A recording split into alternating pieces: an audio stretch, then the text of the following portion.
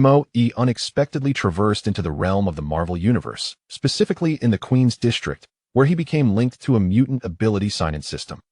Every year, he would randomly acquire the superpowers of various Marvel mutants. From initially being able to pass through walls to later gaining abilities such as Cyclops' optic blasts, weather manipulation, telekinesis, and even Wolverine's regenerative healing, his life oscillated between the mundane and the legendary. As an ordinary owner of an auto repair shop, he initially sought a modest existence, but through a series of unforeseen events, he encountered Peter Parker before he became Spider-Man, Bobby with his ice abilities, Rose who could manipulate plants, and a host of ordinary yet warm-hearted community residents. From battling street thugs to confronting dark elves, cosmic scavengers, and even facing Thanos' vanguard, Lin Mo gradually comprehended that with greater power came a stronger desire to protect. He utilized his optic blasts to help his neighbors carve pumpkins, employed telekinesis to repair roofs for the elderly in the community, conjured rainbows for children using weather manipulation, and shielded his friends with his healing abilities. Beyond the grand battlegrounds of the Marvel Universe, he established a personal bastion in Queens. This is not a tale of saving the world, but rather a narrative about how a group of ordinary individuals harnesses superpowers to safeguard the warmth of everyday life. Martha, the cookie-baking grandmother Ted, the documentary filmmaker Shield, the dog chasing after frisbees, and the resilient hearts of those who bloom anew from the ruins. When Thanos' snap caused half of all life to vanish, Lin Mo became the last bastion of hope for Queens. Clinging to the memories of his friends, he awaited and resisted amidst the ruins, eventually joining forces with the Avengers to restore the vitality of Queens using all the abilities he had acquired through his sign-ins. Chapter 1. The Roast Duck T-Shirt in the Rainy Alley. Lin Mo was awakened by the cold. The icy raindrops pierced his exposed arms like countless needles, sending waves of bone-chilling cold through him. Struggling to open his eyes, he found himself beneath a bleak, overcast sky, with leaden clouds hanging low, as if ready to collapse and shatter the world into fragments. Hiss! He inhaled sharply, attempting to prop himself up, only to discover that his body ached as if it had been run over by a truck. Looking down, he saw that his short-sleeved shirt emblazoned with Peking duck was soaked, clinging to his skin and wrinkled like pickled vegetables left to marinate for weeks. To make matters worse, there was a tear at the neckline, allowing the cold wind to seep in and sending shivers down his spine. Surveying his surroundings, he realized he was lying in a narrow alleyway. Towering red brick buildings flanked both sides, their walls adorned with faded graffiti, some of which had blurred into mere fragments of color. The ground beneath him was uneven, puddles collecting rainwater and emanating a peculiar odora mix of rot, rust, and cheap perfume that assaulted his nostrils. "Where am I?" Lin Mo murmured, his mind a chaotic tangle, disoriented and perplexed.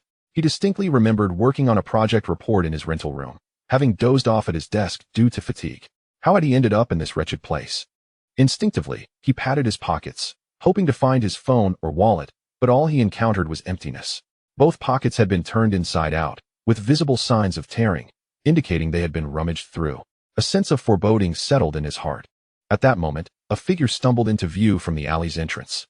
It was a homeless man, his hair matted and greasy, wrapped in a tattered overcoat of indiscernible color, clutching a deflated liquor bottle. Upon spotting Lin Mo lying on the ground, a glint of greed flickered in his murky eyes as he staggered closer. Lin Mo instinctively recoiled, eyeing the man warily. Before he could utter a word, the homeless man snatched the plastic bag Lin Mo had been holding, an empty one he had picked up from the ground, intending to use it as a makeshift shield against the rain. "Fuck off," the man cursed, crumpling the plastic bag and tossing it to the ground before delivering a sharp kick to Lin Mo, staggering off deeper into the alley while humming an off-key tune. Lin Mo let out a muffled groan, pain radiating through his ribs as if they were fractured. He longed to retaliate, but his throat was parched and sore, leaving him capable of only a raspy sound. Watching the homeless man's retreating figure, frustration and urgency welled within him, yet he felt utterly powerless. Just then, a sporadic sound of a television drifted through the rain. It emanated from the convenience store across the alley, and through the glass door and the patter of rain, he could faintly hear an excited newscaster reporting. According to the latest news, Tony Stark, CEO of Stark Industries, was attacked while on duty in Afghanistan and is currently missing. A Pentagon spokesperson stated that military rescue operations are underway. Tony Stark? Lin Mo's head snapped up, his heart tightening as if gripped by an invisible hand. He was all too familiar with that name. Iron Man, one of the pivotal figures in the Marvel Universe. How could he hear that name in the news? Struggling to sit up, he fixed his gaze on the direction of the convenience store. Through the blurred curtain of rain, he could see Tony Stark's image displayed on the television screen, the handsome, slightly roguish face he recognized from the movies. At that moment, his eyes caught a poster at the alley's entrance. It was an advertisement for the Captain America Memorial Museum, featuring Captain America in his star-spangled uniform, the stars on his shield still vivid in the dim light. Lin Mo's mind buzzed as if struck by lightning. Tony Stark, Captain America, an attack in Afghanistan. These elements converged to form an astonishing conclusion he struggled to accept had crossed over into the Marvel Universe. This was not a film, nor a comic book, but a tangible world filled with superheroes, alien invaders, mutants, and extraordinary occurrences. Overwhelmed by shock and confusion, he found his breath becoming labored, as if a great weight pressed upon his chest. Having watched countless Marvel movies and read numerous comics, he was acutely aware of the marvels and dangers that lay within this world. Tony Stark would become Iron Man, New York would face an invasion from the Chitauri, and the purple tyrant Thanos would snap his fingers, erasing half of the universe's life. And he, Lin Mo, an utterly ordinary person without superpowers, connections, or even a dry shirt, had stumbled unceremoniously into this perilous realm. "Oh God, are you kidding me?" Lin Mo chuckled bitterly, feeling a warmth prickling at the corners of his eyes. He had fantasized about traversing worlds, but he had envisioned opulence and beauty, surrounded by alluring companions, not this treacherous Marvel universe where death loomed at every corner. The rain continued to pour, showing no signs of abating. Lin Mo felt increasingly chilled, his teeth chattering uncontrollably. He realized he could no longer linger there, he must quickly find shelter from the rain, or risk succumbing to the cold or falling ill. Leaning against the wall, he wobbled to his feet. Every movement sent jolts of pain through his body, as if his bones were dislocated. He shuffled toward the alley's exit, scanning the street on either side. This was a typical New York alley, flanked by a hodgepodge of buildings, including aging apartment complexes, neon-lit taverns, and a few shuttered shops. The street was nearly deserted, with only a few cars passing by, splashing water in their wake. The air was thick with the humidity of the rain and the unique clamor of the city, a stark contrast to any city he had known. Lin Mo took a deep breath, the icy raindrops choking him into a fit of coughing. He wiped the rainwater from his face, his mind a tumult of confusion. What was he to do now? Seek out Tony Stark? That was preposterous. The billionaire would surely turn him away in his current state, likely unable to even enter Stark Tower. Approach S.H.I.E.L.D.? He didn't even know where their headquarters was, let alone how to convince them he was a time traveler. Was he destined to wander the streets like a vagrant, waiting to be caught in the crossfire of some supervillain's wrath, or to be used as cannon fodder by alien invaders? Just as despair threatened to engulf him, a sudden warmth radiated from his wrist. Startled, he looked down to find a faint blue light appearing on his wrist, resembling a tattoo that would go unnoticed if one did not look closely. Before he could comprehend what this phenomenon was, a cold mechanical voice echoed in his mind. Ding! Detecting the host's strong will to survive, binding conditions met, activating the Marvel Sign-In System. Activation successful. Host, Lin Mo. Current world, Marvel Cinematic Universe. Time point, 24 hours post Tony Stark's attack. Beginner task issued. Survive for 24 hours in Queens. Task reward. Unlock first superpower basic penetration. Failure penalty. System unbinding, and the host will lose all system-related enhancements. Lin Mo was utterly stunned, questioning if he had frozen his brain and was merely hallucinating. A system? A sign-in? Superpowers? Was this not the stuff of web novels? How could such a thing be happening to him? He pinched himself forcefully. The sharp pain confirmed that this was no dream. The chilling mechanical voice continued to resonate in his mind, and the light on his wrist grew brighter, emanating a soft glow. System? Lin Mo tentatively called out in his mind. Greetings, host. I am the Marvel Sign-In System, at your service. The mechanical voice responded promptly. His heart raced with an indescribable euphoria. He was not dreaming. He had indeed bound to his system. This meant that, in this perilous Marvel universe, he finally had a glimmer of hope for survival. What kind of ability is basic penetration? Lin Mo asked eagerly. Having perused numerous comics, he knew there were many forms of penetration abilities. Some could pass through walls, while others could penetrate energy fields. He wondered what his basic penetration could accomplish. Basic penetration. The host can penetrate non-energy solid substances up to 1 meter thick. Each penetration lasts no more than 10 seconds, with a cooldown time of 30 seconds. As the host levels up, the ability can be further enhanced.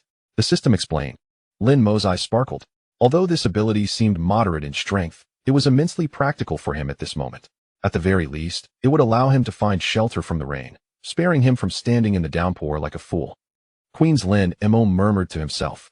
He recalled that Queens was the hometown of Spider-Man, Peter Parker, which might be comparatively safer than Manhattan, where superheroes and villains alike congregated. He glanced at the street sign at the alley's mouth, which read Queens, Astoria Street. Fortune seemed to smile upon him, as he was right within the task's designated area. All right, I accept the task. Lin Mo resolved inwardly. For now, survival was his foremost concern. Task confirmed, timer begins. Remaining time, 23 hours, 59 minutes, 45 seconds. As the system's notification faded, the light on his wrist gradually dimmed until it vanished, as if it had never existed. Yet Lin Mo could distinctly sense an unfamiliar energy coursing through him, a formless power awaiting activation. Taking a deep breath, he quelled his excitement. His immediate priority was to find refuge from the rain and procure some food and drink. He cast a glance toward the alley's entrance. The convenience store's lights shone warmly in the rain. I'll check out the convenience store first, Lin Mo thought. Though he had no money, perhaps he could find shelter from the rain there or discover discarded food. He leaned against the wall and slowly rose to his feet. Still unfamiliar with his newly acquired basic penetration ability, he decided against testing it for fear of embarrassment. He cautiously made his way out of the alley, the cold rain drenching him once more, yet he felt less affected by the chill, as hope ignited within him like a flame, dispelling the cold. Upon reaching the convenience store's entrance, Lin Mo attempted to push the door, only to find it locked. Peering through the glass, he saw the clerk napping at the counter, the store empty of customers. With a sigh, he leaned against the wall, watching the rain outside. The downpour showed no signs of abating, and the water on the street had risen above his ankles, splashing dramatically as cars passed. At that moment, a help-wanted sign at the street corner caught his eye. It was posted by a Chinese restaurant, stating in both Chinese and English, hiring dishwashers, meals and accommodation provided, monthly salary $2,000. Requirements: healthy, hardworking. Lin Mo's eyes lit up. Although dishwashing was arduous work, the provision of meals and lodging was a stroke of luck for him. He glanced toward the restaurant, which was just around the corner, its entrance adorned with red lanterns that stood out even in the rain. I'll give it a try, Lin Mo resolved. He was penniless and needed to secure a job quickly to address his survival needs. As for the beginner task, as long as he could stay at the restaurant for 24 hours, he should be able to complete it. He straightened his wrinkled roast duck t-shirt, acknowledging his disheveled appearance, but stood tall as he walked toward the Chinese restaurant. Raindrops struck his face, cold and piercing, yet his gaze remained resolute. Marvel Universe, here I come, Lin Mo silently vowed. Regardless of the dangers and challenges that lay ahead, he would survive and thrive. He intended to carve out his own niche in this world with the aid of the Sign-In System. Though the rain continued to fall, his heart was already filled with sunlight. His journey through the Marvel Universe began in this rain-soaked alley, wearing a roast duck t-shirt, officially unfolding its chapters. Chapter 2, the mysterious bracelet on his wrist. Crouched on a park bench until the late hours of the night, Lin Mo drowsily felt a warmth emanating from his wrist. This heat was not akin to a fever, rather. It felt as though a warm liquid enveloped his bones, accompanied by an odd itch. Assuming he had been bitten by a stray cat or an insect, he suddenly raised his hand to touch it, only to find a cold, hard object, metal, not skin. Illuminated by the distant street lamp's dim light, Lin Mo discerned the object on his wrist, a silver-gray metallic ring, perfectly fitted to his wrist, its smooth edges devoid of any burrs, with no visible connection point, as if it had grown directly from his bone. Even more peculiar, a line of faint blue text appeared on the metal ring, glowing coldly in the darkness. X Sign-In System activated. First sign-in countdown, 364 days, 18 hours. Note: 1 sign-in per year, randomly obtaining X-Men abilities. The strength of the abilities increases with the number of sign-ins. Lin Mo's breath momentarily halted. He blinked vigorously, believing he was merely seeing things. After all, having been frozen in the rain for most of the day, coupled with hunger and fatigue, visions were not unexpected. Yet, upon reopening his eyes, the line of text remained, swaying gently with his movements, like a sticker affixed to glass. Damn, he muttered under his breath, scratching at the metal ring with his fingernail. A sharp sting shot through his fingertip, but the metal surface bore no marks, instead growing increasingly smooth, reflecting his grimacing face. The dark circles under his eyes deepened, his lips cracked and peeling, and stubble on his chin stood in disarray, resembling a refugee freshly emerged from a mire. The metal ring remained unyielding, as if fused to his very bones. In a fit of desperation, Lin Mo seized a shard of stone from beside the bench and struck the handcuff with force. A soft thunk echoed, the stone crumbled to dust, his wrist tingling from the impact, yet the handcuff remained unscathed, the pale blue text undisturbed. What the hell? Is this a crossover with a golden finger? Lin Mo slumped back onto the bench, his heart racing. He had read his fair share of web novels, and the trope of gaining superpowers from annual sign-ins was a hallmark of protagonist narratives. Yet the system clearly stated X-Men abilities. His knowledge of the X-Men was substantial, but aside from top-tier heroes like Wolverine and Phoenix, he recalled more mediocre powers such as mutants able to change the color of their socks, or those who could understand dog barks only on full moon nights. He glanced at the street lamp, which illuminated his anxious face reflected on the metal surface of the handcuff. What if I draw a useless ability? Lin Mo shuddered, suddenly recalling the image of the phantom cat Kitty phasing through walls, and his earlier acquisition of basic phasing abilities, which only added to his confusion. The phantom cat's ability allowed her to traverse any solid matter, but what if he ended up with something even more trivial, like conversing with pigeons? In this borough of Queens, he likely wouldn't last 3 days, considering the pigeons here were bolder than the homeless had witnessed a fat pigeon snatch half a hamburger from a homeless man just last week. Suddenly, the bushes beside the bench rustled, and Lin Mo tensed, grasping a half-brick from the ground. Out of the darkness emerged an orange cat, its green eyes gleaming like bulbs, staring intently at the brick in his hand, letting out a meow, before flicking its tail in impatience. Scram! Lin Mo sighed in relief, tossing the brick back down. The orange cat, undeterred, ambled over, rubbing its head against his pant leg, his faded denim trousers, tattered at the knees and stained with grime. After a moment's hesitation, he extended his numbed hand and gently stroked the cat's back. The orange cat squinted in pleasure, purring softly. This was the first time since his arrival in the Marvel Universe that he felt something other than malice and coldness. Lin Mo's heart warmed slightly as he looked at the handcuff on his wrist, suddenly thinking that perhaps things weren't so dire after all. At least this system hadn't compelled him to confront a villain immediately, it merely presented a long-term task: survive for a year to obtain his first superpower. A year. Lin Mo murmured to himself. He recalled Tony Stark being held captive in Afghanistan for 3 months before returning to become Iron Man. This meant there were still several years until the battle in New York, ample time for him to plan. The immediate concern was not fantasizing about superpowers, but finding shelter and filling his stomach. He remembered the job listing he had seen at the Chinese restaurant in the evening. Free meals and accommodation, with a monthly salary of $2,000, an absolute lifeline for someone currently penniless. Yet, glancing at his disheveled Parancia-soaked roast duck t-shirt, torn jeans, and muddy sneakers, not to mention the stubble and dark circles under his eyes, she feared the boss would dismiss him at a glance. I need to clean up first, Lin Mo resolved.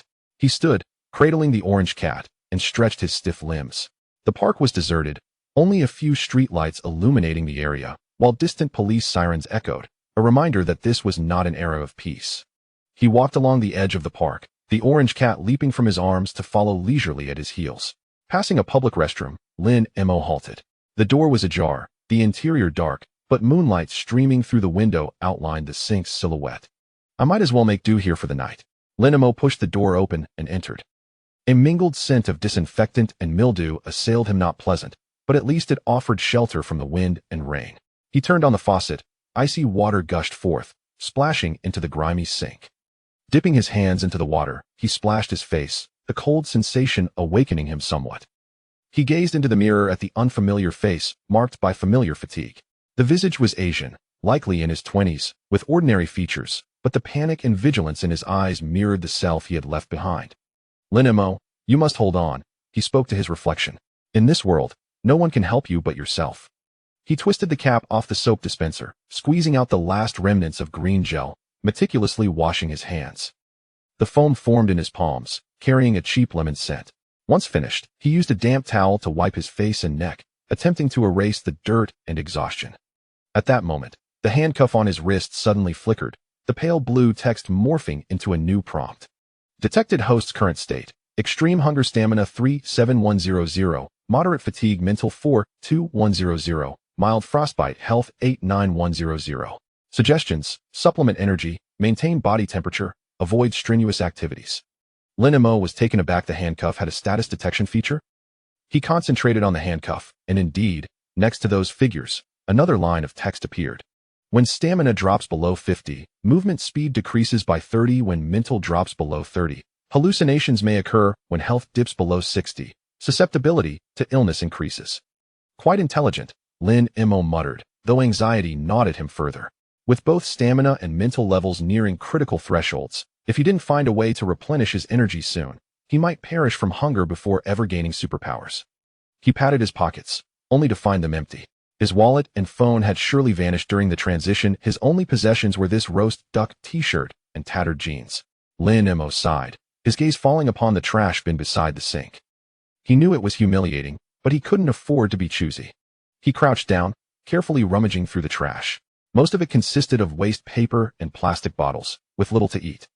Just as he was about to give up, his fingers brushed against a hard cardboard packaging from a hamburger, still containing half a patty, dried out like stone, with a few spots of mold. His stomach immediately protested vehemently, hunger crashing over him like a tidal wave.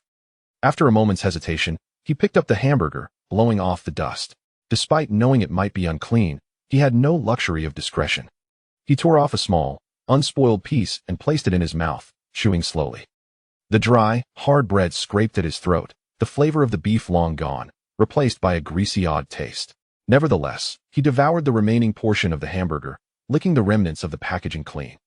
After eating, his stamina seemed to recover slightly. At least his limbs felt less numb.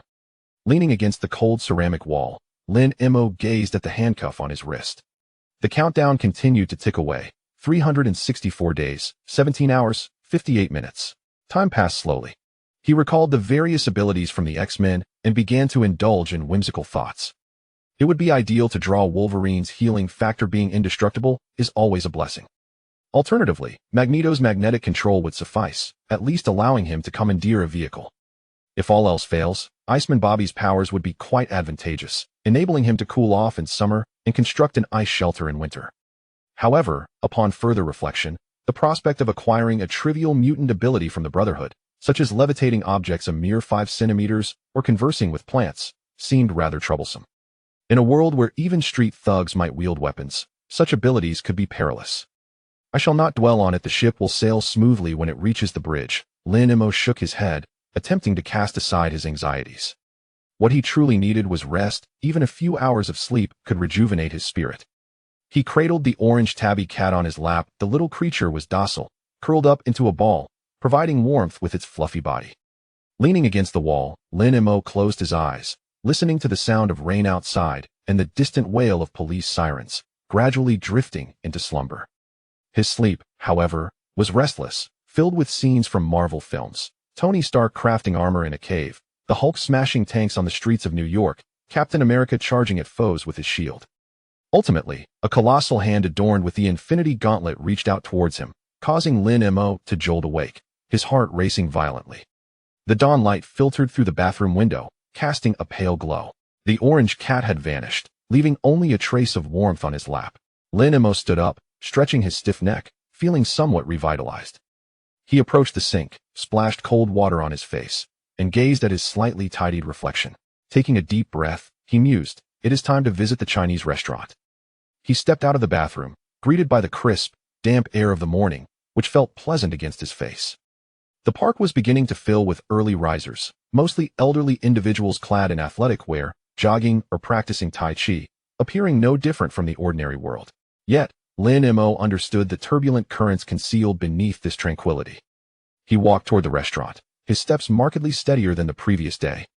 Passing a convenience store, he noticed the day's newspaper on the stand outside, the front page headlining the attack on Tony Stark, accompanied by a map of Afghanistan, with a red circle marking the site of the incident. It seems this incident has had significant repercussions, Lin Mo thought. Stark Industries stock prices must have plummeted. He wondered if it would affect the economy of Queens.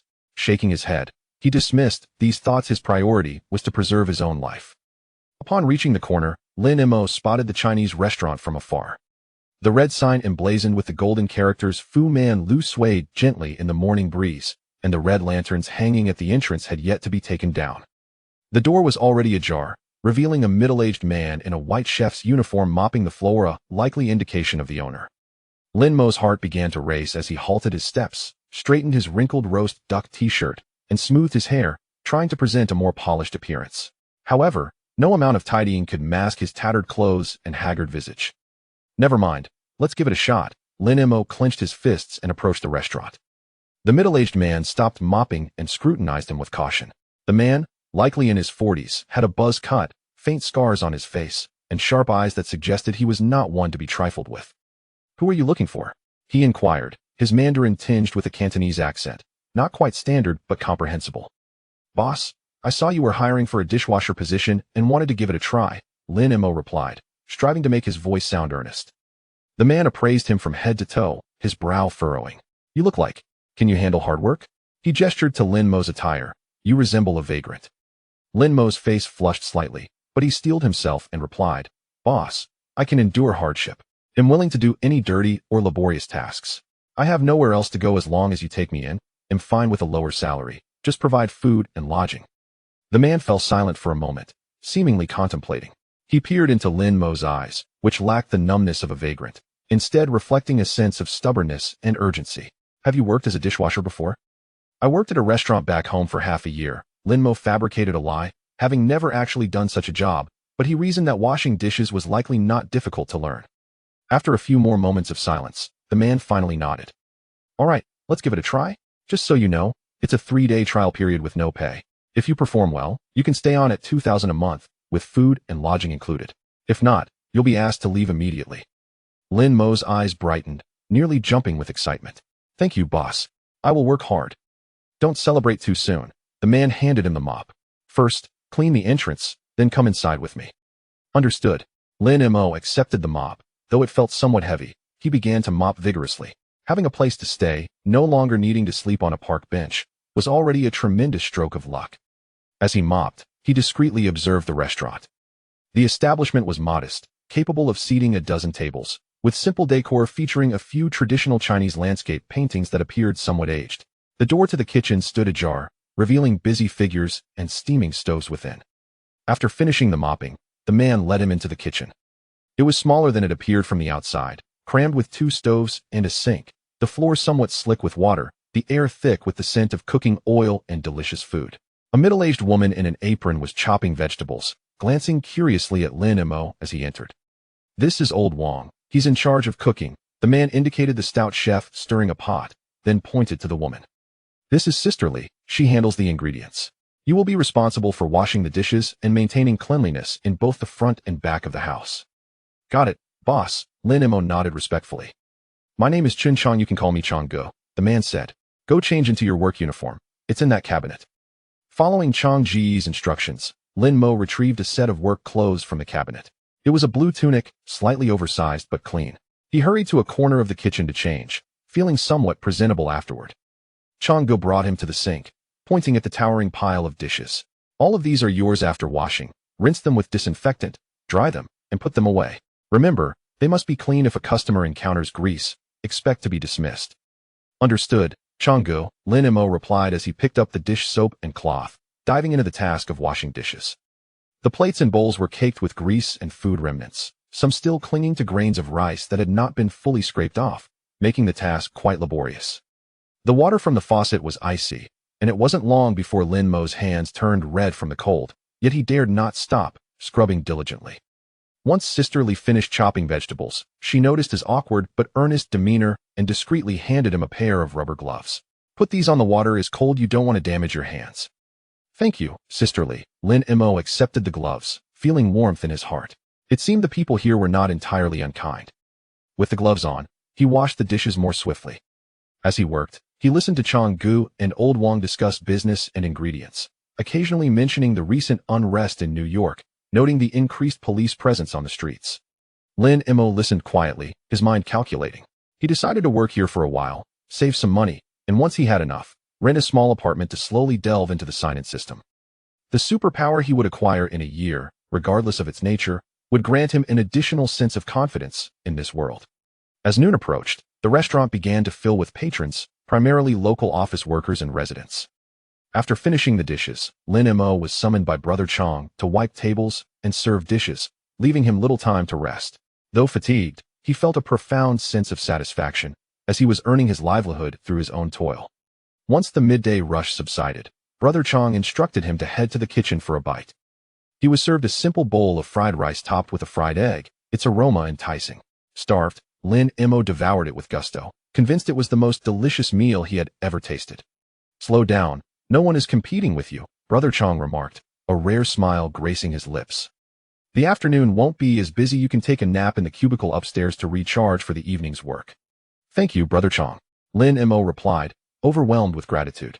He had initially expected the boss to be harsh, yet he found such care to be unexpected. After his meal, Lin Mo followed Brother Chong's directions to the cubicle upstairs. The space was small, furnished with only a single bed and a wardrobe, but it was impeccably clean. Lying on the bed, he glanced at the wristband on his arm, the countdown still ticking, 364 days and 12 hours. With a year remaining until he could obtain his first superpower, Lin Mo sighed, though his anxiety had diminished. He now had a place to stay, food to eat, and a job to sustain him. This was sufficient. He closed his eyes and soon drifted off to sleep. In his dreams, he envisioned himself clad in pristine garments, standing in the sunlight, the wristband on his arm radiating a brilliant glow. Then, he discovered he possessed the ability to phase through walls, gliding like a phantom cat amidst the towering edifices of Queens. This time, he was not awakened by nightmares. Chapter 3. The basement and Martha's smoky aroma. After toiling for a month at the bustling restaurant, Lin Mo finally amassed enough funds for his first month's rent. Changgu, ever the man of his word, not only handed him $2,000 in cash, but also graciously added an extra $50 as a bonus for perfect attendance. That day, as Lin Mo stood before the sink, gazing at his soapy hands for what felt like an eternity, he suddenly realized that these harsh days were not as unbearable as he had once thought. Nevertheless, he understood that residing indefinitely in the cramped quarters of the restaurant was untenable. The pervasive scent of grease seeped into his clothes, and the cacophony of old Wong's snoring would frequently rouse him from his slumber. More importantly, he needed a tranquil space to delve into his research on the wristband, the sign-in system that incessantly counted down on his wrist like a ticking time bomb, filling him with both anticipation and anxiety. Thus, Lin Mo began to wander through Queens during his off hours, knocking on doors in search of available rentals. More often than not, he was met with disdainful glares or outright discrimination, as some landlords refused to rent to yellow-skinned folks. On one occasion, when he knocked on the door of an apartment building, a startled white housewife screamed and slammed the door shut, and he could faintly hear her shout, "Call the cops." Clenching the money in his pocket, his knuckles turned white. He was acutely aware that racial discrimination was omnipresent in this world, yet experiencing it firsthand felt like a stinging slap to the face. On the evening of the 7th day, he found himself standing before an old apartment building, its walls adorned with ivy, where a handwritten sign, "Reading Room for Rent," caught his eye. After a moment of hesitation, he approached and knocked on the door of the leftmost unit on the ground floor. When the door opened, a thick cloud of smoke enveloped him, nearly provoking a fit of coughs. Standing in the doorway was an elderly woman, her hair a mottled white, styled in frizzy curls, a cigarette dangling from her lips, ash precariously close to falling. She wore a floral shirt with an open collar that revealed a gold chain adorning her neck, and her gaze scrutinized Lin Mo with unabashed appraisal. "Looking for a room?" The woman's voice was raspy, imbued with the roughness characteristic of a seasoned smoker. "Igrigadis," Lin Mo stammered, the smoke constricting his throat, prompting him to take a step back. She exhaled a smoke ring that perfectly hovered above his head.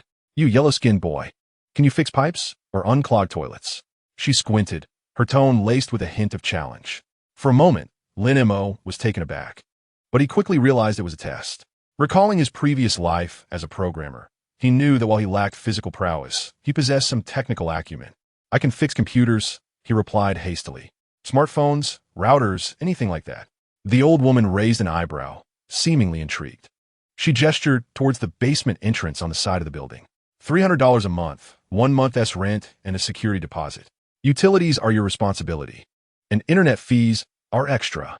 She paused, pointing her cigarette-clad finger at his chest. "If you dare engage in any illicit activities here, like using drugs or bringing women back, my son will toss you into the Hudson to feed the fish." "Your son is?" Lin Mo asked cautiously. "A cop," the elderly woman replied with a sharp glint in her eye. "From the precinct in Queens, specifically tasked with dealing with individuals like you who seem unsavory." Lin Mo felt a tightening in his chest, yet an unexpected thrill coursed through him. The police officer's mother, at least, ensures safety, sparing him the worry of encountering gangsters or perverse neighbors. He quickly counted out $600 from his pocket and handed it over. "I've rented it. This is the deposit and the first month's rent." The elderly woman accepted the money without even counting it, stuffing it into the pocket of her floral shirt, and tossed a set of keys from behind the door. The key for the basement was at the bottom. He could inspect it himself. "If you're dissatisfied, just leave. No refunds," she concluded, slamming the door with a resounding thud. Her muffled curses trailing behind, likely irritated at his interruption of her soap opera. Lin Mo picked up the keys and took a deep breath. The keychain was heavy, adorned with a small tag inscribed with the name Martha, presumably that of the elderly woman. He approached the basement entrance, pushing open the rusty iron door. A wave of damp, moldy air assaulting him, more pungent than the scent wafting from the back kitchen of a Chinese restaurant. He switched on his phone's flashlight, a second-hand purchase from a convenience store for $50, and descended the steep stairs. The basement was modest, around 15 square meters, with bare concrete walls marred by large patches of gray-green mold in the corners. The floor was cold, the concrete surface akin to stepping on ice. The sole window, situated near the ceiling, was no larger than a vent, allowing a faint, dim light to filter in. The room was starkly empty, featuring only a dilapidated wardrobe and a peeling desk, likely remnants of the previous tenant. As Lin Mo brushed his fingers against the wall, they were instantly coated with a damp, cold residue, prompting him to wipe them on his pants. "The conditions leave much to be desired," Lin Mo muttered to himself. Yet as he closed the door and listened to the footsteps on the staircase gradually fade away, he finally exhaled in relief. At least this was a space entirely his own, free from the fear of being accosted by homeless individuals for a plastic bag. No longer needing to sleep on park benches, nor facing grease splatters in front of the sink. He retrieved a rag he had taken from the restaurant and began to clean. First, he wiped away the mold from the corners, though he knew it might return by morning, then cleaned the desk and wardrobe. While dusting the wardrobe, he discovered an old sweater imbued with the scent of mothballs, likely left behind by the previous occupant. To his surprise, it fit quite well, and he smiled, considering it a small stroke of luck. Halfway through his cleaning, the bracelet on his wrist suddenly flashed, and faint blue letters emerged. Current environment detected. Humidity 85. Insufficient light. Illumination intensity 10. Presence of mold spores. Health value slightly decreased. 87100. Recommendation: improve ventilation, regularly disinfect, avoid prolonged exposure to damp environments. Even the environment can be monitored? Lin Mo was taken aback. This system was more intelligent than he had anticipated. He glanced at the small window and resolved to purchase a small fan the following day to at least facilitate air circulation. That evening, Lin Mo returned to Fu Man Lu to gather his belongings. Brother Chong and Sister Li were pleased to hear he had found accommodation. Sister Li handed him a bag of apples, claiming they were homegrown and meant to replenish his vitamins. Brother Chong patted him on the shoulder, saying, "Come back and visit when you can. Let me know if you need anything." Lin Mo felt a slight tingling in his nose as he nodded and picked up his modest luggage, a canvas bag procured from a second-hand market, containing a few changes of clothes and a quilt gifted by Changgu, before departing from Fu Man Lu. As he walked along the dimly lit street, he glanced back at the restaurant's sign, a wave of indescribable emotions washing over him. Though it had been exhausting there, at least it offered a semblance of life and transient warmth. Upon returning to the basement, Lin Mo spread the quilt on the floor, intending to purchase a mattress the following day. He lay down, listening to the rain outside, which seemed particularly abundant in New York, and surprisingly fell asleep swiftly. That night, he was spared from nightmares. Instead, he dreamt of the old house from his childhood, a similarly damp basement. But his mother would always bring him a cup of warm milk before bed. The next morning, Lin Mo ventured to a nearby supermarket. He bought the cheapest inflatable mattress for $80, a thick blanket, a bottle of disinfectant, and a small fan. While checking out, he noticed the supermarket television broadcasting news about Tony Stark's search and rescue team discovering some items believed to belong to him in Afghanistan, yet his whereabouts remained unknown. Still not out? Lin Mo murmured anxiously to himself. He knew Tony Stark would become Iron Man, but the journey would undoubtedly be fraught with hardship. After paying, he carried his bags home, passing a hardware store where he purchased a desk lamp and a few batteries. The basement was too dark, making it difficult to read at night. Back in the basement, he first sprayed the walls and floor with disinfectant, its pungent scent overpowering the mustiness. Then he directed the fan towards the window, attempting to circulate the air. Finally, he plugged in the lamp, its warm glow illuminating the small room and imbuing it with a semblance of coziness. Seated at his desk, he unfurled a map of New York borrowed from the library, beginning to study the layout of Queens. His residence was a mere 10-minute walk from the Chinese restaurant and not far from the neighborhood where Peter Parker resided. He had checked online, though knowing the exact address was of little use. He contemplated exploring the area after work. Perhaps he might encounter the Spider-Man of his youth or meet some future luminaries.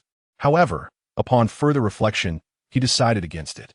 For now, he was merely an ordinary person, and it seemed safer to remain distant from the world of superheroes. As he pondered, the bracelet on his wrist lit up once more. Host current status: Stamina 65100, Mental Health 70100, Health 86100, slightly affected by dampness. Time remaining until first check-in: 363 days, 8 hours. Lin Mo stared at the bracelet for a moment before suddenly recalling his basic ability of penetration. He concentrated, envisioning himself passing through the desk before him. Moments later, he felt a faint tingling in his fingertips, akin to moving through a thin veil of mist. Looking down, he was astonished to see his fingers actually sinking into the desk, only half of the knuckles exposed. It truly worked. Lin Mo nearly leaped with excitement.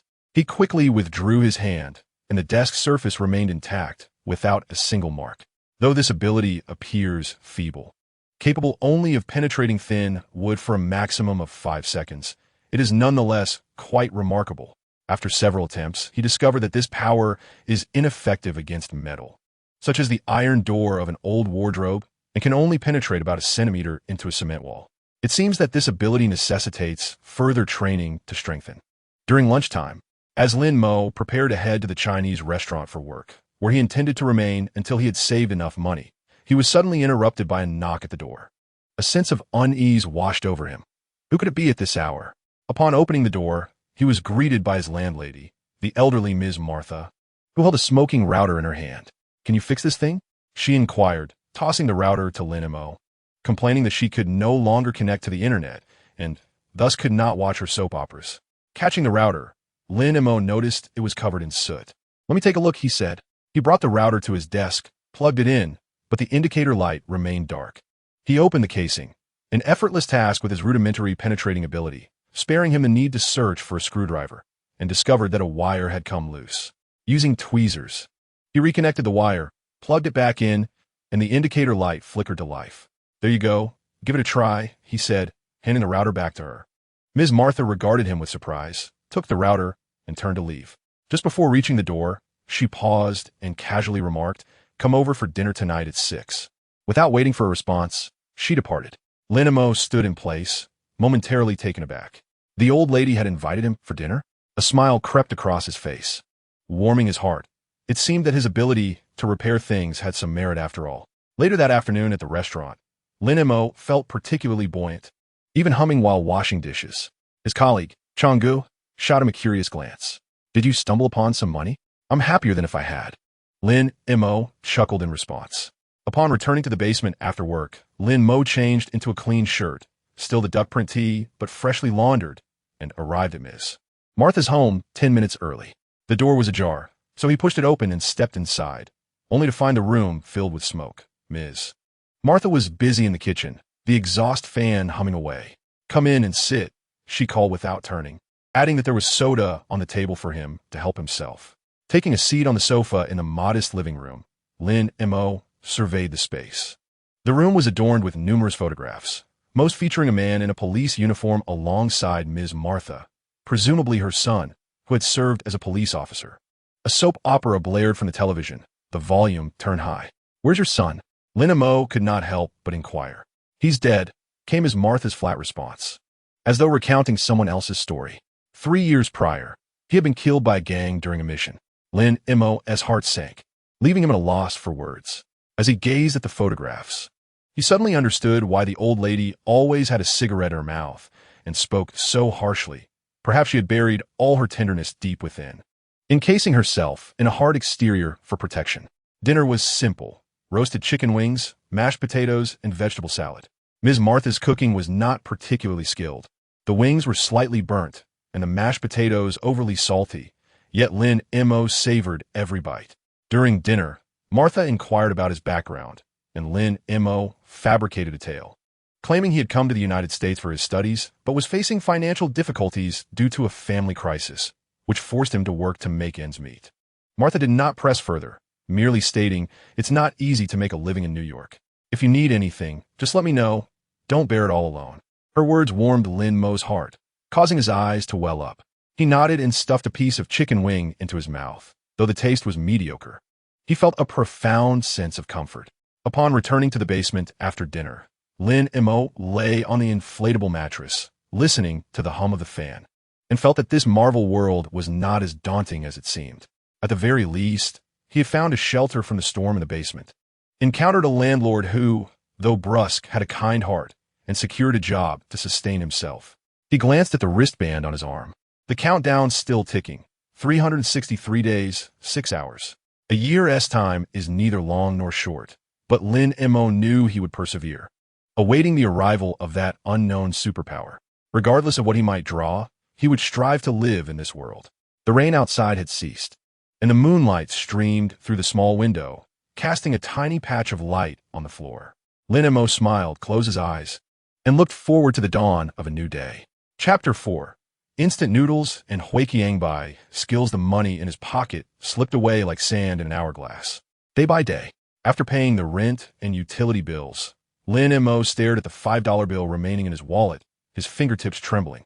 The wages from the Chinese restaurant would not be disbursed until the end of the month, which meant that for the next 10 days, he might have to survive on tap water and the buns secretly stashed in the kitchen. He needed to find a part-time job. Lin Mo gritted his teeth. He could not rely on the kind-hearted Martha to provide him dinner every day, nor did he wish to let hunger affect his work. Although Brother Chong was amiable, the kitchen could become as fiery as the chili oil in a wok when short-staffed. After work, he circled the neighborhood 3 times, his eyes scanning every bulletin board like a radar. The supermarket was hiring stock clerks, but required a health certificate, and the convenience store needed cashiers for the overnight shift. The only reliable option was a crumpled job ad scrawled in crooked red marker. Urgently hiring computer repair apprentices. Daily pay $50. Address: Lightning Repair Shop, 37th Street, Queens. The shop was merely 2 streets away from his basement. Clutching the ad, Lin Mo felt his palms grow clammy. Computer repair was his forte before his journey here.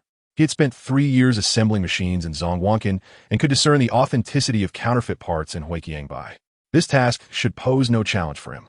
The following morning, Lin Mo rose 2 hours early, swapping his faded roast duck t-shirt for an old shirt gifted by Brother Chong. Though the cuffs were frayed, it at least appeared clean. He looked into the peeling mirror in the basement, neatly combed his hair with a damp towel, and popped a mint into his mouth to mask the sour scent of last night's buns. The Lightning Repair Shop was nestled between a hardware store and a pizzeria. Its facade as diminutive as a storage cupboard, with half of the Lightning logo on the sign peeling away to reveal the rusted metal beneath. Lin Mo pushed open the door, and a strange aroma of solder and second-hand smoke rushed toward him, more pungent than the odor from Grandma Martha's house. The shop was in a greater disarray than he had anticipated. Wires hung from the ceiling like a tangled nest, while heaps of old computer towers littered the floor. In the corner, a fan creaked as it spun, stirring up clouds of dust. A Latino man with an extravagant afro was crouched at the workbench, jabbing at a smoking monitor with a screwdriver, cursing fluently in Spanish. "I'm here to apply," Lin Mo shouted, his voice half drowned by the fan's noise. The man suddenly turned around, his afro bobbing with emotion, revealing a face covered in stubble. He scrutinized Lin Mo from head to toe, his gaze assessing him like a pile of second-hand parts. "A yellow-skinned kid? When you fix? Motherboard, graphics card, laptop," before Lin Mo could finish. A laptop was hurled at his chest by the man. The laptop was heavy, its casing dripping with water, and the keyboard was teeming with algae that resembled water plants. "Water damage," the man said, taking a drag from his cigarette and igniting it with a lighter, the blue flame flickering to life. "Get running in half an hour. Or get lost." Cradling the laptop, Lin Mo felt his knuckles whiten. This device had been waterlogged for at least 3 days. The motherboard was likely corroded like sponge. Any ordinary apprentice would have advised the client to buy a new machine. Yet, he had no alternatives. $50 was his meal budget for the next 3 days. He approached the workbench, not reaching for a screwdriver, but taking a deep breath to summon his basic penetration ability. A familiar numbness tingled at his fingertips, as if submerging in warm water. His fingers effortlessly sank into the aluminum alloy back cover of the laptop, gliding along the edges until, with a satisfying click, the back cover was pried open without disturbing a single screw. Interesting, the man whistled, the cigarette trembling at the corner of his mouth. Did you practice that in Huiqiang Bai? Lin Mo remained silent, carefully using tweezers to lift the motherboard. As suspected, the capacitor was charred. The gold fingers of the memory stick had turned green with rust, and murky water was seeping from the hard drive interface. He rummaged through the pile of discarded parts and found a capacitor of the same model, to his surprise. There was indeed stock, and meticulously cleaned the memory stick with alcohol wipes, ensuring even the water stains in the pins were thoroughly dried with a hairdryer. The man squatted beside him, cigarette smoke curling towards Lin Mo's face, yet he remained silent. The clock in the shop ticked methodically. Beads of sweat formed on Lin Mo's forehead, not from exhaustion, but from urgency. Only 5 minutes remained until the half-hour mark.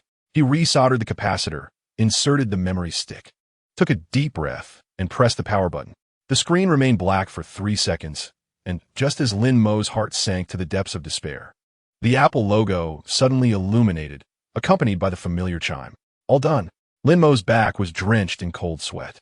The man stubbed out his cigarette in the ashtray brimming with ash and stood up, giving Lin Mo's shoulder a hearty pat, as though hammering in a nail. What's your name? Lin Mo, call me Carlos, he replied, gesturing to his voluminous hair. Come in every morning at 9, leave at 6. $50 a day. Plus lunch, pizza or tortillas, your choice. Lin Mo's heart felt as if scalded by hot water, both aching and swollen. He nodded vigorously, expressing his gratitude. Thank you, Brother Luo. Hold your horses, Carlos retorted, tossing him a pair of rubber gloves. Sort out those tangled wires from the monitors. A fine of $10 for a mess. The lunch at the repair shop indeed consisted of pizza, leftovers from the neighboring store, the crust hard enough to serve as frisbees. Yet Lin Mo savored it more than Mrs. Martha's roasted chicken wings. Observing his voracious appetite, Carlos suddenly fished out a bottle of cola from beneath the counter and tossed it over. Take your time. No one is going to snatch it away. The afternoon tasks proved more chaotic than anticipated. A customer delivered a keyboard soaked in cat urine. Lin Mo dared not touch it until he had soaked it in alcohol 3 times. While another brought in a tablet chewed to pieces by a child, its screen resembling a spider's web. The most absurd encounter involved a man in a suit whose notebook was stuffed with crumbs of peanut butter sandwiches, claiming it was his son's handiwork. Lin Mo's skills honed in Huiqiang Bai came in handy. What would take others 2 hours to disassemble, he accomplished in 10 minutes with his rudimentary penetrating ability. Broken circuits required no solder, as he simply used conductive glue and bits of copper to bridge the gaps. He even managed to piece together a functioning power supply for an antique computer using only his memory of the circuit diagram and scrap parts. You've got some talent, Carlos remarked, leaning against the door frame with a cigarette in hand, watching Lin Mo repair the third monitor. There was less critique in his gaze, more acknowledgement. Did you do this back home? Well, I help people build machines, Lin Mo replied vaguely, hesitant to mention his time travel. Carlos chuckled, opting not to pry further. He pulled a disk from his pocket. Work a little overtime tonight and extract the data from this. A client's South hard drive is kaput and is willing to pay an extra $20 for haste. Lin Mo glanced at the label on the disk, 2010 family videos, and felt a stir in his heart. 2010, a mere 2 years before the New York battle, shortly after Tony Stark ascended to his role as Iron Man. He took the disk, his fingertips trembling slightly. No problem. Working until 8 in the evening. Lin Mo finally transferred the data from the hard drive to a new storage card. The video featured a blonde little girl feeding pigeons in Central Park, her laughter ringing clear like wind chimes. It suddenly reminded him of his sister before he traveled, always pestering him to film videos, promising they would watch them together when they grew old. What are you daydreaming about? Carlos interrupted, handing him his $50 daily wage along with $20 for overtime. Take the money and get out. Don't delay me from locking up. Lin Mo accepted the cash, the paper edges cutting into his palm.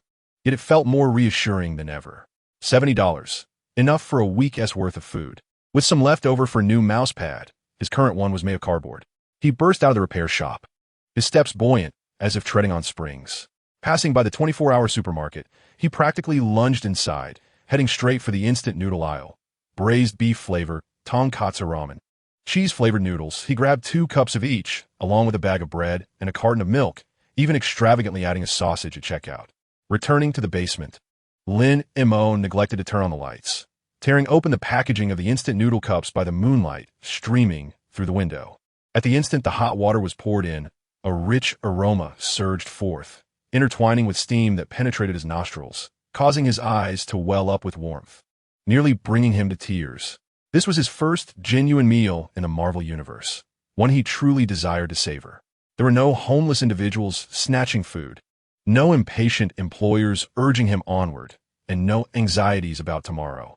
Only the enticing scent of instant noodles and the comforting warmth emanating from his stomach. He lifted a strand of noodles with a fork, hissing as the heat met his lips, yet he was reluctant to set it down. Although the chunks of beef were dehydrated and the soup base carried a cheap flavor of monosodium glutamate at that moment, they tasted more delectable than sweet and sour ribs from any Chinese restaurant. He even tore the sausage into small pieces and tossed them into the broth, watching the grease float to the surface, his heart brimming with a profound sense of contentment.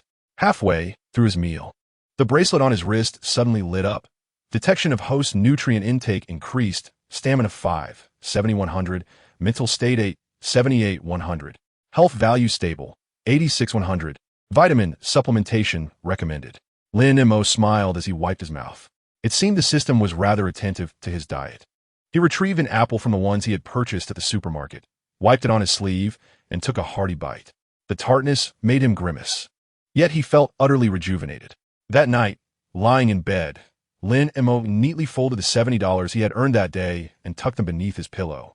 He touched the bracelet on his wrist, the countdown still flickering. 360 days, 12 hours. Less than a year remained. He gazed at the small window in the ceiling, moonlight streaming through, casting crooked patches of light on the floor, reminiscent of the window in the rental he had lived in before his journey. Once he saved enough money, he would quit the job at the Chinese restaurant and devote himself fully to the repair shop. Lin Mo contemplated. Once he accumulated $3,000, he would buy a second-hand air conditioner for the basement. The dampness of those days was truly unbearable. Lost in thought, he gradually drifted off to sleep. In his dreams, there were no superheroes, no alien invaders, only tables laden with instant noodles and the jingling of coins from the repair shop counter. The next day at the repair shop, Lin Mo deliberately brought an apple for Carlos. The man paused momentarily, accepted it, wiped it on his sleeve, and took a bite, mumbling that there was a significant client today, a law firm with a computer infected by a virus that needed a complete cleanup. Lin Mo felt a pang of unease. The law firm's computer might contain confidential files. However, he refrained from probing further, merely nodding in acknowledgement. I will be careful. While cleansing the computer, Lin Mo indeed stumbled upon some peculiar emails within a hidden folder, the sender bearing the name John Garrett, with content that appeared to be a series of coded numbers. A chill ran down his spine. He vaguely recognized that name, recalling it belonged to a traitor within S.H.L.D., an undercover agent for Hydra. Don't pry into the Client S affairs. Carlos's cold voice cut through the air as he appeared behind him in our line of work. Knowing too much can lead to a swift demise. Lin Mo hastily shut the folder, beads of sweat forming on his back. It dawned on him that the tranquility of Queens was merely a facade. Even a seemingly ordinary law firm's computer could harbor Hydra secrets. Understood, Carlos. Lin Mo's voice trembled slightly. During lunch, Carlos suddenly remarked, next week, there's a job at Star Tower to repair a projector. Are you up for it? Lin Mo nearly dropped his pizza in astonishment. Star Tower? Yes, the engineering department mentioned the projector keeps crashing and they prefer to hire outside help. Carlos, cigarette in mouth, asked, so are you going? You could earn an extra $100 and enjoy a complimentary meal. I hear Stark's chef is Michelin starred. Lin Mo's heart raced. Stark Tower, the territory of Tony Stark. This could mean a chance to meet Iron Man himself, or even get a close look at the core technology of the Marvel Universe. Absolutely, Lin Mo exclaimed almost instinctively. Carlos chuckled, said nothing more, and simply pushed a cup of cola toward him. As Lin Mo gazed at the beads of water on the cup, he suddenly felt that this 50-a-day apprenticeship was far more intriguing than he had imagined. He took a bite of his pizza, his mind already calculating. On the day he visits Stark Tower, he must wear his cleanest clothes. When he sees Tony Stark, he must remain calm and not act like an overzealous fan. And perhaps he could discreetly use his basic penetration ability to see which floor the Mark's suit is hidden on. The bracelet on his wrist warmed gently, as if responding to his anticipation. The countdown continued, yet Lin Mo felt that this long year was not so arduous after all. At least now, he had instant noodles to eat, a place to stay, 2 jobs to make ends meet, and a chance to visit Star Tower. In this perilous Marvel universe, such a life could be deemed fortunate. He took a sip of cola, the bubbles bursting on his tongue, leaving a mild, sweet sting. Sunlight streamed through the repair shop's window, casting dappled shadows on the floor, while dust danced in the beams of light like countless tiny, glimmering hopes. Lin Mo smiled and returned to cleaning the computer harboring Hydra's secrets. No matter what storms the future may bring, at least for now, he could rely on his skills from Bai to stand firm in this world. That was enough. Chapter 5. Aunt May's Cookies and the Spider-Man Neighbor on Wednesday afternoon. Lin Mo was changing the ink cartridge in an old printer at the repair shop when Carlos suddenly gestured toward the door with his chin. Someone's looking for you. Standing at the entrance was a Chinese aunt in a floral dress, her hair neatly styled, cradling a laptop in her arms, a somewhat bashful smile gracing her face. Lin Mo blinked in surprise for 2 seconds before recognizing her as Aunt May, a friend of Mrs. Martha, whom he had encountered in the hallway previously. Little Lin? Aunt May's voice was gentle, tinged with a southern accent. Martha said you could fix computers. Could you take a look at mine? She handed over her laptop, and the screen was inundated with a plethora of pop-up ads from a New York fortune-telling website, along with several images of scantily clad women flashing across the display. Lin Mo took the computer, and, as his fingertips brushed against its casing, he immediately discerned that it had fallen victim to a virus. Such pop-up viruses were commonplace in Bai, typically summoned by clicking on dubious links. No worries, a quick cleanup would suffice. He placed the computer on the workbench, his fingers dancing swiftly across the keyboard while he subtly activated his rudimentary penetration ability, deftly maneuvering past the loose wires to avoid any disruptions. Aunt May stood nearby, her hands fidgeting with her apron, a hint of embarrassment evident in her demeanor. Is it troublesome? My Peter always says I click on random links. But that fortune-telling website claimed I would encounter benefactors this year. Peter? Lin Mo's fingers hesitated, his heart skipping a beat at the mention of that name. So sensitive and particularly resonant when spoken by someone residing in this building. He lifted his gaze, offering a smile in an effort to sound casual. Children today are quite adept with computers. My sister often tells me I'm outdated. While conversing, he had already detected 27 malicious plugins with the antivirus software. Halfway through the cleanup, the browser abruptly redirected to the homepage of the New York fortune-telling website, emblazoned with bold red letters proclaiming, "Today's fortune. Encounter benefactors. Enjoy sweet treats. Avoid climbing high." Aunt May's eyes sparkled with excitement. Look, it's true. You are that benefactor." Lin Mo refrained from responding, silently changing the browser homepage to Google and conveniently installing an ad-blocking plugin. All right, please refrain from clicking on those pop-ups in the future. If you have any issues, let Peter assist you. He returned the computer, its screen pristine as if freshly purchased. "Thank you so much," Aunt May exclaimed, retrieving a plate of pastries wrapped in cling film from her bag. "Try these. I baked these cookies myself, Peter's favorite." Unable to decline, Lin Mo accepted the offering. The cookies still radiated warmth. The aroma of butter mingling with the sweetness of chocolate chips wafted into his nostrils, evoking memories of his mother-esque cookies before his time travel, which were similarly delightful, slightly burnt at the edges yet more fragrant than any confectionery. "By the way, do you live in the basement of the Marcia house?" Aunt May inquired shootingly. "My home is on the 3rd floor. If your computer ever malfunctions, feel free to come to me anytime." Lin Mo quickly replied, "There's no need to go that far. I passed by your house on my way home from work." Aunt May's eyes crinkled into crescent moons with her smile. "That's wonderful. Come, let us have a cup of tea." Peter finishes school early today. Let him learn from you instead of always playing with his phone. Lin Mo's heart skipped a beat at the thought of visiting Aunt May's home and possibly encountering Peter Parker. His palm grew clammy around the cookie, yet he hesitated to agree. "No, Aunt, I still have to work. Carlos is quite strict about deductions." Carlos, standing nearby, let out a hum, but said nothing, tacitly accepting this rationale. Aunt May did not press further, her laughter echoing as she left with the computer. Lin Mo watched her figure disappear around the corner of the hallway before unwrapping the cling film and taking a bite of the cookie. In that instant, the chocolate melted in his mouth, sweetness perfectly balanced, 100 times more delectable than anything bought from a supermarket. Look at you, all flustered. Carlos tossed a bottle of cola at him. It's just a visit to a widow's house for tea. She's not a widow, Lin Mo instinctively retorted, only to be caught off guard by his own words. He had forgotten that, in this timeline, Ben Parker might have already passed away, and Aunt May was indeed living alone with her nephew, Peter. Carlos shrugged, refraining from further inquiries. However, Lin Mo found himself unable to concentrate on his work, his mind consumed by Aunt May's word about Peter's love for climbing. He recalled how, just moments ago at the repair shop's entrance, Aunt May had mentioned Peter with a mix of pride and helplessness, as if referring to a mischievous little monkey. Could it be mere coincidence? Lin Mo murmured to himself. This building was Spider-Man's childhood home. Aunt May was Spider-Man's aunt, and Peter Parker was Spider-Man himself. These elements intertwined, and the answer seemed almost self-evident. That evening, after work, Lin Mo deliberately took a detour to the 3rd floor. The door to Aunt May's apartment was ajar, and he could hear the microwave beep, accompanied by a boy's voice calling out, "Aunt May, where are my cookies?"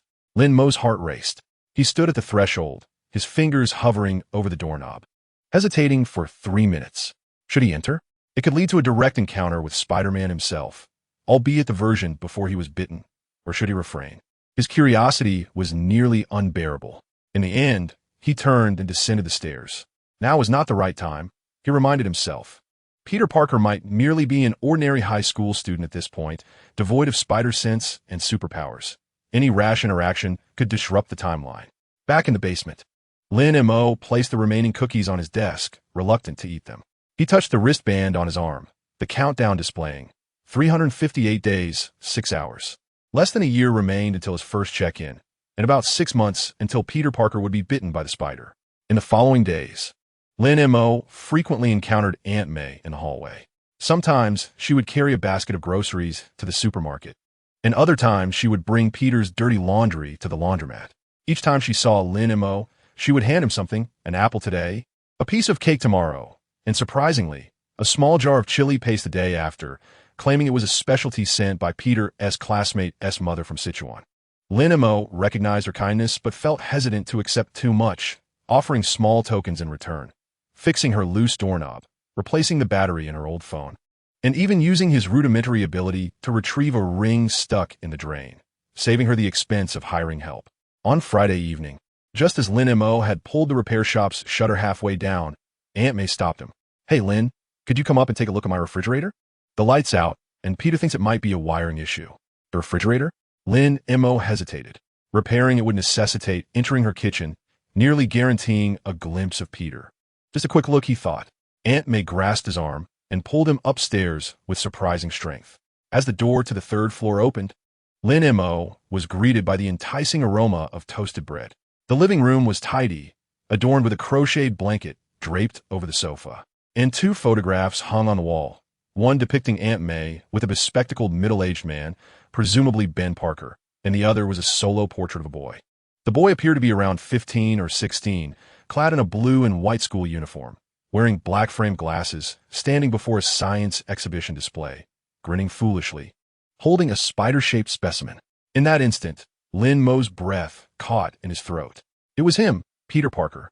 The boy in the photograph still carries the softness of youth. His gaze is clear as a pristine lake, utterly inconceivable as the future Spider-Man swinging between the skyscrapers of New York. That is Peter, who won an award at the science fair last year. Aunt May, following his gaze, spoke with pride, delighted by his tinkering with various bottles and jars, as well as his penchant for climbing high and low. Lin Mo's eyes scanned the refrigerator, suddenly freezing in place. The door was plastered with Peter's life photographs, most taken by Aunt May. One of Peter swinging a bat at the baseball field, another of him reading in the library, and one where he was perched on the windowsill of the 3rd floor, half his body leaning out, camera held aloft, his smile radiant. Climbing out onto the windowsill, Lin Mo's heart raced. This was far beyond mere climbing. It was the very essence of Spider-Man taking form. He recalled the film he had watched before traveling, Spider-Man: Homecoming, where Peter indeed loved to scurry across the rooftops of Queens, claiming he was on patrol. "Where's Peter?" Lin Mo's voice tightened slightly, feigning interest in a refrigerator light. "P.S. in his room doing homework," Aunt May replied, opening the refrigerator door, revealing that the light had indeed failed to illuminate. "Look at this," Lin Mo crouched down, pretending to examine the wiring, yet his eyes involuntarily darted towards Peter's door. The door was ajar, revealing a towering stack of books inside. The spines mostly bearing titles like Introduction to Quantum Physics and Genetic Mapping, starkly incongruous for a boy of his age. He took a deep breath, focusing on the sounds emanating from the room. The rustle of a pen gliding across paper and a faint sound of climbing. It resembled someone grasping the bed frame for pull-ups. "It's a wiring issue," Lin Mo concluded, tapping the bottom of the refrigerator with his fingers, activating his basic penetration ability, allowing his fingertips to pass through the casing. Gently nudging a loose wire. With a crack, the refrigerator light flickered on, casting a warm yellow glow that illuminated Aunt May's surprised face. "Incredible. Little Lin, you truly are remarkable."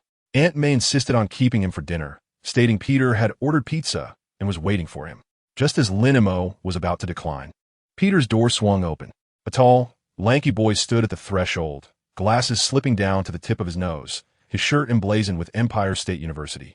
The very youth from the photograph. "Aunt May, Peter's words faltered upon seeing Lin Mo, his eyes widening like saucers, fingers instinctively retreating to hide behind his back. Lin Mo caught a glimpse of a spider-shaped metal toy clutched in his hand, his legs fidgeting. "This is Master Lin, who has helped us fix the refrigerator and computer," Aunt May introduced, grasping Peter's arm. "Quickly, thank him." Thank you," Peter stammered, his face turning crimson, his gaze scanning Lin Mo's repair shop uniform, finally resting on the half-exposed screwdriver in his pocket. Lin Mo smiled and stood up. "No need for thanks, we're neighbors." He deliberately emphasized the word neighbors. Locking eyes with Peter. "I've heard you have a keen understanding of science. My sister is fond of it too, always claiming I'm technologically illiterate." Peter's eyes sparkled for a moment, as though he had found common ground. "Science is fascinating. For instance, the silk glands of a spider exhibit a tensile strength surpassing that of steel. If only it could be artificially synthesized." Suddenly, he realized he had spoken too much and hastily closed his mouth, his face flushed with embarrassment. Lin Mo felt a weight lift from his heart. Indeed, it was him. Only Peter Parker would harbor such an obsession with spiders. Only he would delve into the study of genetic biology at this age. And only he would conceal something related to spiders in the shadows. During dinner, Peter, as Aunt May had described, spoke little, yet his eyes were constantly darting about, occasionally glancing out the window. Halfway through the meal, a shrill siren echoed from outside, causing Peter to nearly drop his slice of pizza. He sprang to his feet, exclaiming, I'll go check if my homework is done." "This boy," Aunt May sighed, shaking her head in exasperation. "He becomes anxious at the sound of a siren, claiming he must uphold community safety, just like his uncle." Lin Mo watched Peter dash into his room, unable to suppress a smile. Uphold community safety? He likely intended to sneak out to serve as an unpaid patrolman. He lowered his gaze and took a bite of his pizza, suddenly finding this dilapidated apartment building far more intriguing than Stark Tower. As he was bidding farewell after dinner, Peter suddenly burst from his room, thrusting an envelope into Lin Mo's hands. "This is for the refrigerator repair." Inside the envelope was $5 crumpled dollars, as if pried from a piggy bank. Lin Mo returned the money with a chuckle, saying, "There's no need for that. Next time, just teach me some scientific knowledge. Consider a trade." Peter paused for a moment, then quickly pulled out a small notebook from his pocket, scribbling a series of numbers before handing it over. "This is my email. You can ask me about science questions. I understand biology and physics, and I'm decent at chemistry as well." Lin Mo accepted the note, noting the lively handwriting, which concluded with a simple drawing of a spider. As he descended the stairs, Lin Mo touched the bracelet on his wrist, noticing the countdown seemed to quicken. 357 days. 23 hours. He looked up at the window on the third floor, where Peter's silhouette was perched on the windowsill, holding a pair of binoculars, the lenses reflecting the distant police lights. Upon returning to the basement, Lin Mo copied Peter's email address into his notebook, alongside a small drawing of a spider. He picked up a cookie Aunt May had given him, and, as he took a bite, he suddenly found the musty smell of the basement far less unpleasant. In the ensuing days, Lin Mo frequently encountered Peter. Sometimes it was in the hallway, where Peter hurried past with his backpack, claiming he was headed to a science exhibition. Other times, it was outside the repair shop, where he pretended to pass by while his eyes lingered on the electronic components on the workbench. The most amusing instance occurred when Lin Mo was hanging laundry on the rooftop terrace. The basement was too damp, only to spot Peter clinging to a drainage pipe on the opposite building, camera in hand, nearly toppling over upon noticing him. Practicing rock climbing? Lin Mo called out with a laugh. Peter scrambled back to the rooftop like a startled cat, his face crimson. Just getting some exercise, he stammered, and in his haste to escape, something fell from his backpack. Lin Mo caught it with his rudimentary penetration ability and discovered it was a makeshift web shooter model, complete with adhesive. Lin Mo placed the model at Peter's doorstep, attaching a note that read, "Good materials, but the trigger is too loose. I recommend replacing the spring." The following day, a plate of pastries appeared at the door, bearing Peter's handwriting. "Thank you. Next time, I'll teach you to make simple circuits."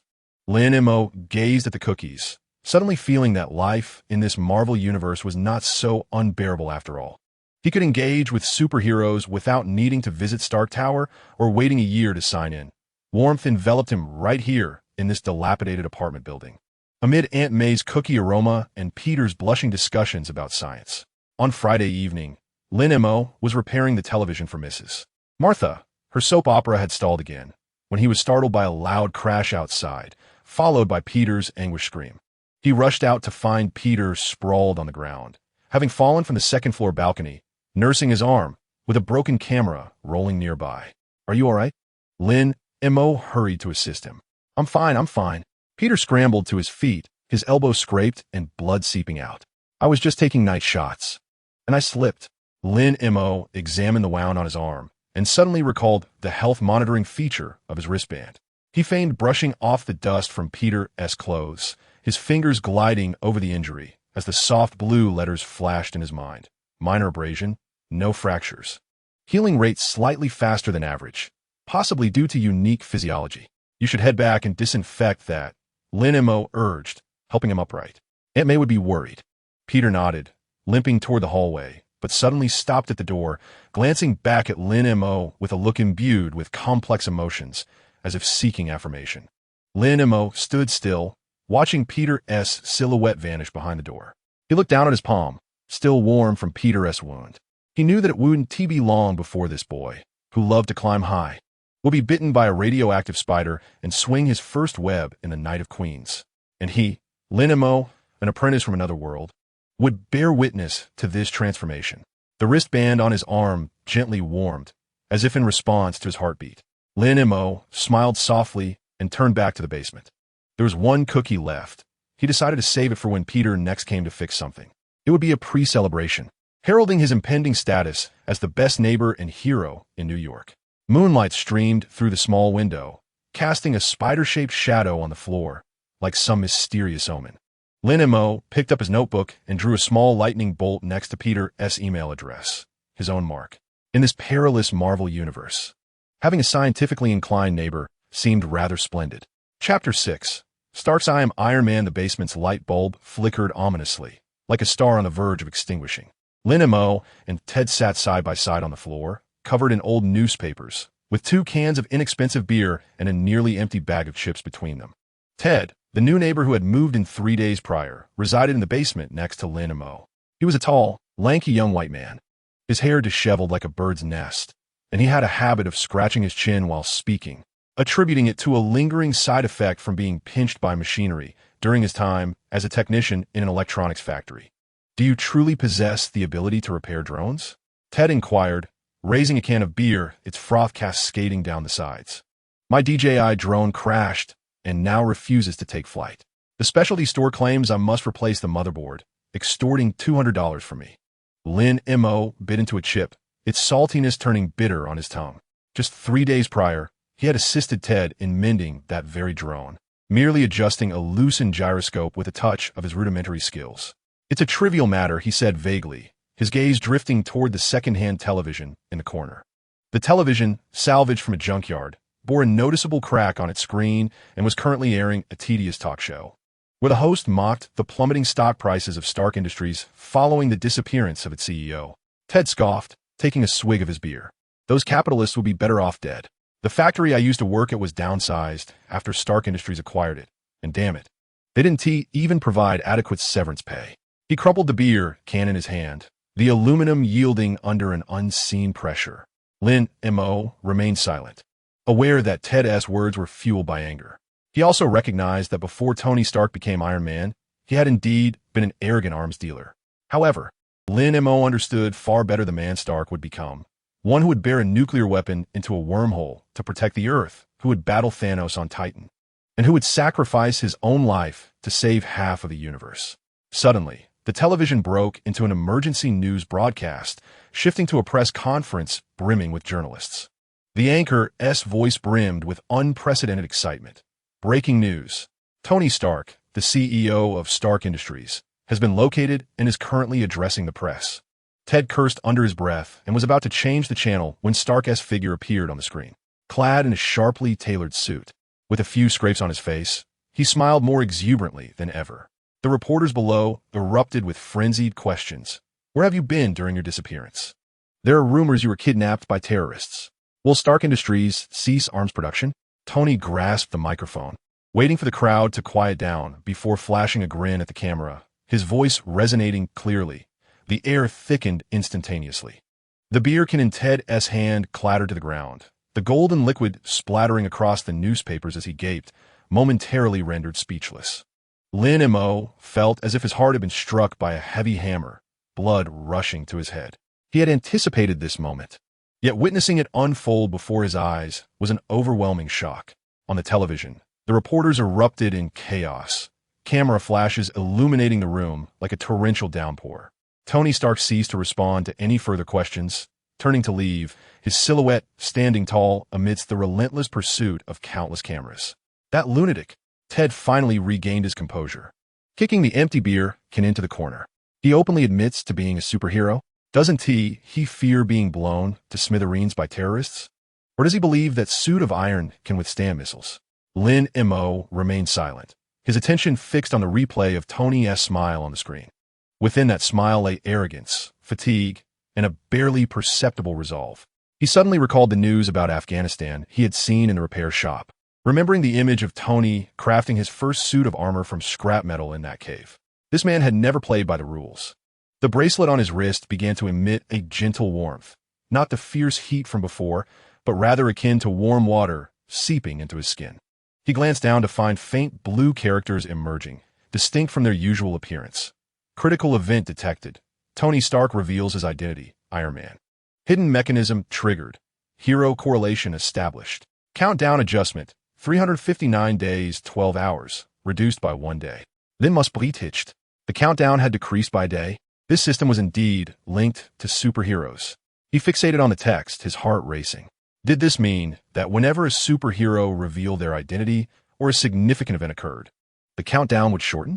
Could it imply that by following these events, he could acquire superpowers more swiftly? What are you staring at? You look pale. Ted leaned in, curiously eyeing his wrist. Injured? And no, it's nothing. Lin Mo quickly pulled down his sleeve, concealing the bracelet. He could not allow anyone to discover the secret, especially in a world where even a spoken word might be monitored. Ted shrugged, not pressing further, and opened another can of beer. This world is getting crazier. First Stark goes missing, and now superheroes are popping up. What is next? Aliens? Lin Mo's heart skipped a beat. Ted was right. Aliens would indeed come. During the Battle of New York 2 years hence. Observing Ted's nonchalant demeanor, Lin Mo felt a pang of sorrow. The people of this world were blissfully unaware of the impending dangers, much like frogs in warm water. Perhaps, Lin Mo mused, lifting the beer can to his lips. The bitter taste, while unpleasant, brought him a measure of clarity. The next day at the repair shop, the entire Queens was abuzz with discussions about Tony Stark. The hardware store owner waved a newspaper, recounting to every passerby, "I always knew that kid was extraordinary. He once stole a wrench from my house when he was little." Meanwhile, the pizza shop attendant grumbled, "No one ordered delivery yesterday. Everyone was at home watching the news, costing me $50. Carlos tossed a grease-stained engine at Lin Mo. Cursing, that playboy only knows how to show off. Does he think donning metal makes him a hero? I wore Superman underwear to save people when I was young. Lin Mo chuckled as he caught the engine, his fingertips grazing the surface, and suddenly recalled the bracelet's transformation from the previous night. Focusing his mind, He attempted to analyze the engine using the system. Though he had never succeeded before, today, the bracelet responded. Item: 1998 Ford engine. Condition: cylinder wear, spark plug aging. Associated hero: none. Lin Mo was taken aback. It seemed the system had indeed activated some mechanism capable not only of assessing condition, but also correlating with heroes. He hastily disassembled the engine, replacing the spark plugs while inquiring of Carlos. Luo, what do you think Iron Man's suit is made of? Carlos, cigarette in mouth. Exhaled a smoke ring. What else could it be? Titanium alloy, mixed with a bit of carbon fiber. Stark Industries' proprietary blend. Why? Planning to assemble a set? Lin Mo remained silent, yet his mind was racing. While he was unable to work with titanium alloy, he had encountered carbon fiber numerous times in Bai. Perhaps with some basic penetration capabilities, he could uncover a few secrets. During lunch, Peter suddenly burst into the repair shop, brandishing a newspaper. Its front page adorned with a photograph of Tony Stark clad in his armor. Lin, have you seen it? Iron Man, he truly exists. The boy's eyes sparkled like light bulbs, oblivious to his glasses sliding down his nose. His armor is equipped with anti-gravity technology and a pulse cannon. The principles are akin to what I previously described about the web shooter. Peter, Aunt May's voice echoed from the entrance, as she carried a thermos with a hint of exasperation, reminding him to stop running out and finish his homework. But Aunt May, Peter attempted to argue, but upon noticing the thermos in her hands, his eyes lit up. Are those cookies? Aunt May handed the thermos to Lin Mo, revealing freshly baked cookies still steaming. This is for you. Thank you for helping Peter with the drone last time. She shot Peter a stern look. This child stayed up late last night watching news. Claiming he wants to design a new suit for Iron Man, Lin Mo accepted the cookies, their aroma mingling harmoniously with the scent of machine oil. It's wonderful to have dreams. He gazed at Peter, suddenly reminded of the film Spider-Man: Homecoming, where Peter indeed interned for Tony Stark. Right? Peter's face flushed instantly as he retrieved a notebook filled with various armor designs, some resembling spiders, others insects. I think Iron Man's suit is too heavy. If only it could be as agile as a spider, it could even climb walls. Lin Mo studied the blueprints and felt a surge of emotion. This boy, yet untouched by the spider's bite, was already on the verge of becoming a hero. He pointed to a design, saying, the joint design here is commendable, but the material should be memory alloy. Otherwise, it might jam. Peter's eyes widened further. You understand this too? I thought you only knew how to fix computers. Just a bit. Lin Mo chuckled, reminiscing about his time in Bai, studying mechanical principles while assembling computers. Aunt May observed their discussion, unable to suppress a smile. You two continue your chat. I'll go grocery shopping. Peter, you must finish your homework this afternoon. Peter nodded dismissively, tugging at Lin Mo's arm. Lin, do you think Iron Man will openly recruit assistants? I believe my design. Finish your homework first, Lin Mo interjected, ruffling his hair affectionately, as one would to a younger brother. In the afternoon, while Lin Mo was installing a system on a laptop, his wristband suddenly grew warm. Looking down, he saw the text had changed. Detecting related event. Peter Parker drafting armor design. Triggering faint energy fluctuations, potential correlation with Spider-Man's abilities. Countdown adjustment. 359 days. 10 hours, no change. Lin Mo's heart raced with excitement. It was indeed related to Peter.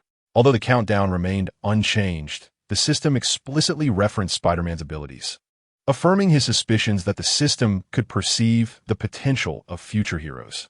He turned his gaze toward the window, where Peter was joyfully making his way home. Backpack slung over his shoulder and clutching a notebook filled with design sketches, bouncing along like a cheerful little bird. Lin Mo smiled, feeling a sudden alleviation of his anxiety. At least he was not the only one privy to the future. There were others like Peter who, in their own unique ways, yearned to become heroes. Upon returning to the basement that evening, Ted was squatting at the door, smoking. Upon seeing Lin Mo, he quickly extinguished his cigarette. Did you hear? Iron Man saved a crashing plane in Los Angeles last night. It was all over the news.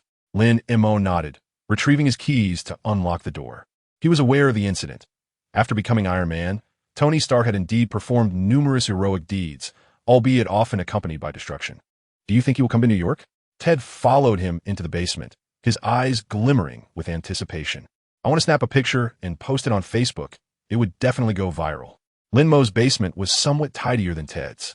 with repaired components neatly arranged on the desk and a map of New York adorning the wall. Several locations circled in red: Stark Tower, Queens High School, and potential battle sites. Perhaps, Lin Mo replied, handing Ted a can of beer. But keep your distance when taking pictures. His armor tends to leak.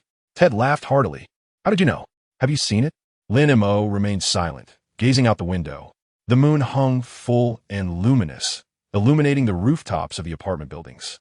Where Peter's silhouette reappeared, a pair of binoculars in hand, peering into the night. Lin Mo understood. He was on patrol, hoping to encounter someone in need. Just like Iron Man. By the way, Ted suddenly interjected, I found a job repairing circuit boards at an electronics factory. I start tomorrow. Lin Mo's eyes brightened. Congratulations. Thanks to you, Ted scratched his chin, a hint of bashfulness in his demeanor. If you hadn't fixed my drone, the factory owner wouldn't have noticed me. He needed someone to repair aerial equipment. Lin Mo chuckled. It was a mere trifle. After Ted departed, Lin Mo settled at his desk, gazing at the wristband on his arm. The countdown now displayed 359 days, 8 hours, 2 days less than yesterday. He understood this was merely the beginning. With the emergence of more superheroes and the unfolding of numerous events, the number would continue to dwindle. He picked up Peter's notebook, which he had borrowed during the day, and flipped to the last page, where a line written in red ink read, "With great power comes great responsibility." This was a renowned adage of Parker and the creed of Spider-Man. As Lin Mo's fingertips traced the words, he suddenly realized it was not solely Peter's principle. It should be his as well. He powered on his computer and searched for the principles behind Iron Man's armor. Countless pieces of information flooded the screen, including official technical specifications, conjectures from netizens, and various humorous videos. Lin Mo paid no heed to these distractions. Instead, he created a new document and began to outline his plans to develop his rudimentary penetration abilities, aiming to penetrate a concrete wall 3 meters thick, to study mechanical principles and attempt to assemble a rudimentary suit of armor from discarded parts, at least capable of stopping bullets, to monitor Peter's movements and provide timely assistance after he was bitten by the spider, to save money, amassing at least $5,000 for useful equipment, to investigate the patterns of the wristband, seeking ways to expedite the countdown. Having completed his writing, Lin Mo shut down the computer and lay on his bed. The musty scent of the basement seemed less pungent as moonlight streamed through the small window, casting a long beam on the floor, reminiscent of a path leading to the future. He touched the wristband on his arm. The inscriptions had faded, yet its faint warmth lingered. A gentle reminder that all of this was not merely a dream. There are 359 days left, Lin Mo murmured, a smile involuntarily creeping across his lips. He suddenly felt a sense of anticipation, eager for the abilities he would receive upon his first check-in, looking forward to sharing the rooftops of Queens with Peter. Watching Iron Man soar through the night sky, and aspiring to carve out his own remarkable existence in this perilous Marvel universe. The following morning, while on his way to the repair shop, Lin Mo noticed Aunt May had posted a notice in the hallway. A barbecue party would be held at 3 o'clock on Saturday afternoon, welcoming everyone to participate. Peter stood nearby, camera in hand, photographing the notice. Spotting Lin Mo, he hurried over. Lin, will you come? I could take your picture with my new camera. Lin Mo smiled and nodded, of course. He watched Peter dash back up to the 3rd floor, then glanced at Aunt May bustling about, suddenly feeling that although the world was fraught with danger, it was also filled with warmth.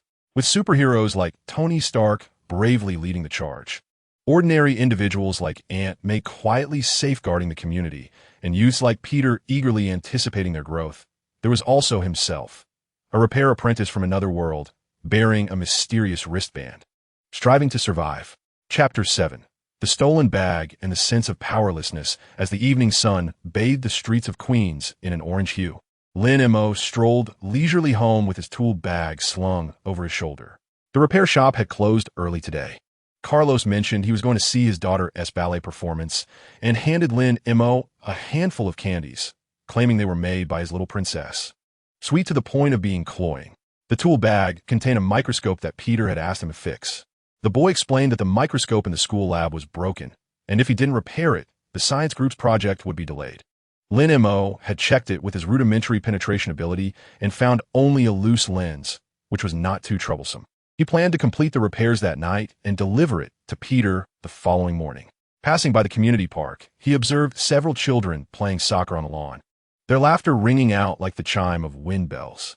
Mrs. Martha sat on a bench, squinting in the sunlight, with a stray dog named Guardian sprawled across her lap, its tail lazily sweeping against her floral trousers.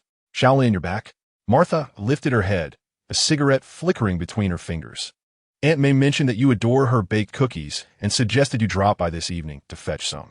"Understood, Mrs. Martha," Lin Mo replied with a warm smile, his heart swelling with affection. The warmth of community within this apartment building served as his most steadfast anchor in this unfamiliar world. As he stepped out of the park, a sudden, piercing scream shattered the evening's tranquility, akin to a cat caught by its tail. "Help! Someone has stolen my bag." Lin Mo spun around, catching sight of a man clad in a black hoodie, sprinting away with a brown leather bag, the strap taut as if it were a bowstring on the verge of snapping. In pursuit was a woman in professional attire, having lost a high heel, barefoot on the asphalt, tears mingling with sweat streaming down her face. "Stop!" Lin Mo shouted instinctively, his body reacting before his mind could catch up, and he took off in pursuit. He had been a member of the school track team, capable of completing 100 meters in under 11 seconds, a speed that, among the common folk, was commendable. Yet, in the face of the thief, it felt as if he were crawling like a snail. The robber moved with astonishing speed, legs alternating like springs, the bag swinging wildly, spilling lipstick and tissues along the way. Lin Mo poured every ounce of strength into the chase, but felt as if his legs were encased in lead, each stride akin to running on clouds, his lungs ablaze, as though stuffed into a searing ball of cotton. "Stop him! Please stop him!" The woman's cries faded into the distance, imbued with despair. Lin Mo watched helplessly as the thief darted into a narrow alleyway, one he recognized well, its myriad paths resembling a spider's web, notorious in Queens as a haven for thieves. Arriving at the alley's mouth, he halted abruptly, his heart gripped by a chill as if clasped by a frigid hand. The alley was shrouded in darkness, a foul stench of urine lingering, with a few homeless individuals leaning against the walls, numbly observing him, their expressions devoid of any emotion. Clearly, such occurrences were commonplace here. Lin Mo understood that further pursuit would be futile, and he might even become a target for the robber. He was merely an ordinary individual, lacking Peter's spider sense, Tony's armored suit, or even a decent weapon, only possessing 2 hands and a still-locked bracelet of potential. Damn it! Lin Mo struck the wall with a fist, his knuckles instantly swelling and throbbing painfully, a manifestation of his own frustration. Each step back felt unbearably heavy. The woman remained crouched on the ground, weeping, her shoulders trembling. Surrounded by onlookers, some calling the police, others engaging in idle chatter, yet none offering her assistance. "Are you all right?" Lin Mo approached her, his voice slightly hoarse. He intended to offer a tissue, but realized his pockets were as barren as his face. The woman looked up, her cheeks streaked with tears, her makeup a chaotic mess. "My wallet, my ID, and my mother's keepsake," she choked, unable to continue, fresh tears cascading down her face. Lin Mo's heart felt as though it had been pierced by a needle. He recalled the solitary family portrait he had lost during his journey through time, a poignant reminder of the helplessness and despair that he understood better than anyone else. The police were on their way. They would find it, he reassured himself. Yet the words felt hollow. He was acutely aware of how strained the police resources were in Queens, and that such robbery cases often faded into oblivion. Indeed, the police car arrived belatedly, and 2 officers stepped out, perfunctorily inquiring about the incident, recording some details before instructing the woman to return home and await further updates. "There are too many cases like this," one officer yawned. "The robbers are habitual offenders. They get caught and released. It's futile." The woman walked away in a daze, her silhouette elongated by the setting sun, resembling a leaf that could be swept away by the wind at any moment. Lin Mo stood rooted to the spot, watching her figure vanish around the corner, a suffocating sensation tightening in his chest. He ambled homeward, the microscope in his toolkit jabbing painfully into his shoulder. Passing by the 24-hour supermarket, he stepped inside to buy a bottle of cold water, gulping it down eagerly. The icy liquid flowed down his throat into his stomach. Yet it could not extinguish the fire of frustration within him. Isn't that the kid who fixes computers? The supermarket owner, a balding middle-aged man, shook his head at the television. Another incident. This time, the bank in East Queens was robbed by someone who could breathe fire. Lin Mo followed the man's gaze to the screen, where footage of the bank engulfed in flames was being broadcast, thick smoke billowing like a great black dragon. The anchor's voice trembled with fear. Police report that the suspect may be a mutant with the ability to manipulate fire. He has since evaded capture. Lin Mo switched off the television, paid for his water, and turned to leave. Mutants, superheroes, supervillains. This world was teeming with extraordinary beings, while he remained an outlier, still tethered to the realm of the ordinary. His rudimentary penetrating ability was merely sufficient for repairs and lockpicking. When faced with genuine peril, it was utterly ineffectual. Upon returning to the basement, Lin Mo flung himself onto the inflatable mattress, staring blankly at the mildew-stained ceiling. The bracelet on his wrist pressed quietly against his skin, unresponsive, its countdown stubbornly ticking. 358 days, 16 hours. In 358 days, he would acquire his first superpower. How many more incidents like today would he face in that time? How many more would suffer because of his inadequacy?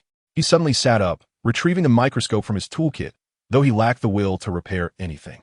He gazed at his hands capable of fixing intricate circuit boards and dismantling complex machinery, yet powerless to stop a mere robber.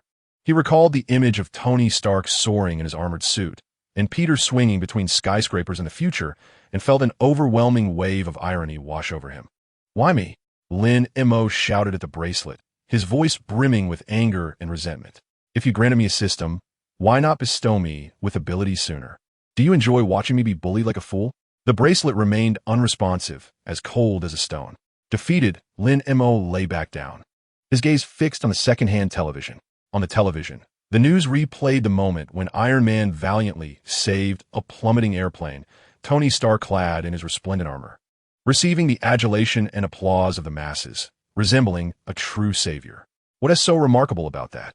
Lin Mo muttered to himself, yet his heart brimmed with envy. It was not Tony's fame or wealth that he envied, but rather his extraordinary ability to protect others.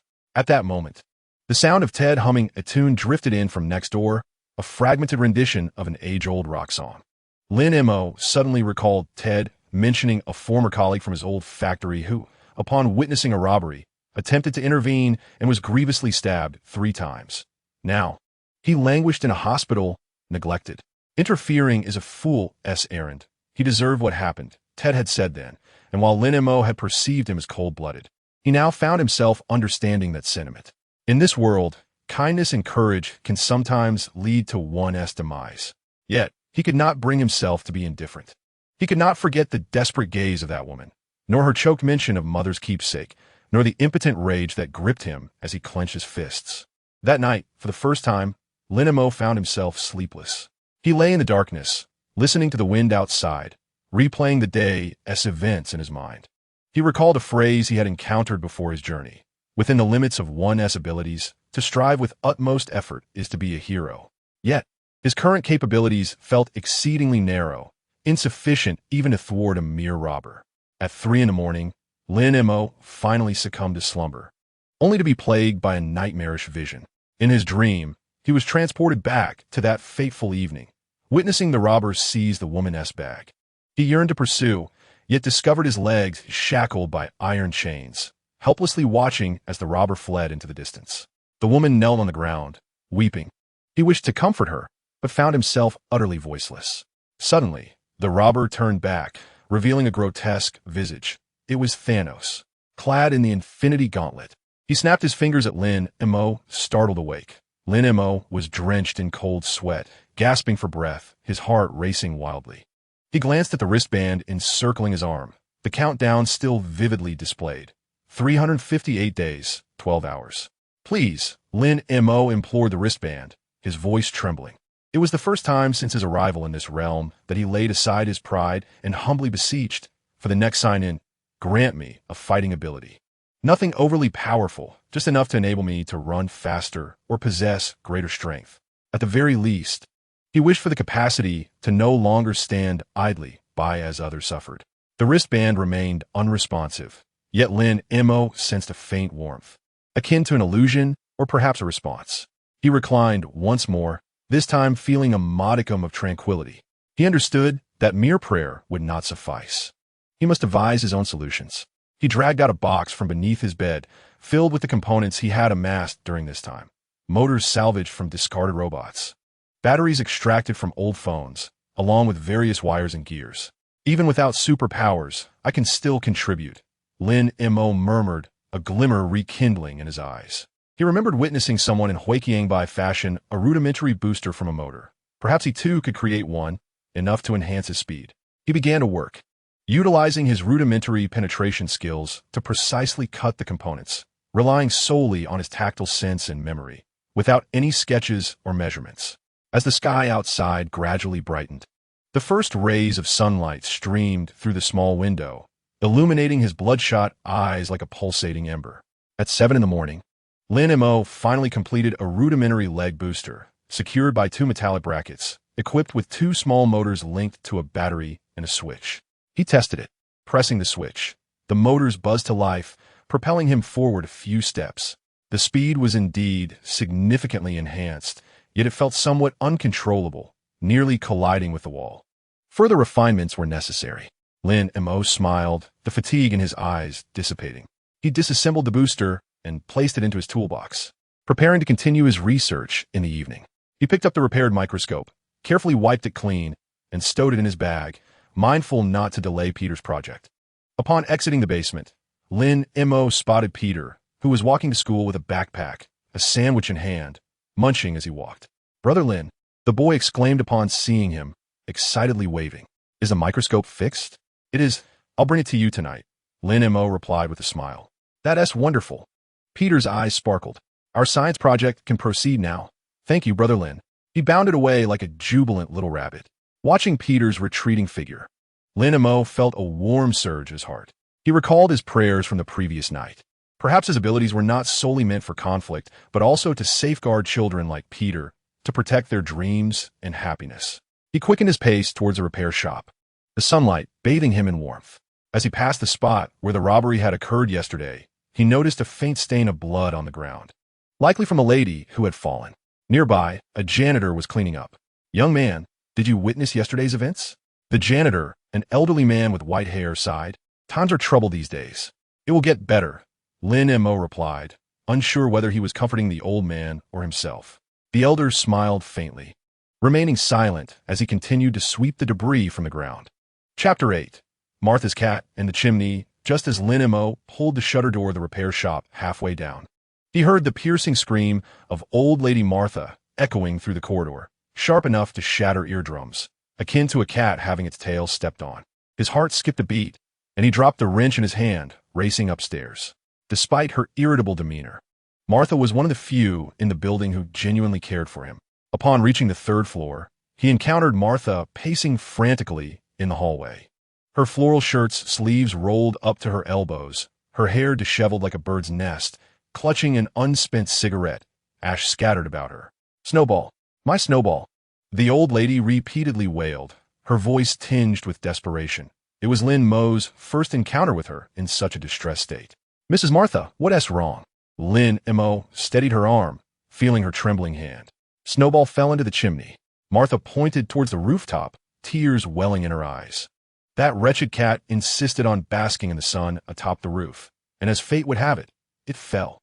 Snowball, the orange tabby that Martha cared for, was as plump as a ball of fluff, spending its days indulging in sleep and meals, with its greatest delight being to curl up on Martha's lap and purr contentedly. Lin Mo had seen the cat a few times. It was so lethargic that it couldn't be bothered to lift its eyelids even when mice scurried past. Who would have thought it would climb up to the roof? "Don't worry, I'll take a look," Lin Mo assured her, tilting his gaze towards the chimney on the rooftop. The chimney was an antiquated structure, rusted and grimy, with an opening barely the size of a bowl, shrouded in darkness that concealed its interior. "Are you sure you can manage?" Martha scrutinized him with an expression rife with skepticism. "That chimney is quite deep. A child fell in a few years back, and it took the fire department to rescue him." "I'll give it a try," Lin Mo replied resolutely, turning to dash towards the rooftop. He was acutely aware of Martha's affection for that cat. The last time Ted accidentally kicked Snowball, the elderly lady chased him down the street, declaring, "Snowball is worth far more than you, you unemployed man." The wind howled at the rooftop, tousling Lin Mo's hair into disarray. The chimney stood precariously at the edge, surrounded by discarded wooden planks and metal scraps. Lin Mo crouched down, peering into the chimney's abyss, which was as dark as ink, revealing nothing but the faint echoes of a distressed meow, intermittent and laden with fear. "Snowball?" he called, his voice reverberating within the confines of the chimney, causing a buzzing in his ears. The cat's cries grew more frantic, as if responding to him. Lin Mo took a deep breath, removed his jacket, and crumpled it into a makeshift barrier at the chimney's opening to catch some soot, then reached inside. The chimney walls were slick with grime and soot. As he extended his arm a mere half-foot, it became lodged, his nails caked with black dust, causing him to cough uncontrollably. "Come back if it doesn't work." Martha's anxious voice wafted up from below.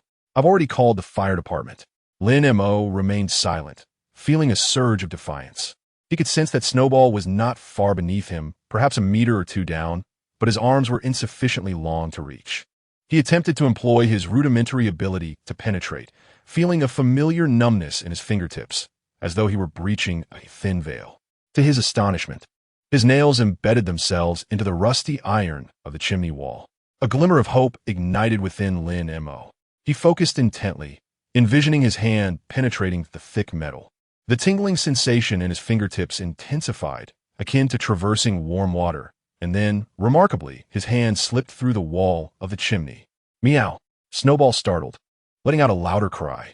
Lin Mo's heart raced as he carefully maneuvered his hand, groping in the darkness. The space within the chimney was constricted, his arm wedged painfully, and the soot stung his eyes, yet he pressed on. Suddenly, his fingertips brushed against something furry and trembling. Snowball's tail? Elation surged through Lin Mo as he quickly hooked his fingers around the tail and began to pull upward. Snowball, likely terrified, began to thrash wildly, its claws digging into Lin Mo's arm, causing him pain. Lin Mo gritted his teeth, unwilling to release his grip, and continued to pull upwards.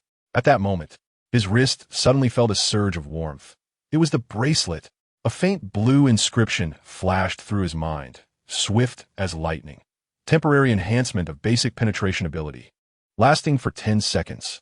Without time to react, he felt his arm become incredibly light, as if it bore no weight at all, and, astonishingly, it passed through the chimney wall's obstruction, allowing him to grasp the Snowball. The plump cat in his arms squirmed, its fur coated in soot, resembling a ball retrieved from a coal heap. "Stay still," Lin Mo growled, exerting all his strength to lift the Snowball. His arm traversed the chimney wall as effortlessly as moving through air, encountering no resistance.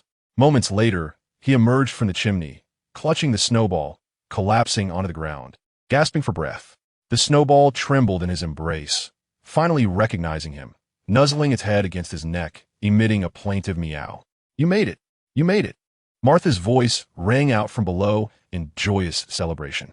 Lin Mo, cradling the Snowball, slowly rose and made his way downstairs. Upon reaching the third floor, Martha snatched the Snowball from him, cradling it in her arms, showering it with affection while incessantly cooing, "My sweet baby, you scared me to death." The Snowball, nestled comfortably in Martha's embrace, closed its eyes in contentment, completely oblivious to its earlier fright. Suddenly recalling something, Martha lifted her gaze to Lin Mo, her eyes scanning him as if with a scanner. His arms bore scratches, and his face and hands were smeared with soot, making him look like a miner who had just emerged from a coal mine. "How did you manage that?" The old lady's voice quivered slightly. "That chimney is so narrow. How could your arm fit inside?" It then dawned on Lin Mo just how unusual his actions had been. He couldn't very well confess to possessing a penetration ability, could he? He simply wiped the grime from his face and offered a sheepish grin. "I was lucky. I just barely reached it." Perhaps the Snowball jumped up on its own. "Nonsense." Martha shot him a skeptical glance, clearly unconvinced, yet she refrained from pressing further. Instead, she rummaged through her pocket, producing several crumpled bills and thrusting them into Lin Mo's hands. "Here, buy yourself some cigarettes." Reluctantly accepting, he counted the money and was astonished to find it amounted to $50. "Thank you, Mrs. Martha." "No need for thanks," Martha replied, clutching the Snowball, turning to leave. She paused at the door, glancing back at Lin Mo, her tone softening slightly. "Come over for dinner tonight. I'll make you chicken soup to nourish you." Lin Mo was momentarily taken aback, then smiled. This was perhaps the gentlest sentiment Martha had ever expressed.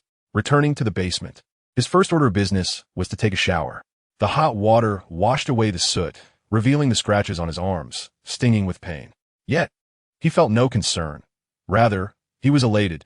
This was the first time he had successfully employed his basic penetration ability to save someone, even if it was merely a cat. As he toweled off and exited the bathroom, he noticed the bracelet glowing on his wrist. The faint blue inscription, clearly visible, detected that the host used their ability to save a life, animal. Proficiency in basic penetration ability, 5. Current proficiency, 30, capable of attempting to penetrate 2 meters of non-energy material. The countdown reads, 357 days and 20 hours. Lin Mo's eyes sparkled with revelation. It turned out that abilities could be enhanced through practice. He concentrated, gazing at the concrete floor in the corner, envisioning his hand penetrating through it. The tingling sensation at his fingertips was noticeably stronger than before. His nails actually sank 0.5 millimeter into the concrete. How wonderful! Lin Mo was nearly propelled into the air with excitement. This indicated that with diligent practice, his rudimentary penetration ability could be significantly strengthened. Perhaps by the time of his next assessment, he would possess the means to protect himself and even others. He retrieved the leg booster he had crafted yesterday, eager to make improvements.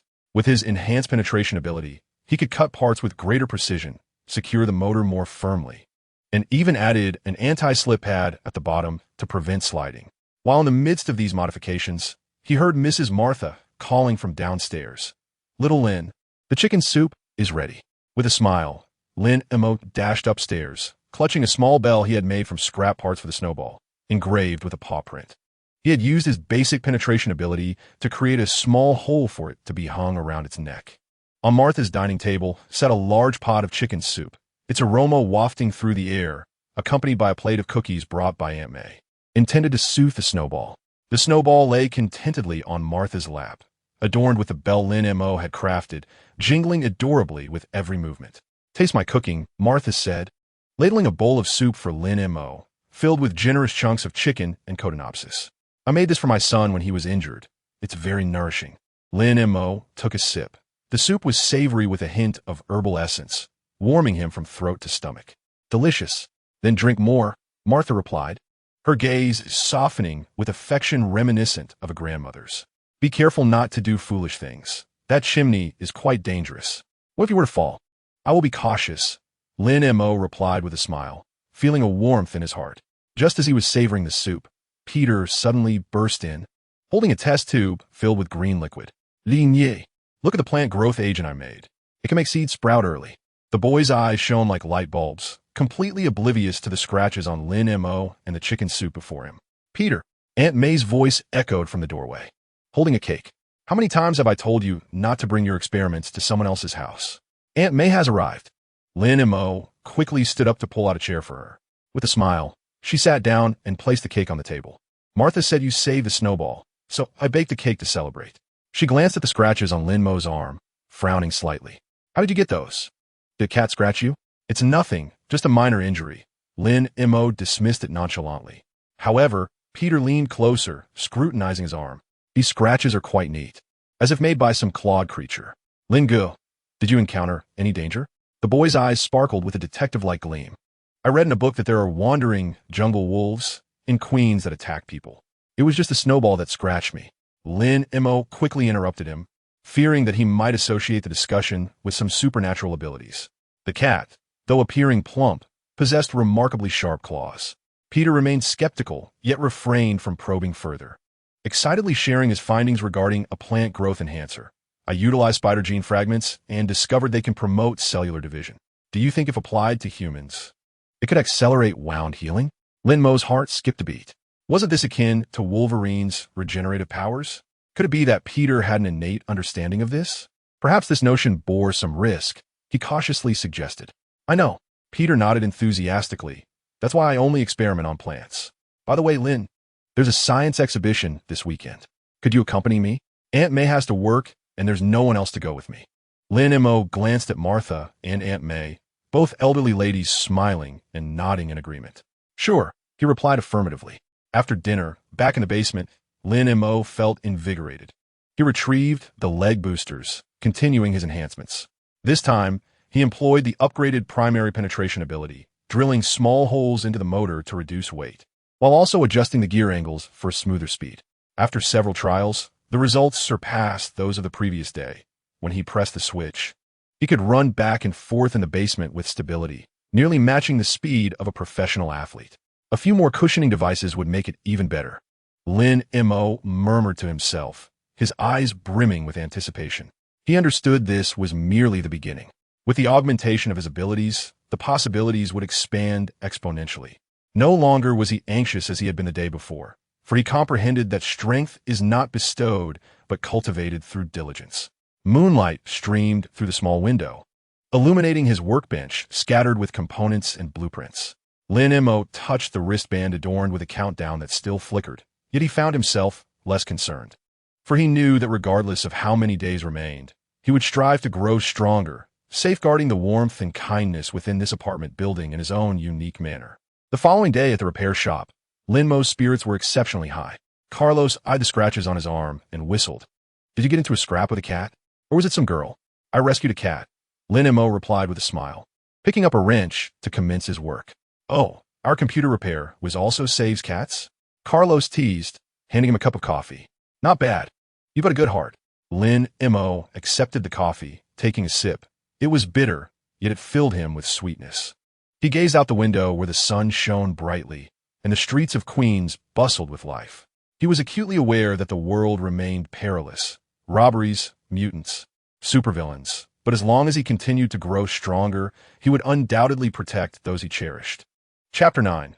The countdown in Coulson's business card. The autumn rain fell with a chill, drizzling for an entire week. Lin Mo crouched before the workbench in the repair shop, replacing the magnetic head of an old VCR, his fingertips employing the primary penetration ability with precision, adeptly avoiding the wiring. His motions now twice as swift as they had been 3 months prior. A gentle vibration emanated from the bracelet on Lin Mo's wrist, as pale blue digits flickered in his line of sight, akin to raindrops disturbing the serene surface of a lake. Countdown. 100 days, 0 hours. Lin Mo momentarily halted his actions, his heart jolted by an unseen force. 100 days. Since the day he traversed into the Marvel Universe. A full 265 days had elapsed. During these 265 days, he had transformed from a homeless vagabond sleeping on park benches into a proficient apprentice at a repair shop. From an ordinary individual unable to outrun even a robber, to a mutant reservist capable of penetrating 2 meters of solid concrete. From a person consumed by fear of the future, to a night watchman who could face the countdown with calm resolve. Lost in thought, Carlos placed a cup of hot coffee beside him, smoke curling from his nostrils. The video recorder must be repaired today. A client was scheduled to pick it up in the afternoon. Understood. Logo, Lin Mo replied with a smile, lifting the coffee to his lips. The warmth flowed down his throat, dispelling the chill of late autumn and alleviating the inexplicable tension within. Over the past 3 months, his life had taken on a remarkably structured routine, rising at 7 in the morning to exercise with makeshift equipment in the basement, though lacking superpowers. His physical fitness had improved considerably, commencing work at the repair shop by 8, fixing computers and installing systems. Occasionally assisting Carlos with those illicit components, such as wiring salvage from discarded battle vehicles, and finishing work by 6. Either dining at Aunt May's, Peter's plant growth serum had enabled seeds to sprout within 2 hours, nearly causing Aunt May to toss the test tube in fright, or returning to the basement to study his bracelet, while also enhancing his arsenal. He had developed a penetrating ability capable of breaching 5 meters of steel, leg boosters that rivaled the speed of a motorcycle, and a rudimentary shield fashioned from discarded bulletproof glass. Marta's cat, Snowball, had long since upgraded its collar bell to the 3rd generation, crafted from titanium alloy scraps. It was lighter and emitted a clearer sound. The plump feline now rubbed against Lin Mo's legs, much to Martha's chagrin as she scolded it for being an ungrateful creature. Ted had secured stable employment as a warehouse manager at a logistics company and would occasionally visit Lin Mo in the basement for drinks, lamenting that his boss was even stingier than Stark. Everything seemed to be progressing in a favorable direction, save for the ever-looming countdown. Setting down the coffee cup, Lin Mo's fingertips grazed the exterior of the video recorder, and the bracelet suddenly displayed a new notification. detected unfamiliar energy fluctuations, distance 50 meters. A sense of urgency gripped him as he looked up towards the entrance of the repair shop. Through the curtain of rain, a man clad in a black suit stood beneath the eaves, holding a black umbrella with its brim lowered, obscuring his face. Yet, his posture was as rigid as a javelin, starkly contrasting with the typical vagrants and petty thugs found in Queens.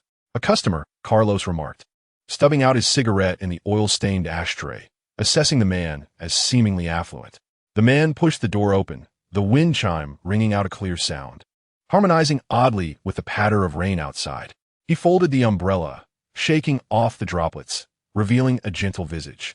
Approximately in his 40s, with a slightly receded hairline. He wore a pair of rimless glasses perched upon his nose. His gaze, akin to warm water, exuded no hostility, yet commanded respect. "Good afternoon." The man spoke in a calm voice, his pace neither hurried nor sluggish, each word articulated with the precision of printed text. "May I inquire if data recovery is feasible here?" Lin Mo's heart skipped a beat, nearly causing the screwdriver in his hand to slip from his grasp. Phil Coulson, the ace agent of S.H.I.E.L.D., synonymous with being a good-natured individual, yet a formidable character within the Marvel Universe.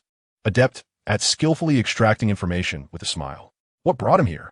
Was it mere coincidence, or was he specifically seeking Lin Mo? "Yes, it is possible," Lin Mo replied, striving to maintain a semblance of normalcy in his voice, though his fingers instinctively tightened around the screwdriver, knuckles blanching. He sensed that, despite Coulson's gentle demeanor, his gaze scanned him like a scanner, traversing from his repair shop uniform to the half-exposed booster beneath the workbench, finally resting on his wrist. Thankfully, the bracelet remained concealed. Carlos, smoking a cigarette, squinted as he assessed Coulson. "What is malfunctioning? A hard drive?" Coulson retrieved a black hard drive from his briefcase. Its metallic casing etched with the S.H.I.L.D. insignia. Though discreet, Lin Mo recognized similar classified devices from his time in Huiqiangbai. This is an encrypted hard drive that suffered a minor fall and is now unreadable. It contains highly sensitive information.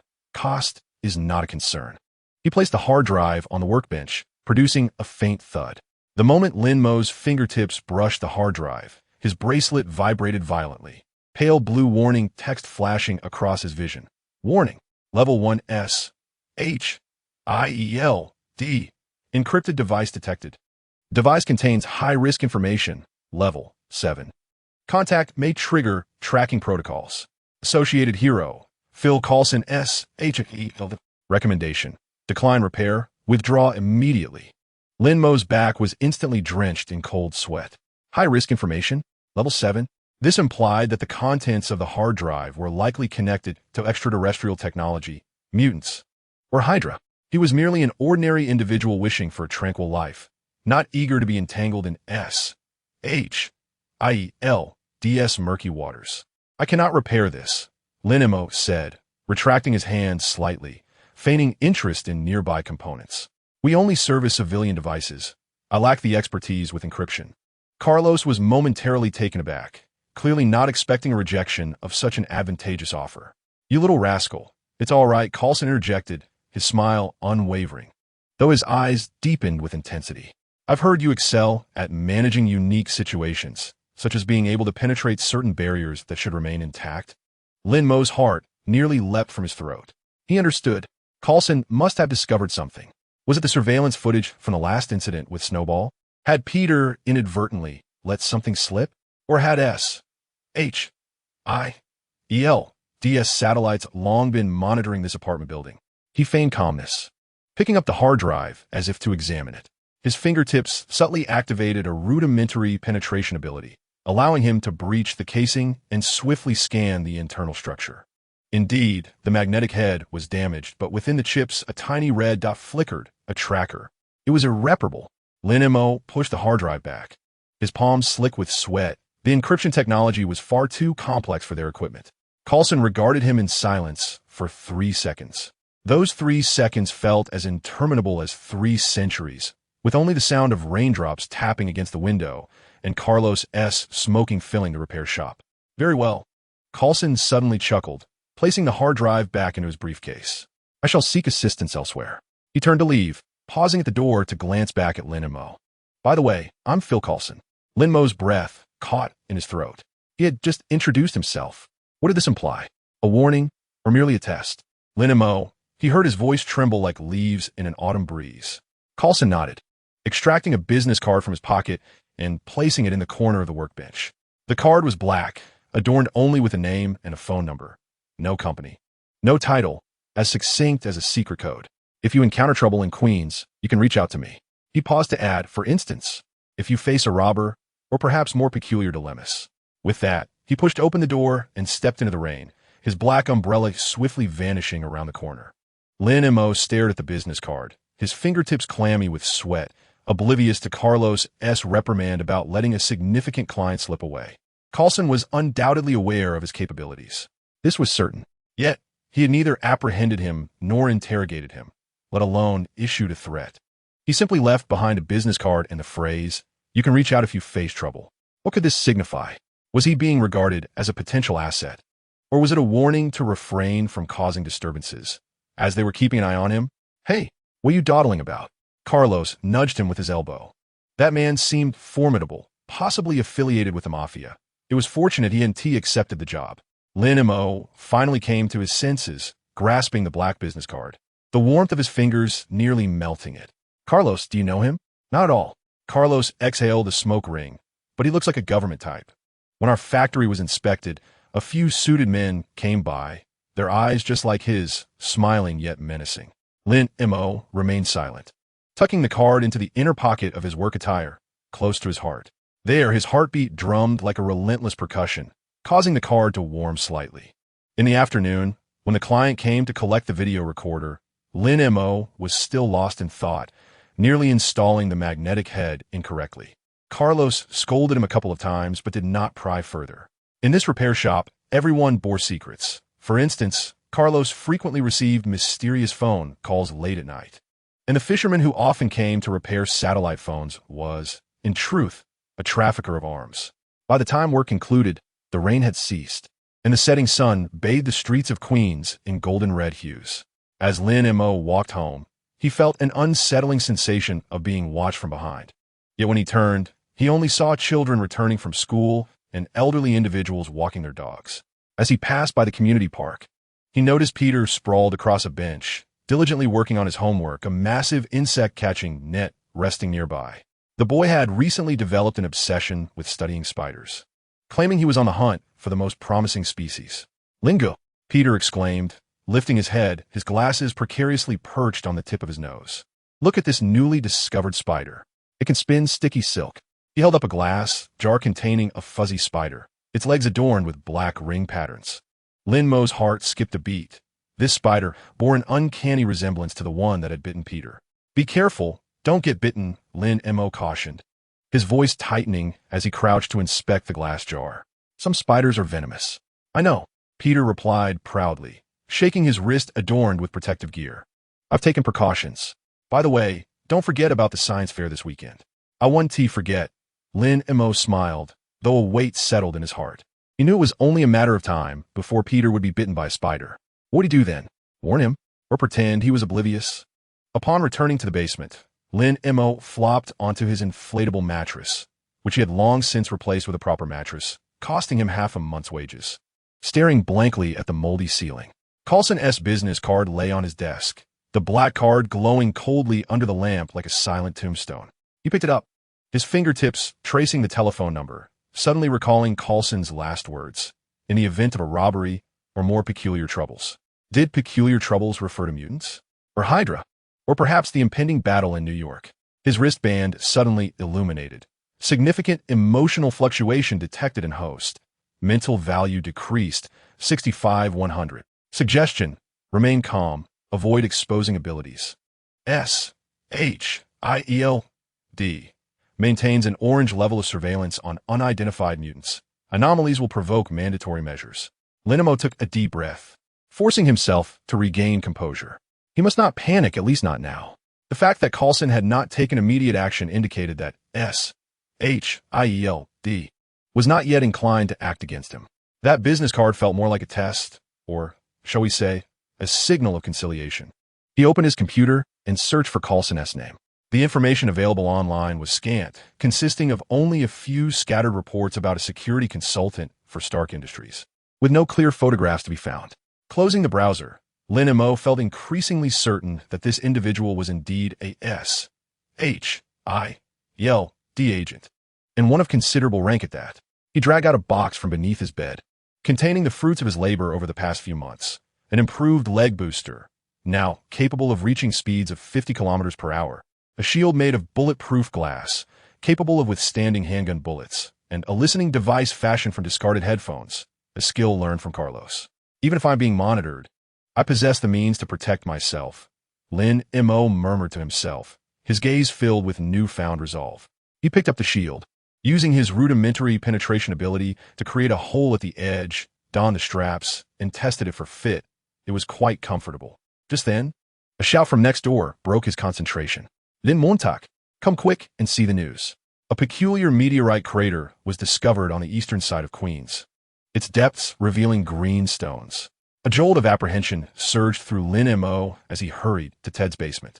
On the television, news footage displayed a vast crater, cordoned off by caution tape, while individuals clad in protective gear collected samples amidst an eerie green glow emanating from the pit. The anchor's voice brimmed with excitement, proclaiming that experts believed this could be a meteorite from outer space, containing unknown elements. Lin Mo's heart raced at the thought. Green stones? A meteorite crater? Could these be fragments of the cosmic cube, or perhaps the energy core of the Kree? The stones appeared to hold substantial value. Ted smacked his lips, contemplating that if he could acquire a piece, it might lead to great fortune. Stop thinking about it. Lin Mo's voice trembled slightly. That thing could be radioactive. He recalled Coulson's business card, suddenly realizing that Coulson's visit to the repair shop was not for a hard drive repair, but rather to investigate the meteorite crater. He was testing Lin Mo's reaction to extraordinary events. Upon returning to his own basement, Lin Mo shoved Coulson's card deep into a drawer, weighed down by a tome on mechanical principles. He understood that from this day forth, his life would never regain its former tranquility. The watchful eyes of S.H.I.L.D. had turned their gaze upon him, and the emergence of the crater heralded an impending crisis. The looming countdown of 100 days hung over him like the sword of Damocles, uncertain whether it would yield surprises or terror.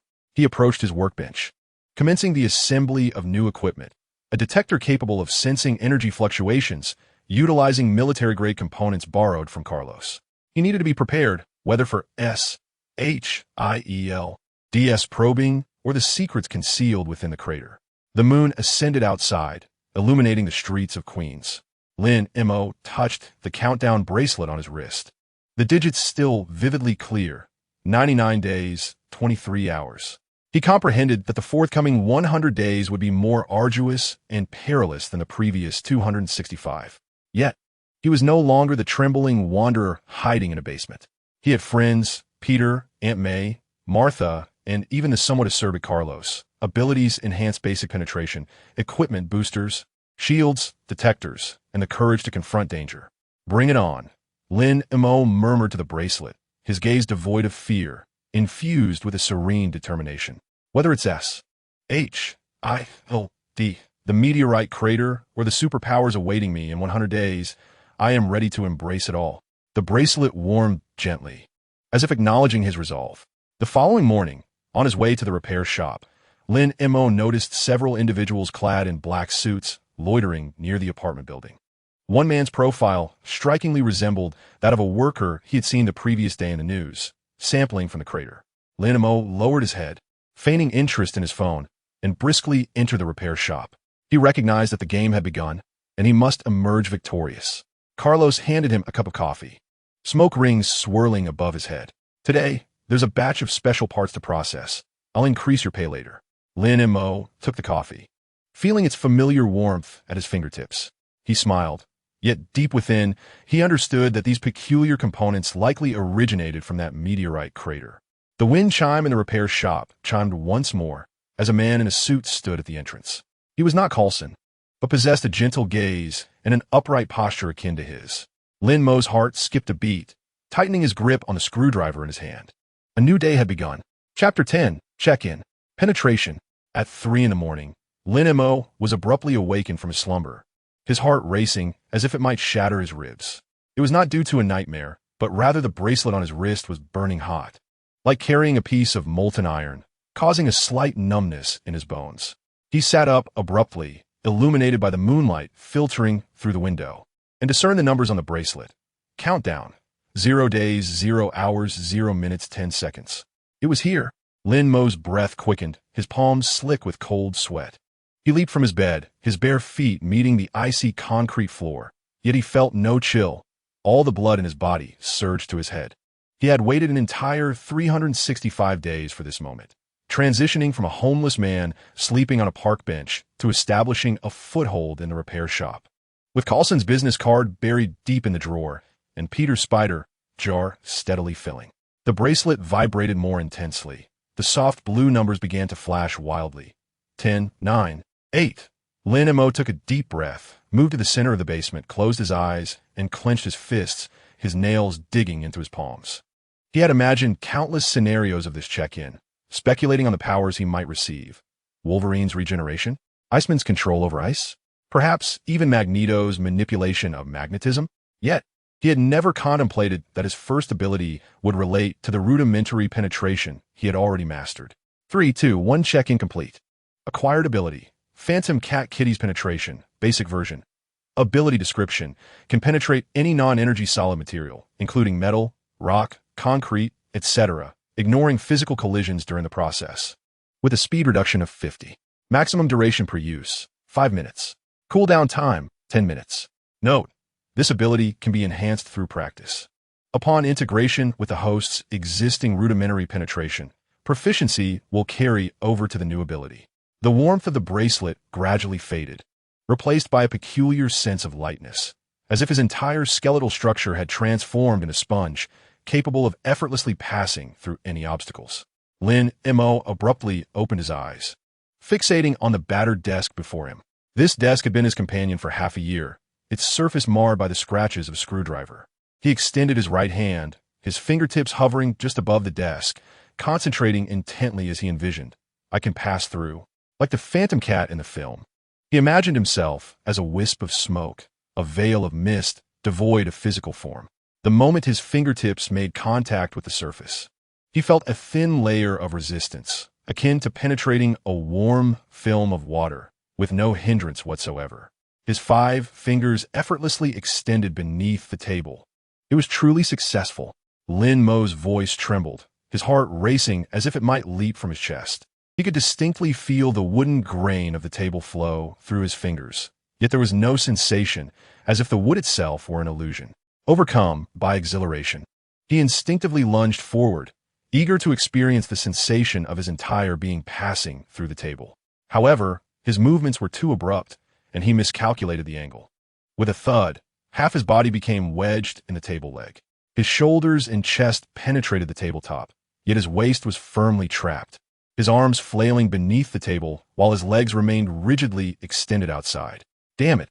Lin Mo was both pained and anxious, attempting to extricate himself, but finding no leverage, as though ensnared by an invisible vice. The more he struggled, the tighter the table leg clamped down, the wood scraping against his ribs, causing him to grimace in agony. In his panic, he forgot to maintain his control. The state of phasing abruptly ceased with a resounding crash, sending the table toppling over. Tools and screws scattered across the floor, and a sharp blade grazed his ear before embedding itself in the wall, quivering violently. "Lin, what on earth are you doing?" Carlos's voice thundered from the doorway, accompanied by heavy footsteps. He puffed on a cigarette, glaring at the chaotic scene, his frizzy hair standing on end in anger. "Are you dismantling the table in the middle of the night? Or has a meteor struck your brain?" Lin Mo found himself awkwardly trapped between the overturned table and its leg, resembling a squashed cockroach. He quickly activated his phasing ability, transforming his body into a translucent shadow, slipping out through the wooden crevices, feigning that he had accidentally knocked the table over. "Laugo, I was sleepwalking. It was an accident." "Sleepwalking?" Carlos stubbed out his cigarette on the table's wreckage, embers scattering onto Lin Mo's pant leg. "Do you take me for a 3-year-old? This table weighs 50 pounds. You think you can flip it over in your sleep?" He bent down to pick up the blade, his gaze suddenly sharpening. "And this blade, if it had been a fraction closer, you would have lost your ear. If you want to die, don't do it in my shop. Lin Mo's back was drenched in cold sweat. He had acted too impulsively, nearly revealing his ability. He hurriedly crouched down to collect the scattered parts, repeatedly apologizing. Sorry, lo ye. I truly didn't mean to. I haven't been resting well lately. My hand slipped. Carlos grumbled as he walked away, pointing a finger at Lin Mo. If you cause any more damage, I'll dock half a month's wages. At last, the basement fell silent. Lin Mo leaned against the wall, gasping for breath, his heart still racing. Although the moment had been chaotic, it had allowed him to genuinely experience the potency of his new ability. This was no mere beginner's phasing. The Phantom Cat's powers could penetrate even Wolverine's adamantium claws, effortlessly dealing with ordinary walls and metal. He began to gather the scattered parts, righting the table. Thankfully, it hadn't fallen apart, and commenced a methodical practice. The first step was to hone precise control. He placed a coin on the table and attempted to phase his fingers through the surface, lifting only the coin without disturbing anything else. On his first attempt, he missed entirely, his fingers passing right through the coin. On the second, he applied too much pressure, crushing the coin. It was not until the fifth attempt that he successfully pinched the coin between two fingers and withdrew it from beneath the table. The second step involved practicing full-body phasing. This time, he dared not rush. He began with the chair, gradually threading his arm through the backrest, followed by his shoulder, until his entire upper body was probing behind the chair, as though cloaked in an invisible garment. Next, he approached the wall, standing before the concrete barrier of the basement. Inhaling deeply as he envisioned the scene beyond, Ted's basement cluttered with beer cans and old comics. Inching forward step by step, the moment he permeated the wall, he caught a whiff of the cheap aftershave that clung to Ted. Ted was sprawled on the floor, engrossed in a video game, cursing at the sluggish computer, utterly oblivious to the presence that had materialized behind him. Startled, Lin Mo quickly retreated. The sensation of passing through the wall was utterly enchanting, akin to wading through water, with each step met by resistance, indeed having his speed.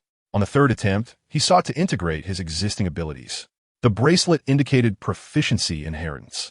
Lin Mo endeavored to utilize the Phantasmal Cat's penetrating capacity to touch the encrypted hard drive he had previously struggled to access, the one left by Coulson, of which he had secretly retained a backup. As his fingertips traversed the metallic shell, he could distinctly perceive the internal chip structure, even discerning the tracker, a feature absent in the elementary penetration. Suddenly, it all made sense to Lin Mo.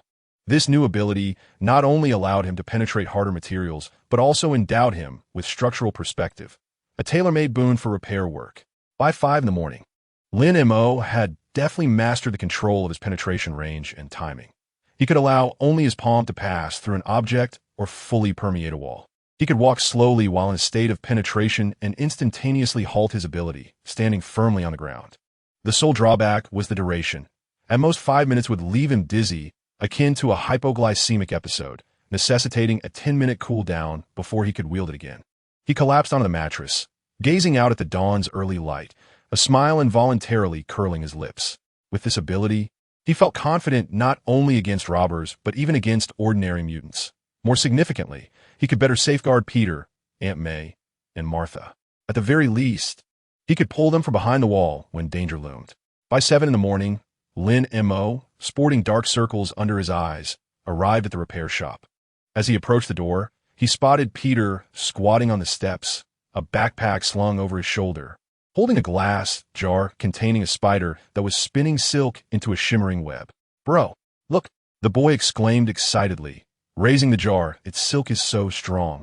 It can hold up my pencil case." Lin Mo's heart skipped a beat. Was this a precursor to being bitten by a spider?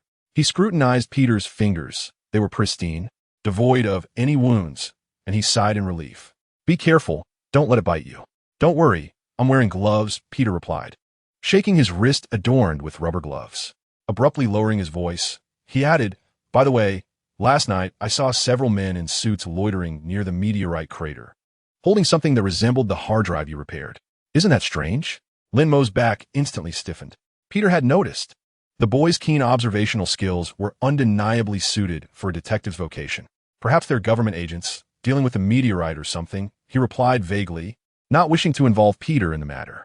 Peter clearly harbored doubts, yet he refrained from probing further, merely thrusting a sandwich into his hands. "A breakfast made by Aunt May," he said. "Don't forget the science exhibition at 2 this afternoon." Lin Mo accepted the sandwich, watching Peter's retreating figure as he headed toward school. Suddenly, he recalled an incident from yesterday when, during a practice of penetration, he had spotted something concealed beneath Ted's bed. Shrouded in black cloth, a shape reminiscent of a launcher, adorned with the Spider-Man emblem. Could it be that this young man was clandestinely conducting research of his own? When a repair shop opened, Carlos's expression remained grim, yet he refrained from mentioning the table-flipping incident again. Instead, he tossed a heavy box towards Lin Mo. "The special parts we discussed yesterday. Handle them quickly. The client is coming to collect at noon." Inside the box lay a dozen metallic components. Glimmering with a dark green hue, their surfaces etched with peculiar patterns, icy to the touch, similar in color to the stones from the meteorite craters depicted in the news. Lin Mo employed his penetration abilities to gain insight into the components, revealing a honeycomb structure within, coursing with green energy. Was this the core of some kind of engine? What on earth was this? Feigning ignorance, Lin Mo tapped the components with a screwdriver. They resembled extraterrestrial debris. "Mind your own business," Carlos retorted, a cigarette dangling from his lips and his gaze flickering. The client merely requested to dismantle the parts to retrieve the core, offering double the price. A flicker of intrigue stirred within Lin Mo. Retrieve the core? Might these components be the essence of a weapon? He commenced dismantling discreetly, utilizing the phasing abilities of the Phantom Cat to evade all traps and avoid triggering any self-destruction mechanisms. As he extracted the first green core, his wristband suddenly vibrated. Cosmic Cube energy residue detected. Faint. Associated event. Battle of New York. Future. Warning. Prolonged exposure may lead to genetic mutation. Non-beneficial. Lin Mo's hand trembled violently, nearly dropping the green core. The Cosmic Cube. These components were indeed linked to alien technology. With whom was Carlos conducting business? SHIELD? Or Hydra? Hurry up, Carlos urged impatiently. The client is on their way. Lin Mo took a deep breath, hastening his actions while a tempest brewed within him. Stealthily, he captured images of the component's patterns with his phone, sending them to Peter through an encrypted email, a prior agreement between them. Accompanied by the message, "Have you seen this structure before?"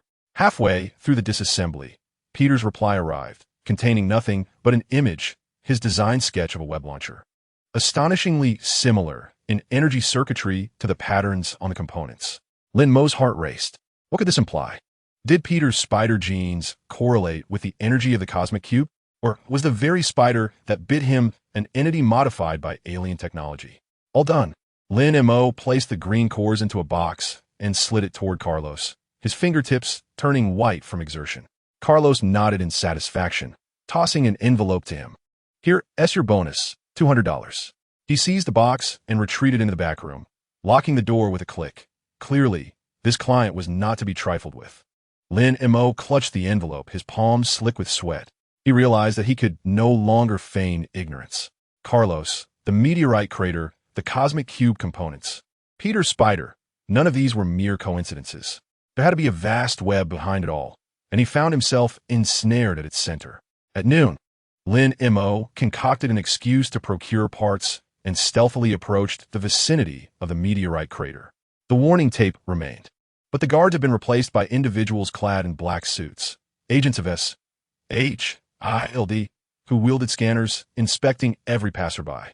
Lin Mo concealed himself around the corner, activated his phasing ability, and quietly traversed the perimeter, arriving at the edge of the crater.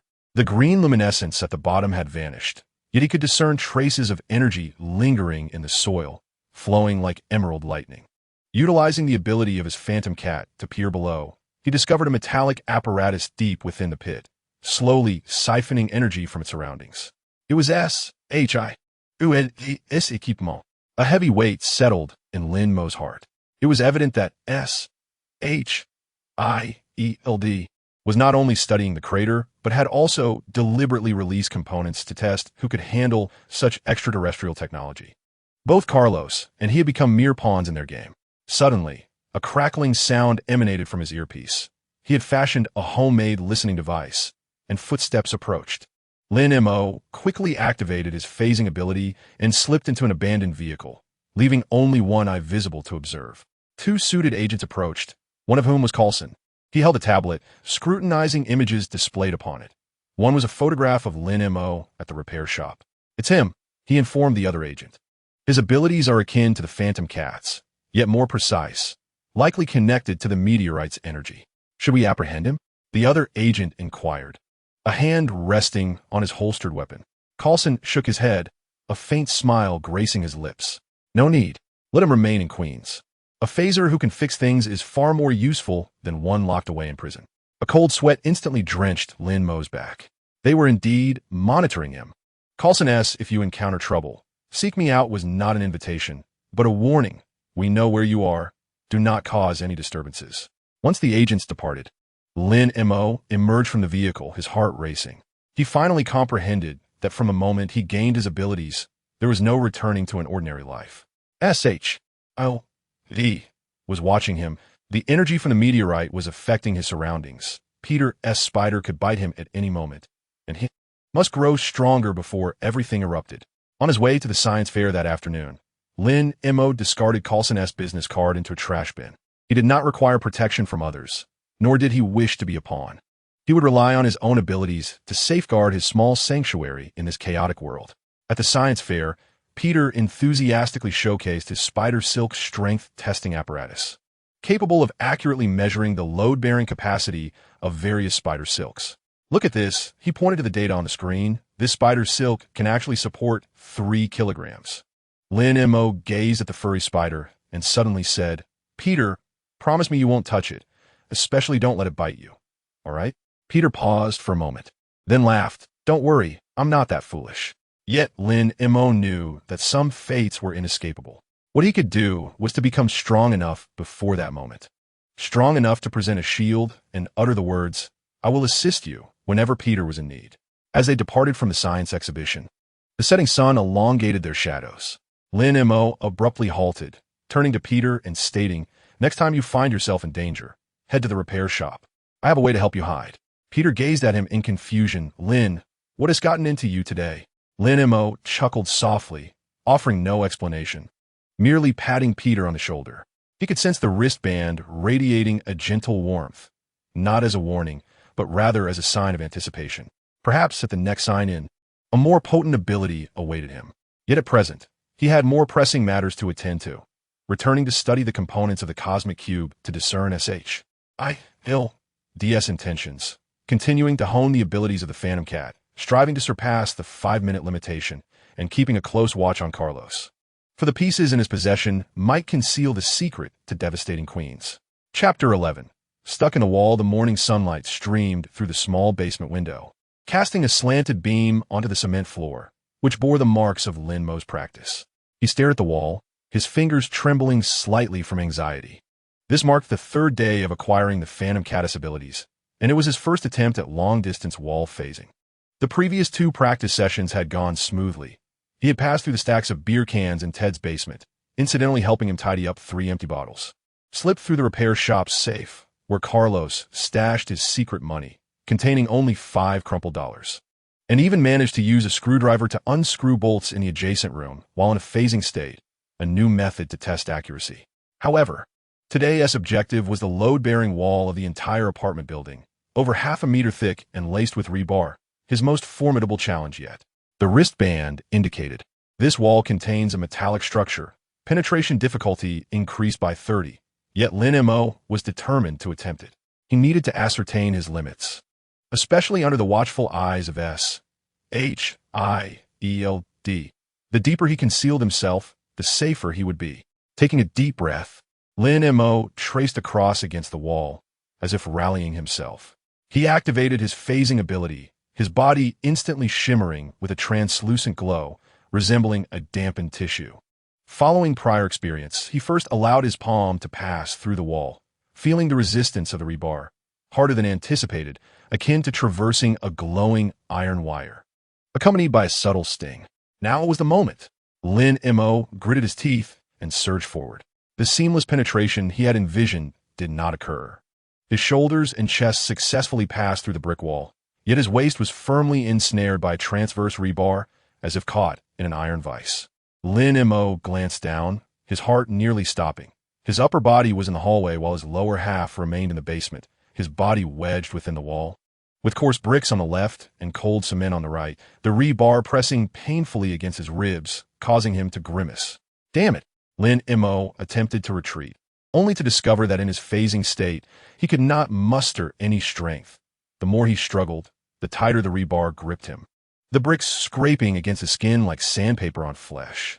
He could hear Ted humming in the hallway, the sound drawing nearer, prompting him to hold his breath in fright.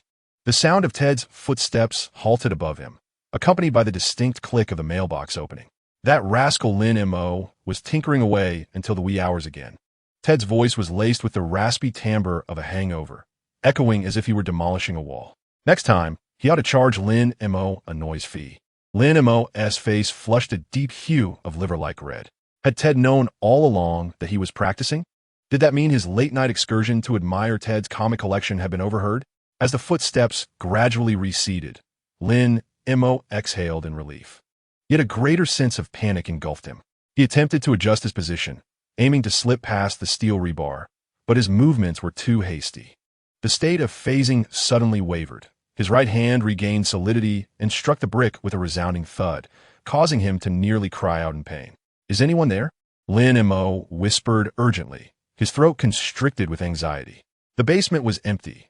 Carlos wouldn't unlock the door until noon. Ted had left for work, and Peter was at school. At this moment, it seemed that only Mrs. Martha might be at home. But how could he possibly shout, "I'm stuck in the wall"? Time ticked by, each second stretching painfully as the sunlight crept a half-inch across the floor. Lin Mo's ribs ached from the pressure. His breathing became increasingly labored, and sweat dripped down his forehead, saturating the back of his shirt. Suddenly, he recalled the wristband's warning. Maintain emotional stability while phasing. Anxiety will cause fluctuations in ability. He quickly shut his eyes and mentally repeated, "I am air. I am air," envisioning himself transforming into a gust of wind, slipping through the crevices of brick. Picturing the rebar as pliant as seaweed, bending effortlessly, imagining the walls morphing into transparent glass, revealing each step of the staircase beyond. At that moment, a peculiar loosening sensation coursed through his waist, akin to a stuck gear returning to its rightful place. Before Lin Mo could fully comprehend what was happening, the ground beneath him vanished, and the phasing state was abruptly interrupted. He lost his balance, tumbling out from the wall and landing heavily on the concrete floor of the corridor, causing the stair railing to tremble. Ow!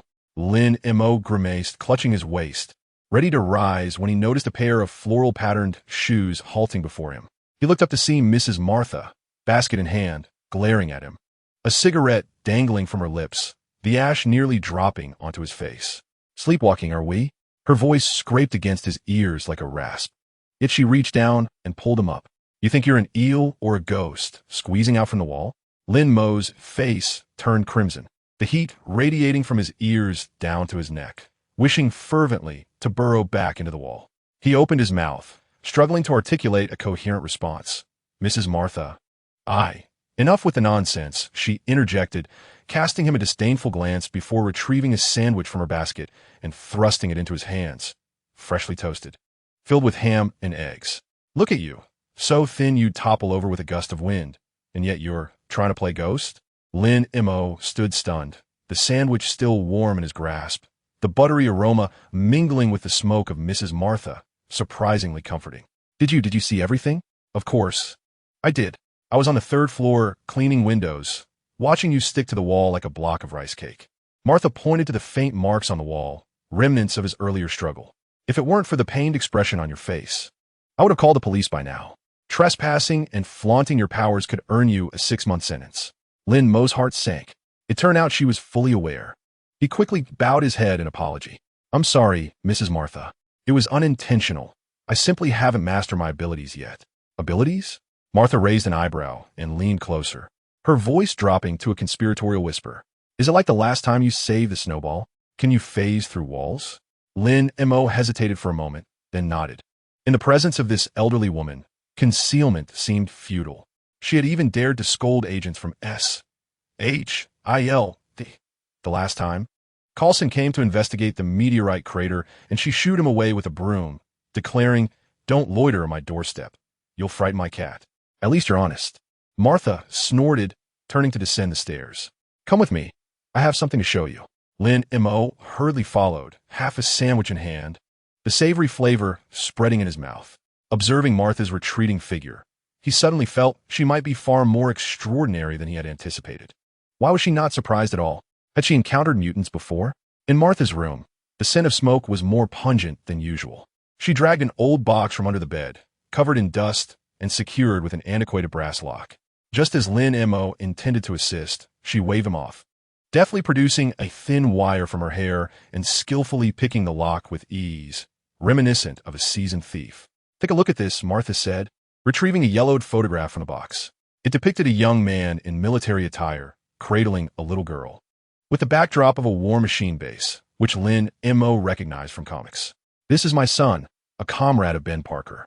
He used to be in the military and could speak to animals." Lin Mo's eyes widened in astonishment. Ben Parker? Peter's uncle? How could he possibly be connected to War Machine? No wonder Martha was so composed about superpowers. He perished in an explosion at Dr. Mora's lab. Martha's voice quivered slightly as she brushed off the dust from the photograph. "He told me before he died that if I ever met a kid who could phase through walls, I should remind him, powers are not for play. They are meant to seal the breaches." Lin Mo felt as though his heart had been struck. The sandwich nearly slipped from his grasp. He finally comprehended the myriad untold stories hidden within this dilapidated apartment building. Teddy's Spider-Man web shooters, Peter's obsession with spiders, and Martha's insights into mutants. They were all, in their own ways, resisting the chaos of this world. "I understand now," Mrs. Martha, Lin Mo said, placing the photograph back in the box, his fingers lightly brushing the man's face. "I will not misuse my abilities." "That's good to hear," Martha replied, locking the box and handing him a bottle of milk. "Now hurry back to practice. If you find yourself stuck in a wall again, I'll have Snowball scratch you." Back in the basement, Lin Mo gazed at the faint marks on the wall and suddenly smiled. The earlier embarrassment, though awkward, had imparted two crucial lessons. Abilities must be respected and should not be wielded recklessly. The people in this building were far more reliable than he had ever imagined.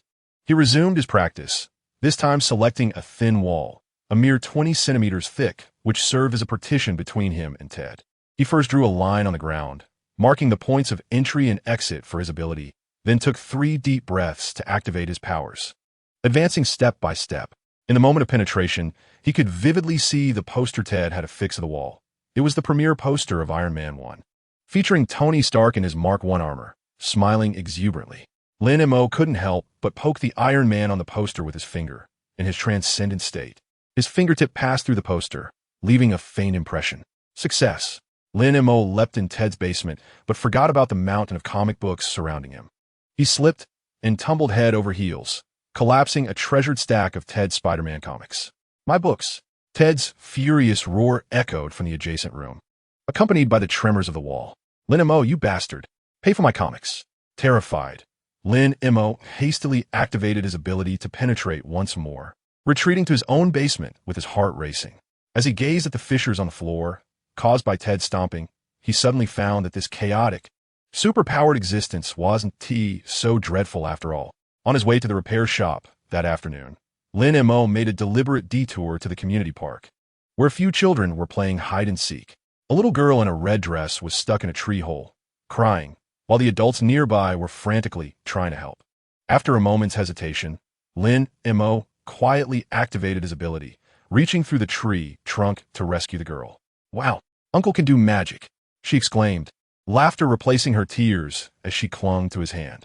Lin Mo smiled and tousled her hair, but just as he was about to leave, he spotted Coulson standing a short distance away by a bench, raising a coffee cup towards him, a subtle smile dancing on his lips. Lin Mo's heart sank momentarily. Yet this time he remained composed. He nodded at Coulson before turning to depart. Some things did not require concealment, such as using his powers to help others. At the repair shop, Carlos was fretting over a pile of parts. "This darn thing, the magnetic head is jammed and won't come apart." He tossed an old cassette player to Lin Mo. "Try your wall passing trick." Lin Mo paused for a moment, then chuckled, although Carlos never voiced it. He had evidently come to accept Lin Mo's ability. Activating his power, he let his fingers pass through the player's casing, deftly adjusting the stuck magnetic head. All done. Carlos took back the player and pressed the play button, filling the room with the raspy sounds of rock music, the resonant tunes of Queen. Not bad, he complimented, a rare praise escaping his lips. I'll treat you to pizza tonight with double cheese.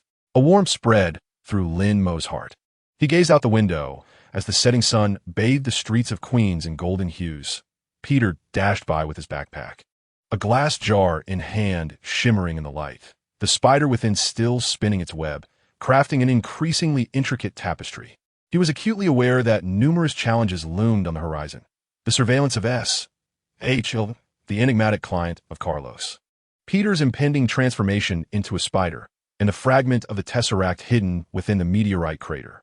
Yet, as long as he could continue to occasionally stumble through walls, tinker at the repair shop, and assist children in his community, there was little to fear.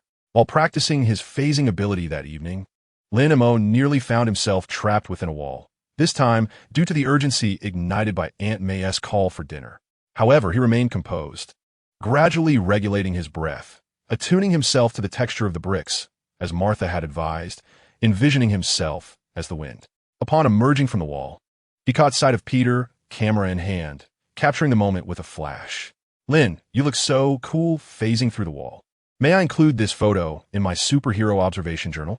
Lin Mo chuckled, snatched the camera, deleted the photo, yet pulled Peter close, activating his phasing ability once more. And together they traversed through the kitchen wall, landing beside the dining table. Aunt May was just bringing out a roasted chicken, startled enough to nearly drop the platter.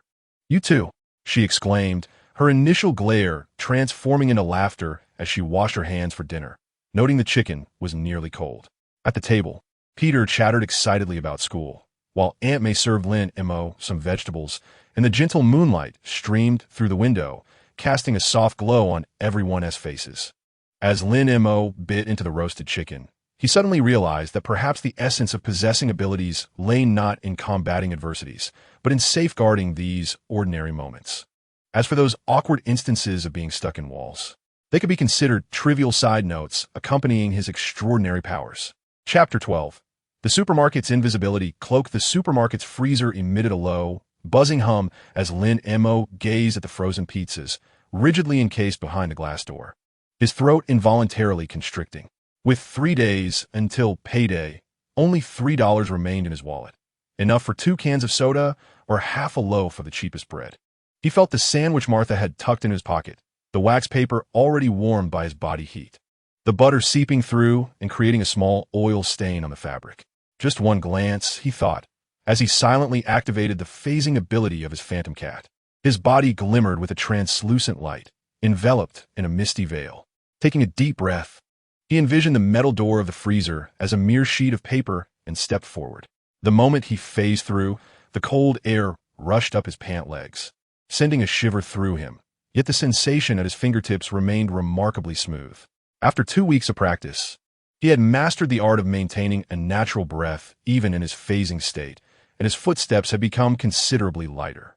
The light within the freezer cast peculiar reflections upon him, resembling shards of glass scattered across his form. He picked up his favorite supreme pizza, the frozen variety, priced at $9 on sale, the cheese crumbs sticking to his fingers, still vividly visible even in his phasing state. How marvelous! He couldn't help but smile.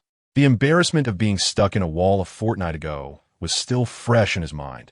Yet now he could glide through the supermarket freezer as if it were his own refrigerator. This stark contrast felt surreal. As he emerged, he intentionally circled behind the cashier, gently placing the $3 on the counter, just enough to rest atop a shopping receipt. The cashier, a bespectacled young lady, was engrossed in her phone, her eyelids barely lifting. To her, the $3 appeared to materialize from thin air. Lin Mo, carrying the pizza, made his way to the exit, feeling a sense of relief. Martha's words echoed in his mind like a warning bell. Abilities are meant for survival, not for thievery. He was acutely aware that his recent actions had crossed a line. Had he not been so desperately tempted, having subsisted on sandwiches from the repair shop for 5 consecutive days, he would never have resorted to using his phasing ability to acquire something. As he passed through the snack aisle, a boy in a school uniform was tiptoeing to reach a bag of chips perched on a top shelf, his backpack adorned with a swinging Spider-Man keychain. Lin Mo surmised that he was Riley, a classmate of Peter's, who had previously competed with Peter for a microscope at the science fair. Unable to reach it, Lin Mo chuckled as he approached, activating his phasing ability. His hand passed through the metal shelf, gently nudging the bag of chips down. Riley jumped in surprise as the bag tumbled to the floor, his eyes widening as he stared at the empty shelf. Who is there? Lin Mo quickly concealed himself behind the shelf, stifling laughter. Watching Riley hurriedly collect the chips and dash to the cashier while muttering about the supermarket being haunted, Lin Mo found the notion of using his ability for harmless pranks quite amusing. As he exited the supermarket, the sunset painted the sky in hues of orange and red. Glancing at the bracelet on his wrist, he noted the faint blue lettering. Phasing proficiency, 60. Can phase through 5 meters of non-energy material. Duration extended to 8 minutes. His progress was swifter than anticipated, largely attributable to his grueling training regimen every morning. Phasing into the community library's book storage, practicing precise control without toppling any shelves. Squeezing through the steel pipe of a fire hydrant, experiencing the resistance of metal. And even sneaking into Ted's basement while he slept to organize his comic books, borrowing a copy of Spider-Man. Into the Spider-Verse in the process. Lingo. Peter's voice called from around the corner as he rode his bicycle, a large glass jar in the basket, where a spider was clinging to the jar's wall, spinning silk. Did you buy pizza? Shall we eat at your place tonight? Lin Mo shook the pizza box in his hand. Sure. Peter's eyes lit up, nearly causing his bicycle to collide with a lamppost. Aunt May made baked potatoes today, perfect with pizza. As they passed the park, they noticed a group of children gathered around an old locust tree, looking distressed. A kite shaped like Iron Man was caught on a branch, its red armor strikingly visible against the sunset, the string tangled in the highest boughs, out of everyone's reach. Allow me, Lin Mo said, handing the pizza to Peter before walking over to the tree. The children gazed at him curiously. One little girl with braided pigtails suddenly exclaimed, "It's the uncle who can perform magic." With a smile, Lin Mo activated his phasing ability, his body becoming momentarily translucent. The children gasped in awe as they watched him glide through the trunk, as if walking through water, reaching up to retrieve the kite. When he emerged, he deliberately paused midair for 2 seconds, as if suspended above the ground, eliciting delighted screams and applause from the children. Here you go. Lin Mo handed the kite to the girl with braided hair, her small hand brushing against the back of his, as if traversing through a veil of mist, leaving her momentarily speechless in astonishment. Peter, with his camera in hand, captured the moment incessantly. Within the lens, Lin Mo appeared as a mere faint outline, reminiscent of a figure in an ink-wash painting. This has to be included in the diary, he exclaimed excitedly, declaring, the title shall be The Phantom Repairman of Queens. Upon returning to Aunt May's house, just as Lin Mo placed the pizza into the oven, he heard raised voices from downstairs. It was the bespectacled cashier from his supermarket, weeping before her boss, exclaiming, I didn't take it.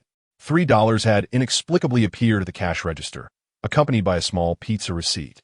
The boss, his voice thunderous, retorted, Enough of your nonsense. The surveillance shows nothing. If it wasn't TU, then who stole it? Your salary will be halved this month. Lin Mo's face flushed instantly. He had not anticipated that his own little secret would inadvertently implicate another, pricking his conscience like a needle. I'll go take a look, he told Aunt May, grabbing his coat and rushing downstairs. In the supermarket, the cashier continued to sob, her shoulders trembling.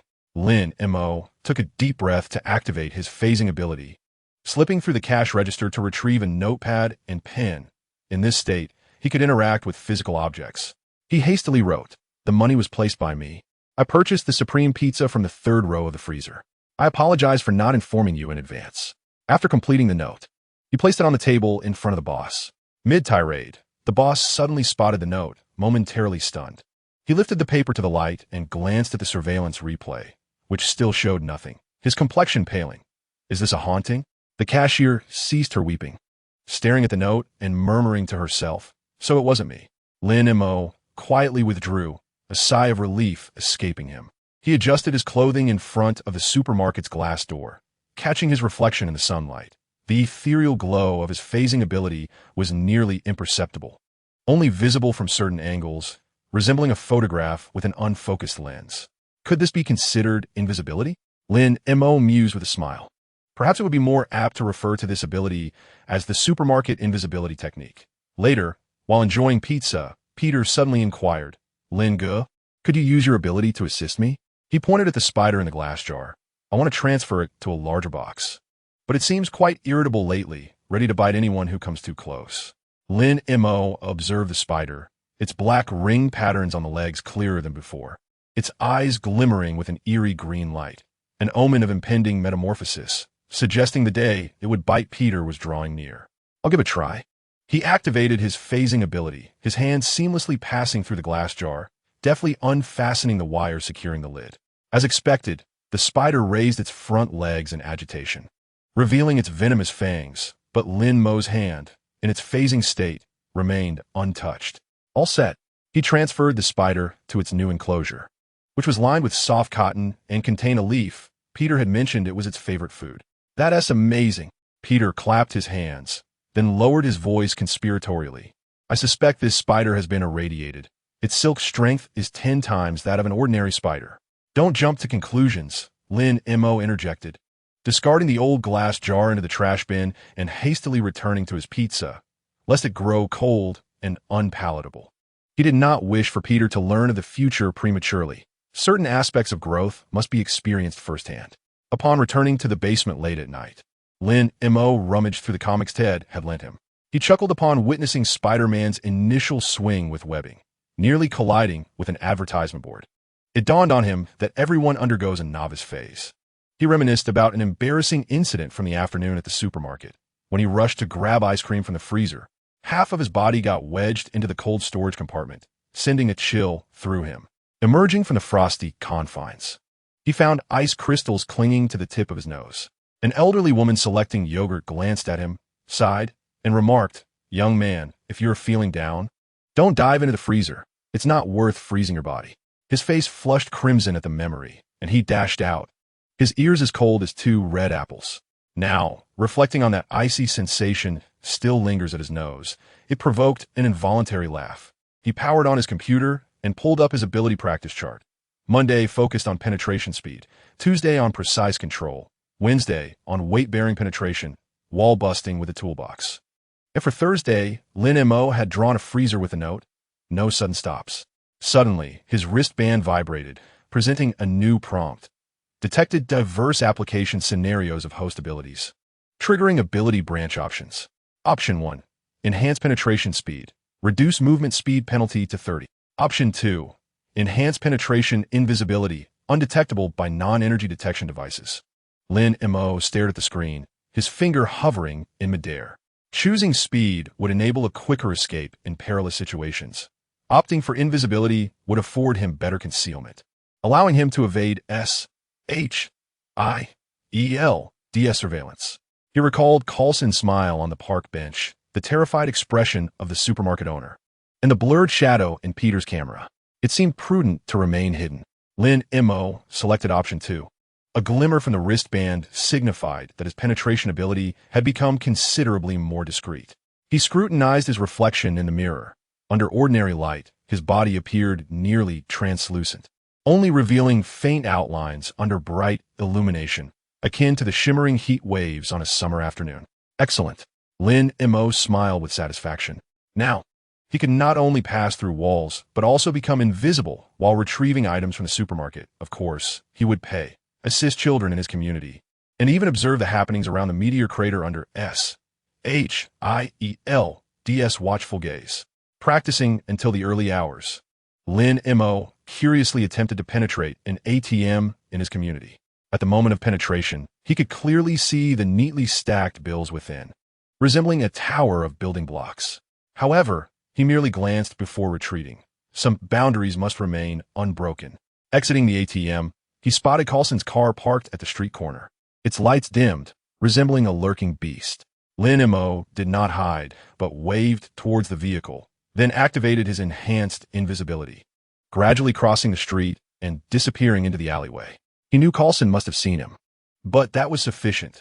Demonstrating goodwill while maintaining distance was the survival strategy he had discovered in the Marvel Universe. The following day, Carlos tossed him a cryptographic hard drive, identical to the one belonging to Coulson. his gaze peculiar. "The client insists that only you can repair it." Lin Mo accepted the hard drive and employed his penetrating ability to gain insight into its structure, which appeared more intricate than the last, concealing a miniature bomb that would detonate upon disassembly. "I shall take on this task," he remarked with a smile, yet internally, he was acutely aware that the true challenge was only just beginning. Chapter 13. The shadow of the wall-crossing hero, the autumn wind, tinged with the scent of rust, swept through the streets of Queens, swirling the withered yellow leaves. Lin Mo squatted at the entrance of the repair shop, mending a punctured tire on an old bicycle. The aroma of glue mingled with the smoke from Carlos's cigarette, creating a familiar atmosphere that lingered at the tip of his nose. The wristband quietly adhered to his arm. Since he had enhanced his cloaking branch, it rarely activated, behaving like a sensible child, only lighting up during significant breakthroughs. The antiquated air conditioner overhead emitted a jarring sound, releasing a gust of warm, dusty air. Lin Mo glanced up at the sky, where the leaden clouds hung low, resembling a drenched rag, heavily suspended above. Rain was imminent. He murmured to himself, hastening his tire repair, for Ted's bicycle needed to be ridden to the logistics company for deliveries later that afternoon. At that moment, a sharp, acrid scent wafted through the air, reminiscent of burnt plastic, laced with a sickly sweet undertone. Lin Mo furrowed his brow and turned his gaze toward the adjacent apartment building, which was older than the one Martha resided in. The paint was peeling like psoriasis, and the hallway was cluttered with discarded furniture, notorious within the community for being a fire hazard. Could it be? Lin Mo's heart sank. He set down the glue and sprinted toward the building. Upon reaching the street corner, he witnessed thick black smoke billowing from the third-floor window, resembling a colossal black dragon, stark against the leaden sky. "There's a fire," voices cried out, laced with fear. "Quick, call the fire department." "Is there anyone on the third floor?" "There seems to be an elderly woman who rarely leaves her apartment." The chaotic shouts surged like a tidal wave as residents rushed in with buckets of water and fire extinguishers, only to be repelled by the searing heat. Flames had already licked their way to the fourth-floor window ledge, the wooden window frame crackling ominously, with shards of glass cascading down like raindrops. Lin Mo's heart raced. An elderly woman? Was it the one who often sat in the sun at her doorstep, Mrs. Eileen? He had seen her a few times, silver-haired, requiring a cane to walk, often cradling an old cat named Snowball too. As Martha had mentioned, she had followed the trend of cat ownership. How long until the fire truck arrives? Someone shouted into their phone. The dispatcher says there's traffic. It will take at least 10 minutes. 10 minutes. A mere instant for a raging inferno that could reduce the entire building to ashes. Lin Mo instinctively stepped back, retreating into the shadow of the street corner. Rationality urged him to wait for the firefighters, though his penetrating ability could allow him to traverse walls. This would be the first time he employed it under such extreme temperatures. Who could predict the potential for mishaps? Furthermore, agents from S.H.I.E.L.D. might be nearby, and the risk of exposing his abilities was far too great. But there were still people inside. A man clad in pajamas rushed out of the building, a singed tuft of hair atop his head and his face smeared with soot. Mrs. Eileen refused to leave, insisting she must wait for her cat. But the cat had long since escaped. Someone pointed to the corner of the wall, where a black cat curled up, trembling in terror. It was Snowball too. Lin Mo's nails dug deeply into his palm. He glimpsed a blurry figure swaying in Mrs. Eileen's window, resembling a leaf caught in the wind. Suddenly, Martha's words echoed in his ears. "My son says abilities are not for play. They are for sealing the breach." "Damn," Lin Mo muttered under his breath, trampling reason beneath his feet. He circled to the back of the building, where the flames were relatively tamed, only wisps of black smoke seeping through the window cracks. Taking a deep breath, he activated his phasing ability, his body instantly becoming translucent, akin to ink diluted in water. As he penetrated the wall, a wave of heat struck him like countless needles, causing his skin to burn. The crackling of flames, the splintering of wood, and distant cries were amplified 1,000-fold in his phasing state, making his eardrums thrum. Gritting his teeth, he raced toward the third-floor bedroom, guided by the layout etched in his memory. The thick smoke in the corridor had morphed into a wall of fire, the searing air making it difficult to breathe. Causing fluctuations in his phasing state, his semi-transparent form flickered like a faulty light bulb. "Hold on," Lin Mo silently urged himself. exerting every ounce of strength to maintain his ability as he passed through blazing doorways. In the bedroom, Mrs. Eileen huddled in the corner, clutching a pillow tightly, presumably mistaking it for a cat, her face streaked with tears and soot, her lips trembling, unable to utter a sound. Flames had already licked the ceiling, and the wallpaper curled down like burning serpents.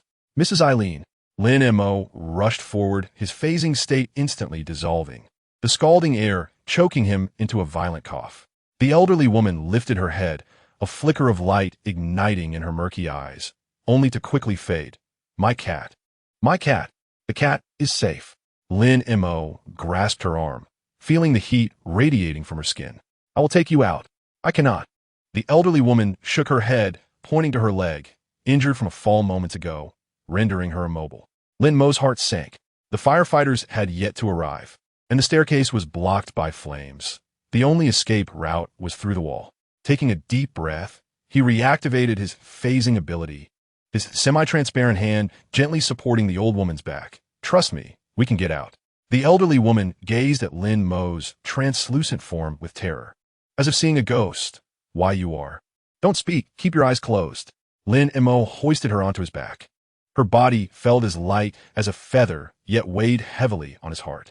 He shut his eyes, refusing to witness the encroaching flames or contemplate the consequences of failure.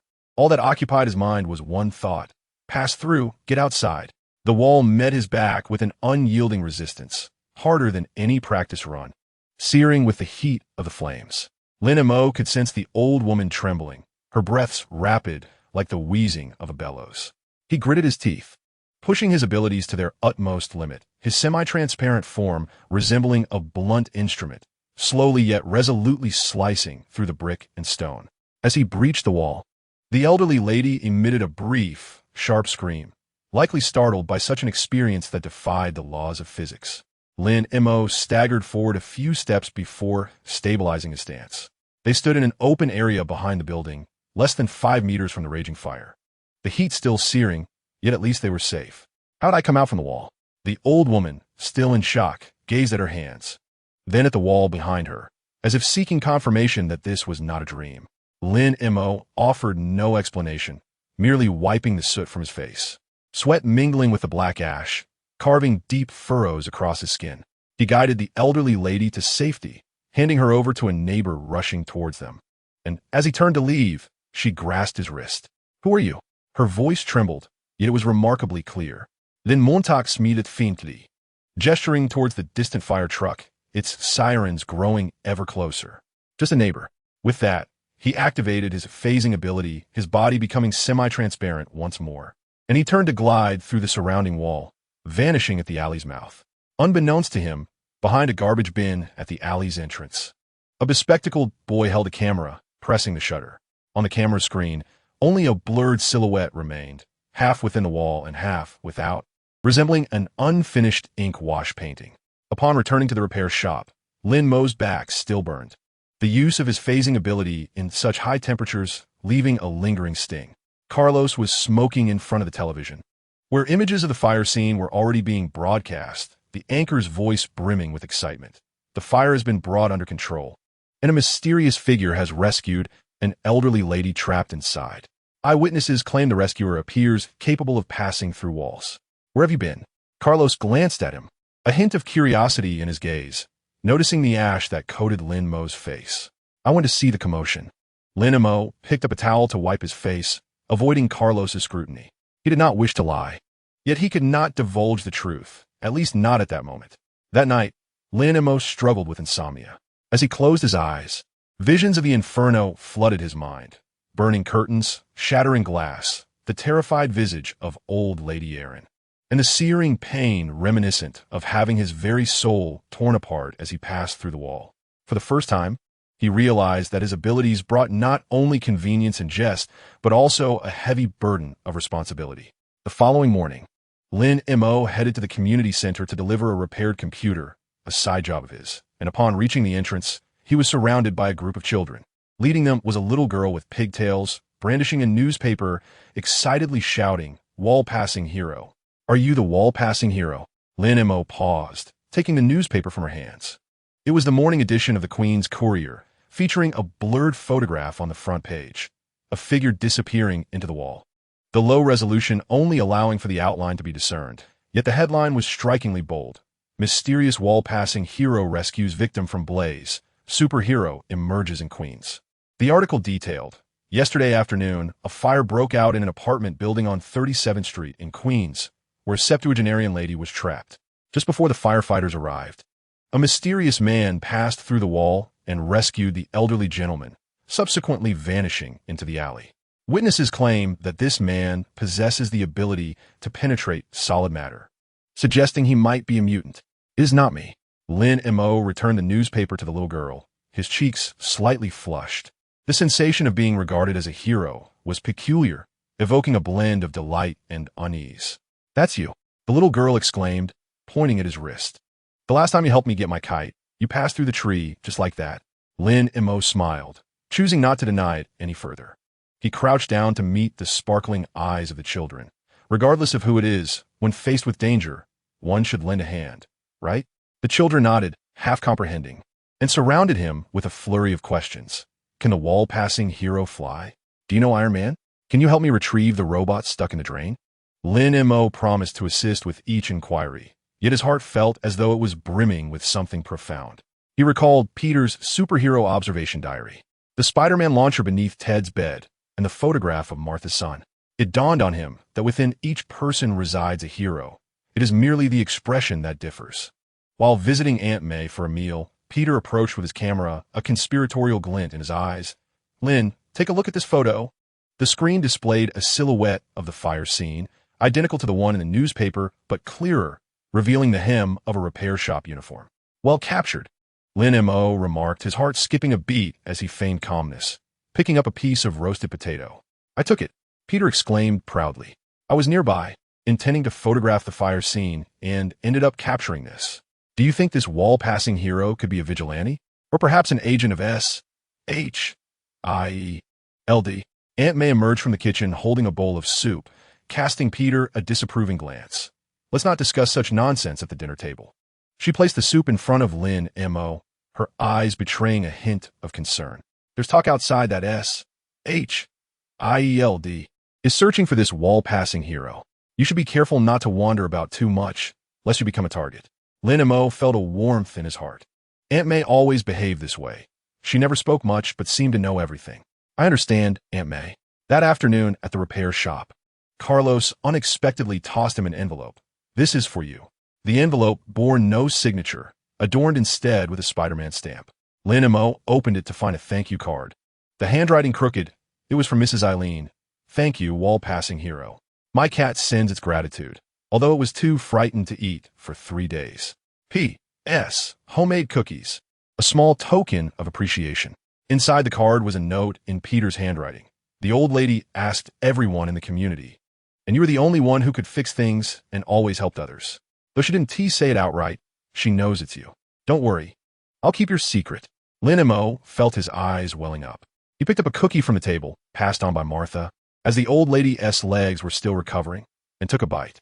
The buttery flavor melted in his mouth, tinged with a hint of charred bitterness, reminiscent of the taste of life. "Hey, Carlos," Lin Mo suddenly asked the mechanic who was working on an engine if there was someone who could pass through walls. "What do you think they should do?" Carlos, cigarette in mouth, replied without looking up. "Why should I care? As long as he doesn't enter my repair shop to steal parts, everything is fine." He paused, exhaled a smoke ring. "However, if my daughter finds herself in peril, I hope he intervenes." Lin Montauk smiled. It turns out that even a tough exterior can conceal a tender heart. In the evening, he visited Martha's home to repair a microwave. The elderly lady complained it burned cookies when heated. Upon entering, he was tripped by Snowball. The plump cat rubbed against his trousers, its titanium bell tinkling softly. How does it feel to be regarded as a hero? Martha sat on the sofa smoking, the television replaying news of a fire, the image frozen on a blurred silhouette. Not particularly grand. Lin Mo disassembled the microwave, activating his penetrating ability to inspect the internal wiring. It was rather cumbersome, as there were always prying eyes. Troubles must be borne. Martha flicked the ash from her cigarette, stating, "My son says abilities are like guns. You can choose to hide them or use them to protect others. But once you've fired a gun, there's no turning back." Lin Mo hesitated in his movements. He understood what Martha meant. From the moment he rescued people from the flames, he could no longer regard his abilities as mere jest or convenience. After repairing the microwave, just as Lin Mo reached the door, he spotted Coulson standing in the hallway, holding a copy of the Queen's Chronicle, a gentle smile gracing his face. The Wall Crosser? He waved the newspaper, a rather distinctive title. Lin Mo's heart sank suddenly, instinctively wanting to activate his penetrating ability to flee. Don't be alarmed. Coulson raised his hands, signaling his benign intent. I'm not here to apprehend you. In fact, some in the Bureau suggested recruiting you, but I declined. Why? Lin Mo's voice tightened slightly. Queens needs you. Coulson's gaze drifted towards the community square in the distance, where children were flying kites, their laughter ringing sweetly. Not every hero must stand at the world's epicenter. Sometimes, safeguarding a single street is more significant than saving the world. He paused, handing the newspaper to Lin Mo. However, remember to change your attire next time you save someone. The repair shop uniform is too conspicuous. With that, Coulson turned and departed, as if he had never been there. Lin Mo watched his retreating figure, then glanced at the newspaper in his hand, suddenly chuckling. He folded the paper and tucked it into his pocket. This might be the most special acknowledgement he had ever received. Back in the basement, Lin Mo inscribed new entries on the final page of his ability practice chart. Practice high-temperature penetration, weighted penetration, able to carry at least one person. Rapid successive penetration to handle emergencies. The wristband suddenly illuminated. Detected host's awakening sense of responsibility. Ability proficiency increased to 70. New function unlocked. Emergency penetration can be activated instantly in danger, ignoring cooldown time, but will consume a significant amount of stamina. Lin Mo clenched his fists, feeling the power coursing through him. He knew that the Wall Crosser's silhouette would not only grace the newspapers henceforth, but would also appear in every corner where help was needed, be it a burning apartment, a kite stuck in an old locust tree, or even a robot rescuing a child who fell into a drain. The moonlight outside gently streamed through the small window, casting a soft glow upon the Queen's Chronicle resting upon the desk. In the stillness of the night, a vague silhouette seemed to come to life. Resolutely stepping towards the wall's opposite side, Lin Mo understood that this was merely the beginning. Numerous challenges awaited him in the future. The attention of S.H.I.E.L.D., Carlos's enigmatic client, and Peter's impending transformation. Yet, as long as he could remain in this dilapidated apartment building, surrounded by these boisterous neighbors, and uphold the somewhat quaint title of the Wall Crosser, there was nothing to fear. After all, a hero's origins are irrelevant, and the thickness of the wall does not hinder traversing it. Chapter 14. The attention of S.H.I.E.L.D. The ceiling fan in the repair shop lazily whirled, stirring the air thick with the scent of machine oil and solder. Lin Mo meticulously grasped a tiny resistor with tweezers, preparing to affix it to the circuit board. This was a motherboard salvaged from decommissioned agent equipment. Carlos had insisted the client required it urgently, promising double the payment for a swift repair. A faint, translucent luminescence emanated from his fingertips, a passive state of his phasing ability. Since surpassing a proficiency of 70, he could sense the internal structures of objects without actively engaging his powers, as if he had gained an extra pair of X-ray vision. The tinkling of a wind chime at the entrance rang out as the door swung open, producing a crisp sound. Then Montauk paused, his peripheral vision catching sight of a figure clad in a black suit, holding a silver case, standing stark against the backlight like an old photograph cut from a page. Coulson, what was he doing here again? It had only been 3 days since their last encounter following the fire. Lin Mo's heart tightened as if gripped by an invisible hand, nearly causing the tweezers to slip from his fingers. He quickly regained his composure, lowering his gaze to continue soldering the resistor, feigning ignorance of the visitor, while his mind raced with speculation. Was this another hard drive repair? Or was he here to confront him? Good afternoon. Lin Mo Coulson's voice remained calm, akin to a gentle autumn stream, devoid of any discernible emotion. He placed the silver case upon the workbench with a soft thud, the metallic surface reflecting cold light reminiscent of the encrypted hard drive from their last meeting. Mr. Coulson. Lin Mo lifted his head, forcing a formulaic smile. Here to fix something again? His gaze fell upon the case, and his wristband suddenly grew warm. displaying a line of faint blue text. High-intensity encryption signal detected, matching SHIELD internal network at 98. It was indeed something extraordinary. Lin Mo discreetly pressed a capacitor on the motherboard, employing his primary phasing ability, now more commonly referred to as structural insight, to scan the case. Inside lay a hard drive. Larger than the previous one, its chip adorned with intricate patterns resembling a coiling serpent, with a red light at its core pulsating slowly, a tamper-proof mechanism. Still a hard drive. Coulson gracefully pulled out a chair and sat down, his demeanor more akin to that of a gentleman enjoying afternoon tea than someone there for repairs. His gaze swept across the repair shop, finally lingering on Lin Mo's solid-stained fingers for a moment longer. You were at the scene that day of the fire? Indeed. Lin Mo's heart sank slightly as he picked up a nearby cloth, pretending to wipe away the grease on the table, his fingertips trembling. As he passed by, he endeavored to maintain a casual tone, even infusing it with a hint of complaint regarding the overwhelming crowd, making it difficult to discern anything clearly. All he noted was the arrival of a fire truck, its siren blaring incessantly, causing a throbbing headache. A subtle smile flickered at the corners of Coulson's mouth, akin to ripples on the surface of water, ephemeral and fleeting. Is that so? I heard there's a wall-crossing hero on the scene, quite formidable. His fingers lightly tapped the tabletop in a rhythmic pattern reminiscent of a clandestine signal. Do you believe individuals endowed with such extraordinary abilities should remain hidden? Or should they reveal themselves? Lin Mo felt a sudden chill as cold sweat trickled down his back. This was a test. He lowered his gaze, feigning intense focus on the circuitry of the motherboard, his voice muffled. I'm not certain. In any case, as an ordinary person, it's best to keep a safe distance when trouble arises. He paused momentarily before raising his head to meet Coulson's gaze, attempting to glean something from behind those frameless glasses. Mr. Coulson, being well-versed in various matters, what do you think? This marked his first instance of posing a question in return. The air seemed to thicken, the whir of the ceiling fan becoming remarkably pronounced, akin to a stopwatch counting down. Coulson regarded him, and after several seconds, he suddenly chuckled, the warmth of his smile casting a heavier weight upon Lin Mo than even Carlos's glare. Me? He shrugged. I'm merely a hard drive technician. How would he know about such things? He opened a silver case, revealing a complex hard drive, and slid it across the table to Lin Mo. This task is rather challenging. It requires complete data eradication with no trace left behind. The price is negotiable. Lin Mo's gaze fixated on the hard drive, its transparent structure revealing that it housed not ordinary files, but a video, the imagery blurred and seemingly captured from a great height, displaying green energy fluctuations consistent with the characteristics of a meteorite crater. Eradicate the data? Lin Mo arched an eyebrow, deliberately feigning a look of difficulty. This could be quite troublesome. It may damage the hard drive. He was stalling for time, his mind racing. How much does Coulson truly know?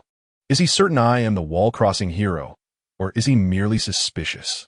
That adage, with great power comes great responsibility, was it a warning or a reminder? No matter. Coulson retrieved a black card from the inner pocket of his suit and placed it on the table. This contains $5,000 as a deposit. Another $5,000 upon completion. Lin Mo's breath momentarily caught in his throat. $10,000? Just to erase the data from a single hard drive? This transcended mere repairs. It was an acquisition of his time, or perhaps an investment in his attention. He cast a glance at the card, which bore no distinguishing marks.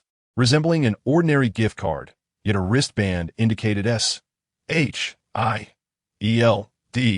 Logistics Department encryption detected. Very well, let us proceed. Lin Mo took the hard drive, activating the structural visualization once more to scrutinize the tamper-proof mechanisms with greater diligence. Red light points connected to 3 miniature explosives. Should the data deletion process deviate from the preset parameters, they would detonate, obliterating the entire hard drive. Will you return tomorrow? No need, I'll wait. Coulson leaned back in his chair, closing his eyes as though resting. Yet he remained alert, attuned to every sound within the repair shop, the sizzling of solder, the humming of the hard drive, and Lin Mo's intentionally softened breaths. Lin Mo's back was now drenched in cold sweat. He understood that Coulson was not merely awaiting the hard drive. He was observing him, observing his movements, his reactions, and even whether his abilities would be revealed. Taking a deep breath, he compelled himself to remain calm, methodically proceeding like disassembling an ordinary hard drive, all the while employing structural insight to evade any traps. The data clearing process went remarkably smoothly, quicker than anticipated. As the final segment of video was thoroughly obliterated, the red light at the core of the hard drive extinguished. Akin to a lifeless eye, Lin Mo reinserted the hard drive into its case and pushed it before Coulson, not uttering a word. Yet beads of sweat trickled down his cheeks, dripping onto the motherboard with a soft hiss. Coulson opened his eyes, glanced at the case, then at Lin Mo, and suddenly remarked, "I have a colleague named Barton, an exceptional archer. He often says that sometimes lurking in the shadows is more advantageous than standing in the light." Rising to his feet, he picked up the case, paused at the door, turned back to Lin Mo with a gaze as profound as a well, stating, "The greater the power, the greater the troubles. At times, concealing oneself is wiser than revealing oneself." With that, he pushed open the door and stepped into the autumn sunlight, his figure swiftly vanishing around the corner. Lin Mo stood frozen in place, the tweezers clattering to the ground. He realized Coulson undoubtedly knew he was the wall-crossing hero. That phrase about being wiser in concealment was a direct reference to him. S.H.I.L.D. had confirmed his identity but opted for a temporary inaction. "Damn it," Lin Mo muttered under his breath, violently kicking the nearby toolbox, causing wrenches and screwdrivers to scatter across the floor, producing a jarring clatter. For the first time, he felt that possessing abilities was a terrifying burden, being targeted by a vast, omnipresent organization, akin to being ensnared by a venomous snake, impossible to shake off. Carlos peeked out from the back room, cigarette in mouth, his expression one of annoyance. "What has got into you? You startled me." "It's nothing, bro," Lin Mo replied, crouching to collect the tools, his voice trembling slightly. "The hard drive is too difficult to repair. It's frustrating." Carlos grunted, refraining from further inquiries. Turning back to the inner room, but not before tossing a parting remark. "Don't take your anger out on the tools. You'll have to pay for any damages." Lin Mo picked up the last screwdriver, his palms slick with sweat. He knew that despite Carlos' harsh words, he was looking out for him. The commotion had surely alerted any potential S.H.I.L.D. agents outside, and Carlos' appearance acted as a shield, concealing his moment of distress. As evening approached, Lin Mo deliberately took a longer route, traversing 3 alleys before returning to his apartment building. Upon reaching the hallway, he noticed Peter crouched on the steps, binoculars in hand, his brow furrowed like that of an old man. "Lingo!" the boy exclaimed upon seeing him, rushing over to thrust the binoculars into his hands. "Look at the rooftop across. There's a person with binoculars who's been watching all afternoon." "Isn't that strange?" Lin Mo accepted the binoculars, adjusting the focus to peer at the opposite rooftop. A man clad in a black trench coat was indeed holding a high-powered binocular. His lens aimed directly at Martha's apartment building, more precisely at his basement. S.H.I.L.D. was surveilling him. Lin Mo's heart sank to the depths of despair. Coulson's words were not a warning, but rather a notification that they would continue to watch him. Perhaps a journalist aiming to capture the elusive wall-walker. Lin Mo returned the binoculars to Peter, striving to maintain a light-hearted tone. "Forget about him. Let us head upstairs." "Not a journalist," Peter asserted confidently, revealing that his binoculars were military-grade, which he had seen at a science fair. Furthermore, he had just received a phone call, stating that the target was all clear, sounding like a line from a spy movie. Lin Mo's heart skipped a beat. The boy's observational skills were sharper than those of S.H.I.L.D. agents. "Stop speculating," he ruffled Peter's hair. "Let's go home." Aunt May must be worried. Upon returning to the basement, Lin Mo's first task was to check for any installed listening devices. He retrieved his homemade detector, crafted from Carlos's teachings and structural enhancing modifications, and scanned the room. Indeed, he discovered a miniature bug the size of a needle, affixed behind the lamp's electrical wires, nearly undetectable without close inspection. Quite discreet, he thought with a cold smirk, carefully extracting the listening device with tweezers. Activating his penetration ability, he tossed into a nearby iron bucket and poured molten solder over it, obliterating it completely. "You think you can eavesdrop on me?" "Not so easily." After dealing with the bug, Lin Mo sat at his desk, contemplating the black card left by Coulson. $10,000, enough to purchase a new oscilloscope or even secure a better place to live. Yet he knew he could not touch that money. Spending it would signify an acknowledgement of his connection to SHL, from which escape would be impossible. He tucked the card deep into his drawer, beneath a thank you note from Mrs. Eileen. Hidden, there was another card, drawn by Peter, depicting a stick figure walking through walls. Caption: my hero. To conceal or to confront? Lin Mo murmured to the air. Coulson's words echoed in his ears like a spell. Hiding meant living forever under surveillance. Losing his freedom, standing up, meant being drawn into the vortex of SHLD, possibly never returning to a tranquil life. At that moment, the wristband illuminated. Detection of host facing a choice, triggering ability branch secondary options. Option 1. Enhanced concealment, completely shield against non-energy detection, including SHIEL, DS thermal imaging. Option 2. Enhance aggression, can inflict physical damage to objects during penetration, such as tearing metal. Lin Mo gazed at the screen, his finger hovering in the air. Choosing option 1 meant total concealment, evading SHIEL, DS scrutiny, and continuing his role as the community handyman. Option 2 meant preparing for combat, possibly confronting SHIELD and future adversaries.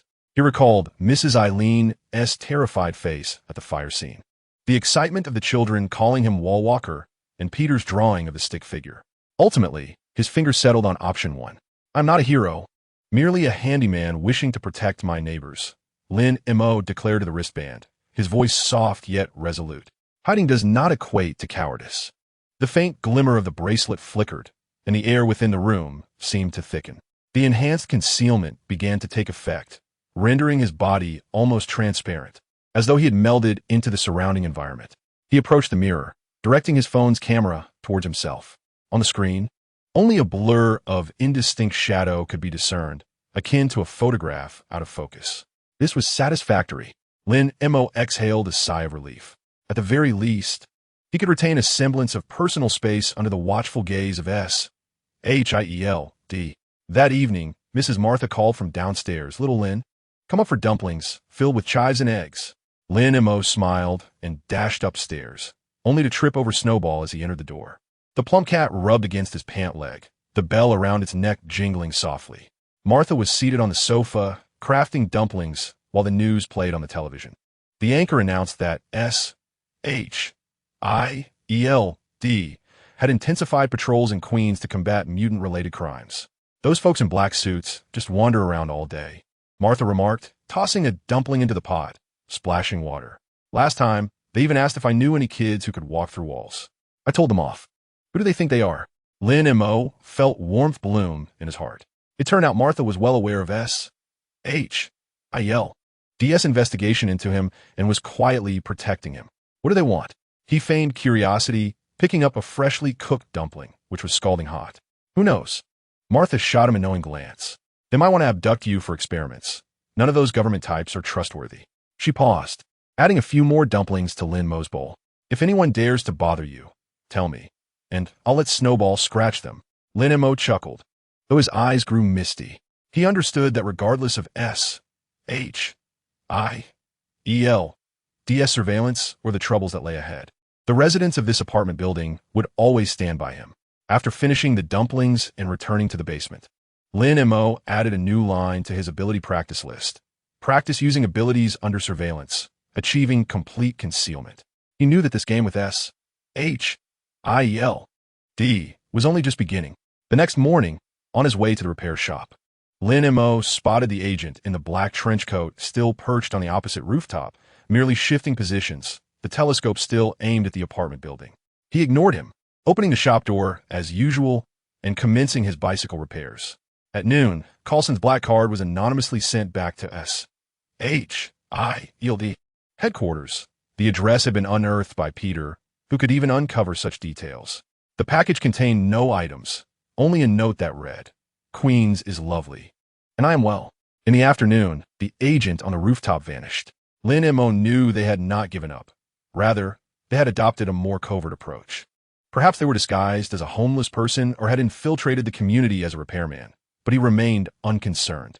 Squatting at the entrance of the repair shop, he patched Ted's bicycle tire, basking in the warm sunlight.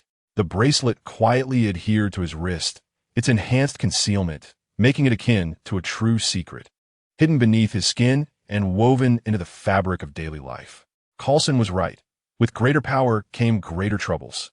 Yet Lin Mo felt that as long as he safeguarded those he cherished, any formidable challenge was worthy of bearing.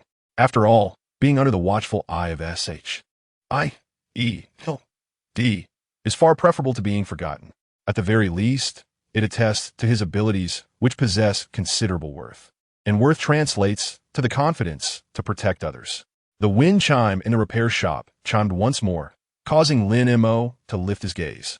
Initially expecting to see Coulson, only to find Peter standing at the door, clutching a glass jar containing a spider that was weaving a shimmering web.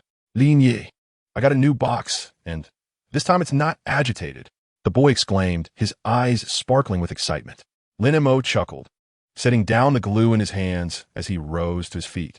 That's fantastic. By the way, are you going to the community square after school today? The kids said they wanted the wall crawler to help them retrieve kites. Absolutely. Peter nodded vigorously. I'll keep watch for any agents. Sunlight streamed through the windows of the repair shop, casting a golden hue over the two figures. In the distance, on a rooftop, a new observer raised a pair of binoculars but could only see two ordinary silhouettes strolling towards the square in Queens, their laughter ringing out like all the delightful afternoons. S.H.I.E.L.D.'s scrutiny persisted, yet Lin Mo understood that he would neither hide away nor boldly step into the limelight. He would remain as he was, stationed on his street, mending computers, assisting neighbors, and occasionally donning the guise of the wall crawler, carving out a path that was distinctly his own between ability and responsibility. Perhaps this was precisely what Coulson wished to witness, a hero not defined by labels, but a mutant safeguarding the essence of everyday life. Chapter 15. Ted's magical request. The air in the basement was thick with the pungent aroma of cheap whiskey, mingled with the peculiar scent of aftershave lingering on Ted, reminiscent of a cocktail mixed with paint. Lin Mo's fingers gripped the glass tightly, turning pale as droplets of condensation trickled down, creating a damp patch on the scarred table. So, you're saying your boss docked your overtime pay again? Lin Mo attempted to steer the conversation away from the wall crawler. Ted had indulged a bit too much tonight, having consumed half a bottle of whiskey since 7, his tongue starting to slur, yet he insisted on discussing the events of the fire that day. Docking pay is nonsense. Ted slammed his palm on the table, causing the empty bottle to wobble precariously. That bastard even accused me of stealing batteries from the warehouse. Am I that kind of person? He seized Lin Mo's glass and downed a generous gulp. The sharpness of the whiskey made him wince. If it weren't for the fact that I could still mooch off your drinks, I would have already punched him in the face. Lin Mo smiled, refraining from responding. He understood Ted's frustration, working as a warehouse manager at a logistics company, earning a meager salary while enduring his boss's ire would drive anyone to the brink of despair. He recalled his own days before the transition, similarly berated by superiors and returning to his rented room only to stare blankly at the computer, with the only joy derived from gaming with online friends. Speaking of which, Ted suddenly leaned in closer, his bloodshot eyes glimmering with a mix of drunken excitement and an odd clarity. Mo, I know you have a secret. Lin Mo's heart skipped a beat, though his expression remained composed. What secret? What secrets do I possess? Is it merely the ability to repair computers? He grasped the bottle, pouring himself a half glass, striving to mask his anxiety. Stop pretending, Ted exclaimed, seizing his arm with a grip as firm as a vice. Last time you fixed the plumbing, you didn't even lift a finger. The valve opened all by itself, and on the day of the fire, you claimed to be passing by. Yet how is it that I saw more soot on your face than on the firefighters? A cold sweat immediately broke out on Lin Mo's back. He had not anticipated that Ted would notice so many details. During the plumbing incident, he had indeed utilized his ability to avoid soiling his clothes. On the day of the fire, he had been too preoccupied with rescuing others to wipe the soot from his face. What he considered trivial little matters had evidently been etched in Ted's memory. You must be mistaken. Lin Mo attempted to break free, but Ted's grip tightened. I used a long wrench to fix the plumbing. You just didn't see it. On the day of the fire, I was helping to move things, which is why I got dirty. Nonsense. Ted clearly did not believe him, the scent of alcohol wafting over Lin Mo's face, tinged with a sour odor. Can a long wrench pass through walls? Can moving things make you look like you crawled out of a chimney? He leaned closer to Lin Mo's ear, lowering his voice as if divulging a monumental secret. Are you a magician? Like the ones on television, who can walk through walls? Lin Mo's heart raced. A magician? That could serve as a splendid excuse. Observing Ted's excited expression, he found it somewhat amusing that this man, who often complained about life, harbored a childlike curiosity deep within. Stop guessing and drink your wine, Lin Mo suggested, attempting to steer the conversation elsewhere. No, you must confess. Ted clung to his arm like a petulant child. If you don't admit it, I'll tell Martha that you've hidden a fine bottle of wine and refused to share it with her.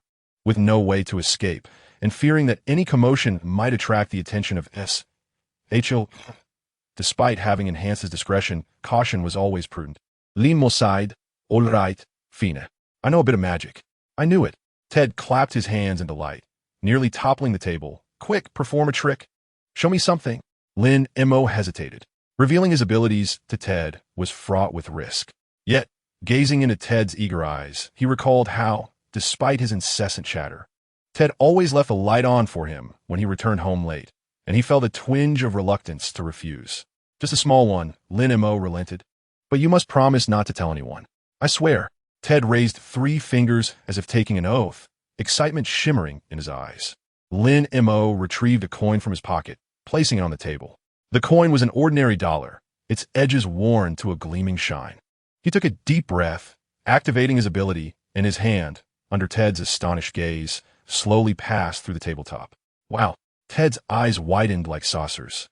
His mouth agape enough to fit an egg. Lin Mo's hand explored beneath the table, grasping the coin, and then gradually withdrew it. As his hand fully emerged from the tabletop, he held the coin delicately between his fingers. Incredible. Ted abruptly stood, nearly knocking over his chair. That's amazing. How'd you do that?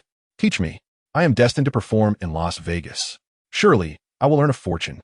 Lin Mo chuckled as he pushed him away, returning the coin to his pocket. Let us talk after a decade of yoga practice. He certainly did not dare to teach Ted. This was not mere sleight of hand, but a bona fide superpower, and the consequences of misuse could be dire. Yoga? Ted furrowed his brow, clearly skeptical. I can't believe that practicing yoga would allow one to pass through walls. You must possess some secret, perhaps a prop? He crouched beneath the table, resembling an awkward bear rummaging about. Is there something wrong with the table? Or have you employed some high technology? Lin Mo watched him scuttle under the table, laughing so heartily that he struggled to maintain his composure. This was the first time since his arrival in this world that he felt such unrestrained joy, devoid of S.H.I.E.L.D.S.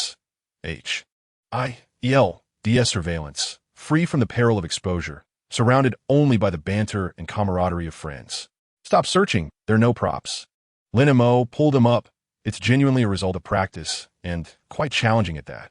Ted was evidently unwilling to concede, yet he understood that pressing further would yield no revelations from Lin Mo, and thus he relented. He settled back down, pouring himself a glass of whiskey, his eyes still shimmering with excitement. Honestly, Mo, if you showcase your skill in Las Vegas, you would undoubtedly become a sensation. I could be your manager, and we wouldn't have to endure this dingy basement sipping cheap whiskey. Lin Mo smiled, choosing silence. He recognized that Ted was merely jesting. Though this man lamented his life, he was reluctant to leave Queens. This place held familiar streets, known faces, and even a Spider-Man launcher concealed beneath his bed, which Lin Mo had glimpsed through his phasing ability. Ted suddenly recalled something, pulling a crumpled flyer from his pocket. There's a talent show in the community next week, with a prize of $500. Are you going to participate? Showcase your wall-passing magic. You're sure to win first place. Lin Mo accepted the flyer, which bore the words Queen's Community Talent Contest.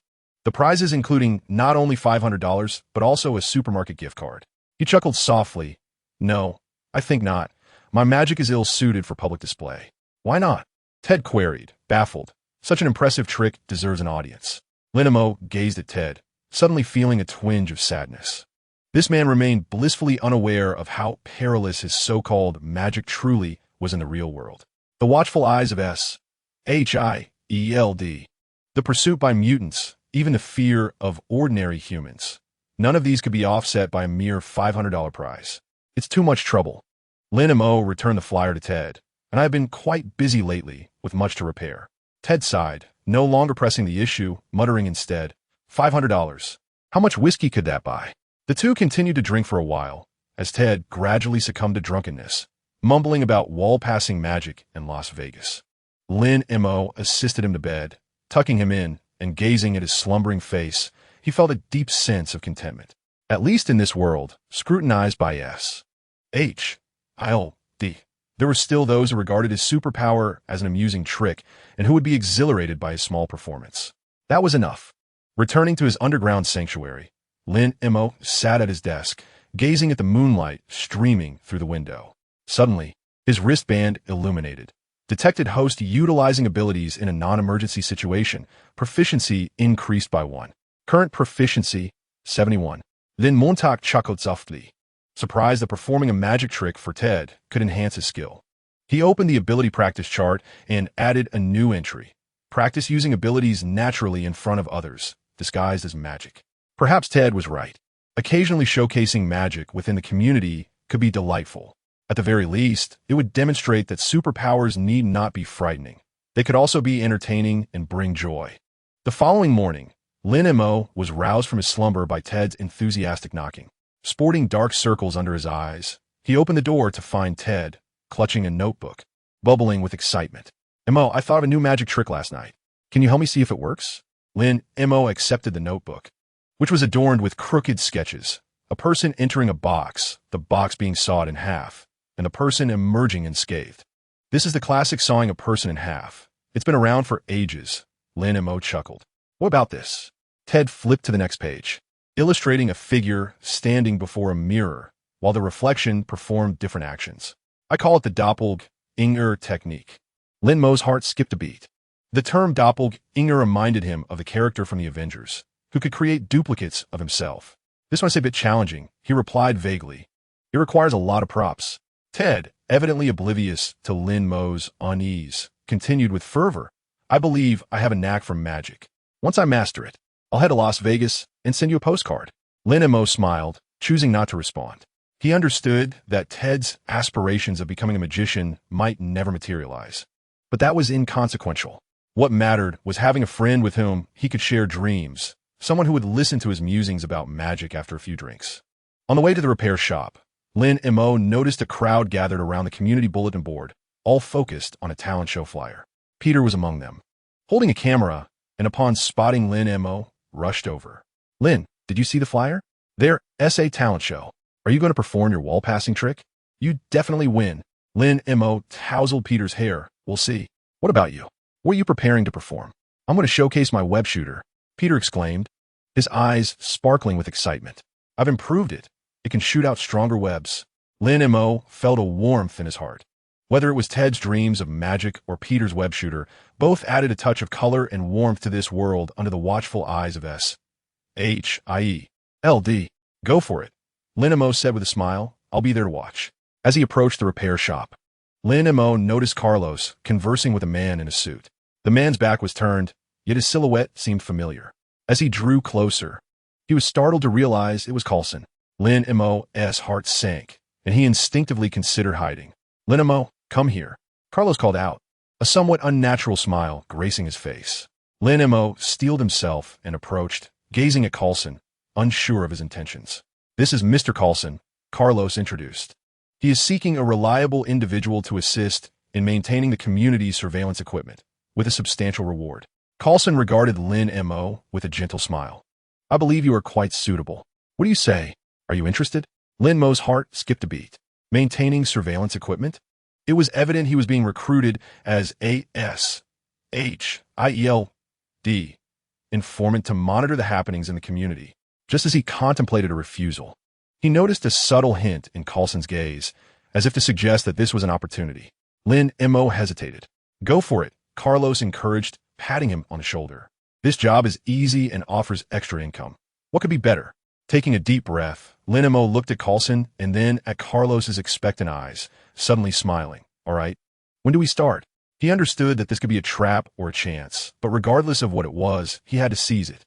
To protect the people in the community, for Ted's magical dreams, for Peter's web shooters, and for his own confidence in this world. A barely perceptible smile appeared on Coulson's lips. Tomorrow morning, I'll come to pick you up. Watching Coulson's retreating figure, Lin Mo felt a whirlwind of emotions. He was uncertain whether this decision was right or wrong. Yet he knew he could never return to the days of merely fixing computers and occasionally performing magic tricks. But that was acceptable. He possessed the ability to phase through walls, enhance stealth, friends like Ted, and the vibrant spirit of Queens. That was more than enough. Later that evening, Lin Mo noticed on the community bulletin board that Ted had signed him up for a talent show under the name Lin Mo, the marvelous wall-phasing magician. He chuckled and shook his head, pondering. Perhaps it truly was time to perform. Not for the prize, but to bring joy to Ted and the community. To add a touch of happiness amidst the struggles of life. After all, life was already quite bitter. A bit of magic wouldn't hurt.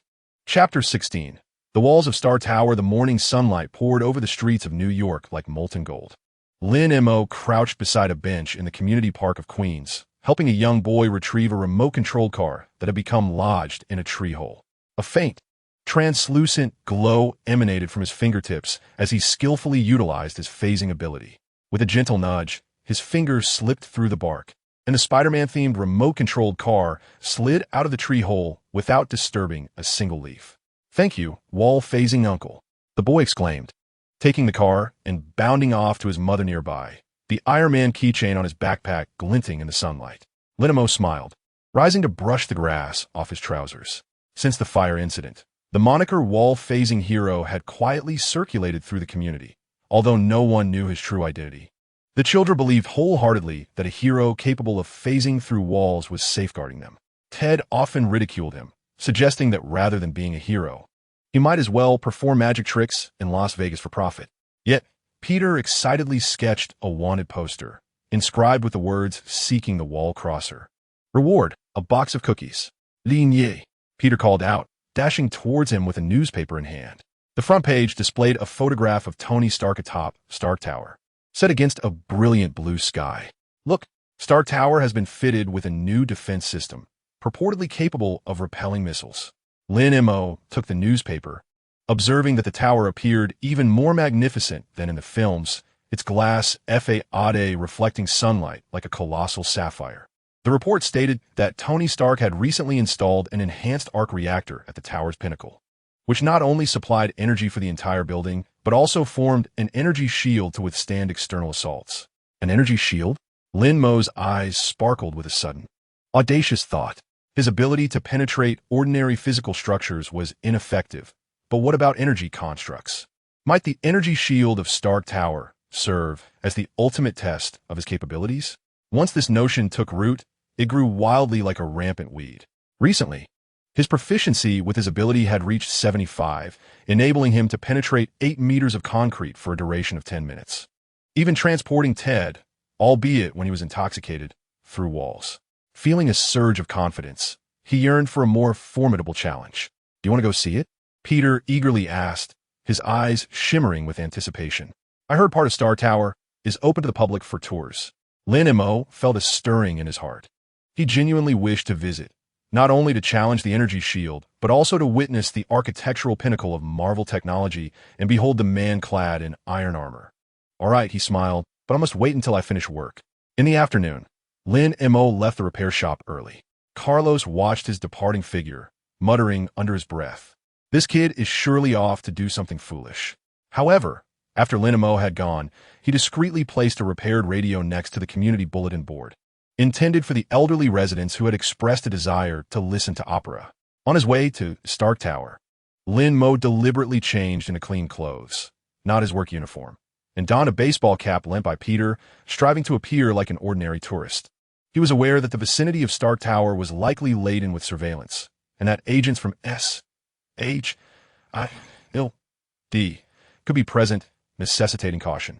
As he approached Manhattan, the skyscrapers became denser, and the streets buzzed with activity. The air was imbued with the aroma of coffee mixed with the scent of automobile exhaust, a stark contrast to the tranquility of Queens. Standing at the street corner, Lin Mo gazed at Stark Tower from a distance, which pierced the New York skyline like a silver needle, its apex gleaming under the sun, proud and ostentatious. "What a spectacle," Lin Mo murmured to himself. He could sense an intangible energy emanating from the tower, pulsating like waves, subtly resonating with the frequency of his wristband. Upon reaching the entrance, Lin Mo was left awestruck by the sight before him. At the entrance stood 2 rows of security personnel clad in uniforms, each wielding a scanner, subjecting every individual entering the building to meticulous scrutiny. Surrounding them were numerous journalists and tourists, brandishing cameras while engaging in animated discussions. It appeared that infiltrating this place would prove to be quite a challenge, Lin Mo mused. He feigned the demeanor of a visitor, meandering around the edifice, casting furtive glances to assess the security measures. To his observation, aside from a main entrance, there existed a freight passage on the side of the building, where security was noticeably less stringent, presenting a potential opportunity for entry. Seizing a moment when the guards turned their backs, Lin Mo stealthily approached the vicinity of the freight passage, concealing himself behind a garbage bin. He inhaled deeply, activating his phasing ability, and his body transformed into a semi-transparent form, merging seamlessly with the surrounding shadows. He sensed the wristband warming slightly, indicating a warning. High-intensity energy field detected. Exercise caution. This was the moment. Lin Mo clenched his teeth and charged towards the wall of the freight passage. He anticipated that he would glide through the glass curtain wall with the same ease as he would traverse the brick walls of Queens. However, the anticipated smooth passage failed to materialize. Upon contact with the curtain wall, he encountered an invisible resistance, akin to crashing into a wall of soft cotton, yet imbued with a formidable rebound force. His shoulder ached painfully as he stumbled back a few steps, nearly losing his balance. What was happening? Lin Mo stared in astonishment at his hand, then at the seemingly ordinary glass curtain wall. He could penetrate concrete, steel, and even the thick steel plates of the Tade basement.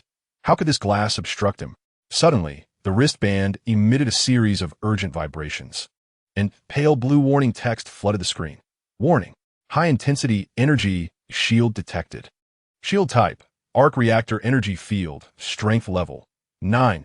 Penetration ability ineffective. Forcing passage may result in energy backlash. Recommendation: evacuate immediately. Lin Mo's heart dropped like a stone as the realization struck him. This was not an ordinary glass curtain wall, but rather an energy shield devised by Tony Stark. His phasing ability was effective against physical structures, yet utterly powerless against such a purely energetic field. Cursing under his breath, Lin Mo attempted once more. But the outcome remained unchanged. He was repelled by the energy shield, a sensation akin to being struck by an unseen force, leaving his chest throbbing. He could sense the fluctuations of the energy shield intensifying, as if it had detected his invasive intentions. "What is that kid doing?" one of the guards remarked, noticing Lin Mo's peculiar behavior, and approached with a furrowed brow.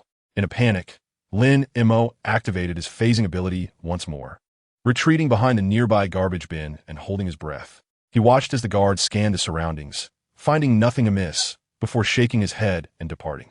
That was close. Lin Mo exhaled in relief, his back drenched in cold sweat. He gazed at the glass curtain wall, feeling a mix of frustration and admiration for Tony Stark. This man was indeed formidable. Even his defense systems were so advanced. It was no wonder he had become Iron Man, safeguarding New York. It seems I was rather naive. Lin Mo mused with a wry smile. He had thought his penetrating ability was quite formidable, yet in the face of true high technology, he found it utterly inadequate. Although a sense of reluctance lingered within him, Lin Mo understood that persisting would be futile and might even expose him. He cast a glance at the emblem atop Stark Tower and grimaced. That old fox, Tony Stark, certainly had his defenses well fortified. Perhaps it was best to retreat. With a sigh, Lin Mo turned away from the freight passage and made his way toward the subway station. He resolved to abandon the challenge of Stark Tower for the time being, opting instead to practice diligently until his abilities had truly evolved. As he walked back to Queens, Lin Mo's emotions were rather complex. On one hand, he felt disheartened by his inadequacies. On the other, he found himself increasingly fascinated by Tony Stark's technology. He began to ponder whether his penetrating ability could somehow evolve to the point of being able to breach energy fields. Passing by a bookstore, he ventured inside and purchased several volumes on energy fields and quantum physics. Though he had previously been a programmer with little understanding of such intricate knowledge, he believed that with diligent study, he would eventually uncover the means to penetrate energy shields.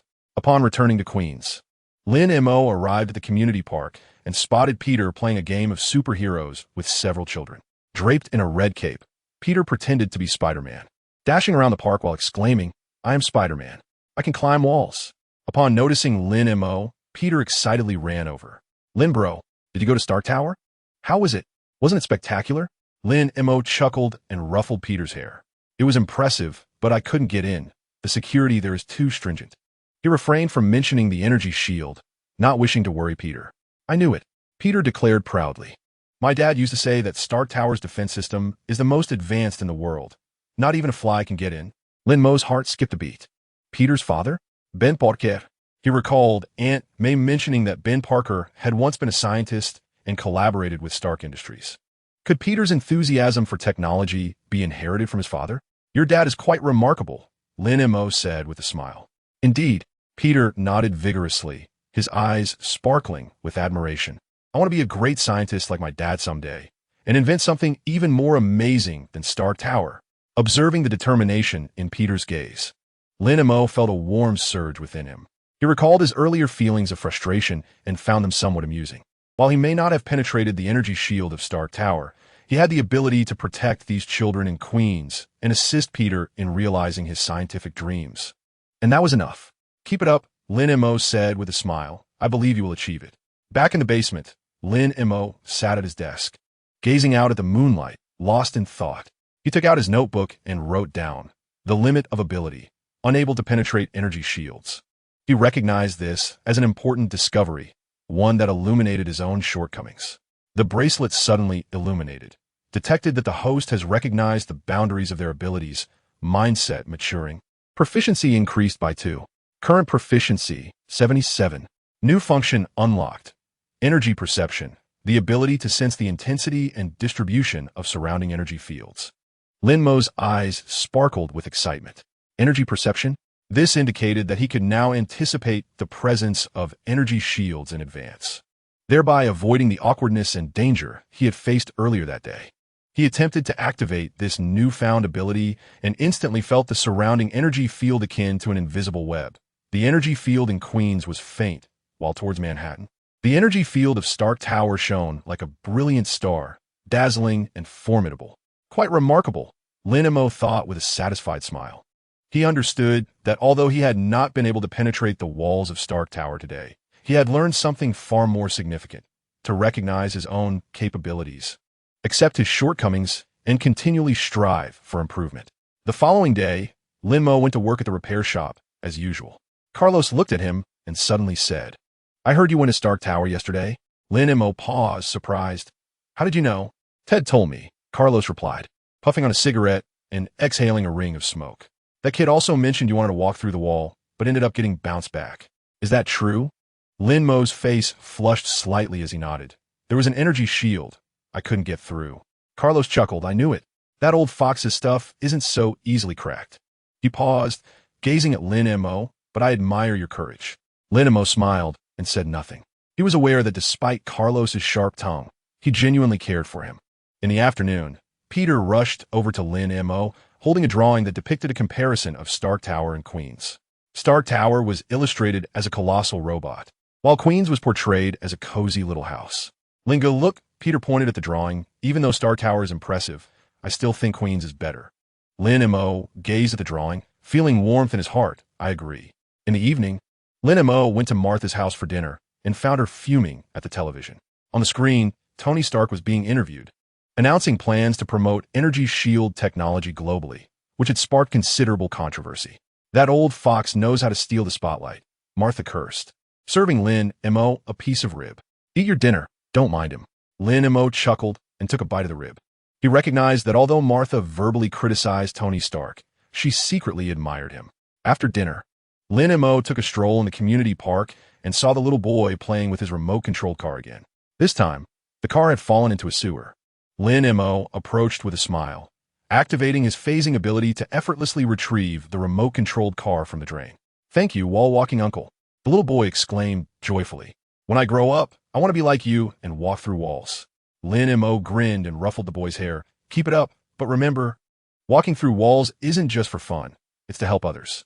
The little boy nodded, somewhat understanding, and ran off with his remote-controlled car.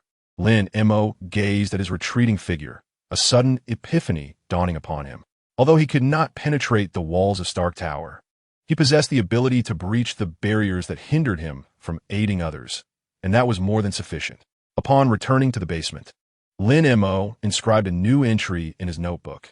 Objective: enhance abilities, with aspirations to penetrate energy shields in the future. However, prior to that, he must safeguard every individual in Queens. Chapter 17. Aunt May's Special Discount Eggs. The Saturday sun, imbued with the crispness of early winter, streamed through the supermarket's glass façade, casting vibrant patches of light upon the floor.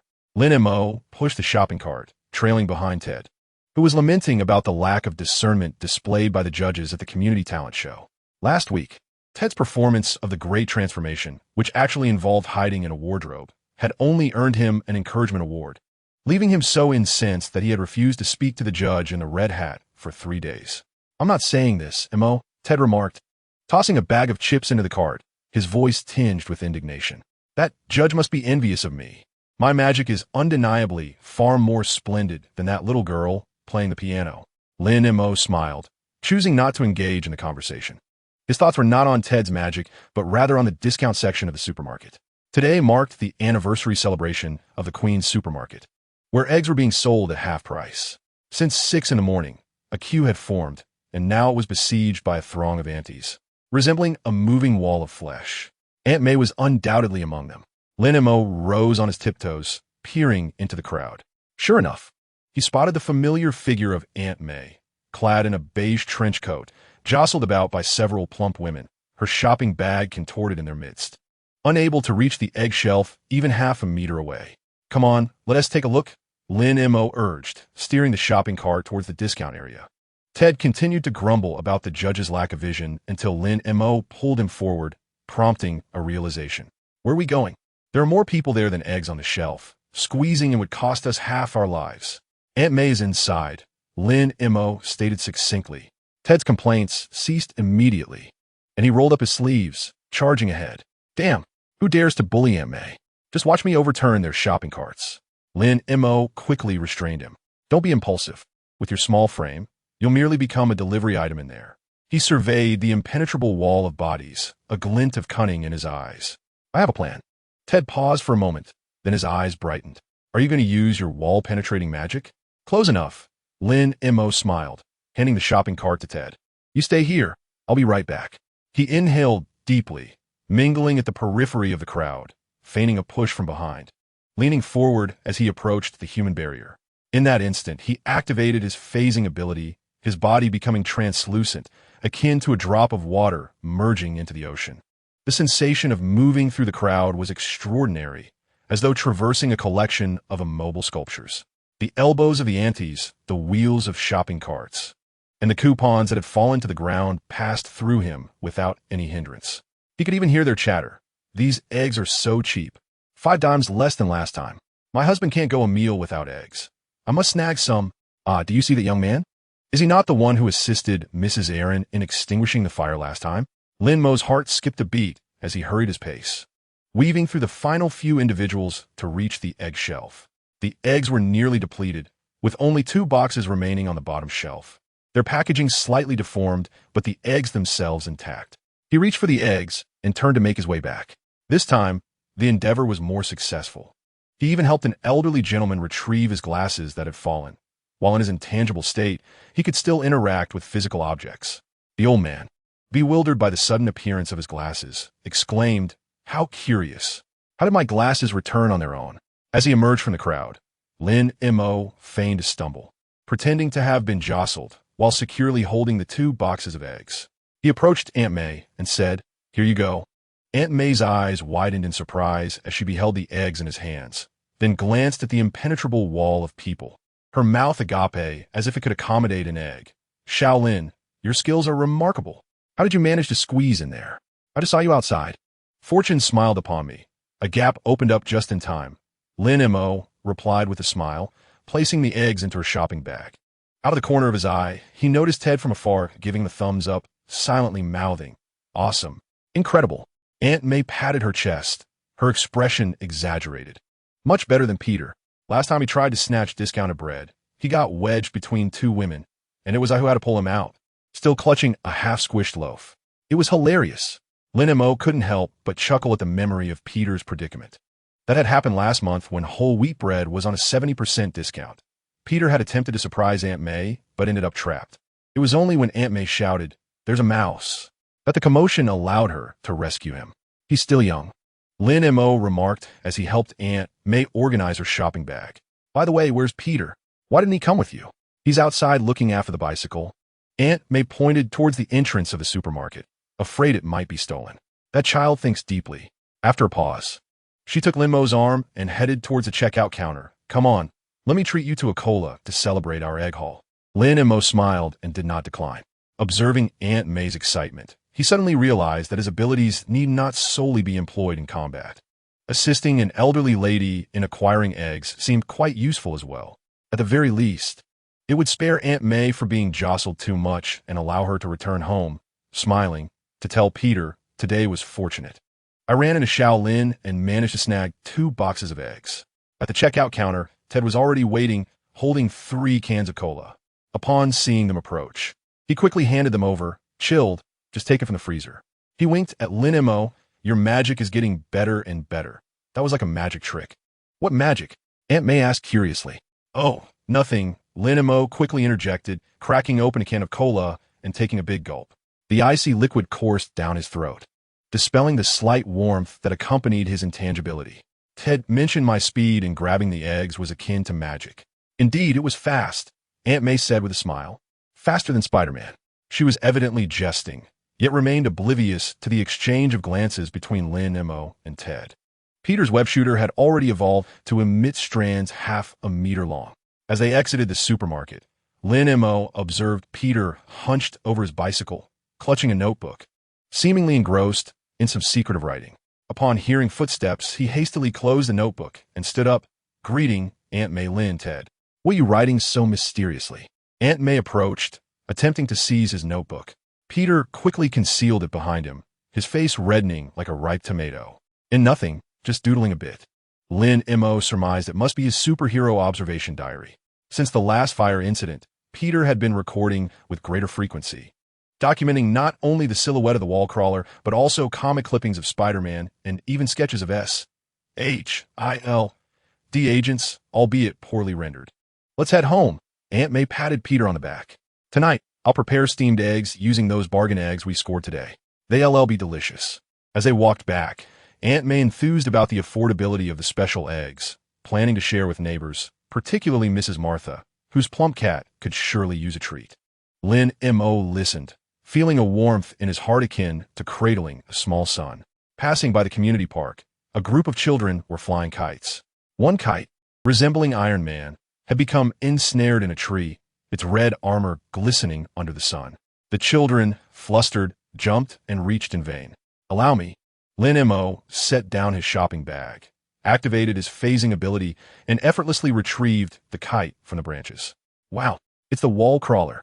The children recognized him and excitedly surrounded him, bombarding him with questions. Wall crawler, can you fly? Do you know Iron Man? Can you help us get our ball off the roof? Lin Mo smiled, assuring them he would assist in retrieving the ball as well. As he beheld their jubilant faces, he recalled Coulson's words. Sometimes, safeguarding a street is more significant than saving the world. Perhaps Coulson was right. Saving the world seemed distant. For now, he could help Aunt May snag bargain eggs, retrieve kites and balls for children, and assist Ted in realizing his magic dreams. These seemingly trivial acts could bring joy to those around him, rendering Queens a warmer place. Upon returning to Aunt May's home, Lin Mo lent a hand, placing the eggs in the refrigerator while Aunt May busied herself in the kitchen, humming a cheerful tune reminiscent of a little bird. Peter, leaning on the dining table, stealthily opened his notebook and inscribed. Lin helped Aunt May snag bargain eggs today with his phasing skills, swift as the wind. His abilities are becoming increasingly adept. Should we call him the wall crawler now? Lin Mo feigned ignorance, yet mused. Perhaps the name wall crawler was fitting after all. It symbolized assistance, warmth, and the vibrant life of Queens.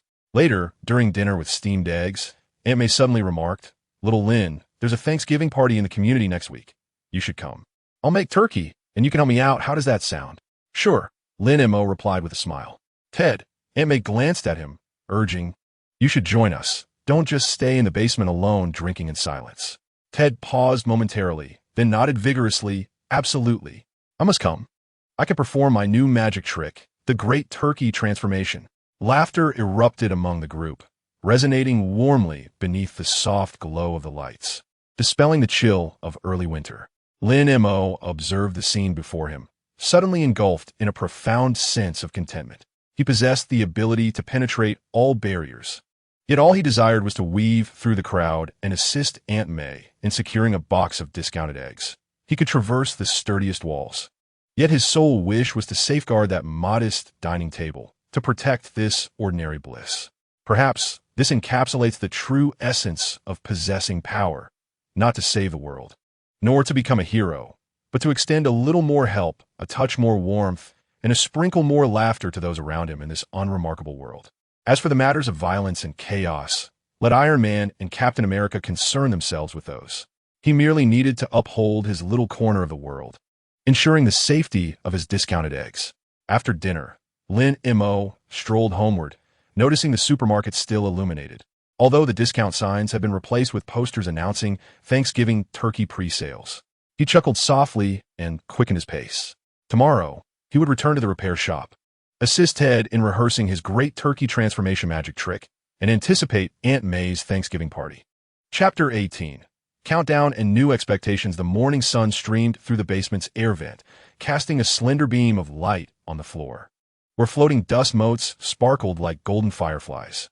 Lin Mo sat on a creaking wooden chair, clutching a gleaming circuit board. Yet his gaze involuntarily drifted toward the screen of his wristband, which illuminated a soft blue display reading Countdown. 30 days, 0 hours, 0 minutes, 0 seconds. An entire month. He murmured to himself, his fingertips unconsciously tracing circles on the solder points of the circuit board.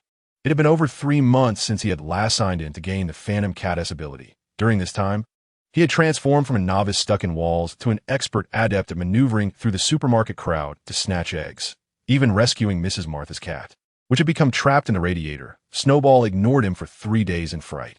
Suddenly, the wristband vibrated gently, revealing a new prompt.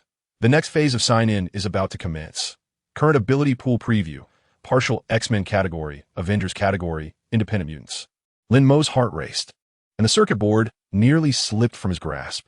He was familiar with the X-Men category. He had mastered the Phantom Cat's abilities quite well.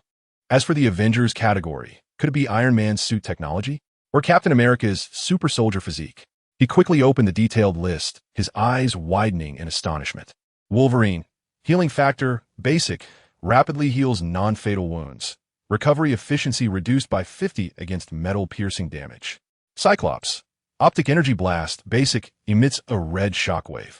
Requires special glasses for control, lasts 10 seconds per use. Eagle Eye. Precision throw, beginner. Enhances the accuracy of thrown weapons by 80, ineffective against firearms. Thor, Thunder Affinity, weak, possesses the ability to sense natural lightning and can slightly influence the weather, limited to light rain. Lin Mo stared at the screen, his finger hovering over the words Wolverine for a prolonged moment. The self-healing factor. Such a power seemed tailor-made for survival. The last time he assisted Ted in pursuing a bag snatcher, he had been scraped by a bicycle chain, leaving a faint scar that still lingered. If he had the ability to heal, such minor injuries would be inconsequential. It's you, he murmured to his wristband, envisioning himself akin to Wolverine, capable of enduring a beating, yet emerging unscathed to work at the repair shop the following day.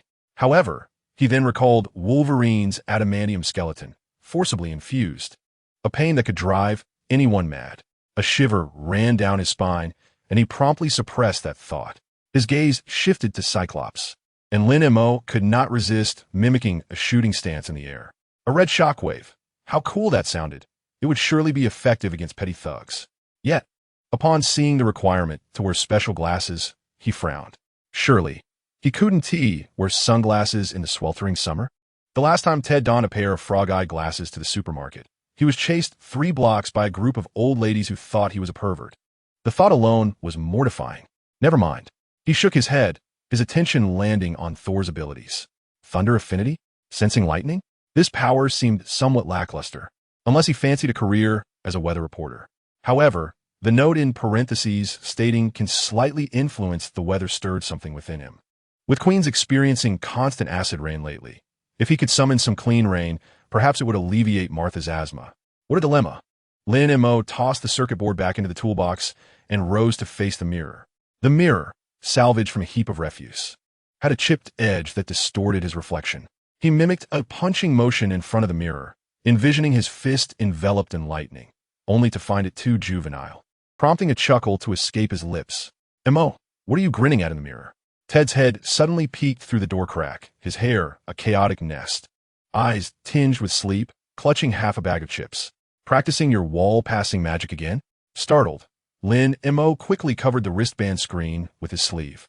As he turned, he accidentally knocked over a nearby parts box, sending screws and nuts scattering across the floor with a clatter.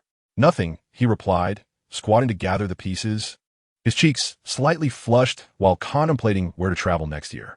Travel? Ted entered, plopping down on the bed, chip crumbs cascading onto the sheets. With your savings, a trip to Brooklyn would be a feat in itself. He leaned closer, lowering his voice conspiratorially. How about we go to Las Vegas? My uncle runs a casino there and could give us a discount. Lin Mo smiled faintly, choosing not to respond. He understood that Ted's dream of Las Vegas was akin to his own yearning for newfound abilities, a small ember hidden within, knowing full well the difficulties in realizing it, yet unable to resist the urge to stoke the flames. He tossed the last screw into the box and suddenly recalled something. How is your grand turkey transformation magic coming along? There are only 5 days left until the Thanksgiving party. Upon mentioning magic, Ted's eyes sparkled instantly. He dragged out a large box covered with a black cloth from under the bed and proudly unveiled it. Look, I've created a new prop. Inside the box lay a tin turkey model, its wings affixed with springs that would spring forth at the push of a button, accompanied by a clucking sound, which was actually a recording. Lin Mo gazed at the chipped tin turkey, stifling a laugh. Is this what you call a grand turkey transformation? What do you think? Cool, right? Ted pressed the button, and the turkey sprang up with a pop, nearly colliding with his nose. At that moment, I'll dive into the box and make this thing appear, and I guarantee it will leave them awestruck. Lin Mo picked up the tin turkey and, using his structural visualization ability, glanced at it, noticing that the spring was close to breaking. This needs reinforcement, he pointed to the joint, or it will fall during the performance and become a case of turkey suicide. What? Then what should I do? Ted's face instantly fell, resembling a deflated balloon. I only have a few days left. Where can I find a new spring? I'll help you fix it. Lin Mo retrieved a length of high-strength wire from his toolbox. This wire was highly elastic and 10 times sturdier than the original spring. Activating his penetrating ability, he threaded his fingers through the tin turkey's shell, deftly wrapping the wire around the pivot with movements as swift as magic. Ted watched in wide-eyed amazement, forgetting to chew the chips in his mouth. Mo, your skills are wasted not being a magician. Really, let us form a duo. You handle the technical side, and I'll take care of the performance. We'd surely be a hit. Then Montauk chuckled, handing him the repaired turkey. Let us just get through the Thanksgiving performance first. He observed Ted excitedly fiddling with the turkey model, and suddenly felt that having a friend to share in the madness wasn't so bad. At least the days spent waiting for new abilities wouldn't be too dull. In the afternoon at the repair shop, Carlos tossed him an engine covered in grease. The client said to completely disassemble it and check the wear on every part. He glanced at Lin Mo's wrist. You've been staring at that bracelet lately. Have you gotten your hands on something new? Lin Mo felt a jolt in his heart and quickly grabbed a wrench. Nothing much, just a bit anxious as the repayment date approaches. He squatted down to disassemble the engine, and his structural visualization automatically activated, revealing the internal gears, pistons, and oil pipes clearly. This was a hidden benefit of his Phantom Cat ability. His speed in repairs was now at least 3 times faster than before, prompting Carlos to give him a raise, dubbing an efficiency bonus. Midway through the disassembly, his phone suddenly vibrated. It was a text from Peter, containing only a photo and a line of text. Lin, look. New Mexico news. There's a hammer striking a rock, and even tanks can't budge it.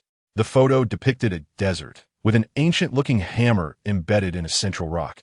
Its head adorned with intricate carvings, surrounded by several tanks, all aimed at the hammer, yet no one dared to approach it. Lin Mo's heart raced instantaneously, and the bracelet on his wrist felt incredibly hot. The screen automatically displayed a notification. detection of Asgardian artifact energy response, compatibility with Mjolnir 99. Indeed, it was the one. Lin Mo's fingers trembled slightly. He had long seen related reports in old newspapers at the community library about a celestial object that had fallen in a small town in New Mexico, with the military sealing off the entire area. Yet, there were always those who secretly ventured in, hoping to lift the hammer, only to fail without exception. Even the most advanced cranes could not budge it. What are you looking at? Carlos's voice suddenly echoed overhead, startling Lin Mo so that he fumbled the wrench, which clattered against the engine. In nothing, Lin Mo quickly locked the screen, his heart racing as he glanced at the humorous image Peter had sent him. Carlos shot him a suspicious look, but did not press further, turning to greet the customers at the door.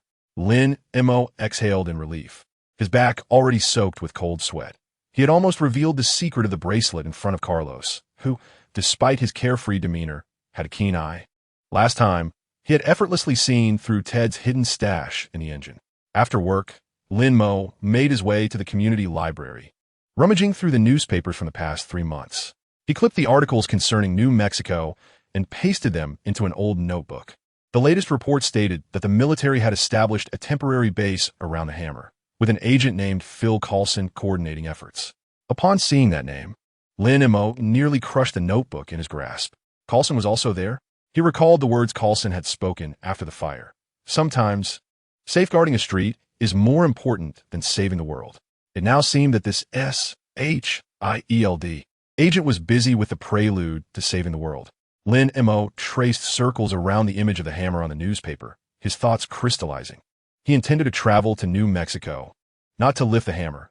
He was self-aware enough to know that he stood no chance against something that even a tank couldn't move, but to ascertain what this artifact was that warranted such attention from SHIELD. More importantly, he wanted to discover if there was a connection between the hammer and his bracelet. The Phantom Cat's abilities stemmed from signing in. Would the next sign-in perhaps reveal powers related to Thor? For instance, the strength to lift the hammer? What are you thinking about, Lin? Peter's voice suddenly resonated behind him, startling him again. The boy held a paper tube containing freshly printed materials. I checked the weather in New Mexico. There's a sandstorm next week. If you plan to go, you'd better bring protective gear. Lin Mo's heart sank as he gazed into Peter's sparkling eyes, suddenly realizing that the boy had seen right through his thoughts. Ever since he had repeatedly examined the reports about New Mexico and inquired whether the hammer could be lifted, Peter had seemed to possess a crystal-clear perception of his intentions. I'm just browsing, Lin Mo replied, shutting the notebook with flushed cheeks. Concealing his thoughts in front of a child several years younger felt akin to being stripped bare. I'm aware of your desire to go. Peter handed Lin Mo a paper tube containing the meticulously organized information, a map of New Mexico, a sketch of the temporary base's location, and even the composition of the Coulson team, though most of it was conjecture. I looked it up for you. It takes 2 days and a night by bus from Queens to get there. You don't need to worry about the fare. I have enough money. Lin Mo interrupted him, feeling a warmth in his heart akin to holding a small son. He ruffled Peter's hair, this child always thinking of others despite needing care himself. Moreover, I may not actually go. It depends on work arrangements. Peter mischievously winked. Aren't they doing inventory at the repair shop next week? Carlos said you'd get 3 days off. Lin Mo was at a loss for words. This child was more astute about his work schedule than even the agents of SHIELD. He unfolded the map, his finger landing on the town, marked with a hammer. What is the name of this place? Peppertown. Peter leaned in to look, pointing at the small print on the edge of the map. It used to be a mining town with very few inhabitants, but now it's filled with reporters and military personnel. He paused, lowering his voice. I also found out that a tall blonde man often lurks around the base, claiming the hammer belongs to him, but he has been chased away by the military several times. A tall blonde man? An image of Thor, the Asgardian prince banished to Earth by his father, flashed across Lin Mo's mind. So he had already arrived on Earth? How intriguing. A smile crept onto Lin Mo's lips as he tapped the map. Peppertown sounds like a place to witness some excitement. Upon returning to the basement, Lin Mo concealed the materials Peter had provided beneath his mattress, alongside a thank you card from Old Lady Erin and Martha's cookie recipe. These items resembled pieces of a puzzle, gradually assembling the trajectory of his life in this world, from a struggle for survival to a proactive exploration, from hiding behind walls to aspiring to venture further. He gazed into the mirror, the countdown on his wristband now reading 29 days, 18 hours, 35 minutes. In less than a month, his new abilities would emerge. Lin Mo clenched his fists, envisioning himself standing in the desert of Peppertown as his wristband suddenly illuminated, revealing the message: ability acquired, Thor's power, beginner. Wake up, stop dreaming. He rolled his eyes at his reflection, turning around to begin packing his belongings. Even if he couldn't make it to New Mexico, he needed to prepare in advance. At the very least, he had to reinforce Ted's Thanksgiving turkey prop to avoid embarrassment at the party. The following day, while assisting Ted in the basement with the rehearsal, Lin Mo discovered that the tin turkey was even more unreliable than he had imagined. When Ted climbed in the box, the spring suddenly jammed, causing the turkey's neck to twist at a 90-degree angle, and one wing fell off, prompting old lady Martha, who had come to watch, to laugh heartily. Ted, this isn't a Thanksgiving turkey. It's a turkey massacre. A mistake, purely a mistake. Ted emerged from the box, drenched in sweat. A feather from who knows where stuck in his hair. Let's try again. This time it will definitely work. Lin Mo observed him bustling about, and suddenly felt that, compared to the distant New Mexico and the enigmatic hammer, the ongoing turkey massacre seemed far more significant. He approached and utilized his penetrating ability to inspect the mechanisms within the box. The latches were loose and needed replacement. Additionally, the springs were misaligned, prone to jamming. You really are dependable, Mo, Ted remarked, clapping him on the shoulder with such force that it nearly knocked him apart. Once I successfully perform at the party, I'll enter the national magic competition, and I'll ask you to be my assistant. Sure, Lin Mo replied with a smile. His screwdriver, enhanced by his penetrating ability, precisely tightened the final screw. Just remember to give me a raise then. The two shared a hearty laugh, while Mrs. Martha sat nearby knitting, occasionally chiming in. You two, combined, are nearly 50, yet you act like children.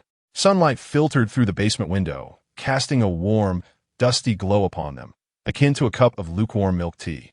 Lin Mo gazed at the scene before him and felt an unexpected tranquility wash over him.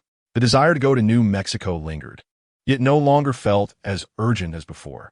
He realized that regardless of the powers he might acquire at the next sign-in, or how wondrous that hammer could be, what he ought to cherish most were these chaotic daily moments. The clattering tin turkey that could lose its wings, the chatty old lady, the ever-worrying youth, and the engines in the repair shop that were perpetually under repair. These elements, far surpassing any magical abilities, grounded him in the reality of his existence. That night, as he lay in bed, Lin Mo opened the ability preview interface on his wristband, his finger gliding over the icons of Wolverine, Cyclops, and Thor. Finally pausing on a gray, unknown icon. Special ability, specific conditions required for unlocking. Special? He furrowed his brow. The wristband offered no explanation, as if concealing a mischievous secret. Just as he was drifting off to sleep, he dreamed he was standing in the desert of Peppertown, with Thor's hammer in his left hand and his right arm passing through a tank's barrel. Behind him was Peter, holding camera, while Ted performed a grand turkey transformation beside him, and Coulson stood at a distance, shaking his head in resignation. When he awoke, the sun was already bright. Lin Mo touched the drool at the corner of his mouth and couldn't help but chuckle. Perhaps this was the best state of being, harboring the distant hammer in his heart while repairing the parts before him, surrounded by noisy friends, with future abilities to look forward to. He glanced at his wristband. The countdown had changed to 29 days, 0 hours, 15 minutes. There were still 29 days left, ample time to repair Ted's magic props, attend Aunt May's Thanksgiving party, save enough for a trip to New Mexico, and mentally rehearse all possible abilities. Lin Mo rose from bed, pushed open the basement door, and felt the sunlight warm his face. He took a deep breath and walked towards the repair shop, his steps light as if he were treading on springs. A new day had begun, bringing him one step closer to the next sign-in. His anticipation, much like the numbers on the wristband, was slowly counting down, gradually heating up. Chapter 19. Martha's Prophecy. The first snow in Queens arrived unexpectedly. The morning sunlight, refracted by ice crystals, cast a spectrum of colors upon the windowsill of Martha's home, cloaking the nearly lifeless succulent in a layer of silvery frost. The elderly lady sat in her rocking chair by the window, a wool blanket draped over her knees, while her knitting needles danced rapidly in her hands, the yarn weaving through her fingers, gradually forming a half-finished red sock for Snowball, despite the portly feline's aversion to clothing. Lin Mo crouched beside the radiator, grasping a wrench, attempting to extract the yarn ball that had become ensnared within. Last night, Snowball had chased the yarn, entangling the entire skein in the crevices of the radiator, now resembling a gray cocoon with only the tip of its tail peeking out, occasionally twitching to signal its continued existence. "Mrs. Martha, your cat is becoming increasingly mischievous," he remarked with a smile, the tips of his fingers shimmering with a faint translucent glow as he cautiously separated the yarn from the radiator's welds with a novice-level penetration ability. "Let be," Martha replied, not lifting her gaze as the knitting needles clicked through the yarn. Staying cooped up in this dilapidated building without finding some amusement would surely lead to the cat's depression. She cast a glance outside, where snowflakes swirled down, blanketing the street in a delicate layer of white. "Look at this snow. It's quite unusual. At this time of year, we would usually be in light clothing." Lin Mo followed her gaze to the corner CF, where Peter was tiptoeing to sweep the snow, his red scarf fluttering in the wind like a small flag. The boy held a thermos, occasionally sipping from it, likely warm cocoa provided by Aunt May. "Perhaps it's due to climate change," Lin Mo mused as he finally extricated the last strand of yarn from the radiator.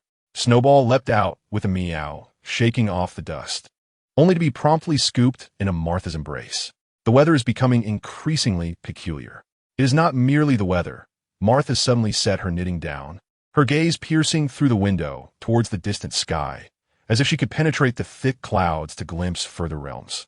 Her voice grew somber, imbued with a gravelly resonance honed by the passage of time. "The world is changing." Lin Montag hesitated, nearly dropping the yarn ball in his hands as memories of yesterday's news flashed in his mind. Iron Man's armored squadron conducting exercises over Manhattan, the blue glow of energy cannons illuminating half the night sky, an explosion on the streets of Brooklyn, where witnesses reported a massive green figure overturning cars, pursued by military helicopters for 3 blocks before disappearing. Such occurrences had once been confined to the pages of comic books. Now, they had become daily headlines. "Are you referring to those superheroes?" he inquired tentatively, tossing the yarn ball into the garbage bin. The wristband on his arm warmed slightly, its screen flickering to life before swiftly dimming, as if reminding him of something. "It is not only them," Martha replied, cradling Snowball, her fingers gently caressing the soft fur on its back. "With Iron Man soaring above and the green giant brawling in the streets, now we have a wall walker." She cast a meaningful glance at Lin Mo, her eyes devoid of surprise, only a tranquil understanding. "This world is like a sieve that has begun to leak. Once hidden secrets are now surfacing for all to see." Lin Mo's heart suddenly constricted. Indeed, Martha was privy to his secret, ever since the day of the fire. Beginning with his assistance to the elderly Mrs. Aaron in rescuing her eggs, this woman had been like a transparent mirror, observing his subtle actions with clarity, yet never exposing him, merely offering reminders in her unique manner from time to time. He opened his mouth to offer an explanation, but was interrupted by Martha. "Do not be anxious. I'm not yet senile." The elderly lady resumed her knitting, the red yarn rolling across her lap. "Your skills, in comparison to the celestial and terrestrial forces, are insignificant. But remember, trivial disturbances are not to be feared. What is truly alarming is the potential for attracting something far more formidable." She tapped the window, causing the frost patterns to tremble and fall like a stirred hornet's nest. "You poke once, and a few hornets emerge. Poke again, and the entire nest will retaliate." A cold sweat instantly broke out along Lin Mo's spine. He understood precisely what Martha was alluding to. The Hammer of New Mexico, the Prince of Asgard, the secret base of S.H.I.L.D. These were no mere trifles, but rather a provocation to the very universe itself. He recalled the documents Peter had compiled, mentioning an agent named Barton, whose archery was so precise he could hit a fly in flight, and a woman known as Black Widow, reputed to single-handedly incapacitate an entire squad of special forces. The congregation of such individuals in Peppertown was undoubtedly not merely for a hammer. "How do you know all this?" Lin Mo could not help but inquire. He had always perceived Martha as an ordinary old woman, and most knowledgeable about the trivialities of community life. Yet her earlier words clearly reflected a profound awareness of superheroes and unseen threats. Martha smiled, the wrinkles at the corners of her eyes blooming like flowers. She rummaged through an old wooden box beside her rocking chair and produced a picture frame, its glass covered in a layer of dust. Inside was a young man in military uniform, a majestic eagle perched upon his shoulder, against a backdrop reminiscent of the deserts of New Mexico. "My son, a comrade of Ben," she said, gently brushing her fingers across the frame. "He spent time over there and shared stories with me. There are flying ships in the sky, invincible beings on the ground, and creatures with glowing eyes that feast upon the shadows of children." Lin Mo's breath hitched. Could the flying ships refer to the befriends of Asgard? Were the invincible beings akin to Wolverine? The creatures with glowing eyes might very well be extraterrestrial entities. Indeed, Martha's son had connections to the military and possessed knowledge beyond his imagination. He always said, Martha continued, placing the frame back into the box, her voice lowering, that tranquil days are like this layer of ice, appearing solid, yet shattering at the slightest strike. You young people believe you can change the world, unaware of the weight of the world that can grind one to dust. She lifted her gaze, resting it upon the bracelet around Lin Mo's wrist. Although its specifics were obscured, the understanding in her eyes sent a chill down his spine. "That thing of yours, use it sparingly, especially outside. Heaven knows how many eyes are watching." Instinctively, Lin Mo covered the bracelet with his sleeve, his cheeks warming. He recalled yesterday at the repair shop when Carlos had suddenly asked him, "Do you think if aliens came, this rundown shop could withstand them?" At that time, he thought it was a jest, but in retrospect, perhaps the old comrade had sensed something amiss. The world was undergoing a profound transformation, and everyone was perceiving and responding to it in their own way. Some chose to step forward while others opted to retreat into the shadows. "I understand now, Mrs. Martha." Lin Mo rose, brushing the dust off his trousers. "I will be cautious." "Not cautious, but do not interfere," Martha corrected, tossing the half-knitted red sock to Snowball, who immediately embraced it and began to gnaw. Iron Man possesses wealth and technology. If he desires to save the world, let him do so. Captain America bears a shield. If he wishes to fight, so be it.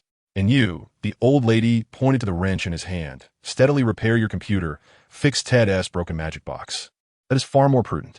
Lin Mo felt a sudden heaviness in his heart, as if something had collided with it.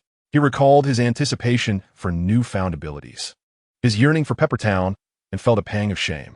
Martha was right. He was not Iron Man, lacking the power to confront the world. Nor was he Captain America, tasked with the mission of salvation. He was merely an ordinary individual who had inadvertently acquired superpowers. And perhaps all he could truly do was safeguard this dilapidated building and protect those around him. "I want to marry and have children, but first, I need to live to see that day," Lin Mo said half-jokingly, attempting to lighten the mood. "Of course you can," Martha replied with certainty, resuming her rocking in the chair. "As long as you don't leap into the fire pit. No matter how much the world changes, life must go on. Look at Ted. He is always mumbling about going to Las Vegas, yet he still goes to the logistics company every day to move boxes. And Peter, that boy, is always filming Spider-Man, yet he still goes to school and does his homework." Her voice softened, like the gentle sunlight of winter. "This is how life is when monumental events arise. One must still eat and sleep." Lin Mo smiled. He walked to the window, observing Peter as he piled the cleared snow into a lopsided snowman, using coal for eyes, a carrot for a nose, and even managing to find a red knitted hat to adorn the snowman, resembling the one Martha was crafting. "It seems Peter borrowed your wool hat." Martha peered over and muttered, "Little rascal," though a smile graced her lips. "Never mind. Snowball doesn't care for that hat anyway." She placed the half-knitted sock into the basket. "I made potato soup for lunch, with bacon. It smells delightful." "Sounds wonderful," Lin Montag replied enthusiastically. He helped Martha move the chair closer to the radiator and added some firewood to the fireplace. The orange flames licked the wood, crackling and filling the room with warmth. During their meal, Martha suddenly recalled something. "Oh, by the way, the community Christmas market is next week. Are you going? I've made some handmade socks to sell. If you go, could you help me tend the stall?" "I will go," Lin Mo said, ladling a spoonful of potato soup, the rich aroma mingling with the savory scent of bacon, melting in his mouth.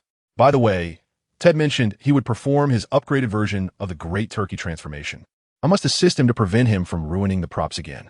That dreadful prop of his, I think it's best not to upgrade it, lest it turns into a turkey memorial." Martha's words elicited a chuckle from Lin Mo, with Snowball chiming in with a soft meow, as if in agreement. After finishing their meal, Lin Mo assisted in clearing the table and noticed an old photo album resting on Martha's bedside table.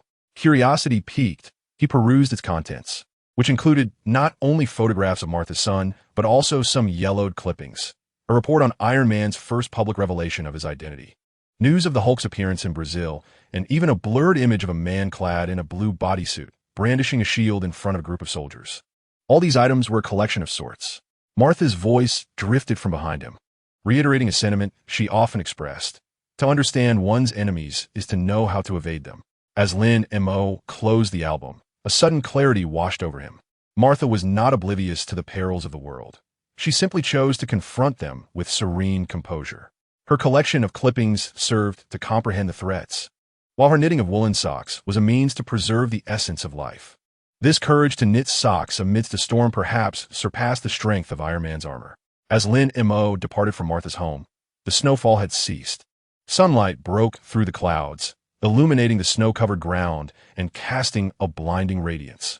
He squinted and spotted Ted emerging from the logistics company, burdened with a massive box adorned with a fragile label, likely his newly acquired magic props. Upon noticing Lin Mo, the man waved enthusiastically, nearly dropping the box in the process. "Lin, come help me take a look. I just bought a levitation prop that supposedly makes people float." Ted's voice echoed in the snowy expanse, brimming with childlike exuberance. Lin Mo approached with a smile, steadying the box. His penetrating ability instinctively activated, revealing a magnet and a metal plate within the box, the principle of which was laughably simple. "This contraption might fool a child," he mused. "That's all that matters." Ted replied, unconcerned. "I'll certainly make a profit at the Christmas market. I'll share half with you. It'll be enough for a new oscilloscope." A warm sensation enveloped Lin Mo as he watched Ted struggle to drag the box homeward, his silhouette stretching long across the snowy landscape. Suddenly, he realized that Martha's prophecy might not hold as much significance as he had thought. The world may change, aliens may arrive, and superheroes may rescue the day. Yet none of this would hinder Ted from pursuing his magical aspirations, nor would it obstruct Peter from capturing his spider or him from repairing his computer. Life, much like the woolen socks knitted by Martha, harbors warmth within, regardless of the chill outside. Upon returning to the basement, Lin Mo opened his notebook, gazing at the newly affixed map of New Mexico, and felt an unexpected sense of urgency dissipate. He picked up a pen and doodled a small woolen sock beside it, along with a plump cat clutching a ball of yarn. The bracelet flickered momentarily, the countdown shifting to 25 days, 10 hours, 23 minutes. New abilities awaited him, and the hammer of Peppertown remained embedded in the rock. Yet Lin Mo's mindset had shifted. He was no longer fixated on acquiring immense power, nor was he in a hurry to rush toward distant battlefields. What he needed to accomplish in the remaining 25 days was to assist Ted in repairing that ludicrous human levitation apparatus, accompany Martha to the Christmas market, celebrate the festive season with Peter and Aunt May, and patiently await the arrival of new abilities, be it Wolverine's self-healing, Cyclope shockwave, or even Hawkeye's exquisite precision. For regardless of the powers bestowed, their ultimate significance lay in the preservation of these ordinary moments. Lin Mo closed his notebook, and the sunlight outside cascaded onto his wristband, the soft blue screen reflecting a gentle glow. He smiled, picked up a wrench, and resumed the repair of the engine he had left unfinished the day before. Carlos had mentioned that this client had paid exceptionally well, enough to purchase a new oscilloscope and still have a surplus to enhance Martha's Christmas stocking stall. Chapter 20. Waiting. The kerosene lamp in the basement flickered, casting Lin Mo's hunched shadow upon the wall. He sat on the cold concrete steps, a faded blanket draped over his knees, knitted by Aunt May. Its uneven stitches offered an unexpected warmth. Outside, the snow continued to fall, its soft patter reminiscent of silkworms nibbling on mulberry leaves, enveloping this winter night in a tender tranquility. The wristband lay dim, only revealing its pale blue glow at certain angles, akin to fireflies trapped in ice. Countdown. 1 day, 0 hours, 15 minutes. This number had been circling in his mind for an entire week, evolving from initial anxiety to a serene acceptance, much like a cup of tea gradually cooling. Lin Mo exhaled a puff of white mist, watching it disperse in the lamplight. He had traversed into this world for 358 days, just 7 days shy of a full year. He vividly recalled the scene upon first opening his eyes. A damp alley, a putrid garbage bin, with nothing but a crumpled pack of cigarettes and an ID bearing the name Lin Mo in his pocket. At that moment, he had thought it a dream, until he was interrogated by patrolling officers, realizing he had indeed stumbled into the perilous realm of the Marvel Universe, teeming with superheroes and extraterrestrials. A soft click sounded from above the steps. Lin Mo looked up to see Snowball's head peeking through the door crack, its emerald eyes glinting in the darkness. The plump cat gracefully leaped down, climbing up his pant leg to settle on his knee, pressing its cold nose against the back of his hand, emitting a contented purr. "Did Martha chase you out again?" Lin Mo chuckled, scratching its shin. Ever since the Christmas market, this overweight feline had developed a habit of sneaking into his basement at midnight, likely lured by the cat treats Ted had given him. Snowball meowed softly, wrapping its tail around his wrist, perfectly concealing the wristband. Lin Mo suddenly recalled its appearance when they first met, huddled behind the radiator in Martha's home, so emaciated that he could count its ribs, its eyes filled with wariness. Now, it had transformed into a plump cat, daring only to frolic upon his knee, its gait swaying with the weight of its newfound bulk. The world was changing, and so too was the cat.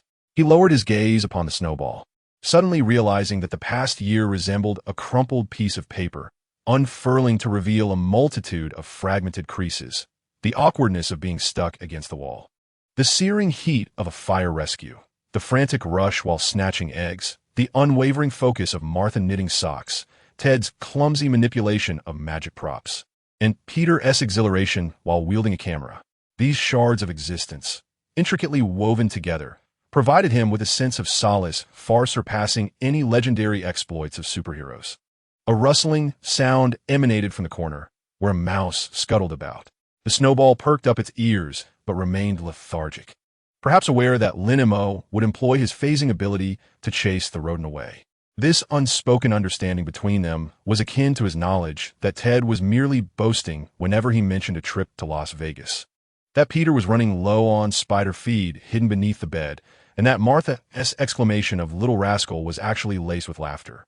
Lin Mo rose and approached the desk, with a flickering light of the oil lamp illuminated an open notebook. The final page bore a crooked calendar, each date accompanied by snippets of occurrences. March 17th, successfully phased through a wall, bumped the back of his head. June 2nd, assisted elderly Mrs. Aaron in rescuing her cat. Received scratches. November 5th, Ted's magic show flopped. A hole burned through the turkey prop. The most recent entry, pinned just yesterday, read, December 23rd. Help Peter repair the web shooter, extending its range to 5 meters. These seemingly mundane records might seem trivial to others, yet they stood as undeniable proof of his authentic existence within this world. Lin Mo took up a pencil and sketched a tiny snowman in the margins, identical to the one he had built with Peter in the community square. A spark erupted from the oil lamp's wick. Lin Mo turned his gaze toward the window. The snow had ceased, and moonlight streamed through the frosted glass, casting a mosaic of shadows upon the floor. He could discern the outline of the opposite rooftop, once occupied by a watcher from S.H.I.E.L.D., now deserted. Since Coulson's disappearance in Peppertown, Peter mentioned that the news hinted at him undertaking a covert mission. Those elusive gazes had vanished, as if they had never been. Perhaps Martha's words had resonated, or perhaps he had truly hidden well enough. Lin Mo felt the folded knife in his pocket, a birthday gift from Carlos, intended for self-defense against ruffians. Though his old friend often feigned toughness, he consistently left the workshop lights on for Lin Mo during his late returns and had discreetly tucked emergency provisions into his toolbox. The basement door creaked open gently, and Ted poked his head in, snowflakes still clinging to his hair. "Still awake? I've brewed some hot cocoa. Would you care for a cup?" He raised the ceramic mug in his hand, the sweet aroma of chocolate wafting through the door, mingling enticingly with the chill of the snowy night. "Sure." Lin Mo placed the Snowball on the floor and followed Ted upstairs. The man's basement was tidier than his own, adorned with posters of magic, and cluttered with an array of props, a box missing a leg, a tattered cape, and a squished tin turkey, a casualty from the Christmas market performance. "Watch me perform my new trick." Ted triumphantly produced a glass, filling it with steaming hot cocoa. He covered the cup's opening with a handkerchief and, with a swift motion, unveiled it. The liquid transformed into frothy peaks, reminiscent of foamy beer, towering high. How about that? Impressive, isn't it? Lin Mo chuckled, savoring a sip. The sweet warmth cascaded down his throat, dispelling the chill within. Indeed, it surpasses your human levitation by far. Of course, Ted replied, his chin lifted with pride. I learned this from an old circus associate who claimed I had a gift. He suggested I try my luck in Las Vegas come spring. Lin Mo remained silent, merely observing Ted's enthusiasm. He understood that the dream of Las Vegas might remain unfulfilled. Yet the spark in Ted's eyes whenever he spoke of it was more enchanting than any magic trick. It was akin to the anticipation of a new ability that might prove inconsequential, yet still evoked hope. The two sipped their hot cocoa in silence, the only sound being the ticking of the wall clock, seemingly counting down to the impending dawn. Snowlight streamed through the window, illuminating Ted's face. Lin Mo suddenly noticed the fine lines forming at the corners of this man, who often complained, and the few strands of white hair at his temples. You think, Ted began, his voice somewhat muffled, that our lives will simply be this? Fixing things, performing tricks, watching the snow fall, and gradually growing old? Lin Mo gazed out at the snow, recalling Martha's knitted socks, Peter's photographs, and a thank you card from Mrs. Eileen. It's quite nice, really, he replied earnestly. Ted paused, then smiled, downing the remainder of his hot cocoa. You're right, it is nice. Upon returning to his basement, Snowball was already asleep on the blanket, its little belly rising and falling. Lin Mo lay on the folding bed, listening to the wind outside as drowsiness gradually enveloped him. In a half-dream state, he seemed to return to his pre-transportation apartment, burning the midnight oil over his computer screen, the city's neon lights never dimming outside. He had never imagined that one day he would be in a basement within the Marvel Universe, tossing and turning in anticipation of an unknown superpower. Time passed, and suddenly, his wristband vibrated, illuminating with a gentle glow, yet no notifications appeared. Lin Mo opened his eyes to see the first light of dawn breaking outside, casting a soft golden hue across the snowy ground. A new day had begun.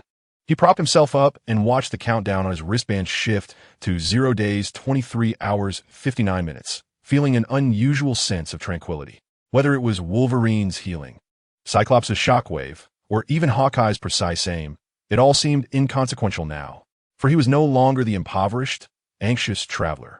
He possessed a sturdy basement to shield him from the elements, skills to repair computers, a friend who delivered hot cocoa at midnight, a thoughtful elderly lady, a young boy who regarded him as a brother, and a plump cat that often sought warmth. These seemingly trivial comforts intertwined like countless threads, binding him to this perilous yet captivating world. Lin Mo approached the window and cracked it open. The crisp morning air surged in, infused with the fresh scent that follows a snowfall. In the community square, Peter was already shoveling snow, his red scarf fluttering in the wind like a dancing flame. Not far away, tendrils of smoke rose from Martha's chimney, likely signaling the preparation of breakfast. The roll-up door of the repair shop stood ajar, and Carlos's silhouette moved within, presumably checking his tools. The bracelet on Lin Mo's wrist vibrated gently, the countdown ticking away. 0 days, 23 hours, 55 minutes. A smile graced Lin Mo's face. Less than a day remained until new abilities would arrive. But before that, he wished to savor a bowl of hot porridge made by Aunt May, help Peter build a snowman even taller, lend Carlos a hand at the repair shop, and observe Ted's newly practiced magic tricks. Such mundane activities held far more anticipation than any superpower. He closed the window and turned to retrieve his toolbox. Sunlight filtered through the frost patterns, casting a kaleidoscope of colors upon the floor, while snowballs nestled in blankets dozed peacefully, and the calendar on the wall fluttered gently in the breeze. Though the waiting may seem lengthy, the presence of these warm companions would render even the longest wait sweet. Lin Mo understood that, regardless of the abilities he might acquire tomorrow or the challenges that lay ahead, he would not be alone. Chapter 21. The second sign-in, the beast's physical prowess. As the basement clock's hands just past midnight, Lin Mo was bent over his desk, finishing the snowman he had not completed yesterday, when his wrist bracelet suddenly vibrated violently, akin to a bee buzzing beneath his skin. He jerked his head up, and pale blue text burst forth on the dark screen. Dazzlingly bright. Ability acquired. Beast Hank's physical enhancement. Basic version, strength, speed, and reaction enhanced to 5 times that of an average person. The Beast? Lin Mo was momentarily taken aback, his pencil clattering onto the notebook. He recalled the name vaguely, having seen it mentioned in Peter's comic books. There was a blue-haired giant in the X-Men, equipped with fangs and claws, capable of punching through steel and running faster than a car. Yet, this physical enhancement appeared quite different from his expectations. He had neither sprouted blue hair nor grown long claws, and his teeth remained unchanged. Tentatively, he clenched his fist, the knuckles cracking lightly, but there was nothing particularly remarkable about it. No swelling muscle pain, nor surging warmth of strength. Everything felt just as usual. Could there be something amiss? Furrowing his brow, Lin Mo tapped the bracelet screen, and a prompt appeared. Ability activated, current status, stable, accompanied by a small progress bar displaying synchronization rate, 12.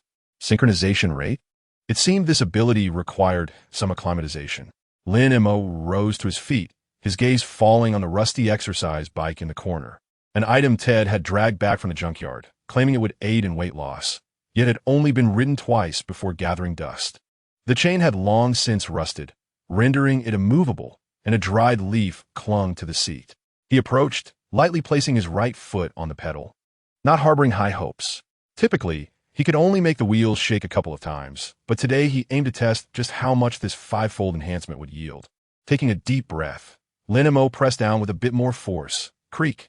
The jarring sound of metal scraping erupted in the silent basement, as the rusted chain suddenly sprang to life, akin to a startled serpent, whirling the flywheel with fervor. The entire exercise bike shook violently, nearly leaping off the concrete floor. Lin Mo was taken aback, instinctively gripping the handlebars. Yet, in a moment of uncontrolled strength, his left hand yanked sharply, resulting in a resounding crack as the handlebars bent at a 90-degree angle, awkwardly dangling from the frame. Goodness! Lin Mo's eyes widened as he stared at his hand, then glanced at the wrecked exercise bike, his heart racing. Was this the power of 5 times? Just a slight exertion had rendered the rusted bike into scrap metal. He swallowed hard, resolved to test his speed once more. Though the basement was cramped, it afforded him enough space to take a couple of strides. Lin Mo stepped back, gathered momentum, and surged forward.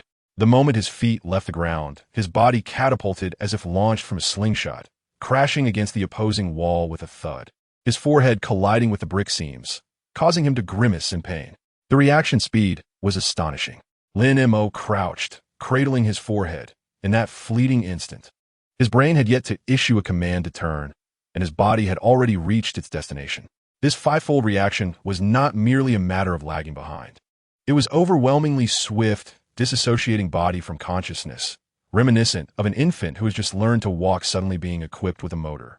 After 2 minutes of recuperation, Lin Mo leaned against the wall, determined to try jumping this time. He recalled that the basement ceiling was nearly 3 meters high, and he typically managed to touch a height of 2.5 meters. Taking a deep breath, he slightly bent his legs and gently propelled himself upward. His body floated like a feather, his fingertips effortlessly grazing the concrete ceiling, stirring up a cloud of dust. Lin Mo even found the time to blink midair before descending softly, his toes barely making a sound upon landing. He glanced down at his legs, suddenly reminded of the plump cat at Martha's house that would effortlessly leap onto the refrigerator. Now, he mused, he too could probably rise to such heights with ease. Excitement surged through him, compelling Lin Mo to jump once more, this time with intent force. Like a monkey, he soared upward, securely grasping the wooden beam overhead, which he used to hang his tool bag. He swung slightly, reminiscent of performing a pull-up, the beam creaking but holding firm. It was solid pine, chosen by him for its durability, which had withstood 50 kilograms of tools, and now, with his weight of 140 kilograms, it merely bent slightly. Mo, are you demolishing the house? A sudden voice startled Lin Mo, causing him to lose his grip and tumble to the ground with a thud, nearly injuring himself. He looked up to see Ted, rubbing his eyes and standing in the doorway, his hair tousled like a bird's nest, a cup of milk in hand, the white liquid swaying perilously close to spilling. The man, evidently still half asleep, appeared dazed until he spotted Lin Mo hanging from the beam, at which point he jolted awake, the cup crashing to the floor and milk splattering everywhere. When did you take up acrobatics? Hanging from the beam now? Embarrassed, Lin Mo jumped down from the beam, miscalculating his landing and shaking the floor upon impact. I'm not practicing acrobatics. I just couldn't sleep and want to stretch a bit. He scratched his head, attempting to conceal his recent outburst, only to discover that his fingertips had inadvertently dislodged a splinter from the beam above, now lodged within the crevices of his nails. "Can you leap 3 meters high?" Ted exclaimed, his eyes wide with astonishment as he bent down to pick up shards of glass from the floor. "What sort of medication have you taken? Or did Martha's vitamins pack too much of a punch?" He leaned closer to Lin Mo, scrutinizing him as if he were a peculiar creature. "I recall you huffing and puffing when you moved a monitor last time. How come today you appear as if you've been injected with adrenaline?" Lin Mo's cheeks flushed slightly. He certainly couldn't admit to having suddenly acquired superhuman abilities, akin to the enhanced physical prowess of a beast from a dystopian saga. If Ted were to find out, he might insist on taking him to Las Vegas to perform as a human cannonball. Perhaps it was the result of his recent repairs that had honed his skills. He hastily concocted a feeble excuse, reaching for a nearby toolbox to divert the conversation. "Look, I fixed Carlos's wrench today. My strength seems to have increased a bit." No sooner had he spoken than he felt an unusual weight in his palms. The toolbox, typically heavy, now felt as light as a cardboard box. Instinctively, he tossed it upward, and it soared over his head, colliding with the ceiling. The tools inside cascaded down, clattering to the ground beside him and Ted. "What the hell?" Ted exclaimed, startled, as he jumped back, nearly stepping into a puddle of milk. "Have you lost your mind? Planning to demolish the place?" Lin Mo quickly crouched to retrieve the scattered tools, his reflexes now more than double their usual speed. Just as a sharp utility knife was about to plunge into Ted's foot, he darted forward, grasping the handle, his fingertips mere centimeters from Ted's shoe. "Be careful." He placed the utility knife back into the toolbox, his heart racing. This newfound 5-fold reaction speed had indeed saved the day. However, Ted remained oblivious to the perilous moment. He fixated on the tools scattered on the floor, his eyes suddenly gleaming. "Mo, with your strength, it would be a shame not to help people move. A logistics company is hiring temporary workers. They pay $50 per refrigerator moved. With your skills, you could earn hundreds in a day." Lin Mo couldn't help but smile ruefully. To Ted, it seemed every ability could be linked to monetary gain. Passing through walls was magic, while great strength meant moving furniture. If he revealed he could run faster than a car, he'd likely be roped into delivering packages. Perhaps another time, he thought, as he carefully placed the toolbox down, exerting just enough force to avoid collapsing the table. "I should first acclimate to this. I wouldn't want to accidentally dismantle a client's refrigerator." "True," Ted nodded, suddenly recalling something. He dashed upstairs, returning moments later with a dumbbell in hand, his 10-kilogram weight that he had bought to strengthen his arms, although it had only seen use twice and was now rusted. "Here, try this. Do 10 reps. I want to see if you really have become stronger." Lin Mo accepted the dumbbell, feeling only a slight pressure on his wrist. The 10 kilograms now felt akin to lifting 2 bottles of mineral water. He attempted a bicep curl, the motion as effortless as waving his arm, even managing to carry the weight with one hand while circling the basement. His face unflushed and breath steady. "How about that?" He raised an eyebrow, glancing at Ted. I approached Ted, whose eyes were wide as saucers, and reached out to touch the dumbbell, then pinched Lin Mo's arm. "Your muscles haven't grown, yet your strength has surged so much. Could it possibly be?" He suddenly lowered his voice and leaned closer to Lin Mo's ear, whispering, "Is your wall-passing magic causing side effects? Can it turn one into a mighty warrior?" Lin Mo nearly choked on his own saliva. "Side effects? That was quite the imagination." "Perhaps," he replied, playing along and feigning a shrug. "With greater power comes greater trouble." Mr. Carlson was indeed correct. Upon mentioning Carlson, Ted's excitement diminished considerably. He scratched his head and picked up the shattered pieces of the milk cup from the floor. "You'd better be careful. Don't let anyone find out. The last time, that boxer from the community got dragged into underground fighting because of his strength and nearly had his leg broken." He paused, a hint of concern in his eyes. "Maybe you should refrain from using that strength? Isn't it better to focus on fixing computers in peace?" Lin Mo felt a surge of warmth in his heart. Though Ted often boasted, he proved to be remarkably grounded in critical moments. He patted his friend's shoulder, this time consciously moderating his strength to merely brush against it. "Don't worry, I know my limits." He gestured towards the remnants of the exercise bike in the corner. "I'll only practice at home and one T go out seeking trouble." Ted finally relaxed, turning to grab a mop to clean up the spilled milk.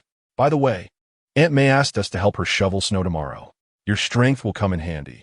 It'll save Peter and me from exhausting ourselves. Sure. Lin Mo replied with a smile, suddenly recalling something. By the way, how did you wake up earlier? I was roused by the wretched screams of your bike, Ted replied, irritated as he twisted the mop handle into a spiral by accident. The man paused, sheepishly scratching his head. Perhaps I've caught your strength too? Lin Mo glanced at the twisted mop handle and suddenly realized that although his five-fold physical enhancement synchronization rate was merely 12, his presence seemed to be influencing those around him. Ted, who usually struggled to open a bottle cap, was now able to bend a mop handle with his bare hands. Was this a faint ripple of his ability or merely coincidence? He looked down at his wristband, noticing the synchronization rate had quietly risen to 15. Accompanied by a new line of text, physical enhancement can increase synchronization rate through training. Current unlockable skill, dynamic vision, beginner, capable of tracking high-speed moving targets. Dynamic vision? Lin Mo's eyes sparkled. This skill seemed tailor-made for him. With both penetrative ability and dynamic vision, he would surely excel at repairing those high-speed precision instruments. He suddenly felt a thrill of anticipation for the snow shoveling tomorrow.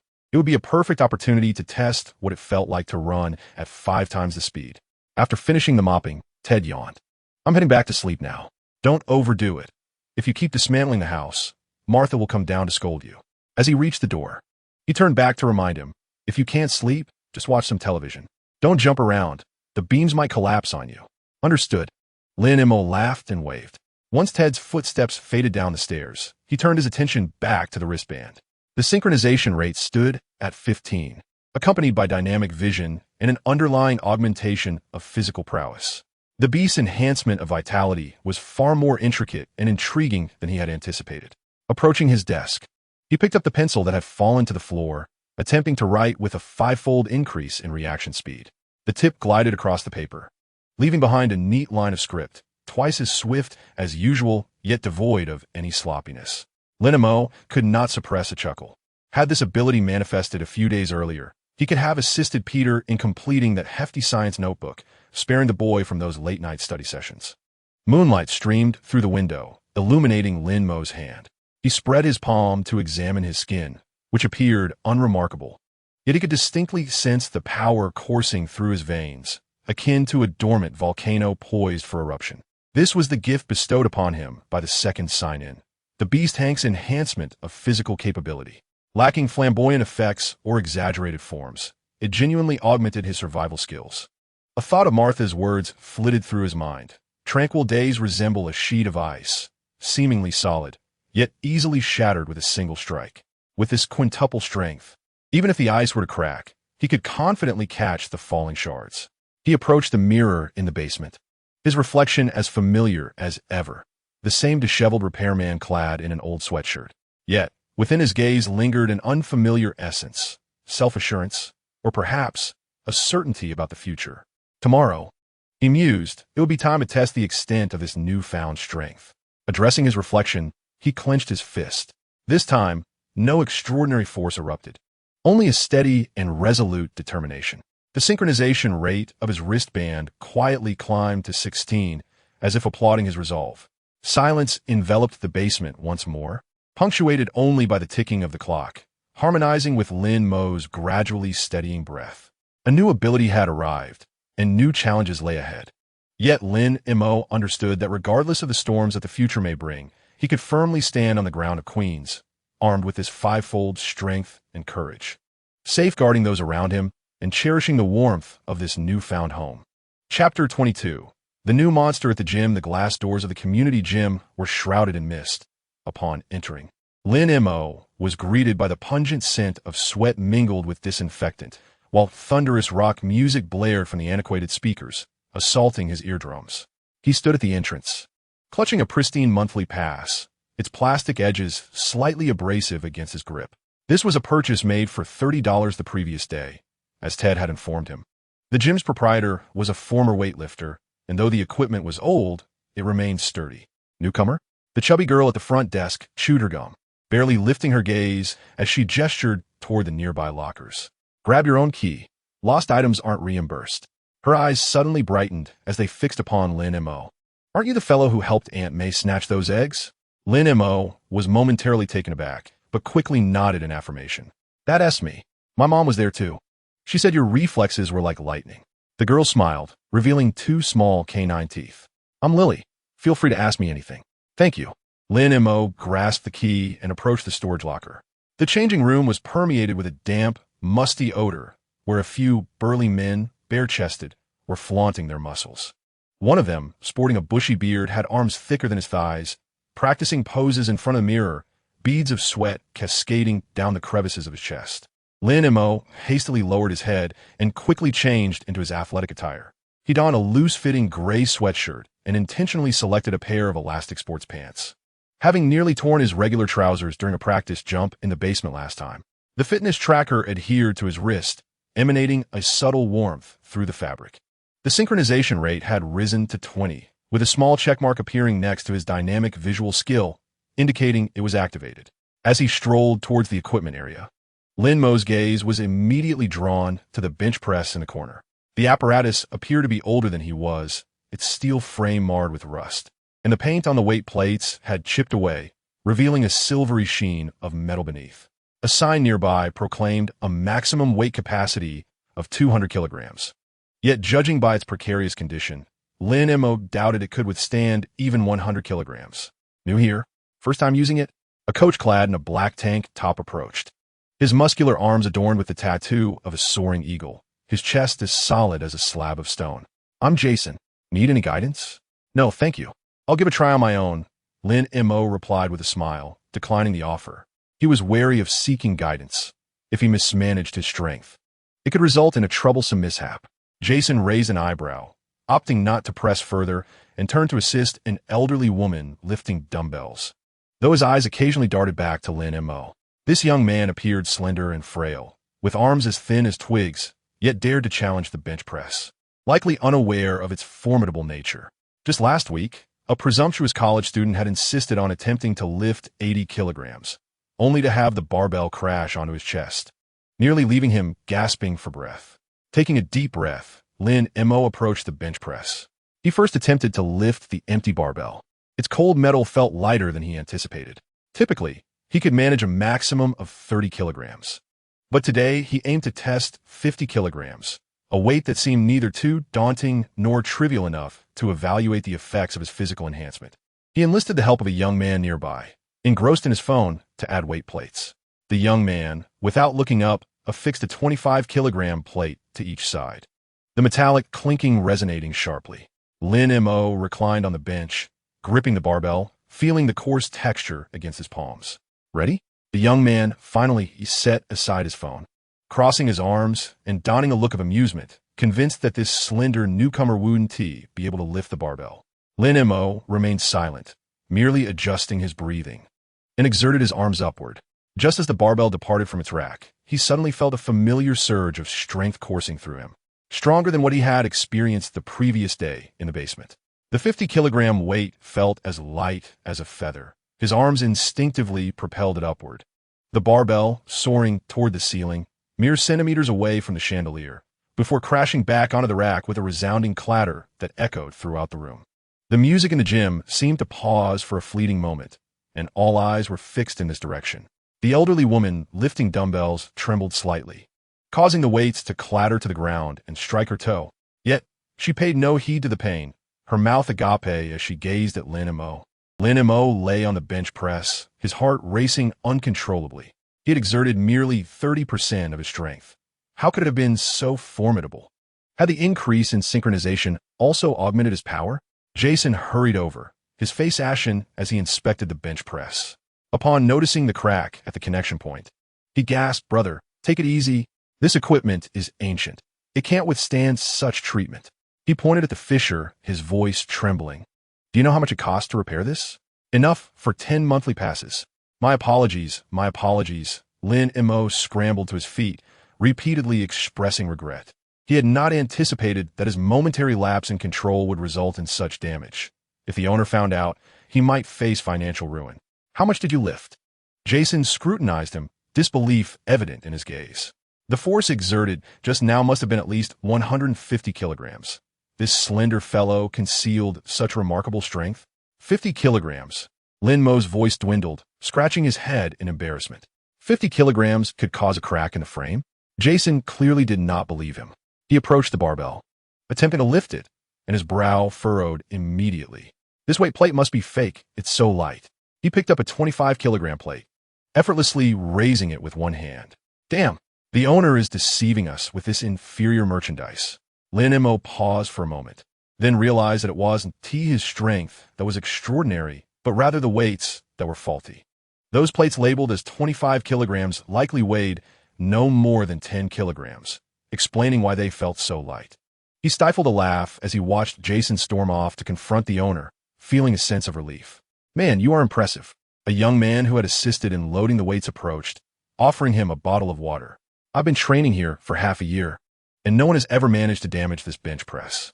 What did you train in before? I've never trained. I just fix things. So perhaps I have a bit more strength, Lin Mo replied, accepting the water and taking a sip. The cold liquid coursed down his throat, slightly alleviating the tension from earlier.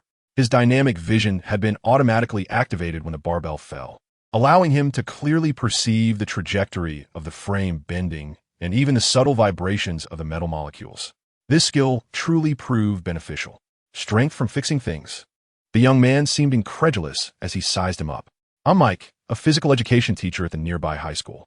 With your abilities, it would be a shame not to pursue weightlifting. Lin Mo chuckled softly, choosing not to respond. His gaze fell upon the treadmill nearby, and he suddenly felt an urge to test his speed. The treadmill appeared newer than the bench press, its screen displaying a maximum speed of 16 kilometers per hour. While that might be swift for the average individual, for him at this moment, it could merely serve as a warm-up. He stepped on the treadmill and pressed the start button, beginning at a modest pace of 8 kilometers per hour. The belt whirred to life, effortlessly carrying his steps forward, akin to a leisurely stroll. Mike, observing from the side, shook his head, likely deeming the speed excessively slow.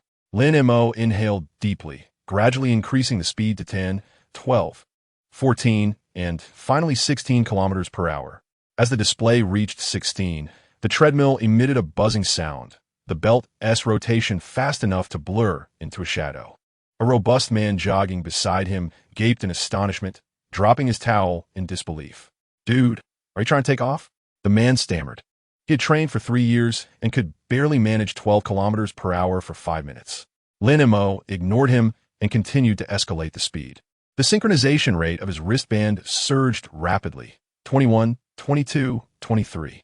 When the speed hit 20 kilometers per hour, the treadmill's frame began to shake violently, seemingly on the verge of collapse. His hair whipped back in the wind, yet not a single bead of sweat adorned his brow. His breathing remained as steady as if he were merely walking.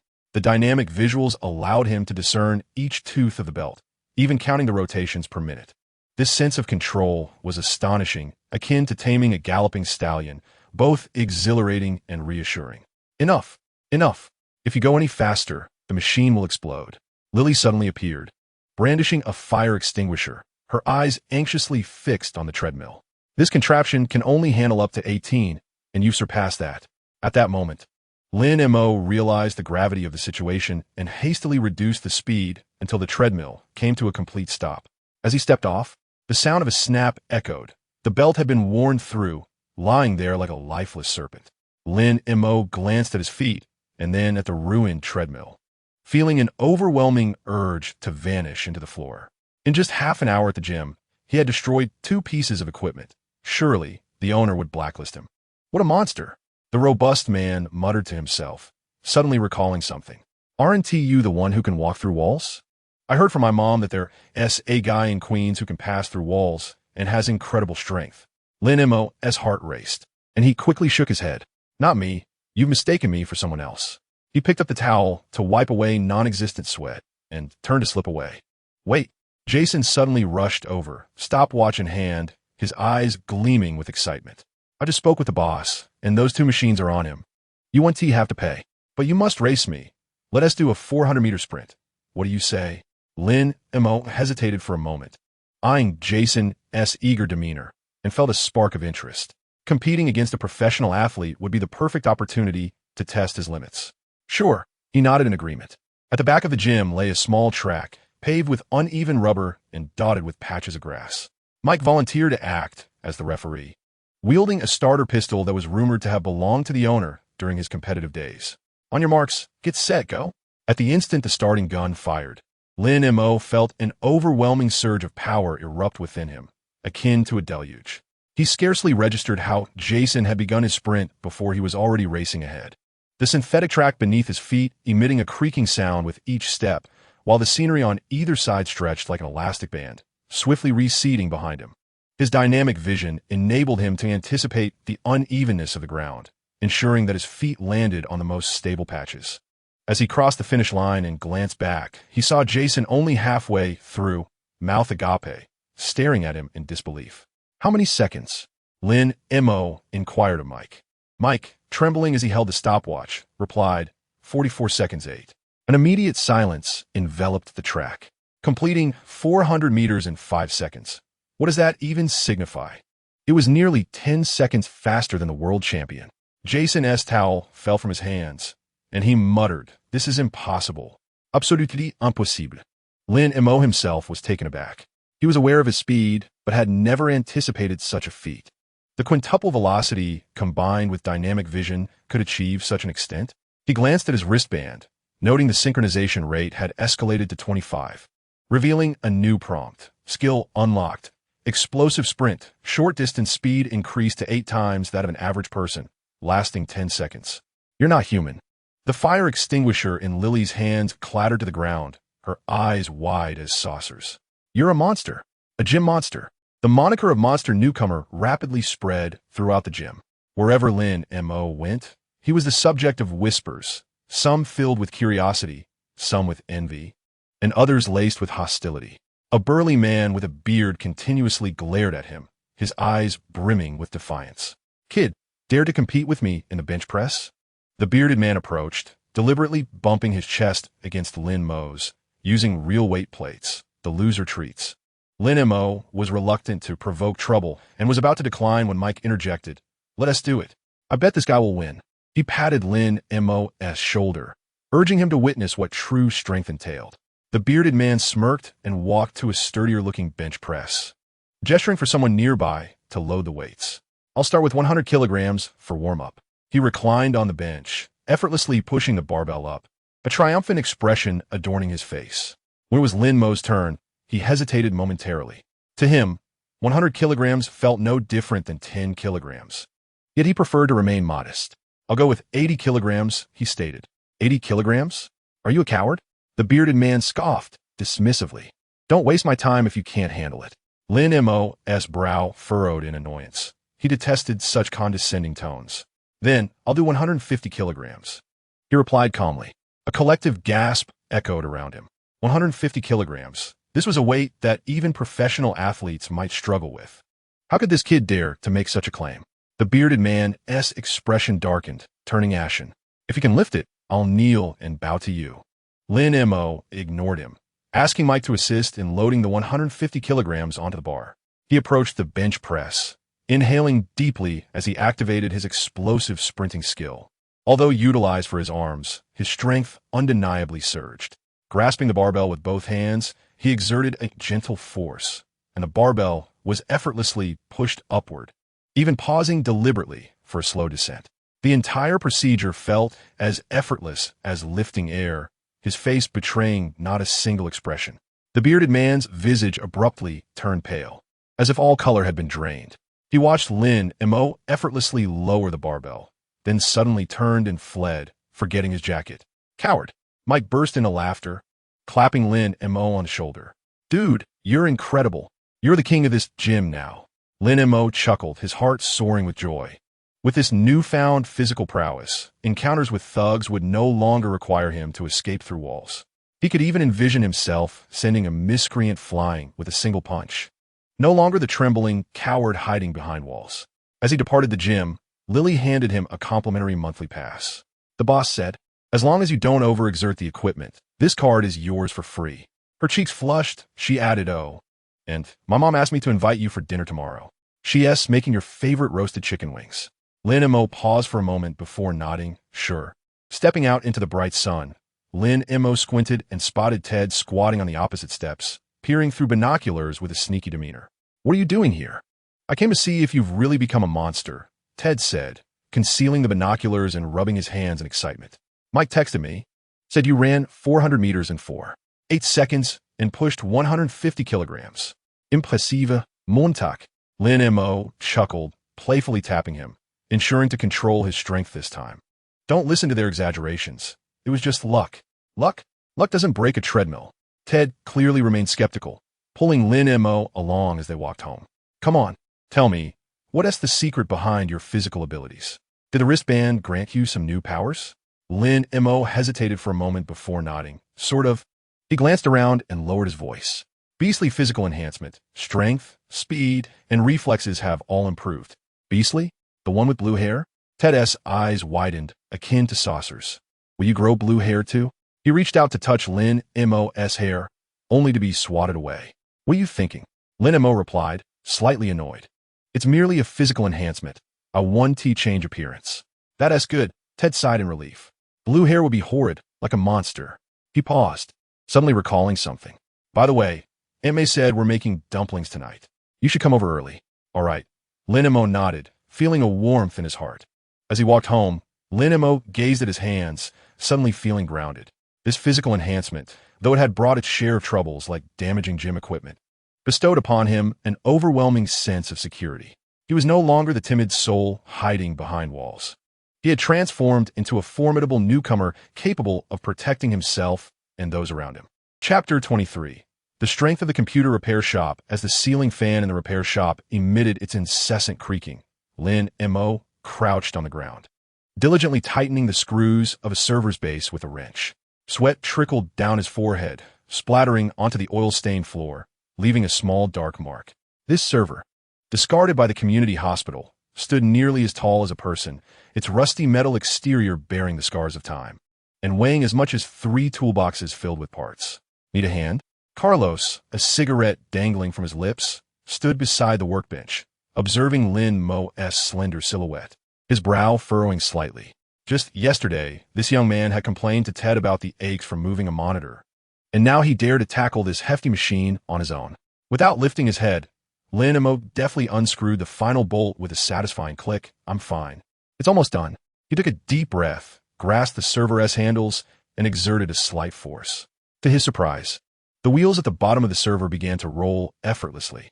This behemoth, typically requiring the strength of 2 strong men to lift, was smoothly pushed into its designated position without so much as disturbing the soldering wire at the table's edge.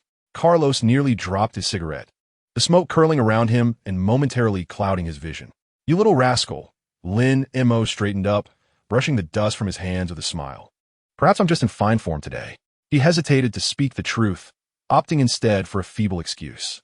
Ever since he had gained a beastly enhancement, his synchronization rate had surged to 30. He could now lift not only this server, but even the old printer beside it with a single hand. "Fine form?" Carlos approached, gesturing with his cigarette towards the server, which weighed 400 pounds. "Do you think it's made of paper?" He suddenly pinched Lin Mo's arm. The muscle definition was indeed more pronounced than before, but it hardly suggested the ability to move a server. "Honestly, Lin, have you been sneaking off to train with steroids? I know a doctor who can check for side effects." "Not at all." Lin Mo raised his arm, striking a comical pose to showcase his muscle. "Chinese Kung Fu. 4 ounces can deflect 1,000 pounds, you know?" He emphasized the term Kung Fu with playful mockery. Carlos scoffed, not pursuing the matter further, and turned to greet a customer at the door, mumbling about what kind of Kung Fu could lift a 400-pound hunk of metal. Lin Mo watched his retreating figure, feeling a wave of relief wash over him. Thankfully, his old friend did not press the issue further, for he truly did not know how to explain. At 10 o'clock in the morning, a bespectacled middle-aged man burst into the repair shop, cradling a deformed computer desk. One leg was bent at a 90-degree angle, and the surface bore a crack. "Can it be repaired, master? This has been passed down from my grandfather. It has served for 30 years. His voice quivered with emotion as his fingers gently traced the scratches on the surface, as if comforting an old friend. Lin Mo accepted the desk, realizing it was heavier than he had anticipated. The redwood material and intricately carved legs had been polished to a shine, indeed showing signs of age. A quick visual scan revealed that the mortise and tendon joints of the legs were intact. They had merely been misaligned due to external force. In theory, it could be restored, but it would require considerable strength to reposition it. Let us give it a try. Lin Mo placed the computer desk on the ground, grasping the crooked leg with both hands and taking a deep breath. He could feel his muscles subtly tightening as fivefold strength coursed through his arms like a gentle stream. Rather than exerting force directly, he first located the point of pressure, then gently pushed. With a crisp crack, the sound echoed throughout the repair shop. Astonishingly, the misaligned leg was forcefully restored to its original position, with even the cracks realigned. Lin Mo quickly retrieved some glue, squeezed it into the gap, and secured it with a clamp, completing the entire process in under 5 minutes. The bespectacled man stood in stunned silence, his briefcase dropping to the floor with a thud. How did you manage that? I hired 3 movers, and they couldn't budget. Just luck, Lin Mo replied with a smile, wiping the glue from his hands. Once it dried, it would be usable. He reminded the man not to place anything too heavy on it. The man expressed his gratitude profusely as he departed, leaving Lin Mo with a business card. I'm the woodworking teacher at the community school. If you ever need furniture repaired, feel free to reach out. It's on the house. Carlos leaned against the doorframe, oblivious to the cigarette burning perilously close to his fingers.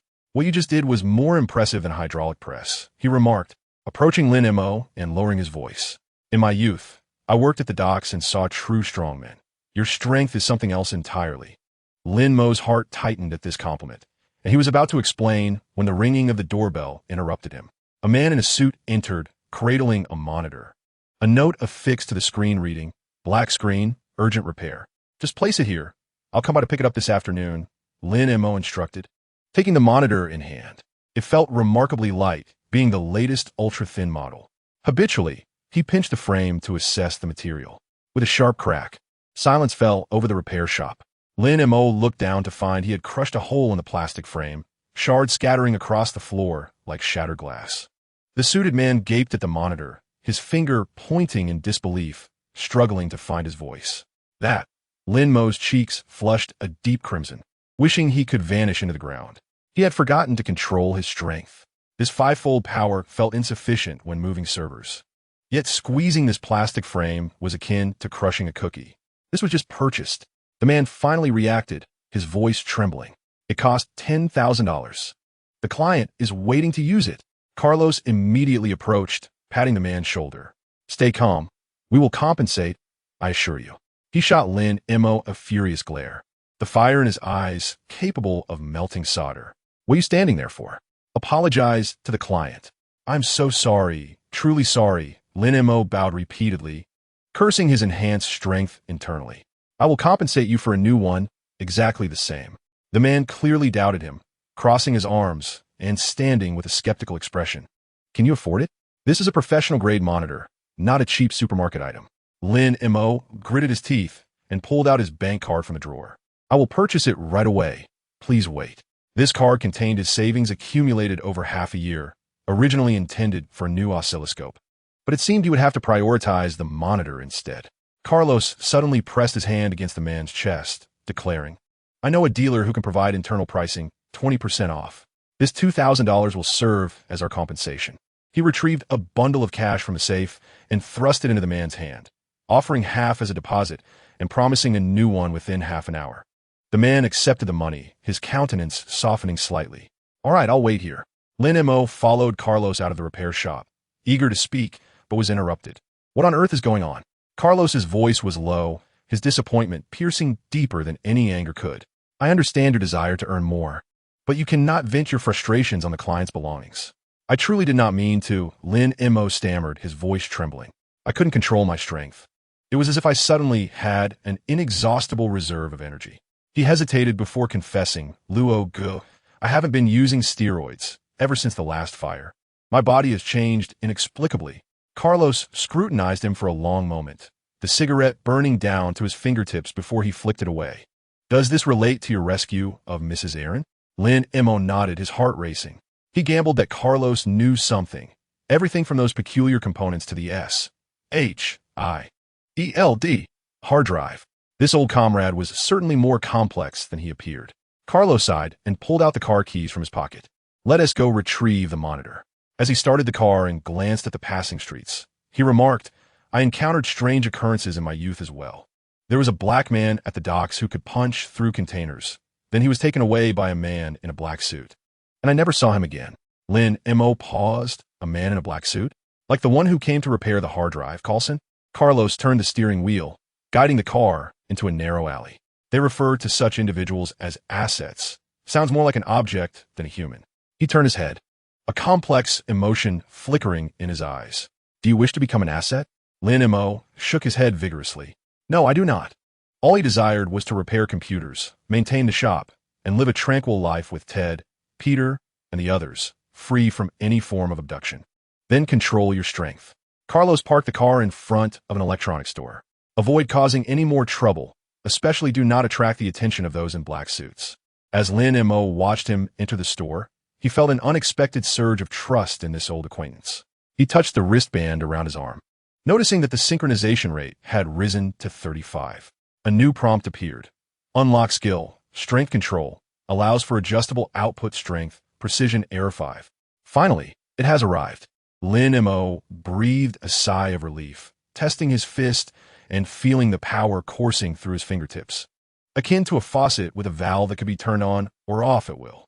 Upon returning to the repair shop, the new monitor was already installed, and the man was inspecting it, a satisfied expression gracing his face. Be careful this time, he said, patting Lin Mo on the shoulder. Don't crush it again. Lin Mo smiled awkwardly, feeling a weight lift from his heart.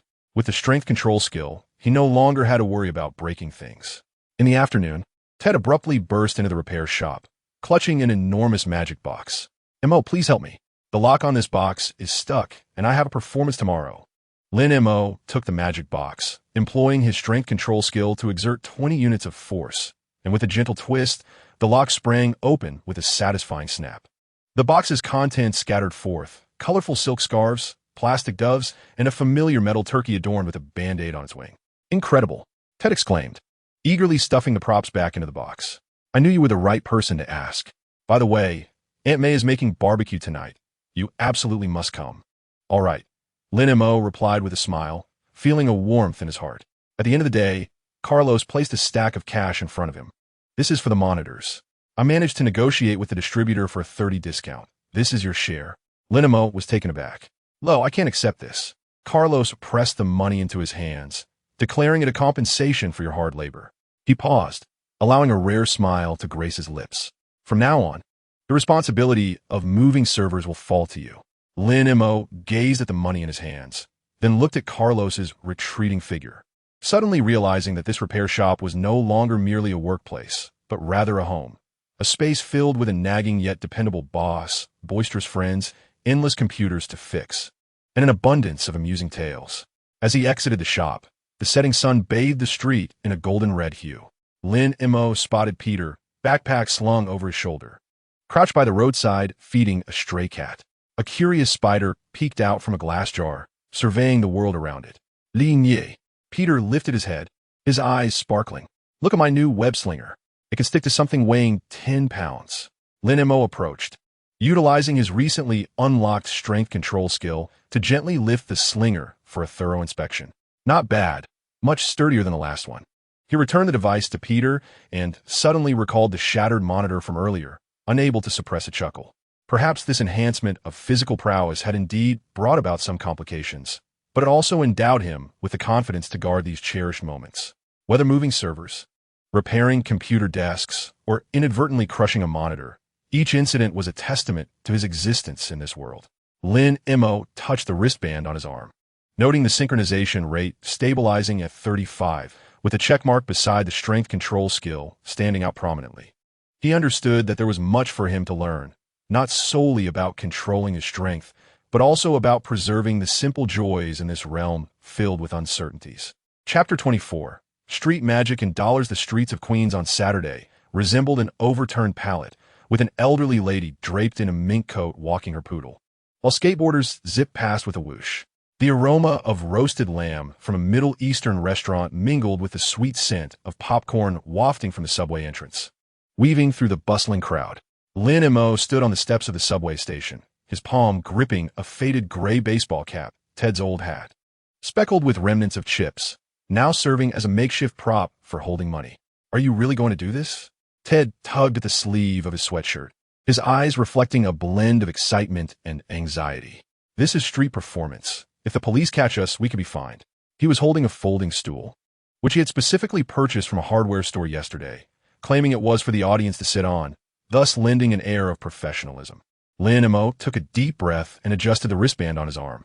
His synchronization rate for physical enhancement had already risen to 35, and he was becoming increasingly adept at dynamic vision and explosive sprinting.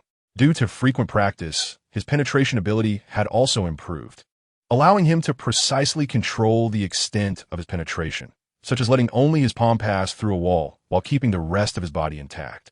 Why not give it a try? He snapped his hat down onto the ground and stepped back 2 paces. After all, the repair shop was closed today, and idleness was not an option. In truth, he had ulterior motives. Last week, he had to compensate a client for a new monitor, nearly exhausting the efficiency bonus given by Carlos. If he didn't find a way to earn some extra cash soon, he might struggle to pay next month's basement rent. More importantly, he wished to experiment with using his abilities discreetly in public, seeking a way to earn money without exposing his identity. The first audience member was a young mother pushing a stroller, her baby wailing and reaching for bubbles in the air. Lin Mo cleared his throat and pointed at the adjacent brick wall. "Ladies and gentlemen, allow me to perform a little magic. I shall retrieve an item from beyond this wall with my bare hands." He intentionally lowered his voice, infusing it with a sense of mystery he had gleaned from films. The young mother paused, crossing her arms to watch, her expression tinged with skepticism, as if to think, "Is this person perhaps insane?" Ted quickly chimed in, "My buddy here is the real deal, not a scam." Lin Montag disregarded Ted's unnecessary commentary, focusing his energy to activate his penetration ability. In the astonished gazes of the onlookers, his palm gradually passed through the rough brick wall as if it were butter. He deliberately slowed the motion, allowing his fingertips to explore briefly behind the wall before swiftly retracting his hand, revealing a withered yellow leaf, a memento plucked from the old locust tree on the other side. Wow! The baby in the stroller suddenly ceased crying, reaching out with tiny hands to grasp the leaf. The young mother's eyes widened in astonishment, instinctively retrieving her wallet and placing a $5 bill into the hat on the ground. "How marvelous! Do it again." With the first audience member captivated, a crowd quickly gathered. Businessmen in suits, students with backpacks, and hot dog vendors all paused to gawk at Lin Mo, pointing and murmuring, "How is this possible? Is it a prop? It doesn't seem like it. The wall is solid. Is it special effects?" Lin Mo smiled, deciding to raise the stakes. He walked to a street lamp across the road, gazing up at the lampshade towering over 3 meters high. "Next, I shall perform a vertical jump to touch the street lamp." "Go ahead," scoffed a youth in basketball attire. "My brother is on the school team and can't reach that high." Lin Mo remained silent, merely stretching his ankle. The power of physical enhancement coursed through his muscles, akin to warm water flowing over a riverbed. He inhaled deeply, slightly bending his legs before launching with force. His body sprang upwards like a coiled spring, effortlessly soaring over the youth's head. His right hand precisely grazed the edge of the lampshade, even giving it a gentle tap that produced a crisp sound. As he descended, he adjusted his posture with dynamic vision, landing steadily in place, his hair not even ruffled. The crowd erupted in a chorus of gasps, applause, and whistles, surging forth like a tidal wave. A youth clad in a basketball jersey stood agape, the basketball slipping from his grasp and clattering to the ground, rolling to Lin Mo's feet. "Chinese Kung Fu," someone shouted, prompting a wave of agreement from the onlookers. More bills were tossed into the hat, dollars, coins, and even a crumpled euro that jingled as it danced atop the brim. Ted busily handed out folding stools, incessantly murmuring, "Take your time, take your time. There's plenty of seating. The next act will be even more exhilarating." Lin Mo felt a sense of lightheadedness. He had not anticipated such a favorable response. Merely 2 simple demonstrations of his abilities had garnered so much attention. Clearing his throat, he prepared to showcase the next combination of his penetration and physical prowess by retrieving a bottle of cola from the closed vending machine. At that moment, a low, mocking laugh rippled from the edge of the crowd. "This kid is more agile than a circus monkey." Lin Mo's movements faltered his penetration ability nearly slipping out of control. The voice sounded vaguely familiar. Scanning the periphery of the crowd with a keen eye, he spotted a man in sunglasses leaning against a lamppost, holding up a phone. The screen directed at him, clearly recording a video. The man, dressed casually and clutching a black quiver concealed beneath his trench coat, was unmistakable. Hawkeye, Clint Barton. Lin Mo's heart leaped into his throat. What was an S-H-I-E-L-D agent doing here? Was it mere coincidence? Or had he come specifically to surveil him?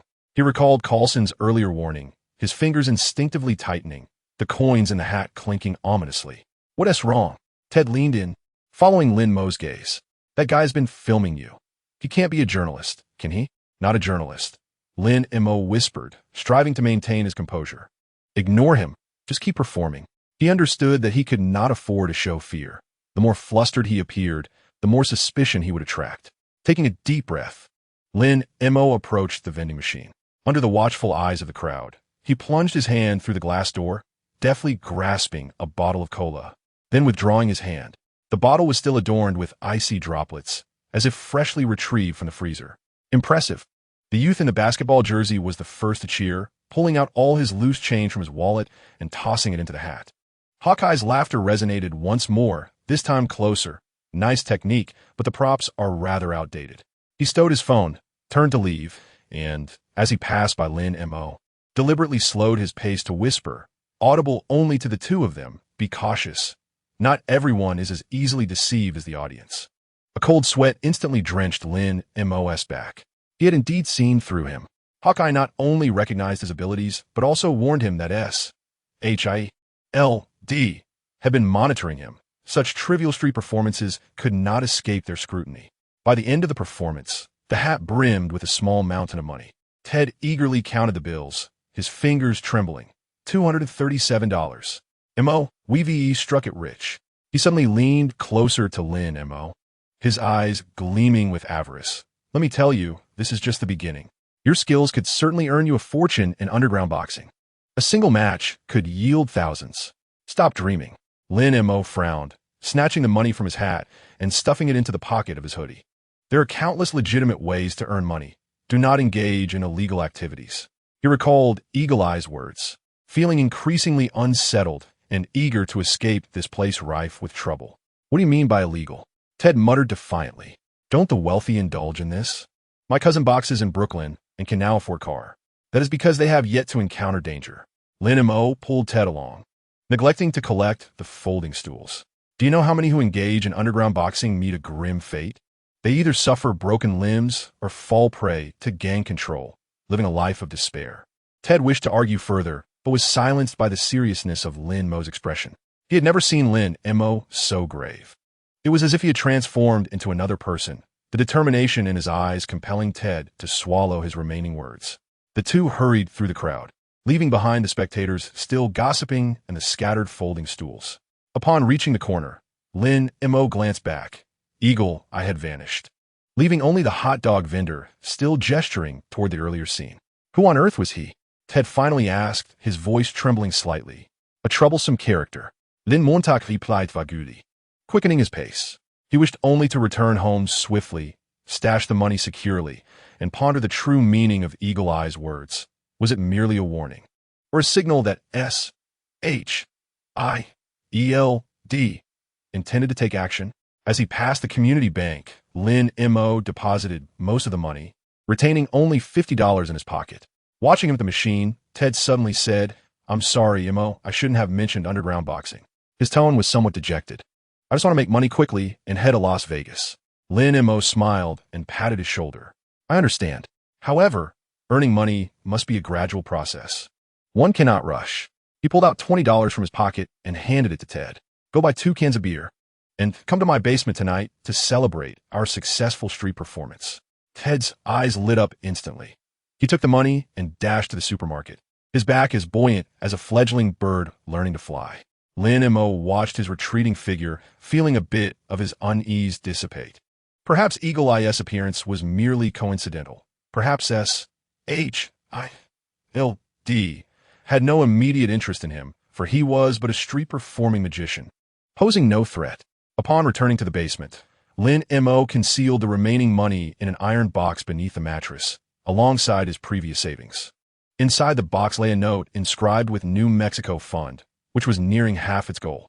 He picked up the note, his fingers gently tracing the numbers, suddenly feeling a step closer to that desert adorned with a hammer.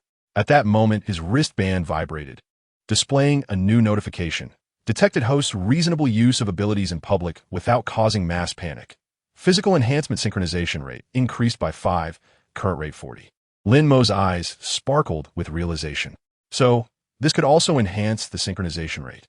He attempted to flex his wrist, sensing a surge of strength, even perceiving the vibration frequencies of every pipe in the basement.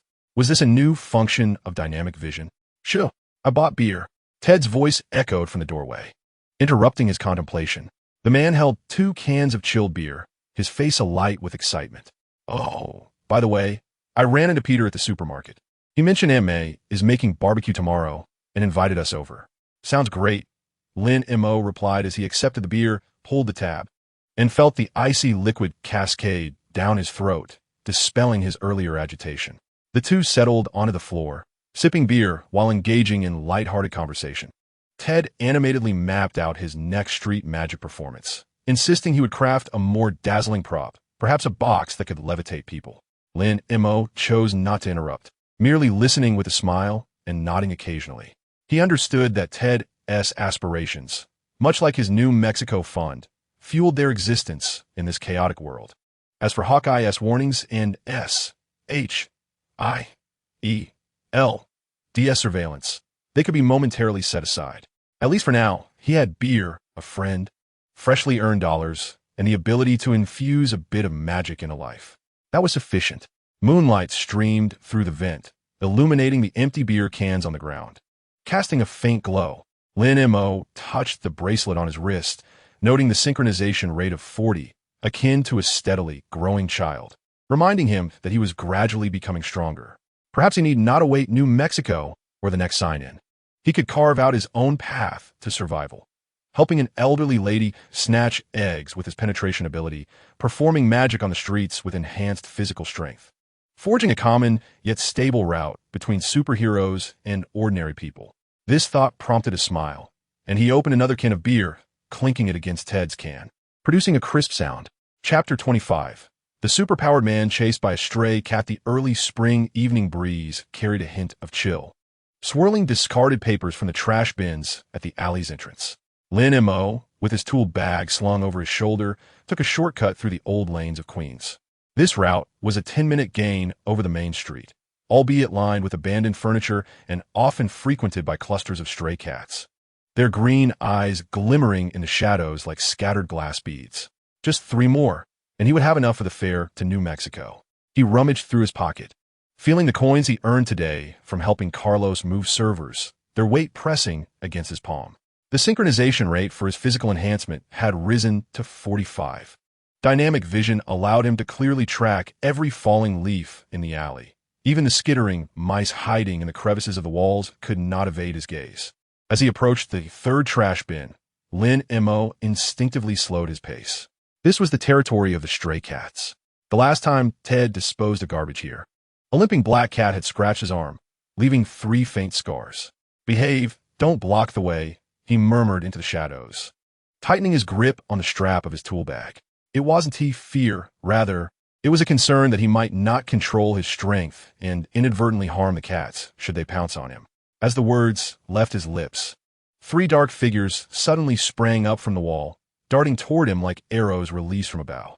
Leading the charge was a ginger and white tomcat, with a notch missing from one ear, issuing a low, threatening growl from its throat, its claws glinting menacingly in the moonlight. Flanking it were 2 gaunt black cats, one on each side, effectively blocking Lin Mo's escape route. In the past, Lin Mo would have been terrified and fled, likely stumbling in the process. However, now, his enhanced physical reflexes activated instantaneously. He instinctively sidestepped, his right leg retracting like a coiled spring, just in time to evade the ginger cat's leap.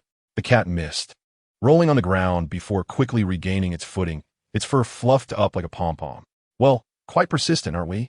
Den Montag muset, bemuset.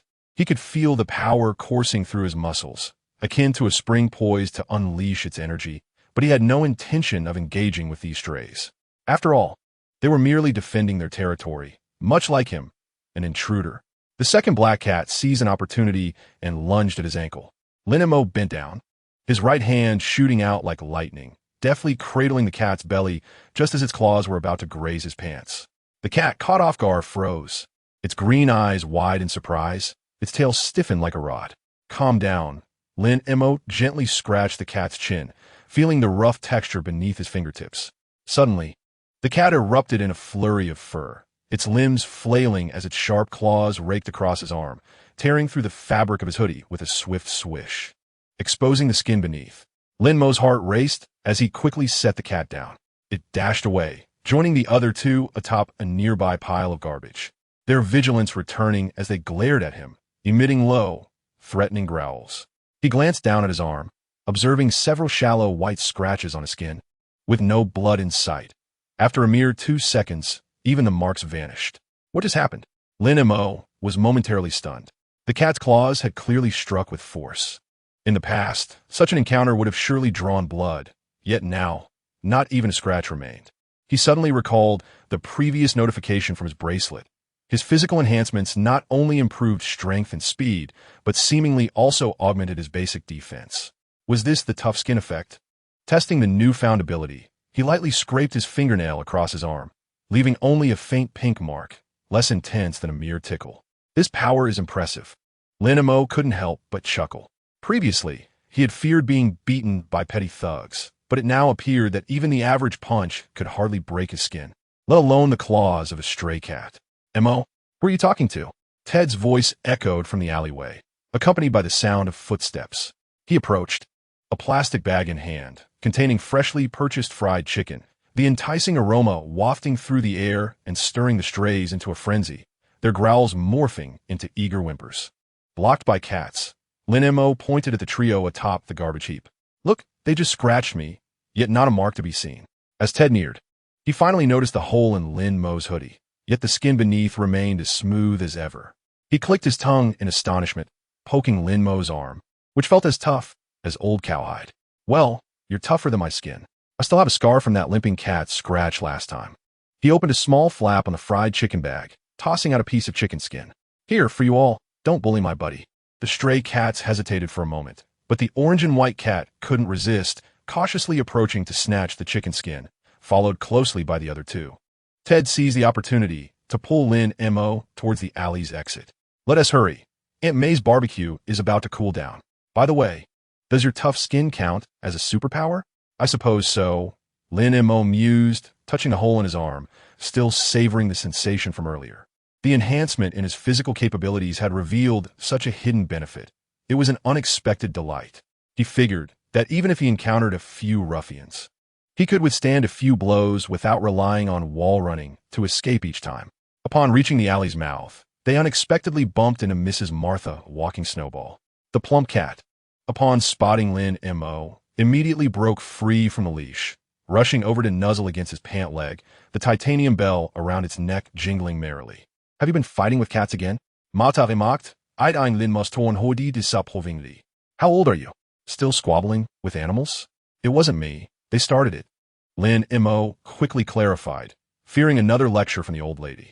I saw it all, Martha huffed, glancing down the alley where the strays were hiding behind a trash can, clenching chicken bones in their mouths. Those cats had been discarded by the drunken man who had moved away recently. Quite pitiful indeed. Next time, don't stoop to their level. I have leftover food in my kitchen. Take some to feed them tomorrow. Lin Mo paused momentarily, then nodded. Sure. He suddenly felt a kinship with these stray cats, both struggling to survive in Queens, realizing there was no need for hostility. Arriving at Aunt May's house, Peter was sprawled over the dining table, diligently working on his homework. His notebook was spread open, filled with various sketches of cats, alongside notes indicating speed, approximately 30, claw strength, approximately 5. Lin, you're here. The boy looked up, his glasses slipping down to the tip of his nose. I just saw you chased by the stray cats. Wasn't that thrilling? How did you know? Lin Montag replied, surprised as he took a seat. Aunt May had already brought out the sizzling, fragrant barbecue, the aroma overshadowing the lingering scent of cats on him. I was watching from the windowsill with binoculars, Peter boasted, waving the binoculars in his hand. Your reflexes are amazing. Faster than the spider I filmed last time. By the way, is your arm okay? I saw the cat scratch you. I'm fine, look. Lin Mo rolled up his sleeve to reveal his smooth arm, devoid of any marks. Wow.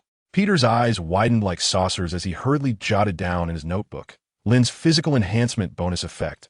Skin defense increased. Capable of withstanding ordinary cat claw attacks.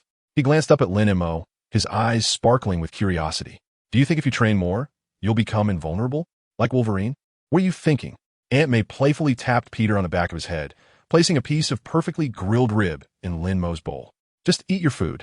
Little Lin, don't indulge this child. He spends all day dreaming up nonsense. Lin Mo smiled softly, taking a bite of the rib.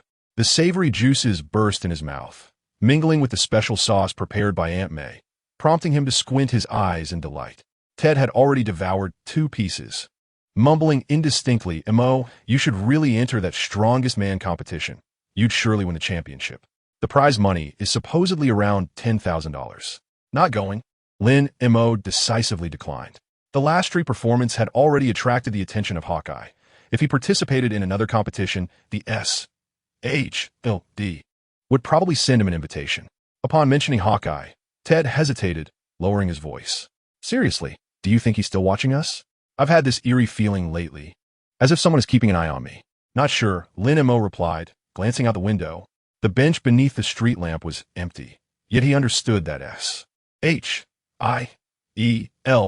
surveillance was never overt. Perhaps it was the hot dog vendor, or the old man at the shoe repair stand, or even the occasional postman passing by. They were like shadows lurking in the dark, silently documenting his every move. Don't worry, Aunt May suddenly interjected, adding a piece of potato to Ted's bowl. We will stand our ground. If they do come, the people in this building are not to be trifled with. Martha's broom, my rolling pin, Peter's slingshot, and your skills. Who is afraid of few men in black? A warmth surged within Lin Mo. Aunt May was always like this, seemingly carefree, but capable of providing reassurance at crucial moments. He recalled the embarrassment of being chased by the stray cat earlier, the frizzed black cat in his arms, and suddenly realized that he and these cats, along with the people in this building, were all the same, ordinary yet striving to live, guarding their small territory in their own unique ways. After dinner, Lin Mo helped to clear the table. Peter leaned in, conspiratorially whispering, Lin, I think your physical enhancement has another effect. He pointed at the sweatshirt that had been clawed by the cat. Look, the fabric is torn, but the shirt underneath is intact, which suggests your muscles can absorb impact, just like a car's airbag. Lin Mo paused, examining the sweatshirt. Indeed, the thick outer layer had a triangular tear, yet the thin shirt beneath remained perfectly unscathed, not even a thread loose. You're right, he chuckled. Your powers of observation would be wasted if you didn't become a scientist. I'm going to be a superhero consultant, Peter declared, puffing out his chest, his eyes sparkling with excitement. I'll help you analyze abilities and design gear. For instance, I could create a cat paw-proof jacket and an ultrasonic device to attract cats, so they won't chase you anymore. Lin Mo laughed, ruffling Peter's hair. All right, I'll be waiting for your inventions. As he left Aunt May's home, the night had deepened. Lin Mo deliberately took a detour through the alley and indeed spotted the leftover food Aunt Martha had mentioned, resting atop a garbage bin. 3 stray cats were feasting heartily. Upon seeing him, they merely raised their heads cautiously, no longer agitated. Leaning against the wall, he observed the feline silhouettes under the moonlight when his wristband vibrated suddenly. New recognition of host's physical enhancement detected. Synchronization rate increased by 3, current rate, 48. Unlocking a new effect, Impact Buffer, which can reduce physical collision damage by 50. Impact Buffer?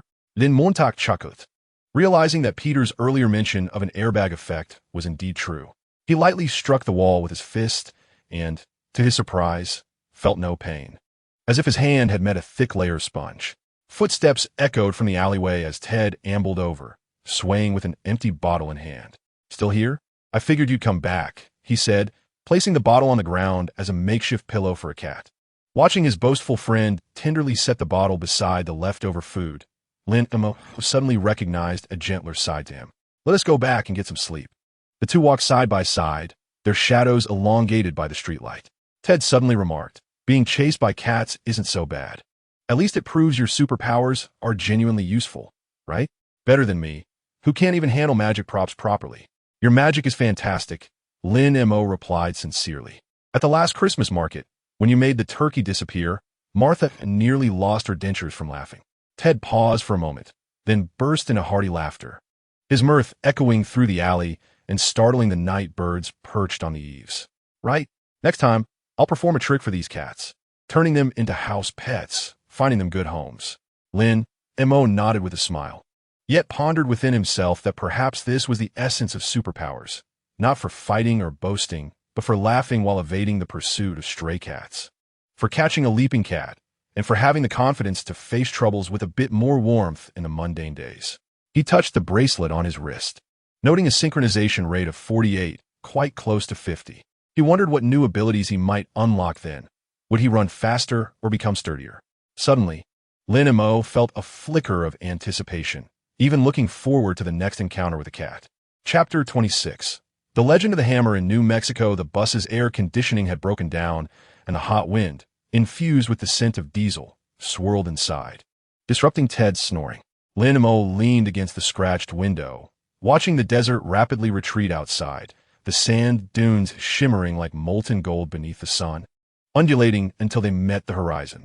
The bracelet on his wrist radiated a gentle warmth, its screen intermittently glowing with a soft blue light, as if responding to something. 2 hours remained until they reached Peppertown. The driver shouted hoarsely, yanking the steering wheel sharply, nearly tossing Ted from his seat. The man jolted awake, drool at the corner of his mouth, blinking in confusion. Are we in Las Vegas? Lin Mo chuckled as he handed him a bottle of water. We're almost at Peppertown. Your cousin's gas station is just ahead. He unscrewed the cap of his own bottle and took a long swig, the icy mineral water coursing down his throat into his stomach, yet failing to quell the rising heat within. Not due to the weather, but because of the increasingly intense vibrations from the bracelet. This marked their second day on the road. As they departed from Queens, Martha had stuffed half a bag of cookies into Lin Mo's backpack. Aunt May had given him a thermos filled with still-warm braised eggs, and Peter had secretly slipped him a hand-drawn map, marking the approximate location of the hammer in red ink. As Carlos requested leave, he fixated on Lin Mo's arm for quite some time before uttering, "Don't cause any trouble, or I'll deduct from your salary upon your return." At last, the legendary hammer would be within reach. Ted rubbed his hands together, eagerly gazing out the window. Is that thing really as miraculous as they say? A tank can't even budge it? My cousin mentioned that not long ago, a truck driver, skeptical of the tales, attempted to pull it out with a chain, only for the chain to snap, sending the truck bed soaring. Lin Mo remained silent, merely caressing his wristband. Ever since they crossed into New Mexico, the wristband had been incessantly vibrating, with intermittent alerts flashing on the screen. High-intensity Asgard energy field detected. Energy source, approximately 10 kilometers away. Recommendation: maintain a safe distance. He understood what it was. According to the documents Peter had compiled, the hammer was named Mjolnir, the weapon of Thor, the god of thunder, and only those deemed worthy could lift it. SHILD had established a formidable perimeter, with Coulson personally overseeing operations, and even Hawkeye had been summoned. All of this indicated that the hammer was far more than just a piece of fallen metal. As the vehicle entered Peppertown, the sun hung directly overhead, causing the asphalt to sizzle under the heat. The town was smaller than he had imagined, consisting of merely a single main street flanked by low, modest houses. Most shops were shuttered, save for a small establishment boasting a sign that read Hammer Bar, where a few cowboys gathered, sipping beer and gesturing towards the distant desert. Is that the blockade? Ted inquired, pointing at the barbed wire at the edge of town, adorned with a no-entry sign. A handful of soldiers in camouflage patrolled with their weapons drawn, and in the distance, a white mobile laboratory emblazoned with the SHILD insignia could be seen. Lin Mo's heart skipped a beat. It was more fortified than he had anticipated. The soldiers appeared to be equipped with advanced gear, their belts adorned not with ordinary handguns, but with devices resembling energy weapons, reminiscent of the SHILD components he had previously repaired. Let us head to your cousin's gas station, Lin Mo suggested, guiding Ted into the town while deliberately avoiding the soldier's gaze. His dynamic vision enabled him to discern the positions of every surveillance camera, allowing him to deftly navigate around the concealed observers. The gas station was located at the opposite end of the town, its red canopy askew and the fuel pumps coated in a thick layer of dust, indicative of a lack of business. A bearded man leaned against the cash register, dozing, but upon hearing movement, he lifted his head and brightened at the sight of Ted. "Ted, what brings you here?" "Cousin," Ted exclaimed, rushing over to embrace the man. "I brought you a specialty from New York." He pulled out a half bag of moldy cookies that Martha had insisted he take. "This is Lin Mo, my friend, here to enjoy the desert scenery." The bearded man scrutinized Lin Mo with a hint of wariness until Ted whispered, "He's the one who does magic," prompting the man to break into a smile. "I'm Dale. Make yourselves comfortable. Feel free to fuel up, it's on me." The gas station's lounge was quite small, containing only a folding bed and an old television, which was currently replaying news about the hammer.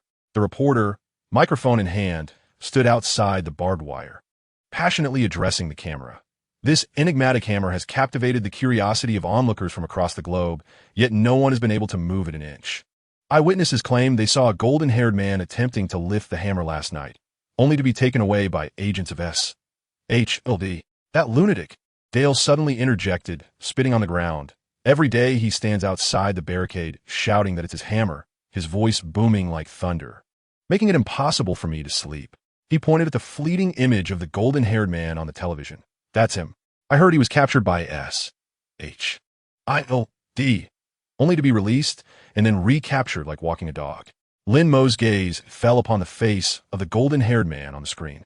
His chiseled jaw and glacier blue eyes exuding an air of pride, standing resolute even amidst the soldiers, akin to a majestic lion. "I'll go fetch a bottle of water," Lin Mo said, rising to his feet, feigning a trip to the convenience store, while secretly intending to approach the barricade for a closer look. Dale, unsuspecting, simply cautioned, "Stay away from those in black. They're quite fierce." The closer Lin Mo drew to the barricade, the more violently his wristband vibrated, akin to a bee frantically buzzing beneath his skin. He concealed himself behind an abandoned barn, employing dynamic vision to observe. Beyond the barbed wire lay an expansive desert, at the center of which stood a rock with an ancient-looking hammer embedded in it, its head adorned with intricate engravings, glimmering with a dark golden hue under the sunlight. Even from hundreds of meters away, one could sense its overwhelming energy. A dozen S.H.I.L.D. agents encircled the hammer. Some were scanning with instruments, while others were setting up additional surveillance equipment. Coulson stood at the forefront, clad in a black trench coat, a tablet in hand, his brow furrowed in concentration, seemingly absorbed in something. Suddenly, a commotion arose among the crowd. The golden-haired man, Thor, had inexplicably reappeared outside the barricade, embroiled in a heated argument with a bespectacled agent. Their voices loud enough for Lin Mo, hidden behind the barn, to hear. "That is my hammer. You mortals have no right to guard it. Sir, please leave this area. Otherwise, we will take coercive measures." The bespectacled agent replied with an expressionless face, as his walkie-talkie crackled to life, prompting additional soldiers to converge. "Coercive measures?"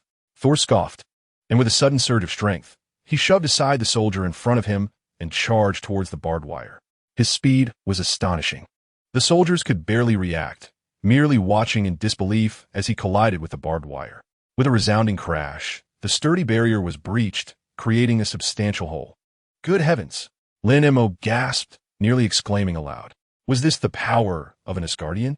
It surpassed his enhanced physical abilities by several magnitudes. Thor stormed into the restricted area, making a beeline for the hammer atop the rock. Coulson's expression shifted dramatically as he shouted something into his walkie-talkie, and a helicopter in the distance roared to life, its propellers creating a thunderous noise that rattled the ground. Just as Thor's hand was about to grasp the hammer's handle, an inexplicable force repelled him, causing him to crash to the ground, struggling to rise for a considerable time. The hammer remained steadfastly embedded in the rock, mocking his audacity with its unwavering presence. What could be the reason for this? Lin Mo furrowed his brow. Was it not said that only those deemed worthy could lift it? Why then was Thor repelled? Suddenly, the wristband emitted a powerful vibration, and the text on the screen distorted. Detected. Odin's power. Suppression energy conflict. Immediate evacuation advised. Odin's power? Lin Mo's heart raced. Was this Odin's punishment for Thor? Was that why he could not lift his own hammer? Thor struggled to rise. his gaze filled with resentment and confusion as he stared at the hammer. Seizing the opportunity, soldiers rushed in, shackling him with specialized handcuffs and escorting him towards the mobile laboratory. As they passed by Coulson, Thor shot him a fierce glare. "You will regret this." Lin Mo was entranced by the unfolding scene until Ted's voice broke through from behind. "Mo, what are you doing here?" Cousin said he's treating us to barbecue. Startled, he quickly turned around.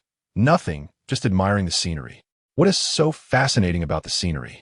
Ted pointed excitedly at the distant hammer, his eyes sparkling. "Is that the legendary hammer? It doesn't look that special, much like the wrench in my toolbox." Lin Mo followed his gaze. The hammer still radiated a dark golden light under the sun. Yet at that moment, it transformed in his eyes from mere metal into a divine artifact brimming with immense energy, a bridge connecting Earth and Asgard. "Let us go back for barbecue." Lin Mo tugged at Ted as they headed towards the gas station, his mind a whirlwind of thoughts. Thor's appearance, the hammer's energy, S-H-I-E-L-D-S stringent control, and the wristband's anomalous response. All these signs indicated that the tranquil days were coming to an end. Upon returning to the gas station, Dale had already set up the grill. Juicy cuts of beef sizzled over the charcoal, releasing an enticing aroma that wafted through the air. "Try the local specialty." He offered Lin Mo a skewer of barbecue, far superior to the wretched hot dogs in New York. Lin Mo took a bite. The juice burst in his mouth, carrying a hint of smoky flavor, indeed far more delectable than the frozen barbecue from the supermarket. Ted had already devoured 2 skewers, mumbling through a mouthful. "Cousin, this barbecue is so delicious. Why don't you hire more people?" "Hire people?" Dale chuckled ruefully. "Ever since that hammer fell, half the townsfolk have left. Those who remain are either employed by S-H-I-L-D or endlessly circling the hammer. Who else would come to refuel?" He gestured towards the distant barrier, where individuals clad in black appeared courteous yet were exceedingly domineering. "The last time I tried to bring them water, I was sent back." Lin Mo's heart sank. S-H-I-E-L-D-S control was more stringent than he had anticipated. It seemed that getting close to the hammer would be an insurmountable challenge. That night, they slept in the gas station's lounge. Ted fell asleep the moment he hit the bed, his snores vibrating the army cot. Lin Mo, however, tossed and turned, unable to find rest. Although the wristband's vibrations had diminished, a lingering sense of resonance remained, like a fine thread connecting his wrist to the distant hammer. Quietly, he rose and stepped outside. The desert night was frigid, as the wind swept across the dunes, producing a mournful sound akin to weeping. In the distance, the barricades glimmered with searchlights, their beams sweeping through the night sky like vigilant eyes. Lin Mo activated his phasing ability, his body becoming semi-transparent in an instant. He resolved to take a risk and venture closer, even if only to experience that energy at nearer range. Enhanced physical capabilities rendered his footsteps almost soundless upon the sandy terrain, while dynamic vision aided him in evading all surveillance cameras and patrolling soldiers. As he drew nearer to the hammer, the resonance from his wristband intensified, allowing him to sense the energy flowing within him, like warm water cascading through his limbs. He concealed himself behind a colossal rock, gazing at the hammer embedded in the stone. Under the moonlight, its patterns seemed to come alive, shimmering with a faint golden glow. Suddenly, the hammer trembled slightly, emitting a deep hum. Lin Mo's wristband vibrated in response, and a new prompt appeared on the screen. Energy Resonance Intensity 70 detected unknown energy source within host synchronizing. An unknown energy source? Lin Mo was taken aback. Did it refer to his identity as a traveler or the power of the wristband itself? At that moment, a deep voice resonated from behind him. "Who are you?" Startled, Lin Mo spun around to find Thor standing there, his blue eyes astonishingly bright against the darkness. He was bewildered as to how this Asgardian prince had managed to break free from his restraints or when he had discovered his presence. I am a visitor," Lin Mo stammered, trying to maintain his composure, his palms clammy with sweat. His enhanced abilities remained on standby, ready for flight. He had no desire to engage in combat with the god of thunder. Thor scrutinized Lin Mo's wrist, his brow furrowing. "You carry its essence." He gestured toward the distant hammer. "You can sense it, can't you?" Lin Mo's heart raced. How'd he know? Could Asgardians perceive such resonance? "I don't know what you're talking about." He retreated a step, preparing to escape. Yet Thor smiled, the expression devoid of hostility. Merely one of understanding. It's all right. When you're able to lift it, you will naturally comprehend. Turning his gaze toward the hammer, Thor's eyes brimmed with complex emotions. My father said that only those truly worthy may wield its power. Perhaps he was not referring to me. Observing the prince's silhouette, Lin Mo suddenly felt that this elevated figure was, like himself, in search of something profound. You should leave. Thor glanced back at him. The men in black are approaching. Lin Mo nodded and activated his phasing ability, silently vanishing into the night. When he returned to the gas station, dawn was breaking, and Ted was still fast asleep, drooling over half of his pillow. Lin Mo lay on his bed, gazing at the wristband as prompt. Energy resonance interrupted synchronization rate 30.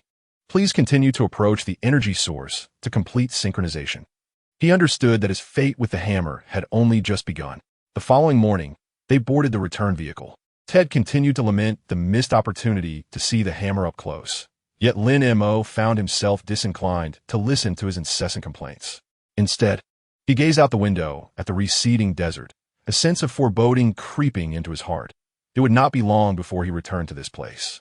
The bracelet on his wrist vibrated gently, as if in response to his thoughts. Lin Mo clenched his fists, feeling the residual energy coursing through him, and suddenly realized that the deserts of New Mexico provided a stronger sense of existence than the alleys of Queens. Perhaps this was the essence of his journey into this world, not merely to safeguard the ordinary of Queens, but to engage with these extraordinary entities, to unravel the connection between himself and this realm. As the car departed from Peppertown, Lin Mo cast a final glance at the distant barricade, where the enigmatic hammer remained embedded in the rock, a silent vow awaiting the day it would be awakened. Chapter 27, Assisting S.H.I.E.L.D. With manual labor, the hot winds of the desert whipped up sand, striking the makeshift canvas shelter with a sharp crackle. Lin Mo squatted before the job recruitment point in Peppertown, scrutinizing the crumpled job advertisement in his hand. S.H.I.L. DS Logistics Department was seeking temporary workers to assist with equipment transport, offering a daily wage of $150 and 2 meals. Are you out of your mind? Ted hissed in his ear, nearly crushing the ice-cold cola in his grip. That's S.H.I.E.L.D. If they recognize you as that wall-walking hero from Queens, they might just take you in for dissection. Lin Mo remained silent, his gaze fixed on the address listed in the advertisement, just inside the barricade's perimeter, less than a kilometer from the rock where the hammer lay. This was his only opportunity for close proximity to the hammer. If he missed it, he knew not how long he would have to wait. Rest assured, he declared, folding the advertisement and tucking it away in his pocket. They're hiring laborers, not agents. Who would pay attention to someone merely transporting boxes? But your strength, Ted's words trailed off, halted by a glance from Lin Mo. After returning from near the hammer the previous night, he had not slept a wink. The energy resonance notification on his bracelet continued to flicker, synchronization rate 30, like a thorn embedded in his heart. He understood that mere covert observation would never unveil the connection between the bracelet and the hammer. He had to find a legitimate reason to cross that barricade. At the registration desk of the recruitment point, a middle-aged man in uniform was engrossed in checking the list, his name tag reading Logistics Supervisor Wesley. He lifted his gaze, sizing Lin Mo up with a scrutinizing look. Have you done manual labor before? I've moved servers in New York, Lin Mo replied, striving to sound earnest while deliberately hunching his shoulders. The enhancements to his physique had made his muscles more pronounced than before, and he needed to conceal that. Wesley raised an eyebrow, gesturing toward a half-person high metal box nearby. Move that to warehouse number 3. If you can manage it, we'll sign the contract. The box looked heavy, marked with the words Precision Instruments, handle with care. 2 burly men were struggling to lift it, their faces flushed with exertion. Lin montak approachet, and to their astonishment, he grasped the handle of the box with one hand and effortlessly lifted it as if it were a mere paper box. A robust man could not suppress his expletive. Wesley's eyes gleamed as he swiftly inscribed details on the registration form. Name, Lin Mo. Age, 24. Previous employment, Queens, Carlos Repair Shop. Lin Mo provided an authentic address, which, paradoxically, aroused less suspicion. Wesley nodded and handed him a temporary pass. Wear this. Your movements are restricted to the logistics area. Do not wander off, where you will be escorted directly to the police station. Lin Mo accepted the pass. A plastic card emblazoned with his photograph, alongside the designation of temporary mover, ID 734. He turned to Ted and winked. See you tonight. Ted remained dazed, watching Lin Mo follow Wesley beyond the security line, oblivious to the soda spilling from his hand. The logistics area was busier than anticipated. Dozens of white tents were neatly aligned, cables snaked across the ground like serpents, and technicians clad in blue uniforms hurried past, murmuring about fluctuations in energy readings and the need for maintenance on the reactor's cooling system. Lin Mo accompanied an older worker named Dave to the equipment storage area, where boxes were piled like small mountains, most adorned with the S-H-I-E-L-D emblem, some sealed with red top secret tape. New here, Dave? A balding elder with a thick Texas drawl inquired. First time in a place like this? Yes, I previously moved servers in New York, Lin Mo replied, accepting the thick rubber gloves Dave offered, designed to prevent cuts. You're in luck. Dave gestured toward a distant white tent. I've heard it's filled with extraterrestrial artifacts, things we'll never encounter in our lives. He lowered his voice, but it's also perilous. Last week, a curious kid tried to sneak a peek inside one of the boxes and was taken away by two men in black suits, never to return. Lin Mo's heart raced as he pretended to adjust his gloves. What do you think is inside those boxes? Who knows? Dave shrugged, hoisting a small box. Could be weapons. Or parts. We're just here to earn our paycheck, so let us not pry. Lin Mo refrained from further inquiry, bending down to lift 3 stacked equipment boxes. Collectively, they weighed at least 200 kilograms, yet felt as light as foam to him now. He deliberately maintained a steady pace, slightly faster than the average worker, just enough to fulfill his quota without drawing undue attention. As he passed a blue tent, his wristband vibrated suddenly, a notification flashing. Residual energy from the Tesseract detected. He caught a glimpse from the corner of his eye. The tent flap was not securely drawn, revealing several silver metal tubes, reminiscent of the S-H-I-E-L-D components he had previously repaired. New guy, hurry up. Wesley's voice called from behind, holding a folder. Move those sensors to the monitoring station. Agent Coulson is waiting for them. Lin Mo's heart raced, responding quickly, coming. Is Coulson also here? He steadied his nerves, lifted the box containing the sensors, and followed Wesley toward the monitoring station. On the road, Wesley encountered numerous agents clad in black suits, their expressions inscrutable as they scrutinized him, as if assessing this sudden appearance of a formidable figure. The monitoring station resembled a semi-subterranean shelter, with 2 armed guards stationed at the entrance, who allowed him entry upon recognizing him. Inside the shelter, the temperature was significantly cooler than outside, the walls adorned with screens displaying the energy distribution surrounding the hammer, green ripples pulsating like a heartbeat. A dozen technicians were gathered around a long table, where Agent Coulson stood, conversing with a bespectacled woman while pointing at the screen. Agent Coulson, the sensors have arrived, Wesley announced with a somewhat awkward salute. Coulson turned his gaze towards Lin Mo, momentarily pausing. A flicker of surprise crossing his eyes before he resumed his composure, as though merely observing an ordinary temporary worker. Put it down, he instructed in a flat tone, devoid of emotion. Lin Mo placed the box on the ground, deliberately brushing his fingers along the edge, where he had left a small mark, a secret code from his last repair of the S-H-I-E-L-D hard drive, comprehensible only to him and Carlos. Coulson's eyes swept over the mark, his lips twitching imperceptibly. Thank you for your hard work, Coulson suddenly said, retrieving a bottle of water from a nearby cooler and offering it to him, droplets glistening on its surface. Lin Mo hesitated momentarily, their fingers inadvertently brushing against one another as he accepted the water, both quickly retracting their hands. It's my duty, sir, he replied, intentionally using a formal address while his gaze remained fixed on the energy readings on the screen. The core of the hammer radiated a golden hue, surrounded by a blue halo, astonishingly reminiscent of the frequency fluctuations of the wristband. Have you seen enough? Coulson inquired with a hint of teasing in his voice. Lin Mo's face flushed crimson, and he quickly lowered his head. I apologize, sir. It was unintentional. No matter, Coulson replied, turning to the technicians with a command to continue monitoring, before gesturing for Lin Mo to follow him. They exited the monitoring station, standing in the shadow of the canvas tent. The desert sun was harsh, casting their shadows short and stark. Business at the repair shop in Queens, ISN, teeth thriving? Coulson suddenly asked, idly toying with a metallic lighter engraved with the S-H-I-E-L-D emblem. It's all right, Lin Mo replied, twisting off the cap of the bottle and taking a sip of the icy water, the chill somewhat calming his nerves. I thought I might come out here to earn a little extra. What is there to see in Peppertown? Coulson's gaze drifted towards the distant rocky area, devoid of anything but sand and an immovable hammer. Is it true? Lin Mo's heart raced as he decided to take a daring risk. That hammer is of extraterrestrial origin? I've heard from the townsfolk that it can summon thunder and moves on its own. Coulson chuckled, his smile mirroring the one he had worn during their last encounter at the repair shop, gentle yet sharp. Perhaps when you grow a bit older, I might tell you.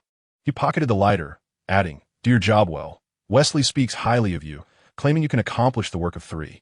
Lin Mo remained silent, aware that Coulson had seen through his ruse, yet chose not to confront him, a subtle acknowledgement in itself. Perhaps S-H-I-E-L-D was also curious to discover what this temporary worker, who resonated with the hammer, truly intended to achieve. As he transported reactor components in the afternoon, Lin Mo deliberately slowed his pace. The components were heavier than those from the morning, their surfaces still chilled, as if freshly extracted from a freezer.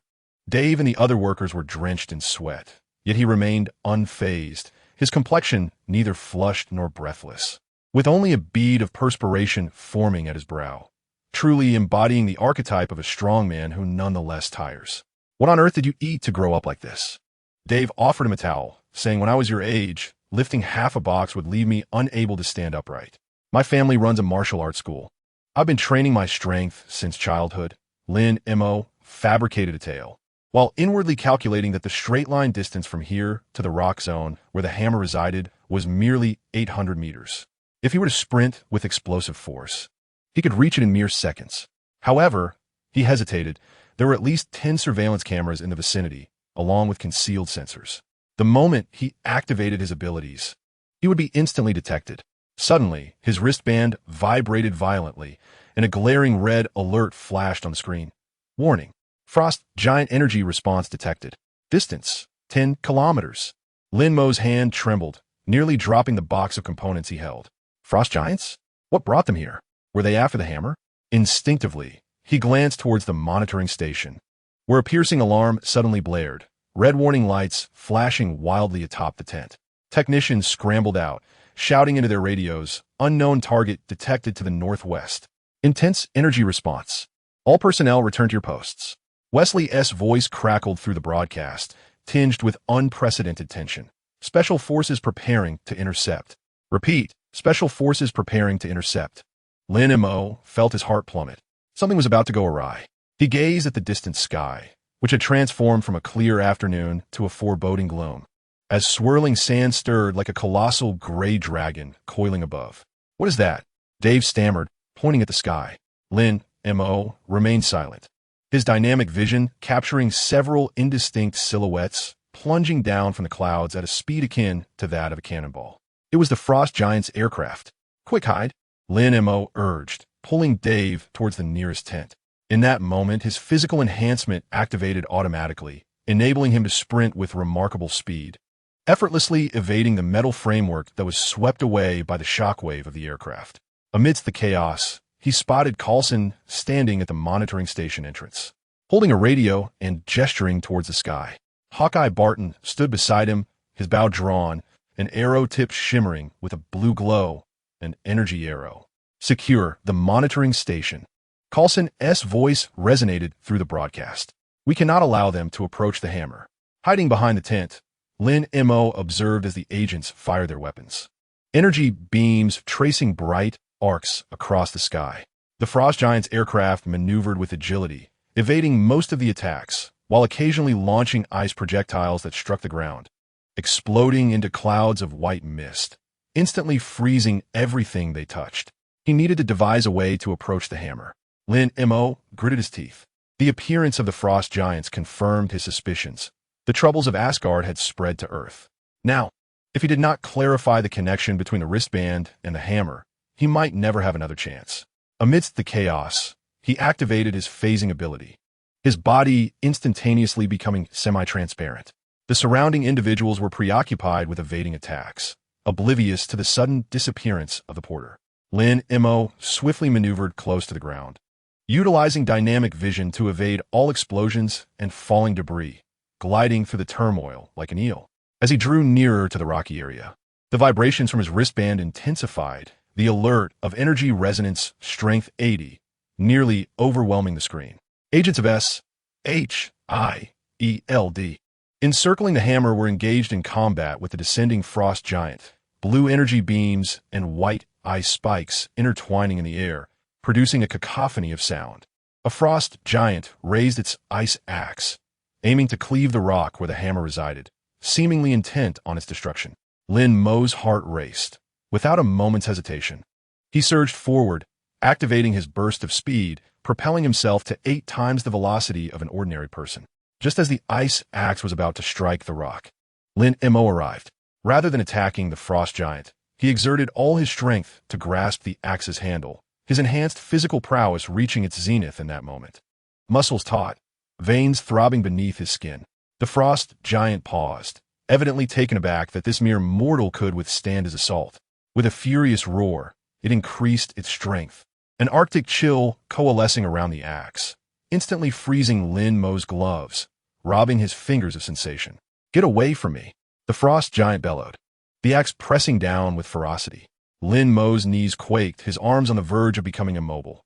Yet he gritted his teeth, acutely aware of the resonance between the wristband and the hammer reaching its peak, golden energy coursing through his arm, counteracting the frost giant's frigid aura. "Now is the moment." A familiar voice resonated behind him. Instinctively, Lin Mo sidestepped, noticing that Thor had freed himself, wielding a salvaged iron sword, aimed at the legs of the frost giant. The Asgardian's strength evidently surpassed that of the frost giant, and though the sword was unremarkable, it forced the giant to stagger. Seizing this fleeting opportunity, Lin Mo glanced once more at the hammer, which trembled gently, enveloped in golden energy, the patterns on its handle seemingly alive, beckoning him. His heart raced like a drum as he reached out, his fingertips mere centimeters from the handle. "Be careful," Coulson's voice rang out abruptly. Lin Mo whipped around to see a frost giant hurling an ice spike toward him. He attempted to evade, but found himself firmly ensnared by the energy resonance. Unable to move, just as the ice spike was about to collide with him, a blue energy arrow struck it with precision, shattering it mid-air. It was Hawkeye. "Run now," Barton's voice echoed from afar, already knocking a second arrow. Lin Mo snapped back to reality, activating his phasing ability and turning to flee. He dared not linger. The resonance from that fleeting moment left him dizzy, as if he had consumed 3 bottles of whiskey. Upon returning to the logistics area, the battle was nearing its conclusion. 2 frost giant aircraft had been downed, with the remaining ones beginning their retreat, the sky clearing once more, leaving only wisps of black smoke in its wake. As the agents cleared the battlefield, Wesley, pale-faced, was tallying the numbers with a roster in hand. "Where have you been?" Dave exclaimed upon spotting Lin Mo, quickly pulling him aside. "I was searching everywhere for you, fearing you might have been abducted by aliens. I was hiding behind a crate."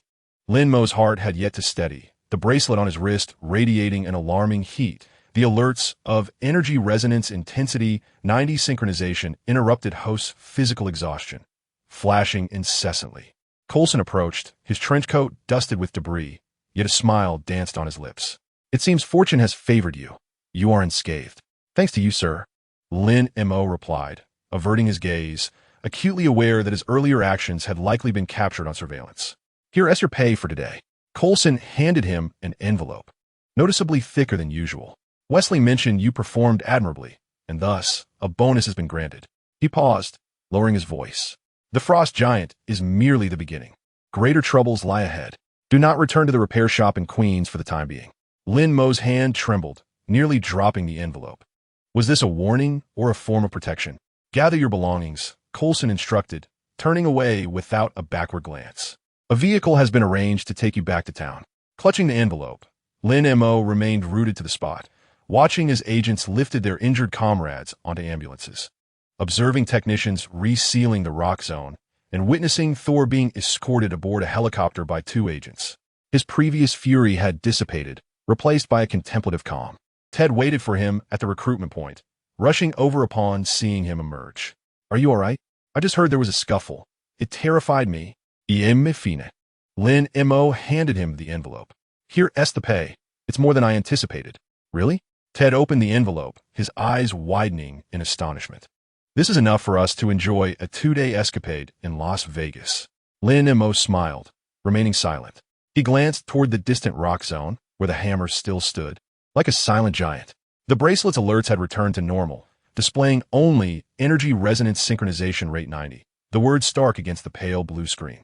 He understood Coulson's message clearly. He had been designated by S.H.I.E.L.D. as a person of interest, and a return to Queens was temporarily out of the question. Yet he felt no regret. That fleeting moment of resonance had confirmed a profound connection between the bracelet and the hammer, possibly tied to his extraordinary journey. As he boarded the vehicle back to town, Lin Mo cast one last glance at the S.H.I.E.L.D. perimeter. In the sunlight, the white tents and bustling figures resembled a colossal beehive, concealing countless secrets. And he, once a mere individual desiring to safeguard repair shop, had been swept into the very heart of this enigma. What next? Ted's voice brimmed with excitement, evidently still basking in the thrill of their windfall. Lin Mo gazed out at the swiftly passing sand dunes, a smile breaking across his face. "To Las Vegas." Ted's eyes widened, sparkling with disbelief. "Really?" "Indeed." Lin Mo leaned back against the seat, closing his eyes. "He requires time to recuperate both physically and mentally. The emergence of the frost giants signifies that the war in Asgard has now extended to Earth, and the awakening of Thor is merely a matter of time.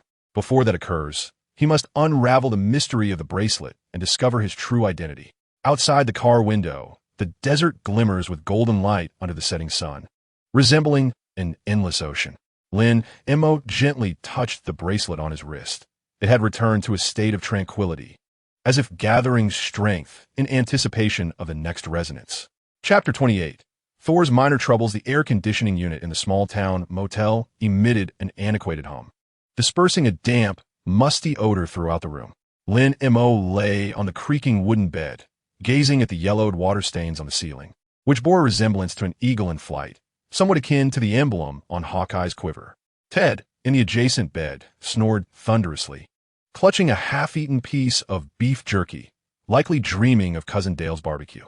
The wind outside whipped sand against the glass, producing a soft, rustling sound, reminiscent of fingernails gently scraping.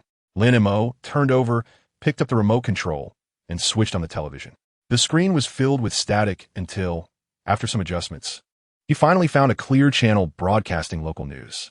This afternoon at 3 o'clock, police apprehended a blond man suspected of assaulting an officer on Main Street in Peppertown. According to eyewitnesses, the man attempted to breach a quarantine zone and, after being denied entry, clashed with a patrolling officer, delivering a powerful blow that shattered the police car door. The screen displayed a photo of Thor, his disheveled blonde hair plastered to his face, his blue eyes ablaze with fury, his hands shackled in specially designed handcuffs. Yet he continued to struggle. Lin Mo's heart raced as the bracelet on his wrist vibrated gently. Asgardian royal energy fluctuation detected, medium intensity, in a suppressed state. That fool. Lin Mo couldn't help but mutter under his breath. Just last night, he had seen Thor standing beside his hammer, his expression filled with reluctance. Little did he expect that within a day, he would find himself at the police station. Given Thor's volatile temperament, he would certainly be restless in a cell, perhaps even attempting to bend the iron bars or split the interrogation table in half. The footage shifted to the police station's entrance, where several officers were gathered around a battered police car, discussing the damage, with a hole large enough to fit a basketball in the vehicle's body. The man claimed to be the god of thunder and insisted he would summon lightning to strike down the entire town. Authorities suspected he might be experiencing mental health issues and had requested a psychiatric evaluation. Mental health issues? Lin Mo furrowed his brow. If Thor were truly committed to a mental institution, when would the Asgardians ever locate him? Without the god of thunder's hammer and the one capable of wielding it, how would they confront the impending battle in New York? Though he wished to remain uninvolved in such grand matters, he could not bear to witness a pivotal figure being confined as a madman. "Ted, wake up," Lin Mo urged, nudging the person in the adjacent bed. We need to take care of something. Ted groggily opened his eyes, mumbling about the barbecue still being uncooked. Upon seeing Lin Mo's serious expression, he reluctantly sat up, rubbing his eyes. What do you need to do at this hour? Are we going to steal the hammer? Something simpler than that. Lin Mo extracted a dark coat from his backpack, intending to rescue someone from the police station. Rescue someone? Ted's drowsiness dissipated instantly, his eyes widening like saucers. Are you out of your mind? We are tourists, not prison breakers. Besides, who are we rescuing? That blonde lunatic? He's not a lunatic. Lin Mo replied while donning the coat.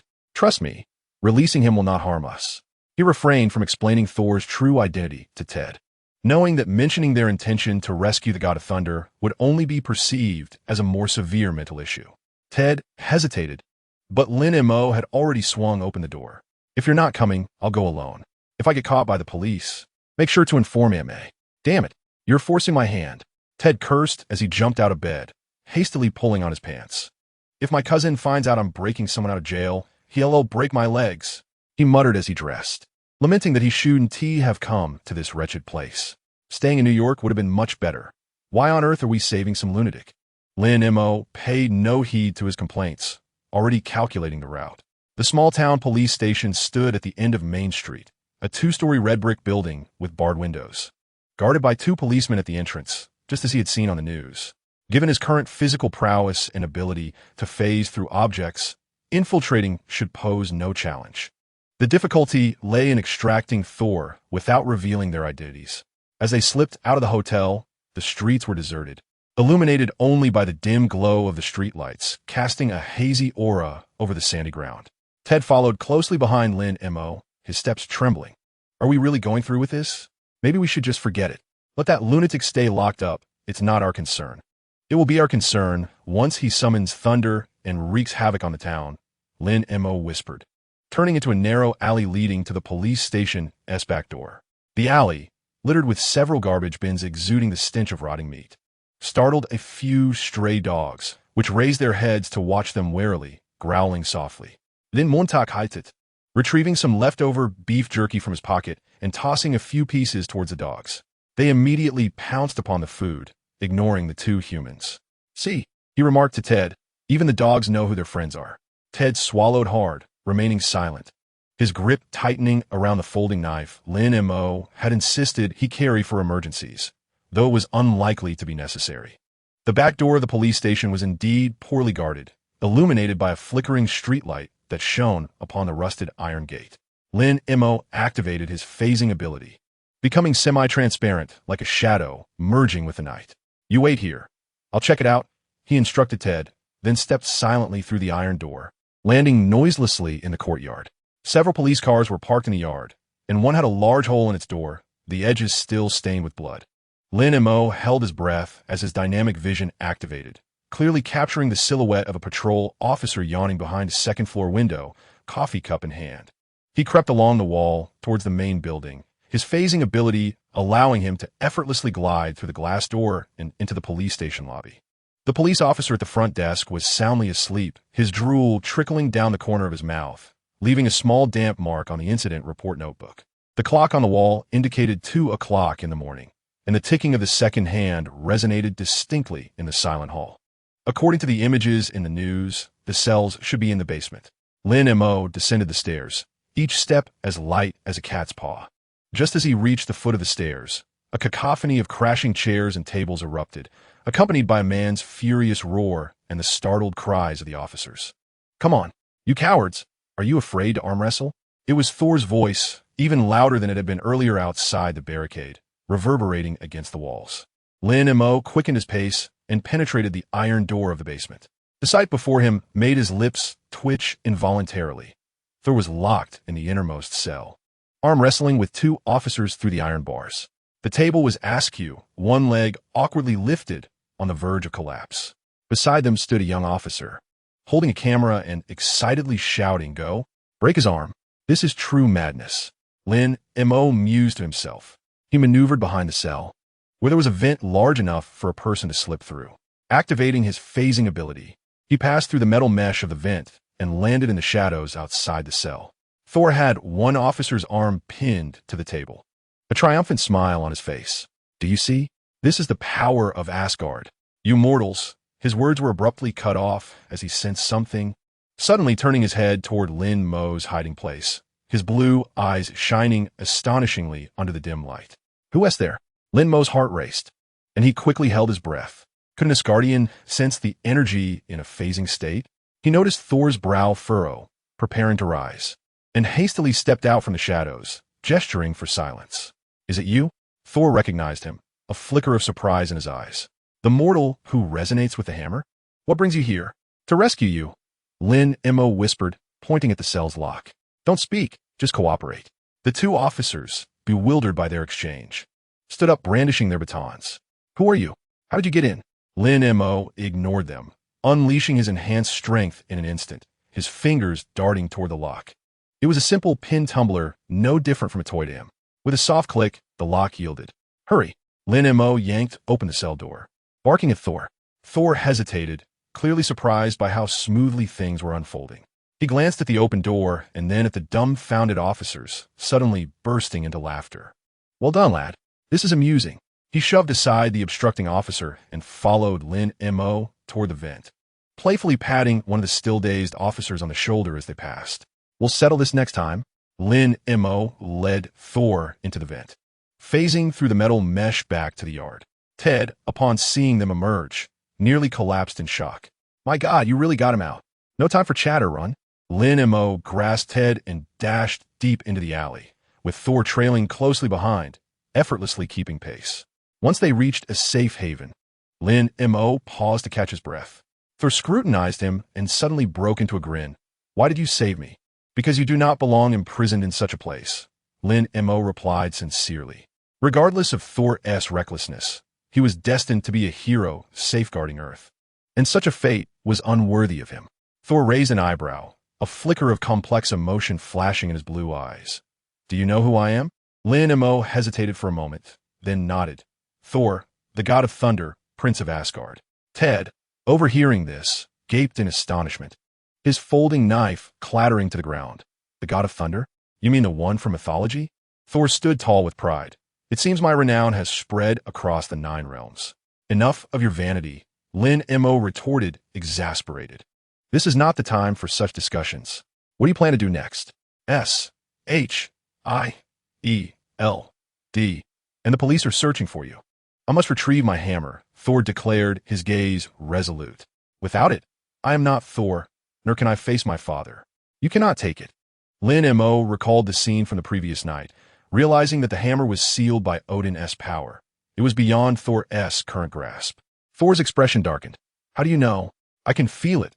Lin Mo indicated his wrist, where the bracelet's vibrations had diminished, yet a resonance lingered. That hammer awaited someone worthy, and you're not that person yet.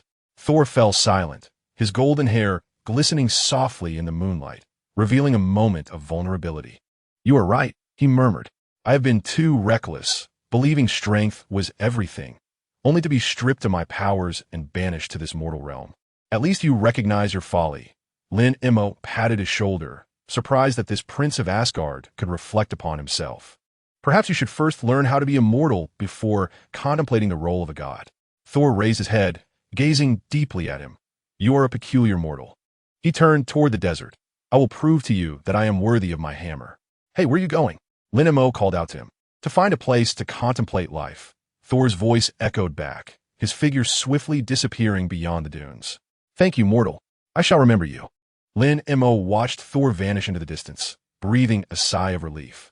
At the very least, he had prevented the future god of thunder from being confined in a mental institution. Did we just encounter a deity? Ted stammered, still in shock. One could say so.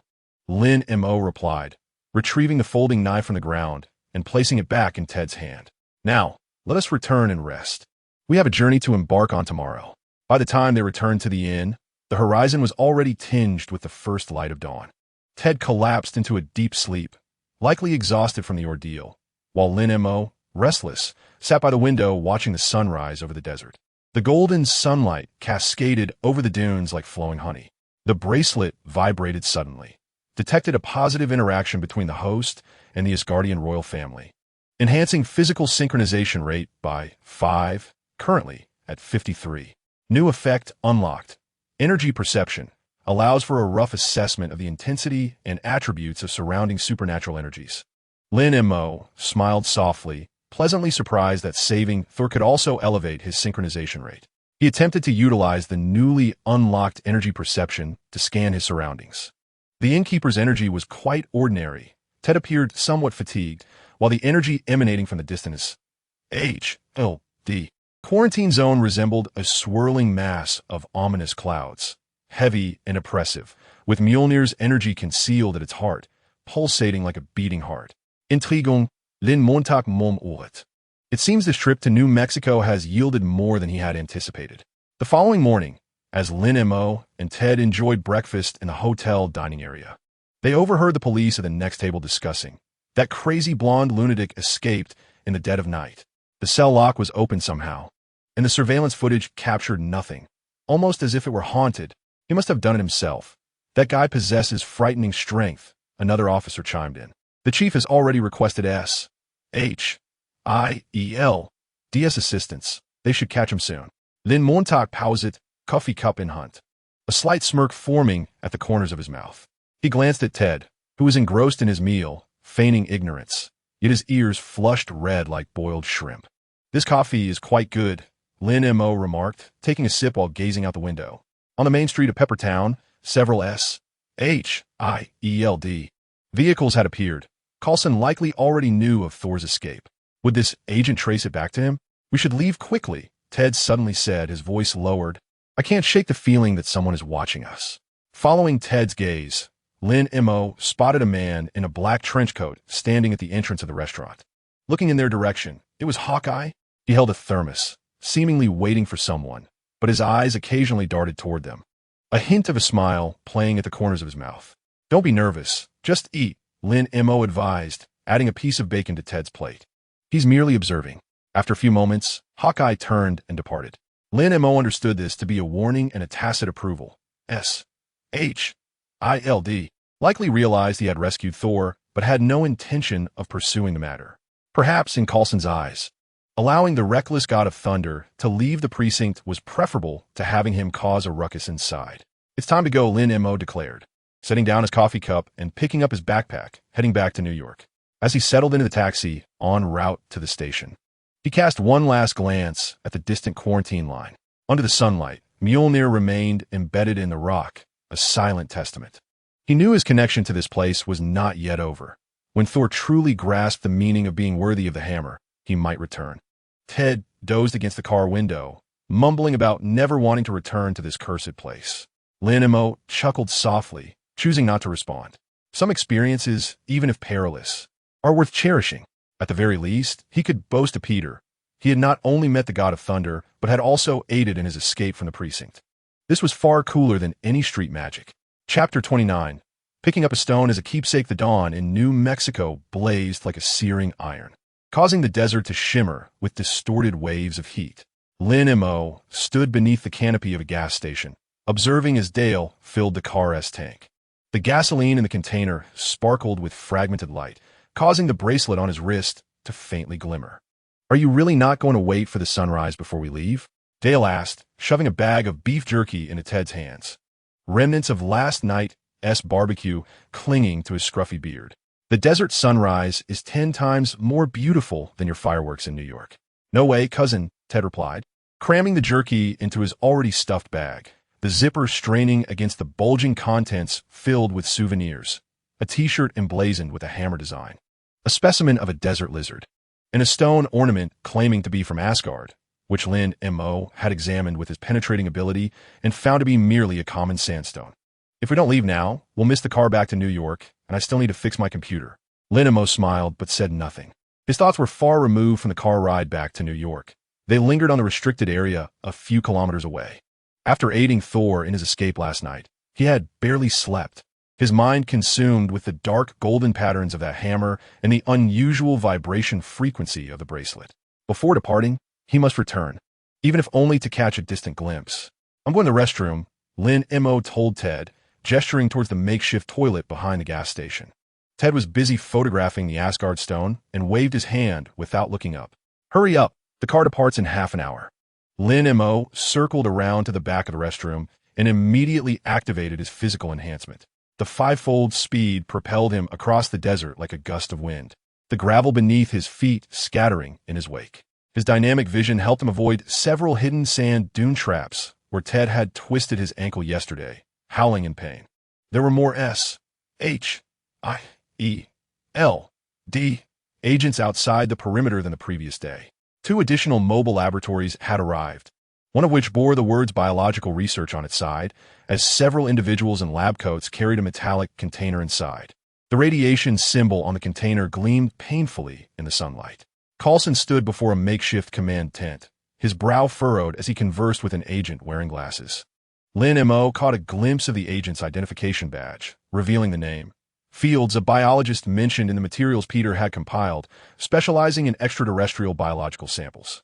It seemed that last night's jailbreak had heightened their vigilance. Lin Mo concealed himself behind a cluster of withered shrubs, musing to himself. He noticed that several new cameras had been added to the barbed wire, along with energy sensors emitting a faint blue glow resembling fireflies perched on the wire. It was evidently impossible to directly cross the perimeter. After observing for a moment, he discerned a 30-second gap in the patrol on the west side, sufficient time for him to dash through with his enhanced abilities, then use his penetrating power to slip through the final strand of barbed wire. He took a deep breath, flexed his ankle, the grains of sand whispering beneath his feet. At that moment, a sudden argument erupted from within the command tent. It was Thor. He was unaware of when he had been captured again. Now standing behind the glass door, roaring at Coulson, his golden hair fluffed up in fury, resembling an enraged lion. "You mere mortals, release me at once. Otherwise, my father will not spare you." "Sir, please remain calm." Coulson's voice emerged through the glass, steady as a placid lake. "You cannot leave here until we verify your identity." Lin Mo's heart skipped a beat. Thor had been imprisoned. Had last night's escape been in vain? As he contemplated moving closer, he suddenly spotted Hawkeye emerging from the laboratory, holding a black case, striding directly towards the command tent where Thor was confined. The shape of that case was familiar, similar to the encrypted hard drive shell Lin Mo had previously repaired for S.H.A.L.D., likely containing some device to suppress superpowers. No more time to waste. Lin Mo seized the moment when a patrolling guard turned, darting out like an arrow released from a bow. The wind whistled past his ears, the barbed wire drawing nearer. He could hear the beeping of the energy detection device, clearly having sensed his rapid movement. "Halt!" The guard's shout echoed behind him, accompanied by the sharp sound of a gun bolt being drawn. Lin Mo did not look back. In the final second before colliding with the barbed wire, he activated his phasing ability. His body passed through as if traversing a thin sheet of paper. The alarm of the energy detection device abruptly ceasing. It could not identify an entity in a phasing state. He landed on the sandy ground inside the blockade, rolling to conceal himself behind a massive rock, allowing him to observe the location of the hammer. The dark golden hammer remained embedded in the rock, surrounded by an even greater number of S.H.I.E.L.D. agents than the previous day. Some were scanning with sonic detectors, others were collecting rock samples, and one agent was attempting to cut a small fragment from the rock with a laser cutter, but the laser merely left a faint white mark upon contact. This stone was indeed extraordinary. Lin Mo fixated on the rock encasing the hammer. It was darker than the surrounding sandstone, its surface riddled with intricate patterns, reminiscent of lightning strikes. His wristband vibrated violently, a blinding red light flashing on the screen. High-intensity Asgardian energy residue detected, originating from the same source as the hammer. Sample collection recommended immediately. Sample collection? Lin Mo paused momentarily, then realized the wristband wanted him to retrieve a piece of the stone. He surveyed the surroundings. The agents were engrossed in the hammer, oblivious to his presence in the corner. The opportunity had arrived. Lin Mo feigned tying his shoelaces, crouching down, his fingers stealthily reaching for the base of the rock. The surface felt icy, as though grasping a piece of iron just retrieved from a freezer. Yet there was an underlying warmth seeping through to his arm. He gently pried at it, a shard the size of a fingernail clattering to the sandy ground, coated in a fine layer of sand. Just as he picked up the shard, the wristband emitted a surge of intense blue light, startling him into hastily shoving the stone into his pocket and simultaneously shutting off the wristband's display. The surrounding agents appeared oblivious to any disturbance, save for the one operating the laser cutter, who furrowed his brow, glanced in Lin Mo's direction, then returned to his task. It was time to leave. Lin Mo brushed the sand off his hands and was about to activate his phasing ability to depart when he unexpectedly spotted Coulson emerging from the command tent. Gazing directly in his direction, their eyes locked in the air, and Lin Mo's heart leaped into his throat. Coulson's expression bore no surprise, and was even tinged with a subtle hint of amusement. He offered Lin Mo a slight nod before turning to head towards the laboratory, as if nothing had transpired moments before. A chill of sweat cascaded down Lin Mo's back. He deciphered the meaning behind that glance. Coulson had long been aware of his infiltration, yet chose to let him be. Why? Was it due to his assistance in Thor's escape last night? Or was it something related to the bracelet he wore? There was no time for contemplation. Lin Mo activated his phasing ability once more, swiftly traversing the barbed wire and landing in the desolate expanse beyond the perimeter. The shouts of the patrolling soldiers echoed behind him, but he had already covered considerable distance. His enhanced physical abilities propelled him forward with the speed of a motorcycle, quickly leaving the secured area far behind. Upon returning to the gas station, Ted was anxiously pacing beside the car. Spotting Lin Mo approaching, he immediately exclaimed, "Where have you been?" "The driver says it's time to depart." He pointed at Lin Mo's pant leg. "Why is there so much sand on your trousers? And is that a little stone stuck there?" Lin Mo glanced down and indeed saw a pebble the size of a fingernail lodged in the folds of his pants. The very piece he had pried from the rock earlier. He discreetly tucked the stone into his pocket and patted Ted on the shoulder. "I just took a brief detour to the nearby dune. I had something urgent to attend to." What could be more urgent than catching the ride? Ted grumbled as he climbed into the car, continuing to complain, "Had I known you'd be so dilatory, I would have stayed behind in Las Vegas to watch a magic show." Lin Mo remained silent, merely watching the vehicle pull away from Peppertown, the desert outside transforming into a blur of colors. He touched the stone in his pocket. Its coldness seeped through the fabric, and the bracelet began to vibrate gently, not with an alarm, but with a soft blue light, as if verifying something. "What are you looking at?" Ted suddenly leaned over, pointing at Lin Mo's wrist. "Did your bracelet just light up?" "No, it was just the sunlight reflecting." Lin Mo quickly concealed his wrist within his sleeve, his heart pounding like a drum. He could not allow Ted to uncover the origins of the stone. If this lad discovered he was carrying a shard of his guardian energy, he might boast about it at a bar, and soon enough, agents of S.H.I.L.D. would be knocking on their door. As the car entered the state of Arizona, Ted finally succumbed to sleep, drool trickling from the corner of his mouth onto his Thor t-shirt. Lin Mo quietly extracted the black stone, cradling it in his palm for examination. The stone's surface was smooth, and when held to the sunlight, intricate patterns became visible, reminiscent of those on the hammer, albeit more delicate. He scraped it with his nail, surprisingly leaving no mark. It was far more resilient than ordinary rock. Suddenly, the bracelet emitted a notification. Asgardian energy sample collected. Analysis commencing. Analysis complete. This sample contains faint residual Odin-S power, which can enhance physical ability synchronization rate. Current enhancement 5, total synchronization rate 53. Lin Mo's eyes sparkled with excitement. Could it truly enhance his synchronization rate? He attempted to grasp the stone tightly, and indeed felt a warm current coursing through his arm and spreading throughout his body. The strength within his muscles seemed to amplify, and even his dynamic vision became remarkably clearer, enabling him to discern the outlines of cacti several kilometers away. What a treasure this was!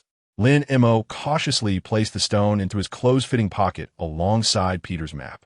This unassuming little stone had unexpectedly become the highlight of his journey in New Mexico. After 2 days and nights of jostling on the highway, the car finally arrived in New York on the third morning. The air in Queens was laying of exhaust fumes and the enticing aroma of bakeries, a stark contrast to the arid desert.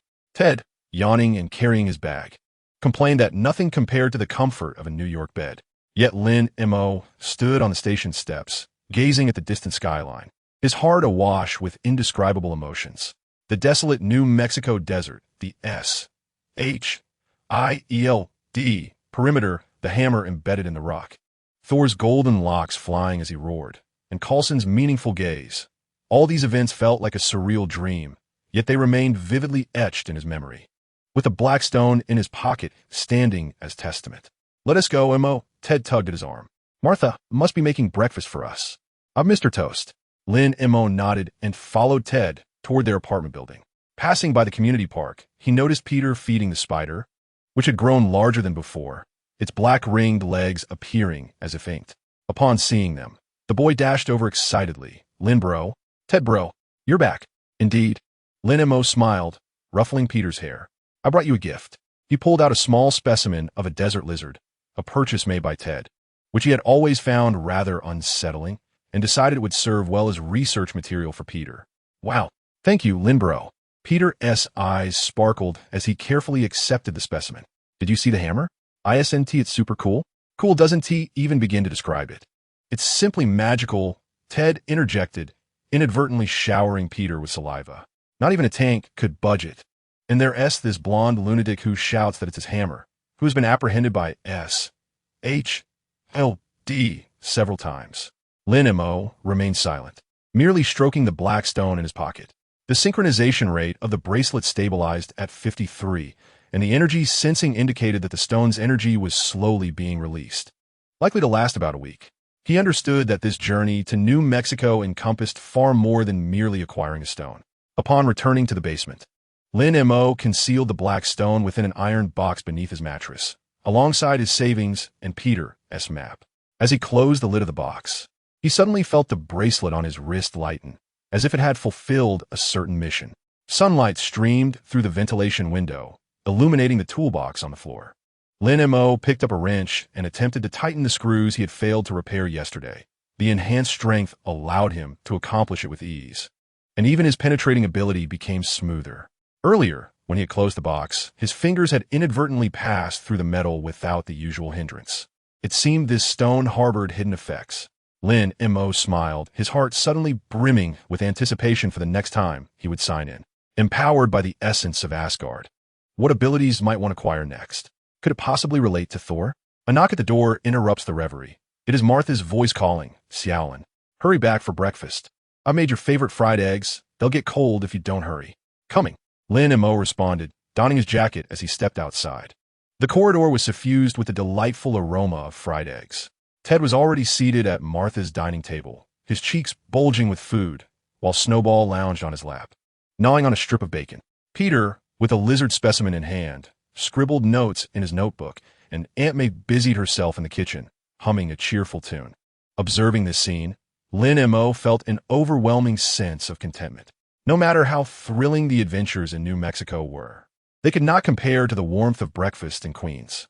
The Black Stone might possess formidable energy, but for him, the most treasured aspect remained these raucous daily rituals.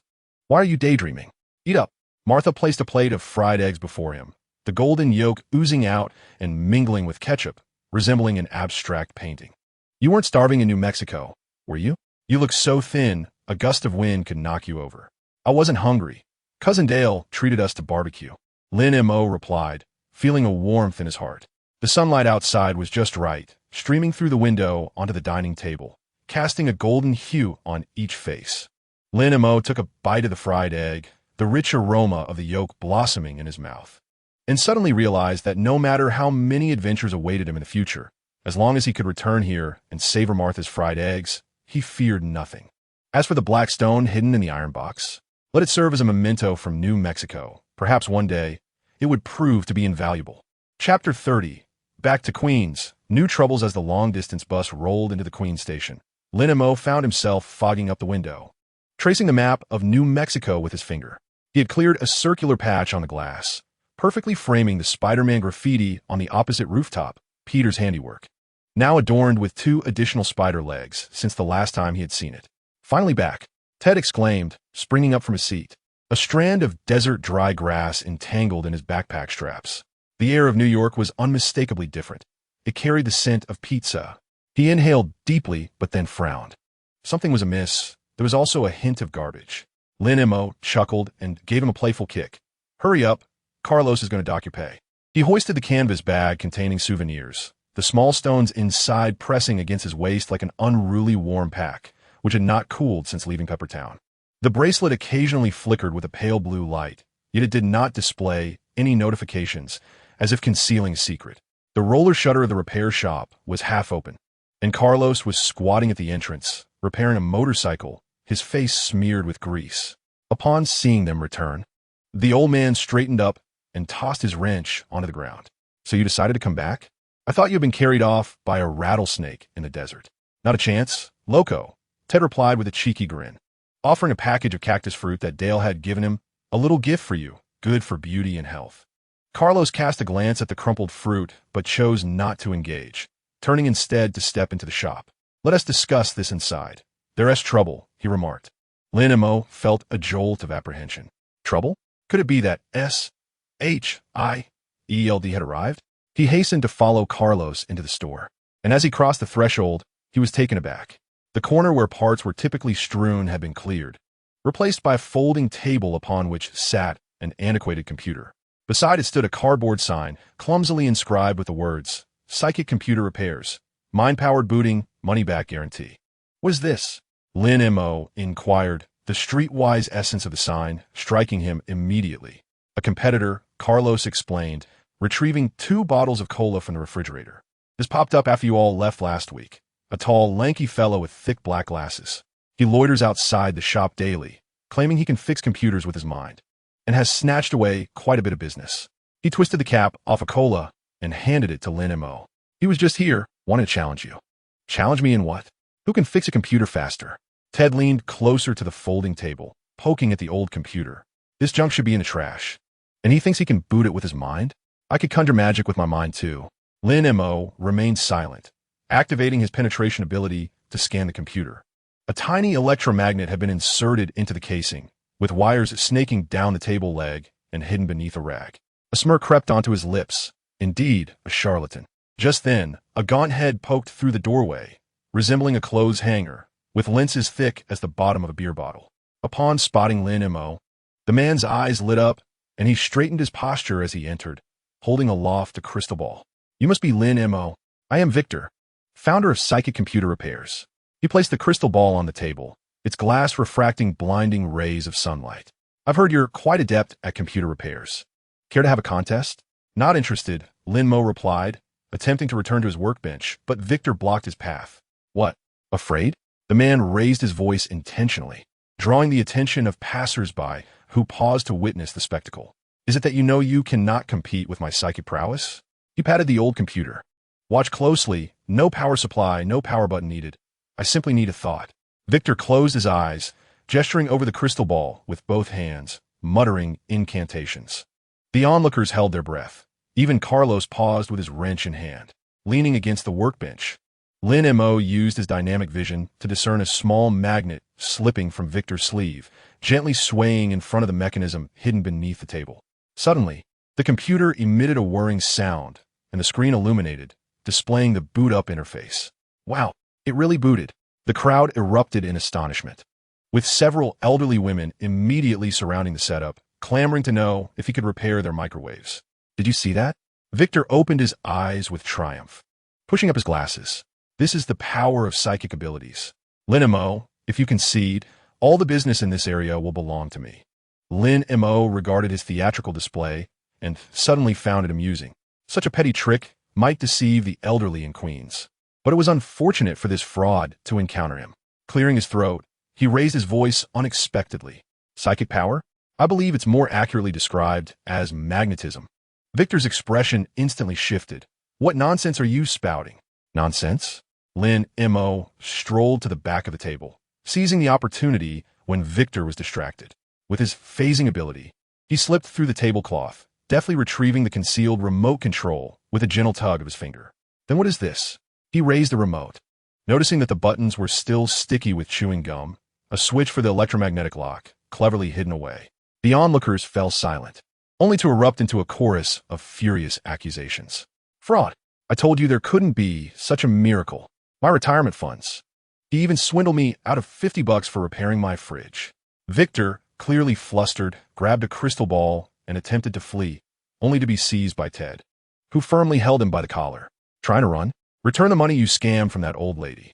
With a vigorous tug, Victor's glasses flew off, shattering on the ground, revealing his beady, shifty eyes. "Beat him up." Someone shouted, and the crowd surged forward, fists and feet raining down upon Victor. Ted quickly shielded the old computer, determined to protect the store's property. Carlos observed the chaos without intervening, merely patting Lin Mo on the shoulder. A rare smile gracing his lips. You truly are reliable. Just a trivial matter. Lin Mo discarded the remote into a trash bin, though his mind lingered on the events that had just transpired. The swindler, while despicable, had inadvertently sparked a realization. Perhaps he could utilize his abilities to establish a legitimate business, such as a genuine superpowered repair shop. Once the farce concluded, Ted rubbed his hands together in excitement. Mo, that was incredibly impressive. Like magic, why don't we actually open a superpower repair shop? You could use your wall phasing and strength, and I'll handle the marketing. We'd definitely thrive. Let us discuss it later. Lin Mo did not commit immediately. He approached the workbench, opening his canvas bag to properly store the small stone. As he reached inside, he recoiled in shock from its scorching heat. It felt as if he had touched a branding iron, scorching the fabric at the bottom of the bag. What's wrong? Carlos leaned in closer, noticing the burn mark on the bag, his brow furrowing. What's inside? Nothing. Lin Mo hastily closed the bag. The stone he brought back from the desert must have absorbed too much heat from the sun. Yet, anxiety gnawed at him. It had only been warm in New Mexico. Why was it suddenly burning in New York? Suddenly, his wristband vibrated violently, a blinding red light flashing on the screen. High concentration of Asgardian energy detected. Host energy exhibiting repulsive reaction. Immediate isolation required. Lin Mo's heart raced. A repulsive reaction? Could it be that this stone was unfit for New York? Or did it have some effect on the city? Why do you look so pale? Ted offered a bottle of ice water. Are you feeling worn out? Perhaps you should rest. I'm fine. Lin Mo accepted the water, taking a deep swig. The icy liquid provided a momentary calm. I need to step out for some fresh air. He slung the canvas bag over his shoulder and wandered aimlessly down the street. The stone's temperature continued to rise, the searing heat palpable even through the bag. As Lin Mo passed by the community park, he spotted Peter engaged in a delightful activity with a group of children, flying a kite shaped like Iron Man. The kite soared high in the sky, and the reel spun rapidly in the boy's hands. Lin Ye, Peter exclaimed upon noticing him, rushing over with such enthusiasm that he nearly lost hold of the kite string. You're back. Was the desert enjoyable? Did you see the hammer? Lin Mo managed a faint smile, replying, It was all right, I saw it. He discreetly tucked his canvas bag behind him, concerned that the scorching heat of the stone might harm the children. That must have been quite a spectacle, Peter said excitedly, his eyes sparkling. My cousin mentioned that SHIELD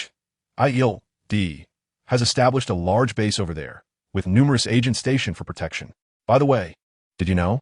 The community has been experiencing frequent power outages lately. The electrician has checked several times, but couldn't identify the cause. Do you think it might be? I don't know, Lin Mo interrupted, a terrifying thought suddenly surfacing in his mind. Could the power outages in the community be connected to this stone?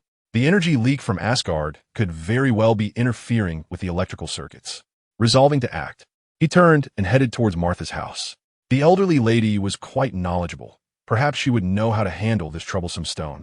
Martha was in her yard, sunning blankets, while Snowball napped atop one of them. Upon seeing Lin Mo, the plump cat leaped down and rubbed against his pant leg. Back again? The elderly lady brushed the dust from her hands. Ted called me, saying you had quite the adventure in the desert. Mrs. Martha, I need to talk to you, Lin Mo said, placing his canvas bag on the ground and carefully unzipping it to reveal the small stone inside. At that moment, it glowed a fiery red, distorting the air around it. Martha's expression changed instantly. She pulled Lin Mo back with urgency. What on earth is this? Where did it come from? From New Mexico. Lin Montag huitli explain it. It's the stone that was flung by that hammer. I thought it was interesting, so I picked it up. Foolishness. Martha's voice trembled as she pointed at the stone. It emanates a sinister power. You must dispose of it immediately. Otherwise, something terrible will happen. The elderly lady dashed into the house, emerging with a tin box that once held coffee beans. Quick, put it inside. This box was used by my husband for ammunition. It can shield against certain energies. Lin Mo complied without hesitation. The moment the stone was placed inside the tin, a sizzle erupted, and a plume of white smoke billowed forth, scorching a black mark on the outside of the box. He quickly sealed it, using tongs to carry the box to a corner of the yard, away from flammable materials. You, Martha exclaimed, clutching her chest, her face pale. What reckless things you dare to bring back. What is that hammer? Is it a divine object that fell from the sky? Can anything touched by it be handled so carelessly? She gestured towards the community center. Haven't you noticed the frequent power outages lately? The radio has been crackling too. It's all because of this thing. Lin Mo suddenly realized that the community's anomalies were not mere coincidence. It was indeed this stone that was causing the disturbances. He gazed at the smoking tin box, a wave of dread washing over him. Had he delayed any longer, it might have sparked a fire or even more dire consequences. What do we do now? Lin Mo questioned, panic rising as sweat beaded on his forehead. We can't just leave it here, can we? One could only wait for it to cool down entirely. Martha sighed, then found a secluded spot to bury it, digging deeper with each shovelful. Remember, do not meddle with those esoteric matters again. It is far wiser to diligently repair your computer than to dabble in such uncertainties. Lin Mo nodded, his heart a tumult of emotions. He had initially sought merely to collect a keepsake, yet had unwittingly courted disaster.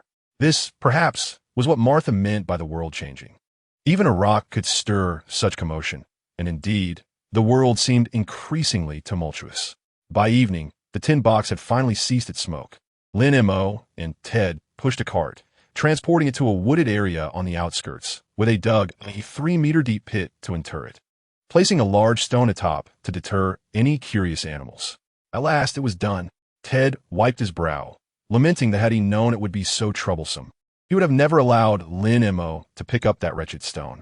Lin Mo remained silent, gazing at the stone resting above, an indescribable feeling welling within him.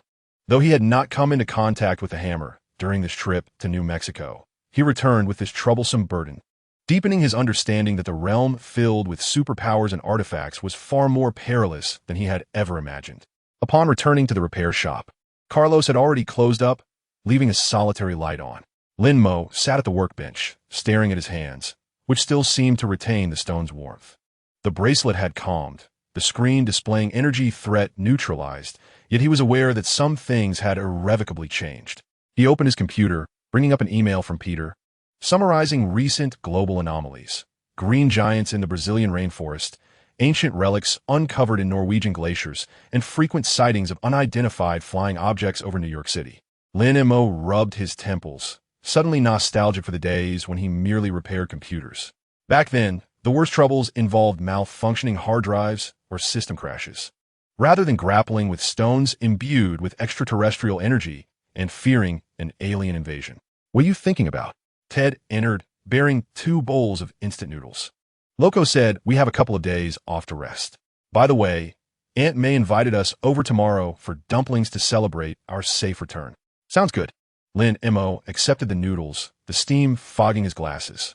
Watching Ted devour his meal with gusto, he felt reassured that regardless of how the world changed, as long as he had these people around him, the familiar scent of machine oil in the repair shop, and the vibrant atmosphere of Queens, there was no obstacle insurmountable.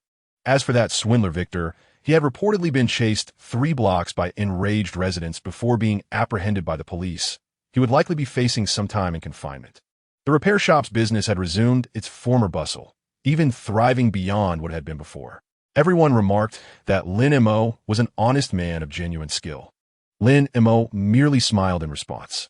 He understood that his true skills differed greatly from Victor's deceit, but were not quite the extraordinary abilities one might boast about.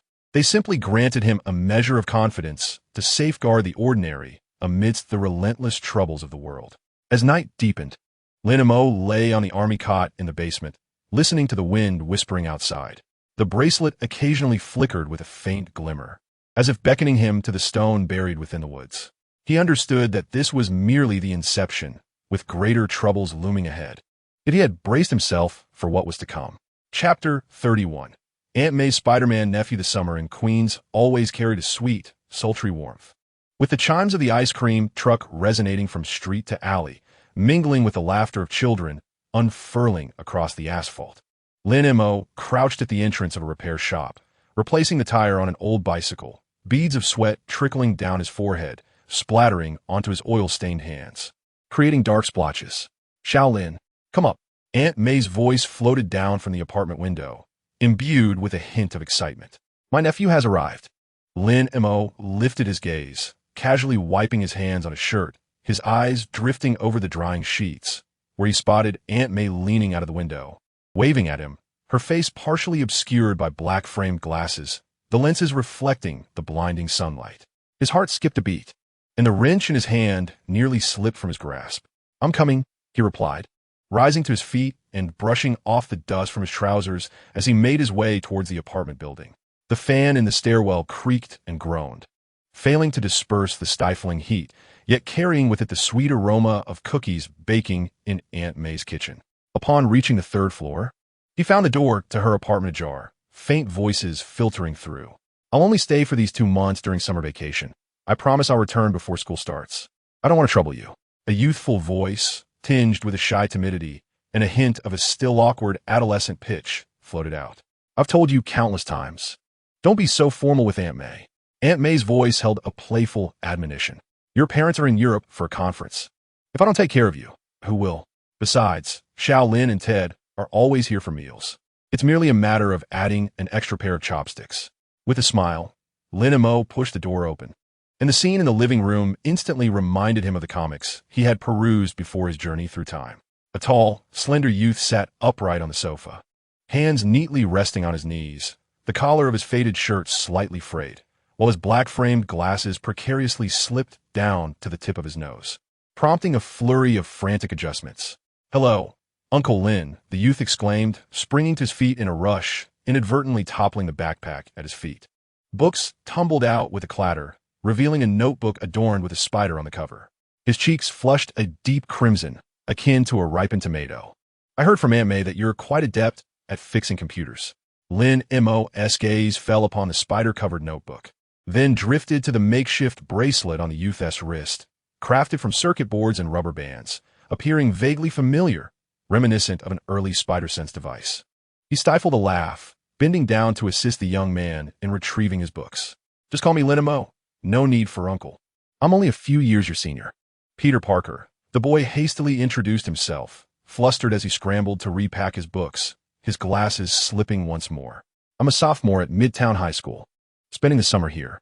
Please take a seat. There is no need to stand," Lin Mo offered, handing the books back to him, their fingertips brushing momentarily, and he sensed a slight tremor in the youth's hand. In the dynamic realm of visual perception, the subconscious was stirred, revealing the metallic edges protruding from the pocket of Peter's uniform, resembling a diminutive launcher, with a sticky, web-like substance clinging to the button. Indeed, it was him.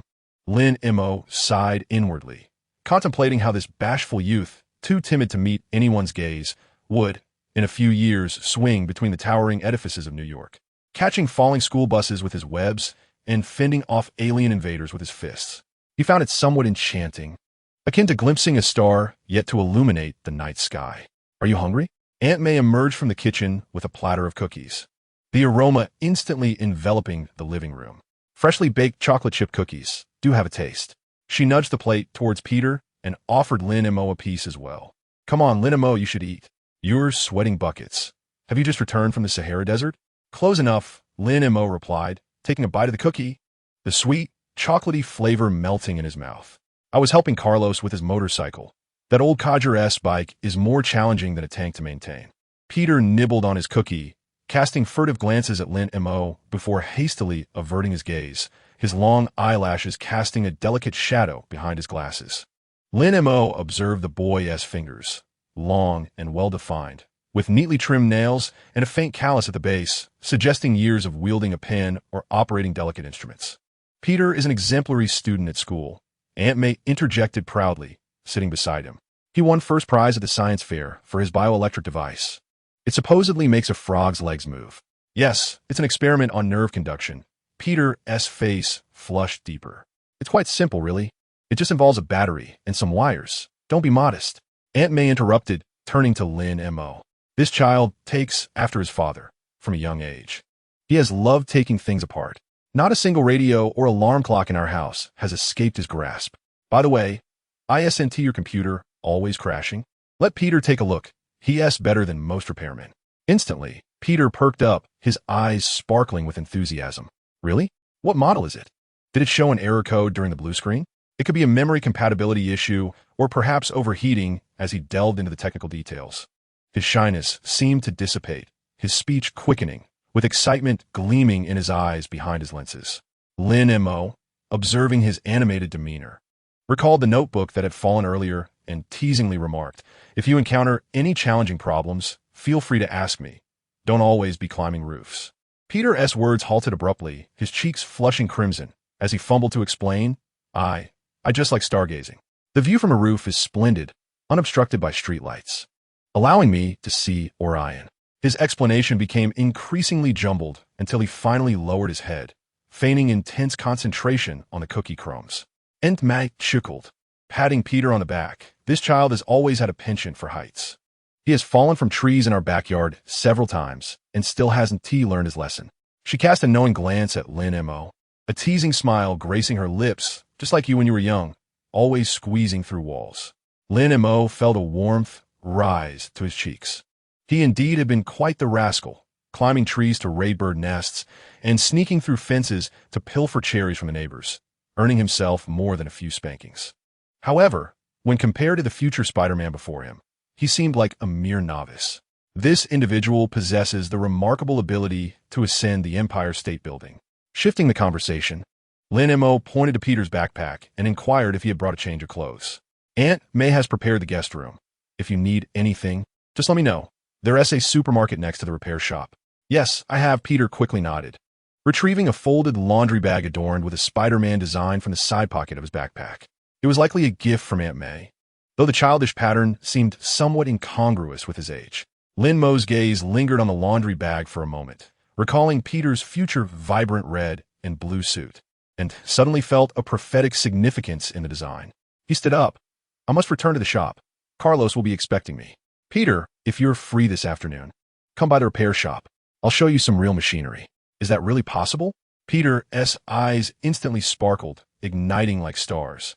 "I heard there's a decommissioned server at the repair shop that was discarded by S.H.I.E.L.D. Lin Mo paused, then nodded. "How did you know?" "That server was acquired through Carlos. He intended to disassemble it for study, but it's been gathering dust in the corner. My cousin interns in the logistics department at S.H.I.E.L.D. and mentioned it to me," Peter said, slightly embarrassed, scratching his head. "He said that server is made of alien alloy, highly resistant to electromagnetic interference." Lin Mo's heart skipped a beat. Peter's cousin?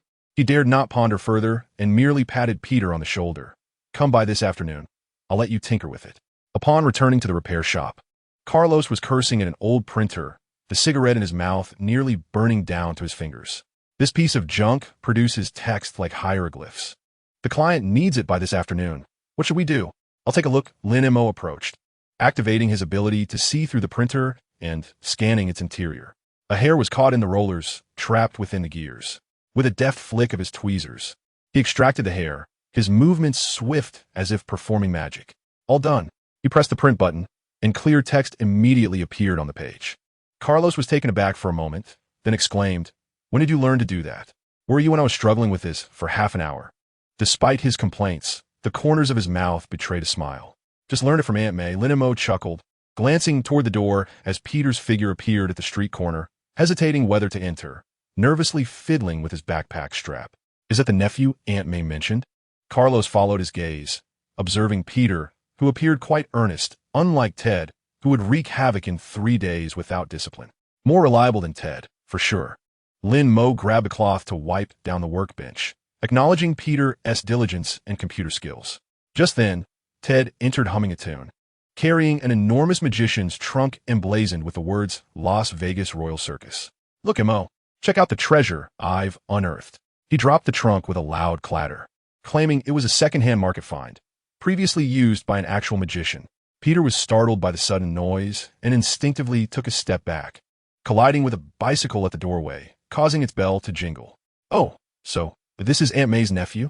Ted finally noticed Peter and flashed a grin, revealing a small canine tooth. "I'm Ted, your brother Lin Mo's close friend. Come, let me show you my new magic props." Ted tugged Peter toward the box, his steps slightly unsteady as his glasses slipped down his nose.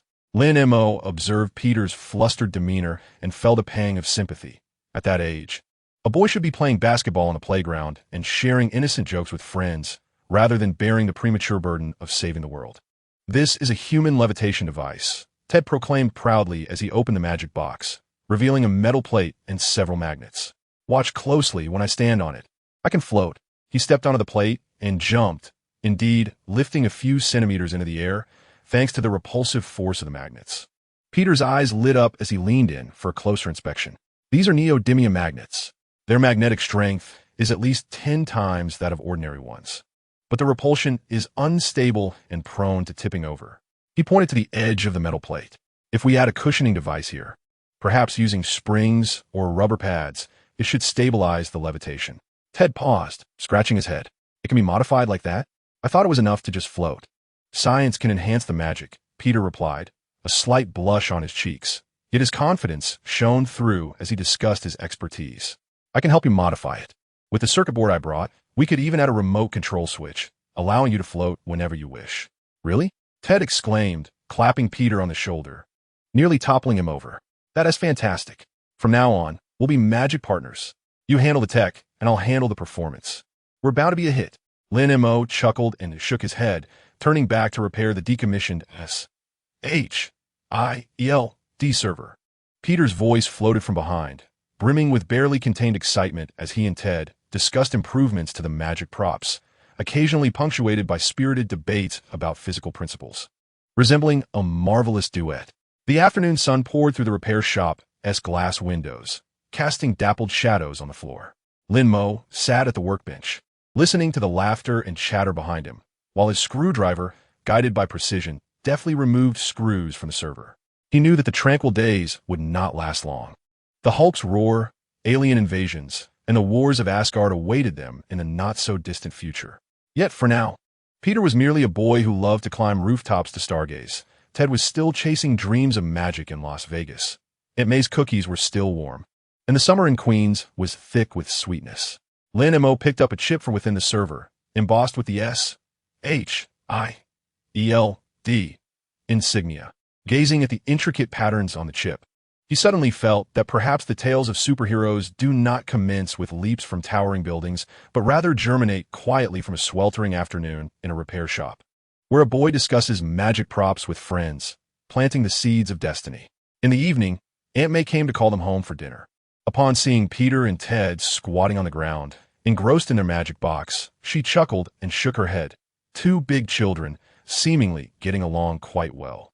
She handed Lin Mo a bottle of ice-cold cola, remarking that Peter, usually reticent, could only truly converse with those who shared his technical prowess. He is remarkably intelligent. Lin Mo twisted open the cola, the icy liquid gliding down his throat, far superior to his own experience at that age. Intelligence he possessed, yet his honesty rendered him vulnerable to bullying by his peers. Aunt May sighed, recalling the last incident at school where someone had snatched his experimental report, and he had not dared to speak up to the teacher. Shaolin, please keep an eye on him, ensure he does not suffer here. Lin Montauk nodded, his gaze falling upon Peter, who was intently wrapping wires around a magnet, his fingers deft like those of a seasoned craftsman, a hint of a smile playing at the corners of his mouth. He understood that it would not be long before this earnest youth would transform into someone brave and resilient, ready to safeguard the world in his own unique manner. For now, his role was to allow Peter to relish a few more carefree days of summer vacation. During dinner, Peter animatedly recounted his scientific experiments, with Aunt May nodding in agreement and Ted occasionally interjecting, suggesting that Peter's inventions could be utilized in their magic acts. As Lin Mo observed this scene, a sense of profound satisfaction washed over him. This, perhaps, was the essence of his journey to this world, not to save it, but to preserve these ordinary yet heartwarming moments.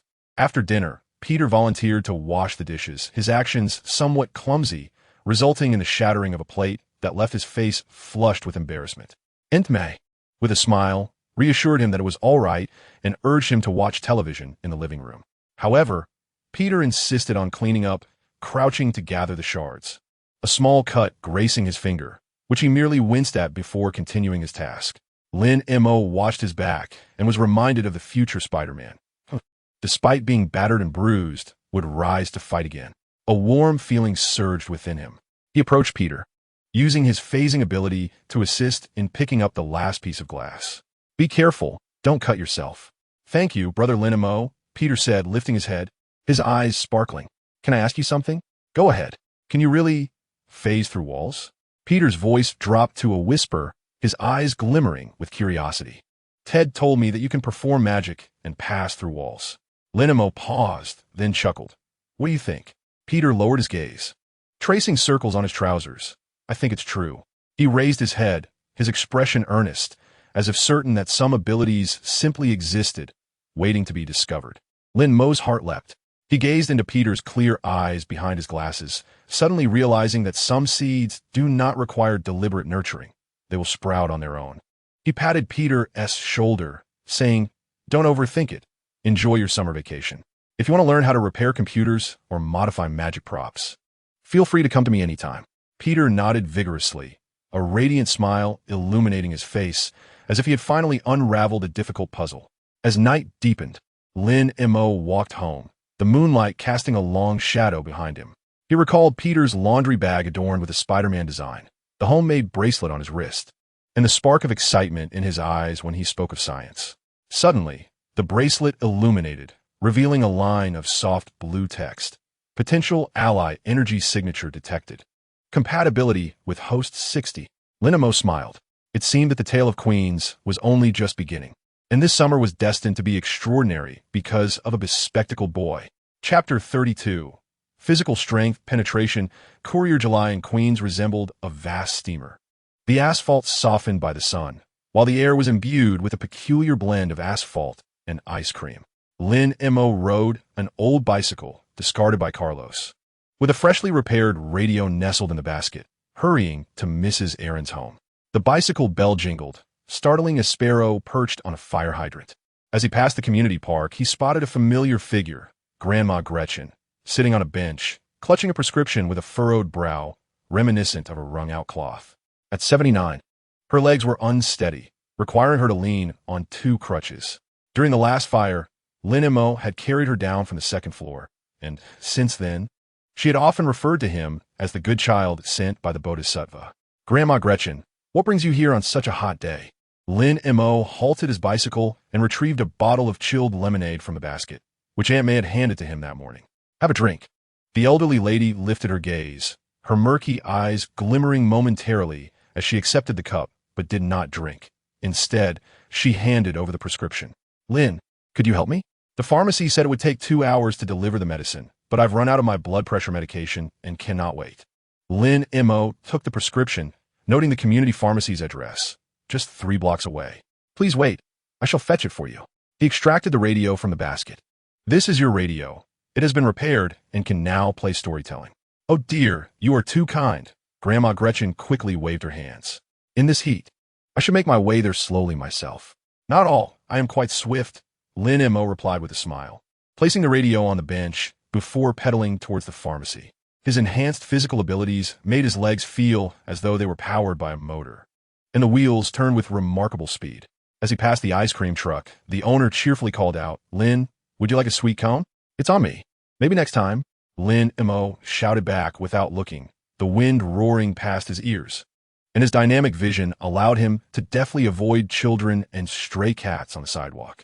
The journey that typically took 15 minutes on foot took him merely 3 on his bicycle. The pharmacy was packed with people, the air conditioning malfunctioning, leaving everyone sweating profusely as they waited in line. Lin Mo approached the prescription counter and announced Grandma Gretchen's name. The pharmacist leisurely searched for the medication, grumbling about the dreadful weather and the air conditioning that had been broken for 3 days. Could you hurry, please? The elderly lady is waiting for her blood pressure medication. Lin Mo urged patiently, tapping his fingers lightly on the counter. What's the rush? Everyone is waiting, the pharmacist retorted, rolling his eyes before slowly retrieving a medicine box and typing on the computer. Lin Mo's brow furrowed. If this delay continued, Grandma Gretchen would surely grow anxious. He glanced around. Everyone else was engrossed in their phones, oblivious to him. Silently activating his phasing ability, Lin Mo's arm slipped through the counter, deftly grasping the medicine box. And retracting his hand before the pharmacist could raise her head, his movements swift as an illusion. Is the medicine ready? He placed the money on the counter, and without waiting for the pharmacist's response, he turned and dashed away.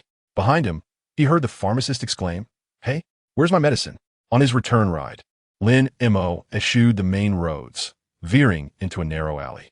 He dismounted his bicycle, cradling the medicine box, and activated his phasing ability to pass through a brick wall, landing in the backyard of Granny Gretchen's house. He advanced further, phasing through the kitchen wall, emerging directly in the living room. The elderly lady leaned on her cane, pacing anxiously, muttering about the delay. "Granny, the medicine is here." Lin Mo handed her the medication. Granny Gretchen gasped, her cane clattering to the floor. "Little Lin, where did you come from?" She glanced at the tightly shut doors and windows, then at the medicine in Lin Mo's hands, her eyes widening. "Can you really walk through walls?" "You must be seeing things," Lin Mo chuckled, picking up the cane. "I came in through the back door. It wasn't locked." He poured her a glass of warm water and watched her take the medicine. "In the future, just tell me when you need medicine. No need to wait for delivery." All right, the elderly lady grasped his hand, her palm warm and wrinkled, faster than delivery. "I'll be relying on you from now on. Good child." She retrieved a bag of fruit candies from a drawer, shoving them into Lin Mo's pocket. "Here, take these and eat them on the way." Exiting Granny Gretchen's house, Lin Mo glanced at his watch. From picking up the medicine to delivering it, only 5 minutes had elapsed. He suddenly realized that his enhanced physical abilities combined with phasing were tailor-made for deliveries. No detours, no waiting for elevators, and traffic jams were irrelevant to him. This revelation sparked his enthusiasm. Upon returning to the repair shop, he hung a sign at the entrance: "Volunteer Errand Service. Medicine pickup, document delivery, shopping within the community." Accompanied by a simple doodle of a little figure phasing through a wall. Ted spotted the sign and laughed heartily. "Mo, are you planning to be a super courier? Need me to design a uniform for you? Red and blue, just like Spider-Man." "Get lost," Lin Mo chuckled, giving him a playful kick. "Be serious. Someone might really need help." No sooner had he spoken than a young mother rushed over, cradling a crying child. "Little Lin, could you help me pick up my son's homework from school? He needs to submit it this afternoon, and I simply can't leave." "Address?" Lin Mo asked, reaching for a pen to jot it down. "Central City Primary School, Class 2, Grade 3. It's in the drawer of the podium." The young mother pressed $5 into his hand for fare. "Keep the money," Lin Mo insisted, pushing the bills back. He hopped onto his bicycle and sped off. This time, he wasn't in a school uniform. He dashed to the school using his enhanced speed and with his phasing ability. He passed through the locked entrance of a classroom building, retrieving the homework in just 3 minutes. The young mother gazed at the homework in his hands, her eyes wide with disbelief. "My goodness, you're faster than a taxi." She insisted on giving him homemade cookies, declaring, "You must accept them. Otherwise, I won't feel right." Word spread like wildfire, quickly circulating throughout the entire community. The number of individuals seeking Lin Mo's assistance has been steadily increasing. Office workers who have forgotten their keys request that he pass them through the window. A grocer enlists his help to deliver an urgent order. Even the librarian from the community library approaches him, lamenting that a precious old book is locked away in the warehouse with the key lost. Lin Mo is open to all requests. As there are often quiet moments at the repair shop, he discovers that using his abilities to assist others brings him a sense of fulfillment far greater than merely fixing computers. Witnessing the smiles of those who receive their items brings him more joy than repairing an entire server. During the summer, Peter, with time to spare, often comes to help at the repair shop. He watches in awe as Lin Mo seamlessly passes through walls to deliver documents and dashes off to collect cakes. "Lin Mo, your efficiency is astounding," he exclaims. "Let me design a route map for you, using algorithms to calculate the shortest paths while avoiding crowded areas." "Sure," Lin Mo replies with a smile. Within a couple of days, Peter presents a hand-drawn community map, marked with optimal routes in various colors, even indicating which sections of the wall are easiest to penetrate, alongside a drawing of a little figure in uniform with wall-through delivery emblazoned on its chest. "How professional!" Ted exclaims, snatching the map. "Lin Mo, we should start a delivery company. Let's call it Lightning Wall-Through Express. It'll be a hit." "What company?" Lin Mo affixes the map to the wall. Helping out voluntarily is quite satisfactory. The most outrageous instance occurred when he assisted Mrs. Martha in delivering a cake to her sister, who lived across the street. She had baked a 3-tiered chocolate cake for her sister's birthday, but worried that the heat would ruin it on the way. "Could you possibly just pass it through the wall?" Martha said, rubbing her hands together, a bit embarrassed, so it won't be exposed to the sun. "No problem," Lin Mo replied, carefully cradling the cake box. He activated his phasing ability, traversed through the walls of Martha's home, crossed the narrow alley, and finally penetrated the kitchen wall of Martha's sister, placing the cake impeccably on the dining table. Startled, Martha's sister, who was chopping vegetables, nearly dropped her knife at the sudden appearance of Lin Mo and the cake. "Martha sent me with this," Lin Mo said as he set the cake down, perfectly intact, with even the icing decorations unblemished. "Oh my goodness," Martha's sister gasped, clutching her chest. "Lin Mo, your skills are far superior to any delivery service." "Cool, mate. Sit down and have a glass of iced tea. I just brewed it."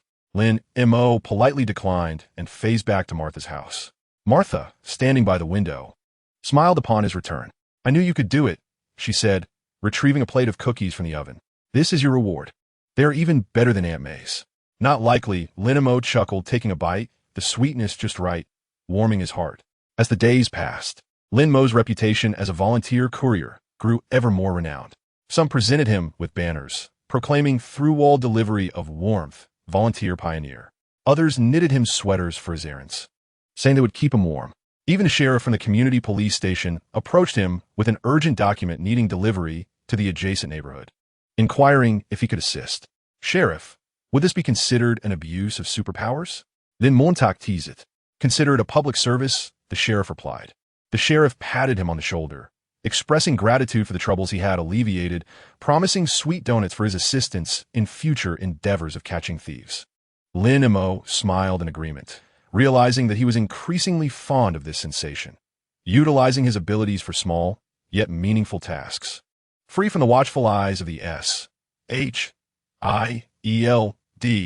and the looming threats of extraterrestrial beings, he simply wished to navigate the walls of his community, delivering warmth and convenience to those in need.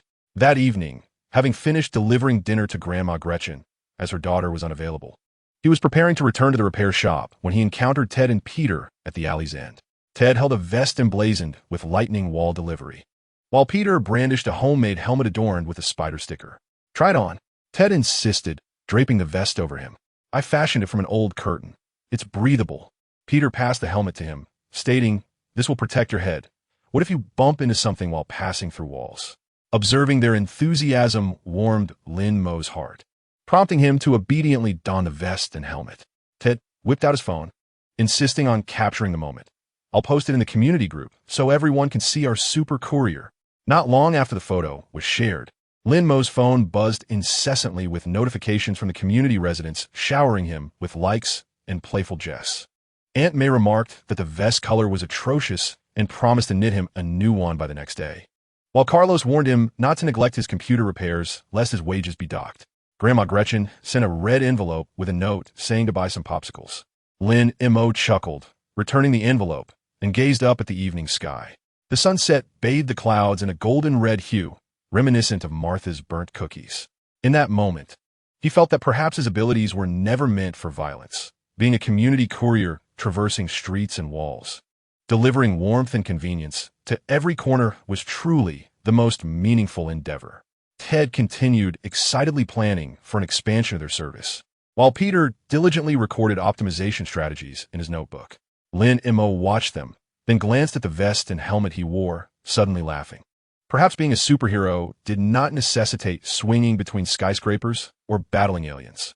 Sometimes, assisting an elderly woman with her medications, helping a young mother retrieve her homework, or delivering a cake to an old lady was more than sufficient. He patted Ted and Peter on the shoulder, declaring, "Let us head to Aunt May's for dinner. Tonight, it's on me, funded by our little errands." "All right," they chorused in unison, following Lin Mo toward Aunt May's home. The setting sun elongated their shadows, resembling three superheroes marching side by side, devoid of capes, yet radiating a warmth far surpassing that of any cloak. Chapter 33. Hulk's passage. The antiquated television in the repair shop suddenly emitted a jarring electric crackle, distorting the soap opera into a kaleidoscope of garbled colors. Carlos, who was delicately handling a capacitor with tweezers, was startled by the commotion, causing the tweezers to clatter onto the circuit board. "What is this wretched television acting up about again?" Lin Mo had just returned from delivering blood pressure medication to Grandma Gretchen, a light sheen of perspiration still adorning his forehead. He casually grasped the remote control and pressed a few buttons, causing the screen to suddenly flash with urgent news in bold red lettering. A pallid-faced anchor in a tailored suit appeared, set against a backdrop of roaring flames and collapsed buildings. Breaking news. An unidentified green giant has emerged in Midtown Manhattan, engaged in fierce conflict with the military. I repeat, green giant. Crack. The bag of chips in Ted's hand was crushed into an unrecognizable shape, orange-yellow crumbs scattering across the floor. He lunged to the window, yanking up the dust-laden blinds, the metallic slats clattering with a deafening noise. It was that colossal green figure, the one mentioned in the newspaper, a creature capable of demolishing buildings with a single punch. Lin Mo's gaze was fixated on the screen. In the footage, a gigantic figure, entirely clad in green, was rampaging down the street, military tanks tossed aside like mere toys, while the spotlight from helicopters swept across his muscular back. Each step reverberated through the ground, causing the television signal to flicker violently. Hulk! Peter's voice trembled ever so slightly. He had just returned from school, his backpack still slung over his shoulder as he leaned in closer to the television, his glasses slipping down to the tip of his nose forgotten. A biological mutation, theoretically capable of unlimited muscle fiber proliferation. Speak plainly. Ted crouched on the ground, cradling his head like a frightened ostrich. Is he formidable? Will he come to Queens? Theoretically, he would not stray far from the epicenter of conflict. Peter adjusted his glasses, his voice lowering. His energy response is too unstable. It could spiral out of control. Lin Mo's fingers unconsciously caressed his wristband. The synchronization rate for physical enhancement had surged to 60, with dynamic vision capable of capturing the trajectory of a fly's wings from 100 meters away, and his penetrating ability could easily pierce through 3 layers of brick walls. Yet, as he observed the image of Hulk crushing a tank turret with a single blow, he distinctly felt a chill creeping down his spine. This was no ordinary destructive force. It was a terrifying power capable of effortlessly tearing through reinforced concrete. His abilities seemed as flimsy as paper in the presence of such a formidable beast. Close the store. Quickly close the store. Ted suddenly sprang up, yanking down the pull cord of the roller shutter. The metal door screeched against its track, sealing the windows tight. My cousin says this monster is afraid of noise. We should keep it as quiet as possible. Your cousin also claimed that the Tigers in Las Vegas would jump through flaming hoops, Carlos replied dryly. Yet he still stood up to move the toolbox to secure the door. Shaolin, shift that S-H-I-E-L-D server to the corner. We don't want it damaged by stray bullets. Lin Mo nodded, bending down to lift the server. It weighed at least 200 pounds, once requiring 2 people to carry. But now he could effortlessly hoist it with one hand. The icy sensation at his fingertips calmed him slightly. Peter, call Aunt May and tell her not to go outside. Already done. Peter held up his phone, the screen displaying the call interface with Aunt May, who informed him that Grandma Martha was at her house, moving jars of pickles to the basement. The conflict on television escalated further. Hulk seized a bus as a weapon, sweeping across the street, and shards of glass from the curtain walls rained down like a torrential storm. The host's voice trembled with emotion. The military has requested reinforcements, and Iron Man, Tony Stark, is en route to the scene. Iron Man? Ted peered through a crack in the roll-up door, his eyes brightening. Could he possibly defeat that towering green giant? I wager $100 on Iron Man's victory. What are you betting on? Lin Mo carefully positioned the server, then approached the window to peer outside. The streets of Queens had descended into chaos. Cars lined up in serpentine queues, the wailing of sirens permeating the air from all directions. A few neighbors clad in pajamas clutched cardboard boxes as they hurried towards the basement, murmuring about the apocalypse. Suddenly, the ground shook violently, resembling the rumble of a heavy truck passing by. The bulbs in the repair shop flickered, the television signal was utterly lost, and the screen turned pitch black. Peter's phone clattered to the ground. The signal bar reduced to nothingness. What on earth is happening? Ted, frightened, crawled beneath the table. Is he coming? Lin Mo's dynamic vision aktiv outet instantaneously, his pupils constricting to pinprick size. He could distinctly identify the source of the tremors. It was not the Hulk, but rather the shockwave from an explosion, likely occurring 5 kilometers away in the direction of Brooklyn. Yet, this force was sufficient to make the aging apartment building creak in protest, the cracks in the walls widening further. Is a shockwave. Lin Mo released the curtain. They were still far from the epicenter, but it would be wise to take refuge in the basement. Carlos had already opened the hatch leading down, the rusted iron ladder gleaming faintly in the dim light. Bring the toolbox. It contains a flashlight and emergency rations. Although the old man's voice was taut, his hands remained steady as he wrapped a coil of wire around his waist, prepared for a power outage to connect the emergency lights. Descending into the basement, a damp, musty odor enveloped them. Ted clutched a spare tire as a makeshift shield, while Peter opened his laptop, the screen displaying live news updates from the internet. The latest headline from 3 minutes ago: Hulk breaches military lines, moving towards Brooklyn. He is coming this way. Ted's voice quavered, his teeth chattering. I knew it. Monsters love Queen's Pizza. Stop talking nonsense. Lin Mo rummaged through the toolbox, retrieving a flashlight, and pressed the switch, a beam piercing the darkness. Brooklyn was still a distance away. Iron Man should be able to intercept him. Nevertheless, his fingers unconsciously hovered over the bracelet, the ability to phase through matter at the ready. Peter suddenly pointed at the screen. Look at this. Someone captured an energy analysis of the Hulk. His gamma radiation levels are a staggering 10,000 times the normal value. Fear and uncontainable curiosity flickered in the boy's eyes. This radiation could cause irreversible mutations in biological cells. Get to the point. Ted snatched the flashlight, the beam dancing across the ceiling. Will it turn people green? I certainly don't want to become a monster. Theoretically, no. Short-term exposure would only result in burns. Peter adjusted his glasses, suddenly recalling something. Lin Mo, can your phasing ability shield against radiation? Lin Mo paused for a moment. He had never actually tested it. The last time I encountered the energizing stones in New Mexico. The bracelet merely indicated a repulsive reaction, without mentioning radiation. I remain uncertain, and I hope it remains unnecessary. Suddenly, a resounding knocking echoed from the basement entrance, accompanied by Grandma Martha's booming voice. Carlos, open the door. I brought Aunt May's pickles. Ted nearly tossed the tire in fright. Lin Mo quickly climbed up to open the hatch, revealing Grandma Martha holding a massive glass jar, with Aunt May following closely behind, cradling a shrieking snowball. Hurry down. It feels like an earthquake up here. Martha set the jar down, the glass clinking melodically, and my husband, who had once served in the military, said that during such times, one ought to burrow underground. Aunt May's face paled slightly, yet she unwrapped a cloth bundle, revealing loaves of bread and canned goods. Conserve your rations. We don't know how long we'll be here. She patted Peter's head, saying, Were you frightened? Don't worry, little Lin is here. Lin Mo's heart sank. Even a most composed Aunt May appeared unsettled, indicating the gravity of the situation. He leaned against the damp wall, and suddenly the bracelet grew slightly warm, the screen illuminating with a message. High-intensity gamma radiation detected. Distance, 47 kilometers. Recommendation, remain concealed. Avoid direct contact. The distance of 47 kilometers was steadily diminishing. An eerie silence enveloped the basement, punctuated only by the snowball's snoring and Ted's anxious swallowing. Grandma Martha distributed the pickles, their cold, tangy flavor spreading in the mouth, yet unable to suppress the intensifying fear.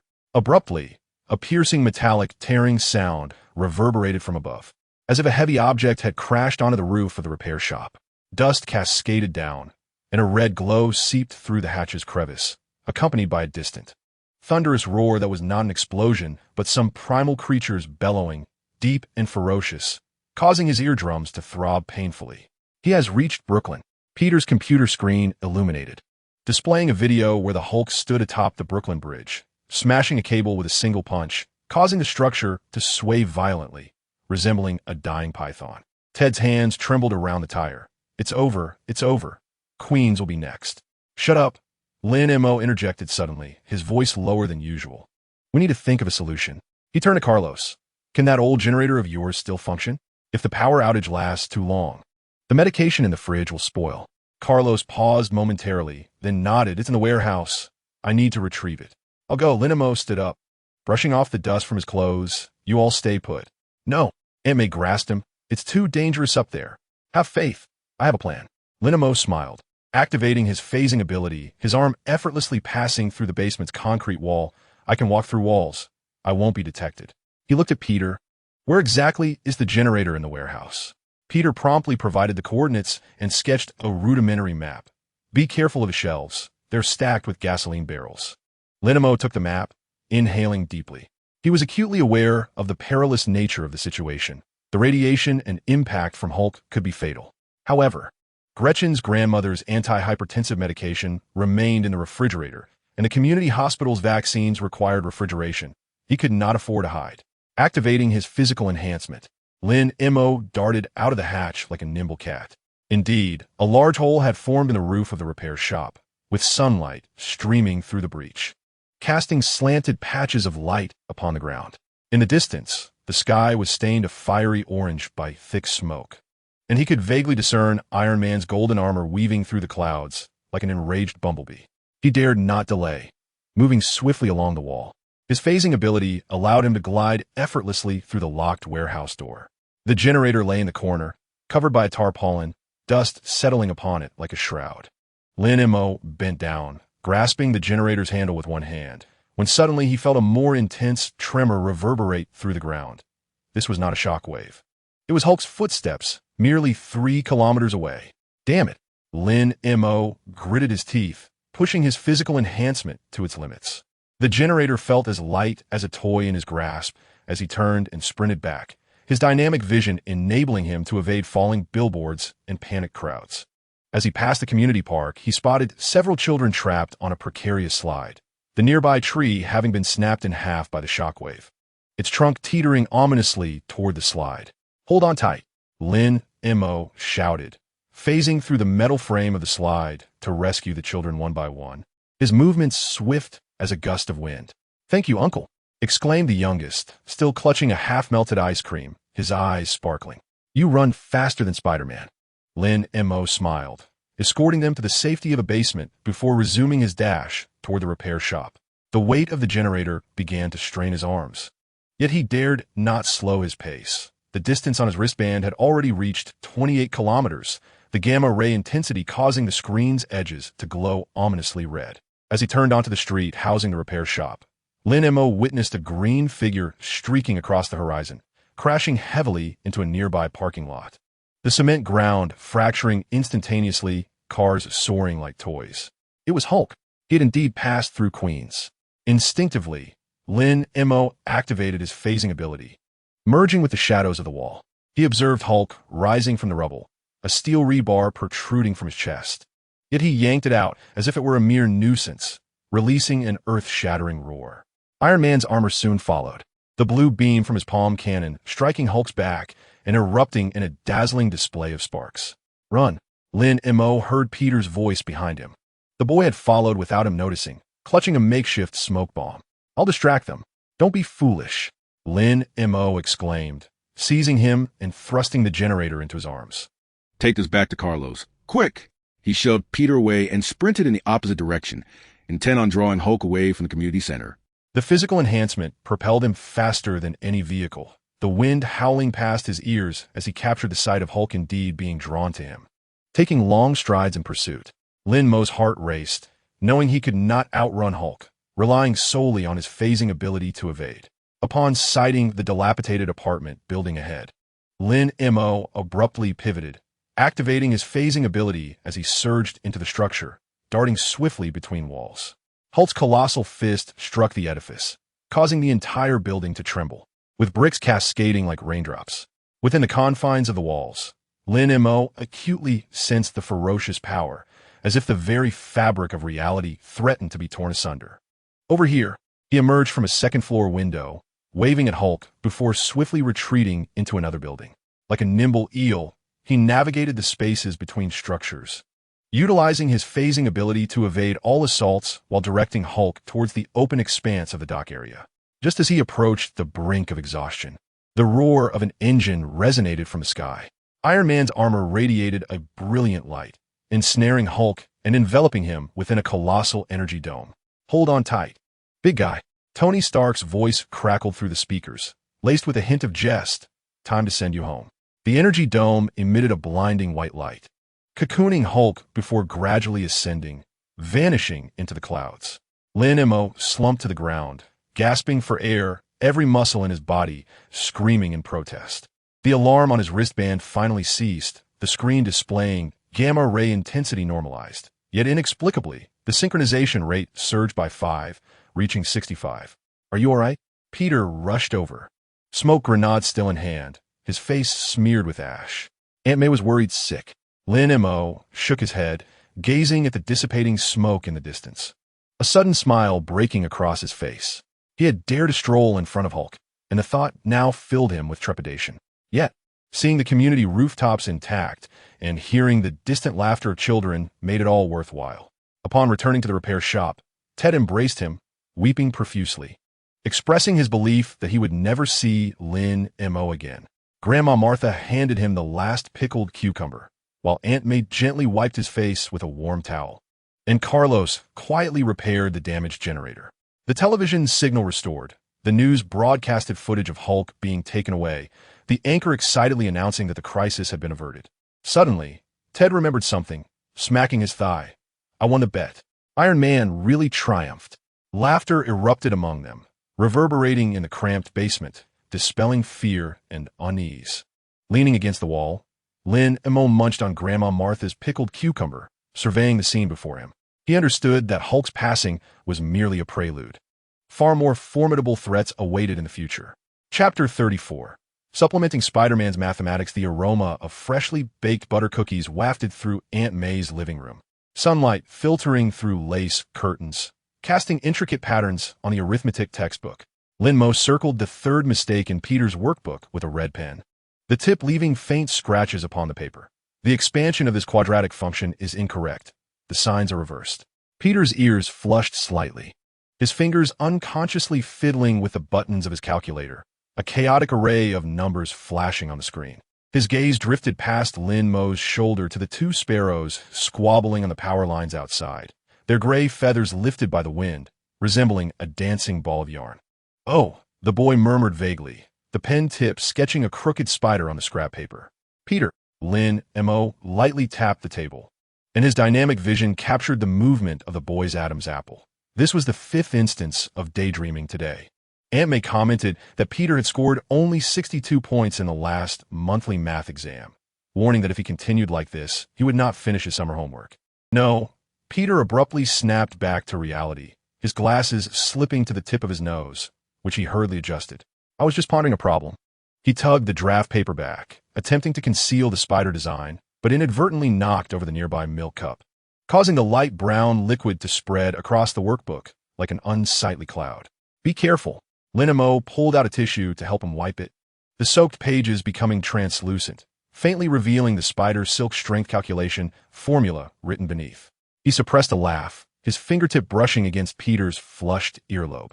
What problem could be more significant than quadratic functions? The boy's cheeks instantly flushed crimson, akin to a sun-ripened tomato. He clenched his pencil tightly, his knuckles widening, and after a long pause, muttered like a mosquito, I was wondering how spiders can climb walls. What makes their feet so special? Lin Mo's heart skipped a beat. Here it comes. He feigned organizing his textbook, catching a glimpse of the metallic edge protruding from Peter's school uniform pocket. It was a simple contraption fashioned from paper clips and rubber bands, smeared with a glistening, sticky substance, strikingly reminiscent of Spider-Man's web shooter. Well, let's tackle this question first. He leisurely opened the science textbook, landing on the page about surface tension. Solve this problem, and I will share a secret with you. Really? Peter's eyes instantly sparkled, akin to a light bulb igniting, his pupils dilating behind the lenses. He immediately sat up straight, snatching the workbook, his pencil swiftly gliding over the draft paper, muttering to himself, "Let X be the unknown, substitute into the formula. No, it should be completed square." From the kitchen came Aunt May's laughter, accompanied by the crisp clatter of dishes. "Little Lin, don't be so strict. Let him have a cookie before studying." A tray was placed on the coffee table, the aroma of butter cookies wafting in the air, still emitting a gentle warmth. Aunt May approached, wiping her hands, and upon seeing Peter fervently writing, she covered her mouth in surprise. Is the sun rising from the west? Our Peter is actually taking the initiative to tackle problems. He is waiting for me to share a secret. Lin Mo picked up a cookie and offered it to Peter's lips.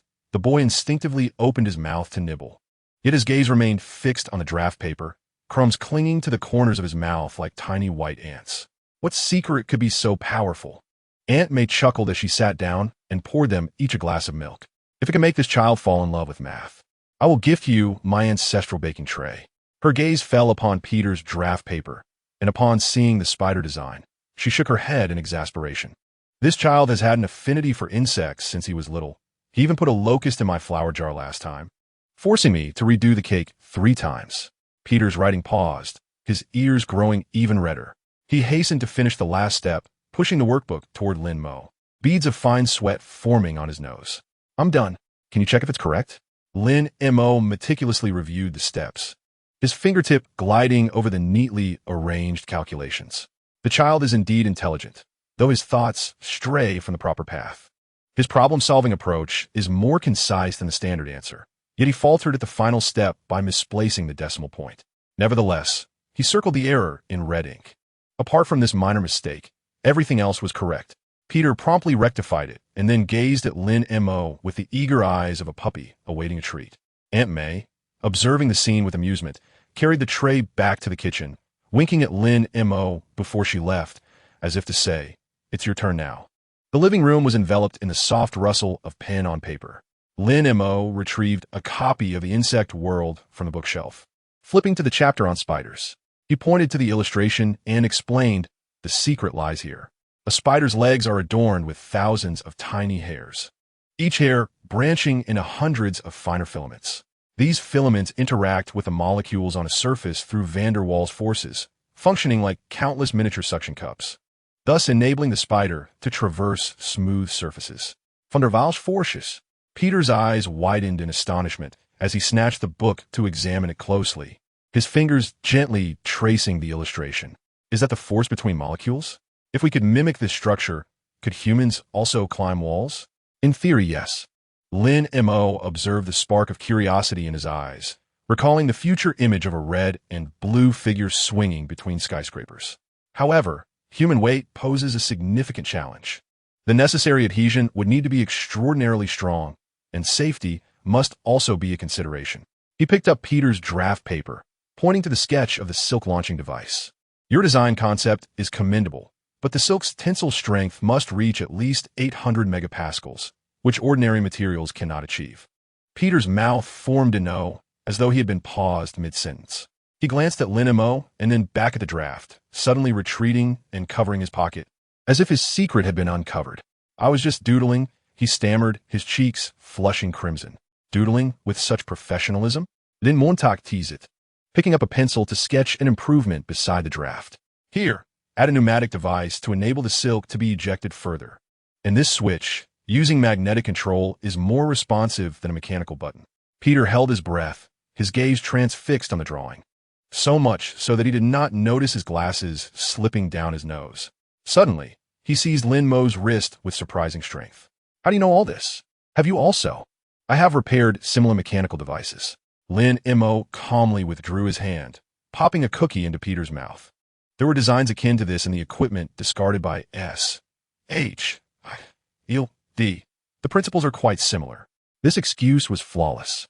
He indeed had repaired parts from S. HIL. D., though he had not divulged that those components were intended for weaponry.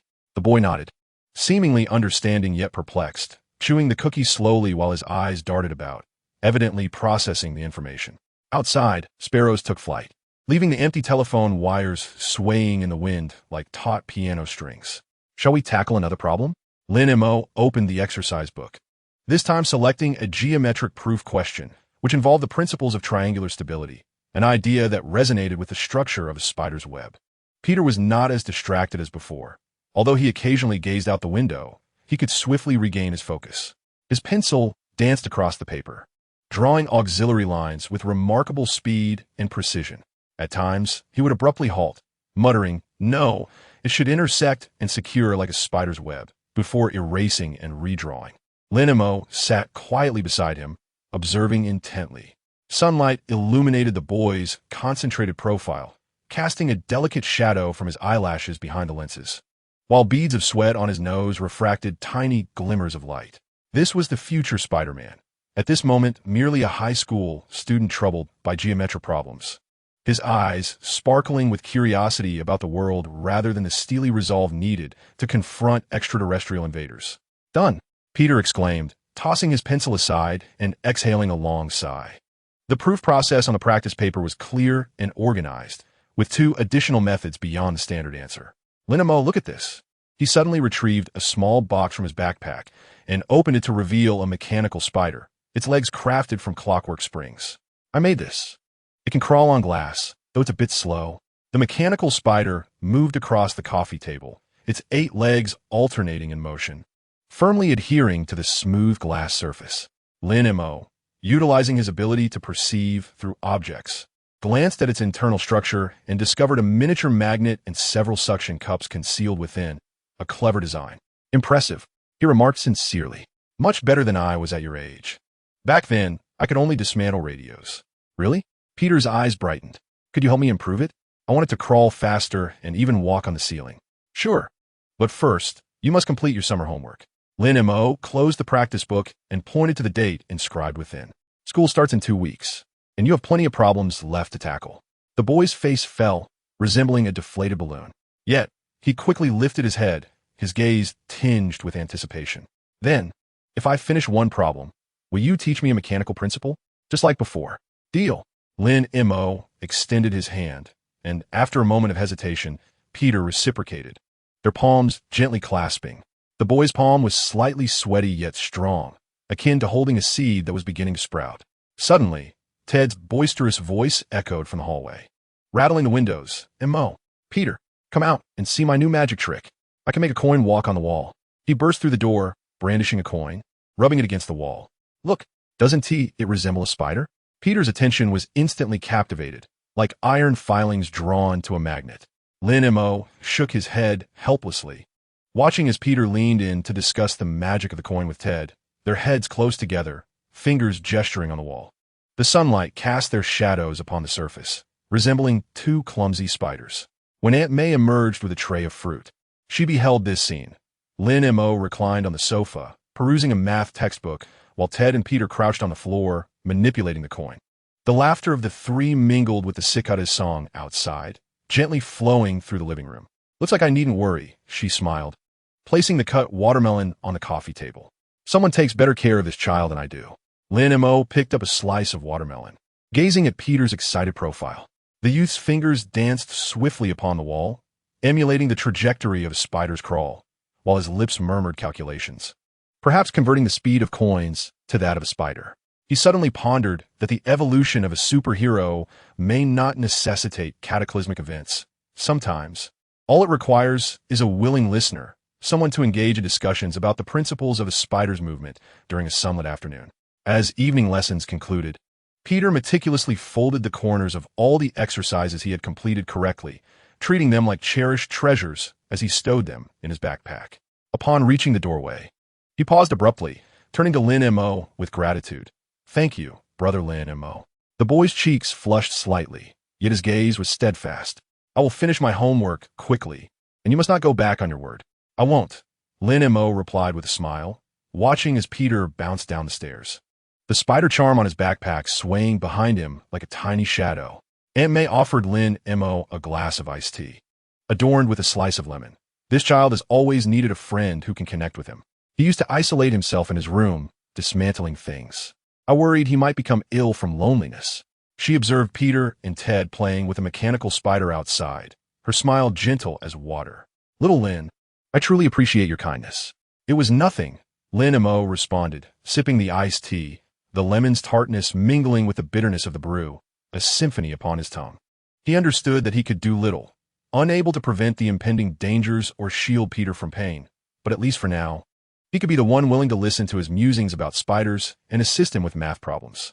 As Lin Mo departed Aunt May's home, the setting sun bathed the sky in hues of orange and red. Peter continued his exploration of the mechanical spider with Ted, his laughter ringing clear like wind chimes.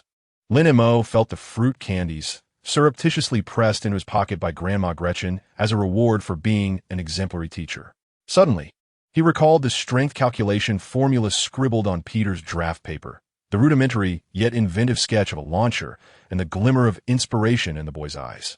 Perhaps the seed of heroism is never sown in moments of grand upheaval, but rather in the warmth of a sunlit afternoon, nestled within a mathematics workbook and a few conversations about spiders, quietly taking root. Lin Mo quickened his pace toward the repair shop, his mind already contemplating what to teach Peter next. Perhaps he could discuss the stability of triangles, leading to the structure of a spider's web, and then extend to architectural mechanics, aligning with Peter's interests while enhancing his math skills. By the time the streetlights flickered to life, he had inscribed a detailed plan in his notebook, accompanied by a small sketch of a spider traversing geometric shapes, a daring little explorer. Chapter 35. An interlude at Stark Industries. The morning sun streamed through the glass facade of the Stark Industries New York branch, casting vast patches of light upon the mirror-like floor. Dust motes floated in the beams, swirling like tamed golden particles.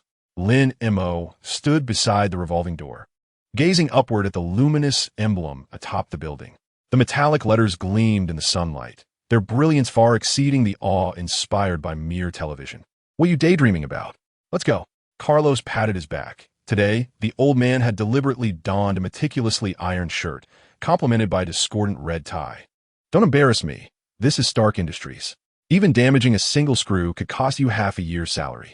Lin Mo quickly averted his gaze, lifting the canvas bag filled with tools, the same one from his previous trip to New Mexico, its faded fabric still speckled with fine desert sand. His heart raced, palms slightly clammy, not from anxiety but from exhilaration. This was Tony Stark's company, home to the superhero who soared through the skies in a metal can, the genius who transformed the world through technology. As he stepped into the lobby, Lin Mo found his eyes nearly overwhelmed. A colossal display screen looped footage of the Iron Man suit's tests, with the Mark VII's thrusters emitting blue and white flames, tracing elegant arcs against the desert sky. The receptionist, clad in a sharp suit, wore a smile so perfectly calibrated it seemed programmed. Upon receiving the work order from Carlos, a flicker of surprise crossed her eyes. She hadn't expected Mr. Stark to still keep such antiques. "Antiques are what we old-timers need," Carlos scoffed, clearly displeased by the term. Having worked in the repair industry for nearly 30 years, dealing with everything from typewriters to modern servers, he had never seen the interior of Stark Industries. Rumor had it that even their coffee machines were AI-controlled. The elevator ascended smoothly as Lin Mo fixated on the flickering numbers. 38. Enhanced physical capabilities sharpened his senses, enabling him to hear the faint friction of the elevator's cables and discern subtle vibrations from different floors. Finally, they arrived. Carlos nudged him, and the elevator doors slid open silently. The sight before Lin Mo took his breath away. The expansive maintenance area resembled a vast laboratory, with white workbenches lined up, displaying an array of instruments whose names he couldn't fathom. Several engineers clad in white lab coats were gathered around an open robot, animatedly discussing something, its metallic arms adeptly maneuvering through the air, accompanied by the crackle of electric currents. Carlos, a middle-aged man with gold-rimmed glasses, approached, extending his hand to shake Carlos's. His name tag read Hogan Hadley, Senior Equipment Maintenance Supervisor. His hair was meticulously styled, and the cuffs of his shirt revealed an expensive watch. "Sorry to keep you waiting. Those old computers are over there, numbered from 301 to 350, all models from a decade ago. Mr. Stark suddenly decided to renovate and archive them. Otherwise, we wouldn't bother." 10 years old, Carlos raised an eyebrow, incredulous that Stark Industries still retained such relics. Who knows what the boss is thinking? Hogan shrugged, leading them deeper into the maintenance area. "They're planning some sort of exhibition on the history of technological evolution. Even a mechanical arm I made in college has surfaced." He gestured to a corner where a pile of dust-covered equipment lay. "There they are. We appreciate your help." Lin Mo's gaze fell on the equipment, the familiar outlines barely visible beneath the dust covers. One of the devices bore a striking resemblance to the discarded servers from SHIELD that he had repaired, albeit more refined, with a small emblem etched into its corners. He took a deep breath, suppressing the excitement within, and retrieved his tools from the canvas bag. "When shall we commence?" he inquired. "At any moment," Hogan replied, handing them 2 temporary access passes. "Lunch will be served in the staff cafeteria. Simply mention my name.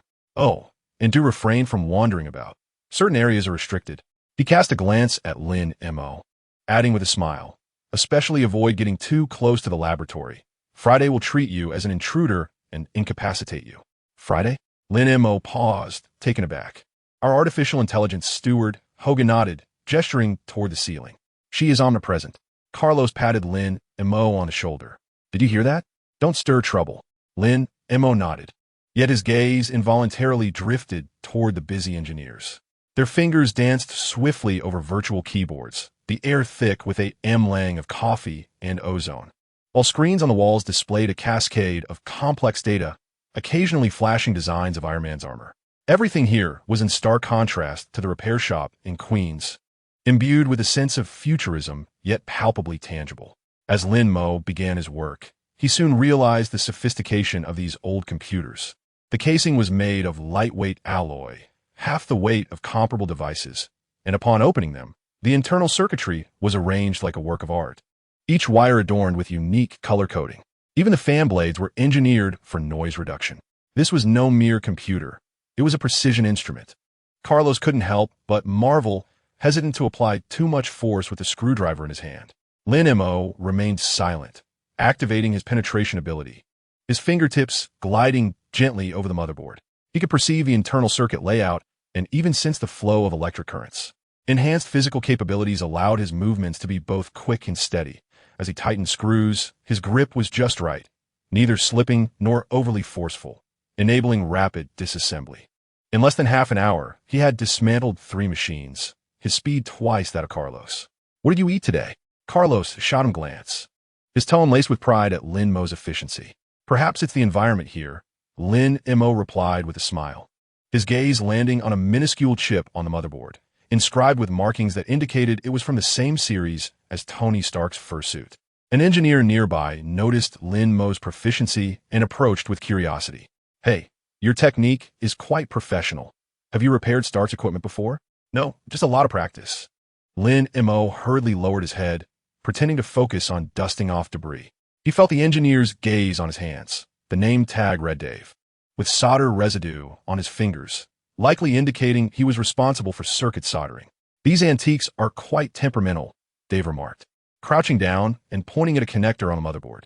"The pins here are particularly fragile. Last time, an intern accidentally broke one and nearly got scolded to tears by Hogan." Lin Mo nodded, using a specialized soft brush to delicately clean the dust from the connector, his movements gentle as if caressing the wings of a butterfly. His dynamic vision enabled him to clearly see the position of each pin, deftly avoiding the oxidized sections. Lunchtime at the staff cafeteria further expanded Lin Mo's horizons. The restaurant operates on a self-service basis, offering an overwhelming variety of dishes, including a dedicated Iron Man-themed food station, where hamburgers are crafted to resemble armor, and Coke cups bear the signature of Tony Stark. Carlos, wielding an enormous plate, eagerly fills it with food, muttering to himself that since he doesn't have to pay, he might as well indulge. Lin Mo, balancing a tray, seeks a seat by the window, affording him a view of the scene outside. The rooftop of the building hosts a small helicopter, its door ajar, revealing the faint silhouette of a bodyguard clad in a black suit. That is Mr. Stark's private helipad. A voice interrupts his thoughts. It is Hogan, holding a cup of coffee. He occasionally visits the New York branch, but today he seems to be attending a press conference in Los Angeles. Is it true what they say in the news, that he can stay in the suit all day? Lin Mo can no longer contain his curiosity, a question that has lingered in his mind. Hogan chuckles, not just a day. There was an occasion when he tested the endurance of a new suit and remained in the air over the Pacific for 3 days. When he returned, he had grown a beard that nearly drove Miss Potts to distraction. He takes a sip of his coffee, his gaze tinged with admiration. But honestly, no one matches his fervor for technology. Lin Mo nods, recalling Tony Stark's demeanor during a press conference, where beneath his nonchalant tone lay an undeniable confidence. He suddenly feels that his modest skills in computer repair pale in comparison to the genius of Stark. As the afternoon unfolds, Lin Mo encounters a challenge while continuing his repairs. A computer labeled 347 flickers upon startup. An inspection reveals a loose graphics card, but the slot's clasp is severely rusted, demanding a delicate touch to disengage. He holds his breath, placing his fingers on the clasp, precisely controlling his strength. Enhanced physical abilities allow him to refine his power to his fingertips, akin to using tweezers to grasp an ant. With a click, the clasp releases. Just as Lin Mo prepares to extract the graphics card, Dave suddenly exclaims, "Watch out." Inadvertently, his screwdriver grazes a metallic component at the edge of the table, sending it flying like a bullet towards a sensitive instrument on the floor, a sensor currently undergoing testing, which Hogan had specifically warned about that morning. Valued at $100,000. Lin Mo's reflexes outpace his thoughts. In the instant the component leaves the table, his body instinctively reacts. His right hand darts out like lightning, securing the component midair, the chill of it registering in his palm. The entire sequence transpires in less than a second. Swift as a mirage. Dave, pale with shock, drops his screwdriver with a clatter, exclaiming, "My goodness, your reflexes are astonishing." Lin Mo places the component back on the table, his heart racing. His previous actions have been entirely instinctive. The enhanced reaction speed activated in an instant, even before his dynamic vision could kick in. A stroke of luck. He feigns calmness as he picks up the graphics card, pretending to resume his repairs. Hogan, drawn by the commotion, approaches, observing the component on the table, and Dave's ashen face, furrowing his brow. "What is going on?" "It's nothing, Hogan," Dave quickly explained. "I accidentally knocked a part off just now, and thanks to this guy." He glanced at Lin Mo, clearly unaware of his name. Lin Mo said, looking up. Fortunately, Lin Mo reacted swiftly and caught it. Otherwise, the sensor would have been damaged. Dave patted his chest, his voice tinged with relief. Hogan's gaze fell on Lin Mo, a hint of surprise in his eyes. That lad has quite the reflexes. He could surely excel as a shortstop in baseball. Picking up the part, which was an unassuming metal spacer, he noted its small size but recognized that it could indeed dent the sensor if dropped. "I played a few times in the community before," Lin Mo smiled, adding, "The Community Baseball League in Queens occurs annually. I even helped Ted retrieve balls last year." Hogan chuckled lightly, choosing not to pry further, and turned to Dave, saying, "Be careful. If you damage the equipment, don't expect a bonus this month." He cast another glance at Lin Mo, his expression now one of appreciation. The repairs continued, but Lin Mo could sense several engineers occasionally casting curious glances his way. Likely astonished by his earlier quick reflexes, Dave leaned in closer, inquisitively asking, "You truly have no formal training? I didn't even catch your movements." "Not at all." Lin Mo replied with a hint of resignation. "It might just be from fixing computers. I often have to catch falling parts." This explanation seemed plausible, and Dave nodded, no longer skeptical, while muttering, "Incredible. Faster than the robotic arm in our lab." As dusk fell, all the computers were repaired. Carlos's hands trembled as he signed the work order. The payment for this job was sufficient to cover the repair shop's rent for half a year. Hogan accompanied them to the elevator and handed Lin Mo a business card. "Are you interested in working at Stark Industries? Our equipment maintenance department is currently in need of personnel." Lin Mo paused, accepting the card, which bore Hogan's name and phone number. I'll think about it," he stammered, feeling somewhat flustered. He had never imagined he could work at Stark Industries. "Feel free to contact me anytime," Hogan said, patting his shoulder. "You're a promising talent. Don't waste your skills." As they exited the Stark Industries building, the sun had already set, and the sign illuminated brightly against the twilight, making it particularly striking. Carlos excitedly counted the advance payment checks, humming a tuneless little song. "Tonight, I'm treating. Let us go for the most expensive steak." Lin Mo remained silent, tightly gripping the business card, his palm dampening the paper. He glanced back at the massive structure, its glass facade reflecting the hues of the evening sky, resembling a flowing painting. Earlier, while repairing an old computer, he had stumbled upon a hidden folder on the hard drive, containing sketches from a young Tony Stark. One design depicted a spider-shaped robot, alongside the words biomechanical symbiote concept. He suddenly recalled Peter's mechanical spider, remembering the spark of excitement in the boy's eyes. Perhaps the realms of technology and heroic aspirations in this world have never been as distant as they seem. They reside within the intricate circuits of old computers, hidden on the draft papers of youthful dreamers, and nestled within the curiosity of every ordinary individual. "What are you daydreaming about? Let's go," Carlos called out ahead. Lin Mo hurried to catch up, his steps light as though he were treading on the wind. He placed Hogan's business card into his wallet alongside the spider design sketched by Peter. Perhaps he would not join Stark Industries. Perhaps he would always be merely a computer technician. Yet in that moment, he felt a remarkable connection to the superhero clad in iron armor and the boy fascinated by spiders. As he passed the community park, Lin Mo spotted Peter and Ted flying a kite, this time in the shape of Iron Man, soaring high enough to nearly brush against the lights of Stark Industries. Peter waved excitedly upon seeing him. Lin Mo Look at our new kite. It's so cool. Lin Mo smiled, a sudden idea blossoming in his mind. During their next math session, he could discuss the mechanical principles of Stark Industries, perhaps aiding Peter in enhancing the mechanical spider. As night deepened, the lights of the repair shop flickered on. Lin Mo sat at his workbench, holding a discarded component he had brought back from Stark Industries, which Hogan had deemed useless and allowed him to take. The part was crafted from a lightweight alloy, adorned with the company's logo. He gently polished it with sandpaper, contemplating what transformation it might undergo, perhaps a spider-shaped bookmark to gift to Peter. The moonlight spilled through the window, casting a soft glow upon the component. Lin Mo understood that today's experiences were but a brief interlude, yet this interlude rippled through his heart like a pebble cast into a lake. Perhaps the ordinary life and the world of superheroes are not as disparate as they seem. They are akin to the hardware and software of a computer, interdependent and collectively forming a world both perilous and enchanting. He picked up a screwdriver, resuming the repair of the radio he had left unfinished earlier, the metallic clinks resonating clearly within the quiet shop.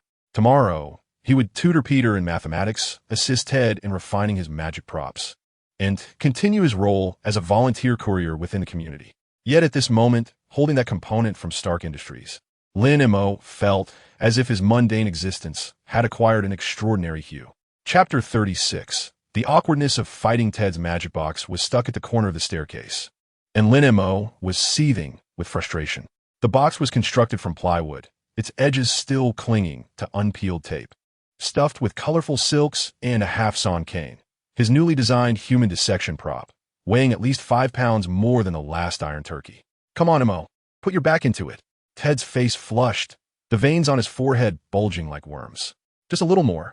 Lin Mo took a deep breath, stabilizing the box with his left hand while gripping the handle with his right, mentally repeating the word penetrate. This had become his recent habit. Whenever lifting heavy objects, he often envisioned passing through them to conserve energy. Just as his body was on the verge of becoming translucent, his arms suddenly tensed with an alarming ferocity, the muscles hardening like iron. An instinctive reaction to enhance his physical capabilities emerged without warning. Two forces clashed within him, and Lin Mo felt his internal organs jostle out of alignment.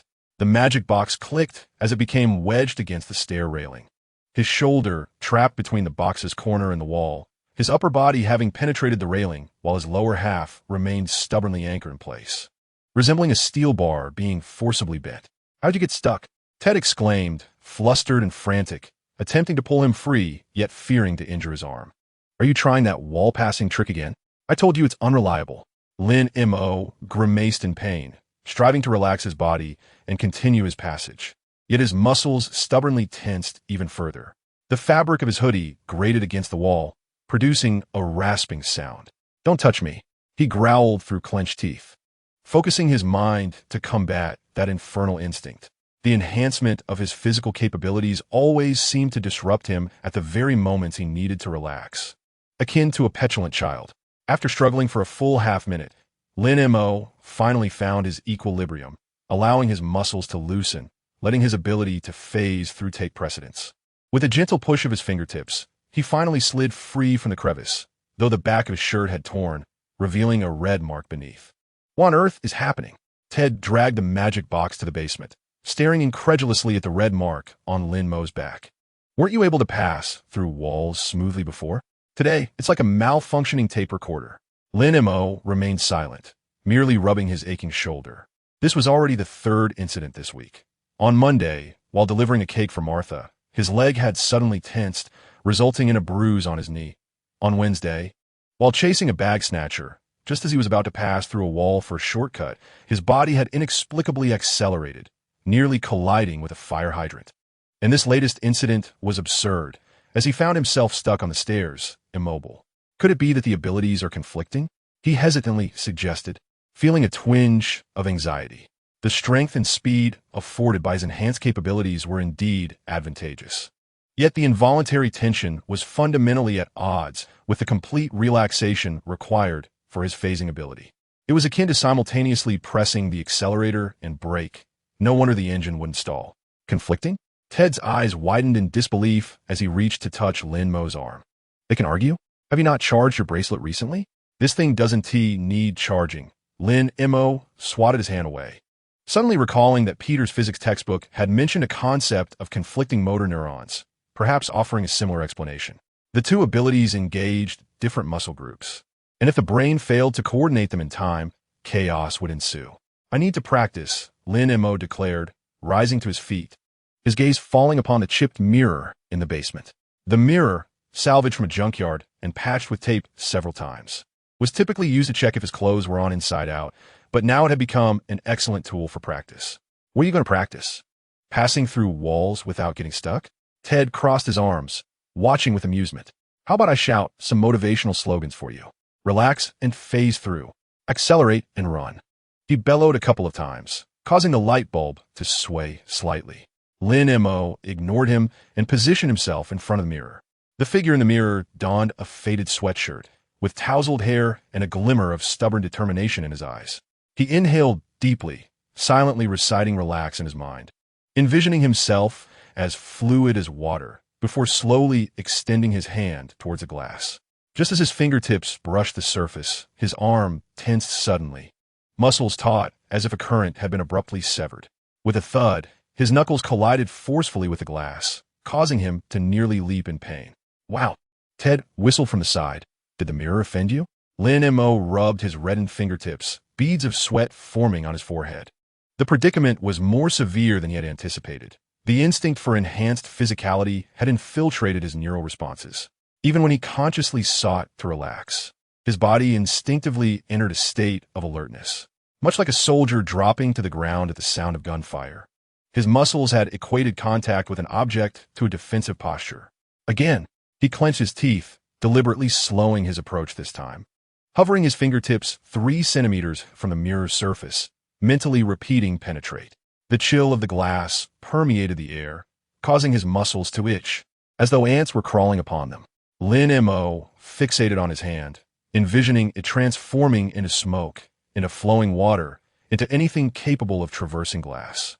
With a soft hiss, his fingertips finally breached the mirror's surface, accompanied by a subtle sensation of friction. A surge of joy filled Lin Mo's heart. Just as he intended to extend his entire hand through, his arm suddenly jerked back, the half-translucent state dissipating in an instant. His hand striking the mirror with a heavy thud that sent vibrations ringing through the glass. Damn it, he muttered under his breath, his hand now crimson. What? Do you have a grudge against the mirror? Martha's voice chimed in from the doorway, the old lady cradling a snowball in her arms, her brow furrowed like a twisted rag. I've been hearing those thuds since morning. I thought you were tearing the house down. The snowball leaped from Martha's embrace, circling Lin Mo's feet and playfully swishing its tail against his ankle, as if mocking him. Practice something. Lin Mo felt a twinge of embarrassment, quickly turning to obscure the handprints on the mirror. Ted suggested I demonstrate a wall-passing trick. I'm just testing it out. With that wall-banging stance of yours. Martha scoffed, stepping closer to touch the edge of the mirror. This glass is already cracked. If you hit it again, it'll shatter. Go to the park to practice. There are trees there. Smash those instead. As she spoke, she retrieved a fruit candy from her apron pocket, unwrapped it, and stuffed it into Lin Mo's mouth. Sucking on this might help temper your temper. The sweetness of the candy melted on his tongue, soothing Lin Mo's mood slightly. Watching Martha and the snowball depart, a thought struck him. He recalled the old lady's previous remark about the changing times. It seemed the first to change was, indeed, himself. Even his body had begun to challenge him. How about a break? Ted offered a bottle of water. You look as pale as if you've been beaten up. No way. Lin Mo twisted off the cap and gulped down a mouthful. I must master this. Otherwise, what if next time I find myself stuck in a wall while trying to save someone? I become the subject of ridicule. He repositioned himself before the mirror, adopting a new strategy, first activating his physical enhancement, then suddenly switching to penetration within emotion. He retreated 2 steps and jogged toward the mirror, contemplating the activation of his phasing ability an instant before contact with the reflective surface. However, midway through his run, a sudden thought struck him, passing through more swiftly. Instinctively, he quickened his pace, yet his body failed to adjust to the transition. Just as he was about to collide headfirst, Lin Mo abruptly sidestepped, his shoulder grazing the mirror, resulting in a crack that extended another half-inch. Good heavens! Ted exclaimed, covering his eyes. What you're doing is not practice. It's a suicidal assault. Lin Mo leaned against the wall, gasping for breath, his shoulder burning with pain. He gazed at his disheveled reflection in the mirror, feeling a twinge of discouragement. Previously, using his phasing ability was seamless, but ever since the enhancement of his physical capabilities, everything seemed amiss. It felt akin to drawing a circle with his left hand while sketching a square with his right. Coordination was utterly absent. Perhaps it was an issue of neural reflexes. Suddenly, Peter's voice echoed from the doorway. The young man, with a backpack slung over his shoulder and a copy of Exercise Physiology in his hand, remarked, "I heard some commotion in the stairwell just now." Lin Mo, could it be that the neural signals from your two abilities are conflicting? What do you mean? Ted inquired, leaning in as if deciphering an ancient text. It's just that the brain may be sending two commands to the body simultaneously, Peter explained, flipping open his textbook to reveal a diagram of neural pathways. The enhancement requires excitation of motor neurons and muscle contraction, while the phasing ability likely necessitates the inhibition of certain neural activities to keep the body relaxed. When these two commands collide, it results in stuttering or loss of control. Lin Mo paused, finding this explanation far more plausible than his previous notion of conflicting abilities. So what should I do? You need to establish new, conditioned reflexes, Peter suggested, adjusting his glasses with a glimmer in his eyes, as though he had stumbled upon a fascinating new topic. It's akin to training a puppy to respond to commands. You must provide your brain with clear signals, such as specific movements or verbal cues, to indicate when to employ each ability. Verbal cues? Lin Mo raised an eyebrow. Like transforming? Close enough, Peter replied with a nod and a smile. You could try mentally calling out phase or enhance while incorporating distinctive gestures. Once you form that conditioned reflex, the two should no longer conflict. The idea seemed somewhat foolish, yet Lin Mo decided to give it a go. Clearing his throat, he raised his right hand toward the mirror, palm facing forward. Phase. At the same time, he silently urged himself to relax, his fingertips gradually approaching the mirror surface. This time, he successfully passed through without any stutter or tension, as smooth as the act of drinking or eating. I did it. Ted cheered, clapping his hands. Peter, you're far more reliable than those doctors. Lin Mo felt a surge of joy as well. Just as he was about to extend his entire hand, he suddenly recalled the need to switch to physical enhancement. He mentally shouted enhance, while tightening his fist. Instantly, the phasing state dissipated, and his fist collided with the mirror with a resounding thud, this time with greater force, causing the crack to spread from the edge to the center, resembling an exploding ice flower. Peter's smile froze on his face. Perhaps you still need more practice. For the next hour, the basement echoed with shouts of phase. Enhance, interspersed with the dull thuds of collisions and Ted's exclamations. Lin Mo progressed from initial clumsiness to managing 3 transitions, albeit with bumps along the way. Yet he was finally making strides. He discovered that employing specific gestures was indeed beneficial. An open palm facing forward signified penetration, while a clenched fist represented enhancement. Coupled with the mental commands, it seemed his brain could react more swiftly.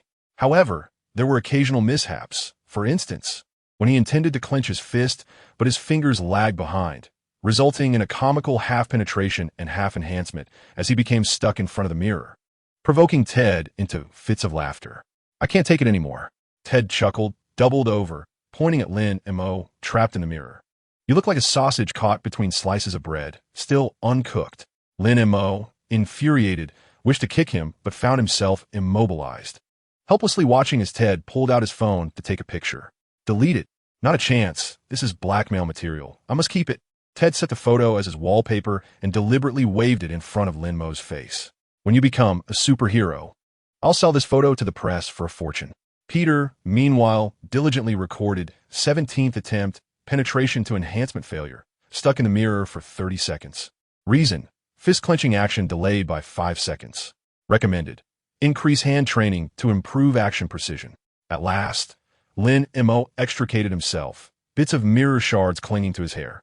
Resembling a soldier who had just fled the battlefield, he snatched Ted's phone to delete the photo, then collapsed onto the ground, devoid of even the energy to curse. In the evening, Aunt May came to call them for dinner, startled by the glass shards strewn across the floor.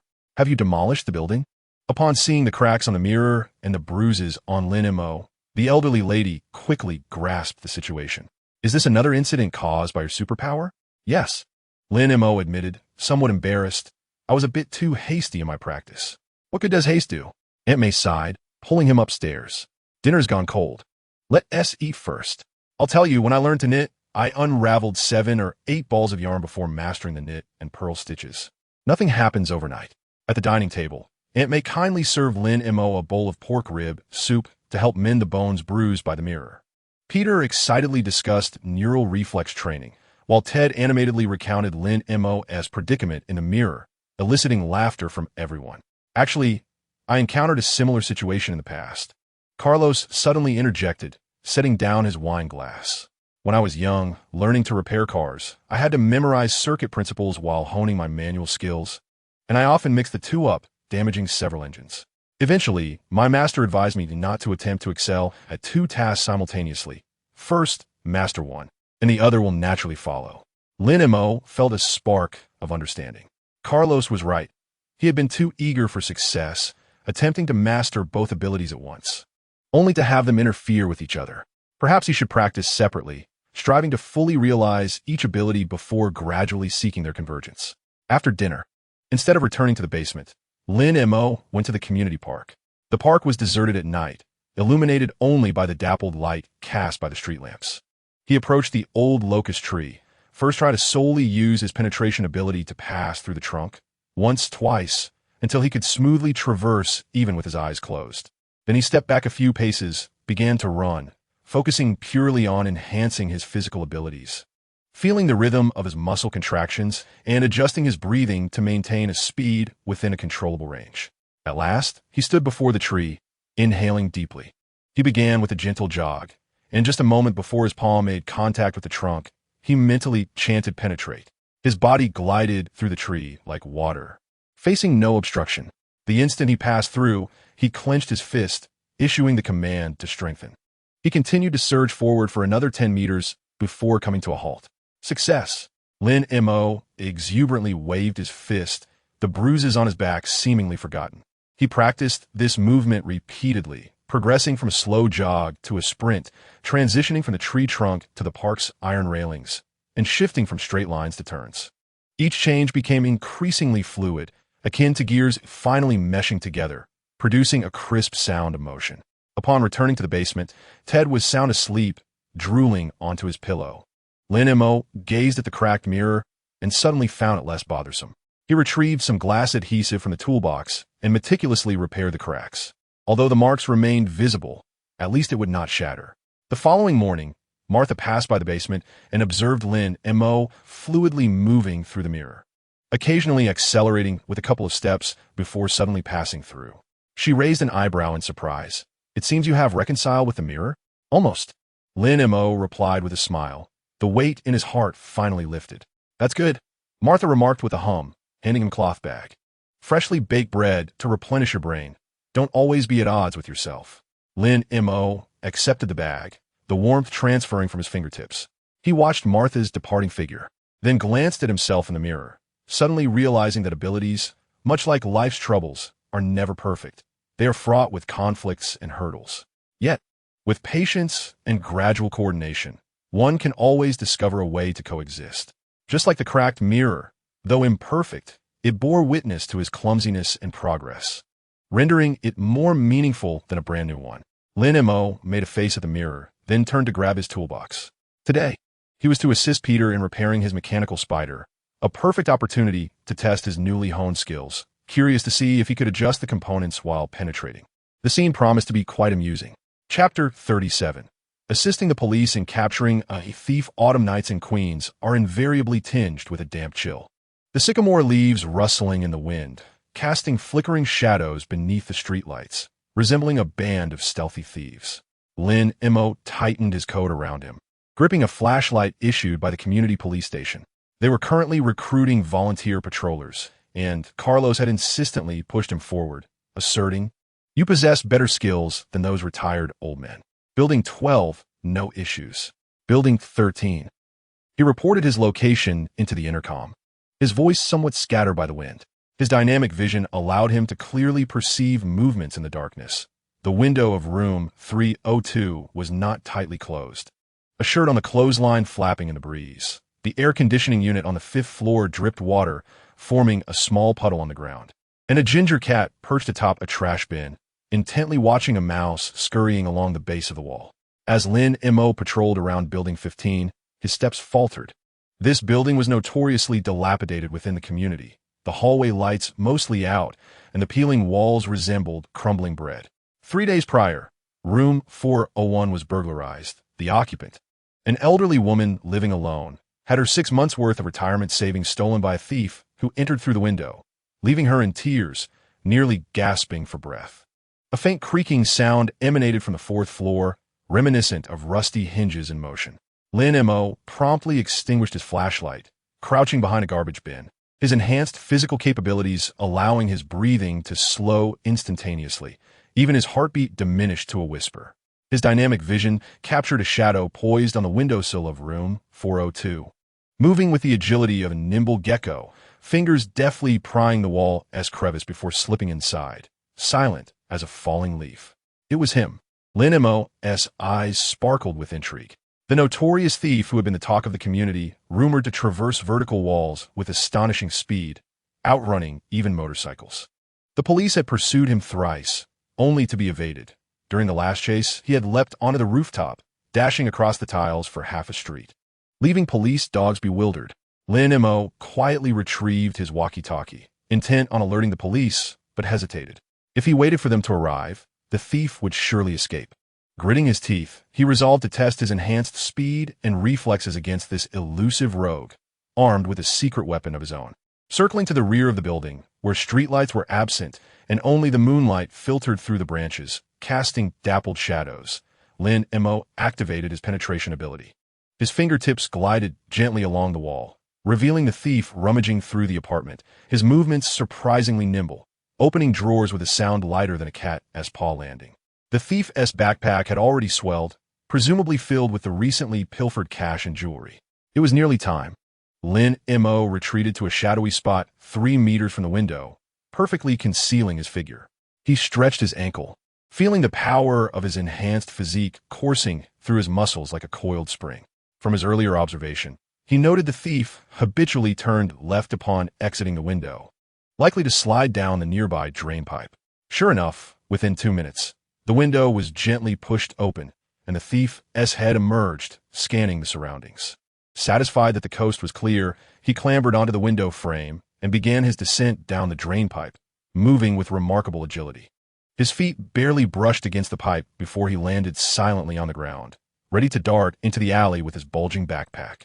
Now was the moment. Lin Mo surged forward like an arrow released from its bow, his enhanced abilities propelling him to maximum speed, the wind whistling sharply past his ears. He refrained from tackling the thief directly, wary of delivering too much force, instead calculating the thief's landing point. With a swift motion, his right leg extended like a whip, the toe expertly snagging the thief's ankle. Ow! The thief, caught off guard, lost his balance, tumbling forward like a discarded sack, crashing to the ground with a resounding thud. The contents of his backpack spilled onto the pavement, the clattering coins echoing sharply in the stillness of the night. As he attempted to rise, Lin Mo was already upon him, placing a foot firmly on his back, gentle yet immobilizing. "Who are you?" The thief's voice trembled, laced with fear and pain. He was clad in a black hoodie, which had fallen back to reveal a youthful visage, presumably in his early 20s. With eyes wide open like a startled rabbit, Lin Mo remained silent, merely bending down to retrieve the wallet and jewelry box from the ground, which contained a pearl necklace reminiscent of styles worn by elderly ladies. Suddenly, he recalled that the occupant of room 402 was a solitary aunt who had lamented to him during a previous delivery that her son had not visited her in a year. "Don't move." Lin Mo's voice was low, imbued with a steadiness brought on by enhanced physical abilities. He fished out his shoelaces. Today he wore a pair of athletic shoes with thick, lengthy laces. Swiftly, he fashioned a quick knot, binding the thief's wrist to a nearby lamppost. The knot was somewhat loose, yet sufficient to prevent immediate escape, akin to the deceptive ties used by magicians, appearing tight but easily undone. However, in this situation, the thief was unlikely to discern that. "Hey, let me go. I know the sheriff of your precinct." The thief continued to bluster. twisting his body in futile attempts to break free. Lin Mo paid him no mind, stuffing the stolen goods into his backpack, and called the police via his walkie-talkie. "This is the back alley of Building 15. I've apprehended a thief. Send help quickly." After ending the call, he leaned against the lamppost, observing the thief's fruitless struggles, suddenly finding it somewhat amusing. Was this the thief who had been a headache for the police for half a month?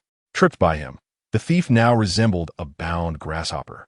The synchronization rate of his enhanced abilities had unknowingly risen to 55, and his recent sprint and reactions had been markedly smoother than usual. Indeed, practical experience seemed to be an excellent method for enhancement. "Just wait once I'm out." The thief continued to make empty threats, his face flushed from exertion. Lin Mo delivered a light kick, silencing him instantly. "Behave until the police arrive." He glanced at his watch, from the moment he spotted the thief to subduing him. It had taken less than 5 minutes, quicker than fetching medicine for Granny Gretchen. In the distance, the sound of police sirens grew louder, approaching until they halted at the alley's entrance. 2 officers, brandishing flashlights, rushed over and halted at the sight of the thief bound to the lamppost, momentarily stunned. "My goodness, isn't that the thief?" exclaimed the younger officer, recalling the last chase that had spanned 3 streets, culminating in watching the thief leap onto a rooftop. "Did you actually catch him?"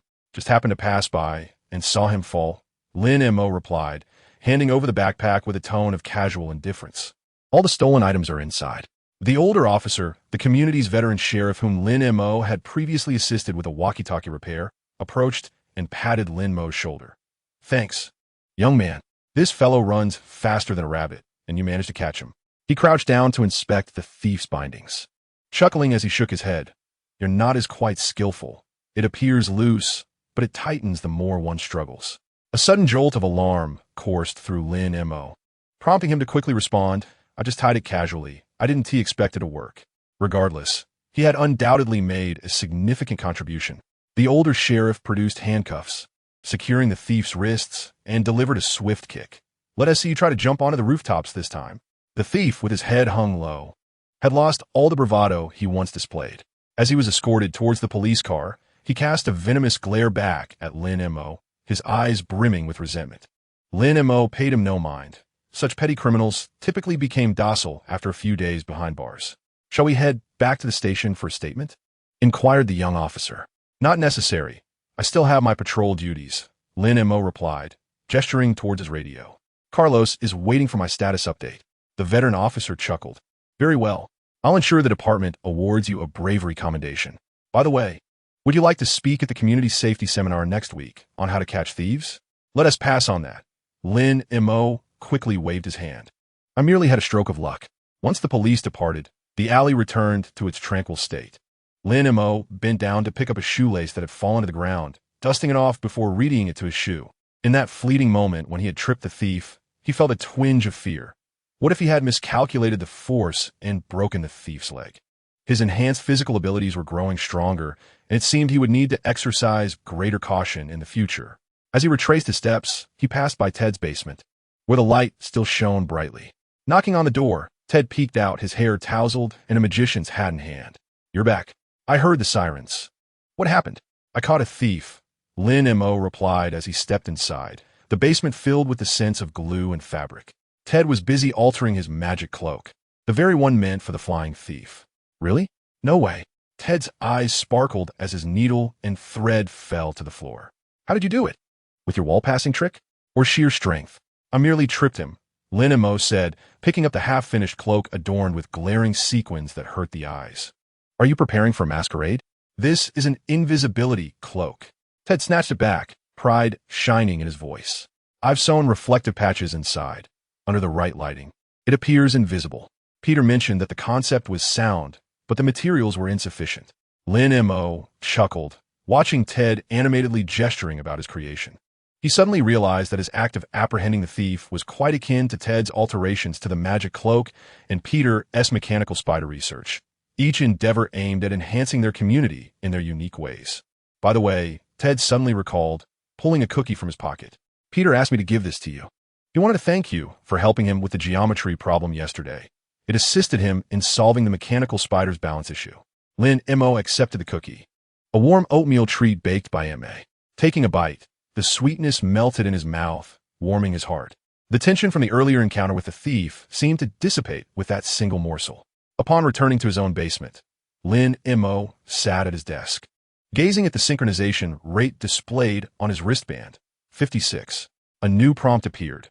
Detected host's reasonable application of enhanced physical abilities to subdue target without excessive harm. Skill unlocked. Precision control allows strength output variance to be maintained within 5. Precision control? Lin Mo's eyes lit up. This skill was remarkably timely. He would no longer need to fear overexerting himself. He attempted to clench his fist, feeling the palpable strength coursing through his fingertips, enabling him to precisely control the force exerted.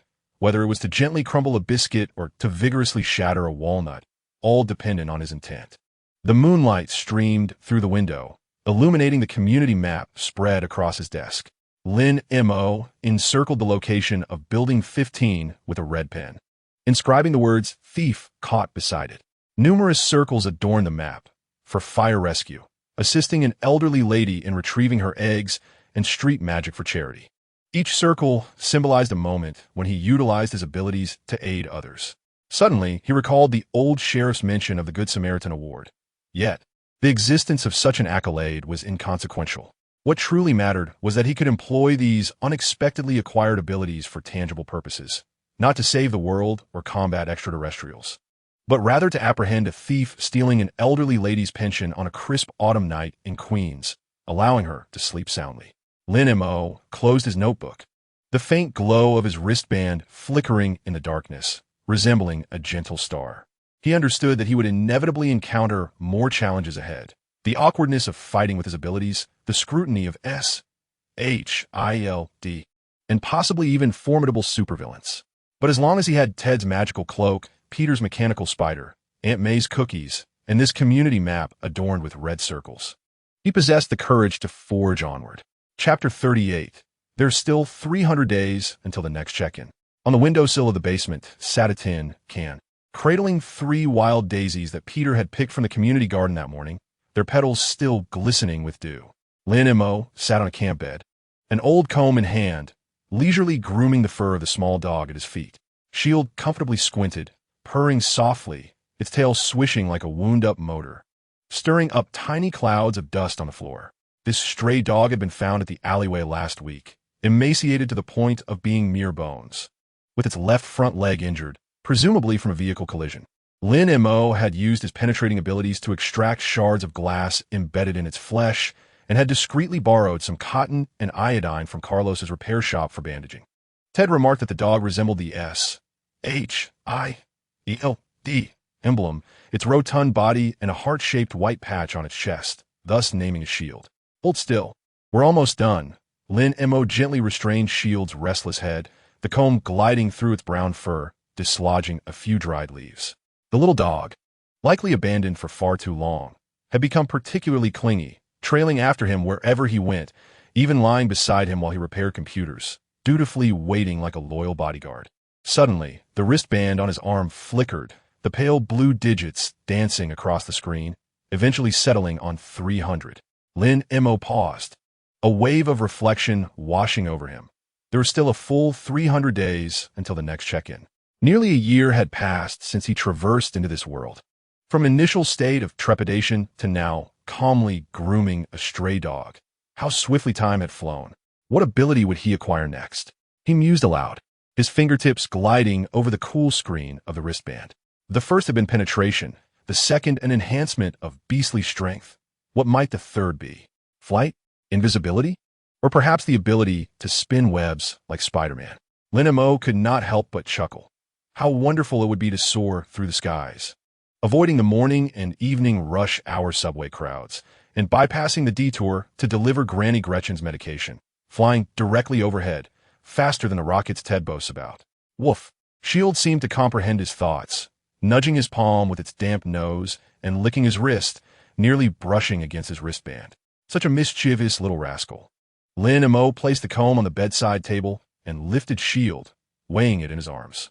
It seemed a tad heavier, if this continued. Carlos's dog food would soon be depleted. In truth, the dog food was purchased by him, yet he always claimed it was a generous donation from Carlos.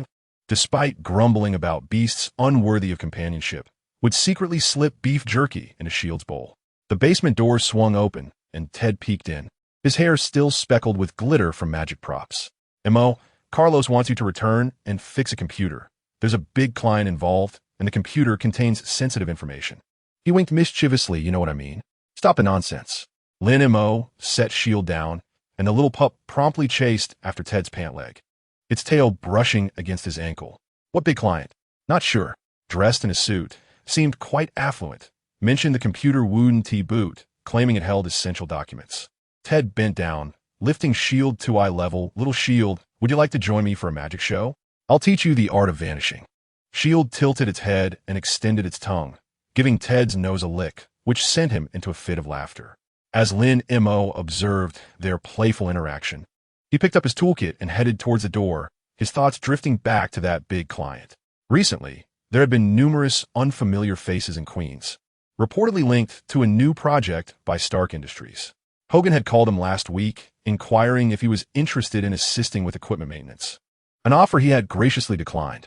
The glass door of the repair shop gleamed, and Carlos was conversing with a man in a black suit, a rare smile gracing his face.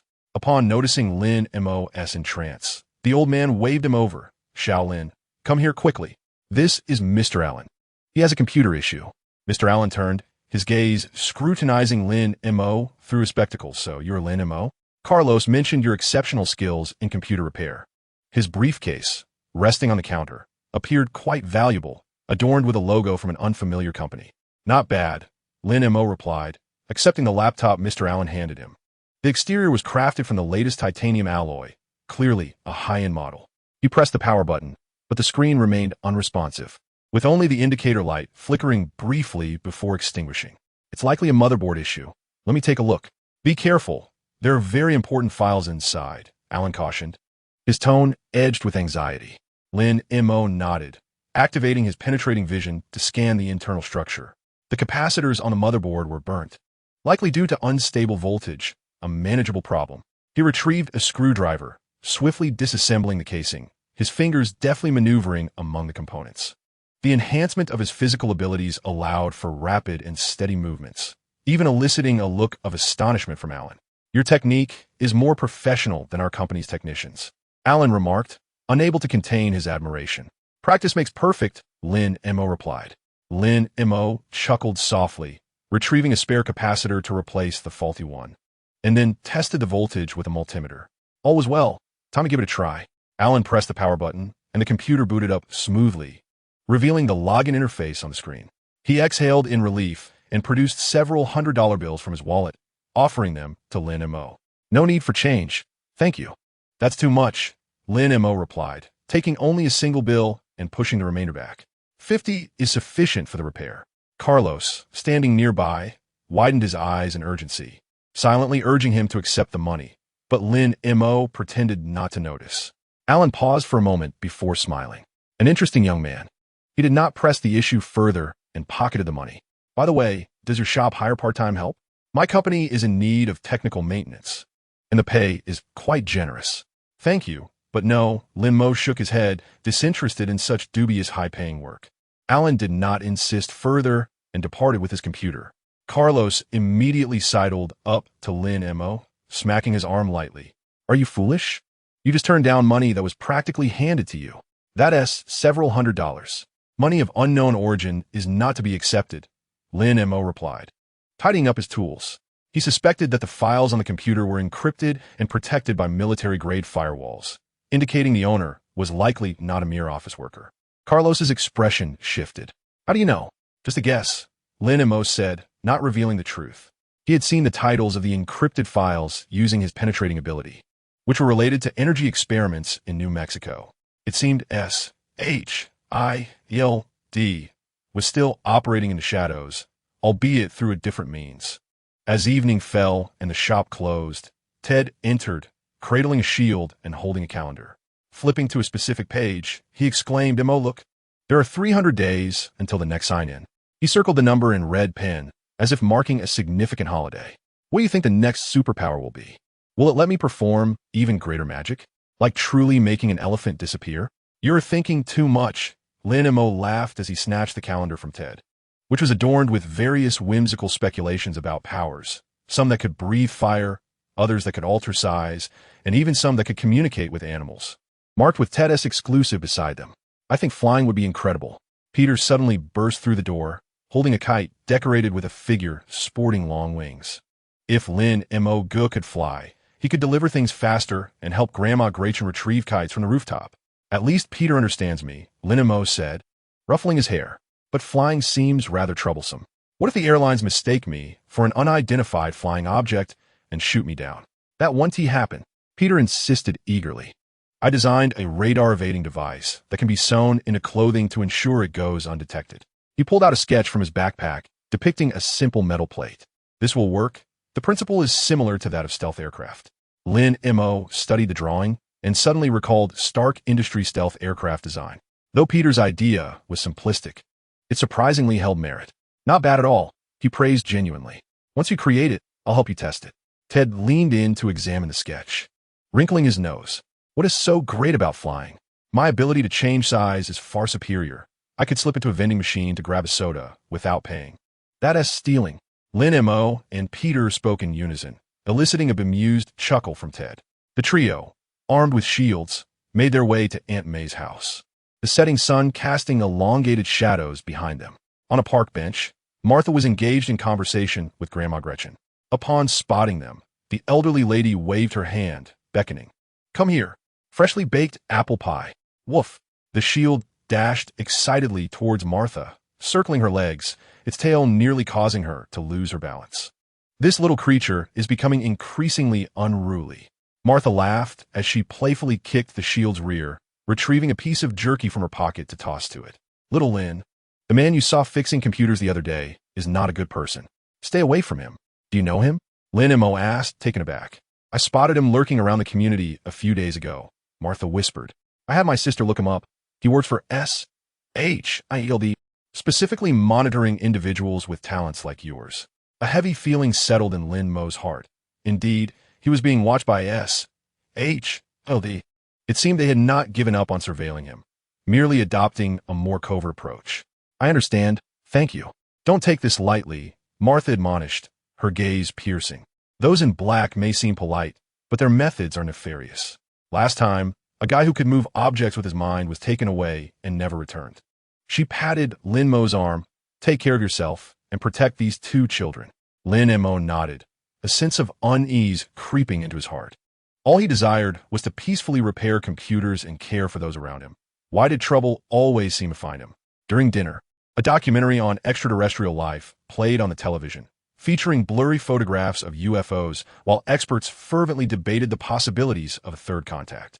Suddenly, Ted set down his knife and fork, his expression serious as he asked, Mo, if aliens really attacked us, where'd we hide? Lin Mo, who had been feeding the shield crumbs of apple pie, paused in surprise. Peter also halted his chopsticks, his eyes sparkling with interest in the topic. Aunt May shot Ted a disapproving glance. Don't talk nonsense while we're eating. I'm serious, Ted insisted. The news said a spaceship crashed in New Mexico, and there were glowing circles in Norway. If they really come, our little community wouldn't stand a chance. Lin Mo gazed out the window at the sky, where the evening glow was slowly fading, and stars began to twinkle into view. He recalled Martha's warning, the surveillance by SHIELD, and the hammer from New Mexico along with Thor's silhouette. A smile suddenly graced his lips. We could hide in the basement. With me around, nothing would hit you. Really? Ted's eyes lit up. Can you use your wall-walking skills to conceal us? Or hold up the ceiling with your strength? Both are feasible, Lin Mo replied, taking a bite of the apple pie, its sweetness melting in his mouth. If all else fails, I could use my enhanced speed to whisk everyone to safety. Faster than the alien spaceship. Peter clapped his hands excitedly. Then I can help. My radar-evading device could come in handy, and I could create a signal jammer to keep the aliens from finding us. And me too. Ted was equally unyielding. I could bewilder them with magical props, such as smoke bombs and mirrors that induce hallucinations. Aunt May observed their fervent discussion, shaking her head in resignation, yet unable to suppress a smile. All right. Let us finish our meal first. If that day ever comes, I'll move the cookie oven to the basement to ensure no one goes hungry. The shield seemed to understand, wagging its tail and nuzzling against Lin Mo's leg, emitting a sound of affection from its throat. Lin Mo patted its head, suddenly feeling a sense of reassurance. 300 days is a long time, ample enough for many events to unfold.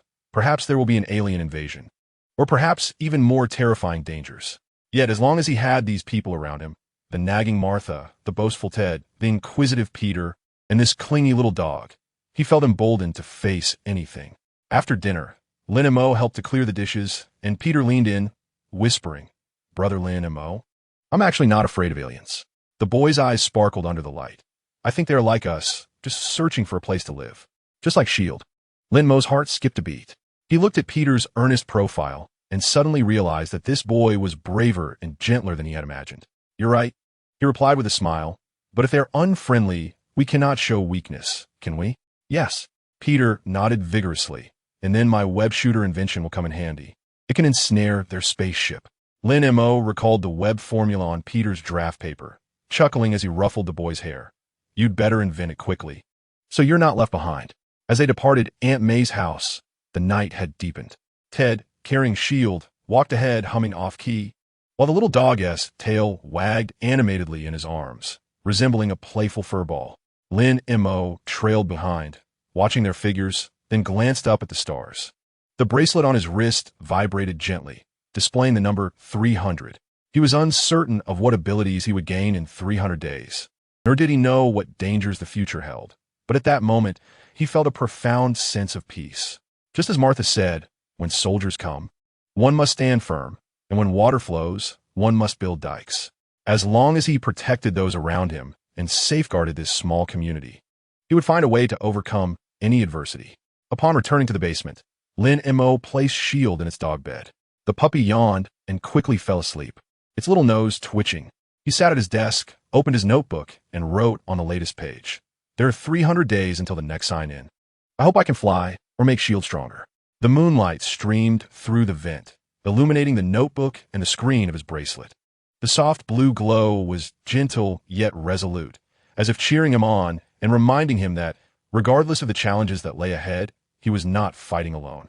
The wait of 300 days may seem lengthy, but with hope in his heart, each day would be filled with meaning. Lin Mo closed his notebook, lay on his bed, listening to the steady rhythm of S.H.I.E.L.D.'s breathing, and a smile graced his lips. Tomorrow heralds a new day, filled with numerous computers awaiting repair, many individuals in need of assistance, and countless warm moments yet to unfold. Chapter 39. Tony Stark's Pizza. The community square in Queens was enveloped by a temporary white tent, resembling a floating cloud. A banner for Stark Industries' charitable event fluttered in the wind, emblazoned with a colossal image of Tony Stark clad in his iconic Iron Man armor. A cigar perched jauntily at the corner of his mouth, his gaze defiant like that of a proud lion.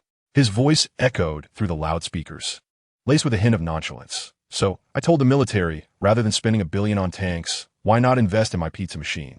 At least it won T explode." Laughter erupted from the audience, and the flash of cameras twinkled like stars. Lin Mo stood at the periphery of the crowd, clutching an eco-friendly bag handed to him by Aunt May, its opening adorned with a whimsically embroidered cat. He had initially intended to remain at the repair shop to fix a decommissioned SHIELD server, but the elderly lady stood resolutely at the door. "Free pizza, limited edition, Stark Industries, custom model. Why pass up the opportunity? Arrive late, and you'll miss even the crust." The line was longer than Carlos's temper. Ted squeezed beside him, craning his neck like a goose, clutching a crumpled autograph book. "Do you think I could get Stark to sign it? Just for the future master magician, Ted." Flour from his morning experiments still clung to his hair, remnants of a failed smoke bomb devised by Peter. Lin Mo glanced ahead, observing the queue winding from the square entrance to the side of the stage. At least 200 people strong. The majority were elderly and children, clutching brochures from Stark Industries detailing various charitable initiatives, renovations of community libraries, donations of smart medical equipment, and the establishment of shelters for stray animals. He had indeed accomplished some tangible deeds. Lin Mo murmured, recalling the playboy often seen at press conferences, in the stark contrast with the genuine donations before him. "That's because Miss Pepper keeps him in line." Peter suddenly appeared beside him, cradling a copy of the Stark Industries Technology Yearbook, its pages dog-eared. My cousin said that in the past, Mr. Tony only knew how to spend money on sports cars and parties. It was Miss Pepper who compelled him to engage in philanthropy. The young boy's glasses were dusted, yet they could not obscure the spark in his eyes. Look at that drone. It's the latest Mark series, capable of delivering pizzas with an error margin of no more than 3 centimeters. Following his gaze, Lin Mo spotted a silver-gray drone hovering above the tent, its mechanical arm deftly placing pizzas onto paper plates, the aroma of melted cheese wafting through the air, enticing hungry stomachs. The drone bore a small inscription, likely the initials of Pepper Potts. The line inched forward, undulating like a serpent. Lin Mo could overhear snippets of conversation. Some remarked that Tony Stark's armor could endure 72 hours in space. Others speculated about his recent romantic entanglement with a model. While a girl in a school uniform held up her phone, displaying a photo of him without his armor, whispering excitedly, "Even bald, he is handsome." He was not bald. Peter solemnly corrected, "That's a holographic projection, intended to mislead the journalists. The real Mr. Tony has hair, albeit sparse." He flipped through the yearbook, pointing at a blurry photograph. "Look, this was taken during his speech at MIT. He had 3 more strands of hair than he does now." Lin Mo chuckled, ruffling his own hair. "How do you know everything?" "I created a database." Peter scratched his head, slightly embarrassed, having compiled all news articles and papers about him, analyzed using algorithms. He pulled out a disk from his backpack containing unpublished patent blueprints. "I decrypted 3 encrypted files." Ted's eyes sparkled. "Can it make my magic box turn into a pigeon automatically?" "In theory, yes," Peter replied, "but it requires micromechanical arms and voice recognition." Before he could finish, a greater commotion interrupted him. The crowd surged towards the stage like iron filings drawn to a magnet. Tony Stark descended. He was not in his armor, but donned a black leather jacket over a white t-shirt emblazoned with "I invented the internet," and his jeans had holes at the knees, resembling an ordinary street thug, save for his astonishingly polished black shoes and the priceless smartwatch adorning his wrist. Several bodyguards followed closely, but he waved them away impatiently. "Don't swarm around me like flies. I just want to grab a cup of coffee." His destination was the coffee cart at the tent's corner, which required him to pass through a line for pizza. The crowd erupted, some pushing forward for autographs, others raising their phones to capture the moment. Even the security personnel could not resist sneaking a quick photograph. "Make way. Make way." Ted eagerly pulled Lin Mo forward, a once-in-a-lifetime opportunity. Peter was swept along with the tide of people, nearly losing his yearbook. Lin Mo was jostled about, but his enhanced physical abilities instinctively activated, preventing him from falling. His dynamic vision captured every movement of Tony, who was bent over conversing with his assistant, a familiar sardonic smile playing at his lips. Just as the two brushed past one another, an unexpected incident occurred. A little girl in a red dress suddenly dashed from the crowd, brandishing a drawing and shouting, "Mr. Stark, please give me your autograph." Tony instinctively sidestepped, his elbow colliding with Lin Mo's arm, causing the coffee cup in his hand to clatter to the ground, brown liquid splattering all over Lin Mo, even a few drops landing in his hair. "Oh, damn it." Tony frowned, bending down to retrieve the empty cup, his gaze sweeping over Lin Mo, who was now adorned with a large coffee stain on his gray sweatshirt, resembling an abstract painting. The boy still clutched an eco-friendly bag embroidered with a cat, from which a corner of pizza peeked out. Suddenly, Tony smiled, pulling a gold-embossed business card from his jeans pocket and handing it over. "Sorry about that. This is my personal assistant's number. Have her replace your shirt. Pick any from the Stark Industries brand." Lin Mo stared blankly at the card, feeling the warmth of it beneath his fingertips, which bore the name Pepper Potts along with a string of numbers, and a small Iron Man logo in the bottom right corner. "No need," he instinctively remarked, raising his hand to wipe the coffee stain on his clothing, only to discover that the fabric of his hoodie absorbed moisture remarkably well, leaving dark marks. "Don't mention it." Tony patted his shoulder with a touch neither too gentle nor too forceful, as if to apologize for his own poor sense of balance. His gaze fell upon the yearbook nestled in Peter's arms, and he suddenly raised an eyebrow. "The schematics for Mark IV? Where did you procure these?" Peter's face flushed crimson in an instant as he stammered. I decrypted them. No, it was my cousin." "Relax, kid," Tony chuckled, waving his hand dismissively, refraining from further inquiries. Instead, he pointed to a detail on the schematics. The design of the energy conduit here is flawed. I made improvements last month. Remember to update the database next time." With that, he turned and walked towards the coffee cart, leaving Peter frozen in place. The surrounding crowd continued to discuss the recent incident, with some envying Lin Mo for receiving Pepper's business card, while others lamented missing the opportunity for a photograph. Ted nudged Lin Mo's arm, his eyes wide with astonishment. "You actually got Iron Man to compensate you for a shirt? He's Tony Stark." Lin Mo glanced down at the business card in his hand and sniffed the lingering scent of coffee on his clothes, noting its burnt bitterness. Hardly distinguishable from the instant coffee purchased at a convenience store. "Iron Man's coffee isn't any better," he muttered, stuffing the card into his reusable bag alongside half a pizza. As they returned from collecting their pizzas, Peter remained in a state of exhilaration, incessantly murmuring, "He actually saw my schematics," and pointed out the flaws. I knew there was something wrong with that conduit. Suddenly, he halted, gripping Lin Mo's wrist. "Lin Mo, do you think I could work at Stark Industries someday? Just as his assistant, helping him improve the armor. As long as you put in the effort, you certainly can," Lin Mo replied earnestly. He recalled the web shooter design on Peter's draft paper and the schematics for that radar jamming device. This young man's talent was undoubtedly on par with any top student from MIT. Ted munched on his pizza, speaking indistinctly, "Just don't forget to take me along. I can work some magic in your lab to liven up the atmosphere." Passing by the community park, Martha and Grandma Gretchen were basking in the sunlight on a bench. Upon seeing the coffee stain on Lin Mo's clothing, the elderly lady's eyes widened. "What happened? Who bullied you?" "Tony Stark spilled coffee on me," Lin Mo replied with resignation. "That scoundrel," Martha huffed, as if having a little money makes him superior. "I was far more handsome in my youth, and certainly not as arrogant." She rummaged through her bag for a handkerchief, wiping at Lin Mo's clothing. "Can this hoodie still be salvaged? If not, toss it. I'll knit you a new one that's far better than whatever he gifted you. It can be saved. A wash will suffice." Lin Mo laughed, evading her ministrations. "He even gave me a business card, claiming he would compensate me with a new one." "Don't accept his gifts," Grandma Gretchen said slowly. "Nothing comes for free. What falls from the sky is always a trap. Last time, my nephew got a free vacuum cleaner and ended up being sold a $5,000 maintenance package." She patted Lin Mo's hand gently. "We shall not be tempted by such trifles." Lin Mo nodded and shared the pizza from the eco-friendly bag with the two elderly ladies. Martha took a bite, her eyes sparkling with delight. "This is quite delicious. Even better than what Aunt May bakes." "Who are you referring to?" Aunt May's voice suddenly echoed from behind, carrying an empty pizza box in hand. "Did you not devour my apple pie?"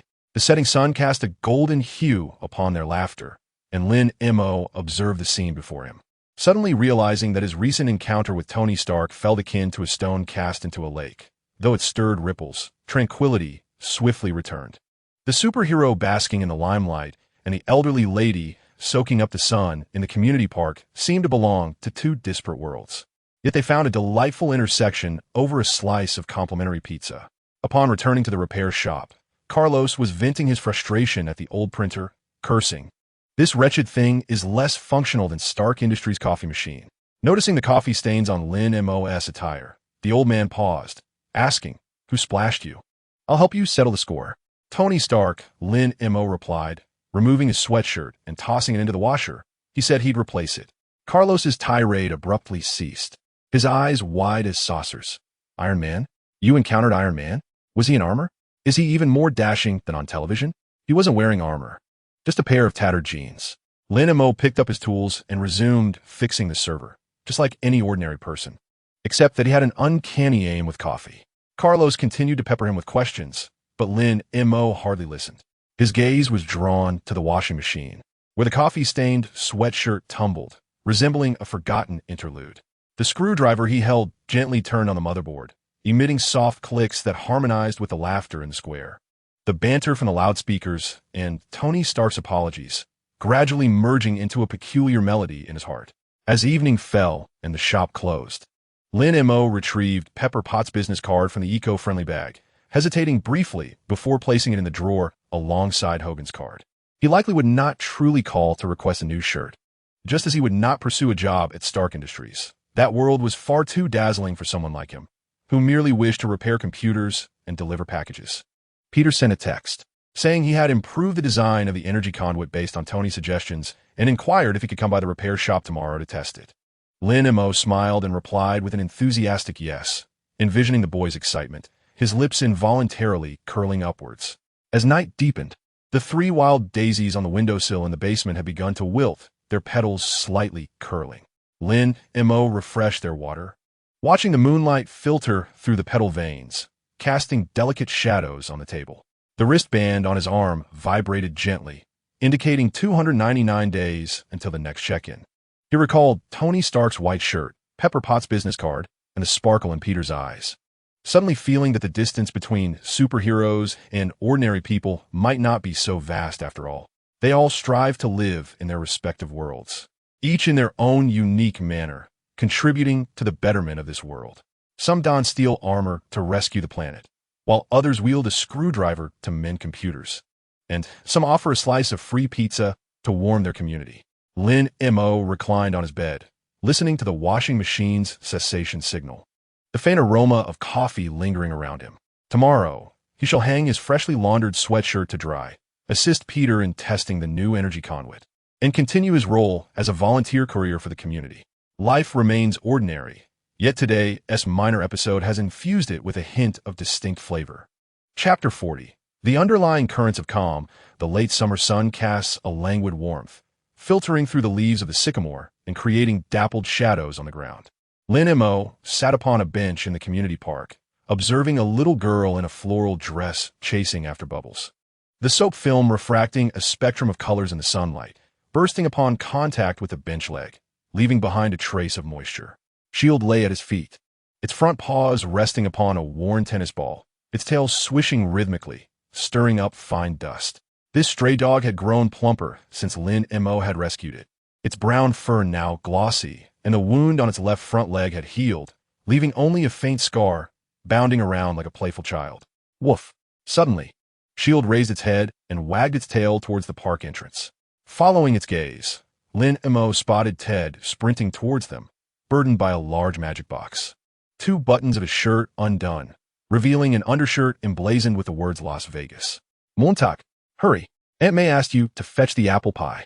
Ted reached the bench, bent over, panting, the latch of the magic box unfastened, exposing colorful silk scars within.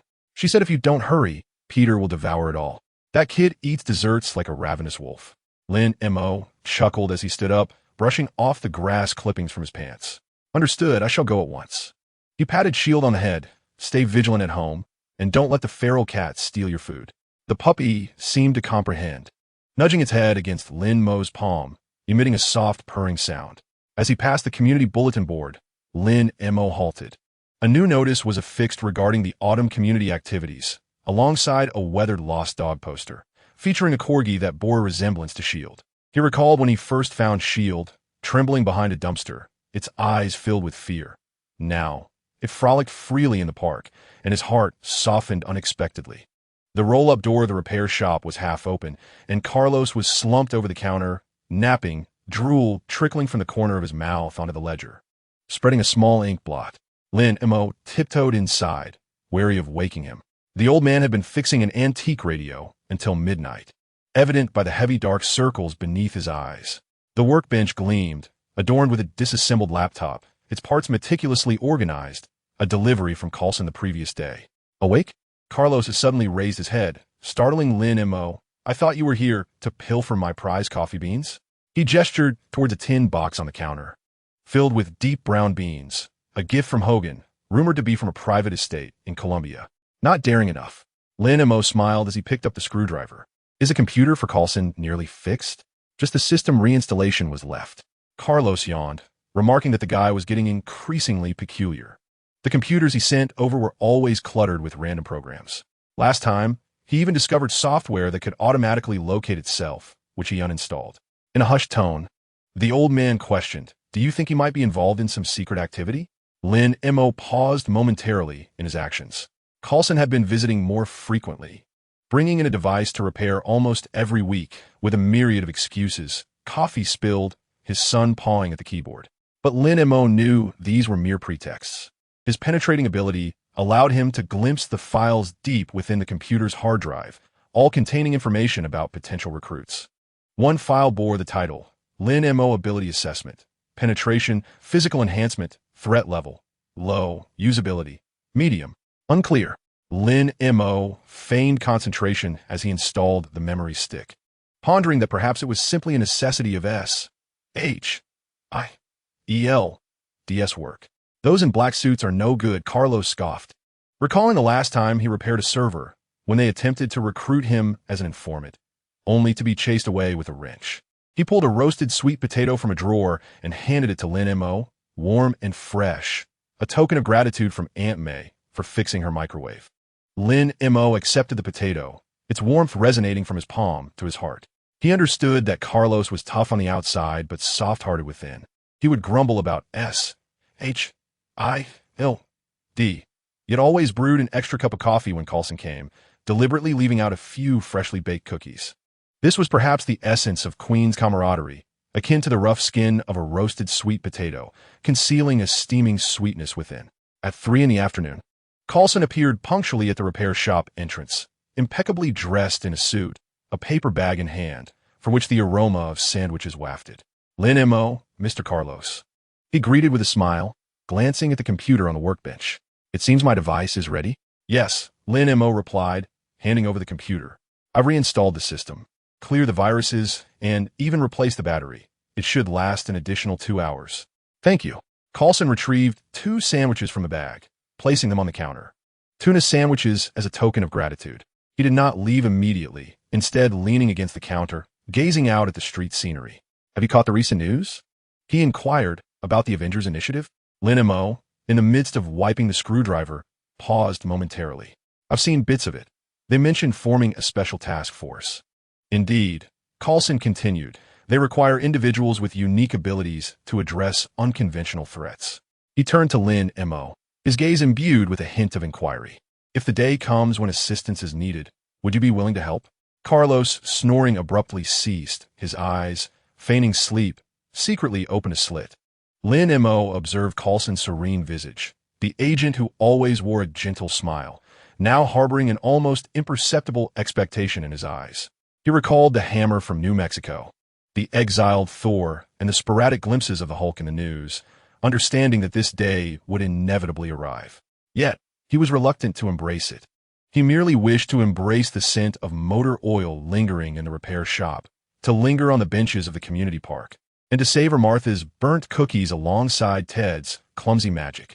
These mundane fragments, akin to pieces of a puzzle, constituted his home in this world, serving as his anchor against the unfamiliar. Uncertain, Lin Mo averted his gaze from Coulson, turning to pour coffee, feeling quite content.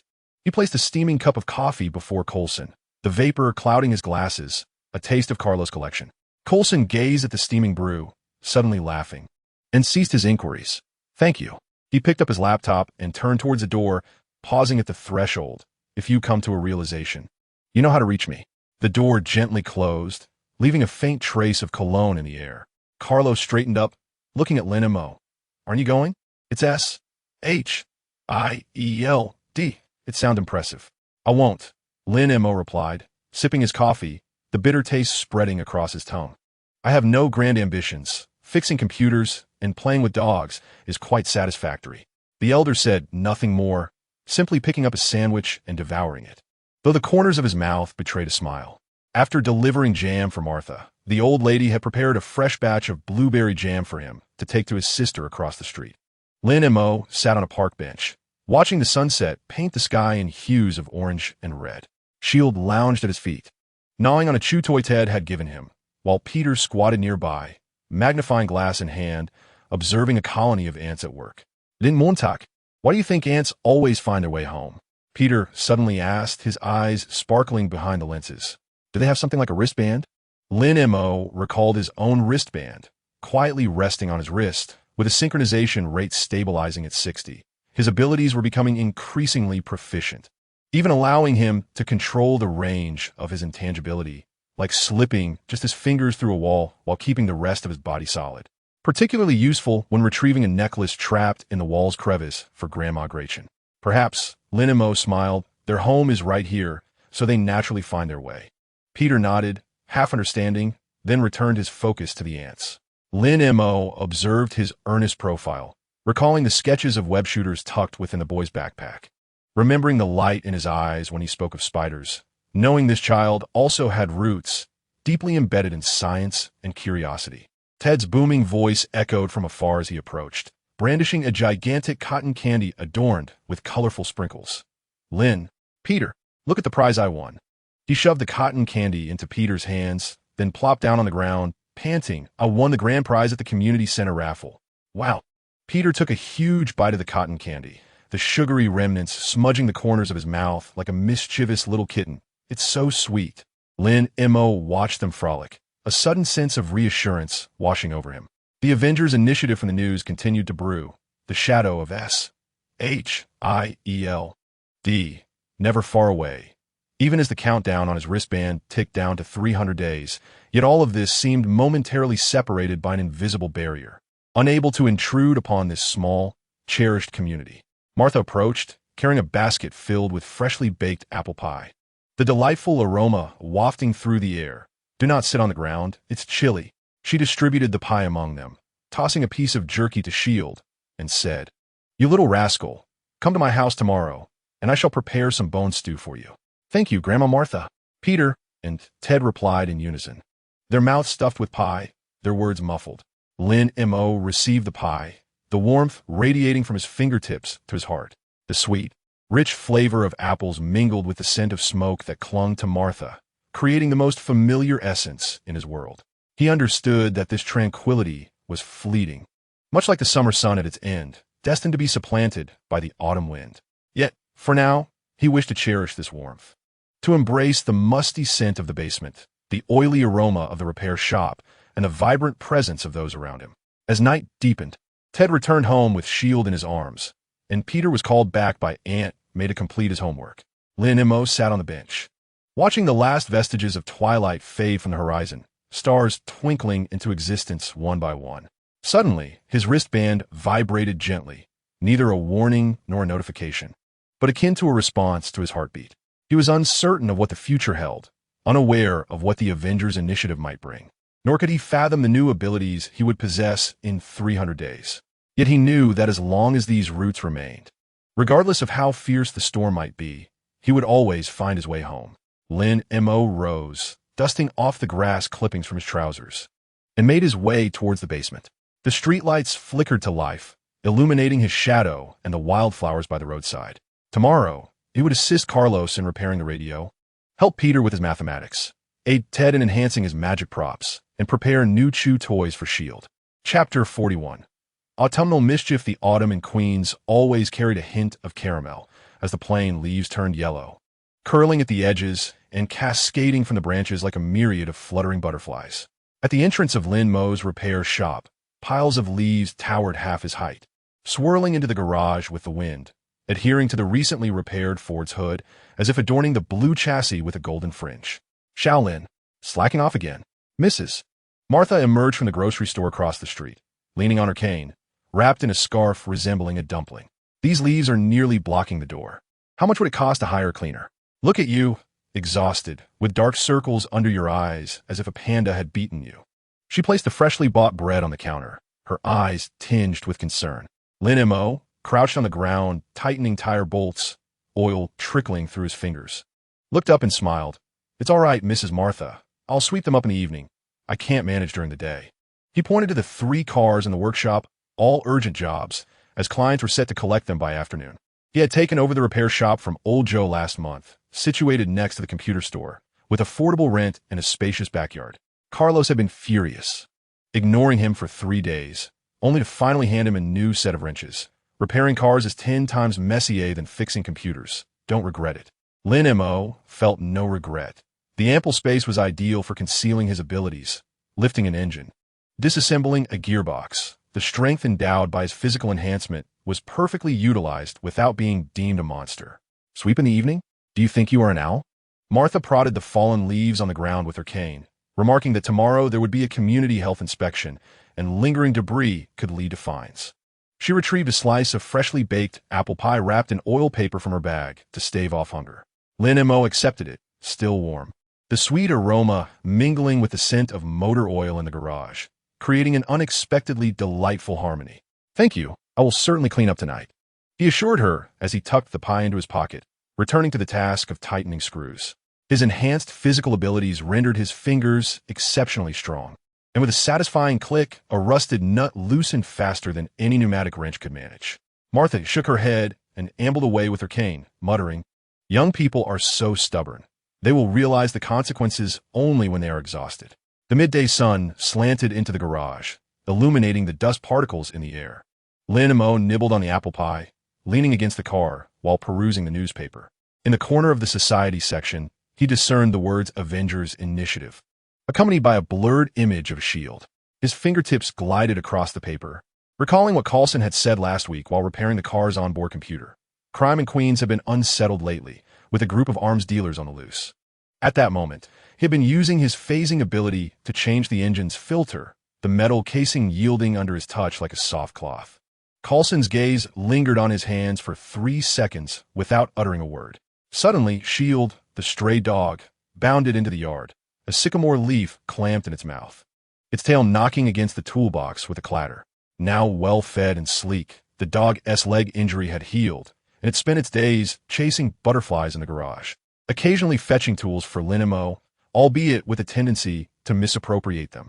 Mischievous as ever, Lin Mo accepted the leaf, ruffled Shield's head, and said, "Come help me sweep the leaves tonight." Shield wagged its tail in apparent understanding, but suddenly erupted into barking at the door. Lin Mo looked up to see Ted standing amidst the leaf pile, clutching a large magic box, grass clippings on his pant legs, and a maple leaf stuck in his hair. "Montauk, look at my new invention, the leaf disappearance trick." He placed the box on the ground, opened the lid, revealing a homemade blower that, once powered, promised to clear the area thoroughly. "This contraption has too much power. It will dirty the client's cars." Lin Mo chuckled, shaking his head, recalling the last time Ted used it to blow away magic props, nearly sending Carlos's computer motherboard into a coffee cup. "What do you suggest, then?" Ted kicked at the leaves at his feet, echoing Mrs. Martha's concerns about the impending fine. Leaning in closer, he whispered, "Why not use your phasing ability? Just toss the leaves into space." "Into space? You want me to invite them for tea?"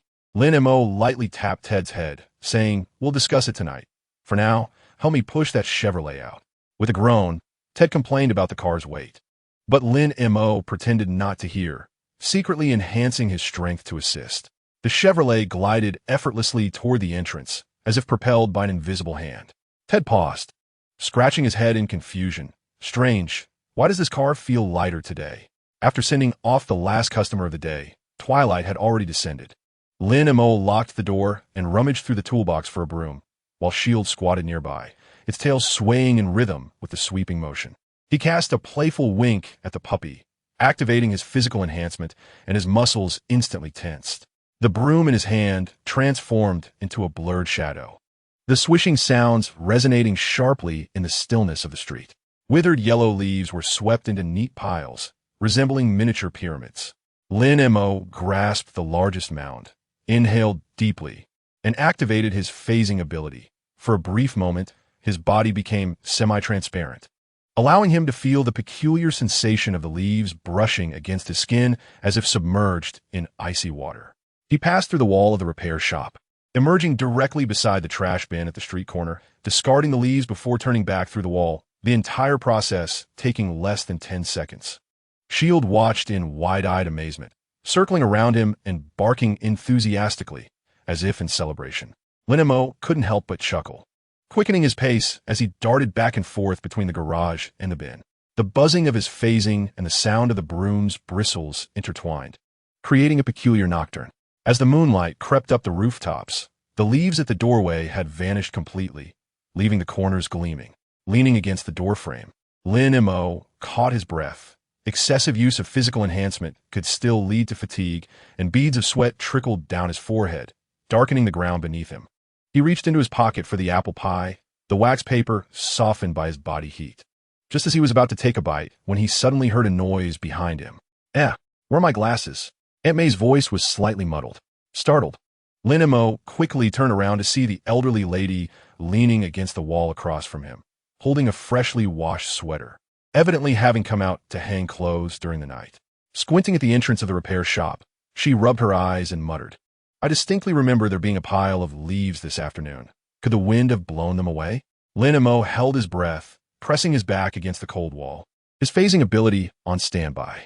If discovered while phasing through walls to dispose of leaves, he truly wouldn't know how to explain himself. Shield, however, was clever, wagging his tail and rushing over to nuzzle Aunt May's pant leg, effectively diverting her attention. "Oh, it's little Shield," Aunt May said, bending down to pat the puppy's head. "Where's your owner? Has he been lazy again and not swept the floor?" She peered again at the entrance, this time donning the reading glasses that hung from her neck. How strange, they've truly vanished. Did the community send someone to clean up early? Lin Mo hid behind the door, his heart racing until Aunt May slowly made her way back upstairs, allowing him to exhale in relief. He glanced down at Shield, who was tilting his head curiously, his tongue lolling out. "You almost gave me away," Lin Mo teased, giving the puppy's nose a gentle swipe and breaking off a piece of the remaining apple pie to feed him. The following morning, Peter arrived with a backpack to drop off his computer for repairs. His laptop had been doused with soda from Ted's magic props, and the keyboard was sticky like toffee. As soon as the boy stepped inside, he scanned the ground. "Lin Mo, where are the leaves at your door?" "I saw them piled up like a small hill yesterday. The wind blew them away," Lin Mo replied casually, deftly using a screwdriver to remove the back cover of the laptop. His phasing ability allowed him to avoid the wiring with precision. "You'll need a new keyboard. I have an old one you can use for now." Blown away by the wind? Peter frowned, adjusting his glasses. "But there wasn't any wind last night. I measured the wind speed. It was no more than 0.5 meters per second. He suddenly leaned closer, his eyes shining brightly like searchlights. "Did you use your powers? Like transporting trash through walls?" Lin Mo paused, lifted his gaze to meet his. "How did you know?"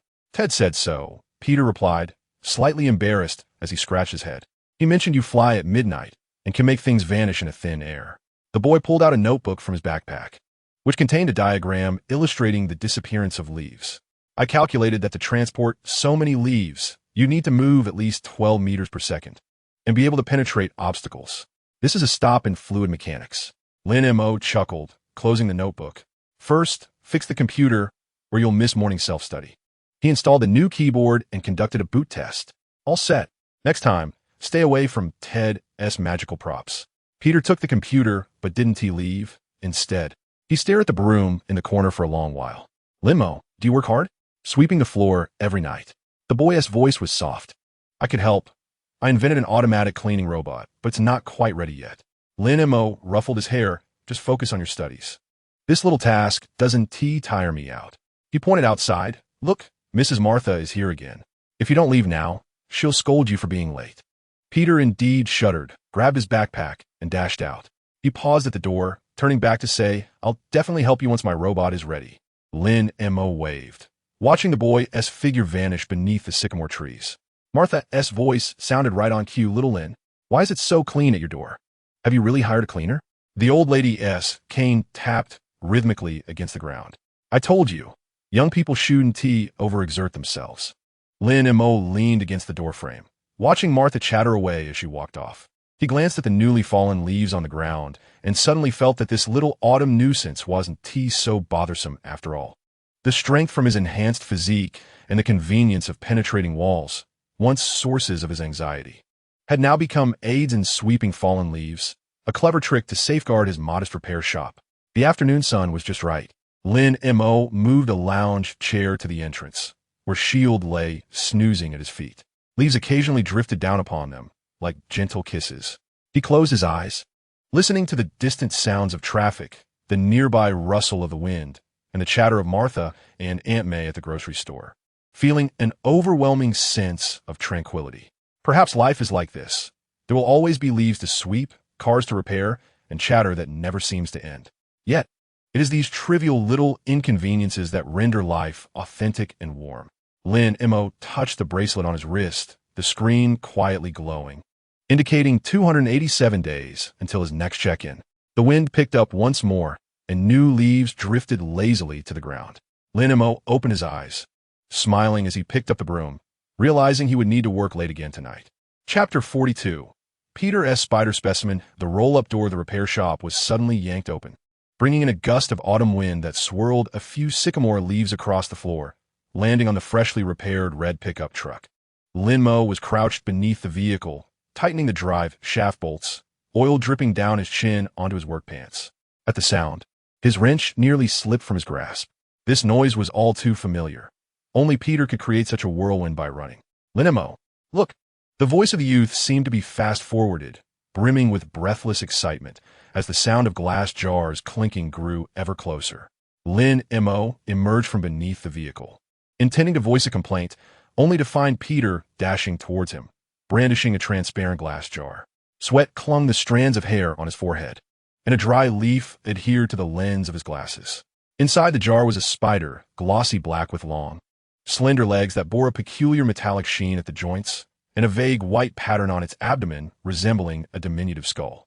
It restlessly scuttled about, its delicate legs tapping against the glass, producing a sound that felt more potent than that of an ordinary spider. Look at this spider. It can leap 2 meters high, Peter exclaimed, holding the jar before Lin Mo, his fingers trembling with excitement. I found it in the woods outside of town. I originally intended to catch a butterfly for a specimen, but it jumped down from the leaves and landed right on my hand, startling me. Lin Mo's heart constricted sharply as his gaze fixated on the spider within the jar. Its appearance mirrored that of the radioactive spider that had bitten Peter, with its glossy shell, metallic-legged joints, and that iconic skull pattern. Could this be the fateful spider? He swallowed hard, his fingertips leaving white impressions on the wrench handle. The heightened acuity brought on by his enhanced physical abilities allowed him to discern the fine hairs on the spider's legs, even feeling the faint energy pulsating within it. Reminiscent of the stone from New Mexico, yet more vibrant and aggressive. Be careful. Lin Mo's voice was lower than usual as he reached out to touch the glass wall of the jar, the cold sensation causing his fingertips to tingle. Wild spiders may be venomous. Do not get bitten. I'm wearing gloves. Peter proudly raised his left hand, revealing a pair of bleached cotton gloves, with a patch of leather stitched at the fingertips. I modified these myself. They're puncture and scratch resistant. I didn't get pricked when I caught locusts last time. He suddenly leaned closer to the jar, his nose almost touching the glass. And this spider seems extraordinary. Look at its eyes. There are 8 of them, 2 more than a regular spider. Following his gaze, Lin Mo indeed noticed 8 tiny reflective points on the spider's head, glistening like scattered diamonds on black fabric. Vigilantly observing them, he recalled Peter's earlier mention of how spiders could climb walls and the sketches of a web-shooting device in the boy's notebook. The gears of fate appeared to be turning before him, propelled by an irresistible force. Where did you find it? Lin Mo endeavored to sound nonchalant, picking up a nearby oil can, feigning the act of refueling the pickup, while his gaze remained fixed on the glass jar. The woods outside were perilous. Recent news reported sightings of bears in that area. Right behind the abandoned factory in the Oak Grove, Peter waved dismissively, his attention wholly captivated by the spider. I followed it up 3 trees before I finally caught it. It was faster than Ted's magic rabbit. He suddenly pointed at the bottom of the jar. Oh, it seems to have a taste for your motor oil. I accidentally spilled some inside, and it actually leaned over to lick it. Lin Mo lowered his gaze and indeed observed a dark ring at the bottom of the can, precisely the type of high-viscosity engine oil he frequently employed. A spider was delicately dipping its front legs into the oily residue, cautiously bringing it to its mouth. The skeletal patterns on its abdomen contracted slightly with each movement, as if savoring a delightful treat. This behavior was exceedingly peculiar. Typical spiders exhibit interest solely in insects, who would consume engine oil. Then must bow full deepa. And he felt almost certain that this was no ordinary spider, likely linked to some clandestine experiment. Perhaps it was a biological engineering leak from the Osborn Group, or an undisclosed project of S.H.I.E.L.D., akin to the secrets that the world cannot conceal, much like the hammer from New Mexico. This creature was indeed strange. Lin Mo deliberately lightened his tone, tapping the bumper of the pickup truck with a wrench. It would be best to let it be. After all, what if it were a protected species? Capturing it could lead to legal trouble. He contemplated how to discreetly make the spider disappear, even considering accidentally knocking the can over to allow it to escape.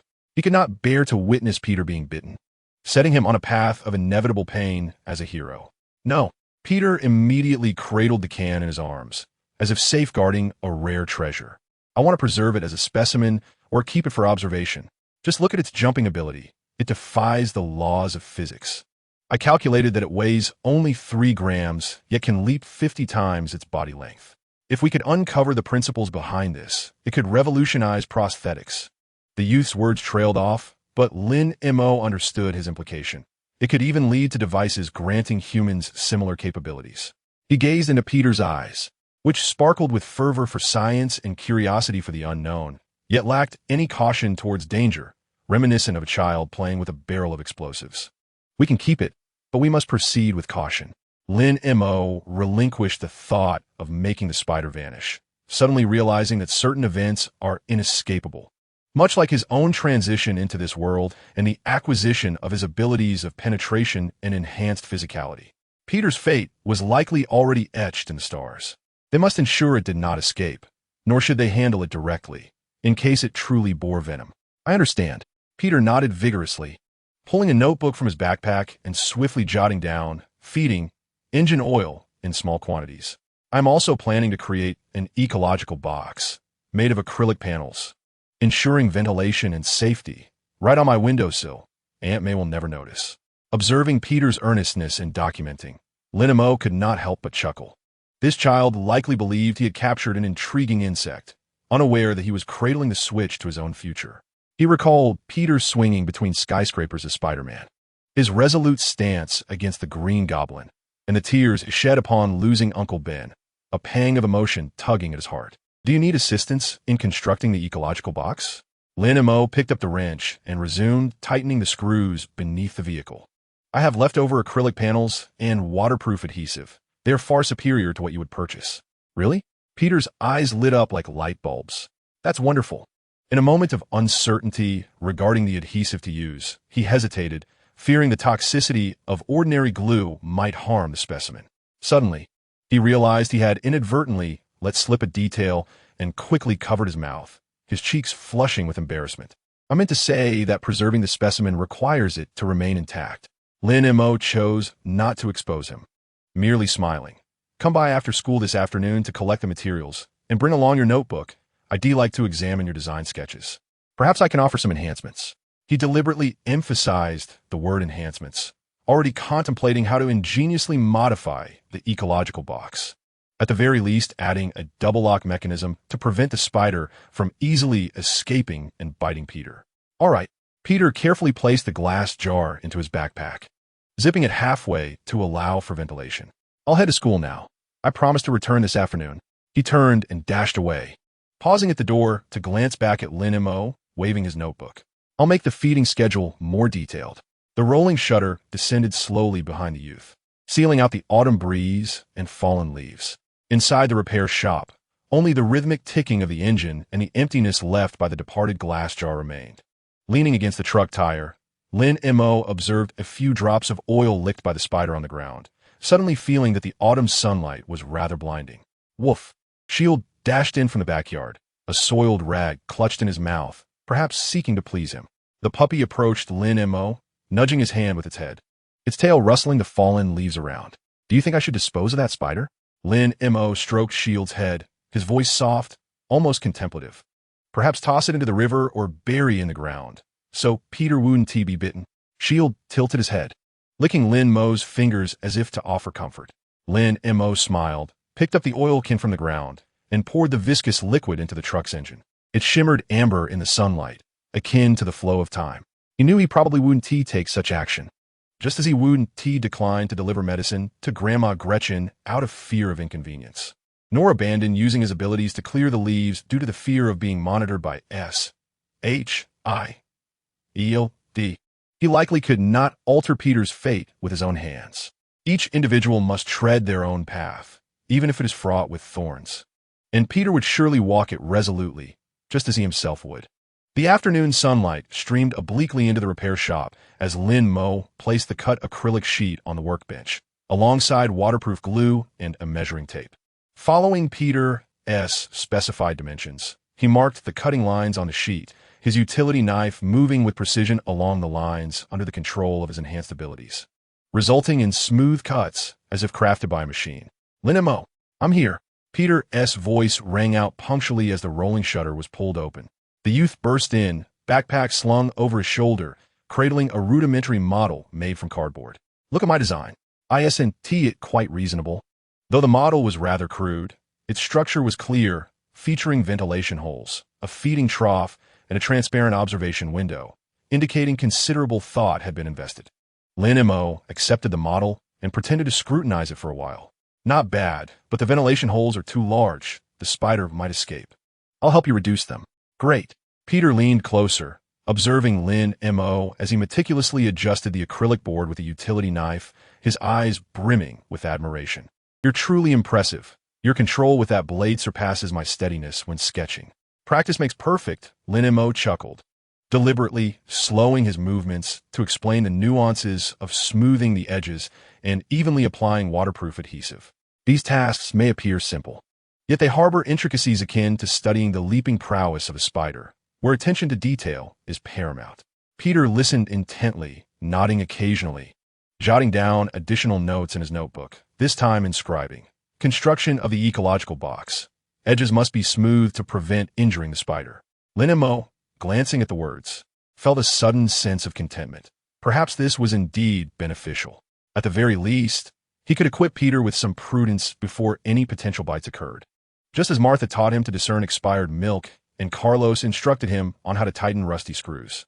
As the sun dipped below the horizon, the framework of the ecological box was complete, and the transparent acrylic gleamed under the light, resembling a delicate prison.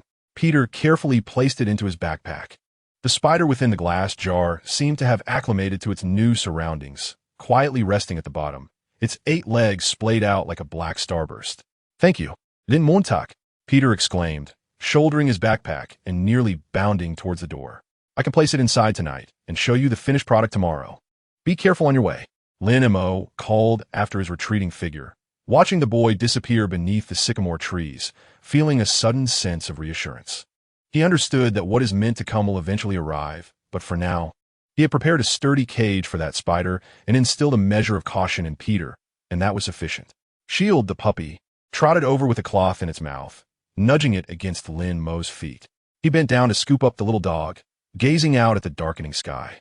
The lights of the repair shop flickered on, casting shadows of him and the puppy upon the wall, forming an unusual tableau. "Let's go," Lin Mo said, cradling Shield as they headed to the lounge. "It's time for dinner, and today I'll add an egg to celebrate our young scientist's latest discovery." The puppy wagged its tail in agreement, emitting a soft purring sound from its throat.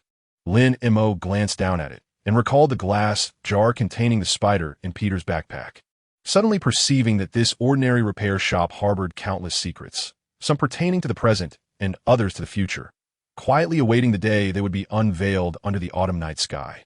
He was uncertain whether the spider would ultimately bite Peter or what he could do about it, but at this moment, guarding the repair shop, the little dog by his side, and the excited boy still immersed in thoughts of the spider's ecological box, brought him a profound sense of tranquility.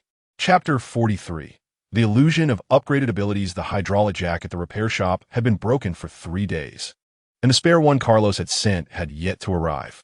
Thus, Lin Mo found himself changing the truck's tires by hand. Squatting beside the enormous tire, he gripped the edge of the steel rim, effortlessly lifting the roughly 80-kilogram object and placing it securely on the stand. Sunlight streamed through the holes in the garage roof, illuminating his arms as the muscular contours subtly shifted with his movements, revealing no signs of exertion. "Hey, little Lin." Old Joe from a neighboring grocery store poked his head in, a cigarette dangling from his lips, asking to borrow a wrench since my freezer was acting up again. Upon noticing the tire on the ground, his eyes widened in disbelief. "You didn't install a hydraulic jack? You lifted this tire by hand?" Lin Mo wiped the grease from his hands and casually handed over the wrench, saying, "Yeah, just a little something." His tone was so nonchalant, as if he were discussing lifting a basketball rather than a truck tire. Joe took the wrench, still incredulous. "In my younger days at the docks, I couldn't lift this thing without 3 strapping lads. Have you been secretly training?" "Maybe," Lin Mo chuckled, turning to fetch a new tire. Deep down, he was somewhat puzzled. Last month, lifting the same tire had required him to hold his breath, whereas now it felt as light as an empty box. The bracelet on his wrist remained tranquil, not even a flicker of light, let alone an upgrade notification. During lunch, he deliberately scrolled through his past records. When he first received his physical enhancement, he could lift a maximum of 150 kilograms. Now, he estimated he could easily manage 200. His dynamic vision had also sharpened considerably. Just yesterday, while helping Aunt May repair a screen, he could discern the patterns on the wings of flying insects. Was it simply that practice makes perfect? Lin Mo mused, stroking his chin, while his shield gnawed on a bone at his feet, its tail sweeping the floor with a soft rustle. Suddenly, Ted's booming voice erupted from the doorway. Mo, help! He tumbled into the garage, dragging a magical box that left a long scratch on the floor. My cousin is moving to Brooklyn, and that heavy wardrobe is impossible to lift. Not even 3 firefighters can manage it. Lin Mo set down his sandwich. How big is the wardrobe? The mahogany one. Ted gestured. It's taller than you. Filled with his collection of beer cans. It must weigh at least 200 pounds. Grabbing Lin Mo's arm, he urged him, let us go, or we'll miss the moving truck. Lin Mo stumbled slightly as Ted pulled him along, locking the garage door behind him. On the way, Ted continued to ramble. I told him to throw it away, but he insisted it was a family heirloom. Now look, he can't move it. Serve him right. Ted's cousin's apartment was on the 3rd floor, with no elevator in sight. 3 burly firefighters in uniform were gathered around the wardrobe, panting, their foreheads drenched in sweat. Spotting Lin Mo, one of the taller firefighters frowned. Ted, why did you bring a kid? He'll just get in the way. He is not just any kid, Ted exclaimed. He can lift truck tires with his bare hands. The tall firefighter clearly didn't believe him and crossed his arms with a scoff. Oh, really? Let him try. We're struggling to move this wardrobe.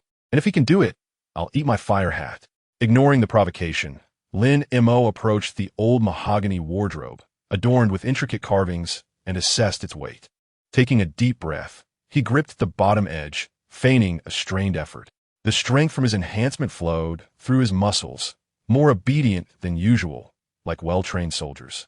Lift, Lin Mo commanded softly, and with a surge of power, he effortlessly lifted the wardrobe. The firefighters' eyes nearly popped out of their heads, and the tall firefighter's hat clattered to the ground. Heavens! Ted gaped, his mouth wide enough to fit an egg. Lin Mo, bearing a wardrobe, strode towards the staircase with a steadiness reminiscent of a tank. His enhanced physical balance was markedly superior to before. Descending the stairs, he did not falter even slightly, nor did the beer cans within the wardrobe drawers emit a sound of collision. From the 3rd floor to the 1st, encompassing 56 steps, his complexion remained unflushed, his breath unlabored, and he even managed to spare a hand to steady Ted, who was on the verge of tumbling. After placing the wardrobe into the moving truck, Lin Mo brushed off the dust from his hands. 3 firefighters approached him, gazing at him as if he were an oddity. The tall one picked up his helmet, his voice trembling. Are you secretly practicing weightlifting? I've been in the fire brigade for 5 years, and I've never encountered such strength. Perhaps it's innate. Lin Mo replied with a smile, offering no further explanation. He glanced at his wrist. The bracelet remained silent, intensifying his curiosity about whether this was merely an illusion or if his abilities were indeed surreptitiously evolving. Ted insisted on treating him to ice cream, and within the confines of the dessert shop, the man remained visibly exhilarated. Mo, you're incredible. My cousin wants to introduce you to the fire brigade as a special operative. The salary is astonishing. I'm not interested, Lin Mo replied, savoring a spoonful of chocolate ice cream.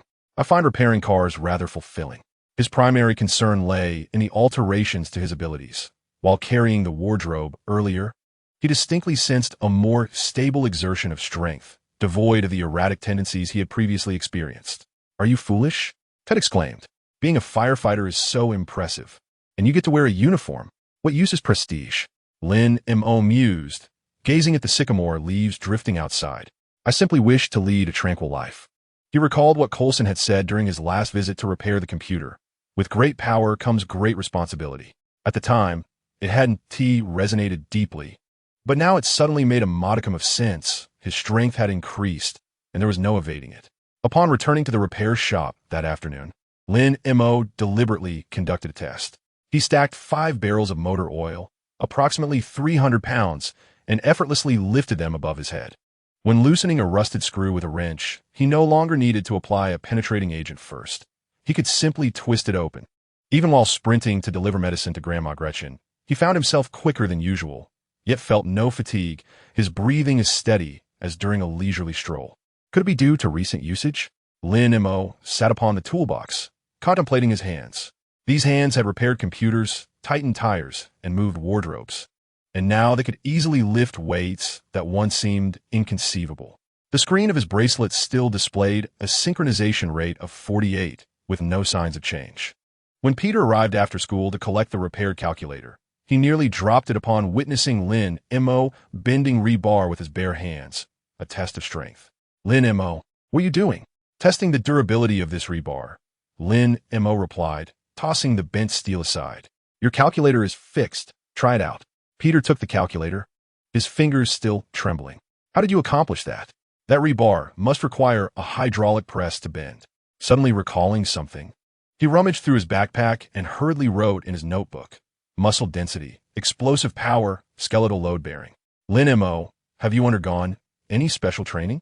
No, it's simply that I'm naturally strong. Lin Mo tousled his hair and said, stop overthinking. It's time to head home. Aunt May must be worried. Peter nodded. But pause at the door. Lin Mo, take care of yourself and don't overexert. I've read that excessive strain can harm your joints.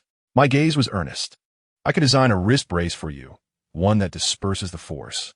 Sounds good, Lin Mo replied with a smile, feeling a warmth in his heart as he watched Peter's figure vanish around the corner. This child is always so considerate. As evening fell and the shop closed, Elder Martha came to collect her repaired bicycle. Seeing Lin Mo effortlessly lift the bicycle onto the rack with one hand, her cane nearly jabbed his foot. How is it that your strength seems to be increasing? She remarked. Last time you helped me lift the rice jar, you claimed it was quite the struggle. Perhaps I've been exercising more lately, Lin Mo replied, handing over the repaired bicycle, the bell chiming sweetly. Exercise alone shouldn't be practiced like that, Martha observed, scrutinizing him. Look at those arms. Your muscles are nearly rivaling Carlos's. Don't just focus on work. Find yourself a girlfriend. My neighbor's Lily is quite nice. She works at the flower shop and is lovely. Lin Mo quickly interrupted. Mrs. Martha, I have things to attend to. I must take my leave. He pushed his bicycle away, with the sound of Martha's laughter trailing behind him. Where are you scurrying off to? I was speaking of serious matters. That night, lying on the basement bed, Lin Mo tossed and turned, unable to find sleep. He attempted to experience his physical enhancement again, this time focusing on the flow of strength. It felt indeed smoother than before, akin to a once-blocked river being cleared. His dynamic vision also lasted longer. Previously, he would feel dizzy after half an hour, but now he could comfortably see for an hour without issue. What could be the reason? Lin Mo touched the wristband. The screen was pitch black, indicating no new notifications. He recalled the stone he buried in New Mexico. Could it be that the energy from Asgard still influences him? Or perhaps the enhancement itself grows stronger with increased usage? Suddenly, Shield crawled out from his nest, resting on Lin Mo's arm, emitting a soft purring sound. Lin Mo affectionately patted the puppy's head and chuckled. Regardless of whether it's an upgrade, what matters is that it works. At least now, he could easily repair truck tires, assist Ted in moving cabinets, and deliver medicine to the elderly lady more swiftly. These were enough. Moonlight streamed through the vent, casting a gentle glow on the wristband. Lin Mo yawned and embraced Shield, quickly drifting into slumber. In his dreams, he soared through Queens, lifting a truck, while Ted chased after him, shouting, "Take me with you." Peter rode the mechanical spider he designed, and Martha's apple pies rained down from the sky like a sweet drizzle. The following morning, Lin Mo was astonished to find he could lift the garage's jack with one hand. He paused for a moment, then smiled. Whether it's an illusion or a real upgrade, life must go on, right? Chapter 44. The Shield test. The ceiling fan in the garage creaked and whirred, blending the scent of motor oil with the fragrance of sycamore leaves. Lin Mo was crouched on the ground, changing the brake pads of a vintage car, as grease smudged his fingertips onto his blue overalls, creating a small dark blotch. The Shield lay napping on the toolbox beside him, its tail gently swaying in rhythm with the ceiling fan, occasionally lifting its gaze to observe the leaves drifting outside. The tinkling of wind chimes at the door startled the Shield, causing its ears to perk up. Lin Mo looked up to see a silver-gray Chevrolet parked at the entrance. As the window rolled down, the familiar face of Coulson, always adorned with a gentle smile, appeared.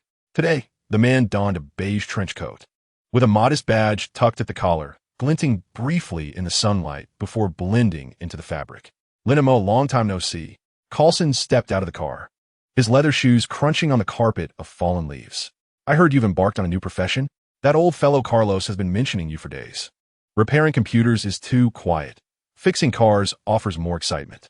Lin Mo straightened up, wiping his hand with a rag, his gaze lingering for half a second on the Chevrolet S license plate, a standard New York plate, yet adorned with a minuscule S-H-I-E-L-D emblem at the corner, reminiscent of the one he had seen last time at Stark Industries. What is wrong with the car? The brakes are acting up.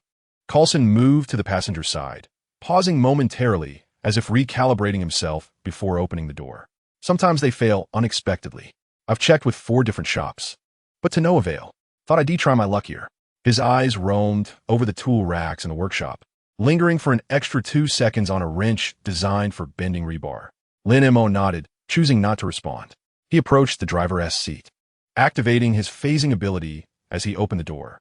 His vision swept through the brake system like a beam of light, immediately identifying an anomaly. A minuscule modification marred the brake line, suggesting it had been tampered with using specialized tools. Under specific pressure, it would lock automatically. This was no malfunction. It was a deliberate trap. I'll take it for a spin. Lin Mo settled into the driver's seat, the leather warm to the touch, clearly having been sunbaked moments prior. As he fastened his seatbelt, his fingertips inadvertently brushed against a raised metallic plate beneath the steering wheel, a miniature sensor, gently warming in sync with the engine's vibrations. Coulson, seated in the passenger seat, retrieved a thermos from his trench coat pocket. Would you care for some coffee? Colombian. Far superior to your instant brew. He unscrewed the lid, releasing a waft of steam infused with caramel aroma, the cup embossed with a faint eagle insignia. No thanks. I don't drink that while driving. Lin Mo ignited the engine, its roar steady and devoid of any irregularities. Shifting gears, the Chevrolet glided out of the repair shop, the tires crunching over the leaves.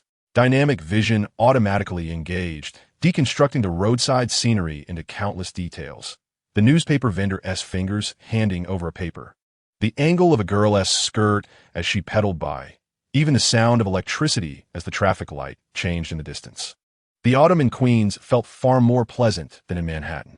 Coulson gazed out the window, his fingers tapping lightly on his knee, the rhythm astonishingly synchronized with the rebound of the brake pedal. I heard you recently helped the fire department move a mahogany wardrobe, the kind that 3 burly men couldn't lift.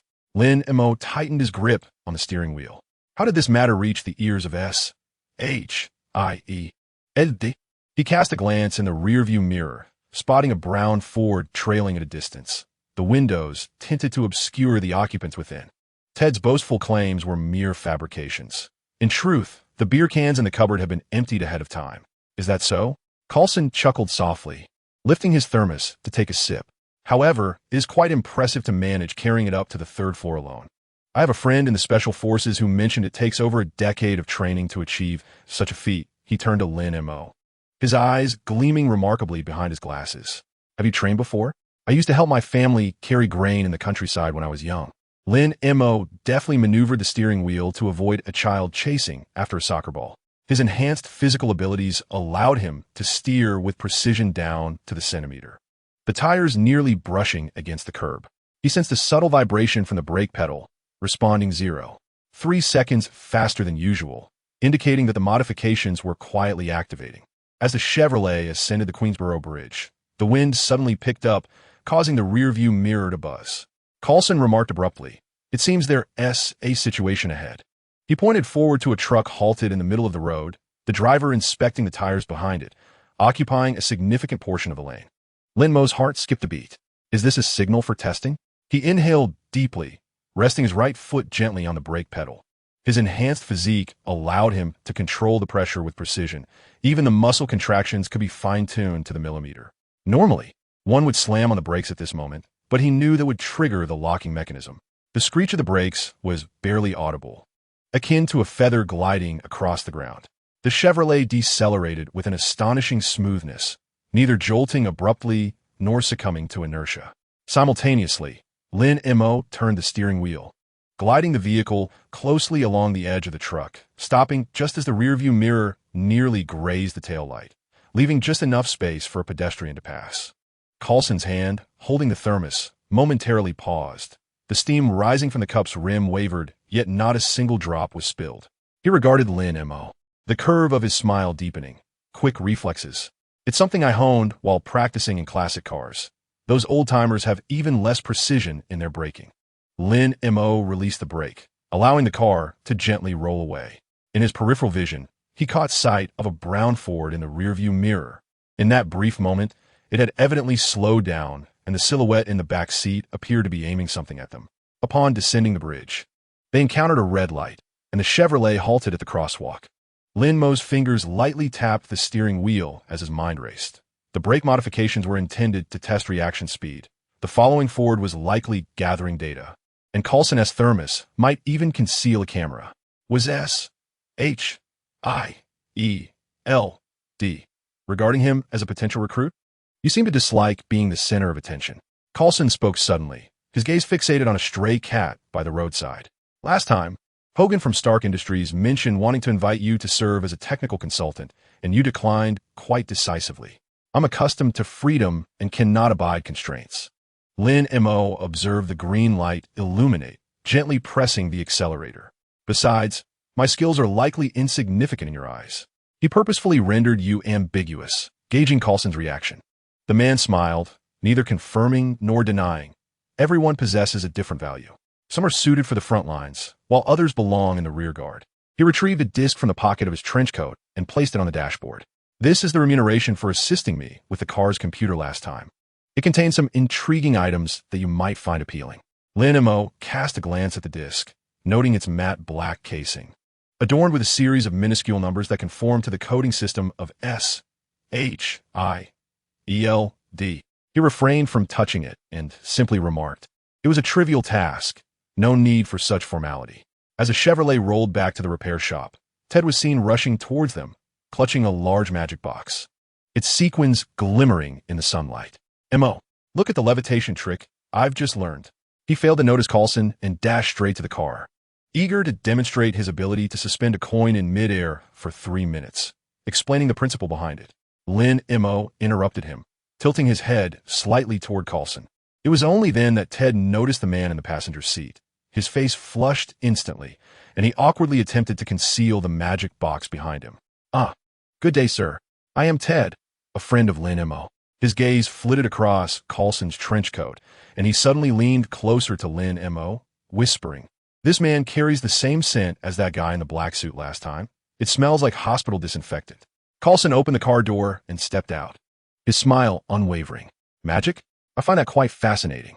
He turned to Lin Mo. "Let's leave your car here for repairs. May I collect it tomorrow afternoon?" "No problem." Lin Mo nodded, watching Coulson approach the brown Ford. As the window descended, a young agent's face emerged, rapidly recording notes on a tablet, his fingers gliding over the screen with a striking resemblance to Lin Mo's earlier control of the brakes.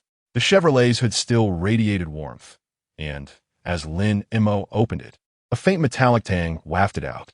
Instead of inspecting the brake system, he bent down to scrutinize the chassis, where he indeed discovered a miniature camera positioned near the fuel tank, its lens directed at the driver's seat. S-H-I-E-L-D is remarkably cautious. He let out a cold laugh. A gentle twist of the wrench dislodged the camera, which he casually tossed into the hidden compartment of his toolbox. Ted leaned closer, pointing at the brake line. "This pipe seems off. There are signs of tampering at the connection." Though he had a penchant for boasting, after spending so much time with Lin Mo, he had become somewhat of an expert on machinery. Could someone be sabotaging it? Perhaps it was improperly installed by the garage. Lin Mo retrieved his wrench, lightly tapping the brake line with his fingertips, his enhanced physical abilities allowing him to exert precise control, loosening the locking mechanism without leaving a trace. "It's a minor issue. It can be fixed by tomorrow." Ted was about to voice another thought when Lin Mo silenced him with a glance. He knew the lad could not keep secrets. If he were to discover that S-H-I-L-D was testing him, it might lead to unforeseen complications. "ISNT, your levitation trick, quite impressive. Show me." "Sure." Ted promptly forgot about the brake issue, pulling a coin from the magic box, rubbing it in his palm, before tossing it into the air. The coin indeed hovered motionless in midair. Impressive, right? The principle is electromagnetic levitation. Lin Mo assisted with the explanation, yet his attention lingered on the disc left by Coulson. The evening sun streamed through the workshop window, casting light upon it, its surface dark as if it were a stone that absorbed light. He was well aware that the contents were unlikely to hold anything of interest, most likely just S, H, I, L, D, test data or recruitment invitations. As night fell and the shop closed, Lin Mo drove the Chevrolet to the innermost workstation of the garage, covering it with a piece of canvas. Shield lay in the doghouse nearby, occasionally glancing up at him, emitting a low whine from his throat as if to remind him of something. Lin Mo affectionately patted the puppy's head, retrieving a miniature camera from the hidden compartment of his toolbox, its lens deliberately scuffed with sandpaper. Perched atop the toolbox, he twirled the disc that Coulson had given him in his hands, the cool metallic surface leaving a chill against his palm. The dynamic visual allowed him to discern each scratch upon its surface, one particularly fine line magnifying into an encrypted S, H, I, L, D code. Curious about my secrets? Lin Mo chuckled softly, tossing the disc deep into the drawer, burying it beneath a manual titled Comprehensive Guide to Automotive Repair. Suddenly, his phone chimed. It was a message from Peter. Hey Lin Mo, the wristbands I designed are ready. Should I bring them to you tomorrow? Attached was a hand-drawn blueprint. The structure of the wristband resembling the shock absorption device he had seen at Stark Industries, albeit more compact. Lin Mo replied with an affirmative, feeling a warmth bloom in his heart. This boy always remembered the little things that others overlooked. The wristband he had casually mentioned last time had actually come to fruition. The late-night garage was exceptionally quiet, save for the hum of the ceiling fan and the rhythmic sound of Shield's breathing. Lin Mo reclined on the army cot, staring at the water stains on the ceiling that resembled a blurred map, just discernible enough to outline the contours of Queens. He recalled Coulson's gaze from earlier that day, the Ford that had trailed him and the tampered braking system. S, H, I, E, L. DS probing had grown increasingly overt, from the initial vehicle computer to subsequent encounters. And now, this brake test, they were gradually uncovering the limits of his abilities. Enhanced physical strength, precision, reaction speed, and perhaps even the existence of his penetration capability. What were they truly after? Lin Mo traced the wristband, the screen dark and lifeless, a reminder that there were still 276 days until his next check-in. He wished to remain uninvolved in S, H, I, E, L, DS affairs, to evade confrontations with extraterrestrial invasions or supervillains, only desiring to safeguard this garage, Martha's apple pie, Ted's magic, and Peter's little inventions. Yet Coulson's words lingered in his mind. Some were meant for the front lines, while others were suited to defend the rear. Perhaps he had never truly had a choice. His abilities brought not just convenience, but an inescapable responsibility, just as he could effortlessly lift a truck tire now. What would happen if an even heavier burden were to descend upon him in the future? Would he simply stand by and watch? Suddenly, Shield sprang up, rushing to the door and barking fiercely at the outside. Lin Mo sat up, activating his penetration ability to see two figures clad in black suits lurking outside the garage, wielding something akin to a scanner, aimed toward the workshop. They truly were relentless. Lin Mo exhaled a sigh, retrieving a steel pipe from beneath the bed. The power at his fingertips made the metal warm to the touch. He had no intention of confronting them directly, merely wishing to convey that he was not a soft target to be tested at will. The following afternoon, Coulson arrived punctually to collect the vehicle.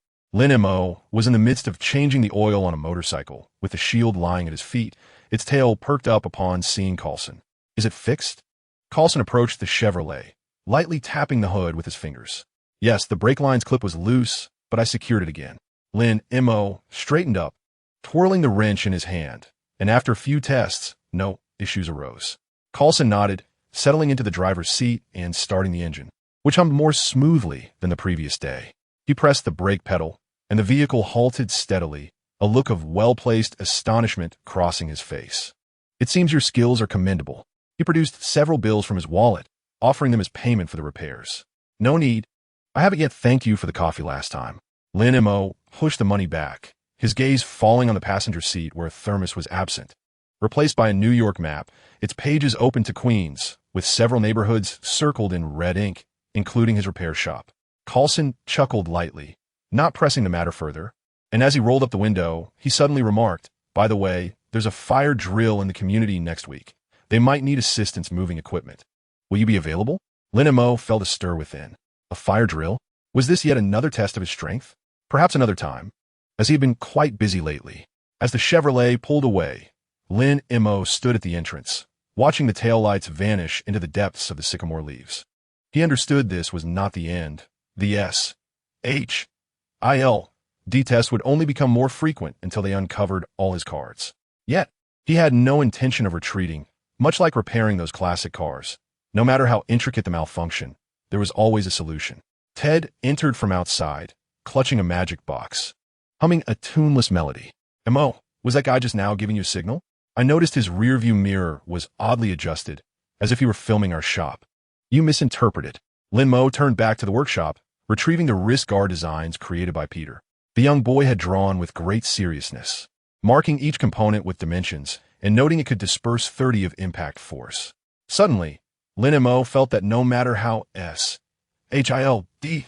tested him, as long as he had these people by his side, he possessed the confidence to face anything. The setting sun elongated his shadow, casting it over the spot where the silver-gray Chevrolet had lingered, with fallen leaves on the ground forming a blurred shield shape. Lin Mo picked up the wrench, continuing to replace parts on the classic car. Within the crisp sounds of metal clashing lay his unspoken determination. Even if he could not evade it, he would safeguard his own territory. Chapter 45. The lesson from Street Thugs. The sycamore leaves piled up like a small hill at the entrance of the repair shop. As Lin Mo used a high-pressure washer to cleanse the ground of oil stains, the water reflecting rainbows under the sunlight. The shield lay dozing atop an old tire nearby, its tail swaying gently with the rhythm of the washer, occasionally lifting its head to bare its teeth at passing stray cats. Shaolin, may I borrow a wrench? Old Joe entered, carrying a rusty faucet. Noticing the heap of discarded parts in the corner, he lowered his voice. Be cautious lately. A few thugs have appeared on the main street, demanding protection money. Old Joe's grocery store was smashed yesterday. Lin Mo turned off the washer, droplets trickling down the nozzle to the ground. What kind of thugs? 3 young men, their hair dyed green and skull tattoos inked on their arms, loomed ominously as Old Joe gestured with a steel pipe, threatening to smash the shop if payment was not rendered. Just yesterday, I had a part with $50, lest they overturn the freezer. Lin Mo furrowed his brow. Although Queens was not entirely peaceful, such brazen extortion was a rare occurrence, particularly near the community center. Have you called the police? I did, but they fled as soon as the officers arrived, only to return like persistent flies. Old Joe sighed, relaying Carlos's advice to avoid unnecessary trouble, suggesting that if it came to it, a small payment might be the better course rather than direct confrontation. Lin Mo nodded, though discomfort churned within him. He handed a wrench to Old Joe, his gaze drifting to the flower shop across the street, run by Grandma Gretchen's sister, who, despite her frail legs, tended to her small stall of daisies and roses each day. During lunch, Ted burst in, clutching a massive magic box, nearly toppling the toolbox. Montag, have you heard? Thugs are collecting protection fees on Front Street. My cousin says he'll bring the firemen to deal with them. Stay out of it, Lin Mo replied. Passing half a sandwich to his dog, Shield, the police would handle it. Handle it? They just robbed the flower lady, Ted exclaimed urgently. I saw them take her money box. She was crying and nearly fainting. Lin Mo's heart sank as he grabbed his coat and dashed outside. Where are you going? Don't be impulsive, Ted shouted after him. A crowd had gathered at the flower stall. Grandma Gretchen's sister sat on the ground, clutching a torn apron, her white hair disheveled. A few passers-by were comforting her, while broken roses lay scattered on the ground, their petals trampled. Where did they go? Lin Mo seized an onlooker. They ran into the alley, 3 of them with green hair and steel pipes. The man pointed towards the street corner.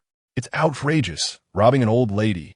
Lin Mo said nothing but turned and bolted into the alley. Enhanced agility made his steps as silent as a cat.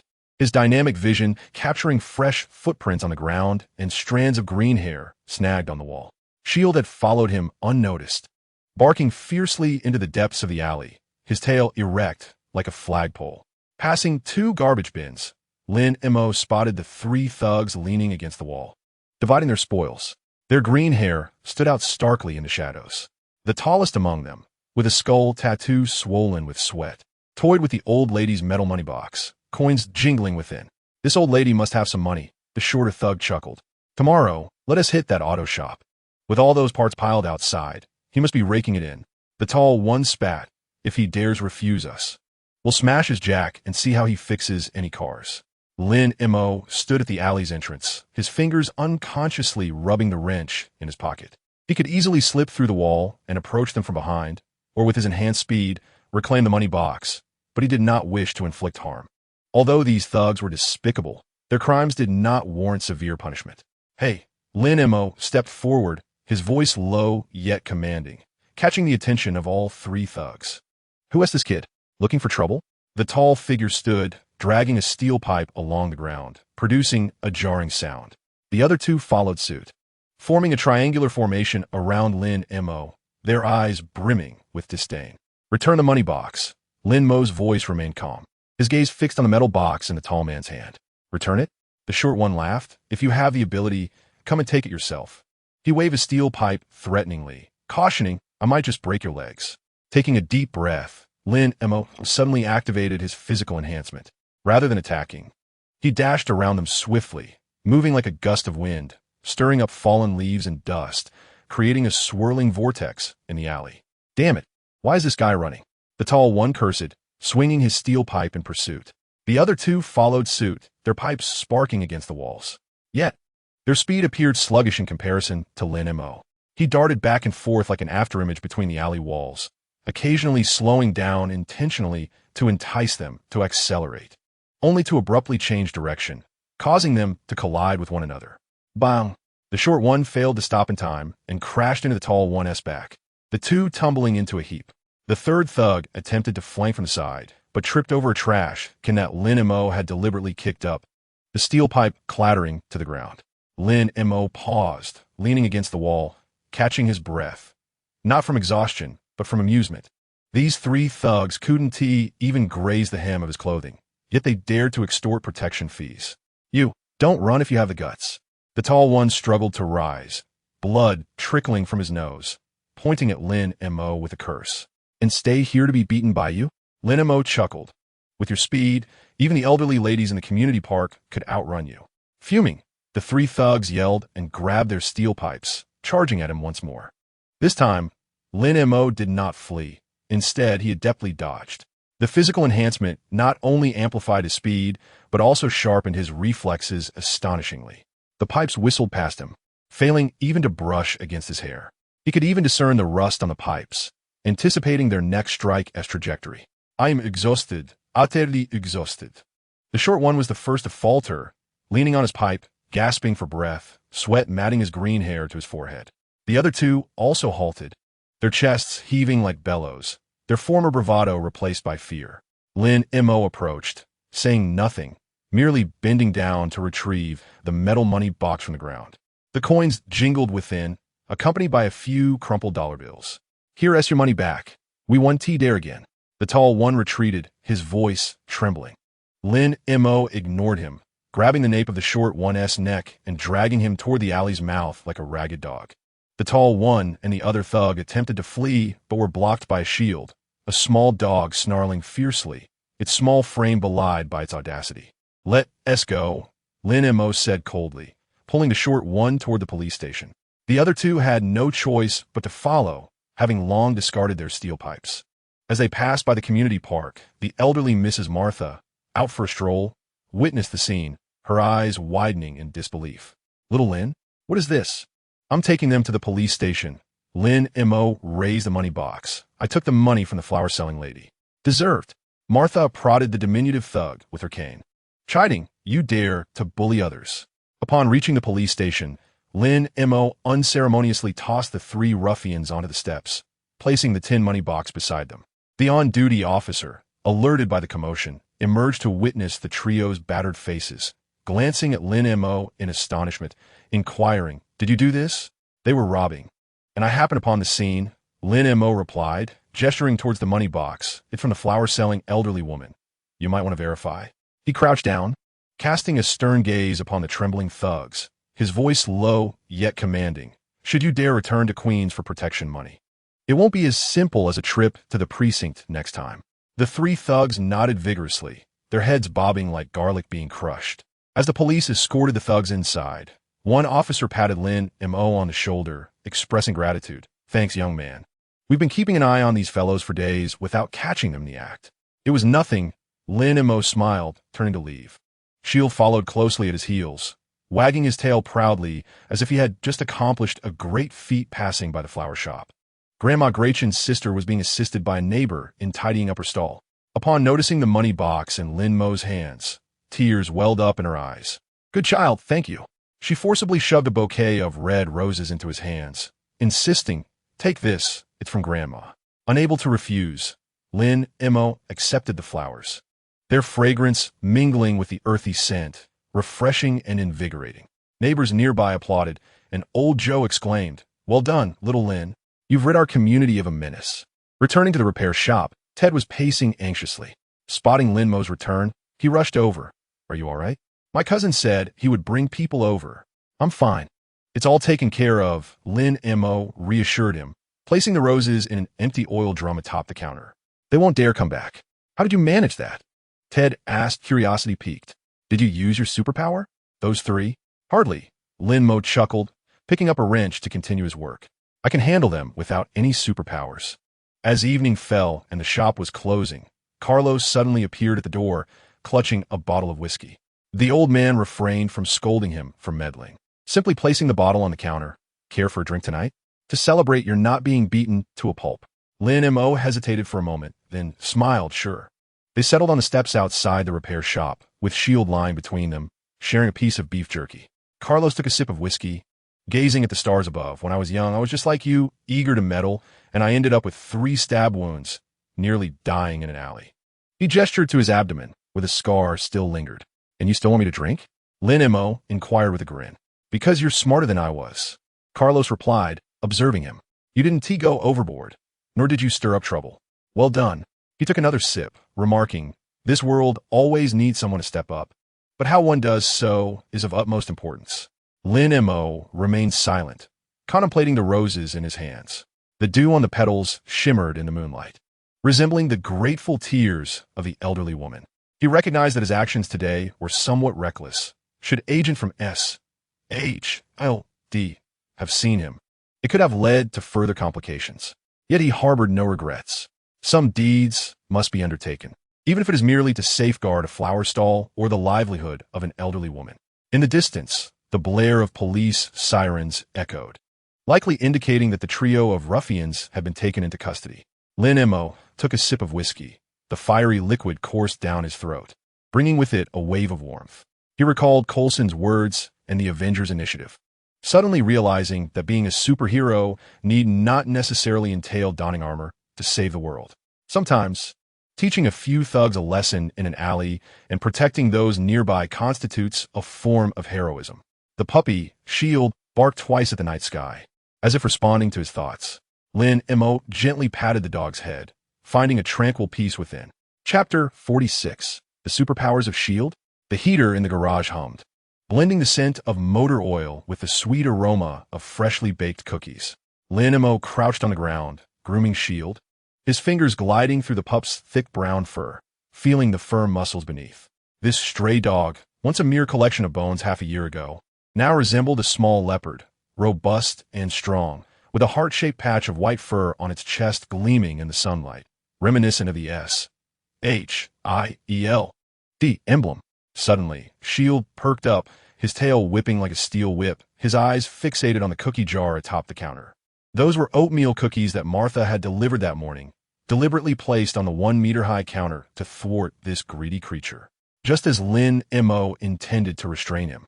The puppy shot forth like a cannonball, using his front paws to propel himself off the toolbox, gracefully arcing through the air to land securely on the counter.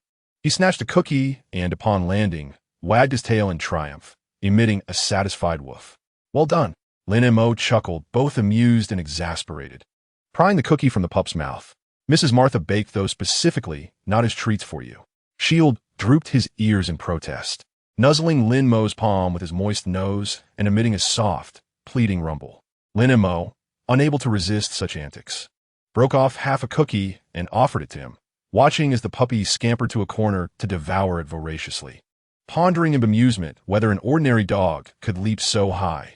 After all, Even a large breed would find a 1-meter-high countertop a formidable challenge. Mo, I'm here to retrieve my magic box. Ted's booming voice echoed from the entrance, accompanied by the aroma of freshly baked pizza. He carried a food container and, upon spotting Shield perched on the counter, licking his paws, nearly dropped it in shock. What the? Is that dog possessed? How'd he get up there? He jumped up by himself, Lin Mo replied, wiping his hands and accepting the pizza Ted offered, knowing that Martha's cookies had been on Shield's mind for days.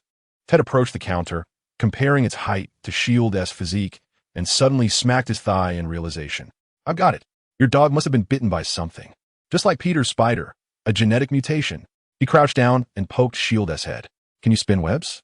Or climb walls? Show me something. Shield, irritated by the poking, bared his teeth and, clutching the remaining half of the cookie, sprang back to the ground with the agility of a cat. Ted's eyes widened in astonishment. Look at that. Can an ordinary dog jump like that? My cousin's pit bull is far less agile. Lin Mo remained silent, merely chewing on a slice of pizza. He indeed found Shield to be rather extraordinary. Beyond its remarkable leaping ability, this dog possessed an astonishing resilience. Last week, while delivering medicine for Grandma Gretchen, Shield ran out and was grazed by a bicycle that ran a red light, resulting in a scraped hind leg and considerable bleeding. Lin Mo's heart ached for it, and as he applied iodine to disinfect the wound, the little dog trembled in pain. However, to his astonishment, when he checked the next morning, the wound had already scabbed over, and by the third day, it had completely healed without leaving a scar. Perhaps it was simply well-nourished. Lin Montag musitalut. Yet a sudden thought struck him. He recalled his own enhanced physical abilities, strength, speed, and recovery far exceeding that of an average person. Shield spent every day in his company, consuming the premium dog food he purchased, occasionally indulging in beef jerky. Could excellent nutrition truly enable such a leap of 1 meter? Ted clearly did not believe it. He tossed a piece of pizza to Shield from the food box. I think it's benefiting from your influence. Have you secretly administered some sort of enhancement? Like in a sci-fi film? You watch too many sci-fi movies. Lin Mo shot him a glance, yet his mind was awash with wild speculations. His abilities stemmed from a bracelet, essentially a genetic enhancement. Could such augmentation somehow be transmitted, perhaps through bodily fluid contact? He recalled the moment he treated Shield's wound when his finger was inadvertently grazed by a dog's tooth, something he and T thought much about at the time. But now it sent a chill down his spine. That afternoon, while repairing a car, Lin Mo deliberately observed Shield's behavior. The little dog lay, snoozing beside a tire, yet its ears remained alert.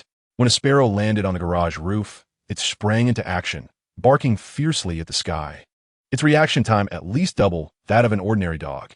When the door of an old Ford got stuck, Lin Mo was about to use a crowbar. But Shield surprisingly grasped the door handle with its mouth and yanked it back, causing the door to open with a satisfying click. Hey, you can be quite helpful. Lin Mo raised an eyebrow and tossed it a piece of beef jerky as a reward. Shield caught the treat, wagging its tail against his pant leg, its eyes sparkling with delight as if seeking praise. When Peter came home from school to submit his math homework, Lin Mo agreed to help him review his mistakes and took the opportunity to inquire about biological enhancements. The moment the boy stepped inside, he was captivated by Shield, crouching down to play with the puppy for a while. Suddenly, he looked up and said, Lin Mo, your dog seems to have a higher muscle density than an ordinary dog. He pointed to Shield's hind leg. Look at the muscle definition here. It's quite firm, akin to a trained police dog. You can tell that? Lin Mo was somewhat surprised. Yes, we just covered animal anatomy in biology class. Peter pulled a textbook from his backpack, flipping to a diagram of canine muscle distribution. The gastrocnemius of an ordinary house dog, ISN, this developed. This one resembles a wolf structure, which is explosive and suited for jumping. The boy adjusted his glasses, pondering thoughtfully, unless it has undergone special training. It's hard to develop like this. Lin Mo's heart sank. Special training? He had never trained Shield. At most just taken it for a couple of laps around the community park. Could it truly be related to his own abilities? He recalled the day the bracelet activated his physical enhancement, the blue light flashing across his wrist, and the stone imbued with his guardian energy from New Mexico. Could it be that these energies influenced the creatures around him? Suddenly, Peter remembered that during his last experiment in the lab, while cultivating bacteria, He noticed that the bacteria proliferated more rapidly and exhibited greater vitality in proximity to his tools. At the time, he thought it was merely an illusion, but now, as he considered the shield, Lin Mo paused in contemplation. Rapid bacterial reproduction? Enhanced recovery of the shield? Could there be a connection between the two? His physical enhancement essentially increased cellular activity. Could this amplifying effect radiate to the surrounding organisms, much like an invisible energy field? After closing the shop for the night, Lin Mo took the shield to the community park. He tossed a tennis ball and called out, "Fetch!" The puppy shot forward like an arrow, its speed blurring as it weaved effortlessly between the park benches, nearly colliding with people several times, yet evading them with astonishing agility. A man walking a pit bull stared in awe, tugging at his dog. "Look at that one. And then look at you, too fat to run." Lin Mo caught the tennis ball that the shield had retrieved, petting its head, feeling that the puppy's skin temperature was slightly higher than that of an ordinary dog. He suddenly recalled that his own body temperature had also risen slightly after his physical enhancement, a consequence of accelerated metabolism, as the doctor had explained. Could it truly be contagious? Lin Mo murmured to himself. If that were the case, it would be perilous. He couldn't possibly wear isolation gear to interact with others daily. He quickly activated the bracelet, hoping for relevant alerts. But the screen only displayed the cold statistic of physical enhancement synchronization rate, 51, with nothing else. Back in the basement, Lin Mo dug out the pet health manual he had purchased previously, comparing it against the shield's various metrics. Body temperature at 39 degrees, 0, 5 degrees above the standard. Heart rate at 120 beats per minute, slightly elevated. Sharp teeth and sturdy claws, indeed resembling something other than an ordinary pet dog. He carefully placed a thermometer between the puppy's hind legs, and the dog remained exceptionally docile, its tail wagging gently. The reading was 39. 2 degrees. Lin Mo noted the data, feeling increasingly anxious. He recalled the elderly cat, Snowball, that Martha kept. It had recently taken to visiting his auto repair shop. Once lethargic, but now agile enough to leap atop the refrigerator to steal fish snacks. Had Snowball also been affected? The next morning, Lin Mo made a special trip to Martha's home to check on Snowball. The old lady was grooming the cat, and upon seeing him, chuckled. "Look at this lazy thing. Just yesterday, it jumped onto the fridge and devoured the salmon I had just bought." Snowball lounged on the sofa, licking its paws, and upon noticing Lin Mo, it wagged its tail in a manner reminiscent of the shield, something it had never done before. Lin Mo's heart sank. Snowball had changed too. This indicated that it was not mere coincidence. He indeed possessed a force capable of influencing living beings. He hurried back to the repair shop and confined himself in the garage, watching the shield roll on the floor, suddenly gripped by fear. If this influence intensified, could transform those around him into enhanced beings? When Ted visited, he found Lin Mo staring blankly at the dog and slapped him on the shoulder. "What are you thinking? You look pale." Ted, with a serious expression, looked up at Lin Mo and asked if he had noticed any changes in his physical condition recently. Had his strength increased, or was he running faster? Ted paused for a moment, scratching his head, and replied, "Does gaining strength count? Just yesterday, I managed to lift the magic box over my head. It used to take 2 people. He proudly waved his arm. I thought it was just from training. What's wrong?" A cold sweat broke out on Lin Mo's back. Ted had changed as well. He sank into a chair, watching the tennis ball that the shield had brought, suddenly perceiving this ability as a ticking time bomb. He merely wished to live a stable life, without becoming some sort of human radiation source. The bracelet on his wrist vibrated gently, as if mocking his naivety. Power has never come without a price, and every ounce of strength carries its corresponding cost. "Mo, what is wrong?" Ted noticed something was off. His face was pale. "Are you unwell?" "It's nothing." Lin Mo forced a smile. "Perhaps I'm just a bit tired." He gazed at Ted, then at the shield, and made a decision in his mind.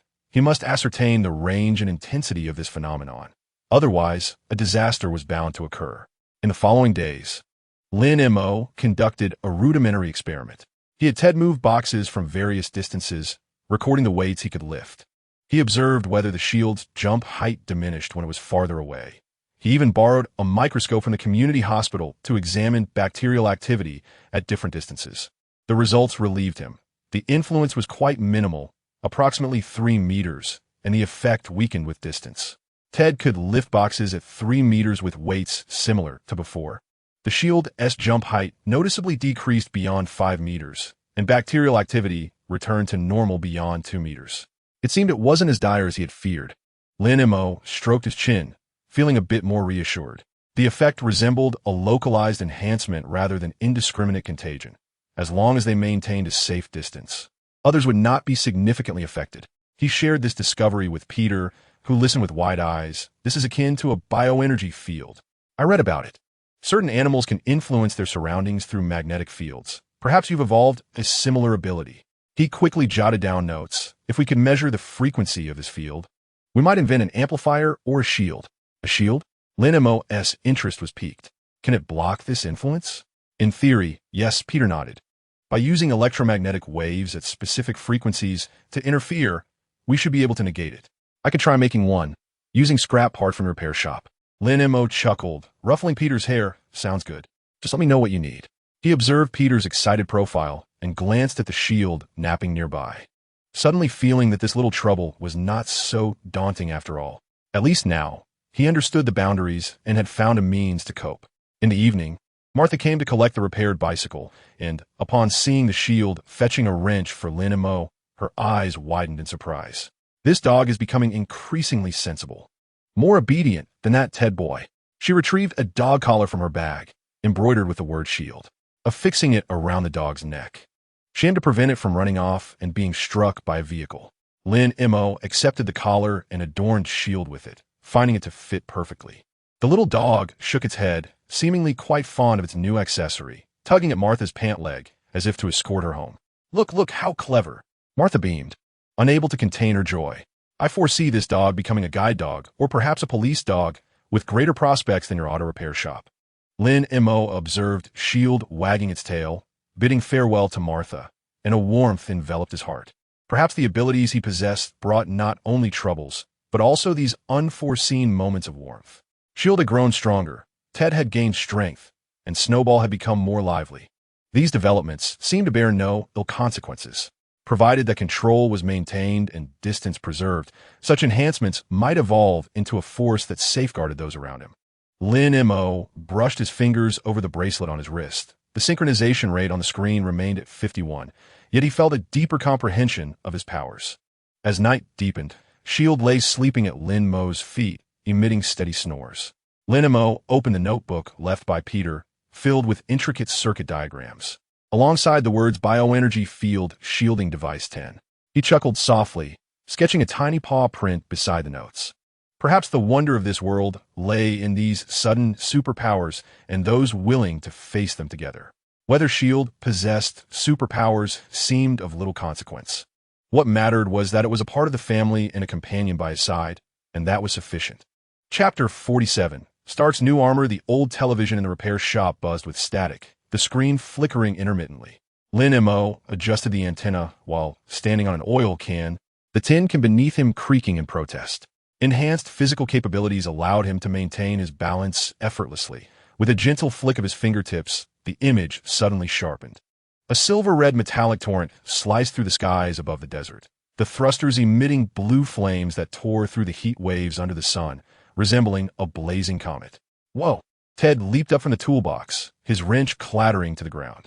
This is absolutely stunning. It's 10 times cooler than the robots we saw at Stark Industries. He pressed his face against the screen, nearly colliding with the glass. Look at that sheen. It must be titanium alloy. And those missiles, whoosh, just shot out. On the television, Tony Stark hovered in his Mark III armor, the helmet slowly retracting to reveal his signature smirk. Ladies and gentlemen, this is what you call a commuting tool. No sooner had he spoken than the armor ascended sharply, breaking through the clouds in a dazzling flash of blue light, transforming the entire desert into a scene from a science fiction film. Peter adjusted his slipping glasses. The notebook already filled with sketches. The thrusters utilize energy conversion technology from an arc reactor, achieving 300 greater efficiency than traditional jet engines, along with stabilization of the anti-gravity device. He abruptly paused, looking up at Lin Mo. Do you think this thrust system could be made available for civilian use? Perhaps installed on a bicycle? Lin Mo remained silent, his gaze fixed intently on the thruster nozzle displayed on the screen. The shape of the blue flame seemed eerily familiar, reminiscent of the energy fluctuations when the stone from New Mexico was heated. He instinctively reached into his pocket, where the fragment he had unearthed from the woods lay quietly. Ever since he discovered its ability to disrupt circuits, he had encased it in a tin box, occasionally taking it out for inspection. But he never anticipated it would exhibit unusual behavior at such a moment. Look, it can even change shape, Ted exclaimed, clapping Lin Mo on the shoulder with enough force to crack a walnut. It must have a hidden compartment for a machine gun. In the knees, there's definitely a shock absorption mechanism. Otherwise, it would have fallen apart from such a height. However, Lin Mo's thoughts were solely on that stone. Suddenly, his wristband vibrated faintly, akin to the flutter of a mosquito's wings. Maintaining his composure, he rolled up his sleeve, and a fleeting line of text appeared on the pale blue screen. High energy reaction detected, resonating with this guardian stone. His heart constricted sharply. Resonance? He discreetly retrieved the tin box, but as his fingertips brushed against the metal surface, he recoiled in pain. It was significantly hotter than when he had buried it in the woods. The paint on the box had begun to char, revealing a faint glow of red from within. "What's wrong?" Peter inquired, noticing his actions. "What is that? It's so hot." As the boy's fingers neared the box, he flinched back from the heat. "Is it the stone from New Mexico?" "Yes," Lin Mo replied, stuffing the tin box into the bottom of the toolbox and covering it with a few grease-stained rags. "It might be interfering with the television signal." He pressed the power button, and the screen instantly faded to black, leaving only the remnants of static. Ted protested, "Hey, I haven't finished watching. Did the armor blow up the aliens?" "There were no aliens. It was just testing new features." Lin Mo crouched down, feigning an inspection of the toolbox, his fingertips still feeling the rising temperature of the stone, a sensation akin to holding a scorching branding iron. He recalled Martha's words about the stone being tainted by divine malevolence. It seemed she had been right. What feature could be more impressive than defeating aliens? Ted persisted, pulling a crumpled lollipop from his pocket. "I bet it can transform into a sports car. I saw that in a comic last time." However, Peter seemed contemplative. The television just stated that the Mark III armor's reactor output is 15 times that of the Mark II. Such energy intensity could affect the surrounding electromagnetic field. Lin Montag, do you think your stone might react to specific energy frequencies? He opened his notebook, pointing to a previously drawn energy waveform chart. "It's like tuning a radio. Only specific frequencies can receive signals." Lin Mo felt a stir of realization. Peter's reasoning made sense. The Asgardian hammer itself was an artifact, and it was not surprising that the stone, infused with its energy, would resonate with Tony's arc reactor. After all, both energies bore the signature of extraterrestrial technology. Observing the boy's earnest profile, Lin Mo suddenly felt that this child might one day unravel these supernatural phenomena. "Perhaps," Lin Mo replied vaguely, securing the toolbox. "I need to deliver medicine to Grandma Gretchen. You two keep an eye on the store." He seized his coat and strode out, the warmth radiating from the tin box seeping through the fabric, scorching his skin. The autumn wind whipped through the fallen leaves, striking his face like tiny blades. Lin Mo did not head towards Gretchen's home. Instead, he veered towards the edge of the community, to the woods where he had buried the stone last time. Utilizing his penetrating ability, he seamlessly traversed the earth, unearthing the tin box suffocated beneath the boulder. The moment he opened it, a wave of heat surged forth, the stone glowing like molten lava, its surface even simmering slightly. "Insane," Lin Mo muttered under his breath. If this object continued to burn, it would inevitably attract the attention of SHIELD. He glanced around to ensure no one was watching, activated his penetrating ability, and plunged his hand 3 meters underground, directly reburrowing the stone, which he then topped with an even larger rock and reinforced with some scrap rebar. Only after completing this task did he exhale in relief. The bracelet on his wrist had ceased vibrating. The screen reverted to darkness. Leaning against the tree trunk, he gasped for breath. The stamina granted by his physical enhancement prevented him from becoming overly fatigued, yet the agitation in his heart lingered. Tony's new armor testing, SHIELD covert surveillance, and this restless stone. His tranquil days seemed to be gradually unraveling. On his way back, he passed the community park and spotted Aunt May, with several elderly ladies basking in the sun on a bench, knitting sweaters. Upon seeing Lin Mo, one of the ladies waved, "Shaolin, come sit for a while, we just baked some cookies." "Not now, Aunt May, I have matters of the shop." Lin Mo replied with a smile, yet his steps faltered. He noticed the pattern on the sweater Aunt May was knitting, It was a silver and red robot, complete with a glowing circle on its chest, resembling Tony's armor. This is how Peter drew it. Aunt May held it up for display. That child said it's Iron Man, capable of flying through the sky. Isn't modern technology astonishing? Even clothing can fly now. Lin Mo's lips twitched slightly. It is indeed impressive. Suddenly recalling Peter's earlier words, he mused that if the thrusters could truly be commercialized and fitted onto bicycles, Ted could very well ride it straight into the Brooklyn Bridge. Upon returning to the repair shop, he found Ted and Peter huddled around an old motorcycle, studying it intently, with a printed schematic of the Mark III armor spread on the floor. Look here, Ted pointed at the location of the thruster. If we modify the motorcycle's exhaust pipe like this, it might just take flight. Impossible, Peter shook his head. The energy density of the arc reactor is 1,000 times that of regular fuel. The motorcycle's engine couldn't withstand it. It would explode. He picked up a pencil and sketched a small fan on the diagram. Using this, based on magnetic levitation principles, it may not soar high, but it could hover a few centimeters off the ground. Leaning against the door frame, Lin Mo observed them, suddenly finding it somewhat amusing. Two young boys poring over a printed diagram of a flying motorcycle, while he, who possessed knowledge of the future, was troubled by a searing stone. Perhaps ignorance was bliss. At least it spared one from constant worry. Stop messing around. Lin Mo approached and took the printed diagram. This armor utilizes rare metals, of which there are scant few on Earth. If you're modifying a motorcycle, stick with steel. He pointed to the joint of the thruster. The hydraulic system here could be adapted. Modifying it could enhance the motorcycle's shock absorption. Peter's eyes suddenly sparkled with realization. Of course. How did I not think of that? Connecting the wheels with hydraulic rods and adding springs. He seized a pen and began to write hastily, murmuring to himself about damping coefficients and elastic moduli. Ted leaned over to take a look, his expression one of confusion. Speak plainly. It means it will reduce the bumps in the ride. Lin Mo gave Ted a light pat on the head and affixed a printed diagram to the wall. If you want to learn this, you must first master mathematics. Otherwise, you won't even be able to comprehend the blueprints. In the evening, Carlos unexpectedly arrived, clutching a bottle of whiskey, his countenance rather grim. Loche? Lin Mo was taken aback. The old man had seldom visited since he opened his repair shop, claiming that out of sight meant out of mind. Have you been watching television? Carlos set the bottle down on the counter, his voice hoarse.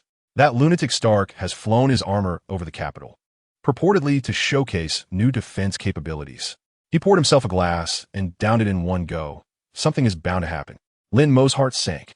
He understood that this was a prelude to Tony publicly revealing his identity as Iron Man, a catalyst for the acceleration of the Avengers initiative. Did the military not intervene? Intervene? Who would dare? Carlos scoffed.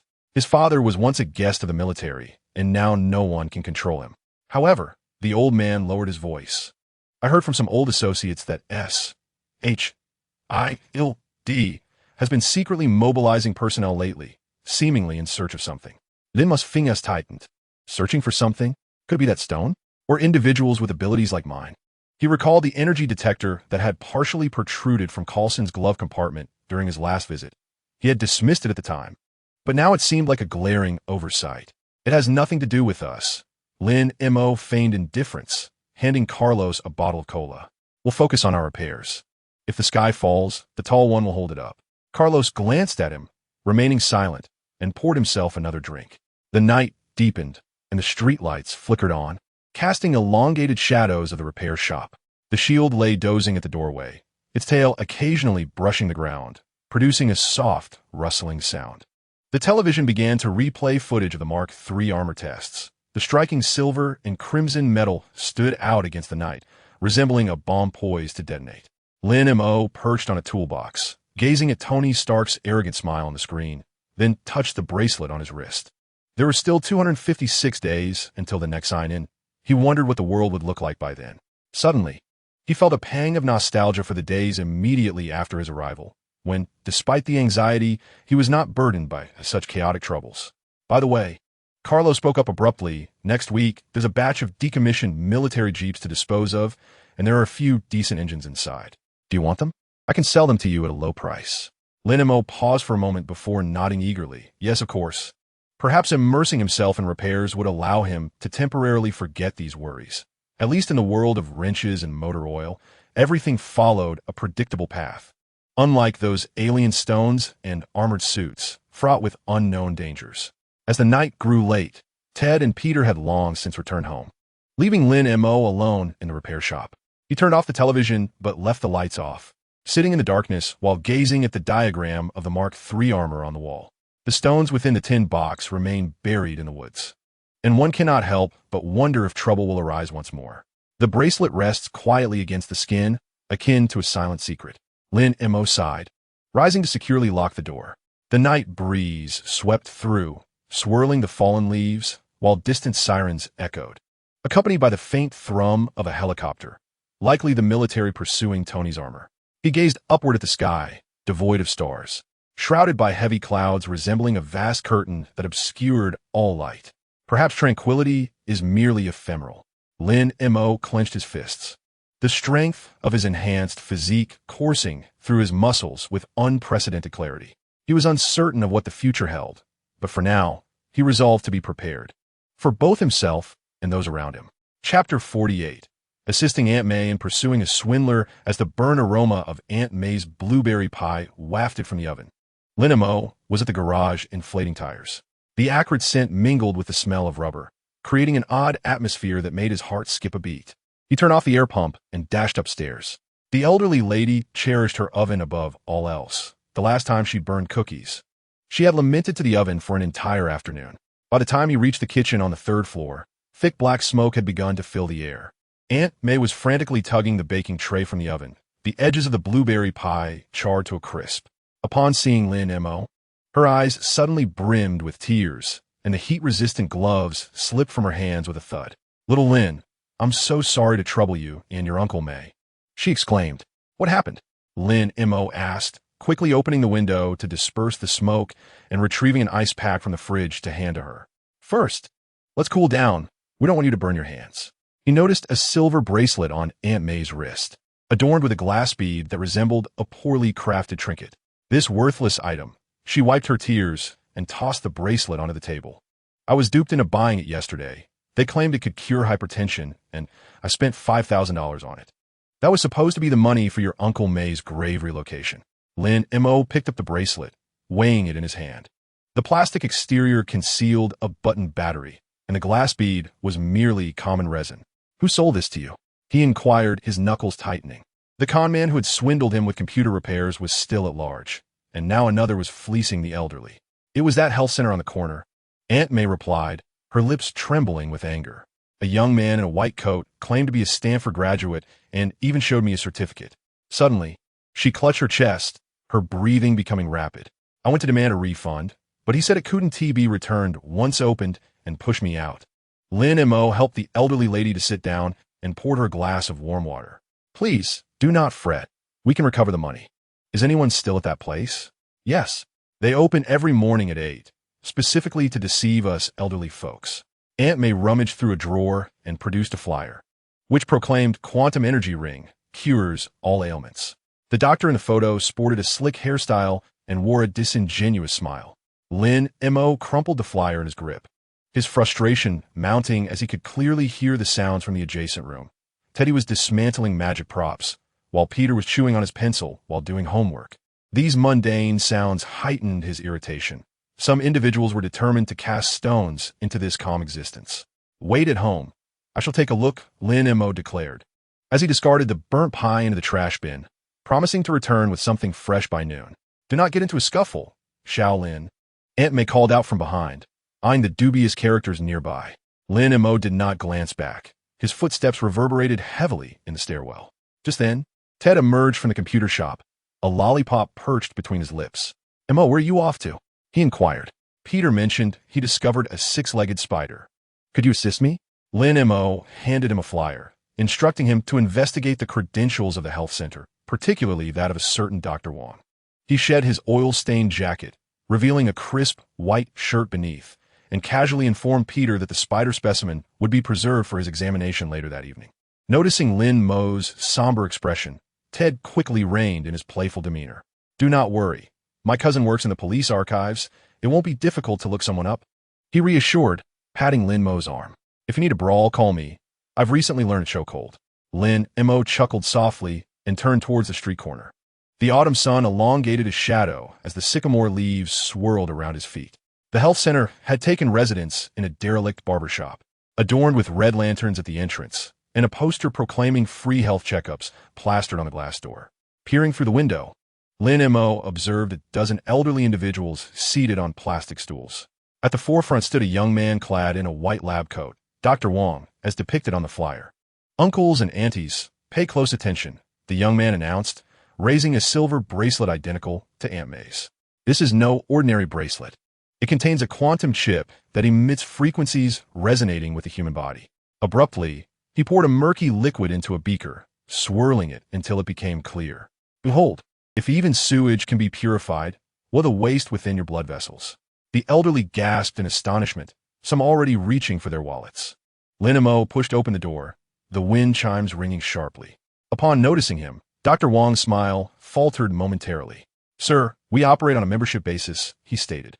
"I am here to see you," Lin Mo replied, advancing towards the front, his gaze sweeping across the wall adorned with certificates, stains resembling graffiti. "Aunt May's money should be refunded." "What Aunt May?" "I do not know her." The young man retreated a step, signaling two burly men beside him. "You are causing a disturbance, are you not? Do you wish for me to summon security?" "By all means." Lin Mo gestured towards a corner where the surveillance camera was placed.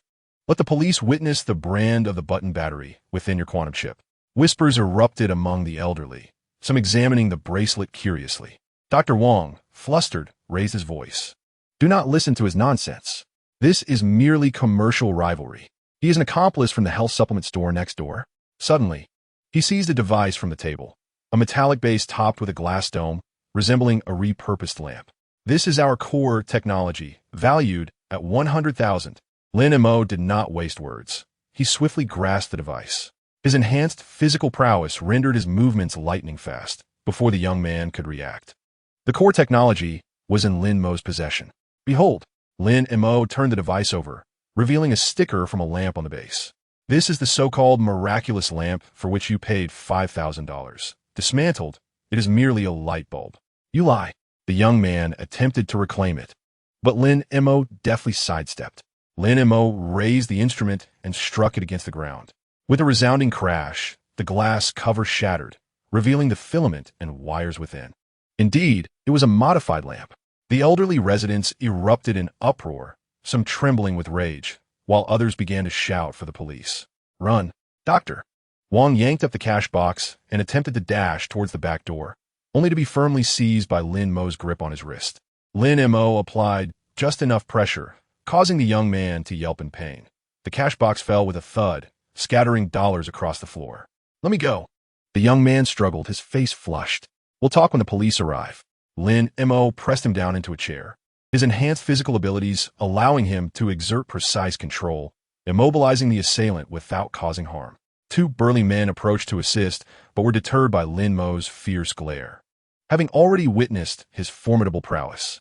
As the sound of police sirens echoed around the corner, the elderly were busy counting the scattered dollars. Aunt May, having arrived at some point, stood at the door, wiping her tears. Upon seeing Lin Mo, she rushed forward and embraced him, exclaiming, "Good child, you are truly my lucky star." Dr. Wong was led away by the police, still insisting, "I graduated from Stanford." An elderly man with glasses grasped Lin Mo's hand tightly, expressing his gratitude. "Thanks to you, young man, my wife had saved 3 years' worth of money, nearly falling victim to this scam. Never trust such things again." Lin Mo helped her gather the scarf that had fallen to the ground, advising, "If you feel unwell, do visit the hospital, doctor. Lee at the community clinic is quite good." As they cleared the remnants of the chaos, Ted and Peter arrived. Ted assisted the police in documenting the losses, while Peter squatted on the ground, examining the broken instrument, muttering, "The resistance wire's power is incorrect. It will definitely short-circuit. This fraudster is utterly unprofessional."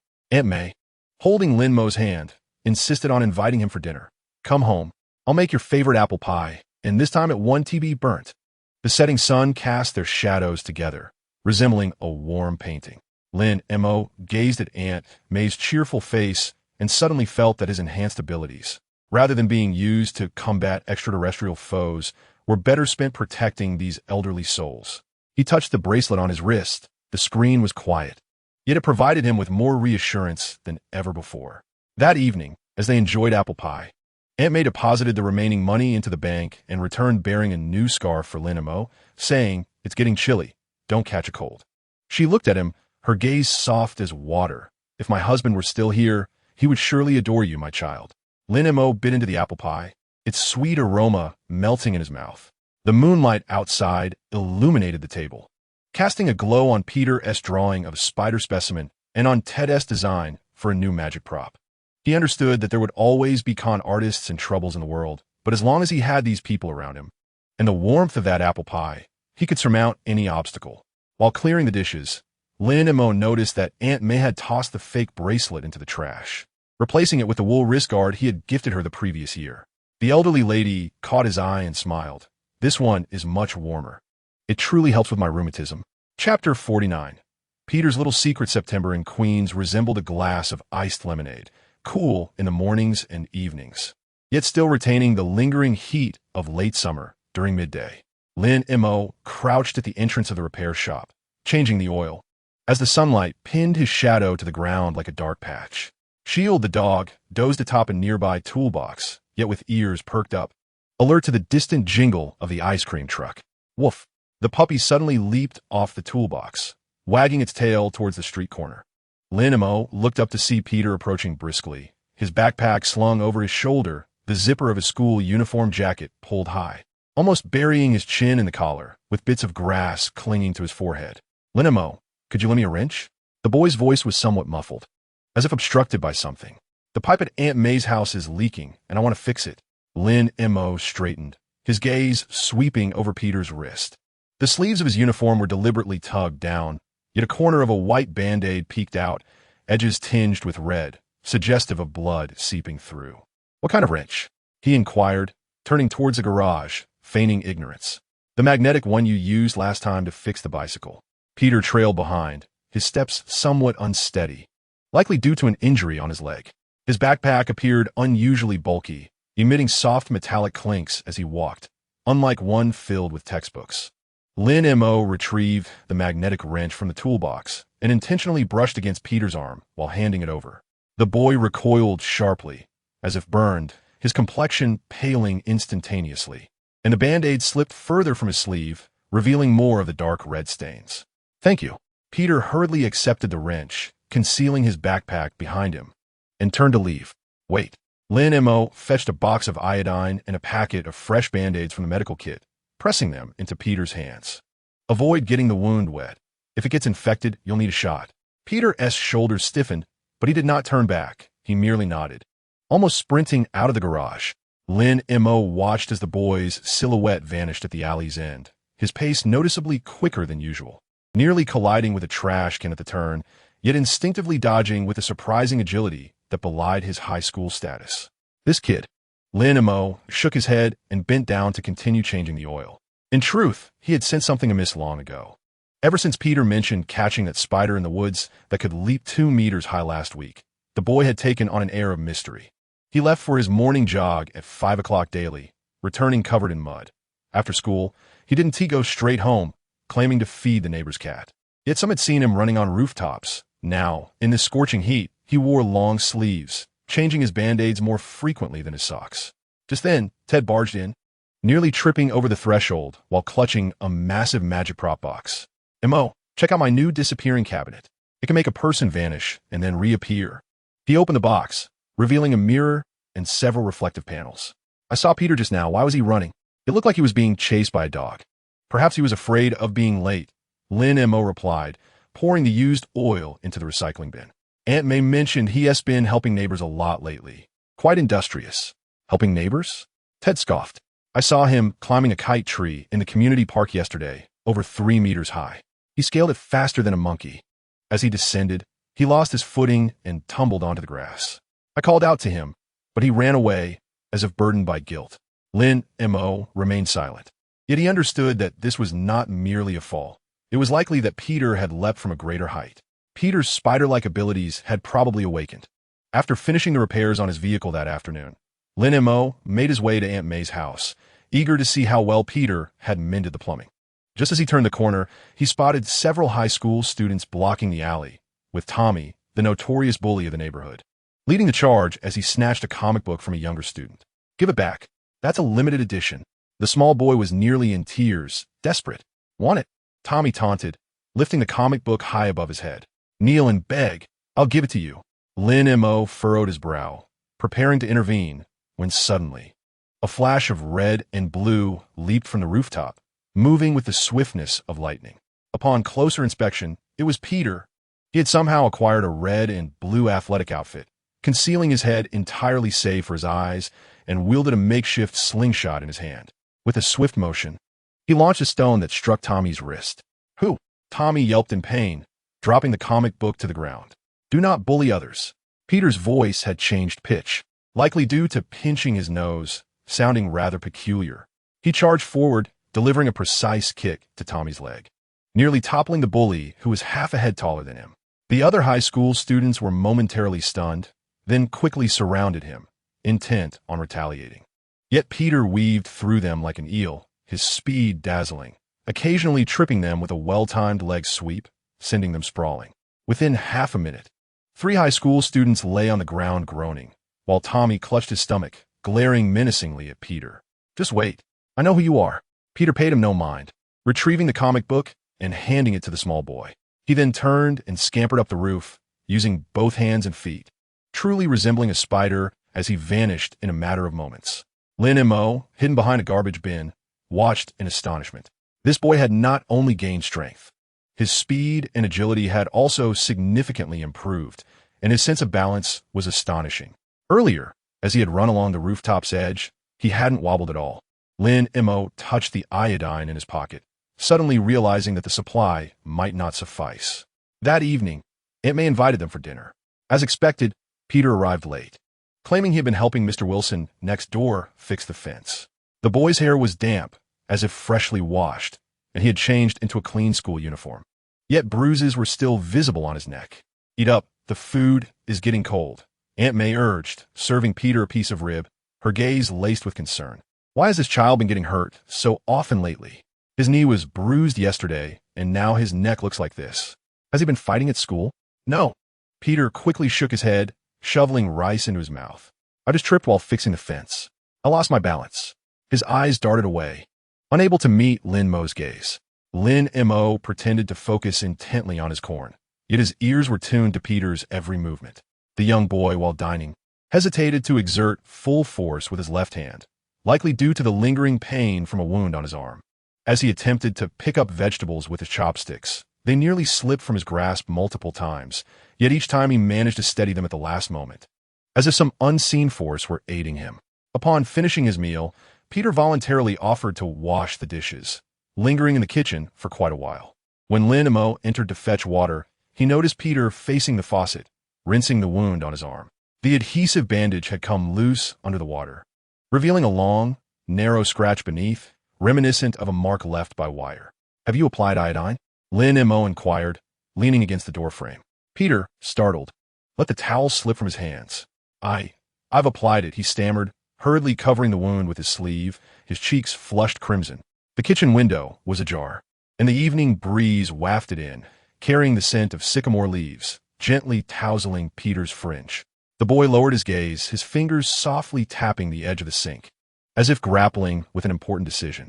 After a moment of silence, he abruptly lifted his head, his voice barely above a whisper. "Uncle Lin, do you feel a bit different too?" Lin Mo's heart skipped a beat. He gazed into Peter's clear eyes behind the lenses, which sparkled with curiosity, apprehension, and a hint of anticipation, as if awaiting a clandestine revelation. The boy's fingers unconsciously traced the sink's edge, remnants of wall dust lodged beneath his nails, likely from climbing. "Why do you ask?" Lin Mo refrained from answering directly, instead pouring water into a cup, the steam obscuring his expression. "Because," Peter bit his lip, "I saw you the last time you helped Grandma Grace deliver medicine. When you crossed the street, even though the light was red, you reached the other side in an instant, faster than the cars. Ted also mentioned that you can walk through walls, and Mrs. Martha said that the leaves by your door vanish into thin air." As he spoke, his voice grew louder, his eyes shimmering with excitement. "Do you possess some sort of extraordinary ability?" Observing Peter's enthusiasm, Lin Mo was suddenly reminded of his own trepidation upon discovering his abilities. He too had felt a mix of exhilaration and fear, unsure of whom to confide in, practicing in secret lest he be deemed a monster. He handed the cup to Peter, their fingertips brushing against each other as he felt the boy's trembling hand. "Hurry along now. Don't keep Aunt May waiting." Peter paused momentarily, accepting the cup, a flicker of disappointment crossing his face. Yet it quickly transformed into a gleam of understanding. "Okay," he nodded vigorously, seizing his backpack and dashing toward the door. He halted at the threshold, turning back to flash Lin Mo a smile imbued with relief and a silent camaraderie of comprehension. Leaning against the kitchen doorframe, Lin Mo listened to the sound of Peter's footsteps descending the stairs, noticeably lighter than before. He knew that the weight on the boy's heart had likely lifted. At least, he was no longer the sole individual who felt different. Upon returning to the auto repair shop, Ted was still fiddling with his vanishing cabinet, muttering to himself, "Tilt the left mirror another 3 degrees. Noticing Lin Montac is arrivé. He looked up with an air of mystery. "Mo, I have something to tell you, but you mustn't share it with anyone." "What is it?" Lin Mo asked, wiping his hands. "I just saw Spider-Man." Ted lowered his voice, his eyes wide with excitement, recounting a remarkable sight in the community park, a figure clad in red and blue, capable of scaling walls and teaching Tommy's gang a lesson. "How impressive." He animatedly gestured, indicating that the silhouette seemed vaguely familiar, almost the same height as Peter. Lin Mo chuckled softly. "You must be mistaken. There's no Spider-Man." "I assure you." Ted insisted. "I even took a picture." He produced his phone, revealing a blurry image of a red and blue figure darting across a rooftop, indeed resembling Peter. "Perhaps it was someone else," Lin Mo suggested, patting Ted's shoulder. "Stop daydreaming. We still need to help Mrs. Martha fix her fence tomorrow." Ted mumbled a retort but ceased to argue, returning to his magic props. As Lin Mo approached the door, he gazed at the moon overhead, feeling a sudden sense of tranquility. He had uncovered Peter's secret, and Peter had likely discerned his. This unspoken understanding enveloped them like a delicate layer of sugar, binding two distinct individuals in their shared thoughts within this ordinary world. Shield emerged from his cozy spot, nudging Lin Mo's pant leg. Lin Mo bent down to scoop up the puppy, stroking its fluffy head. "What do you think? Should we craft a better mask for him?" Shield tilted his head, licking Lin Mo's chin as if in agreement. The night breeze swirled a few sycamore leaves, swirling them down to the entrance of the garage. Lin Mo knew that Peter's little secret would not remain hidden for long. One day, the borough of Queens would truly recognize this Spider-Man. But for now, he was willing to stand by this boy, safeguarding this tender and anxious secret, much like he had once protected his own clandestine practice of wall crawling. Tomorrow, he would need to procure some large Band-Aids and stock up on antiseptic. Given Peter's propensity for adventure, there would surely be many more injuries to come. Chapter 50. Heartwarming moments of winter. The first snowfall in Queens arrived unexpectedly. At 5 in the morning, Lin Mo was roused by the soft patter on the metal roof of the garage. Rising to peer out the window, he was greeted by a world blanketed in white.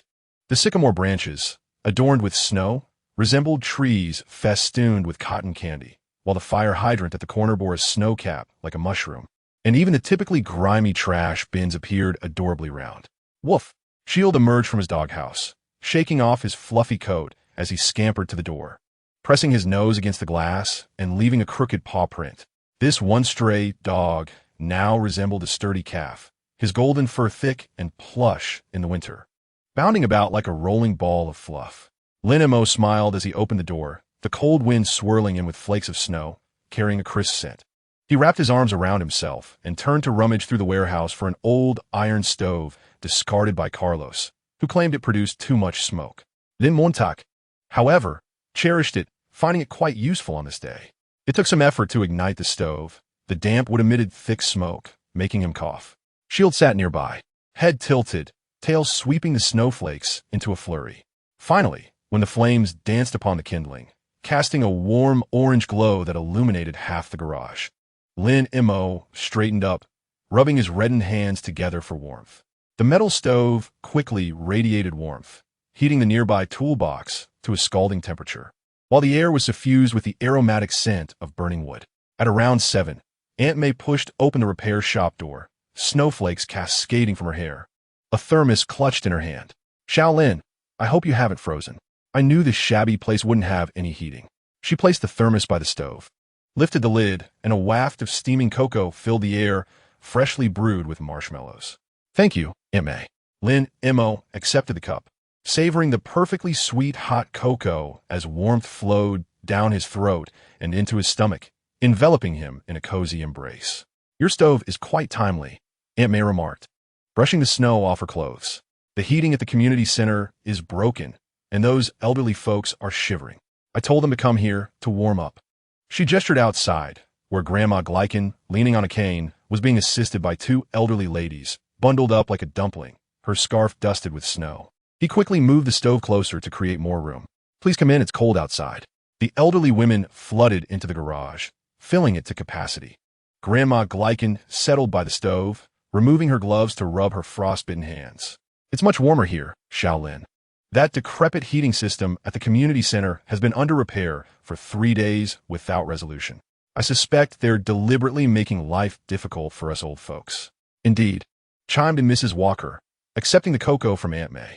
When I paid the property fees last time, they made all sorts of promises about heating in winter. Now look, with the snow falling so heavily, the heating has failed us. Lin Mo refilled their cocoa while crouching in the corner, working on the gearbox he hadn't finished yesterday. The light from the metal stove cast a warm glow on the gears, shimmering invitingly. Enhanced stamina allowed his fingers to remain nimble in the cold. The disassembled parts were arranged neatly, like soldiers in formation.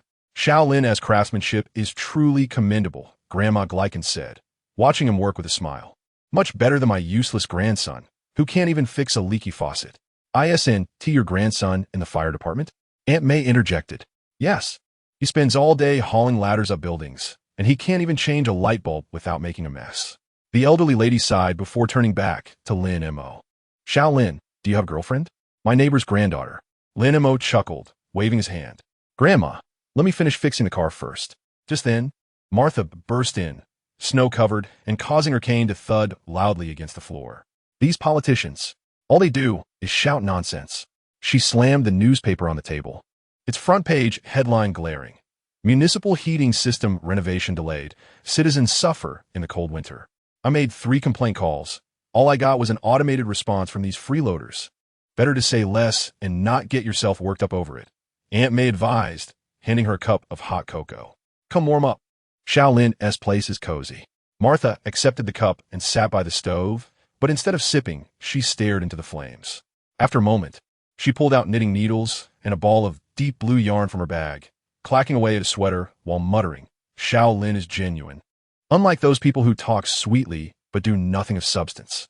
Lin Mo pretended not to hear, his hands skillfully twisting the wrench. He understood that Martha's words were spoken in anger. The old woman had a sharp tongue, but a tender heart. Just yesterday, she had braved the snow to deliver dumplings to the solitary Mrs. Walker. At around 9, the garage door swung open once more, this time revealing Ted, bundled in an oversized down jacket, with snow clinging to the fur trim of his hat. Mo, the snow outside is wild. I just returned from the park, and the snowman is taller than Carlos. Upon noticing the gathering of elderly ladies, he paused for a moment before cheerfully greeting, Hello, grandmas. I brought roasted chestnuts. He emptied a bag of warm chestnuts onto the table, the aroma mingling with the scents of cocoa and charred wood, creating a delightful warmth within the garage. The elderly women immediately encircled him, eagerly peeling and enjoying the treats, while Grandma Gretchen insisted on giving Lin Mo some, saying, Eat while it's hot. They are sweet. When Peter arrived at noon, his enormous backpack was fogged with his breath. Lin Mo, Aunt May says you have a stove here. He placed his backpack on the floor and retrieved a thermos filled with hot soup. My mom asked me to bring this, borscht, to warm everyone up, just in time, as I haven't had lunch yet. Lin Mo accepted the thermos, unscrewing the lid to be greeted by the rich aroma of beets. Meanwhile, Peter was drawn to Martha, who was busy knitting by the stove. This boy, Peter, is growing stronger. The last time I saw you, you were shorter than me, she remarked. Hello, Mrs. Martha. Peter scratched his head bashfully, his gaze drifting towards the gearbox in Lin Mo's hands. Lin Mo, look at this. He pulled out a small metallic contraption from his backpack, resembling a mechanical spider, with spring legs that could traverse the snow, albeit slipping frequently. Let me see. Lin Mo set down the soup bowl, and took the mechanical spider into his hands. It was far more refined than the last time he had seen it. Now equipped with a small wheel, indicating it had been modified. He adjusted the spring legs with his fingers, saying, "The angle is off. It needs to be bent another 15 degrees to increase friction." Peter's eyes lit up, and he immediately began rummaging through his backpack for tools, murmuring to himself, "Right? The coefficient of friction for snow is 0.05, lower than glass. So indeed a larger contact area is required." The elderly ladies watched him work, playfully teasing, "This child, much like young Lin, is quite handy." By 2 in the afternoon, the snowfall had intensified, blanketing the world outside in a sea of white, rendering even the opposite grocery store unrecognizable. Lin Mo was assisting Mrs. Walker with her grandson's toy car when he suddenly heard a commotion at the door. Looking up, he was surprised to see Coulson. The man was clad in a dark coat, a light layer of snow resting atop his hat, and he carried a toolbox. Upon seeing the full room, he appeared momentarily taken aback. "I seem to have arrived at an inopportune time. Mr. Coulson?" Lin Mo asked in surprise. "What brings you here?" "I was passing by. My car slid a bit, and I was hoping to borrow a set of tire chains." Coulson's gaze swept over the iron stove before landing on the scattered chestnut shells and yarn balls, a barely perceptible smile gracing his lips. It seemed the atmosphere here was quite lively. "Come in and warm yourself by the fire," Aunt May warmly invited. "How heavy is the snow outside? Have a cup of hot cocoa to warm up." Coulson did not hesitate. He removed his coat and hung it on the hook by the door, revealing the shirt beneath. Observing the unchopped firewood piled in the corner, he promptly seized the axe, declaring, "I shall chop some wood. The stove is nearly out of fuel." Lin Mo barely had time to intervene before the man swung the axe with decisive grace. "Ah, this young man possesses considerable strength." Grandma Gretchen nodded approvingly. "More capable than my grandson, the firefighter."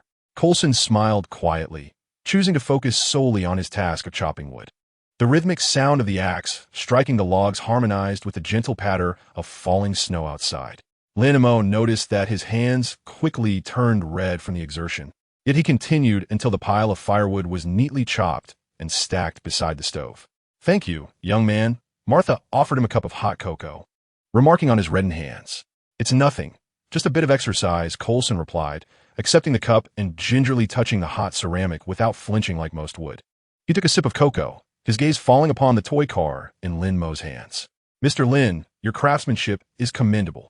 "Just a haphazard repair," Lin Mo replied, handing the restored toy car to Mrs. Walker. The elderly lady's grandson had been anxiously pacing, and upon receiving the car, he immediately pushed it across the floor. Laughter bubbling forth. Coulson remained silent, contentedly sipping his cocoa while listening to the ladies' converse about the community's heating issues. He simply absorbed the conversation without interjecting. Lin Mo found this somewhat peculiar, yet he refrained from probing further. Agents of S.H.L. were always enigmatic, their thoughts inscrutable. As evening fell and the snow ceased, Coulson rose to take his leave. Before departing, he informed Lin Mo the heating at the community center should be repaired by tomorrow. Lin Mo paused, watching as Coulson's figure faded into the snowy landscape, suddenly realizing that this man was not merely passing through to borrow a tire chain. He had come to assess the situation.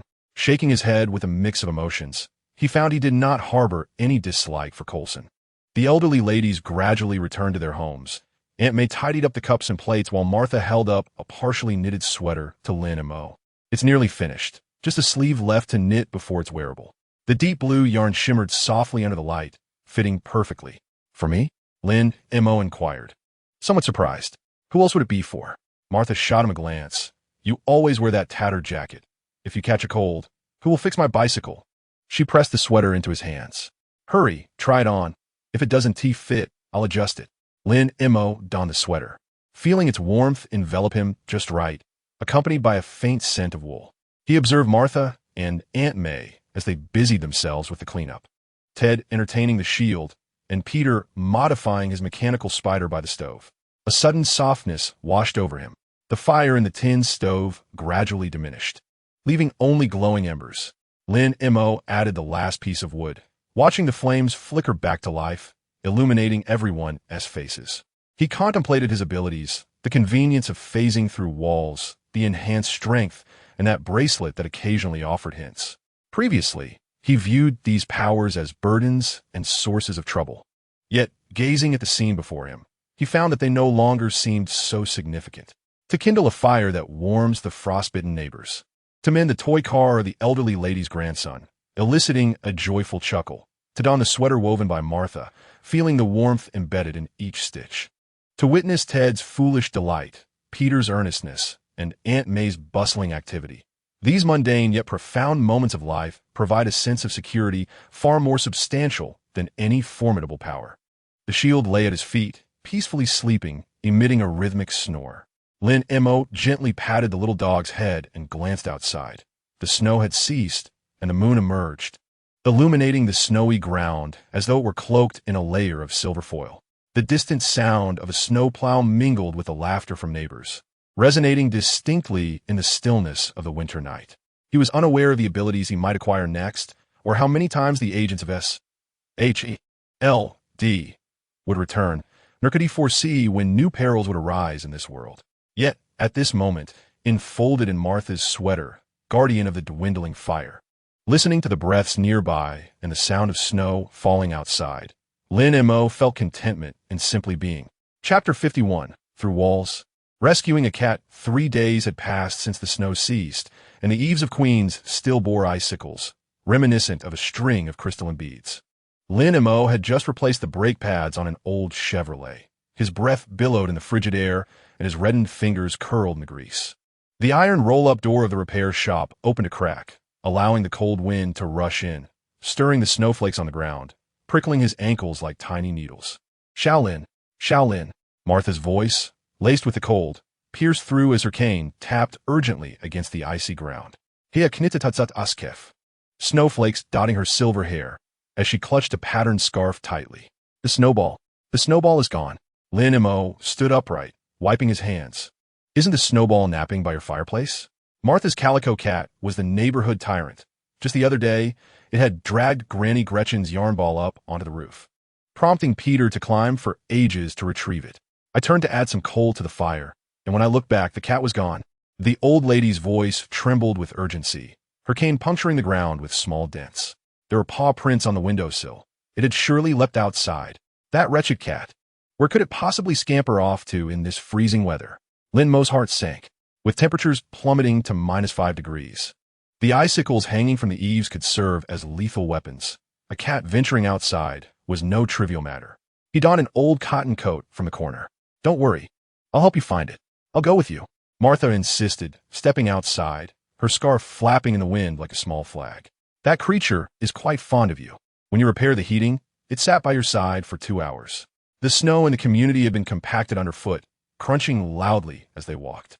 Lin Mo's enhanced physical abilities allowed him to traverse the icy surface with ease, while Martha relied on her cane, moving cautiously step by step. The two called out for the snowball along the snowy mounds by the roadside, their voices echoing in the open street, startling a few sparrows hiding behind the trash bins. Could it have fallen into the drainage ditch? Martha peered through the iron railing towards the ditch, the dry branches scraping harshly against the ice. Ted's magic hat had once fallen into such a trap. I don't think so. Lin Mo pointed to the claw marks on the railing. These paw prints go upward. It must have climbed the wall. The aged walls of Queen's old buildings, mottled and peeling, serve as a makeshift ladder for the cat. Just then, Ted rushed over, clutching a hot water bottle, his nose rosy from the cold. Montag, Mrs. Martha, are you looking for Snowball? Peter said he saw it wandering between Building 3 and Building 4. These two structures were the oldest in the community, with a gap of less than half a meter between them, resembling an unfathomable crevice. A sense of dread gripped Lin Mo as he sprinted towards that direction, his enhanced speed propelling him swiftly to the narrow fissure. A faint meow emerged from the crack, tinged with a whimper that tugged at the heartstrings. Lin Mo knelt in the snow, shining his phone as flashlight into the darkness, illuminating Snowball, who was wedged between the two buildings. The calico cat had curled into a fur ball, its front paws clutching the bricks, hind legs dangling precariously, while its tail was tightly tucked, shivering from cold. What to do? Martha leaned in to see, her anxiety manifesting in restless foot tapping. The firefighter's ladder was too short, and the gap was too narrow for a person to squeeze through. Lin Mo measured the wall's distance with his hands. It was no more than 60 centimeters. just wide enough for a person to pass sideways. However, the surface was laden with frozen debris. Not only would it be impossible to rescue the cat, even peering in could result in a scraped face. I'll call the firefighters. He pulled out his phone, but before he could press the dial button, Martha restrained him. Don't call. Her voice was low and urgent. Last time Ted set off fireworks and burned the curtains, the firefighters came asking questions. Do you want them to know your secret? She did not finish her thought, but Lin Mo understood. She feared the firefighters would uncover his secret. Yet Snowball was on the verge of freezing solid. Lin Mo glanced at the bloodstains on the cat's paws, evidence of its desperate clawing at the bricks. I'll call Peter, Ted suddenly suggested. He is good at climbing trees. Maybe he can drop a rope from the roof. There's no time. Lin Mo shook his head. The light from his phone showed Snowball beginning to sway. If he waited another 10 minutes, the cat would be frozen stiff. He took a deep breath, the frigid air stinging his lungs. Mrs. Martha, please shield me from others. What are you planning to do? Martha's eyes widened in disbelief. I'm going in to bring it out. Lin Mo shed his cotton jacket, revealing a thick sweater underneath. I can fit through the gap. Are you insane? Martha grasped his arm with surprising strength for someone her age. The crevice is full of ice shards and rusty nails. You'll come out bleeding. I have a plan. Lin Mo gently freed himself from her grip, his fingertips brushing against the icy wall. Trust me. He did not mention his ability to phase through objects, but offered her a reassuring glance. Ted had already dashed to the street corner to keep watch, muttering, No one is coming. Montauk, holy. Lin Mo inhaled deeply, activating his phasing ability. His body transformed into a semi-transparent state, allowing him to sense the rebar and mortar within the walls, akin to viewing a three-dimensional map. He sidled cautiously into the crevice. In this state, physical collisions would diminish, yet the biting cold was unrelenting, piercing through him like countless icy needles. Meow. Snowball startled at the sudden appearance of the translucent figure, nearly losing its grip. Stay still. Lin Mo lowered his voice, the penetrating quality causing it to sound somewhat ethereal. I have come to rescue you. He cautiously approached, his enhanced physical abilities allowing him to maintain balance in the confined space, deftly avoiding the icy shards on the wall as his fingers reached out towards the cat's front paw. Snowball, likely dazed from a cold, did not struggle but trembled even more violently. Lin Mo gently cradled it in his arms, and the calico cat immediately curled into a ball, burying its face in his sweater, its purring tinged with a hint of sorrow. Turning around while holding the cat proved to be more challenging. Lin Mo's back brushed against the rough wall, and in his phasing state, he felt no pain. Yet he could see the flakes of wall plaster that had been scraped away. He moved inch by inch, each motion deepening the cold, and below his knees. He had already lost all sensation. We're out. We're out. Ted shouted from outside, his voice laced with emotion. Lin Mo's shoulder first slipped through the wall's crevice, followed by his arm, and finally he tumbled onto the snow-covered ground, still tightly clutching Snowball. Martha rushed over, snatching the cat and wrapping it in her large scarf, then turned back to pull him up. You silly child. You must be freezing. Lin Mo attempted to rise but found half of his body numb. With several cuts on his sweater from the ice shards, blood seeping out and dotting the snow with small crimson spots. It's fine, he chuckled, his teeth chattering. As long as the cat was safe, that was all that mattered. Snowball began to recover in Martha's embrace, poking its head out to meow softly at Lin Mo, nuzzling the elderly woman's chin as if to apologize. You still know fear, Martha exclaimed, giving the cat a gentle pat on its behind, her eyes glistening with unshed tears. If little Lin hadn't come, you would have turned into an ice cat. She removed her own scarf and, without hesitation, wrapped it around Lin Mo's neck, the warmth of the wool mingling with the camphor scent of the elderly lady, instantly filling his nostrils. The wailing sirens of a fire truck echoed from a distance, likely summoned by a neighbor. Lin Mo quickly gestured to Ted. Help me up. Don't let the firefighters see me. Just as Ted managed to pull him upright, two firefighters clad in orange rescue gear hurried over. Who called for help? Where's the cat? It's been rescued, Martha proudly announced, holding the cat aloft. My neighbor is quite adept. He climbed up the nearby drainage pipe to reach it. She pointed to the corner where indeed fresh claw marks were evident, remnants Lin Mo had deliberately left during his phasing. The firefighters examined the wall crevice, clicking their tongues. That was risky. Next time, keep a closer eye on your cat. In this cold, a fall could cost a life. They asked no further questions and, having gathered their equipment, departed, likely accustomed to such acts of neighborly assistance. Upon returning to Martha's home, the elderly woman placed Snowball in the cat bed by the fireplace and retrieved a first aid kit to tend to Lin Mo's injuries. Her hands trembled significantly, and as the alcohol swab brushed against the scratches on his arm, it was neither gentle nor light, causing Lin Mo to wince in pain. "You deserve it," Martha scolded, though her eyes were as red as ripe cherries. "If you dare take such risks again, I will throw out all the wrenches from your repair shop. Cats can be replaced, but if something happens to you," the words caught in her throat as she picked up a ball of yarn. Yet she could not manage to knit a single stitch for quite some time. Lin Mo gazed at her silver hair and was suddenly reminded of the time when he had just traversed into this world, hiding in the basement and gnawing on dry bread. It was Martha who knocked on his door, bringing a bowl of warm soup, declaring that one must never neglect their sustenance, no matter how dire the circumstances. He chuckled softly, nudging his arm towards her. "Be gentle. This hand still needs to repair bicycles." "What bicycles?" Martha set down her knitting needles and rummaged through the cupboard, producing a thick cotton jacket. "This was worn by my husband in his youth. Here, put it on so you don't catch a chill." The jacket carried a faint scent of camphor, its lining polished yet impeccably clean. Snowball peeked out from the cat's nest, glanced at Lin Mo, and then retreated to doze, its tail occasionally brushing against the floor with a soft sound. The flames in the fireplace crackled and danced, casting the shadows of the two onto the wall, resembling a warm silhouette. As evening approached and Lin Mo returned to the repair shop, Ted insisted on accompanying him, clutching a thermos. "Mrs. Martha made you ginger tea. She says it wards off the cold." The boy's nose was still red. "Lin, was it really cold when you walked through the wall?"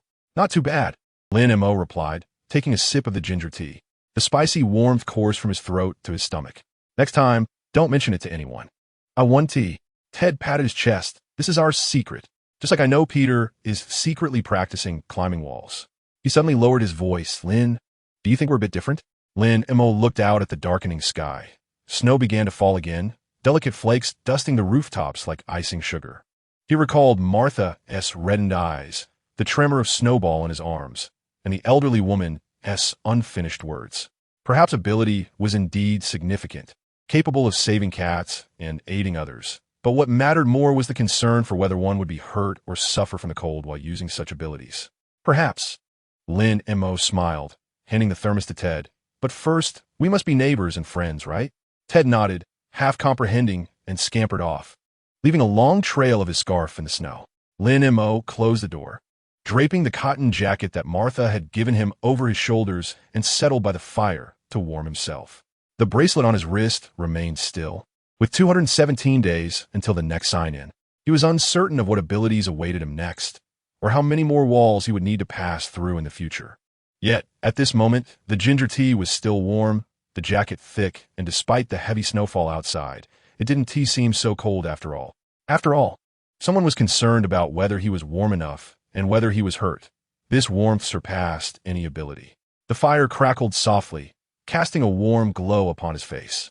Lin Mo closed his eyes, almost hearing the gentle purring of Snowball in his arms, and Martha's unfinished words.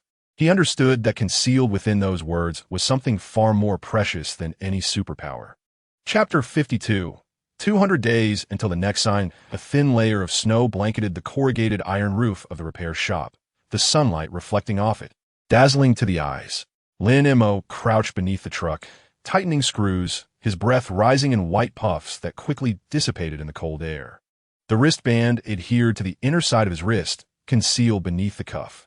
Earlier, while engaged in work, he inadvertently brushed against it, causing the screen to illuminate momentarily, displaying the faint blue digits that clearly read 200. He felt no significant stirrings within, even stifling a chuckle. When he first traversed into this realm, he would gaze at this string of numbers daily, eagerly awaiting new abilities that he believed could resolve all troubles. Now, however, his enhanced physical prowess allowed him to lift and run, while his ability to pass through walls enabled him to transport items effortlessly, managing the various affairs of the community with ease. Last month, he assisted Grandma Gretchen in moving her piano, effortlessly sending it through the wall into her living room, thus sparing the expense of hiring a moving company. Just last week, he apprehended a habitual bicycle thief, using his speed to bewilder the culprit, exhausting him without laying a hand on him. Montauk, look what I brought. Ted burst into the garage, snow cascading from his hair, cradling a massive thermos in his arms. Steam escaped from the lid's seam, carrying the rich aroma of beef stew, which Aunt May had prepared, filling it to the brim, claiming it would replenish his strength. Lin Mo crawled out from beneath the car, grease smudged across his face, wiping it with the back of his hand. How did she know I needed strength? Isn't it because you helped old Jew lift the refrigerator yesterday? Ted set the thermos down on the workbench and lifted the lid, a wave of warmth enveloping them. The entire community buzzed with tales of strongmen at the repair shop who could lift refrigerators with one hand. I told them you could pass through walls too, but they didn't believe me. You're quite the chatterbox, Lin Mo replied, scooping a spoonful of stew that slid down his throat like a warm current, dispelling the chill within him. Aunt May's culinary skills had improved remarkably. The beef was tender, and the radishes had absorbed the broth, imbued with a subtle hint of ginger. Ted leaned in, his gaze fixated on Lin Mo's wrist. Hey, did your wristband display any numbers today? How many days left? He had recently developed a fascination with guessing new abilities, daily sketching mind maps in his notebook, the top labeled flight, with numerous branches below, ranging from supersonic to flying with Ted. Lin Mo rolled up his sleeve, revealing the 200 on the wristband. 200 days left. 200 days. Ted's eyes sparkled, pulling out a calculator and tapping away. If you fix 5 cars a day, you'll be able to repair 1,000 by then. Is that enough to exchange for the ability to fly? That ability ISNT traded for repairing cars, Lin Mo replied, shaking his head in resignation as he sipped his stew, observing Ted fiddling with the calculator. Ted's notebook lay open beside him, the latest page depicting an evolution chart of the wristband, with the final box illustrating a wristband adorned with wings, labeled Ultimate Form. Take me flying. What do you think the ability will be? Ted pressed on, refusing to relent. Invisibility? Transformation? Or perhaps something akin to Spider-Man's web-slinging? He suddenly lowered his voice. Leaning closer to Lin Mo's ear, I actually think the combination of passing through walls and web-slinging would be quite formidable, slipping into a bank and binding the money with webs. Enough of that, Lin Mo chided, tapping his head lightly. If you keep rambling, I'll fish all the beef out of your stew. Ted promptly covered his mouth, yet his eyes continued to dart around, clearly still contemplating. The garage door creaked in the wind, and Shield poked his head out from his nest, barking at the snowdrifts outside. This dog had become increasingly lethargic lately. As the cold set in, he curled up in his cozy spot lined with an old sweater, only willing to move when the enticing scent of beef wafted through the air. Indeed, Peter mentioned he would come by in the afternoon to borrow your caliper. Suddenly, Ted recalled something and spoke of creating a spider-sensing device that could provide an early warning of danger. Then Montauk paused momentarily. Lately, Peter had been increasingly busy, disappearing after school. The last time he came to borrow a wrench, Lin Mo caught a glimpse of blue fabric peeking out from his backpack, identical in hue to Spider-Man's costume in his memory. The boy's arm bore frequent band-aids, occasionally carrying the scent of iodine. When questioned, he merely claimed it was from helping a neighbor move. Understood.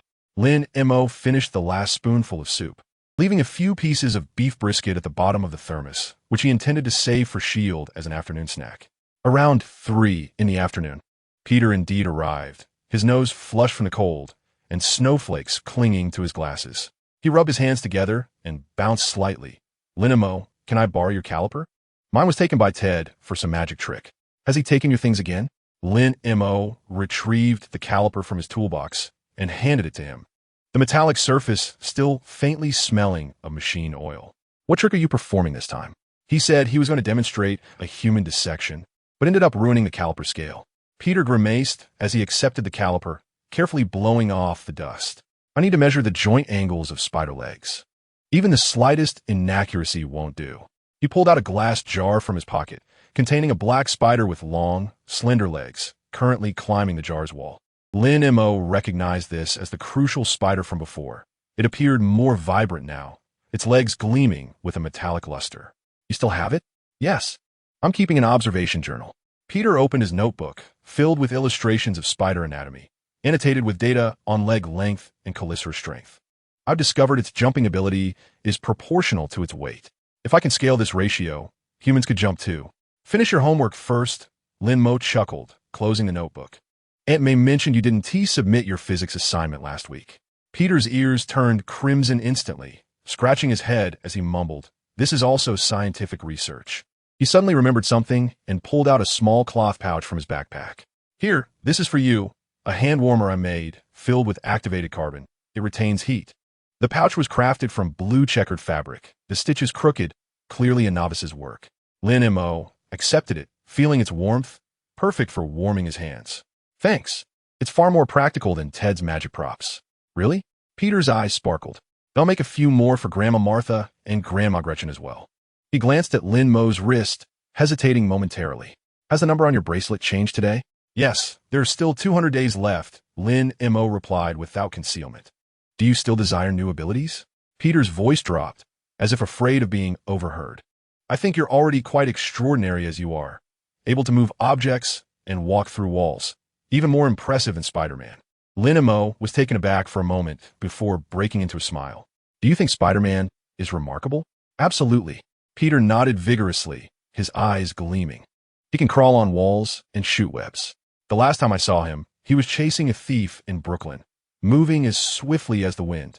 Suddenly, the boy realized something, hastily covering his mouth, his cheeks flushed like apples. Lin Mo refrained from revealing his thoughts and simply patted the boy's shoulder.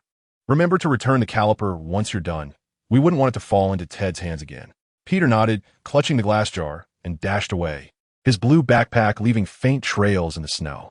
Watching his retreating figure, Lin Mo's heart softened as he touched the hand warmer in his pocket. This child, unable to conceal his admiration. As evening descended and the shop closed, snow began to fall once more, swirling like willow catkins. Lin Mo pulled down the garage door and was about to lock it when he noticed Coulson's car parked beneath a streetlight across the road. The man stood in the snow, clad in a black coat, smoking a cigarette, the ember flickering in the twilight. "Agent Coulson, here to fix a car again?" Lin Mo approached, with shield wagging its tail at his side. As he passed by, Coulson extinguished his cigarette, kicking at the snow beneath his feet. "I heard you helped clear the icy roads in the community yesterday. Did you employ your special method?" "I just sprinkled some de-icing agent." Lin Mo chuckled, knowing Coulson referred to his ability to move ice chunks to the drainage with his phasing skill. He couldn't just stand by and watch the elderly and children slip and fall. Coulson nodded and retrieved a thermos from his coat pocket. "Pepper Potts asked me to bring this to you, thanking you for repairing Stark Industries' server last time." Inside was hot cocoa, wafting with the aroma of frothed milk. "Please thank her for me." Lin Mo accepted the warm vessel, its comforting heat spreading from his palms to his heart. "Mr. Stark is quite intrigued by your skills," Coulson observed, his gaze deepening under the snowy light. "He mentioned that your techniques resemble those of a trained agent rather than an ordinary technician. Perhaps it's just practice." Lin Mo averted his eyes, watching the snowflakes settle on Coulson's shoulders. "If there is nothing else, I should head back. The snow is getting heavy." "Lin Mo," Coulson suddenly called after him. "In 200 days, should you acquire new abilities, what are your plans?" Taken aback, Lin Mo had not anticipated such a question. He glanced at the bracelet on his wrist, snow accumulating on its screen, quickly melting into tiny droplets. "I haven't thought about it. I'll decide when the time comes." He paused, adding, "Most likely, I'll continue fixing cars and assisting the community." Coulson smiled, but said no more, turning back to his vehicle. The engine's roar echoed clearly in the silent street, the taillights fading into the snowy mist like two red stars. Cradling the hot cocoa, Lin Mo made his way to the basement, with shield leaving a trail of paw prints ahead. The snow fell heavier, blanketing the community's rooftops in white. While warm lights glowed from Martha's window, the faint sound of her humming drifting through the air. He touched the bracelet, the number 200 still illuminated. Yet it no longer filled him with anxiety as before. Perhaps he truly didn't need the power of flight or the ability to become invisible. Enhanced physical strength would suffice for helping neighbors with heavy lifting, while his phasing ability would allow for swift deliveries. That was enough. Just like now, with a warm cup of cocoa in hand, a wagging dog by his side, and the distant glow of friends' lights. These moments brought a comfort far greater than any formidable power. Returning to the basement, Lin Mo poured hot cocoa into 2 cups, one for himself and the other placed in Shield's nest. The puppy approached, licking the cup, its tail sweeping against it with a cheerful jingle. He sat at his desk, opened his notebook, and inscribed on the latest page, 200 days until the next check-in. Current abilities: physical enhancement, penetration. Uses: repairing cars, assisting others, rescuing cats. Sufficient. Outside, the snow continued to fall, rustling against the window. Lin Mo closed the notebook, feeling the warmth of the hand warmer in his pocket, Peter's crooked stitches still radiating heat. Suddenly, he felt that these 200 days would not be so arduous. Repairing cars daily, exchanging banter with Ted, listening to Peter talk about spiders, helping Martha find her cat, such days could afford to linger a little longer. Chapter 53. Encounter with a Mutant? The wind in the late night bit like shards of ice, stinging his face. Lin Mo secured the metal door of the repair shop, his breath forming a white mist under the street lamp, only to be whisked away by the wind. Shield followed closely, its paws crunching on the snow, its tail curling like a fluffy ball. The dog, usually curled up in the basement, was inexplicably insistent on accompanying him tonight. Returning now could be perilous. Bending down, Lin Mo patted the puppy's head, his fingertips brushing against its warm skin, a stark contrast to the surrounding chill. He had just finished replacing the transmission on a broken-down pickup, every bone in his body protesting fatigue, yearning to return to the basement for a cup of hot cocoa. At the alley's entrance, a half-man-high pile of snow rested beside the garbage bin, neglected by the daytime snowplow. Habitually, Lin Mo glanced inside. He had previously caught a habitual thief of batteries here, which had instilled in him a penchant for scrutinizing shadowy corners. Suddenly, his dynamic vision detected an anomaly. The snow in the corner remained undisturbed by the wind, slowly coalescing as if an invisible hand were sculpting it. He paused, signaling Shield to be quiet. The puppy understood, immediately falling silent, though its tail continued to sweep the ground restlessly. Lin Mo softened his steps, edging along the mottled brick wall, his boots barely making a sound on the icy surface. The enhancement of his physical abilities rendered his senses extraordinarily acute. He could hear his own heartbeat and a faint sound reminiscent of ice cracking. As he turned past a stack of wooden crates, the sight before him momentarily stole his breath. A man clad in a faded denim jacket stood at the end of the alley, his back to Lin Mo, his right hand pressed against the weathered brick wall. Astonishingly, frost emanated from his fingertips, crystallizing into exquisite ice flowers where they met the wall, swiftly tracing the outline of a half-bloomed rose. The edges of the ice petals were sharp as knives, yet possessed an eerie beauty, glimmering coldly under the dim streetlight. The man seemed unaware of Lin Mo's presence, intently adjusting the arc of the ice rose, his left hand unconsciously clenching at his side. Shards of ice emerging between his fingers. His shoulders were thin, and a pale blue mark on his neck, exposed by the jacket's collar, resembled frostbite or perhaps a tattoo. Lin Mo's throat tightened, poised to speak, but the man abruptly turned as if startled, retracting his right hand with lightning speed. Astonishingly, as the icy hand turned, it shed its cerulean hue, reverting to a mundane flesh tone, although the fingertips retained a few shards of ice that had yet to melt. "Who are you?" The man's voice trembled noticeably, his left hand instinctively shielding himself, as if guarding something precious. He appeared to be in his 20s, with dark circles under his eyes. His hair tousled and dusted with snowflakes, yet his eyes shone brightly, wide with alarm, resembling a startled deer staring at Lin Mo. Lin Mo remained silent, merely raising his chin and letting his gaze fall on the man's trembling right hand.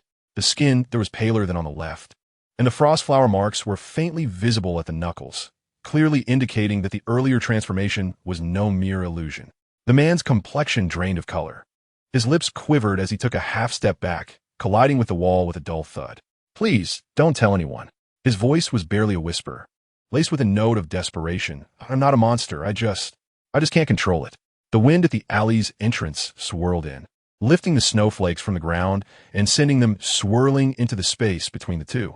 Suddenly, the dog took a couple of steps forward, barking softly at the man, though its tail wagged lightly.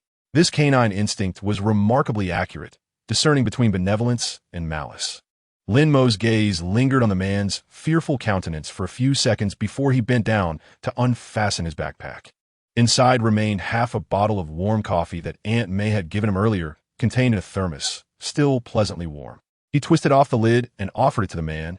"It's freezing. Warm your hands." The man appeared momentarily stunned, his eyes darting between the thermos and Lin Mo, as if struggling to comprehend the situation. After a full half-minute, he cautiously extended his hand, flinching slightly as his fingertips brushed against the warm cup, as if fearing frostbite.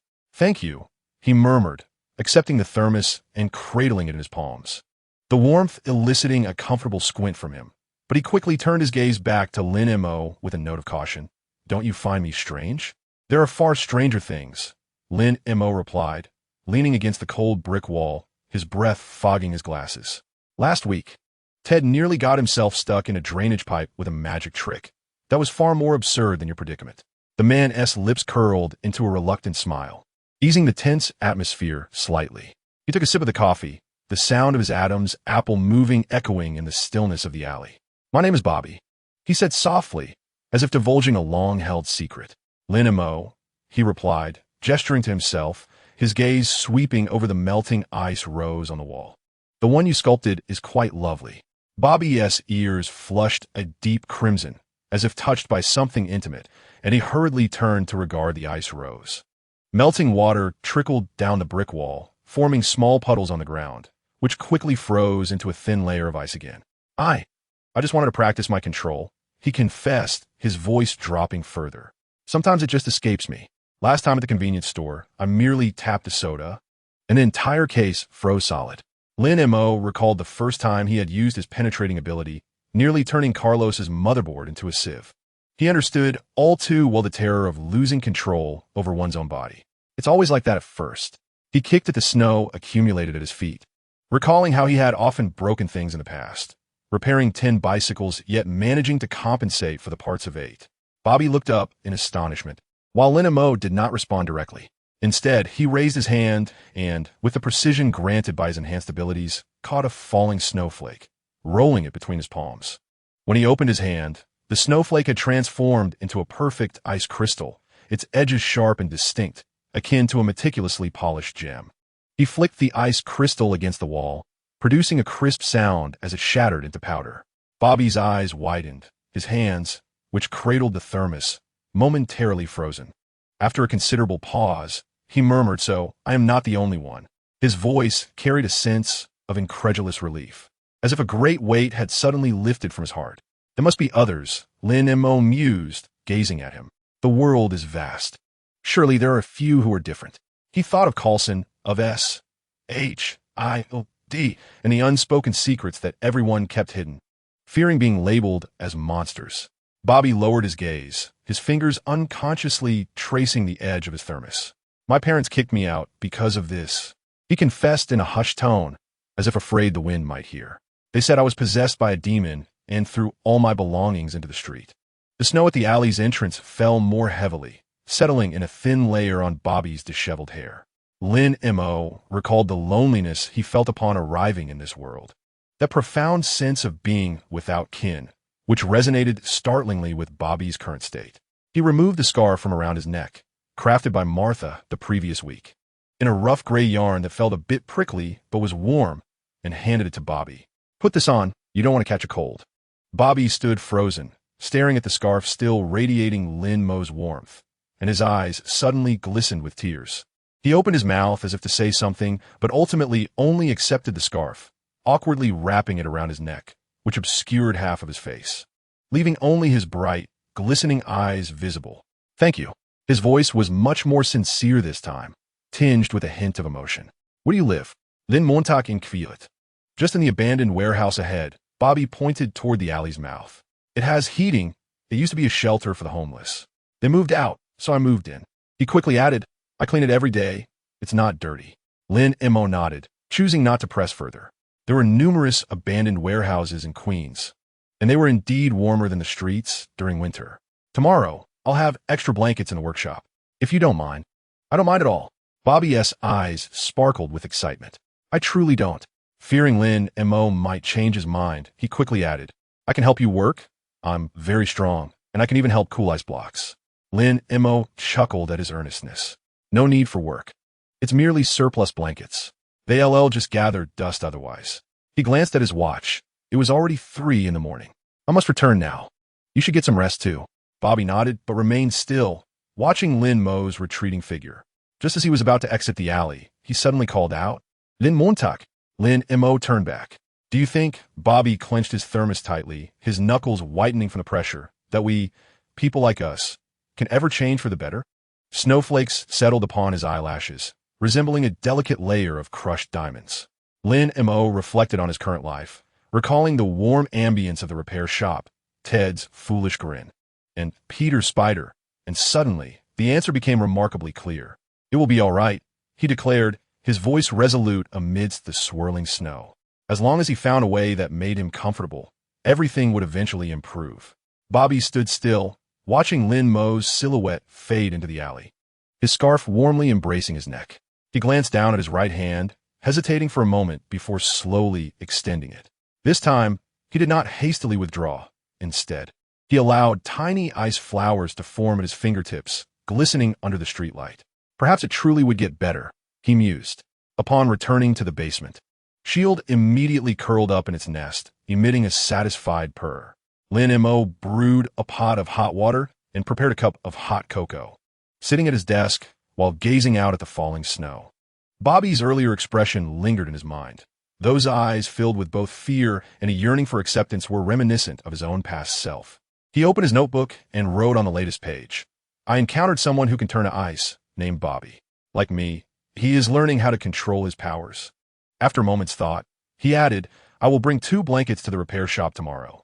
The snow continued to fall outside, beautiful ice flowers forming on the window pane, resembling roses etched into the glass.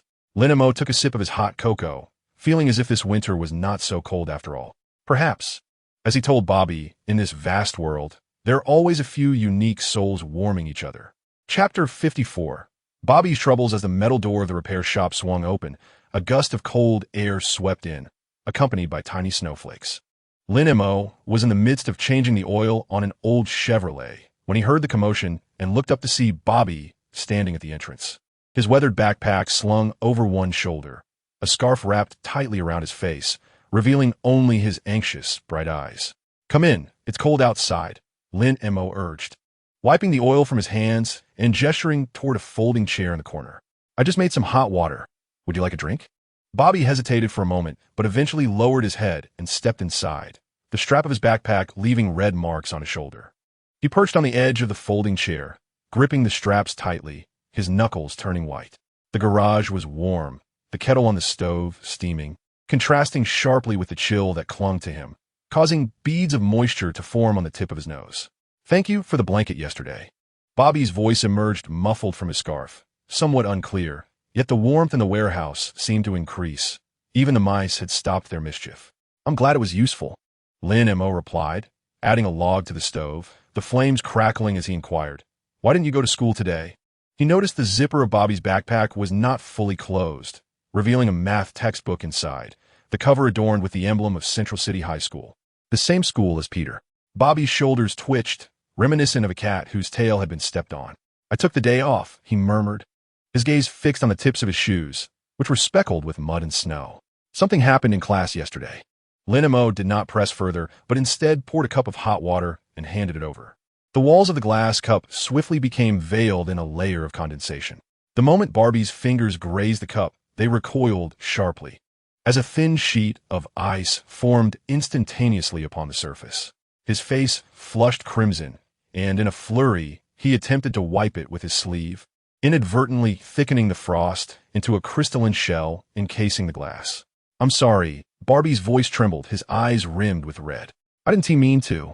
It's just that when the teacher called on me to answer a question, I got so nervous that Lin Mo picked up the cup and, employing his enhanced strength, gently squeezed it. The icy shell cracked with a crisp sound, disintegrating into tiny shards that fell to the ground, melting swiftly. I used to be the same way. The more anxious I became, the less I could control myself. Bobby looked up, astonishment illuminating his eyes. Really?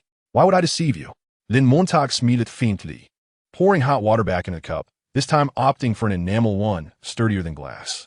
When I first acquired my abilities, I helped Carlos move his computer, all the while hoping not to drop it. Yet, my hand trembled, and I punctured the monitor, exposing the motherboard. The corners of Bobby's mouth twitched into a reluctant smile, though it quickly faded. But you are an adult, while I'm still a student. He loosened his scarf, revealing a pallid face with a faint reddish mark on his left cheek, reminiscent of a burn. Last week, while queuing behind Emily in the cafeteria, she turned to speak to me, and I panicked, freezing her milk into a solid block. The whole class laughed. Emily? Lin Mo pondered momentarily, recalling a girl with a high ponytail who always wore red sneakers. Peter had mentioned her, noting she was the school's long-distance running champion. Yes, Barbie's ears turned crimson. She used to lend me her notes, but now she avoids me. He bowed his head, absent-mindedly tracing the enamel cup's surface, leaving faint white scratches. In my textbook, yesterday, when I reached page 37, it suddenly froze solid, as hard as a brick. The teacher thought I was deliberately causing a disturbance and made me stand for an entire class. The kettle on the stove began to emit a soft whistle, prompting Lin Mo to rise and turn off the heat. Amidst the swirling steam, he noticed a thermometer peeking from the side pocket of Barbie's backpack, likely to constantly monitor his temperature, fearing he might freeze something else. The child's apprehension was far more profound than he outwardly displayed. My parents spoke to me again yesterday. Barbie suddenly confessed, his voice barely above a whisper. They contacted a special school, claiming the teachers there could teach me to control my abilities, and they want me to transfer next week. He clenched his fists, tiny shards of ice forming between his fingers. But I don't want to go. I want to attend school like everyone else, to try out for the basketball team, to take a photo with Emily when we graduate. As Lin Mo returned with the hot water, he caught sight of Barbie desperately wiping his eyes, his shoulders trembling. He sighed inwardly. The juxtaposition of Central City High School and special school inevitably conjured images of the Professor's institution for mutants. While it indeed taught children to master their abilities, it also signified a severance from their previous lives, a daunting prospect for a high school student yearning to fit into an ordinary classroom. What is the reputation of that school? Lin Mo seated himself across from him, deliberately refraining from mentioning the institution's name. I don't know, Bobby replied, shaking his head, tears glistening on his lashes. My parents say it's far away, in northern New York. I have to live at the school. They say the students there are just like me, and they one team mock me for freezing my textbooks. His voice suddenly rose, tinged with a hint of grievance. But I don't want to be among people just like me. I want to be around different people. I just want to be ordinary. The last few words were nearly shouted, and upon finishing, Bobby seemed to expend all his energy, slumping in his chair, tears cascading even more fiercely. The garage was enveloped in silence, interrupted only by the occasional crackle of the heater and the soft whimper of Shield. The puppy, seemingly frightened, lay at Lin Mo's feet, anxiously nudging his pant leg with its head. Lin Mo reminisced about the days following his arrival.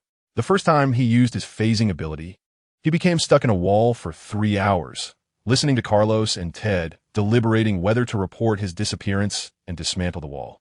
The first instance of utilizing his enhanced strength to move objects resulted in him inadvertently toppling the workbench at the garage, damaging 3 bicycles in the process. The most embarrassing moment occurred when he assisted Martha in delivering a cake. Consumed by the thought of not dropping it, he inadvertently trembled, causing the cake to penetrate the tray and crash to the floor, cream splattering all over himself. Do you know what it feels like to be stuck in a wall? Lin Mo suddenly inquired, his voice soft yet imbued with a peculiar soothing power. Bobby paused, his tear-filled eyes lifting in surprise. It's like being pressed down by countless hands, unable to move or even breathe. Leaning against the toolbox, Lin Mo gazed out at the snowflakes drifting down, as if recounting someone else's tale. The first time I attempted to phase through a wall, I meant to go from the garage to the grocery store next door, but I ended up wedged in the bricks in between, caught in a predicament. Carlos thought I had gone missing and almost called the police. Fortunately, Ted was astute enough to deduce that I had foolishly gotten stuck in the wall. He took a hammer and started tapping on it, nearly startling me into collapsing the wall. Bobby's eyes gradually widened, forgetting his tears, a hint of a smile curving his lips. In the end, it was my enhanced strength that helped me squeeze out. Lin Mo chuckled, illustrating with gestures. When I emerged, my hair was covered in dust from the wall, and my clothes had several holes torn by the bricks. When Martha saw me, she thought I had been in a fight and insisted on dragging me to the police station to report it. Is that true? Bobby couldn't help but ask, the cry in his voice dissipating, replaced by curiosity. More genuine than gold, Lin Mo asserted, picking up a wrench and feigning a swing in the air. There was also the time I helped Peter with his mechanical spider. That little creature suddenly went haywire and scurried everywhere. In my panic, I attempted to phase and grab it, but as my hand passed through the spider, I accidentally pierced a nearby lamp, and the electric current coursed up my arm, nearly knocking me unconscious. Bobby burst into laughter, tears still clinging to his cheeks like glistening dewdrops. "So you were like that too?" he whispered, a note of relief in his tone. I thought I was the only one who was this clumsy, unable to even hold a pencil properly. Who was he started out that way? Lin Mo handed her a tissue. Peter could now climb the walls, but during his first attempt, he fell from the second floor, landing awkwardly and was chased for 3 streets by Aunt May. Peter? Is he the short boy who always carries a camera? Barbie's eyes brightened. Yes, Lin Mo nodded, offering no further explanation. Everyone has their own hurdles to overcome. Observing Barbie's gradually relaxing shoulders, he continued, an alternative school may not be inherently bad. Yet if you're reluctant to attend, you might explore other avenues. For instance, find a secluded spot to practice control, beginning with the simplest tasks. Barbie, deep in thought, lowered his head, his fingers lightly grazing the enamel mug, which this time was not frozen, merely slightly cool to the touch. I've tried practicing in the warehouse, he murmured, managing to break the ice into smaller pieces. But at school, it's impossible. There is always someone watching me. Then practice when no one is around. Lin Mo gestured toward the empty space behind the garage. This place is quite remote. You can come after school and practice for as long as you wish. If necessary, I'll help you clear the area of any obstacles, and if anything gets damaged, I'll take responsibility for repairs. Barbie suddenly lifted his head, his eyes sparkling with astonishment, as if stars had fallen within. Really? He asked incredulously. Are you not afraid I'll freeze your tools? Last time I practiced in the warehouse, I accidentally froze an entire shelf, and it took 3 hours to thaw. Tools can be repaired, Lin Mo chuckled. But if you missed the basketball team tryouts, that opportunity won't come again. He recalled Peter mentioning that the Midtown High basketball team would begin tryouts next week. Barbie had a basketball-shaped keychain dangling from his backpack, clearly indicating his interest in the matter. Barbie's face flushed instantly, his fingers fidgeting with the strap of his backpack, this time not producing any ice shards. I'm not particularly good at it. I just want to give it a try, he said softly, though his eyes gleamed with anticipation. Better to try than to regret. Lin Mo patted his shoulder, feeling the coolness of his touch, though it did not cause the same numbing sensation as before. By the way, Peter is also at Midtown High. Do you know him? He might be able to offer you some advice. That kid is full of clever ideas. Peter Parker?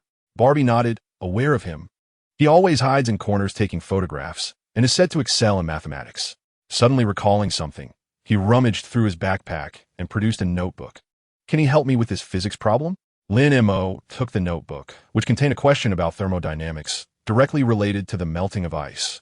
Not only can he help you, he chuckled, that kid can provide you with 3 different solutions and even analyze the crystal structure of ice in the process. Barbie gazed at the notebook in Lin Mo's hands, and then broke into a genuine smile, this time truly smiling, the corners of his mouth curving into a beautiful arc, the fear in his eyes dissipating like snow melting in sunlight. Thank you, Lin Mo, he said, his voice soft yet resolute. I'll talk to my parents again, perhaps I can delay going to that school. As long as you've made a decision, Lin Mo returned the notebook to him. It matters not which path you choose, as long as you do not harbor regrets. Bobby nodded, placing his notebook into his backpack. This time, the zipper glided effortlessly, devoid of the earlier tension. Rising to his feet, he took 2 steps toward the door, paused, and turned back to ask, may I come here every day after school? Just to practice for a little while. It won't hinder your work. Anytime, Lin Mo replied, gesturing toward the stove. I always have hot water and can help you warm up your meals. Bobby nodded vigorously, pushed the door open, and dashed into the snow, his scarf trailing behind him like a gray arc. Lin Mo watched as his figure vanished around the corner and suddenly noticed that the folding chair where Bobby had sat bore no layer of ice, contrary to his expectations. Only a slight dampness that was quickly dried by the warmth of the stove. It seemed this young lad was making swift progress. Lin Mo chuckled to himself and glanced down at the shield at his feet, where a small dog was dragging a cloth toward him, as if eager to assist with the cleaning. In the afternoon, when Peter came by to borrow a wrench, Lin Mo recounted Bobby's situation. The boy's eyes instantly brightened as he pushed up his glasses. Bobby? I know him. Last time in biology class, he accidentally froze a frog used for dissection. The teacher was so furious, he nearly kicked him out of the lab. And you laughed at him? Lin Mo tapped Peter lightly on the head. Remember how you hit a spider in the drawer, which ended up in Gwen's backpack? Peter's ears turned crimson, and he scratched his head with a silly grin. That's different. By the way, does he have trouble? I can help him. The boy rummaged through his backpack and pulled out a small box containing a miniature thermometer. This is my body temperature monitor. It can display the surrounding temperature in real time. If he feels like he's about to freeze, it will give him an early warning. Lin Mo took the thermometer, which was palm-sized and adorned with a spider sticker. When did you make this? Last week in the lab, Peter replied bashfully. I intended to use it for myself. Sometimes when I climb walls, I get so absorbed that I lose track of time. This will remind me to head home. He suddenly leaned in closer, lowering his voice. Lin Mo, is he one of us? Indeed, Lin Mo nodded. That's why we must help each other, right? Absolutely, Peter affirmed, his eyes shining like stars. I'll go find him tomorrow, give him this thermometer, and help him with that physics problem. By the way, does he want to try out for the basketball team? I can teach him how to shoot. My cousin used to be on the school team. As Lin Mo listened to Peter chattering away with plans, he suddenly realized that Bobby's concerns about being special might not be as daunting as he feared. In the corridors of Midtown High, there was Bobby, who could freeze frogs into blocks of ice, Peter, who could scale walls, and Ted, who always mishandled magic props. They were all clumsily growing in their own ways, much like the grass shoots striving to break through the snow in winter. By evening, as the shop closed, the snow had ceased, and the sunset painted the sky in hues of orange and red. Lin Mo locked the door and caught a glimpse of Bobby's silhouette momentarily at the street corner, heading toward the school with a much lighter step than in the morning. His scarf danced in the wind, resembling a warm gray lightning bolt. Lin Mo gently brushed his fingers over the bracelet on his wrist, watching as the numbers on the screen gradually dwindled, though he no longer paid it much heed. It was never a question of capability, whether it be penetration or physical enhancement, ice or spider silk. The essence lay in how one utilized these abilities to not only warm oneself, but also to bring warmth to others. In this moment, the light from the repair shop cast a gentle glow upon the snow, awaiting the arrival of a boy tomorrow, laden with a backpack and dreams of basketball, who would return to practice his control over ice. Lin Mo knew he would prepare hot water, ready the enamel cup, and listen to him recount amusing tales from school, or perhaps narrate once more the embarrassing incident of being stuck in the wall. Chapter 5, Helping Barbie. Concealing abilities, the gymnasium of Zhongqing High School was adorned with colorful ribbons and balloons, resembling an enormous candy box. The warm yellow light filtered through the crepe paper, casting dappled patterns upon the floor. The deafening rock music blared from the loudspeakers, causing the banners on the walls to tremble slightly. Lin Mo stood in the shadow of the gym's back door, observing the students in their formal attire, swaying in the dance hall, resembling a collection of toppled, colorful building blocks. Are you sure you don't want to go in? Ted, with a lollipop dangling from his mouth and his wrinkled suit jacket, asked, his bow tie askew. Peter says there's a chocolate fountain, and you can eat as much as you want. No, I'll just keep an eye on Barbie, Lin Mo replied, leaning against the cold brick wall, the breath he exhaled crystallizing into frost upon his scarf. He glanced at his watch, 7:30. There was still half an hour until the dance officially commenced. Barbie should be arriving soon. Ted pouted, stuffing the lollipop back into his pocket. I really don't understand you guys. You have a perfectly good dance, yet you choose to be wallflowers. He gestured towards the center of the dance floor, where Peter was awkwardly swaying to the music, the cuffs of his black suit speckled with cream, likely a result of just returning from the chocolate fountain. Look at Peter. P.S. even daring to dance with Gwen, although he resembles a penguin whose tail has been stepped on. Lin Mo followed his gaze and indeed saw Peter nervously holding Gwen's waist, his movements synchronized yet clumsy, eliciting a wave of laughter from those around. Gwen, on the other hand, was quite gracious, smiling as she guided him in keeping the rhythm. Sunlight streaming through the windows and illuminating her golden hair as if it were dusted with shards of diamonds. He had progressed remarkably well. Lin Mo chuckled, recalling how just last week Peter had been practicing wall handstands at the repair shop, only to misjudge his strength and scrape a significant patch of paint off the wall, earning a lengthy scolding from Martha. At that moment, a slight commotion arose at the entrance of the gymnasium. Lin Mo lifted his gaze to see Barbie standing at the bottom of the steps, clad in a slightly ill-fitting dark blue suit, the sleeves notably short. revealing his slender wrists. His hair was slicked with gel, standing stiffly, and he clutched a silver envelope tightly, his knuckles whitening from the force of his grip. "P.S. here," Lin Mo nudged Ted.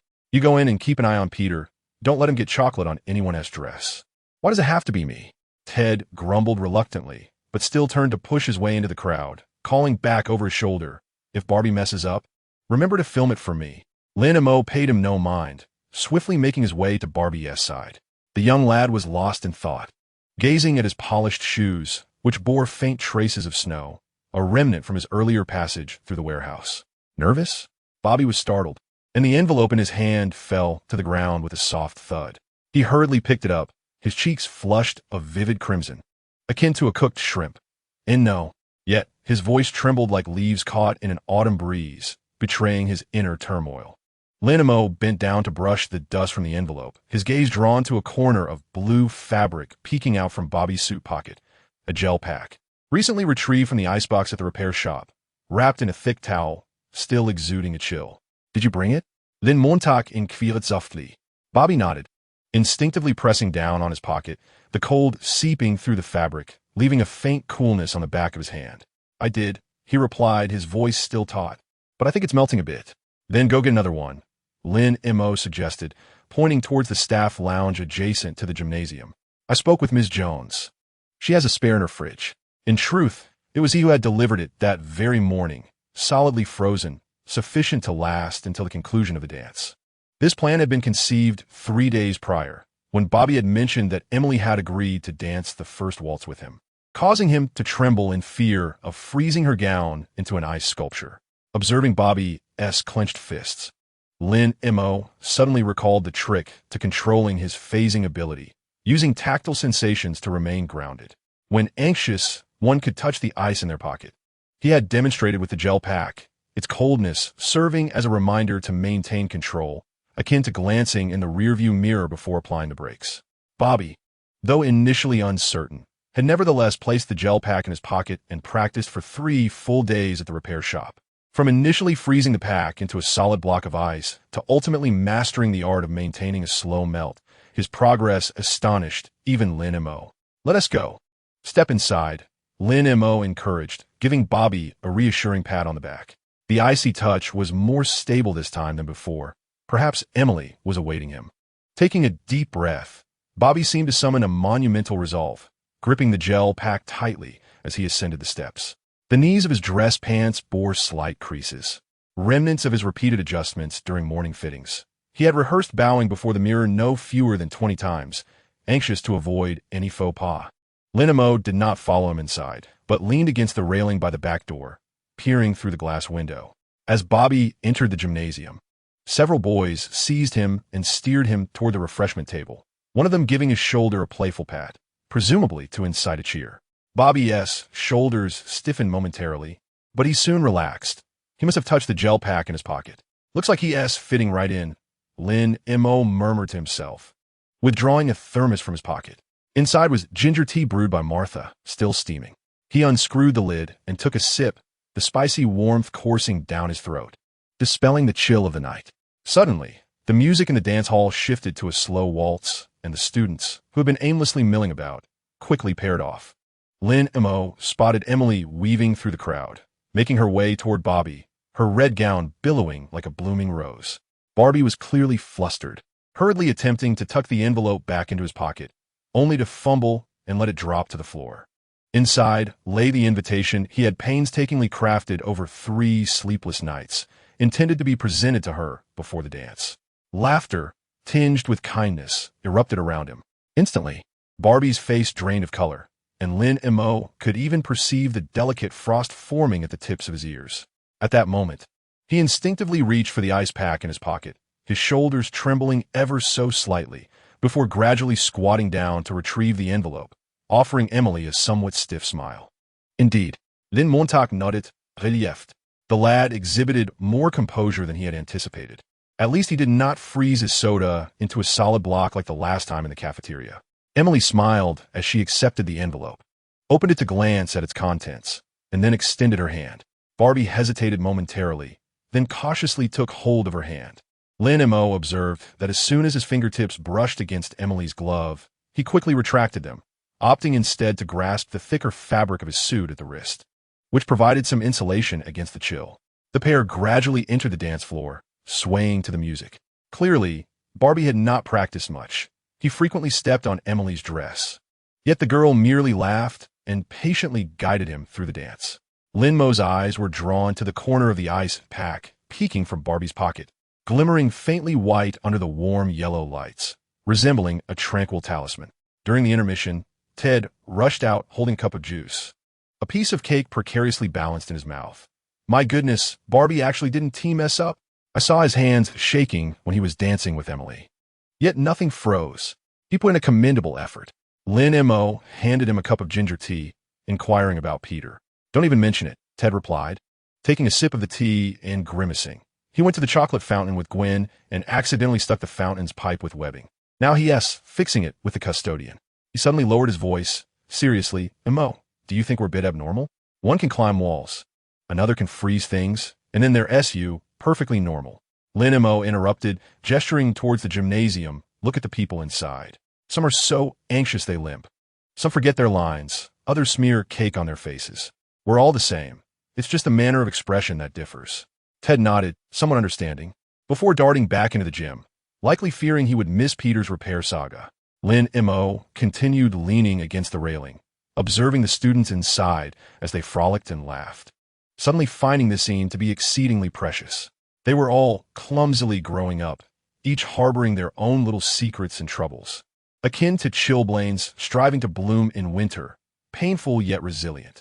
Around 9:30, an unexpected commotion erupted. The loudspeaker emitted a jarring, static noise, reminiscent of a short circuit. The students on the dance floor halted their movements, turning their gazes towards the sound equipment at the side of the stage. Lin Mo furrowed his brow, his keen perception revealing that Barbie stood next to the speakers, encircled by a few girls who were firing questions at him. His hand rested on the speaker's casing, and fine white frost began to emerge between his fingers, creeping along the power cord, perilously close to freezing the socket.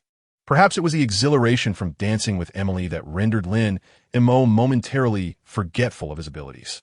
Almost instinctively, he moved, circling to the side entrance of the gymnasium, where a backup power switch lay in wait.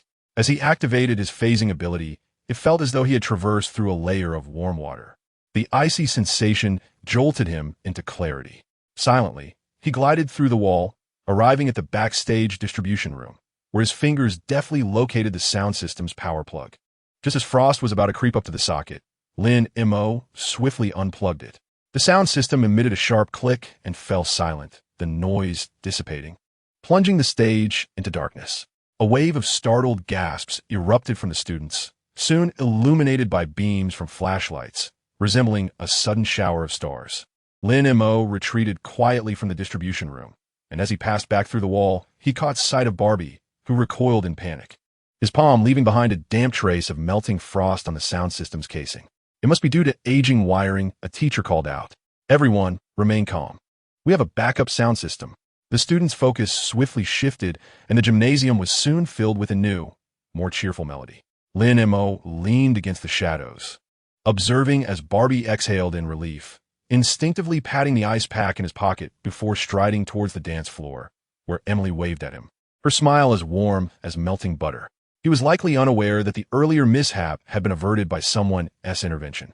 Lin Mo smiled faintly and turned to leave the gymnasium.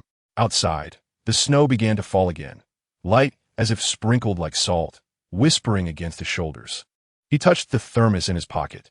The ginger tea remained warm, filling his heart with a gentle warmth as he drank it down. Around 11 o'clock, Barbie finally emerged from the gymnasium, his hair tousled, his bow tie askew, a flush of excitement on his face, tightly clutching a pink envelope, presumably a reply from Emily. Upon spotting Lin Mo under the streetlight, his eyes sparkled, akin to a star newly ignited. Lin Montag, I did it, he exclaimed, bounding over with a lightness in his step, as if he were dancing. I didn't freeze anything. Emily said, well, she said I didn't dance that poorly. And she even mentioned dancing with me again at next year's ball. I told her it wasn't that difficult. Lin Mo patted his shoulder, noting the temperature was much more bearable this time, only slightly cool. How is the ice pack? Extremely useful, Barbie replied, pulling out the now waterlogged ice pack from his pocket. The towel around it damp. Every time I felt nervous and wanted to tremble, just touching it helped immensely. Especially when I was speaking with Emily. I felt like my hand were about to freeze, but thinking of what you said about control, I actually managed to hold it together.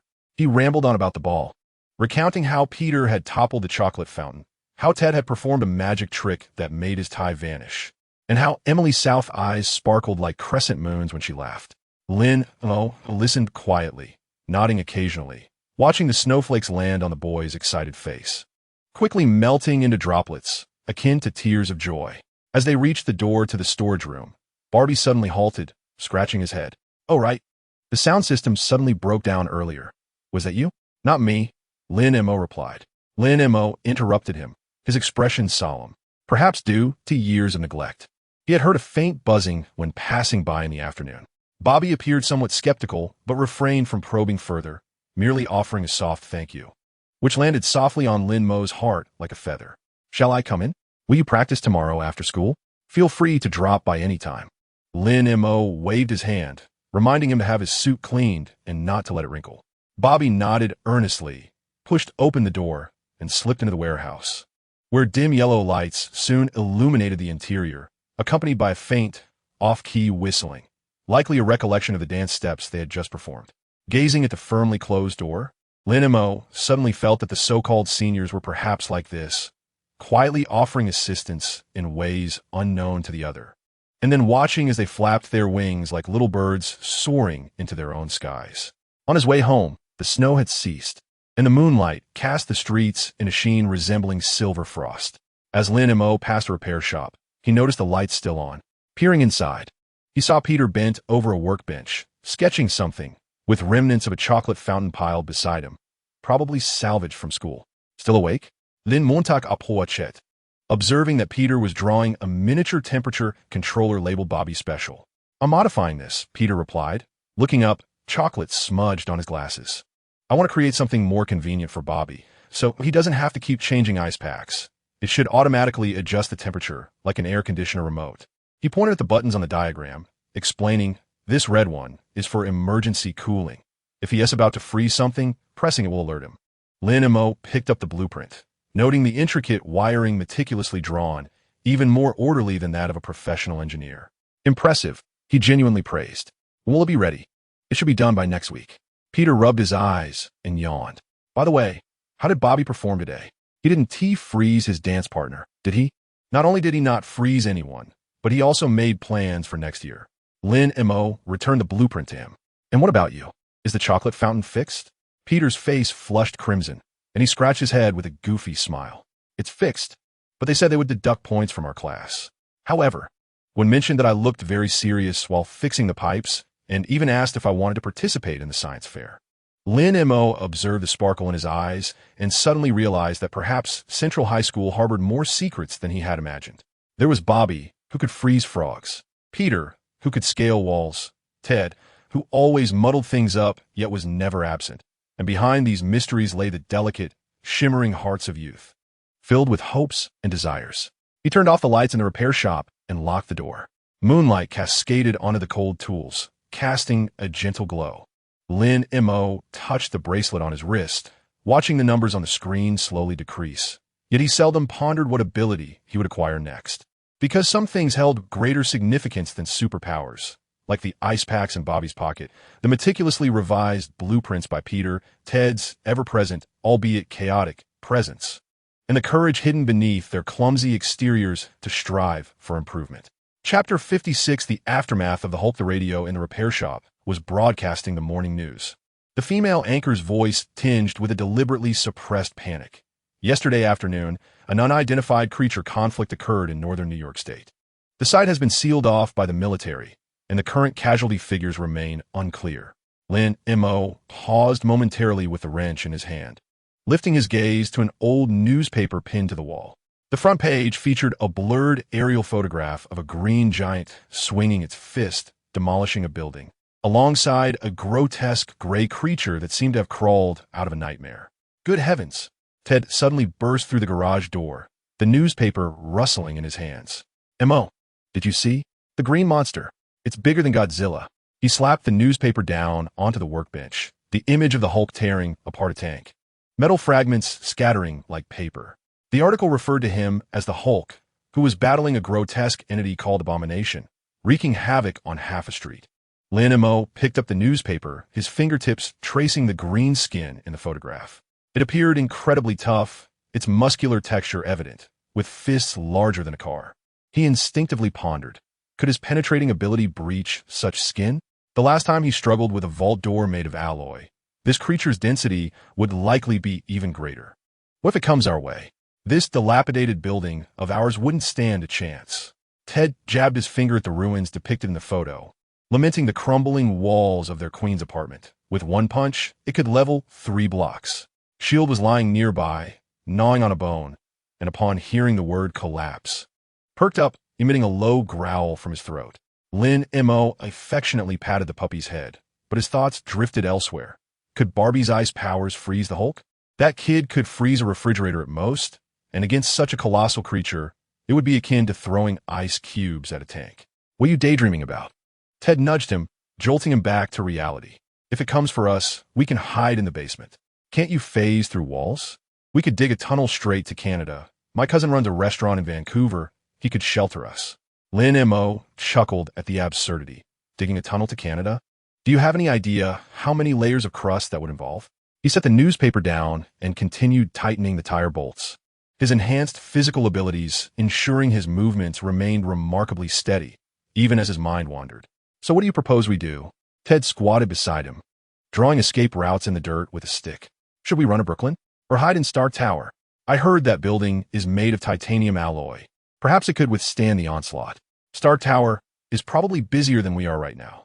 Lin Mo recalled the news of Tony Stark's new armor, its silver-red metal shell gleaming blindingly in the sunlight.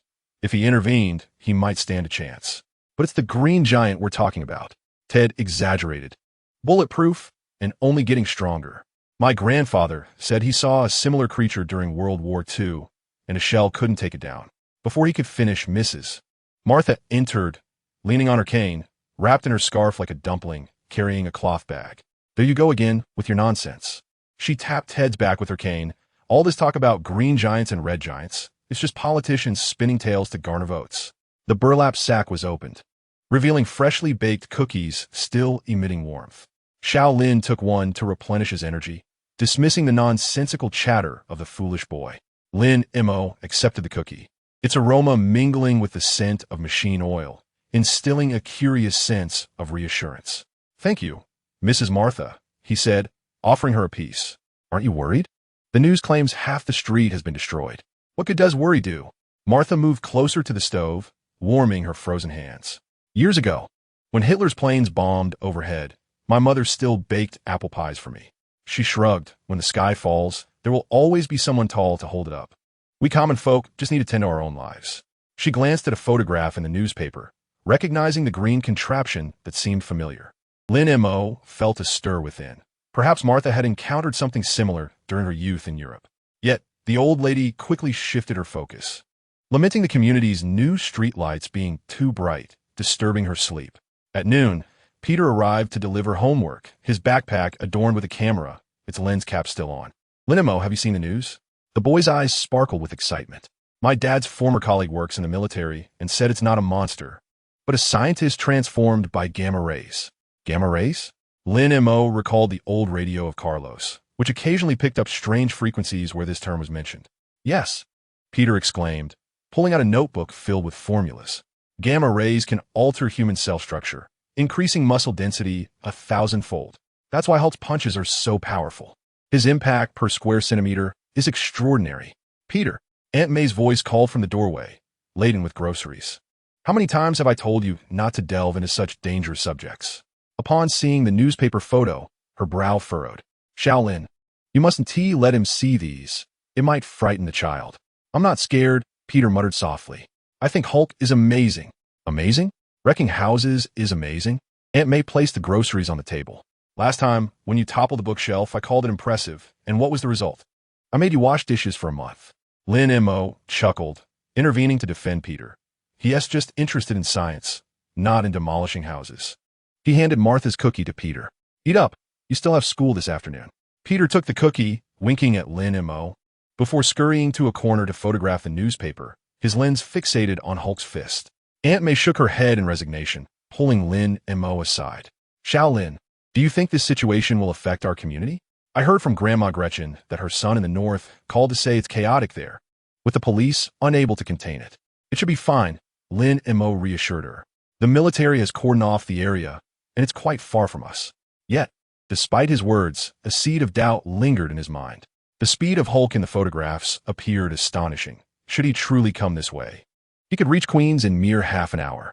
In the afternoon, Coulson arrived to repair the radio, his black Chevrolet parked outside, its body specked with mud as if it had journeyed far. I hear you're concerned about the situation in the north? He inquired, wiping down the radio components, his tone devoid of discernible emotion. It's all anyone in the community seems to be talking about. Lin Mo handed over a cup of steaming coffee, the repercussions vast. Half a street lay in ruins. Coulson took a sip, relieved that the residential area remained unscathed. Suddenly, he raised his gaze, pondering the magnitude of the Hulk's existence and the number of individuals it would take to restrain him. Lin Mo tightened his grip on the wrench, uncertainty clouding his thoughts. He recalled his own penetrating abilities. If the Hulk were to come charging, his best option would be to burrow into a wall for cover or to utilize his enhanced physique to carry everyone to safety. A direct confrontation was simply out of the question. Mr. Stark had already gone to the scene, and Coulson observed him, along with several other extraordinary individuals on standby. Though unspoken, Lin Mo understood whom he referred to: the captain with the shield, the archer, and the woman who could fly. Does Bobby know about this? Lin Montag in Kvilet Zudenli. The child had just mastered his ice powers yesterday. If he caught wind of the Hulk in the news, he would likely freeze his textbooks in panic. This morning, Midtown High School organized a safety seminar, specifically addressing how to evacuate in the face of danger, Coulson stated. He paused, observing Lin Mo's apparent concern for the boy. He is classmates with Peter. Lin Mo averted his gaze, resuming his work on the tire. They were all children, easily frightened. Coulson did not press further. Once the radio was repaired, he departed, leaving behind a parting remark. If real danger arises, SHLD will issue a warning in advance. As evening fell and the shop closed, Lin Mo took a detour toward Midtown High. Bobby was walking home with a few classmates, a basketball in hand, laughter illuminating his face, seemingly unaffected by the news. A thermometer peeked out from his pocket, a gift from Peter, suggesting he was quite comfortable using it. Lin Mo refrained from approaching, watching them turn into an alley from a distance. When Bobby and his friends exchanged high fives in farewell, their fingers inadvertently brushed against one another's jackets, causing Lin Mo's heart to leap into his throat. Yet, this time, nothing transpired. The jacket remained unfrozen, devoid of even a hint of frost. Progress was being made. With a smile, Lin Mo turned and made his way back to the basement. The shield bounced playfully at his feet, as if aware of his thoughts, barking twice at the sky. The night sky was pristine, the stars gleaming brilliantly. Lin Mo touched the bracelet on his wrist. The numbers on the screen continued to dwindle, the time until his next check-in drawing ever closer. He suddenly recalled Ted's words about digging a hole to Canada. Absurd as it sounded, if it came to that, tunneling underground with his penetrating ability might not be an entirely impossible feat upon returning to the basement. Lin Mo retrieved a map, drawing a straight line between Queens and Canada. The shield lay beside him, its paws resting on the map, conveniently covering the location of Ottawa. Do you wish to go too? Lin Mo chuckled, patting its head. When the time comes, I'll find you a sled dog companion. The puppy wagged its tail and licked his fingers. Lin Mo gazed at the straight line on the map, suddenly feeling less anxious. Whether it be the Hulk or Abomination, no matter how formidable the beast, none could deter his resolve to protect those dear to him. With his penetrating ability, enhanced physique, Bobby's ice powers, Peter's wall-crawling skills, and Ted's outlandish idea of digging a tunnel to Canada, he had ample resources. And if all else failed, there were always Martha's cookies and Aunt May's warm soup to rely on. Gathered together, these should suffice for a while, shouldn't they? Lin Mo closed the map and poured himself a cup of hot cocoa. The moonlight filtered through the window, casting small patches of light on the floor, resembling tranquil stars. He was aware that the aftershocks of Hulk had not yet dissipated, and more troubles might loom ahead, yet in this moment, Cradling the warm cocoa and listening to the gentle snores of the shield, he felt an undeniable sense of reassurance. Chapter 57. Peter's Web. In the corner of the garage, a half-meter-high pile of discarded tires loomed as sunlight sliced through the grease-stained window, creating a mosaic of light and shadow on the floor. Lin Mo crouched beneath the chassis. Tightening the last bolt, just as the metallic clink echoed, he heard the sound of a plastic bottle rolling at the entrance. No need to look, he knew it was Peter. Lin Mo. The youthful voice carried a hint of feigned cheerfulness, accompanied by the dull thud of a backpack hitting the toolbox. I'm here to learn about car repairs. How about practicing an oil change today? Emerging from beneath the vehicle, Lin Mo wiped the black grease smudge from his forehead. He grabbed a rag to clean his hands, and out of the corner of his eye, he caught sight of Peter stealthily stuffing something into the pocket of his work pants. His movements as quick as a startled squirrel. First, pick up the wrench on the floor, he instructed, gesturing towards the scattered tools. Do you remember the socket size I taught you yesterday? Yes. Peter nodded eagerly, and as he bent to retrieve the wrench, a portion of a translucent soft tube peeked out from his pocket, its end still glistening with silvery residue. Lin Mo pretended not to notice and turned to inspect the freshly replaced oil filter, unable to suppress a smirk. This lad had been frequenting the garage almost daily, claiming it was to fulfill community service credits, yet each time he hid behind the tire stacks, tinkering with something. Occasionally, a hissing sound would escape, reminiscent of the web shooters he had seen on the news featuring Spider-Man. Last Wednesday afternoon, Lin Mo had gone to the storage room for spare parts and stumbled upon Peter, who was gesturing at the wall, suddenly releasing a burst of white web that stuck firmly to the beam.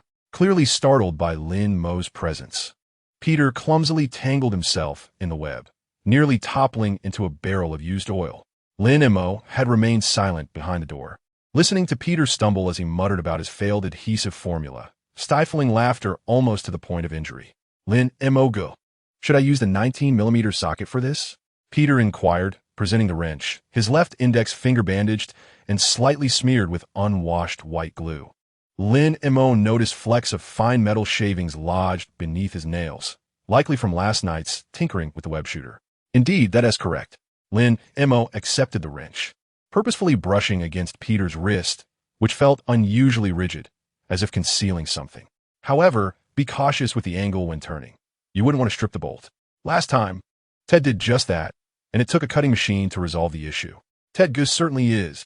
Peter chuckled in agreement, though his gaze drifted towards the pile of tires, where a corner of a metallic box was faintly visible, presumably where he concealed his web shooter.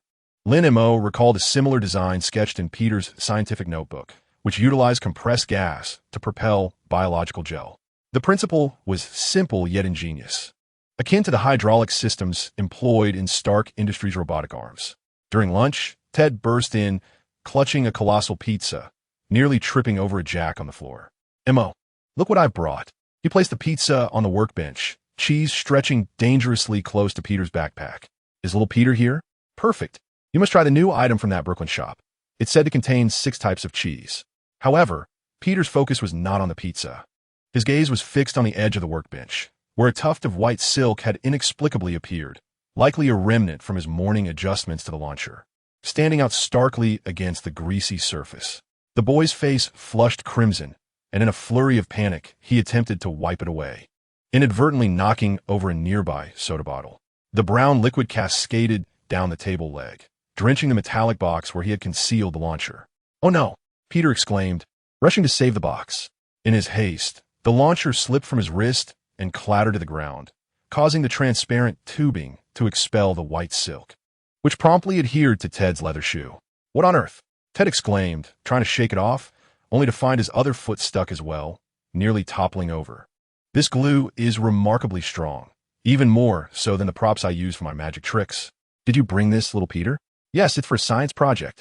Peter's voice trembled as he hurriedly picked up the launcher and stuffed it into his pocket, his fingers sticky with the webbing. The teacher assigned us to create a powerful adhesive. I'm still in the experimental phase. A powerful adhesive? Ted inquired with interest, crouching down to poke at the white silk on the floor. Can it even hold a tire? Last time, Mo had me patch a tire, but the glue was as thin as water and leaked air after just a few steps. Lin Mo coughed at the opportune moment. shoving a piece of pizza into Ted's mouth. "Just eat your food. Don't interfere with a child's project."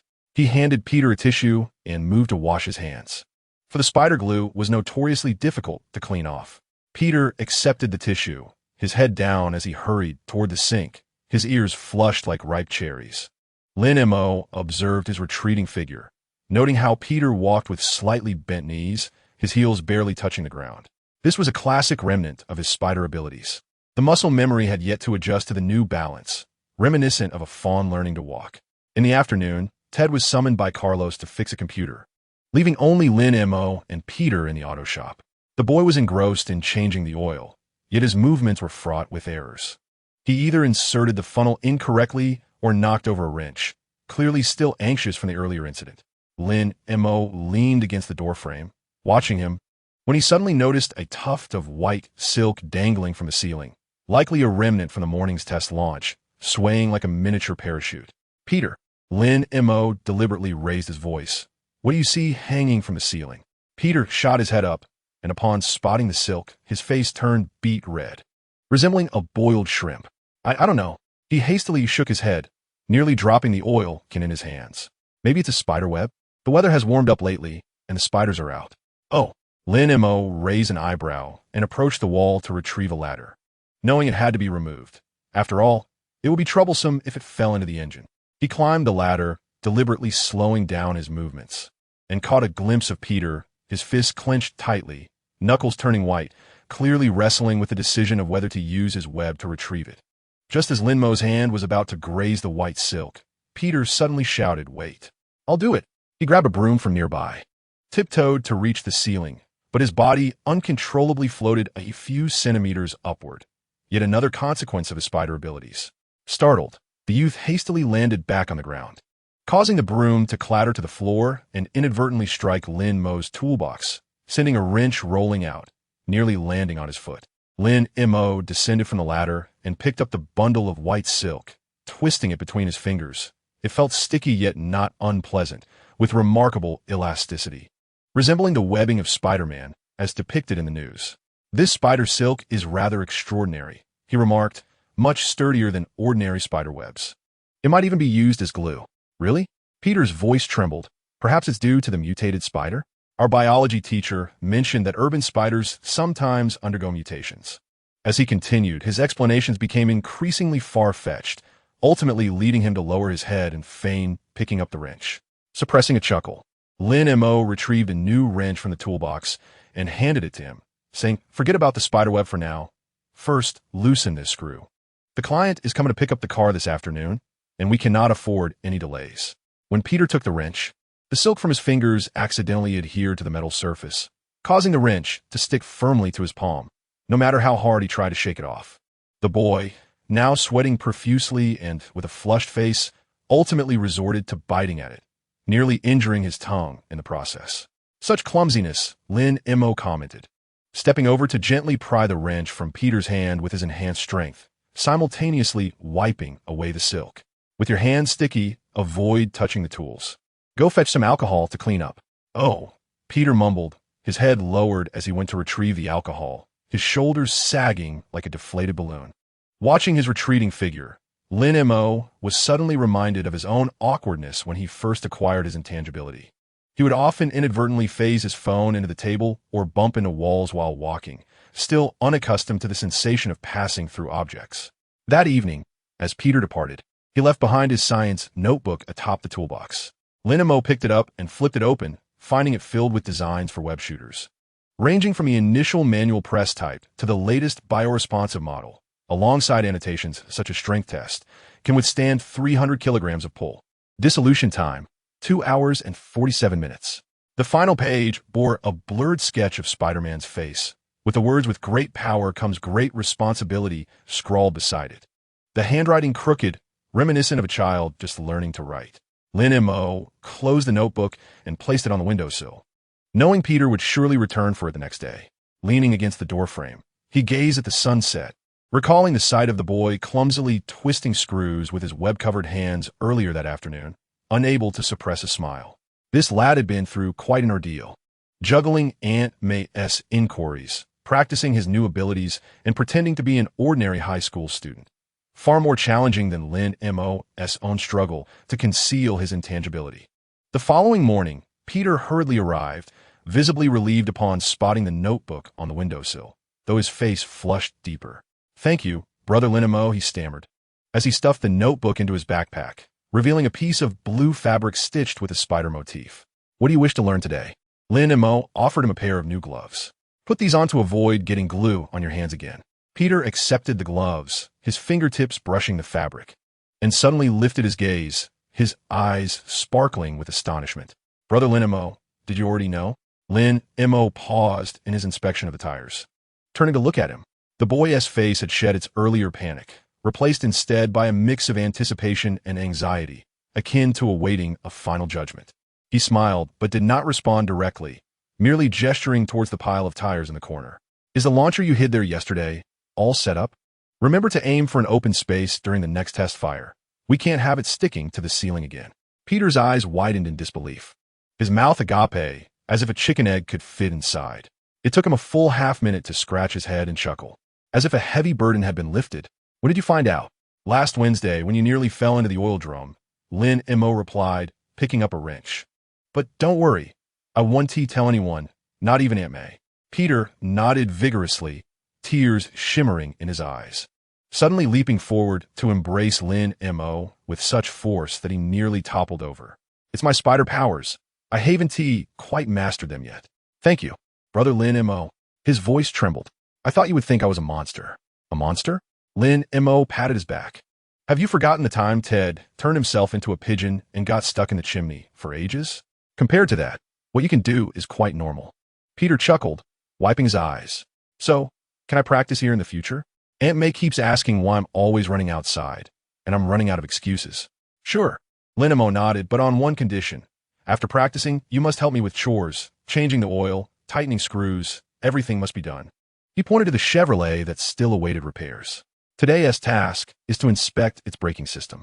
Any issues?" "None at all," Peter replied, nodding with enthusiasm. Donning the gloves, he picked up the wrench, his movements far more adept this time, and the threads of spider silk no longer clung to the tools. Sunlight streamed through the window, illuminating him, and his profile appeared particularly earnest in the dappled light, his lips still curved with an unvanished smile. Lin Mo leaned against the wall, watching him, feeling an unexpected sense of reassurance wash over him. Perhaps the essence of possessing such abilities was not to save the world, but rather to be able, on a certain afternoon, to calmly observe a clumsy youth and, when secrets can no longer be concealed, provide him with a corner where he need not disguise himself.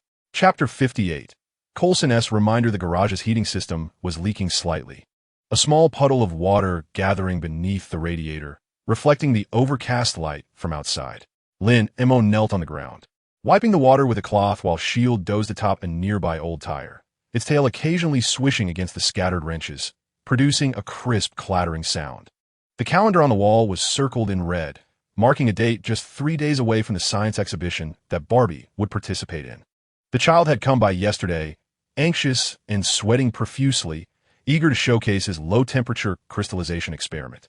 With a clang, the metal door swung open, and a chilling gust of wind accompanied by snowflakes rushed in, causing the kettle on the stove to tremble. Coulson stood at the entrance, a layer of fine snow dusting his black coat, a leather briefcase in hand, with that familiar old Chevrolet parked behind him.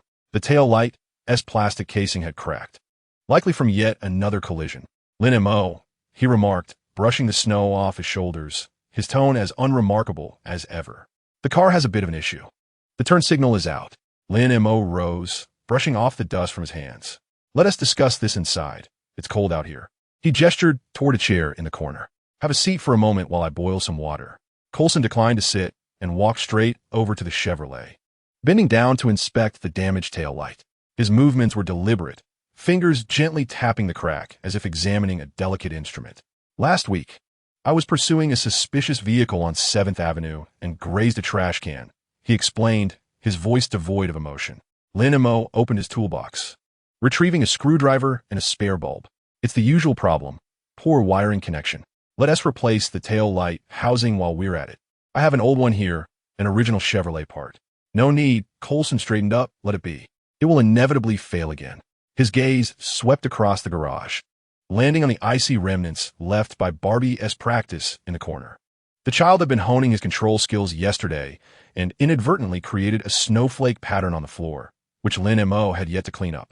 A sudden unease gripped Lin Mo, and he discreetly shielded the ice patch with his foot. Is there unrest in Queens lately? He removed the tail light, revealing the wiring inside, some copper strands already corroded. Hogan had called last week, mentioning that drones had been circling around Stark Tower. Just routine patrols, Coulson replied, pulling a thermos from his coat pocket. After unscrewing the lid and taking a sip, steam clouded his glasses. S-H-I-E-L-D has been active in Queens. Keep your eyes peeled. Lin Mo simply acknowledged with a sound, refraining from further comment. He deftly used needle-nose pliers to snip the rusted copper wire, swiftly replacing it with a new conductor. The enhancement of his physical abilities rendered his fingers especially steady, even in the biting cold. Coulson stood silently nearby, observing, his briefcase resting on the workbench, its zipper slightly undone, revealing several documents adorned with the S-H-I-E-L-D insignia. All done, Lin Mo declared as he reattached the taillight and pressed the switch. The yellow turn signal flickered in the dim garage. Give it a try. Coulson settled into the driver's seat, pressing the turn signal. The lights blinked with a consistent rhythm. He nodded in appreciation. Thanks. However, when he attempted to start the car, the engine failed to roar to life, merely producing a clicking sound. What's wrong now? Lin Mo approached, lifting the hood. I'm not sure. Coulson joined him. It was functioning perfectly moments ago, and now it won't T-start. Lin Mo bent down to inspect the engine, gently touching the components with his fingers. Dynamic vision allowed him to discern the connections of every wire, and he swiftly identified the issue. The circuit initiating the motor had been tampered with. The insulation had been slightly stripped, exposing a copper wire entwined with a thin iron thread. A mere touch would result in a short circuit. He glanced up at Coulson, whose expression remained inscrutable as he placed his thermos on the engine cover. We're in trouble, he remarked. Lin Mo remained silent, using pliers to snip away the delicate iron wire and meticulously wrapping the damaged area with insulating tape. Done, he declared, closing the hood and attempting to start the engine. This time, the car roared to life, the engine's sound slightly louder than usual, likely due to an issue with the muffler. Coulson turned off the engine and retrieved several bills from his briefcase, placing them on the workbench. For the repairs. No need, Lin Mo insisted, pushing the money back. We're old friends. We'll settle it next time. Coulson did not press further and tucked the money away. Leaning against the car door, he gazed out at the snowflakes drifting down and suddenly spoke. Recently, a group of special individuals has been active in Queens. S-H-I-E-L-D is investigating. Lin Mo paused, his hand momentarily halting in its task of cleaning the screwdriver. Special individuals? Yes, Coulson nodded, his gaze fixed on the distant residential buildings. The kind that differs from you and me, with abilities that are rather difficult to control. He hesitated before adding, be cautious. Don't get involved. Lin Mo understood well. He was referring to mutants. Bobby had been practicing nearby lately, occasionally leaving traces of ice on park benches, likely drawing the attention of S-H-I-L-D. I see, he replied, placing the screwdriver into his toolbox. I'll just focus on repairing the car and avoid trouble. Not to suggest you hide, Coulson suddenly turned around, his eyes behind the lenses locking onto Lin Mo's with an unprecedented seriousness. It's a warning to not place too much trust in others. Lin Mo felt his heart skip a beat. Some individuals possessed abilities far more formidable than passing through walls. Coulson's voice dropped to a whisper, audible only to the two of them. They can read minds, shape-shift, and manipulate thoughts. You might believe you're safe behind walls, but to them, that may not be significant. His words struck Lin Mo like a block of ice, instantly freezing the warmth he had felt moments ago. Reading minds? Shape-shifting? Controlling thoughts? These terms reminded him of Bobby's mention of a special school. Perhaps S-H-I-L-D had already acquired more information about mutants, even surveilling them. I understand, Lin Mo said, his voice slightly dry. I will be careful. Coulson nodded, saying no more, and picked up his briefcase to leave. As he reached the door, he paused, glancing back at the patch of ice that Lin Mo had shielded with his foot. By the way, your garage is quite warm. It would be suitable for keeping something. He gestured towards the shield resting on the tire. A dog would do nicely loyal. Lin Mo remained silent, watching as Coulson got into his car. The old Chevrolet lumbered out of the alley, gradually vanishing into the snowy mist. On the rear window, a small camera seemed affixed, aimed in the direction of the repair shop. The garage fell into a sudden silence, interrupted only by the drip of leaking heating. Lin Mo approached the corner, crouching to examine the patch of ice. The snowflake pattern created by Bobby was exquisite, the petal-like details distinctly visible, resembling a work of art. He touched the icy surface, the chilling sensation jolting him into clarity. What did Coulson's words imply? Was it merely a caution to ensure his safety, or was it a subtle indication that S.H.I.D. was already aware of Bobby's existence? That remark about not trusting people too much, was it a warning against getting too close to mutants? Or did it suggest internal issues within S.H.I.L.D. itself? Lin Mo picked up the thermos, discovering the water had cooled. Approaching the workbench, he retrieved the briefcase that Coulson had left behind. In the earlier tension, he had overlooked it. After a moment's hesitation, he unzipped it, revealing several documents and a small black device resembling a signal detector. The screen displayed fluctuating waves, likely monitoring energy responses. So that was it. Lin Mo placed the device back into the briefcase, a heaviness settling in his heart. Coulson hadn't come to repair the car. He was here to inspect for any unusual energy responses and to subtly admonish him. The old Chevrolet's malfunction was probably intentional, designed to afford them a moment of private conversation. He set the briefcase by the door, preparing to wait for Coulson to send someone to retrieve it. Upon turning, he noticed the shield barking furiously at the ice stains in the corner, its tail standing erect. Lin Mo approached, patting the puppy's head. "Don't be afraid." Suddenly, he recalled Bobby's words from yesterday. After the science fair, he wished to invite Emily to the garage to show her that he was not a monster. In hindsight, that decision seemed too perilous. S.H.I.E.L. DS watchful eyes might be lurking nearby. Lin Mo picked up his phone, intending to message Bobby to dissuade him from coming. His finger hovered over the screen, then hesitated, given Coulson's warning about not trusting people. He pondered if his communications were also being monitored. He sighed, setting the phone down, and stepped over to the ice stains, scraping them away with his foot. The ice shards mixed with dust, quickly transforming into a gray sludge that seeped into the cracks of the concrete floor, rendering it indistinguishable. In the evening, Peter arrived with his backpack, snow dusting his glasses, his cheeks flushed with cold.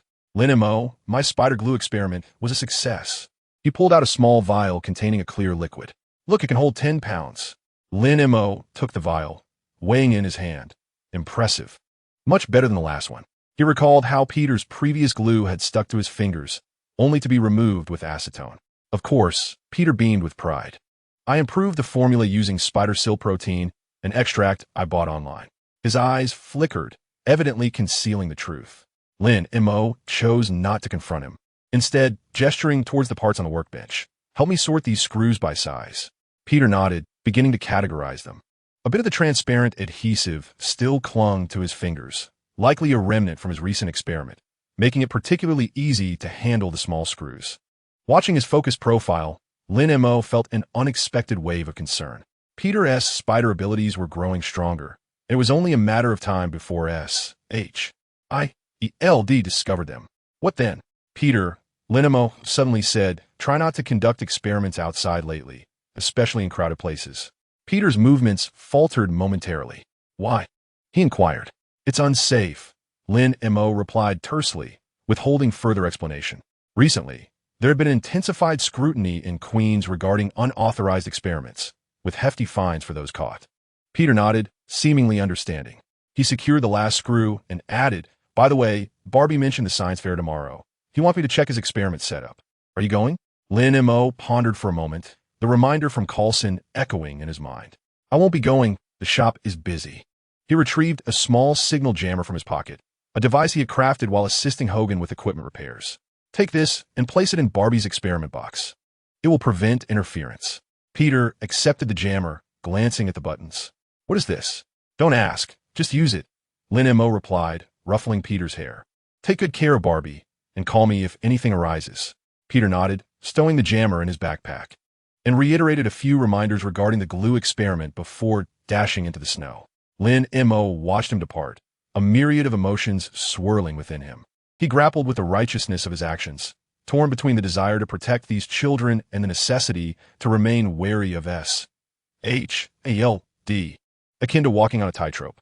As night fell, an unfamiliar agent sent by Coulson arrived to retrieve the briefcase, remaining silent as he signed for it before departing. Lin Mo closed the garage door and settled by the stove, observing the flickering flames. Shield lay at his feet, emitting soft snores, likely dreaming of delectable treats. He glanced at the wristband on his arm, the numbers dwindling, indicating the approach of his next check-in. Once eager for new abilities, he now felt trepidation. The stronger his abilities became, the more S.H.L.D. would take notice, complicating his efforts to protect those around him. Coulson was right. There were far too many formidable powers in the world, and in comparison, his enhanced durability and agility might seem inconsequential. Yet Lin Mo believed that certain qualities held greater significance, such as Barbie's courage to dance with a girl he fancied, Peter's fervor for science, and the warmth of community life. He rose, adding a lump of coal to the fire, its glow casting his elongated shadow upon the wall. Regardless of S.H.I.E.L.D. surveillance or the multitude of extraordinary individuals at play, his duty remained clear: to safeguard the garage and those close to him, much like one would protect their very roots. Chapter 59. A lesson for Barbie. The snow in the back alley of the repair shop had yet to fully thaw, and thick icicles clung to the corners like strings of transparent crystals. Barbie crouched on the ground, cradling an enamel bowl in his hands, watching as the tap water inside froze at a visible pace, creeping from the rim toward the center until it solidified into a mottled mass of ice. Another failure. Frustrated, he discarded the ice chunk onto the ground, where it landed with a crisp clang. The chunk rolled across the snow, colliding with the brick wall and shattering into sharp fragments. This marked his 7th attempt of the morning, each one failing to endure beyond 30 seconds, as the thought of do not freeze only seemed to hasten the process. Don't rush, Lin Mo advised from the doorway, absent-mindedly twirling a wrench in his hand. Your desire to control, it is causing it to control you instead. Yesterday, he received a call from Barbie's mother, her voice trembling with urgency. At 3 a.m. In a fit of excitement while taking a shower, Barbie had inadvertently shattered the entire bathroom pipe, causing icy water to flood half of the hallway, prompting the neighbors to lodge a complaint with the property management. Barbie lifted his head, his nose a vibrant red from the cold, frost clinging to his eyelashes. I didn't intend for this to happen. He hurled an enamel bowl into the snow, the rim chipping upon impact. Just the thought of the broken pipe and his mother weeping while holding me made his voice choke, and white vapor began to escape between his fingers. The shattered ice on the ground suddenly clinked together, reassembling into a solid chunk of ice. Lin Mo raised an eyebrow, noting that this boy's abilities seemed to evolve with his emotions. Previously, he could only passively freeze things, yet now he appeared capable of controlling the form of the ice. He approached and picked up the ice chunk, its touch cold as ice itself, but it did not numb his fingers as it had before. It seems you are not incapable of control. Rather, you simply do not know how to communicate with it properly. Communicate with the ice? Barbie furrowed his brow, clearly finding the notion absurd. Something like that, Lin Mo replied as he placed the ice chunk in Barbie's hand. Try not to focus on freezing it. Instead, think about making it a little cooler without allowing it to freeze. He squatted down, gazing into Barbie's eyes. It's akin to borrowing something from a classmate. You must ask nicely, you cannot just snatch it, right? Barbie grasped the ice chunk, his knuckles whitening from the pressure. He inhaled deeply, his lips pressed into a straight line, his gaze fixed intently on the ice in his hand. Gradually, the frost on the surface began to dissipate, the edges melting and droplets of clear water falling onto the snow below. However, the moment was fleeting. He suddenly tensed, and the ice chunk swiftly refroze, harder than before. I told you it wouldn't work, Barbie exclaimed, tossing the ice chunk to the ground in frustration and collapsing backward into the snow, sending a spray of flakes into the air. Lin Mo remained silent, merely retrieving a piece of fruit candy from his pocket, unwrapping it, and placing it in Barbie's mouth. The sweet taste of orange blossomed on his tongue, accompanied by a comforting warmth.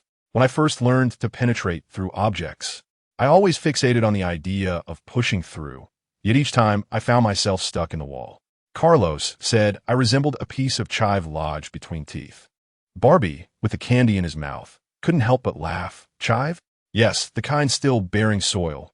Lin Mo chuckled in response.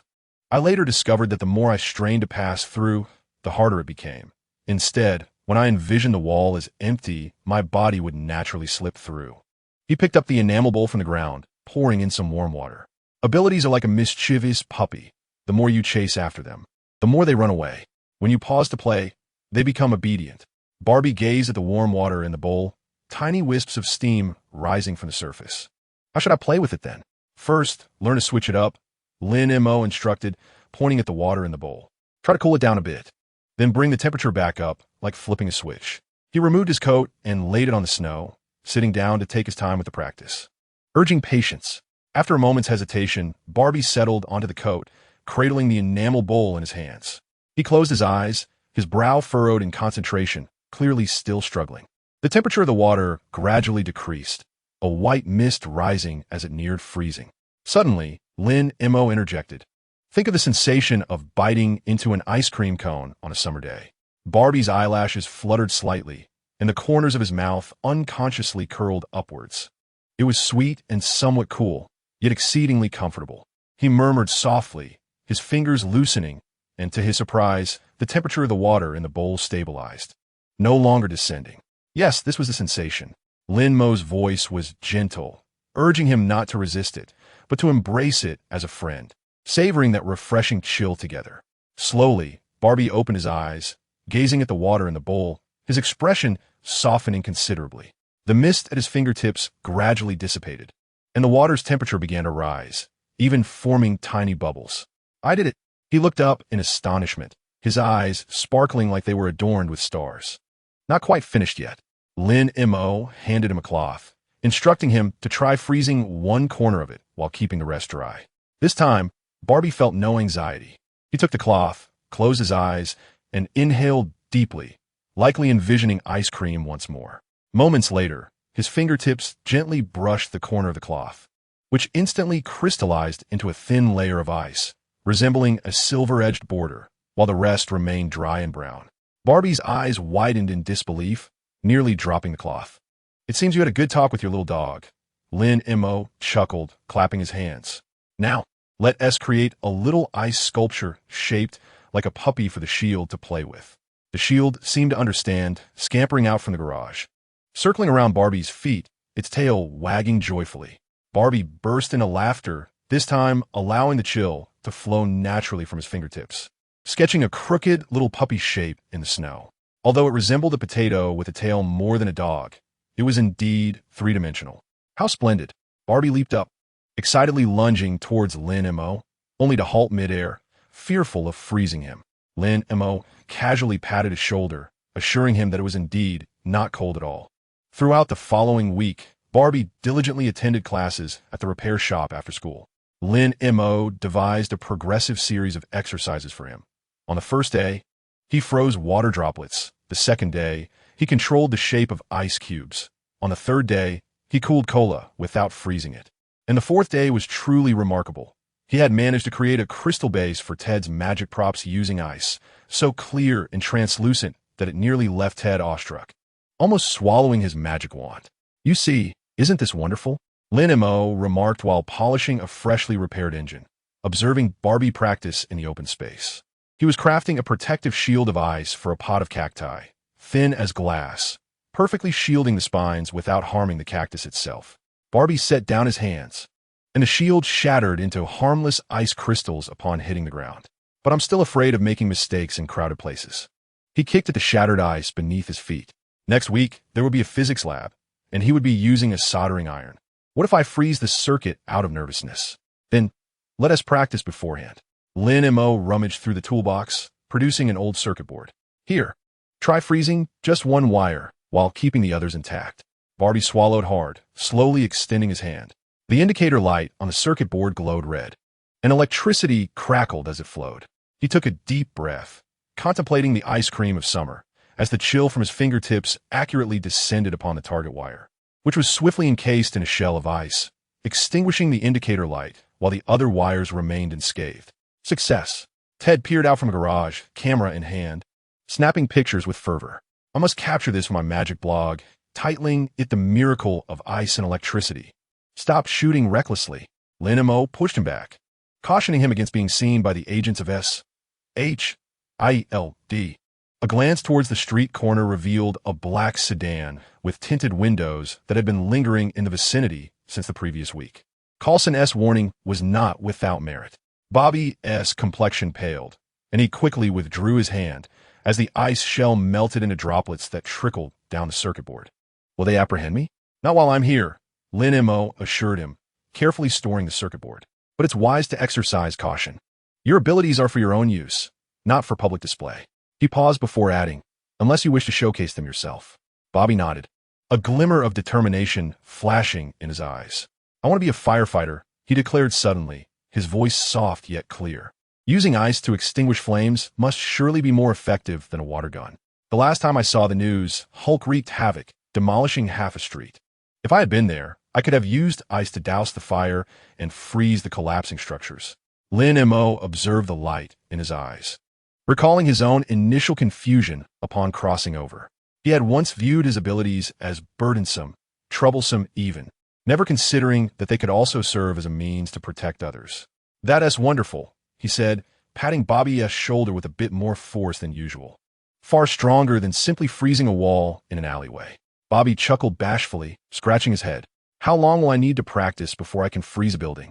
Let us first see if you can freeze Ted's magic box, Lin Mo suggested, pointing to where Ted was attempting to fit a shield into the box, only to be thwarted by a puppy's playful paw, causing the box to topple and emit a plume of white smoke.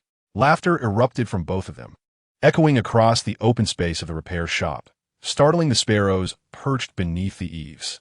Sunlight filtered through the bare branches, casting its glow upon Bobby's hand, which had once been adorned with frost flowers but now bore a healthy, soft pink, no different from an ordinary youth. Watching him rush to assist Ted, Lin Mo felt a profound sense of reassurance. The numbers on his wristband continued to dwindle day by day, yet he became increasingly convinced that one's abilities were never the paramount concern. What truly mattered was how to wield them to warm the world, even if it began with mastering the control of a single piece of ice. As evening approached, and he began to tidy up, Lin Mo discovered a small ice sculpture hidden beneath the toolbox, an uneven little dog, adorned with a bow tie, reminiscent of a shield, left behind by Bobby. He placed the ice sculpture on the windowsill, where the setting sun illuminated it, refracting a spectrum of colors akin to a tiny rainbow. Perhaps when spring arrives, this ice sculpture will melt into water, nurturing the nearly withered cactus on the sill. Just as Bobby's ability transformed from a troublesome freeze of water pipes to a power that protects others, it merely requires a touch of patience, a bit of guidance, and a person willing to believe in him. Lin Mo smilet gently, adding a piece of coal to the stove as he began to contemplate what to teach Barbie the next day. Perhaps he could try creating a simple refrigerator out of ice to keep Aunt May's cake fresh. Chapter 60.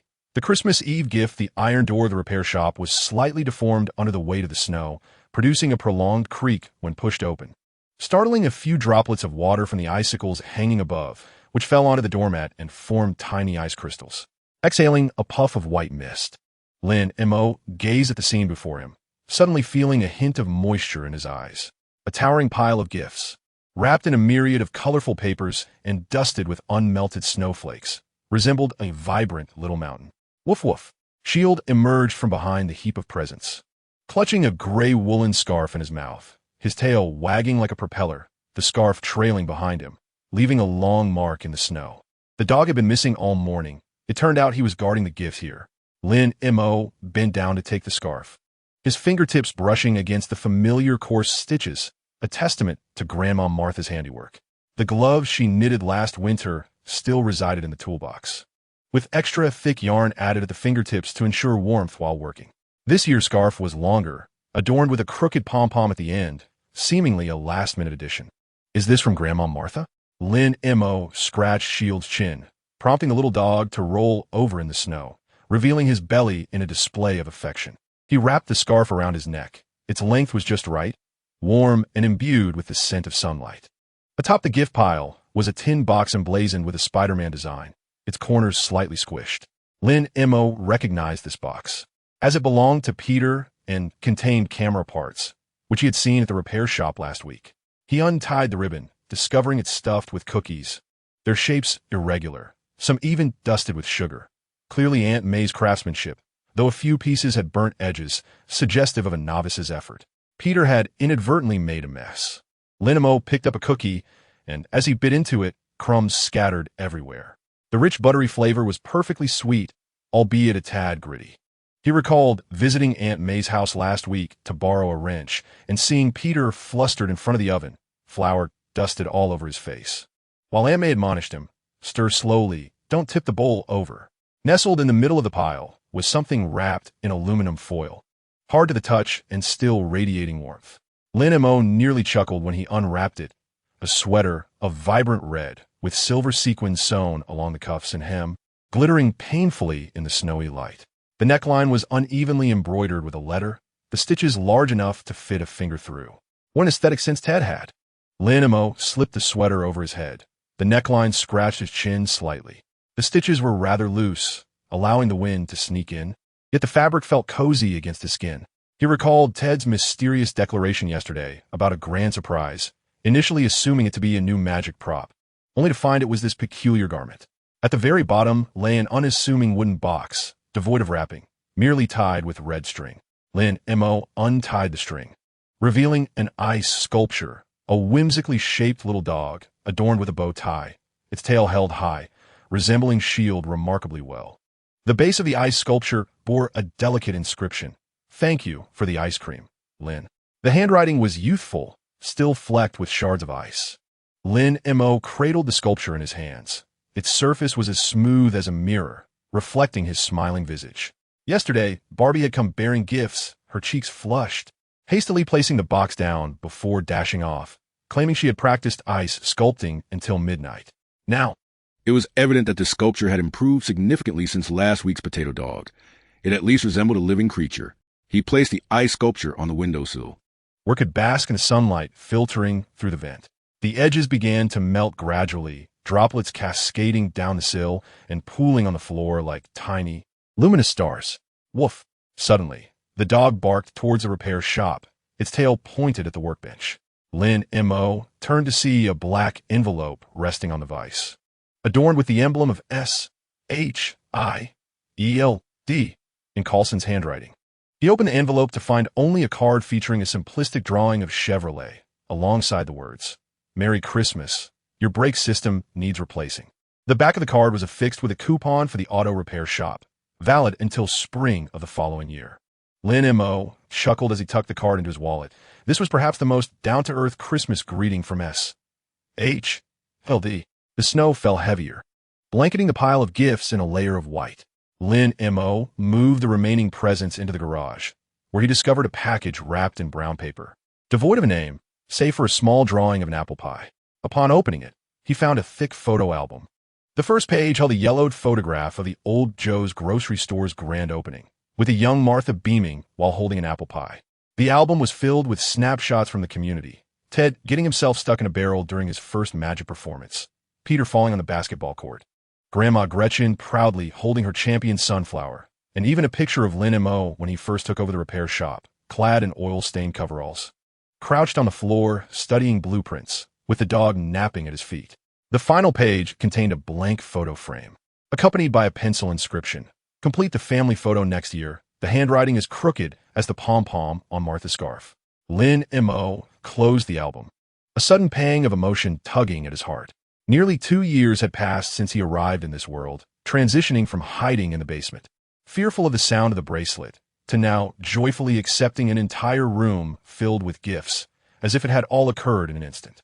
He had once thought of himself as merely a transient, a bystander in this Marvel universe, never anticipating that these mundane moments of warmth would ensnare him. Like a butterfly caught in a web, struggling yet ultimately discovering the comfort within the strands. "Are you hungry?" Lin Mo gently patted the dog's head, prompting it to wag its tail and accompany him to the basement. String lights adorned the wall at the stairwell's turn, a festive creation from Peter's help last week, though 2 bulbs flickered erratically, reminiscent of a disco hall. The basement was impeccably tidy, with the Christmas tree from Ted standing crookedly in the corner, adorned with stars crafted from wrenches. He retrieved Aunt May's cookies from the refrigerator and unearthed the whiskey from Carlos, intended to celebrate that he no longer resembled a refugee. The dog lay on the carpet, gnawing on a Christmas ham, its tail rustling against the fibers. Lin Mo reclined on the sofa, gazing at the snowflakes drifting outside, suddenly reminded of his initial moments after crossing over. At that time, he perceived his abilities as burdens. His phasing would get him stuck in walls, and his physical enhancements would damage objects. The countdown on his wristband felt like a ticking time bomb. Yet now, his phasing could assist Martha in rescuing a cat trapped in a crevice, and his enhanced strength enabled Ted to move his dilapidated magic box. Even the shield, thanks to his special care, gleamed with a polished sheen. Perhaps this is what one calls home, Lin Mo murmured to the air, twirling the coupon gifted by Coulson in his hand. Previously, while watching Marvel films, he found the hero's world thrilling, filled with explosions and special effects. Only now did he comprehend that the warmth hidden amidst the explosions is the most touching. Aunt May's cookies, Martha's scarf, Ted's goofy laughter, and even Coulson's awkward concern. All treasures more precious than superpowers. As the snowfall ceased, the garage door creaked open gently, revealing Peter's head peeking in, snow dusting his glasses. Lin Mo, may I borrow your wrench? My sleigh is broken. Behind him trailed Barbie, cradling a thermos, her cheeks flushed from the cold. Come inside, it's freezing out here. Lin Mo urged, pulling them into the warmth. How did your sleigh break? He insisted on testing if my ice board could outperform your web. Peter pointed at Barbie, crumbs of cookies clinging to his lips. The ice board was too slippery and crashed into a tree. It wasn't my fault, Barbie protested urgently. Lin Mo chuckled at their bickering, suddenly feeling an overwhelming sense of familiarity. The scene mirrored countless ordinary Christmas Eves, children bickering while adults smiled and handed out hot cocoa. He draped the hideous sweater gifted by Ted over Peter's shoulders and served Barbie a cup of warm milk, watching the two youths beam with joy. His heart warmed like a hot water bottle.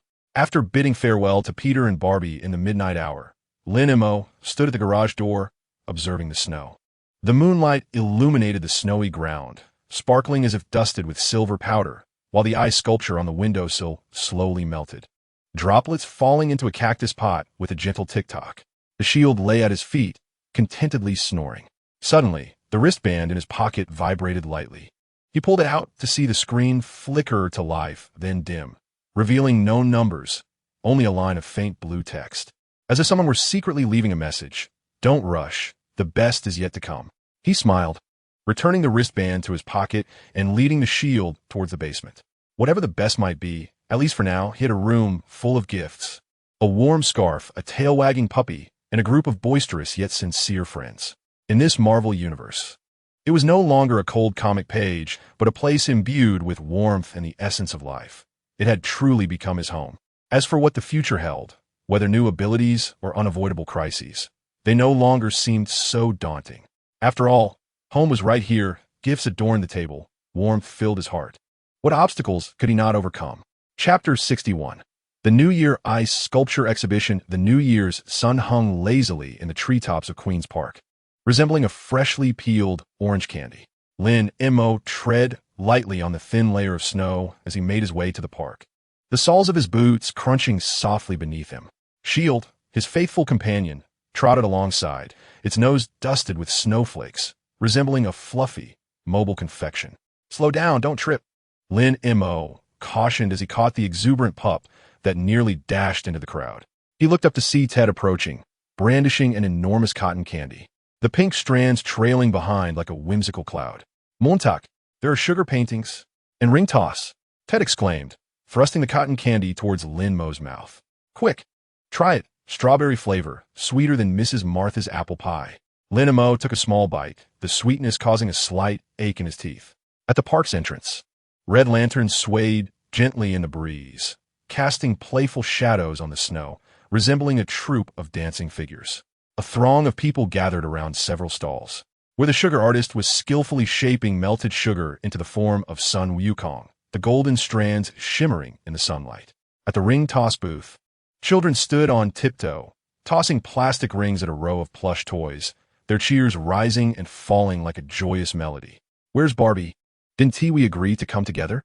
Lin Mo inquired, scanning the area for the boy who always wore a gray scarf. Over there, looking like a tree stump. Ted pointed to a nearby bench, and indeed, Barbie sat there, hands tucked into his pockets, eyes fixated on his toes, his scarf nearly obscuring his face. As Lin Mo approached, he overheard Barbie muttering, "We should just go back. What if I freeze someone else's shoes? I'll help you thaw them if you do," Lin Mo said, settling down beside him and offering a cup of hot cocoa he had brought from home, still steaming. "Didn't you say yesterday that you wanted to see the ice sculpture exhibit? Why not go inside?" Barbie lifted his gaze, snowflakes clinging to his eyelashes, cascading down like delicate petals. I think it looks nice out here," he replied, gesturing toward the icicles hanging from the park's fence, which indeed resembled artful sculptures. Lin Mo followed his gaze. While the icicles were undeniably clear and beautiful, they paled in comparison to the intricately carved ice dragons and phoenixes crafted by skilled artisans in the park. "Are you afraid you won't be able to control your abilities?" Lin Mo asked gently. Barbie's shoulders quivered slightly, his silence an unspoken admission. Ever since he had practiced carving an ice dog at the repair shop last week, he had been contemplating attempting larger works. Yet, when surrounded by crowds, doubt crept in. "Look over there," Lin Mo pointed to the ice sculpture exhibit area, where a group of children cheered around an ice castle. The youngest, perhaps 3 years old, was sticking out his tongue to lick the icy wall, only to be playfully pulled away by his mother. Everyone admired the beauty of the ice sculpture. No one cared who had created it, nor would they blame Barbie if he faltered. "But I'm not a professional," Barbie murmured, his voice barely audible. "What I carve will surely be ugly." "Ugly? What does that matter?" Ted had quietly approached, still chewing on his sugar painting. "Last time I performed magic and made a pigeon appear from a trash bin, people still applauded, right?" He lowered his voice conspiratorially. "Besides, your ice dog was far more beautiful than the balloon sold at the park entrance." S.H.I.E.L.D. adored it. At the mention of S.H.I.E.L.D., the little dog immediately nudged closer, rubbing its head against Barbie's knee, its tail thumping rhythmically against the bench. Bobby couldn't help but chuckle as he reached out to stroke the head of the shield, feeling only warmth this time, devoid of any chill. "Let's take a look," he said, and Lin Mo gently tugged at his arm, effortlessly lifting him up. "If it doesn't look good, we can go ring the bell. I promise to help you catch the biggest bear." Half dragged, half led, Bobby entered the ice sculpture exhibition area. After just a few steps, he halted. In the center, a magnificent ice slide sparkled, with children queuing to climb up and then shrieking with delight as they slid down, their laughter resembling scattered silver beads. Nearby, the ice sculptures of the 12 zodiac animals were vividly lifelike. The tiger's claws were as sharp as blades, the rabbit's ears long and soft, and even a mouse's whiskers were distinctly carved. "Wow," Ted exclaimed, his mouth agape, nearly dropping his cotton candy. How much water must have been frozen for this? Bobby's eyes sparkled, and his feet moved forward involuntarily, halting before the ice peacock. The peacock's tail, fanned out, was adorned with intricate patterns, sunlight refracting through the ice to cast a rainbow, a beauty that captivated the gaze. How did he achieve this? He murmured, fingers fidgeting in his pocket, clearly itching to create. Lin Mo noticed a patch of vacant snow nearby, presumably reserved for displays, with a few clean ice blocks stacked beside it. "Want to get a try?" he suggested, nodding in that direction. "Just think of it as adding a decoration for the new year." Bobby followed his gaze, his face paling instantly. "Here? Now?" he stammered, nervously glancing around and spotting a few passers-by looking their way, quickly lowering his head. No, what if?" Lin Mo patted his back reassuringly. "Have you forgotten how you made the base for Ted's magic box last week? This is far easier." He shot Ted a knowing glance. Right. Ted chimed in, deliberately raising his voice. The ice base Bobby sculpted was crystal clear, more beautiful than crystal itself. "Just ask the shield." The shield dutifully barked in agreement, its tail wagging like a propeller. Bobby's face flushed slowly, not from anxiety, but from a hint of embarrassment. Biting his lip, he hesitated for a moment before taking a deep breath. His scarf slipped down, revealing his flushed ears. "Then I'll carve something simple." He walked to the vacant area, removed his gloves, revealing pale yet steady hands. A few curious children gathered around, whispering to one another, "What is he going to do? Is he going to carve an ice sculpture too?" Bobby's hand gently settled on a block of ice, his fingertips initially releasing a faint white mist before stabilizing. He closed his eyes, and Lin Mo knew he was recalling the summer's ice cream. This was their invented relaxation spell. Moments later, he opened his eyes, his fingers beginning to glide across the ice surface, movements slow yet remarkably resolute. Ice shavings cascaded down like sprinkled diamonds. At first, no one discerned what he was sculpting until the shape of wings gradually emerged. Broad wings with elegant curves, the tail feathers slightly raised, revealing a soaring little bird.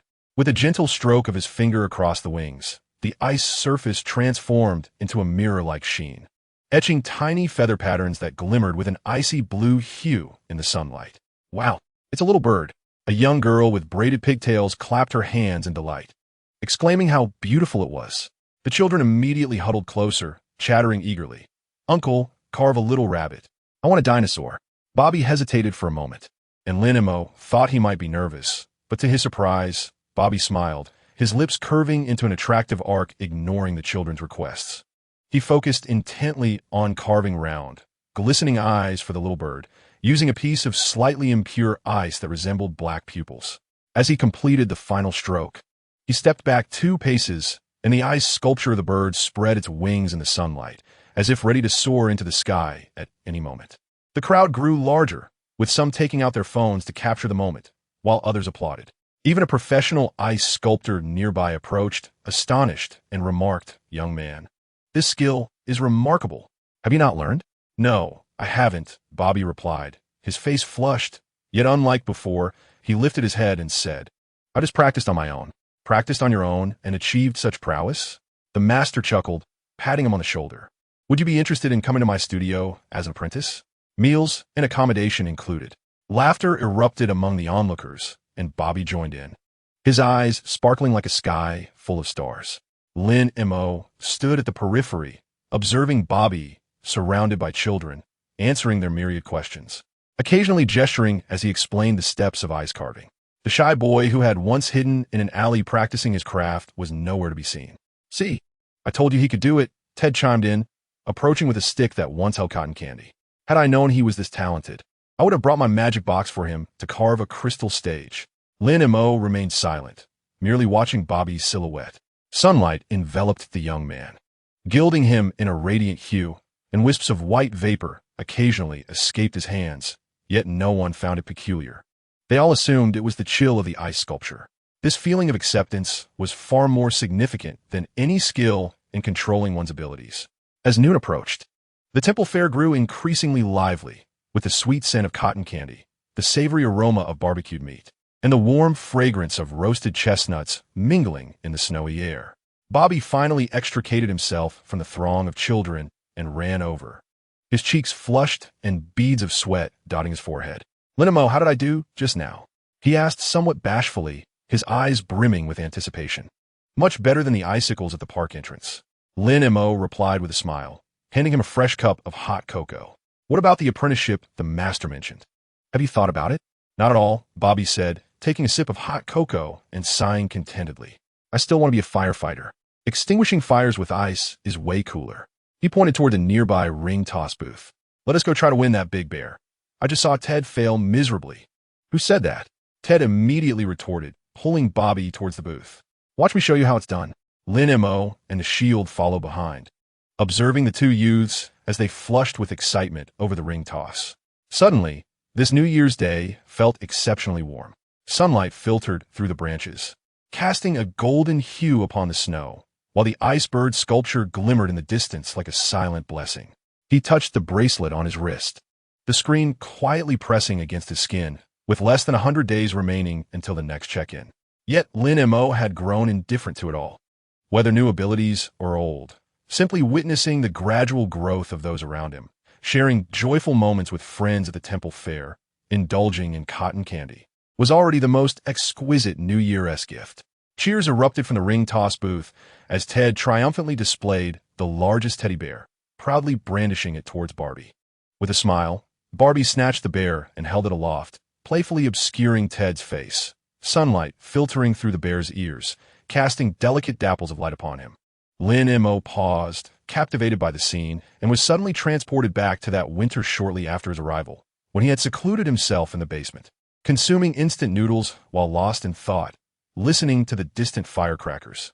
At that moment, he could never have imagined that one day he would be at the New Year's Temple Fair in the Marvel Universe, watching a boy who could freeze ice and a man with a penchant for magic tricks compete for a plush bear, accompanied by a little dog named Shield, wagging its tail. Montauk, come here. It's your turn to toss. Ted's booming voice pulled him back to reality. With a smile, Lin Mo rushed over, joining the childish contest. Nearby, an ice sculpture of a bird stood serenely, its wings basking in the sunlight. Chapter 62. Peter's heroic dream. As soon as the rolling shutter of the auto shop descended halfway, Aunt May's voice, laced with a tremor of distress, called from outside, "Little Lin, are you there?" Flustered, Lin Mo hurriedly pushed the jack into a corner.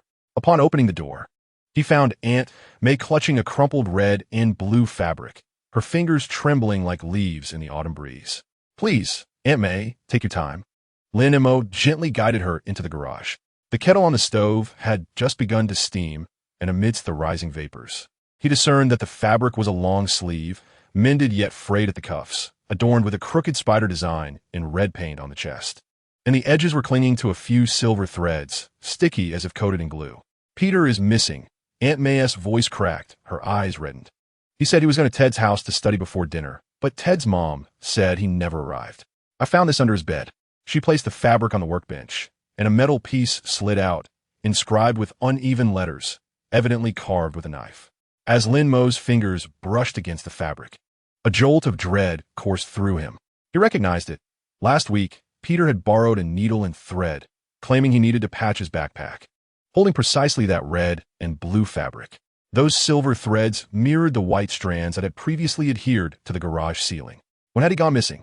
Lin Mo's voice strove for steadiness, though his fingertips began to burn.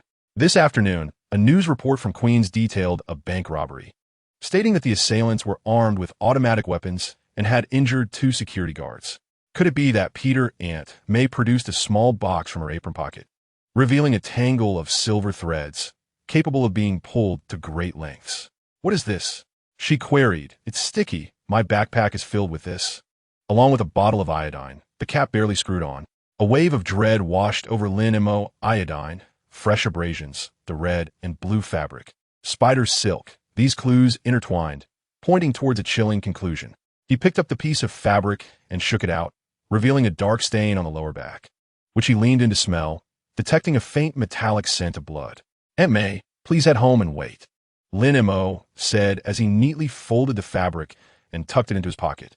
"I have an inkling of where he might be. I'll go look for him." He gently patted Aunt May's shoulder, feeling the tremor in her frame, strengthened by his enhanced physique. "Don't worry, Peter is quite clever." Aunt May nodded and floated towards the door, pausing to glance back. "Shaolin, if he has done something wrong, please don't scold him. Speak to him kindly." "I understand," Lin Mo replied, watching her figure disappear around the corner before hastily grabbing his coat and heading to the rooftop. Most of the old buildings in Queens have rooftops, and Peter often mentioned that it offered a vantage point from which to observe the entire neighborhood. The night draped over the landscape like a piece of velvet soaked in ink, creeping in from the east. Lin Mo ascended the fire escape, the metal ladder creaking beneath his weight, each step echoing the rhythm of his heartbeat. The bracelet on his wrist radiated warmth. Not a sign of power activation, but rather a premonition of unease. The iron door at the rooftop entrance was ajar, revealing a dark crack. As Lin Mo pushed it open, he spotted a slight figure standing by the railing with their back to him, the red and blue fabric rustling in the evening breeze. A dried leaf caught in the messy strands of hair at the back of their head. "Peter," Lin Mo's voice resonated across the empty rooftop, reverberating in the stillness. The figure jolted, like a cat startled by a sudden touch, quickly turning around. The moonlight illuminated Peter's face, revealing a vivid crimson gash on his left cheek. Extending from his brow to his cheekbone, droplets of blood trickling down to stain the spider design on his chest, creating a dark blotch. His lips were swollen, and his mouth bore bruises, a clear indication of a recent beating. "Lin Mo, Peter's voice was muffled, likely due to the pain at the corner of his mouth. Instinctively, he raised his hand to cover the wound, but halted halfway, realizing that his gloves were also stained with blood. "What are you doing here?"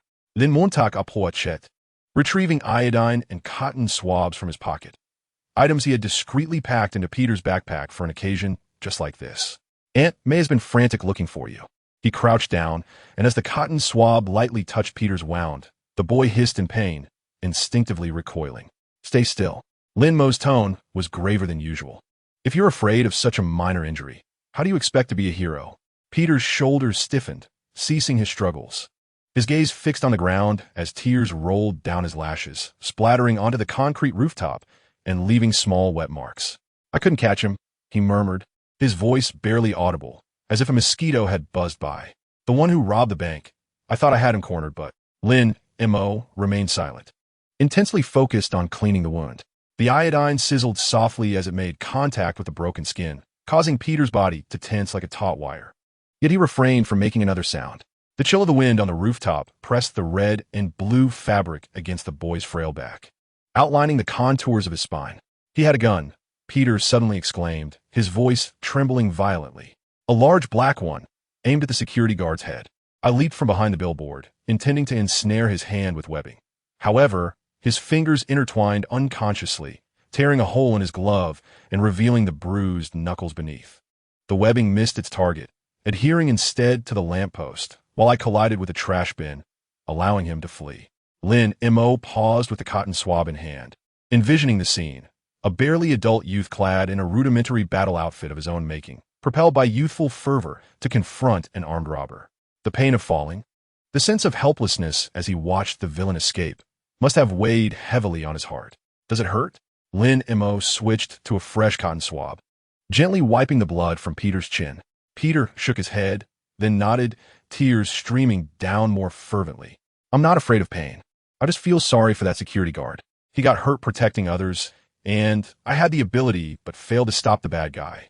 He suddenly lifted his gaze, his eyes red like those of a rabbit. Lin Mo, am I really useless? Lin Mo applied the last bandage to his brow, stood up, and retrieved Peter's backpack from the railing. It had been carelessly discarded on the ground, the zipper wide open, revealing textbooks and a makeshift launcher that resembled a modified old pen secured with rubber bands, still bearing traces of silvery webbing within the barrel. Do you know what I first did with my phasing ability? Lin Mo sat beside him, pulling the backpack into his embrace. I tried to phase through the wall of the neighboring grocery store to steal some candy, but I ended up stuck in a wall for 3 hours. Carlos thought I had been consumed by it and almost called for a bulldozer to tear down the wall. Peter stared blankly, tears still clinging to his eyelashes. Yet the corners of his mouth began to curl upwards. At that time, I thought I was incredibly powerful, Lin Mo continued, gazing at the distant neon lights. I could phase through walls and lift heavy objects. I felt destined for greatness. Yet, I couldn't even manage to steal a piece of candy, nearly suffocating myself in the wall in the process. He turned to Peter. Abilities are like learning to ride a bicycle. Falling a few times is entirely normal. But he has a gun. Peter remained despondent, his fingers tracing the cracks on the rooftop. What if I still can't stop him next time? Next time, you'll know how to shoot your web accurately. Lin Mo reassured him, pulling a loaf of bread from the backpack. This is what Aunt May packed for you this morning. It's still unopened. First, fill your stomach. Then you'll have the strength to devise a plan. Your launcher is quite good, just the trigger is too loose. Add a bit of spring next time for improved stability. Peter looked up in surprise. You're not going to scold me? Scold you for what? For wanting to protect others? Or for daring to fight against villains? Lin Mo smiled. I was even more foolish than you at your age. To prove I could lift heavy things, I insisted on lifting Carlos's safe and ended up straining my back. Lying down for 3 days. Peter took a bite of bread and mumbled, Really? Lying to you would make me a puppy. Lin Mo pointed downstairs. At some point, the dog, Shield, had joined them, lying at the rooftop door and barking at the moon. See, even Shield knows to worry about you. The puppy perked up at the sound of his name, trotting over to nuzzle Peter's knee, its tail wagging, causing a rustling sound against his battle attire. Peter set down the bread and gently patted the Shield's head, his fingers picking up a few strands of dog hair, eliciting an embarrassed smile that alleviated some of the frustration in his eyes. Who stitched your battle attire? Lin Mo inquired, noticing the sleeves adorned with threads of varying colors, clearly repurposed from old garments. I did it myself, Peter replied, his ears turning crimson. It's modified from my dad's old tracksuit. And the red part is Aunt May's curtain. He hastily added, she has been wanting to replace it for ages. Observing Peter's anxious demeanor warmed Lin Mo's heart. This boy, always so courageous, yet troubled by the thought of having altered Aunt May's curtain. "It looks rather nice," he remarked sincerely, "though the protection is inadequate. Next time, add some padding, at least it would prevent abrasions when you fall." Peter's eyes brightened at once as he swiftly retrieved a notebook and pen from his backpack, writing under the moonlight with fervor. "Can I use foam? Or maybe sponge? Oh, I want to add a cape at the back to increase drag, allowing me to descend more slowly." Seeing him instantly switch to inventor mode, Lin Mo couldn't help but chuckle. The previously dejected boy seemed to have pressed a switch, his eyes sparkling as his fingers sketched in the notebook, murmuring, "The range of the web shooter needs to be extended by another 3 meters, and the scope can be modified from an old telescope." "That's a splendid idea," Lin Mo encouraged, patting his shoulder, "but first promise me one thing." Peter looked up inquisitively. "What is it?" "Should you sustain any injuries, be it a scrape or a sprain, you must inform either me or Aunt May," Lin Mo said with earnest gravity. "Aspiring to be a hero is commendable, but you must first learn to protect yourself. If you keep hiding your wounds, I will inform Aunt May about your daily rooftop escapades and have her dispose of all your web-slinging materials." Peter's face paled instantly, and he nodded vigorously. "I promise. I'll definitely tell you next time." After a moment of thought, he added, "Actually, I have a first aid kit in the side pocket of my backpack. I just forgot to use it because I was feeling too down." Lin Mo opened the side pocket and indeed found a small first aid kit containing band-aids, gauze, and a small bottle of painkillers, evidently well prepared. The weight in his heart lifted. This boy, though impulsive, was not without sense. "Do you remember what the bank robber looked like?" Lin Mo queried. "I got it memorized," Peter exclaimed. "He has a scar on his left cheek, wears a black jacket, and speaks with a Brooklyn accent." I asked Ted, and he said this guy is a local gang member frequently operating around 7th Street. Determination ignited in his eyes. "I'll stake out that area tomorrow. First, I'll visit the hospital to check on the injured security guard." Lin Mo rose, brushing off the dust from his pants, take some flowers, and inquire about his condition. "When it comes to staking out, you need to plan your route and survey the terrain. Don't just rush in blindly." He paused. "If needed, I can help you draw a map of 7th Street. I'm familiar with the sewers there." Peter's mouth fell open in astonishment. "You know the sewers too?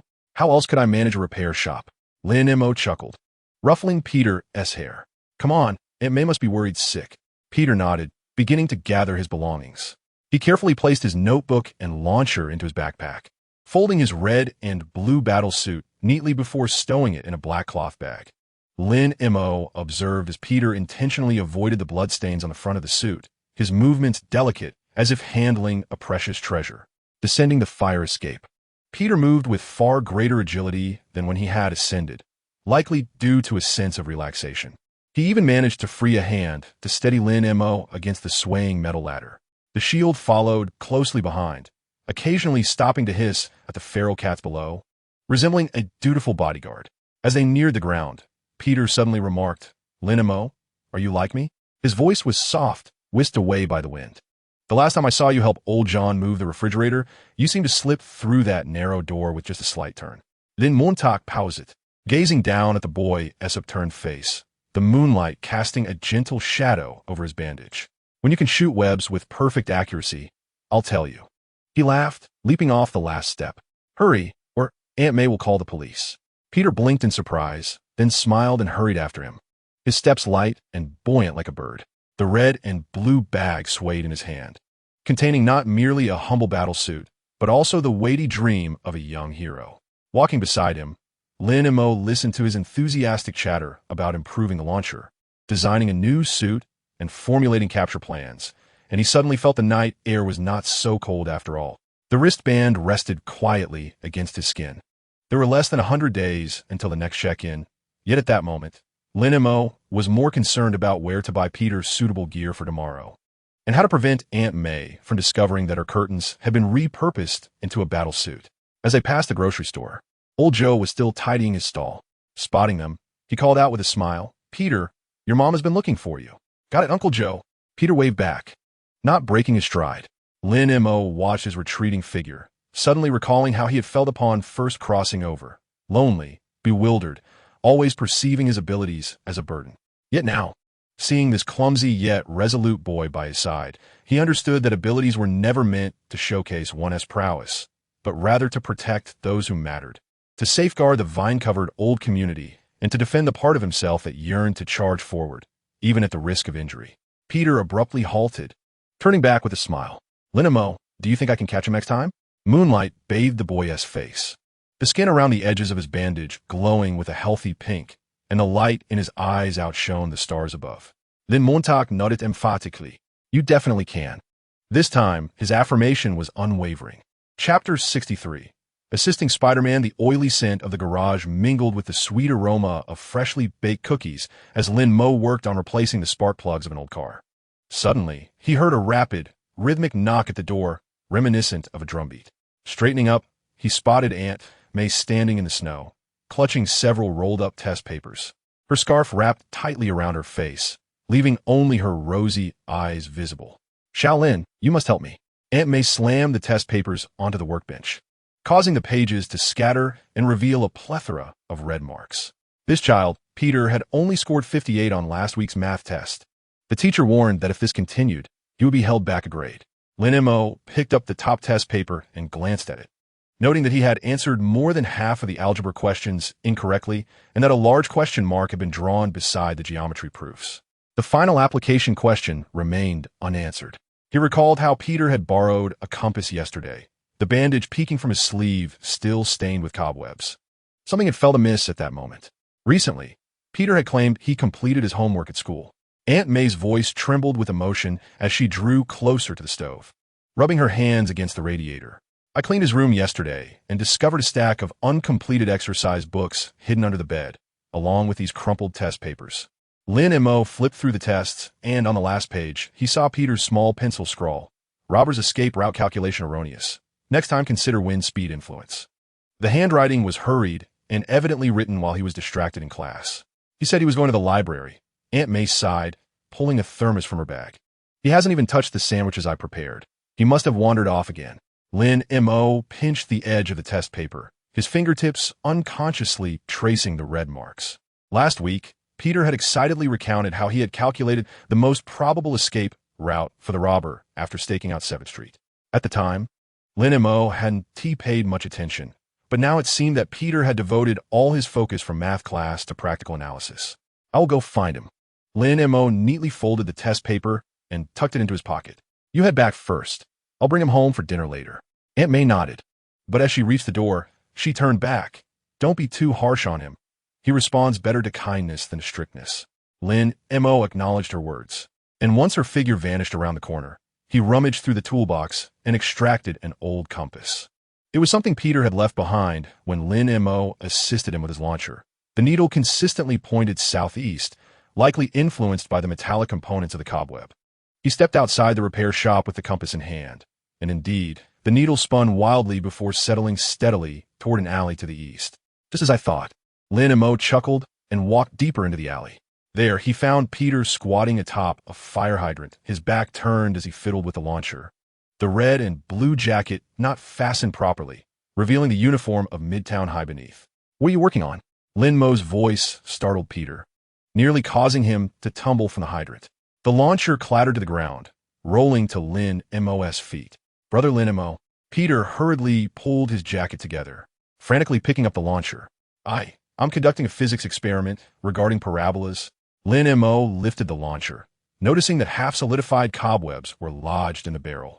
He pried them out with his fingernail and held them up to Peter. Parabolas? Is this from that geometry proof question last night? The one where you calculated the angle for the robber's leap over the wall? Peter's face flushed a deep crimson, spreading from his ears to his neck, as if doused in bright red paint. I was just drafting. He lowered his gaze, scuffing a small pit into the ground with his toes. What about the test paper? Did my mom show it to you? Not only did she show it to me, but she also plans to give you extra tutoring. Lin Mo unfurled the examination paper and laid it upon the fire hydrant, but the wind threatened to curl its edges, compelling him to weigh it down with a stone. 58 points. Peter, you are merely 2 points shy of setting a record. Peter twisted the hem of his battle suit, his voice barely rising above a whisper, akin to a mosquito's hum. I didn't mean to. I was preoccupied in class, pondering how to improve the launcher. And then there was that robber. His motorcycle was likely traveling at 60 kilometers per hour. I couldn't quite gauge how early to launch the web. That's the crux of the issue. Lin Mo pointed to the errors on the paper. You calculated the motorcycle speed using the formula for uniform linear motion. Yet the problem clearly states there is acceleration. If you can't even recall the fundamental equations, how do you expect to catch a thief? Peter's shoulders slumped, resembling a deflated balloon. I can't grasp it, he lamented, squatting down with his chin resting on his knees. Those lettered equations are too convoluted. The web shooter is much simpler. Just twist some screws. Suddenly, Lin Mo chuckled and retrieved an apple from his pocket, tossing it to Peter.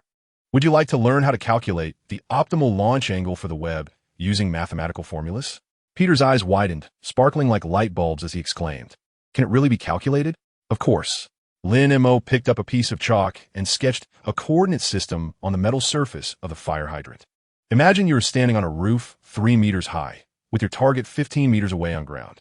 If the initial velocity of the web is 20 meters per second, and we neglect air resistance, he wrote the equations, explaining that using this parabolic formula, the optimal angle could be determined as 37 degrees, with a margin of error not exceeding half a degree.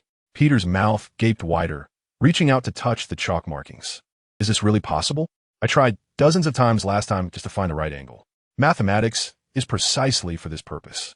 Lin Mo erased the equations, adding, if you wish for your webs to hit their mark every time, you must first comprehend these problems.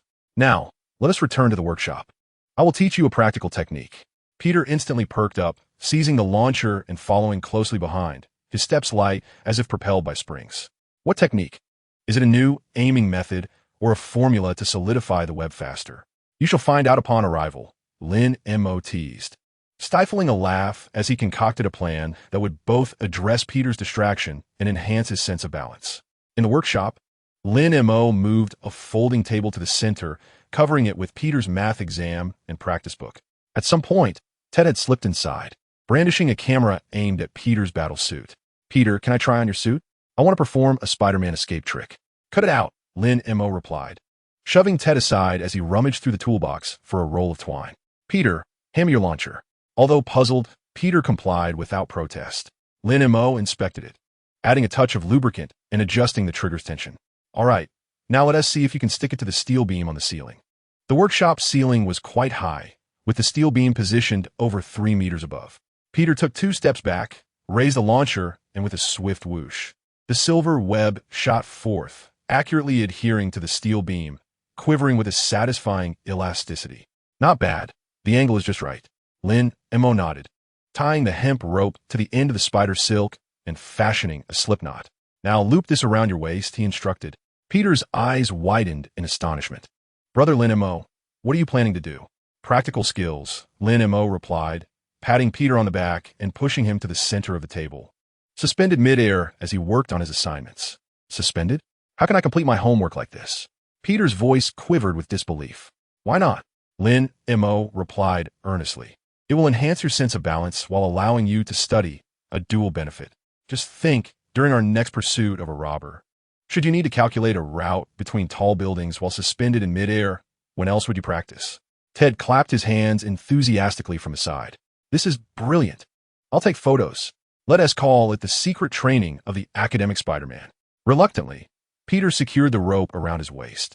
With a gentle tug on the spider's silk, Lin Mo hoisted him into the air, his feet dangling approximately half a meter above the ground, swaying like a pendulum. Can I really do my homework like this?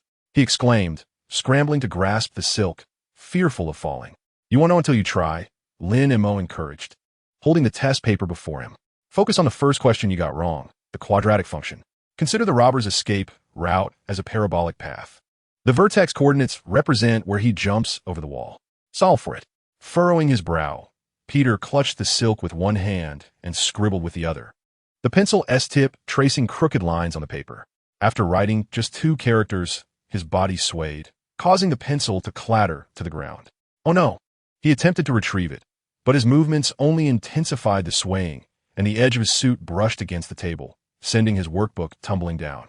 Suddenly, Shield, having appeared from nowhere, scampered to Lin Mo's feet with the pencil in its mouth, its tail spinning like a propeller. Your balance is quite poor, Lin Mo remarked, picking up the workbook and brushing off the dust. You see, even sitting still to do your homework is unstable. How will you aim while suspended in the air? Try again, but this time, don't drop anything. Taking a deep breath, Peter steadied himself on the silk, gradually finding his balance.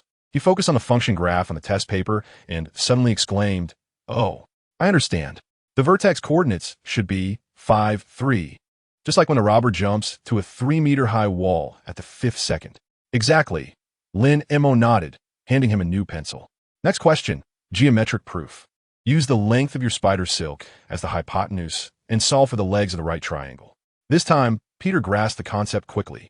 Although his body still swayed slightly, the pencil tip was much steadier. He muttered as he worked, "The spider silk is 5 meters long, and the angle with the wall is 30 degrees, so the horizontal distance should be 5 times the cosine of 30 degrees. Ted, holding up the camera, was thoroughly entertained. "Peter, give us a smile. This picture looks like you're an astronaut doing homework in space." "Quiet," Peter retorted, not lifting his head as he hastily calculated. Leaning against the toolbox, Lin Mo watched the boy suspended midair, a secret smile forming on his lips. This method was indeed effective. Usually unable to sit still for 3 minutes, Peter had now been hanging for 15, even with shield tugging at his pant leg. Just then, Barbie entered, witnessing the scene unfold, her thermos clattering to the floor. "What's he doing? Is this a new training method?" "Extra lessons," Lin Mo replied. Lin Mo picked up the thermos, the hot cocoa still warm within. "Just in time, your physics assignment can be referenced by Peter. He has hit a snag with this problem." Barbie's face instantly flushed. My assignment isn't very good." Nevertheless, she retrieved it from her backpack and handed it to Peter. He quickly took it with one hand, perusing it swiftly. "Wow, you used auxiliary lines for this problem? How did I not think of that?" His eyes brightened as he drew a line on his own paper. Now it made sense. "Thank you, Barbie." Barbie scratched her head, smiling shyly as she moved to the stove to warm her hands. "The method Lin Mo taught me is quite effective. I find tackling physics problems much easier now." Suddenly, Lin Mo remembered something and pulled 2 notebooks from the drawer. "Right, since both of you have super abilities, why not collaborate on your notes? Merging your skills with textbook knowledge? For instance, Barbie, you can calculate the heat required to melt the ice using thermodynamic formulas. Peter, you can determine the tension of spider silk using Hooke's law. Is it really possible to do that?" Peter and Barbie exclaimed in unison, exchanging glances and finding excitement reflected in each other's eyes. The ensuing hour in the repair shop became lively. Peter still hung from the ceiling, but was now adeptly flipping through pages with one hand. Barbie leaned over the table, sketching force analysis diagrams on scrap paper with ice, which melted upon contact, conveniently erasing mistakes. Ted abandoned his photography to peer at their work, occasionally interjecting, "Can this formula calculate the angle of the magic box S opening?" Lin Mo sat nearby, offering guidance occasionally, but mostly observing their discussions. Sunlight streamed through the holes in the garage roof, casting speckles of light on their papers as dust danced in the beams. The shield lay dozing at their feet, emitting satisfied snores. At last they finished. Peter tossed the final paper onto the table, exhaling deeply, his body swaying like a swing. "Lin Mo, did I correct everything?" Lin Mo picked up the assignment for review. All errors were rectified, albeit in a hasty scrawl, yet the steps were complete. The last application problem concluded with, "The robber will reach the street corner in 83 seconds. The web should be launched 21 seconds in advance." "Well done," Lin Mo nodded, loosening the knot of rope around his waist. "Come down now. It's time to return home for dinner." Peter landed with a thud, his legs wobbling as he nearly fell, rubbing his tingling ankle and grimacing. "I didn't realize it was so exhausting to solve problems this way. It's more tiring than chasing robbers. Now you know." Lin Mo organized the papers. "From now on, come here every day after school to complete your assignments, and once you're finished, I'll teach you how to optimize your launcher using formulas. How's that sound?" "Really?" Peter's eyes sparkled, the previous fatigue vanishing in an instant. "Can we calculate the viscosity of the web at different temperatures? It seems to work poorly in winter." "Of course." Lin Mo patted his shoulder. "But the condition is that you must pass the next test. It's a deal." Peter grabbed his backpack and carefully placed the assignment inside. "I'm heading home now to show my mom. She will surely be thrilled." Watching Peter dash out energetically, Barbie smiled and remarked, "He doesn't seem to dislike doing homework as much anymore, because he has discovered the utility of learning." Lin Mo handed the notebook to Barbie. which was filled with geometric designs of ice sculptures. "You too?" he remarked. "The curvature of the ice bird you sculpted last time perfectly aligns with the golden ratio." "Did you not notice?" Barbie gasped in astonishment. "Really? I just thought it looked nice." "This is the utility of knowledge," Lin Mo said as he tidied the table. "It not only aids in sculpting ice, but can also serve you as a firefighter." Suddenly, Ted leaned in, his voice imbued with a sense of mystery. "Mo, do you think I could learn? For instance, calculating the trajectory of magic props?" Lin Mo chuckled as he glanced at the magic wand in Ted's hand. "Perhaps familiarize yourself with the multiplication table first." Instantly, Ted's expression fell, and he lamented as he dashed out of the repair shop. "I suppose I shall stick to practicing my escape techniques." The sunset bathed the repair shop in hues of orange and red. Lin Mo placed Peter's exam paper into a folder, noticing remnants of spider silk clinging to it. He touched the bracelet on his wrist, realizing there were still over 80 days until the next sign-in. Yet at that moment, his mind was preoccupied with the type of practice questions he should prepare for Peter and Barbie, ensuring they matched their abilities without being overly challenging.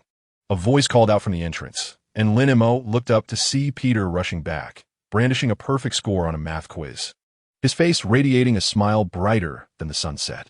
"Brother Lin Mo, look, I aced my quiz today." The teacher said, "I am making remarkable progress." "I see," Lin Mo replied, waving with a grin. "Now hurry home. Aunt May must be waiting anxiously." Peter nodded enthusiastically, bouncing away, his red and blue backpack tracing a graceful arc in the evening light. Leaning against the doorframe, Lin Mo watched his retreating figure, suddenly feeling that tutoring Spider-Man might offer a greater sense of accomplishment than acquiring new abilities. Chapter 64. Encounter with upgraded robbers. The evening breeze swept through the repair shop's tin roof, producing an eerie whistling sound. Lin Mo was crouched down, changing the tire of an old Ford. As he tightened the final bolt, he caught a glimpse of several figures moving in the shadows at the entrance. With a decisive click, the tire screws were firmly secured. He straightened up, brushing off the dust from his hands, and directed his gaze beyond the toolbox to the group of men clad in black jackets. The leader, a burly man with a scar running down his left cheek, was licking his canines with a menacing air, playing with a rusted iron rod that bore dark red stains at its tip, reminiscent of dried blood. "Oh, isn't this the mechanic from last time?" The scar-faced man spat onto the ground, with a yellow phlegm rolled across the concrete. Hiding in this rundown place like a turtle, Lin Mo remained silent, merely placing the wrench back into the toolbox, the metallic clang resonating sharply. He recognized this gang as the same thugs who had extorted protection money in the community park last month, whom he had casually tossed at the police station like a bag of feathers. At that time, the scar-faced man had been struck on the back of the head by Ted wielding a wrench, and now he bore a crooked bandage around his neck. "Why so quiet?" A wiry man behind the scar-faced leader stepped forward, his steel pipe clattering rhythmically against his palm. "Weren't you quite the fighter last time? Are you scared now that we brought some real weapons?" Lin Mo's gaze swept over the weapons in their hands. 3 iron rods, 2 steel pipes, and a short, stout man concealing a folding knife, the handle glinting coldly as it protruded from a jacket pocket. Compared to the last encounter with unarmed ruffians, this indeed represented an upgraded version of intimidation. As the shop doors swung open, the scar-faced man brandished an iron rod, directing his companions to enter and borrow some money, threatening to smash their dilapidated stall if they refused. Laughter erupted from the thugs behind him. The lanky one began scratching the paint off the door with a steel pipe, leaving behind streaks of white. The air in the garage instantly became thick with tension. The kettle on the stove had cooled down at some point, while the dog lay in its bed, emitting low whines, its tail tucked tightly between its legs. This dog, usually fearless, now trembled in the presence of danger. Sensing the threat posed by the intruders, Lin Mo's fingers curled slightly in the seam of his trousers, a warm surge of enhanced stamina coursing up his spine. He could distinctly hear the heartbeats of the thugs. The scar-faced man's heartbeat was heavy and slow, akin to an enraged bull. The lanky one's was rapid, betraying his cowardice, while the stout man with a knife breathed hastily, his palms likely slick with sweat. "I don't have much money," Lin Mo stated calmly, his voice betraying no emotion. "If you need repairs, you can queue up. If you're looking for trouble." He paused, his gaze landing on the door panel marred by the lanky one. "You'll have to compensate for the damage." "Compensate?" The scar-faced man erupted in laughter, suddenly swinging his iron rod at a nearby old bicycle, which crumpled beneath the blow. Today, you'll learn what it means to pay. The lanky and stout men immediately joined in, their steel pipes and iron rods clashing against the toolbox, producing a cacophony of metallic clinks. Wrenches, screwdrivers, and pliers scattered across the floor, one of the needle-nose pliers whizzing past Lin Mo's ear and embedding itself in the wall behind, vibrating with a buzzing echo. Lin Mo deftly sidestepped the flying debris, his foot lightly tapping on the ground as he glided behind the workbench like a feather. He had no intention of striking back immediately. Mrs. Martha's reading glasses still rested on the windowsill, and Ted's magical prop box lay in the corner. He wished to avoid involving them in this chaos. Run. Keep running. The scar-faced man cackled as he pursued, his iron rod slicing through the air towards the workbench, splintering the thick wooden surface and sending wood chips flying. Just as the rod was about to graze Lin Mo's nose, he suddenly crouched down, his right hand darting out like lightning, firmly grasping the scar-faced man's wrist. The enhancement had granted him remarkable strength, and his fingers sank into the muscle gaps like an invisible vice. Ugh! The scar-faced man cried out in pain as the iron rod clattered to the ground. He attempted to break free, only to find his wrist ensnared as if in an iron grip. The more he struggled, the more it hurt, cold sweat trickling down his forehead and soaking the bandage. Lin Mo offered him no chance to react, his left hand sliding up the thug's arm and gently pushing at the elbow joint. With a mere sound of a light crack, the scar-faced man's arm bent at an unnatural angle, causing him to collapse to the ground in agony. His forehead pressed against the cold concrete, emitting stifled whimpers. This transpired in the blink of an eye, leaving the lanky monkey and the short, stout man in a stupor. Weapons raised, yet frozen in place, rust from the steel pipe cascading down. What are you waiting for? Attack! The scar-faced man managed to squeeze out a few words through gritted teeth, his voice distorted by pain. It was only then that the lanky monkey regained his senses, shrieking and charging forward with the steel pipe aimed at Lin Mo's back. Lin Mo, as if possessing eyes at the back of his head, pivoted just as the pipe was about to descend, lightly spinning on his right foot, his body gliding past the lanky monkey's arm while he deftly twisted the wrist. Ah!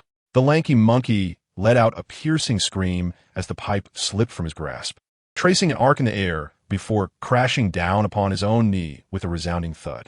He crouched on the ground, clutching his leg, tears and snot streaming down his face, an image both pitiable and absurd. Upon witnessing this, the short, stout man hurriedly drew a folding knife, the blade snapping open with a shush, glinting ominously in the dim light. He dared not approach, but merely twirl the knife in place, muttering incantations of warning. Don't come any closer. I swear I'll stab you. Lin Mo observed his trembling legs, quaking like leaves in the wind, and found it somewhat amusing. This portly fellow couldn't even grip the knife firmly. The anti-slip texture of the handle was deeply embedded in his palm. His knuckles whitened from exertion. Evidently, it was his first encounter with such a weapon. Put down the knife. Lin Mo's voice, though quiet, carried an undeniable authority. And no, I want to. The stout man raised the knife higher, yet his anxiety caused him to stumble, nearly tripping over himself. Lin Mo ceased his words and began to approach slowly. With each step, the sound of his shoes scraping against the ground resonated like a hammer, striking the stout man's heart.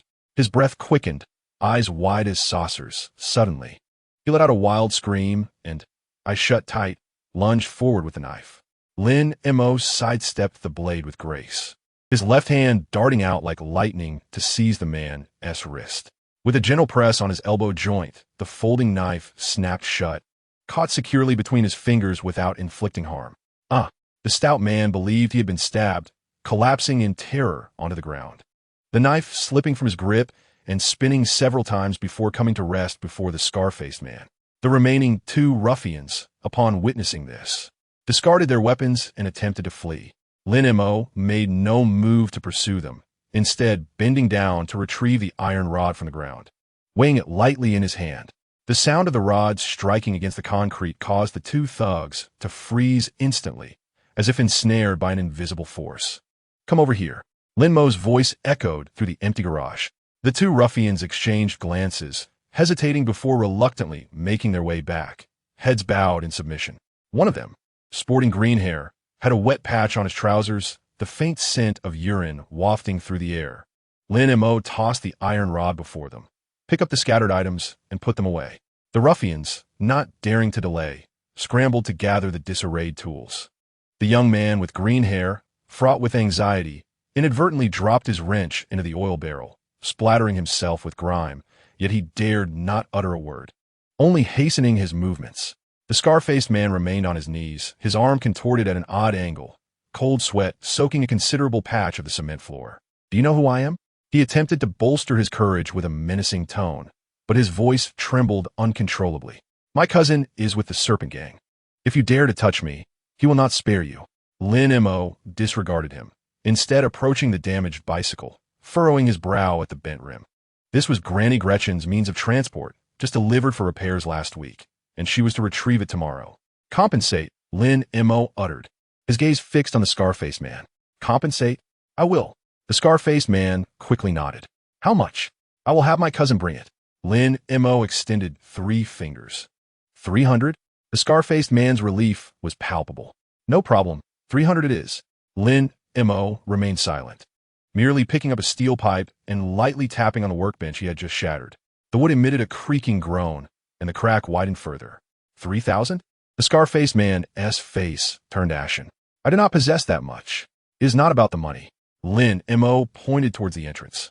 "Clean the door you just marred and repair this bicycle. Every penny accounted for." The gangsters exchanged glances, and ultimately, the thin monkey reacted first. We do not know how to fix bikes. If you do not know, you can learn."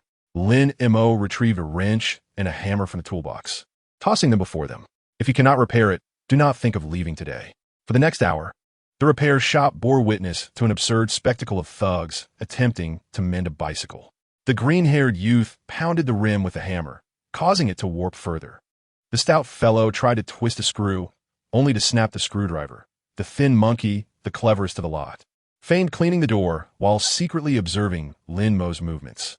Leaning against the wall, Lin Mo watched their frantic antics, unable to suppress a slight smile. At some point, Shield, the dog, had emerged from its den, baring its teeth menacingly at the green-haired youth, nearly causing him to drop the hammer on his own foot. "This is not right." Lin Mo finally could not bear to watch any longer. He approached, took the hammer, and gently tapped on the inside of the rim. Remarkably, the deformed rim began to gradually regain its original shape, its curvature becoming as smooth as new. The gangsters stared in astonishment. The green-haired youth, unable to contain himself, asked, Have you done this before?" "Yes," Lin Mo replied, handing the hammer back to him. "Strike along the edges, apply gentle, even pressure." The green-haired youth, skeptical yet intrigued, accepted the hammer and mimicked Lin Mo's technique. And indeed, the rim began to restore itself. His eyes lit up with a glimmer of excitement, as though he had discovered a new toy. Unbeknownst to them, the scar-faced man's arm had been realigned by Lin Mo at some point, although still painful. It was now functional. He regarded Lin Mo's silhouette with a complex expression, a mix of fear, confusion, and perhaps even a hint of admiration. At 7 in the evening, Mrs. Martha, carrying a box of freshly baked cookies, passed by the repair shop and was nearly startled into dropping the cookie box at the sight. "Little Lin, is this helping me fix my bike?" Lin Mo smiled as he accepted the box of cookies. Their skills were lacking, and they were still learning. The scar-faced man's face flushed crimson, lowering his head as he pounded the bicycle rim with newfound seriousness. At last, as the sun sank below the horizon, the bicycle was painstakingly repaired. Though the rim remained slightly warped and the screws were haphazardly tightened, it was at least rideable. The door had also been cleaned, bearing only a few faint scratches, a significant improvement from before. "Can we leave now?" the lanky monkey asked cautiously, like a schoolboy awaiting his teacher's approval to dismiss class. Lin Mo nodded, his gaze sweeping over the weapons in their hands. It seemed that the iron rods and steel pipes had been neatly stacked in a corner. He gestured towards the weapons, stating, "You either dispose of them or hand them over to the police. Should I see them in the community again, it will not merely be a matter of bicycle repairs." The delinquents felt as if they had received a pardon, hoisting their weapons and fleeing outside. The green-haired boy ran a few steps before turning back to glance at the battered bicycle he had just assaulted, scratching his head in confusion. Can I come to you for repairs next time?"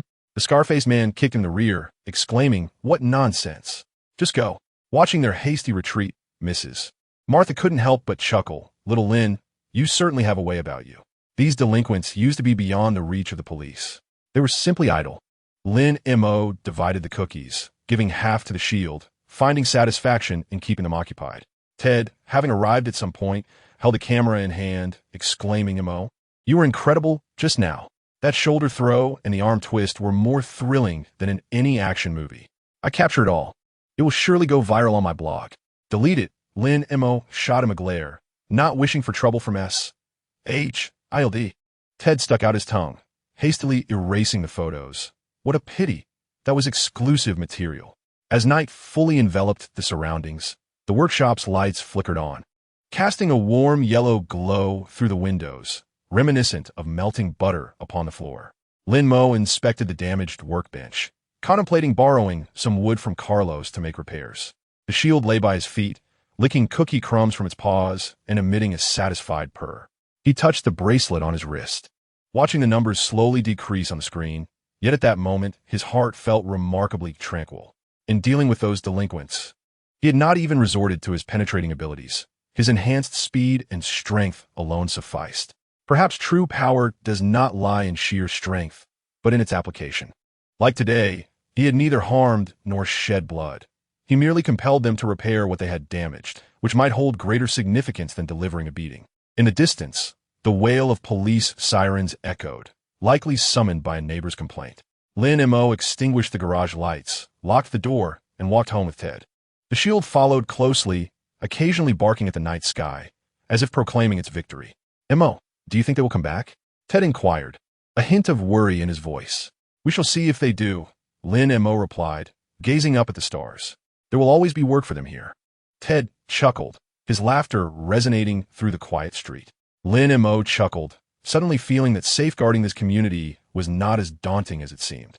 Whether faced with armed robbers or thugs wielding iron rods, as long as they dared to come, he would boldly confront them in his own manner, without causing harm or seeking attention, much like the simplicity of repairing a car.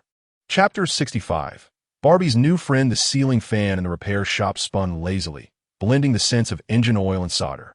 Lin Mo crouched beneath an old Ford, tightening bolts, beads of sweat cascading down his chin and splattering onto his grease-stained work attire, darkening it in patches. The May sun had begun to carry a hint of warmth, filtering through the windows and casting dancing light spots on the floor. "Mo, busy?" Ted's booming voice echoed from the entrance, accompanied by a lively footfall. Lin Mo emerged from beneath the vehicle, ready to express his annoyance at the interruption, only to spot two figures trailing behind Ted. Barbie led the way, hands clasped behind her back, shoulders squared, her cheeks flushed like ripe tomatoes. Following her was a girl in a light blue dress, her curly hair tied in a loose ponytail, gently swaying with her steps, lips pressed together, as if slightly anxious. "Is there something you need?" Lin Mo wiped the sweat from his brow, his gaze lingering on the girl for a brief moment. Her eyes sparkled like obsidian submerged in water, curiously examining the tools on the garage shelves, her fingers unconsciously twisting the hem of her dress. Barbie took a couple of steps forward, her toes grazing the ground, her voice barely above a whisper. "Lin Mo, I brought a friend." She stepped aside, revealing the girl behind her. "This is Rose from our school." "Hello," Rose said softly, her voice delicate as a feather landing on one's heart. She looked up, offering Lin Mo a gentle smile, two small dimples appearing at the corners of her mouth. Lin Mo nodded, about to respond, when he noticed Barbie tugging at Rose's dress from behind, her eyes brimming with encouragement. Rose hesitated momentarily, as if summoning immense resolve, then slowly raised her right hand, palm facing a nearly wilted cactus in the corner. In the next instant, an astonishing transformation occurred.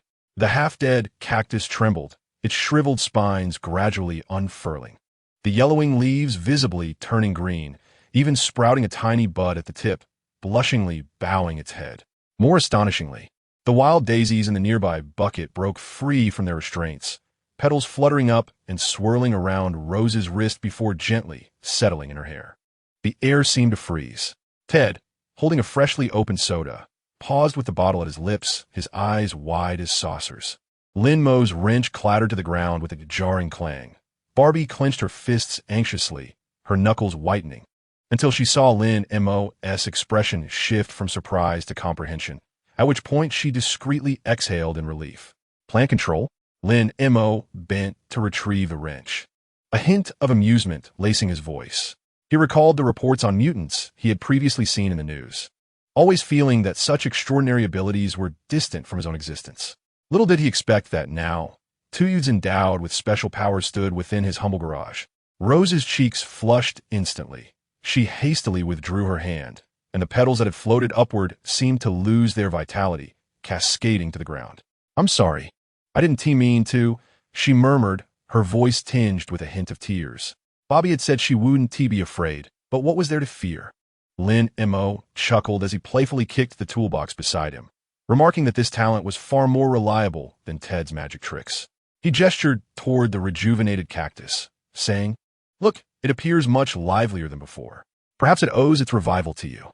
Ted, finally snapping back to reality, placed his soda on the workbench and leaned closer to the cactus, exclaiming, "Good heavens! This is far more effective than the nutrients from Flower Shop. Rose, can you bring my dying pothose back to life? My mom said if I can't, she'll toss me out." Rose couldn't help but laugh at his exaggerated demeanor. Although the traces of tears lingered at the corners of her eyes, her lips were already curling into a smile. "I should be able to give it a try, but I'll need to check if the roots are rotten." "Wonderful," Ted exclaimed, seizing Rose's wrist and tugging her toward the door. "My house is right next door. Let us go now." "Ted," Lin Mo quickly called out, "don't frighten her." He turned to Rose. "No rush. Have a seat and drink some water first." Rose nodded and settled into the folding chair that Bobby had moved over, her fingers gently brushing against the tin cup on the table. Bobby sat beside her, their knees nearly touching, and he was so tense that he even moderated his breathing. Lin Mo observed the two adolescents and was suddenly reminded of his own high school days, when even borrowing an eraser from a girl would leave him blushing for an eternity.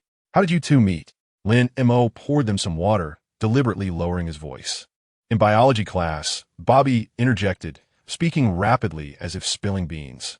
"The teacher had us observe plant growth, and Rose could always make the seeds sprout ahead of time. I discovered that."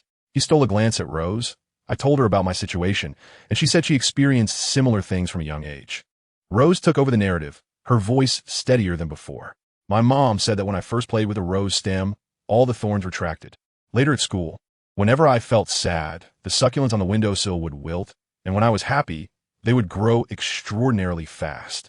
Her fingers traced circles around the rim of her cup. "My classmates thought I was strange. No one wanted to team up with me." "Not true," Bobby interjected immediately, his cheeks deepening in color. "I think it's amazing. Far more impressive than the basketball team captain."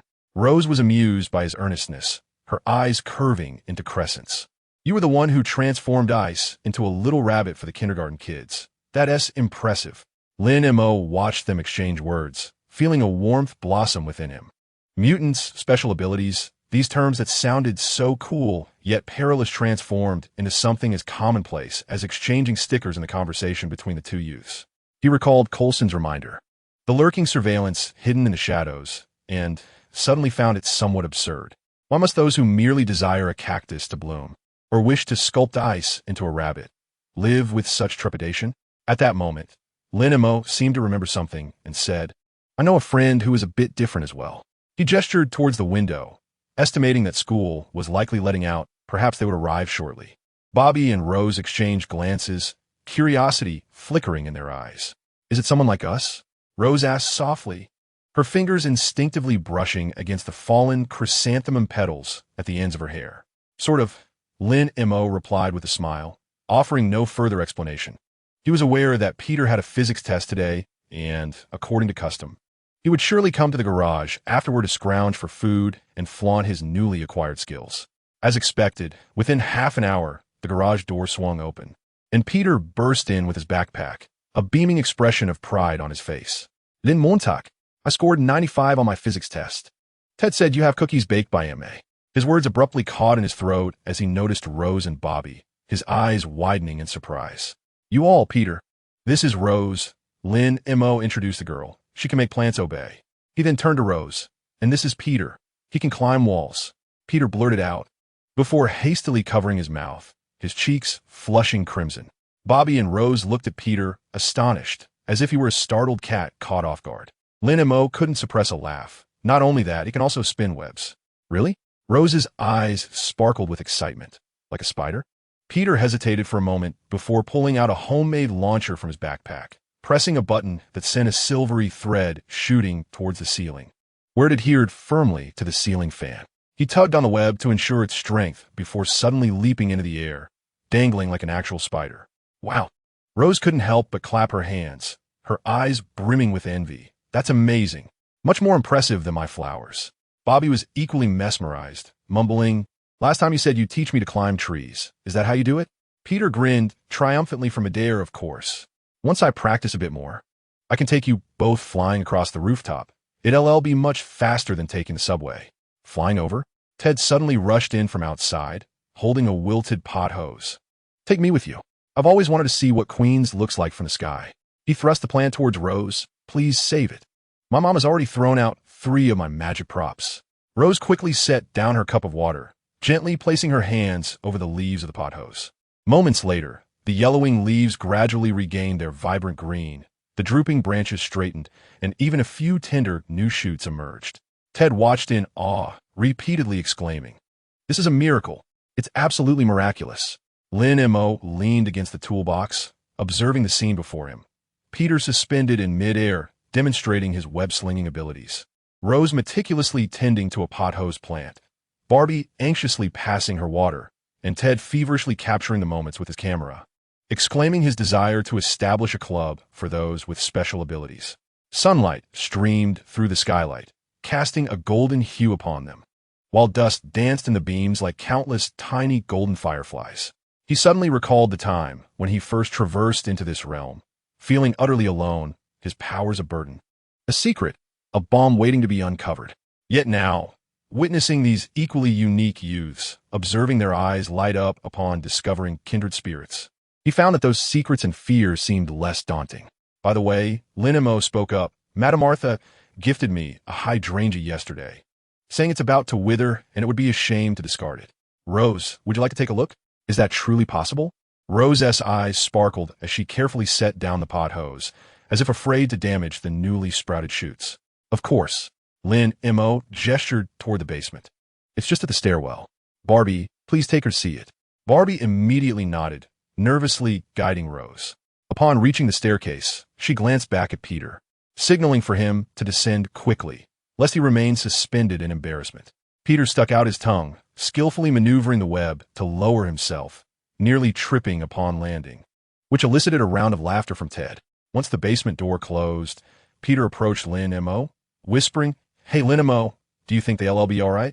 I heard SHIELD has been investigating mutants. Carlson mentioned it to me." Then Montauk nodded, his gaze falling upon the black sedan at the street corner, which had merely changed its license plate today. Yet they were in Queens. He patted Peter's shoulder, reassuringly stating, "This is our territory." Peter paused, then smiled, his eyes sparkling. "Right, our territory." Ted rushed over with his camera. "What are you two whispering about? Are you discussing the name for the club?" "I think Queen's Miracle Squad sounds great." Lin Mo and Peter exchanged amused glances, both chuckling.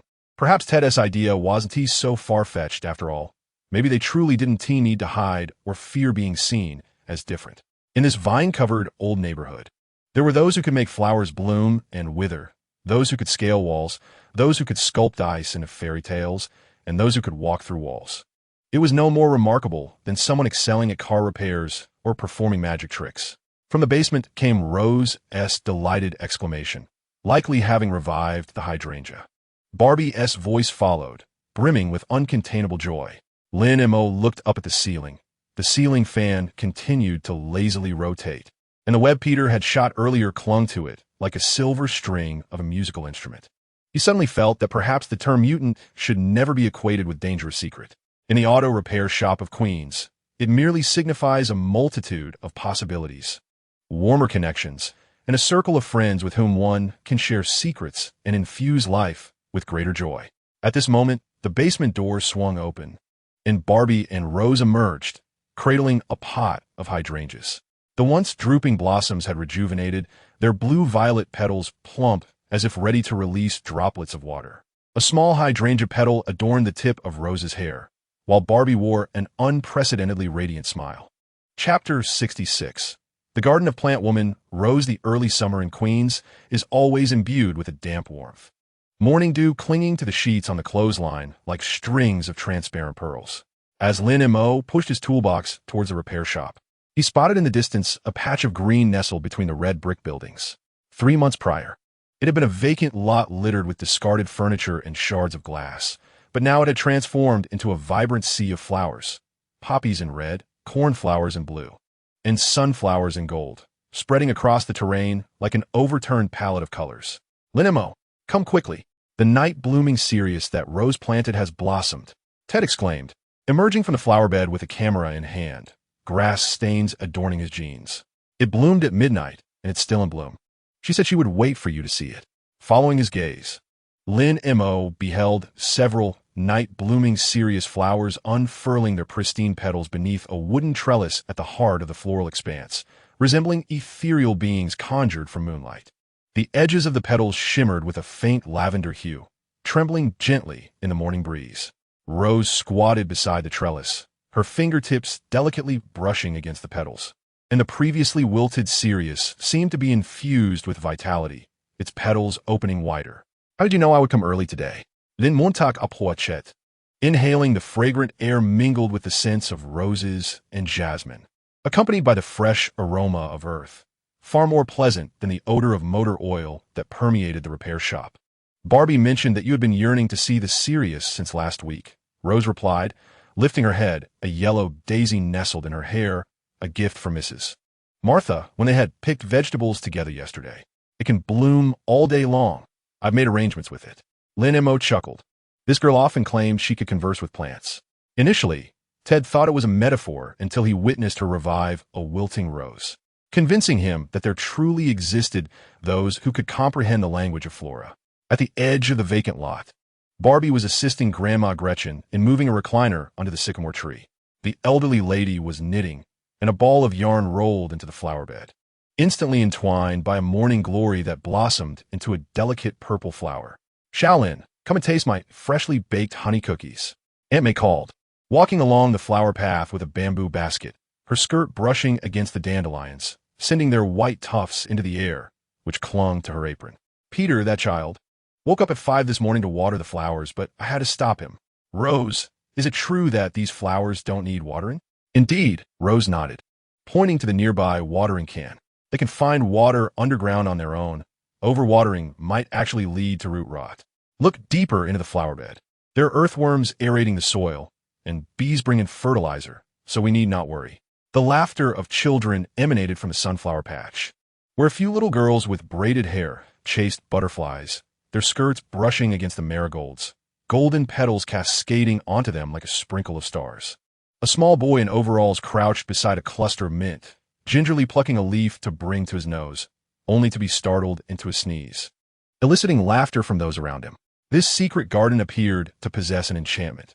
Just 3 months prior, it had been a blight on the community, littered with construction debris and a shelter for the homeless, often disturbed by drunken ruckus at night. When Rose first arrived, she cried as she stepped on shards of glass, lamenting the pain of the land. The following day, she returned with seeds. Barbie helped her clear the rubble. Peter used spider silk to hoist away discarded boards, and Lin Mo utilized his ability to extract rebar from the ground. Now, this place had become the heart of the community. In the early morning, elderly individuals practiced Tai Chi, while chess-playing men gathered around the stone table beneath the trellis. At noon, mothers strolled with baby carriages to bask in the sun as children played hide and seek amidst the flowers. In the evening, Ted would bring an old speaker to play jazz, with young people lounging on the grass, and Rose sitting at the center, her fingers gently tapping, causing the surrounding flowers to sway in rhythm with the music, as if they were dancing. It raised the question, to whom did this land truly belong? Lin Montauk, assisting Aunt May in distributing cookies to the children, suddenly recalled this matter. In their fervor to clean and cultivate, no one had considered ownership. It seemed to be a piece of idle municipal land. Barbie, kneeling nearby to prune the roses, had become Rose's chief gardener, now adept at identifying over 20 varieties of flowers. During the last community meeting, Old Man John spoke of his desire to establish a park here a decade ago, but had yet to receive approval. Rose paused, a flicker of unease crossing her eyes. Surely, no one would come to dismantle it? She gently touched a poppy nearby, and its petals drooped slightly, as if sensing her emotions. Who would dare to tear it down? Ted, holding a camera to capture the night blooming cereus, boisterously declared that everyone in the community nurtured flowers here, and even the city management would think twice before intervening. Besides, with Mo around, he could lift a bulldozer if necessary. Stop talking nonsense, Lin Mo scolded, tapping his head, though a shadow of concern crossed his mind. When Coulson came by last week to fix a car, he had mentioned in passing that the municipality was recently clearing illegal encroachments, particularly in the Queens area. At that time, Lin Mo had paid little heed, but now, gazing at the thriving garden, a sense of worry crept in. The anticipated troubles arrived sooner than expected. At 3 in the afternoon, while Lin Mo was changing a tire on a Chevrolet at the repair shop, he heard shouting outside, mingled with Rose's tearful pleas. His heart sank, and he grabbed a wrench, bolting outside, with Shield barking at his heels towards the garden.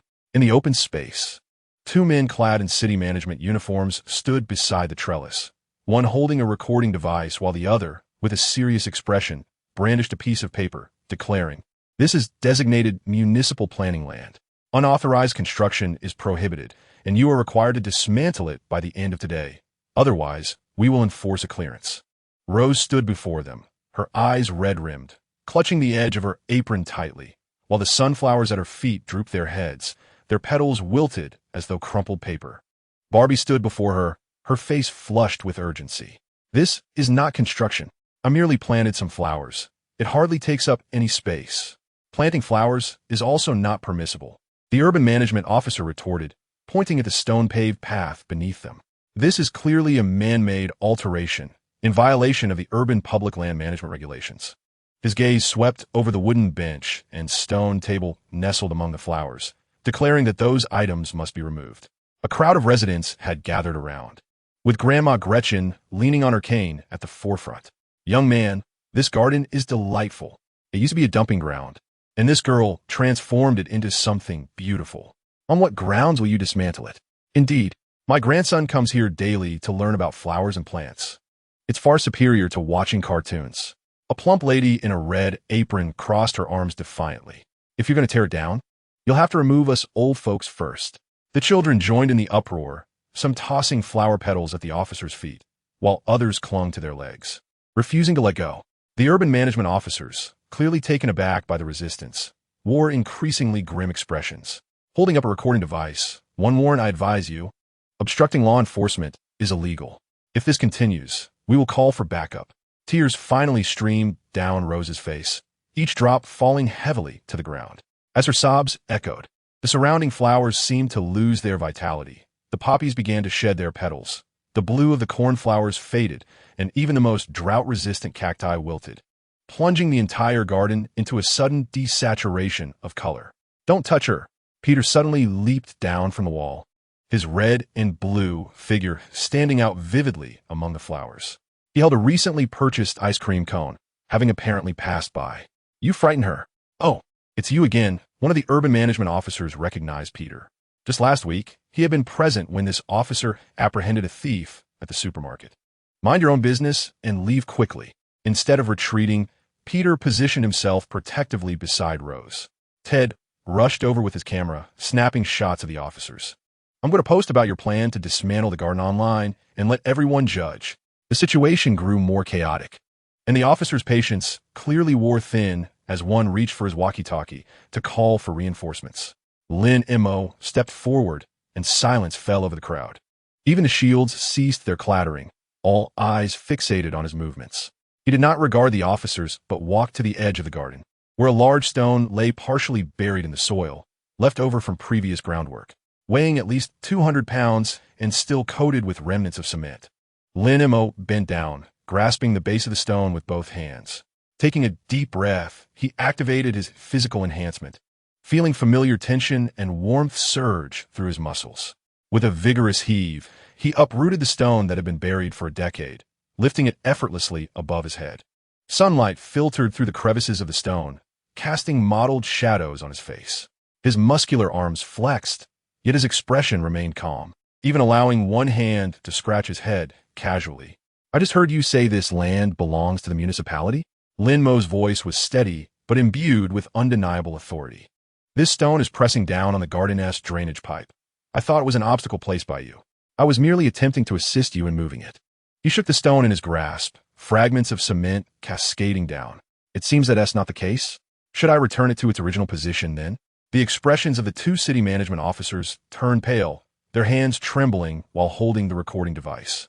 They patrolled the streets daily, having encountered those who could fight and those who could flee, yet they had never seen anyone capable of lifting a 200-pound stone as if it were a mere toy. One of them swallowed hard, his Adam's apple bobbing as he forced a stiff smile. And no, it's a misunderstanding, merely a misunderstanding. Misunderstanding? Lin Mo raised an eyebrow, gradually placing the stone back in its original position. The ground trembled from the impact, and the surrounding flowers seemed revitalized, their drooping petals slowly unfurling once more. Yes, a misunderstanding. The other officer hastily tucked away the paper, his tone making a complete turnaround.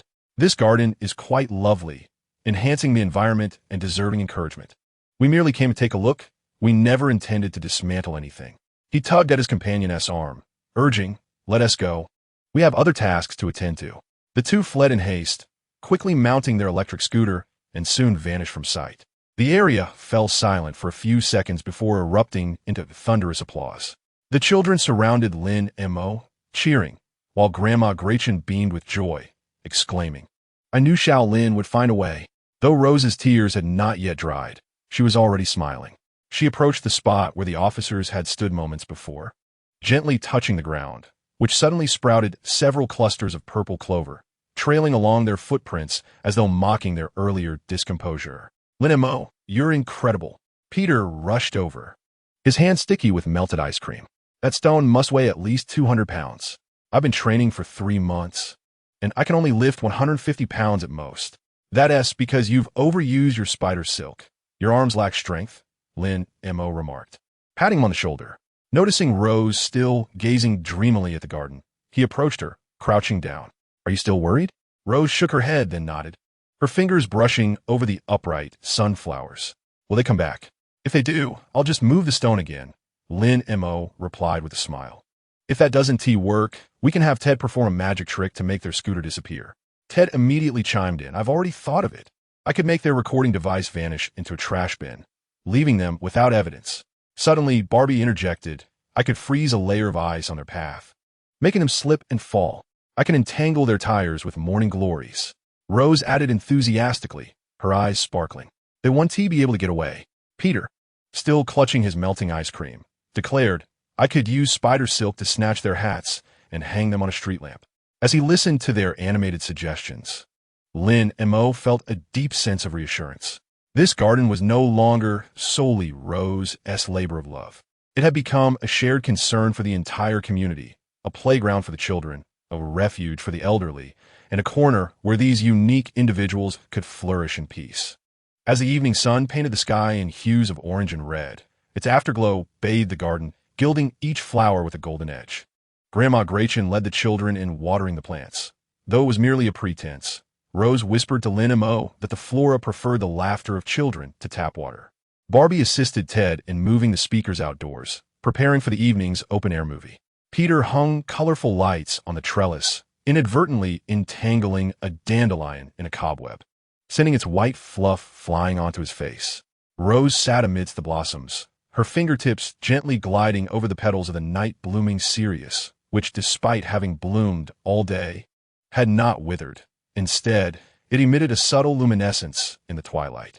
She lifted her gaze and beamed a radiant smile at Lin Mo, her dimples seemingly filled with starlight. "Lin Mo, look, they're saying thank you."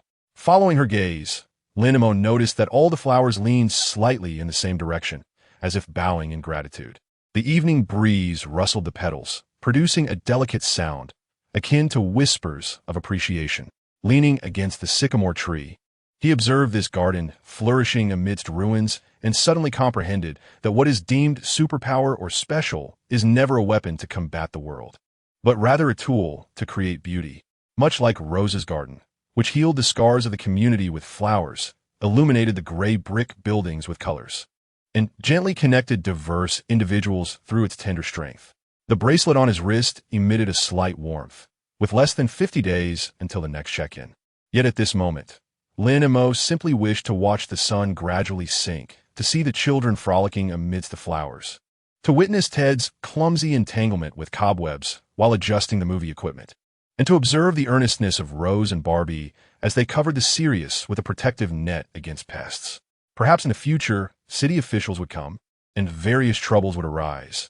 But as long as they remained, as long as this garden endured, the winds of Queens would forever carry the fragrance of flowers, imbued with their unique tenderness. As the film began, The Wizard of Oz played on the screen. When Dorothy remarked, "There's no place like home," Lin Mo glanced at those beside him, Ted distributing popcorn, Peter helping Rose tame her wind-tossed hair, Barbie offering a back rub to Grandma Gretchen, and Shield lying amidst the flowers, its tail brushed with poppy petals.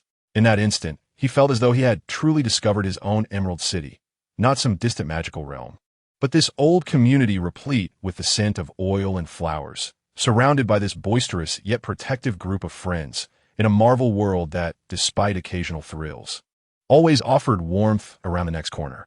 The screen's light reflected on everyone's faces, as if sprinkled with stardust. The flowers in the garden swayed gently in the night, like a chorus applauding them. Chapter 67, 100 Days Until the Next Check-In, as the ceiling fan in the repair shop whirred overhead for what felt like the umpteenth time. Lin Mo could no longer resist pressing the pause button. The blades, propelled by inertia, whirled a couple of times before halting midair, trapping the scent of oil and solder within the stifling atmosphere. He lowered his gaze to his wrist. The bracelet's screen shimmered coolly in the sunlight, displaying the pale blue digits of 100 with clarity. Couldn't they change the color? Lin Mo murmured softly to the bracelet, his fingertips unconsciously tracing the cold metallic edge. This peculiar object has been accompanying him for nearly 2 years, evolving from initial excitement to a sense of anticipation, and now to an inexplicable unease, akin to carrying a ticking time bomb, uncertain whether its detonation will yield a dazzling display of fireworks or an explosion of chaos. The dog, Shield, lay napping beneath the workbench, roused by the sudden cessation of the ceiling fan. He lifted his damp nose to sniff the air, wagging his tail as he approached, nudging his head against Lin Mo's palm. Dog hair clung to Lin Mo's arm, mingling with the grease from his repairs, resembling an abstract painting. "What do you think?" Lin Mo mused, scratching the puppy's chin as it squinted contentedly. "What bizarre ability might I acquire next? Surely it can't be turning to stone." Shield tilted his head, emitting a low rumble from his throat, his tail gently sweeping across Lin Mo's wrist, landing precisely on the number 100, as if stamping in approval. "Woof. Do you think that is a possibility?" Lin Mo chuckled, tossing the wrench back into the toolbox with a resounding clang.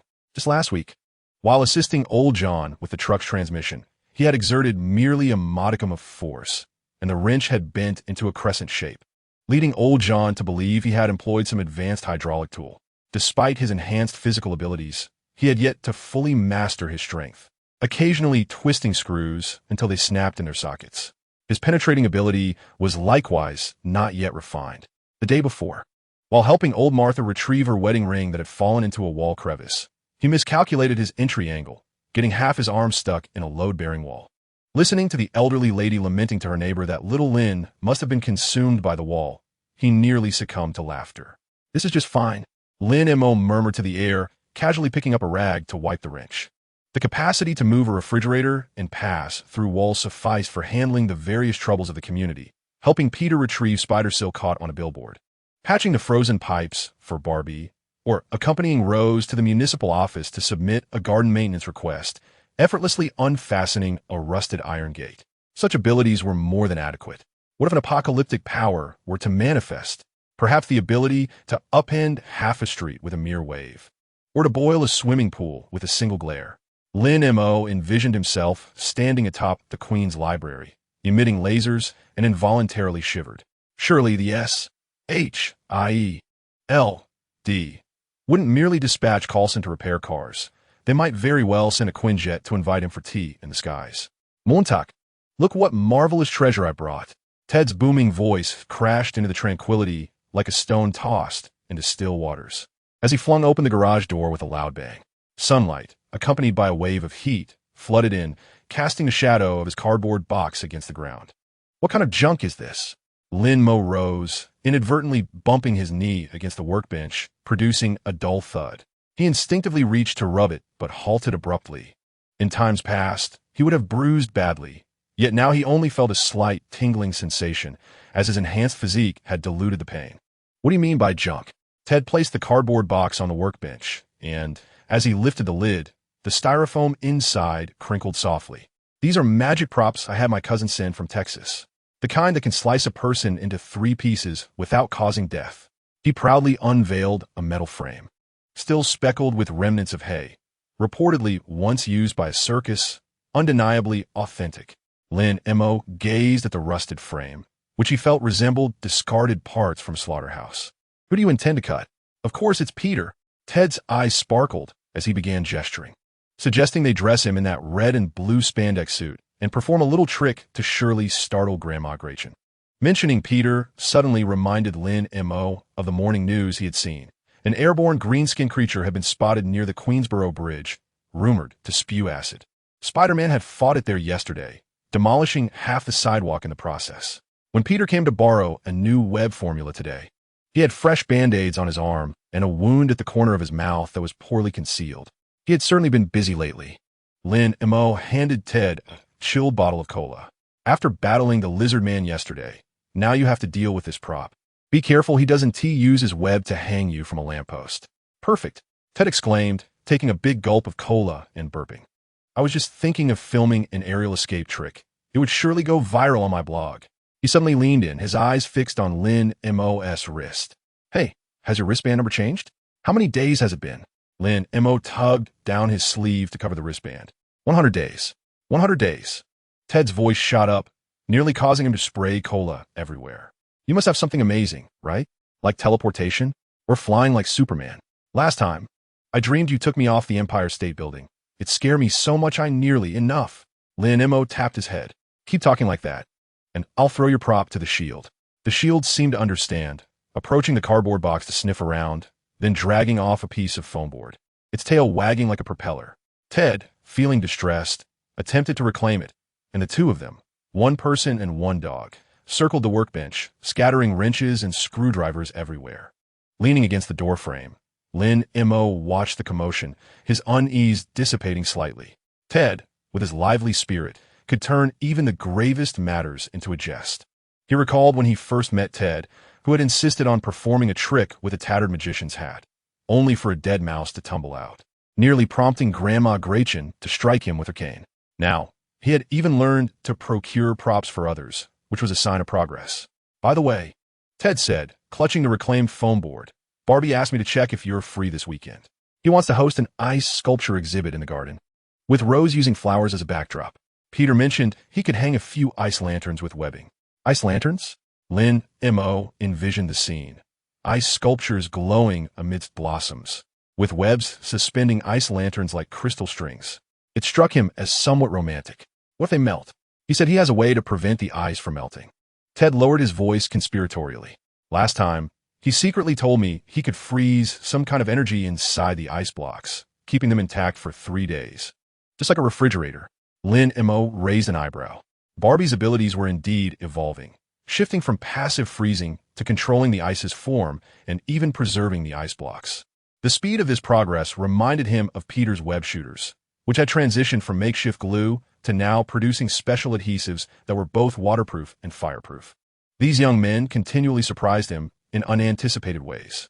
Let us discuss it this weekend.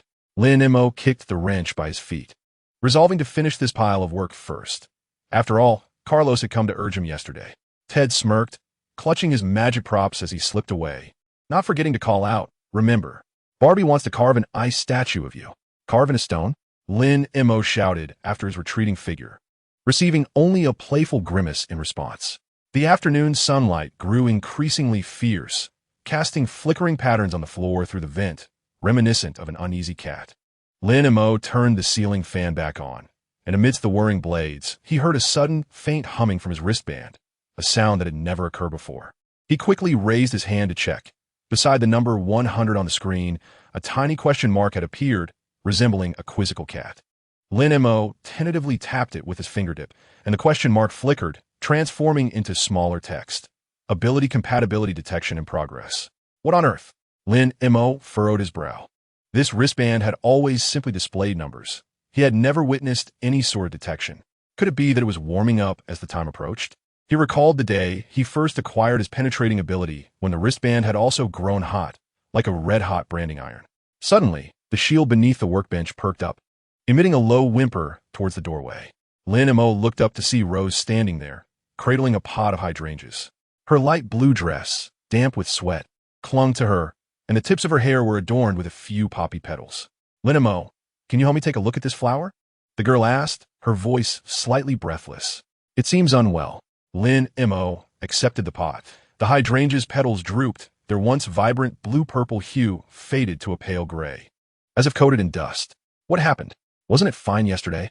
I don't know, Rose said, gently brushing her fingers over the petals, her eyes filled with concern. When I repotted it this morning, the roots suddenly became stiff, almost as if they were frozen. Lin Mo leaned in and sniffed, indeed detecting a faint chill mingled with the earthy scent of the soil. He recalled Barbie mentioning yesterday that she intended to create an ice shell protection for the garden flowers to prevent frost from damaging the tender buds at night. Perhaps she had inadvertently introduced the cold into the hydrangea's roots. It's all right, Lin Mo said, placing the pot in a shaded spot to allow it some sunlight while he spoke soothingly to it. Rose nodded, squatting beside the pot and murmuring softly to it. The sunlight glinted off the flower petals at the tips of her hair, scattering delicate beams of light. Before long, the hydrangea's petals began to unfurl gradually, the blue-purple hue slowly regaining its vibrancy. It says thank you. Rose looked up at Lin Mo with a smile, her dimples catching the sunlight. She added that Barbie's ice was too cold and suggested adding a bit of honey next time. Add honey? Lin Mo found it curious. Do flowers also enjoy sweets? Yes. Rose nodded seriously. Tulips like milk, sunflowers enjoy diluted juice, and hydrangeas prefer honey water. She brushed the dirt off her hands and suddenly noticed the glimmering wristband on Lin Mo's wrist. What was this shiny thing? Lin Mo instinctively wanted to hide it, but felt it unnecessary, raising his wrist for her to see. It's something like an ability timer. An ability timer? Rose's eyes sparkled, reminiscent of what Barbie described, a reminder of when one could grow stronger. Lin Mo gazed at the screen, displaying the number 100, and suddenly inquired, "Were you afraid when you gained your abilities?" Rose paused, hesitating before shaking her head and then nodding. At first, I was scared. I thought I was a monster. Once in kindergarten, I merely wished for the dandelions to fly, but they all got tangled in my hair, and the other children laughed, calling me a flower monster. She nervously twirled the hem of her dress, recalling that her grandmother later assured her that being able to understand the language of flowers was a wonderful gift. Much like how some excel in singing while others in painting, there was nothing amiss about it. Lin Mo recalled the words of old Lady Martha, who often said that God bestows unique gifts upon each individual. Some come beautifully wrapped, while others may be more challenging to unwrap, yet all contain treasures within. He looked down at the wristband, suddenly perceiving that the countdown of 100 days resembled an unopened gift box, regardless of what lay inside. It was essential to unseal it to discover its contents. By the way, Rose seemed to remember something as she pulled a seed from her pocket and handed it to Lin Mo. This is from Grandma Gretchen. She said it could grow into a flower that glows, serving as a streetlight at night. Would you like to give it a try? The seed was black, barely larger than a sesame seed, gleaming under the sunlight. Lin Mo took it, cradling it in his palm, and suddenly felt that this tiny seed was far more tangible than the number on his wristband. Thank you. He found an empty canister, filled it with a bit of soil, buried the seed within, and placed it on the windowsill where it could bask in the sun. Once it sprouted, he would have Barbie craft a lampshade for it. Rose's eyes curved into crescent moons as she helped him arrange the canister. She turned to the hydrangea in the pot and said, "See you tonight," before heading towards the garden with the empty flower pot. As her light blue skirt swept over the threshold, it stirred a flurry of dandelion fluff that clung to Lin Mo's workbench, resembling tiny stars. As dusk approached and work concluded, Lin Mo transferred the pot of glowing flower seeds to the basement. It was cooler here than in the garage. Where Ted's magic props were piled in a corner, parts of the web shooters Peter had forgotten and the water pipe Barbie had cracked last time, which he intended to keep as a memento of his ability evolution. The shield followed closely, a mouthful of dog food Lin Mo had just purchased, its tail brushing against the canister, creating a gentle clink. Lin Mo placed the seed prominently on his desk, adjacent to his notebook filled with car repair notes. The latest page adorned with Peter's web formula, along with a petal from the poppy Rose had gifted him. Sitting in his chair, he watched as the wristband's screen gradually dimmed, the number 100 like a seal imprinted on his wrist. He suddenly recalled his morning musings.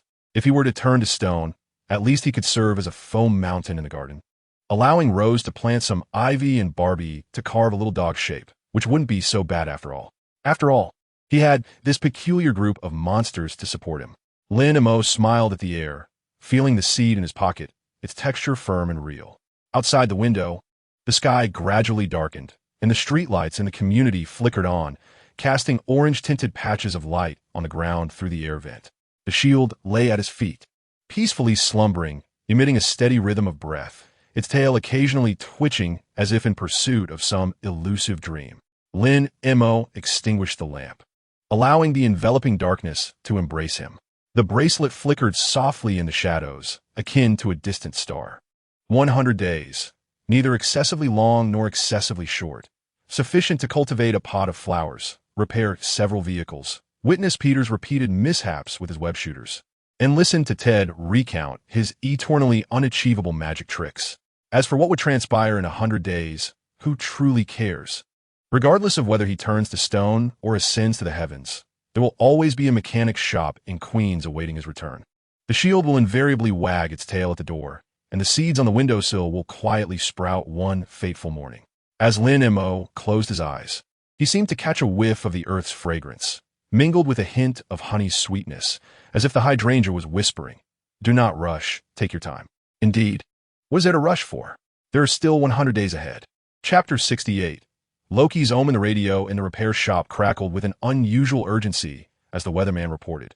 Anomalous thunderstorms have erupted in western New York, with the same area experiencing 3 lightning strikes within 2 hours. Meteorological authorities have stated that this does not conform to any known climatic models. Lin Mo was in the midst of replacing brake pads on an old Ford when his wrench paused momentarily in his grasp. He had repaired a vehicle for a client in that vicinity just yesterday. The client reported that the cows on the farm became restless at night, having broken through 3 fences. "Mo, have you seen the news?" Ted burst in, brandishing his phone, the screen displaying an aerial video. On the beaches of Florida, the once azure waters had suddenly transformed to a deep violet, with waves crashing ashore, frothy with luminescent bubbles, as surfers scrambled frantically towards the sand. Experts suggested it could be a result of algal mutation, but I think it looks extraterrestrial. Lin Mo leaned closer to observe the video, where the violet waters revealed distorted light bands, as if something stirred beneath the surface. The imagery evoked memories of Marvel films he had watched before his journey through time, where unusual phenomena erupted globally prior to Loki's arrival with his alien army. His fingers absently caressed the bracelet on his wrist. The numbers on the screen continued to flicker, with just over 90 days remaining until the next check-in. Yet his apprehension was now directed towards another matter. Don't speculate foolishly. It's likely environmental pollution. Lin Mo returned the phone to Ted and resumed tightening the screws on the brake pads, though an undercurrent of unease surged within him. Last week, Barbie mentioned that a lake near the Canadian border had suddenly frozen over, entrapping migrating swans in the midst of June. Rose discovered that the flowers she had planted emitted an eerie blue glow at night, their petals adorned with incomprehensible patterns. These scattered anomalies, in retrospect, all pointed towards a singular possibility. At 3 in the afternoon, Colson's Chevrolet parked at the repair shop as usual, though this time its body was speckled with mud, and dried grass was wedged within the grooves of its tires, suggesting a long journey. As the man entered, Lin Mo noticed dark red stains on the cuffs of his shirt, reminiscent of dried blood. Artfully concealed, yet impossible to evade the enhanced vision that came with his physical augmentation. "Here I am, seeking your assistance once more." Coulson's smile was somewhat subdued, as he gestured toward the car's hood, where the engine had abruptly stalled on the road, causing the dashboard lights to illuminate like a circuit malfunction. Lin Mo lifted the hood, and a wave of burnt odor assaulted his senses. The fuse box was charred, and several wires had melted insulation, exposing their copper cores, which were entwined with faint blue auras, suggesting a weak current was flowing through them. He prodded the copper core with a screwdriver, and the aura suddenly contracted, emitting a faint sizzling sound. This was no ordinary malfunction. Lin Mo straightened up, feeling as though he had been disrupted by a powerful magnetic field, his coils magnetized. He turned to Coulson and inquired, "Where have you been?" Coulson leaned against the car door and retrieved a crumpled envelope from his pocket, which contained several photographs. The first depicted the New Mexico desert, showcasing a vast circular imprint on the ground, its edges still frosted. The second was of London's Big Ben. The clock face marred with spiderweb-like cracks, the hands frozen at 3:17, yet the image presented a reversed ghostly shadow. The third, the clearest, revealed Norway's forest, where several pine trees have been severed at the trunk, their cut ends adorned with a thin layer of ice crystals, within which tiny rainbow-colored specks could be seen. These locations had all exhibited similar anomalies. Coulson's voice was hushed as he glanced out the window to ensure no one was listening before continuing. Magnetic field disruptions, abrupt temperature shifts, and witnesses have reported seeing glowing figures. This is not a natural phenomenon. It is orchestrated. Lin Mo's heart seized. The circular imprint, the frost, the glowing figures, all aligned perfectly.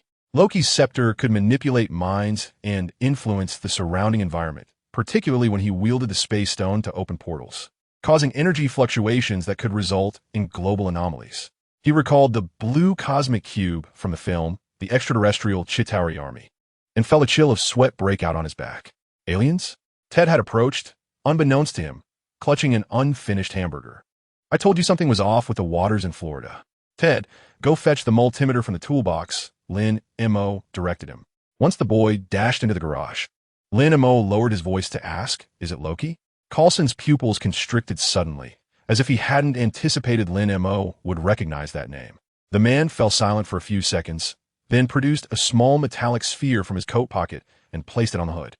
The sphere unfolded into a miniature holographic projection, revealing a helmeted man with golden hair, his gaze arrogant, lips curled in a cold smirk. It was indeed Loki. SHIELD had confirmed that he had appeared on Earth with a cosmic cube, his intentions shrouded in mystery. Coulson's fingers glided across the projection, transitioning the image to a close-up of the cube, its blue light swirling within the confines of the cube. "This object can open interstellar gates. We suspect he aims to summon an alien army." Lin Mo's throat felt parched. The harrowing images from the Battle of New York flashed through his mind. Collapsing buildings, burning streets, and Chitauri ships circling above. Although Queens was not the primary battlefield, it would undoubtedly be affected. Could Barbie's ice abilities withstand alien weaponry? Would Rose's plants be able to ensnare those monstrosities? Would Peter's webbing prove effective on the battlefield? "What do you need me to do?" Lin Mo's voice was somewhat hoarse. He was acutely aware that his abilities might not suffice in such a formidable confrontation, yet he was resolute in his determination to protect those around him. "My penetration ability can assist in evacuating civilians, and my enhanced physical strength can help move heavy objects." "Take care of yourself." Coulson interrupted him, retracting the holographic projection, his tone leaving no room for argument. "And your friends?" His gaze flickered towards the garden, where Rose was watering the night-blooming cereus, the delicate yellow flowers swaying gently beside her. SHIELD will manage Loki's affairs, but you children should not get involved. "We are not children," Lin Mo retorted, clenching his fists. Barbie could freeze rivers in sub-zero temperatures. Rose could cause the plants of an entire building to flourish wildly. And Peter's webbing could catch falling billboards. "We can help." Coulson regarded him with a complex expression. After a prolonged silence, he retrieved a black communicator from his pocket and tossed it to Lin Mo. "In case of emergency, press this button. Someone will come to escort you to safety. Do not play the hero, Lin Mo. Some battlefields cannot be won with mere courage." Lin Mo caught the communicator, its metallic shell cold as ice. He understood Coulson's words were grounded in truth. Against an extraterrestrial army and Asgardian gods, their abilities were indeed insufficient. Yet, he could not bear to stand idly by as disaster struck and communities crumbled. "I understand." Lin Mo tucked the communicator into his pocket and turned his gaze back to the engine hood. "I'll have the car fixed tonight. When will you come to retrieve it?" "Tomorrow morning," Coulson replied, patting his shoulder with slightly more force than usual. Do not overthink it. Focus on repairing the car and nurturing the flowers. If the sky falls, we'll be there to support you. As the man turned to leave, Lin Mo noticed a faint bluish mark on the back of his neck, reminiscent of something having constricted it. The Chevrolet roared to life with an unusual rumble, emitting not black smoke but a pale blue mist that twisted into a symbol in the air, dissipating swiftly. When Ted emerged with a multimeter, he found Lin Mo staring blankly at the engine hood, his brow furrowed tightly. What's wrong? Is the circuit difficult to repair? He leaned in closer, taken aback by the charred fuse box. My goodness, was this struck by lightning? Close enough. Lin Mo picked up a screwdriver and began dismantling the damaged components. Ted, could you visit Barbie's house tonight and tell him not to use his powers for ice sculptures lately, especially not outdoors? Why? Ted asked, bewildered. He had just promised to create an ice castle for the kindergarten, and the children were eagerly awaiting it. Just do it, Lin Mo insisted firmly. Also, ask Rose not to let the flowers glow anymore. Turn off the garden lights at night. The more discreet, the better. Though Ted did not fully comprehend, he nodded. All right, I'll say the electricity bill has risen, and we need to conserve power. He scratched his head. Lin Mo, are you hiding something from us? What did Carlson say to you just now? Lin Mo gazed into the boy's clear eyes, the words he nearly spoke catching in his throat. Ted was an ordinary person. There was no need to burden him with premature fears. It is nothing significant, merely a reminder for everyone to exercise caution during these tumultuous times. He smiled faintly, attempting to mask the shadows of the past. Hurry along now. It is late, and Barbie is due for her ice sculpture practice. After Ted departed, Lin Mo lingered alone in the garage until dusk. The radio continued to report on the unusual weather phenomena occurring across the globe. Big Ben in London began to reverse its hour. Cherry blossoms bloomed in Tokyo in June, and massive jellyfish illuminated the beaches of Sydney with an ethereal blue glow. These seemingly unrelated events, akin to scattered puzzle pieces, were gradually coalescing into a terrifying image. He retrieved the communicator given to him by Carlson, pressed the button on the side, and the screen illuminated, revealing a line of text. Safe house coordinates have been recorded. Automatic activation in emergencies. Below it was a small emblem of S. H. I. L. D. Lin Mo concealed the communicator within the compartment of his toolbox, alongside a spare web shooter prepared for Peter, thermal gloves for Barbie, and anti-blue light glasses for Rose. These were items he had subconsciously gathered, as if foreseeing the inevitability of such a day. As evening fell, Peter arrived, backpack slung over his shoulder, seeking a wrench, his face alight with excitement. Lin Montag, look at my new web formula. It solidifies in water. I just tested it in the pool. It can be used as a life preserver. He proudly produced a small vial containing a silvery liquid, which, when poured into water, indeed solidified into an elastic gel. Lin Mo observed the glimmer in Peter's eyes, a pang of bittersweetness tugging at his heart. The boy remained blissfully unaware that the very web he so proudly created would soon confront a battlefield fraught with peril 100-fold greater than the pool. Well done. Lin Mo accepted the vial, his tone earnest, but refrained from testing it outdoors for the time being, particularly in crowded areas. Why not? Peter's excitement dimmed slightly. Is S. H. I. L. D. watching again? Not quite. Lin Mo shook his head. The situation has become precarious. The news reports indicate that villains are causing havoc. If you attract attention, Aunt May will worry. He patted the young man's shoulder. Be prudent. Once this storm passes, you can test it to your heart's content. Though still puzzled, Peter nodded in agreement upon seeing Lin Mo's serious demeanor. All right then. By the way, Rose mentioned her flower glowed again last night and developed strange patterns resembling eyes. Should we go take a look? Lin Mo's heart sank. Abnormalities in plants often herald fluctuations in energy, indicating that Loki's influence was becoming increasingly pronounced. We shall not go, he replied as he tidied his tools. You should keep your distance as well. It could be a mutation caused by contamination. Exercise caution. After Peter departed, the repair shop fell into a deep silence. Lin Mo secured the door and made his way to the basement, noticing that the garden lights had indeed extinguished, yet through the gaps in the foliage, he could still perceive a faint blue glow flickering, as if countless eyes were blinking in the darkness. Barbie and Rose were likely still there, unaware of what they were discussing. Upon returning to the basement, Lin Mo opened his notebook, the latest page inscribed with, Unusual weather, magnetic field disturbances, Loki, Tesseract, Chitauri. New York battle. He marked each term with a question mark, concluding the blank space with Protect Barbie, Rose, Peter, Aunt May, Ted, everyone. The shield lay at his feet, anxiously nudging his pant leg with its head, emitting a low whimper from its throat. Lin Mo gently stroked the little dog's head, the wristband on his arm radiating a mild warmth, the numbers on the screen still flickering, reminding him of the check-in due in over 90 days. Yet now, he no longer cared about the abilities he might acquire next, even if it merely meant being able to lift a few more stones or pass through walls a few more times, as long as he could protect those around him. That would suffice. Suddenly, the wind outside intensified, causing the window to rattle. Lin Mo rose to close it, catching sight of a blue light streaking across the night sky, resembling a shooting star, but it abruptly burst in midair, transforming into countless luminous points that scattered throughout Queens. One of these points landed in the direction of the garden, where the night-blooming cereus emitted a dazzling blue glow, its petals fully unfurling to reveal a spiral stamen within, resembling an eye gazing skyward. Lin Mo's heart skipped a beat. He knew a storm was imminent. He dragged an old suitcase from beneath the bed and began to pack essentials. A first aid kit, compressed biscuits, a flashlight, spare batteries, and that well-worn wrench. Finally, he placed the communicator given by Coulson inside, zipped it up, and positioned it prominently behind the door.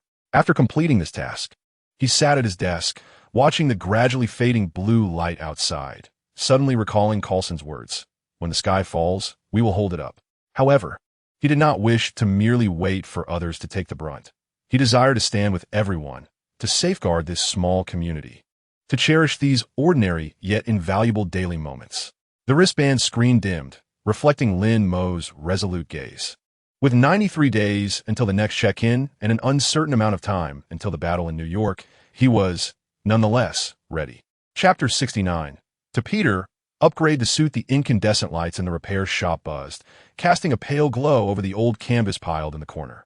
Lin Mo crouched at the workbench, holding a steel needle threaded with thick string, the sound of the needle piercing the canvas resonating distinctly in the quiet garage. The shield lay at his feet, its tail sweeping the ground intermittently, fixated on the tattered red and blue cloth on the table, specifically Peter's Spider-Man suit. This suit was hardly presentable. The original athletic fabric had been torn in at least 7 places, the most severe gash running from shoulder to waist, revealing a gray patch used for mending underneath. The cuffs and pant hems were frayed to mere remnants, edges curling into raggedness. The spider emblem painted with acrylic on the chest had long since faded, smeared into a deep purple by grime and bloodstains. Lin Mo counted. There were over a dozen places where Band-Aids had adhered, and some areas still bore the remnants of dried adhesive. What a kid. Does he treat his suit as a rag? Lin Mo shook his head in resignation, using tweezers to extract a shard of glass that had somehow embedded itself in the fabric, likely from the last time he pursued a thief through a shattered window. He carefully removed the glass, pricking his fingertip on the fabric splinters, a droplet of blood surfacing. Woof! The shield lifted its head, nudging his hand with its nose, as if offering comfort. It's all right. Lin Mo wiped the blood droplet on his work uniform, his gaze settling on the materials at the other end of the workbench. A piece of deep blue canvas left over from the last truck tarp repair, thick and durable. Several brown leather scraps, salvaged from an old sofa, their edges still bearing stitches, and some silver metal clasps, discarded by Ted as insufficiently dazzling for his magic tricks. Now, line forgotten here. Last week, when Peter came to borrow some thread and needles, Lin Mo had noticed the new wounds adorning his battle suit. The youth's left hand was wrapped in bandages, claiming it was an injury from helping a neighbor move flower pots. However, Lin Mo had spotted black powder residue inside the cuff, matching the bullet type used by bank robbers in the news. He refrained from confronting Peter then, simply handing over his spare thread and needle, watching as the boy clumsily stitched the gash into a crooked, centipede-like shape. Merely relying on needle and thread would not suffice. Lin Mo picked up the canvas, measuring it against Peter's height, and cut out a suitably sized piece.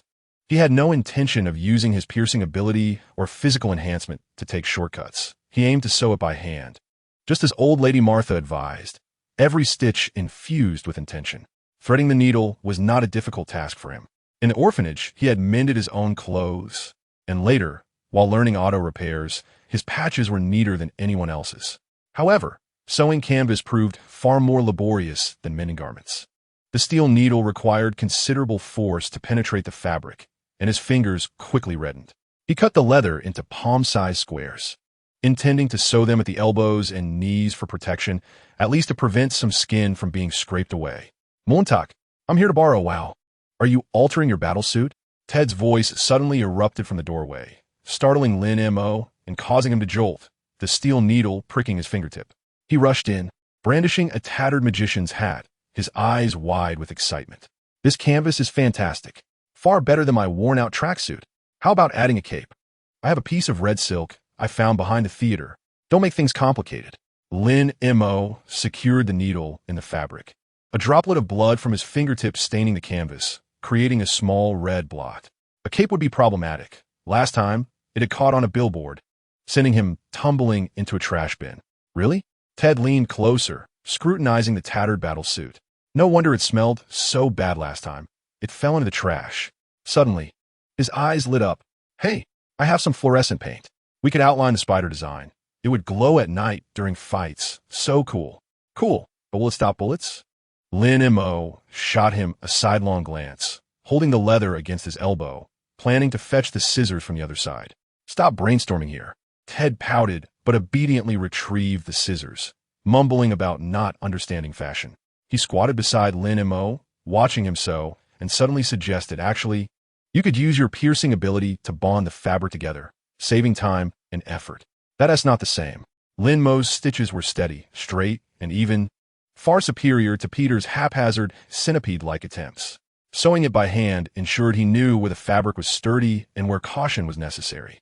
He recalled when he first traversed into this world, Carlos had taught him car repairs, saying that every screw must be tightened by hand to feel secure. Perhaps it was the same principle. As evening descended, Aunt May approached the door with a plate of cookies, unable to suppress her laughter upon witnessing the scene before the workbench. Shaolin's skills surpass even those of my youth, she mused. She picked up the canvas adorned with neatly stitched leather armor, her fingertips gliding over the meticulous seams. This child, Peter, never ceases to worry me. The last time I stitched him a backpack, I discovered a half-brick tucked inside, claiming it was for self-defense. With the armor now, he won't need to carry bricks anymore. Lin Mo accepted a cookie, savoring its warm chocolate flavor. Aunt May's gaze fell upon the tattered battle suit, her eyes glistening. His father was also a hero at heart. Once, in an attempt to reclaim a stolen bicycle for a classmate, he ended up with a fractured arm. She sighed, this child takes after his father.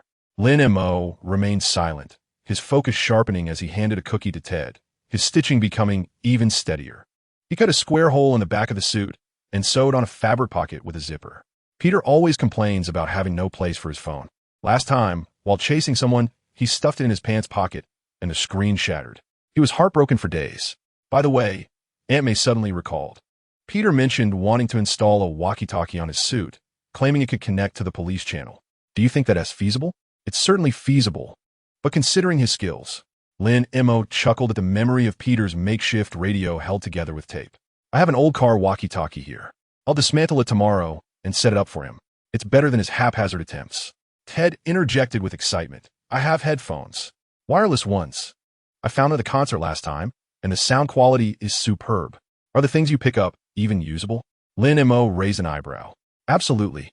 I've tested them. I could hear old Wong next door playing mahjong.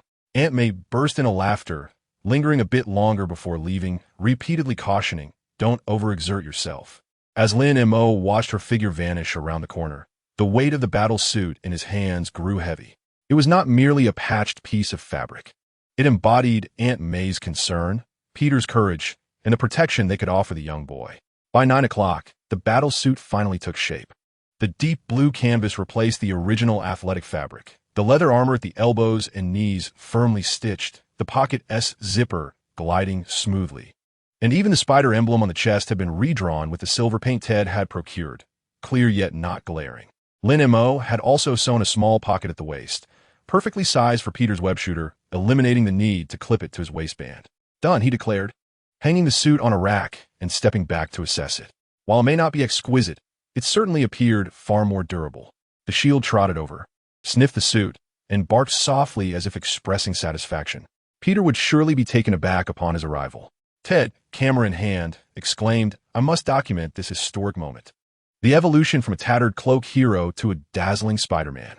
Just as Lin Mo was about to tease him, he heard the garage door creak, open gently. Peter peeked in, droplets of rain clinging to his glasses. "Lin Mo, you're still awake?" "Aye." His words faltered as his eyes fixated on the new battle suit hanging on the rack. His mouth agape, as if it could accommodate an egg. "Why are you just standing there? Try it on and see if it fits." Lin Mo handed over the battle suit to him. Peter cautiously accepted it, his fingers grazing over the leather armor, then exploring the fabric pouch at the back, his eyes widening in disbelief. He did not don it immediately. Instead, he carefully folded the tattered suit and placed it into his backpack, handling it as if it were a precious treasure.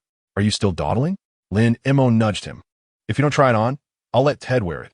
He wants to see what it's like to be a magical Spider-Man." "Don't give it to Ted," Peter exclaimed, swiftly snatching the suit and retreating to a corner to change, his movements quick as a gust of wind. The new suit fit him perfectly. The canvas texture made him appear sturdier than usual, and the leather armor adhered seamlessly at the joints, allowing for unhindered movement. He rushed to the mirror, spun around, and jumped with excitement, his cheeks flushed. "The pocket can fit my phone," he exclaimed, stuffing his phone inside, zipping it up, and added, "The elbow pads don't pinch at all. Uncle Lin, you're even better at sewing than Aunt May." Enough with the chatter. Lin Montak aphoachet, helping him tighten the collar strings. "Remember, this suit is meant to protect you, not just to show off." He gestured to the armor in a fight. "Don't just charge forward. Use these areas to shield yourself first, understand?" "Got it." Peter nodded vigorously, his eyes sparkling like stars. "I'll try out tomorrow." "No. First I'll help Grandma Martha move her flower pots to test the sturdiness of the armor." Ted suddenly chimed in, and there's a walkie-talkie. Then Montak replied, "I'll install a vehicle-mounted walkie-talkie for you tomorrow. You'll be able to hear the police channels." "Really?" Peter was even more thrilled, bouncing around the garage, the fabric of the new suit rustling. "Then I'll know in advance where the bad guys are." Watching Peter's joy warmed Lin Mo's heart. The lingering pain in his fingertips from sewing felt trivial compared to the light in the boy's eyes. He recalled Coulson's words from last week, the ominous signs from Loki, and the lurking dangers, suddenly realizing that this small battle suit was the most resilient shield they could offer before the storm arrived. "All right," Lin Mo said, retrieving a small bag from the toolbox. "This contains spare thread and fabric. If it tears, so hit yourself, don't always wait for me." He paused, adding, "If you really can't manage, ask Aunt May. Her sewing skills surpass mine." Peter took the bag, gripping it tightly, then suddenly lunged to hug Lin Mo. The embrace gentle yet sincere. "Thank you, Brother Lin Mo," he said, his voice muffled and slightly choked. Lin Mo patted his back, remaining silent. The rough canvas of the suit brushed against his hand, solid and reassuring. Ted raised his camera, capturing the moment, murmuring, "So touching. I'll title this the iron-willed mechanic and Spider-Man's heartwarming moment." Embarrassed, Peter released his grip, blushing as he carefully removed the suit and neatly folded it back into his backpack. "I'll come back for the walkie-talkie tomorrow morning." He slung the backpack over his shoulder, his steps light as he headed for the exit. Pausing at the door, he turned back to Lin Mo and Ted, waving good night. "Good night." As the garage door closed, Ted suddenly asked, "Lin, did you already know he was Spider-Man?" Lin Mo leaned against the workbench, gazing at the rain cascading outside. "Is it important?" He mused. "Not really." Ted shook his head, securing the photographs in his camera, considering them merely images of their friends. He picked up a tattered battle jacket, pondering its fate. "Shall we discard it?" "Let us keep it," Lin Mo replied, taking the worn garment and neatly folding it into the bottom of the toolbox, perhaps to serve as a memento in the future. The rain continued to fall, drumming against the metal roof, producing a gentle rustling sound. Lin Mo tidied the workbench and cradled the shield. The puppy had already drifted into slumber, its tail draped over the new battle jacket hanging nearby. Looking down at the puppy's fluffy head, Lin Mo suddenly felt a sense of invulnerability. No matter how tempestuous the future may be, as long as they could continue to protect each other, stitch by stitch, there was nothing to fear. His wristband vibrated softly, illuminating the screen to reveal 95. There were still 95 days until the next check-in, but at that moment, Lin Mo only wished for a restful sleep. intending to prepare a walkie-talkie for Peter in the morning. Chapter 70.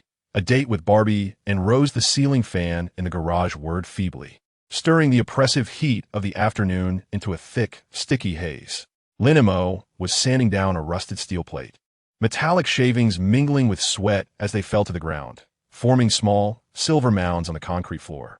Barbie crouched in the shadowy corner, her fingers absently tracing the edge of the toolbox, wisps of vapor occasionally escaping between her fingers, dissipating swiftly in the stifling air. "This is the third time," Lin Mo remarked, setting aside the sandpaper as the shrill sound of metal scraping came to an abrupt halt. "You've been staring at that screw for 15 minutes. It won't tell you how to pass the movie ticket." Barbie suddenly looked up, her cheeks flushed like a sun-kissed tomato. "I was just thinking, what if I lose control in the cinema and freeze the entire auditorium?" She clutched the 2 movie tickets in her pocket, their edges crumpled from her grip. "Last week in biology class, I sneezed while watching a documentary, and the first 3 rows turned into ice. The teacher made me stand in the hallway as punishment." Lin Mo retrieved a chilled bottle of cola from the fridge, popping the tab with a satisfying pop, the bubbles fizzing up eagerly. "Here," he said, handing her the cola. "Practice holding it for 10 minutes. It mustn't freeze." Barbie nervously accepted the cola, the bottle instantly cloaked in a layer of frost. Taking a deep breath, she closed her eyes, silently reciting the mantra Lin Mo had taught her. "Ice cream is sweet, sunshine is warm," her knuckles whitening from the pressure. Half a minute later, the frost gradually receded, the bottle returning to its normal coolness. No ice formed. "Looks like you're making progress." Lin Mo nodded approvingly, rummaging through the shelf to retrieve a blue hand warmer, the one Peter had crafted last time. Though the stitches were crooked, its insulation was remarkably effective. "Hold on to this. When you feel anxious, squeeze it. The warmth will remind you of control." He paused, adding, "But don't squeeze too hard. Last time Ted burst one of these, and the hot water spilled everywhere." Barbie carefully tucked the hand warmer into her jeans pocket, feeling its warmth through the fabric, an inexplicable sense of reassurance washing over her. The film was chosen by Rose, a documentary on plant evolution. She spoke of the rare, bioluminescent flowers, her words flowing like a gentle stream, as if to bolster her own spirits. I had looked up the cinema. The seats were leather, making them easy to clean in case of an icy mishap. Perhaps I was overthinking it. Lin Mo patted his shoulder, reminding him that Rose was not even upset about her sunflowers being turned into ice sculptures. She found them rather charming. What did it matter if a seat was frozen? Mentioning a previous incident caused Barbie's ears to redden further. Last week, he had helped Rose water the garden, inadvertently turning the water in the hose into icicles, which then crashed down upon the sunflowers, transforming their petals into transparent crystals. Far from being angry, Rose had proudly displayed the icy sunflower in a prominent spot on the flower stand, claiming it adorned the garden like a diamond crown. "That's different," Barbie muttered. "The cinema is crowded." And so, Ted suddenly burst in, brandishing a massive bucket of popcorn, a promotional giveaway from the newly opened community supermarket, declaring it a free way to cool down. "Last time, I performed magic on the subway, making a pigeon appear in someone else's shopping bag. Everyone applauded. That was because they didn't beat you up." Lin Mo shot him a glare, admonishing him not to lead the children astray.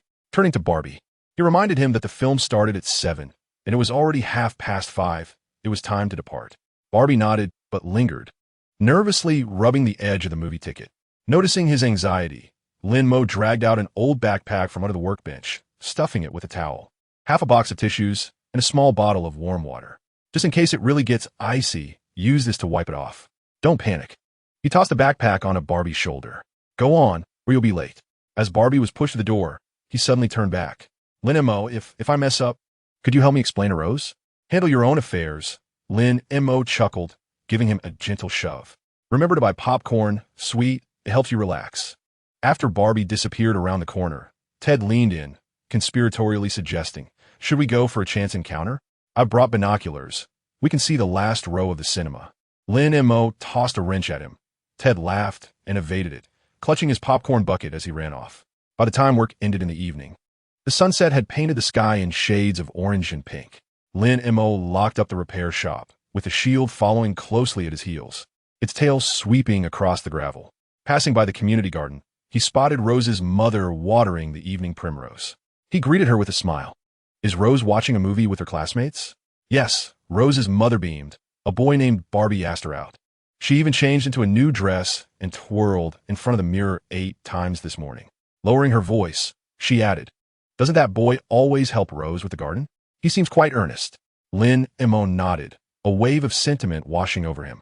Those children, perceived by others as quiet and unassuming, harbored secrets capable of freezing rivers and making withered wood bloom, as if they were cradling the stars of the universe, yet only daring to twinkle softly before one another. Later that night, around 9 o'clock, as Lin Mo was organizing tools in the basement, he heard the gentle sound of the garage door being pushed open. He approached and beheld Barbie and Rose standing at the entrance, bathed in moonlight that cast a silvery sheen upon them. Delicate shards of frost adorned Rose's curly hair, resembling scattered fragments of diamonds, while a fresh rose, dew-kissed, was pinned to her skirt. Barbie's cheeks were flushed crimson, her ears nearly dripping with blood, as she clutched a crumpled popcorn bucket, its surface distinctly dented as if it had been gripped with fervor. "You're back," Lin Mo inquired, adding water to the kettle. Was the movie enjoyable? Rose could not suppress a melodious laugh, her voice ringing like wind chimes. It was delightful. The glow-in-the-dark flowers truly illuminate, akin to stars. She glanced at Barbie, her eyes sparkling with mirth, but alas, someone froze the cola into ice, and in the shape of a heart. Barbie's face instantly turned a deeper shade of red as she stammered. "I didn't mean to. I was so excited when the glow-in-the-dark flowers appeared that my hand trembled." From her pocket, she produced a transparent ice cube, unmistakably heart-shaped and containing a single kernel of popcorn. "This can serve as a keepsake," Rose remarked. "I placed it in the freezer. Once it melts, I'll retrieve the popcorn and plant it in the garden. Perhaps it will yield popcorn that freezes." Lin Mo observed their playful banter and felt a surge of warmth. A corner of the hand warmer peeped from Barbie's pocket, evidently having been put to good use. The frost at the tips of Rose's hair slowly melted in the warm air, dripping onto her collar like tiny pearls. Their nervousness, clumsiness, and caution mirrored that of any ordinary youth, albeit with a touch of the enchantment of ice and flowers. "Have you eaten the popcorn?" Lin Mo poured 2 cups of hot cocoa for them, the marshmallows gently melting atop, as Ted had left a colossal bucket behind, claiming it was to celebrate the success of their date. "We have," Rose replied, taking the hot cocoa, her fingertips lightly brushing the cup's wall, which instantly sprouted a tiny honeysuckle blossom at the rim. Barbie, who had chosen caramel flavor, nodded vigorously, her eyes sparkling with delight. "Rose said she would take me to see a sci-fi film next time, one about alien plants. She mentioned that my ice could freeze extraterrestrial monsters." "You were the one who said you wanted to be a firefighter using ice to extinguish flames," Rose playfully interrupted.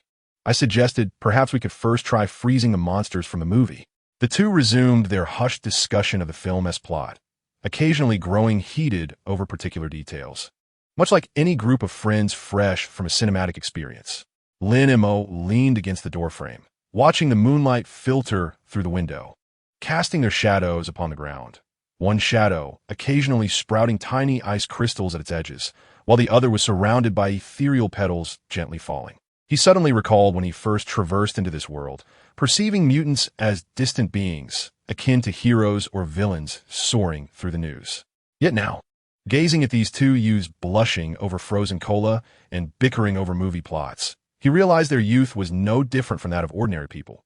They too felt anxious, experienced heart flutters, and found themselves at a loss before their crushes, merely sprinkled with a touch of magic that rendered mundane days sparkle. "It's quite late. Let me escort you home." Barbie suddenly stood up, flustered as she attempted to assist Rose with her backpack, inadvertently knocking over a chair that clattered loudly. Rose chuckled as she steadied the chair, saying, "No need. My home is just down the street. Mom said she would wait for me by the window."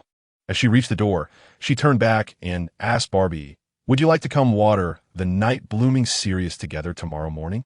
Lin Mo said it will bloom soon. Barbie paused for a moment, then nodded vigorously, akin to a puppy being fed. "Absolutely. I'll be there at 7.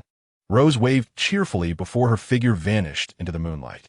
After she departed, Barbie remained at the door, grinning foolishly, his hands buried in his pockets, clutching the hand warmer, its warmth gently curling up like a delicate white dragon in the moonlight. "What are you standing there for?" Lin Mo nudged his calf. "Do you want to be late tomorrow?" It was only then that Barbie snapped back to reality, scratching his head sheepishly. Lin Mo, did I mess up? What do you think? Lin Mo raised an eyebrow, it seems. Not? Barbie's voice carried uncertainty. It was laced with joy. Rose said she would water the flowers with me tomorrow. She believes my eyes can make the serious bloom longer. Then it's not a mess. Lin Mo patted his shoulder. Remember this feeling. When you're anxious, think back to this moment. It's more effective than a hand warmer.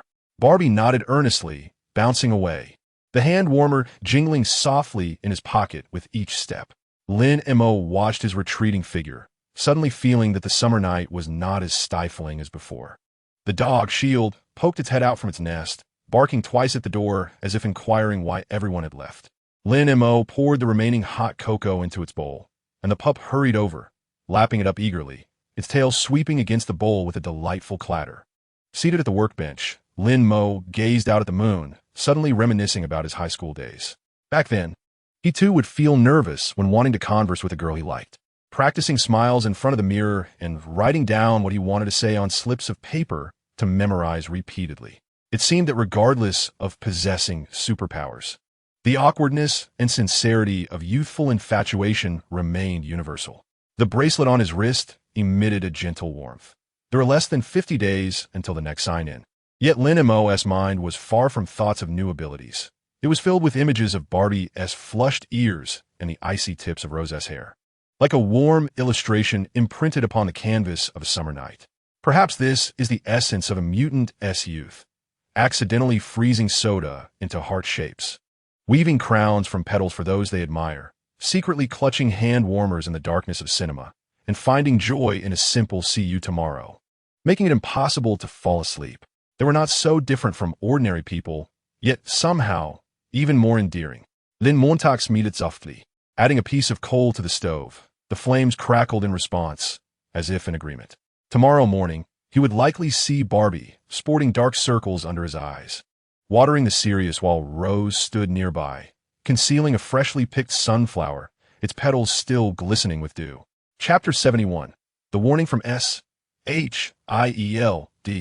The June rain always carries a sticky warmth, tapping on the corrugated iron roof of the repair shop, producing a sound reminiscent of countless fingers gently knocking at the door. Lin Mo crouched beneath an old Chevrolet, wrestling with a rusted screw using a wrench. Sweat beads mixed with oil trickled down his forehead, staining his already scratched work pants with a dark blotch. Shield lay on the worn carpet by the door, ears drooping, occasionally glancing at the curtain of rain outside, emitting an impatient whine. The dog had grown increasingly lethargic of late, disinclined to move on rainy days unless Ted brought beef jerky. Otherwise, he could hardly muster the energy to lift his eyelids. With a satisfying click, the screw finally loosened. Lin Mo let out a sigh of relief and shifted out from under the car, ready to wipe the sweat from his brow when he heard a creaking sound at the entrance. Someone had pushed open the peeling metal door, stepping inside with a chill of dampness. It wasn't Ted. He always arrived like a bomb, making his presence known from afar. Nor was it Peter, who loved to startle him by climbing up the fire escape. The newcomer's footsteps were soft yet deliberate, the sound of polished shoes striking the puddled floor resonating distinctly in the emptiness of the garage. Lin Mo raised his gaze, squinting to adjust to the light. Backlit, the figure wore a black suit, devoid of a tie, with an open collar revealing a white shirt beneath. The sleeves were rolled to the elbows, showcasing a wrist adorned with what appeared to be an expensive watch. His hair was meticulously styled, his expression impassive, and his gaze sharp as a scalpel, swept over the tools in the garage before finally resting on Lin Mo's oil-stained hands. Mr. Lin Mo? The man's voice was deep, carrying a metallic resonance that betrayed no emotion. He did not extend a hand. Instead, he retrieved a black badge from his suit pocket, flashing it before Lin Mo. The emblem of S.H.I.E.L.D. adorned the credential, featuring a serious-looking man with glasses, more serious than the one standing before him now. Is there something you need? Lin Mo tossed the wrench back into the toolbox, his tone flat. Carlson never flashed his badge when he came to fix cars. This man's demeanor was clearly different. The man tucked the badge away, his gaze drifting to an old calendar hung on the wall, where several dates were circled in red when Peter and Bobby were scheduled to come for lessons. I am a member of S.H.I.E.L.D., DS Special Operations Team. Codename Viper. He paused, his tone laced with a barely perceptible arrogance. Agent Coulson has mentioned you to me. Oh, Lin Mo raised an eyebrow. What did he say about me? He said you possess a certain discernment.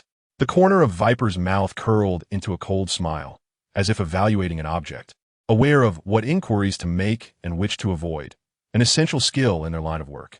He approached the workbench, picking up a small dog model crafted from wire, a toy Lin Mo had made for S.H.I.E.L.D.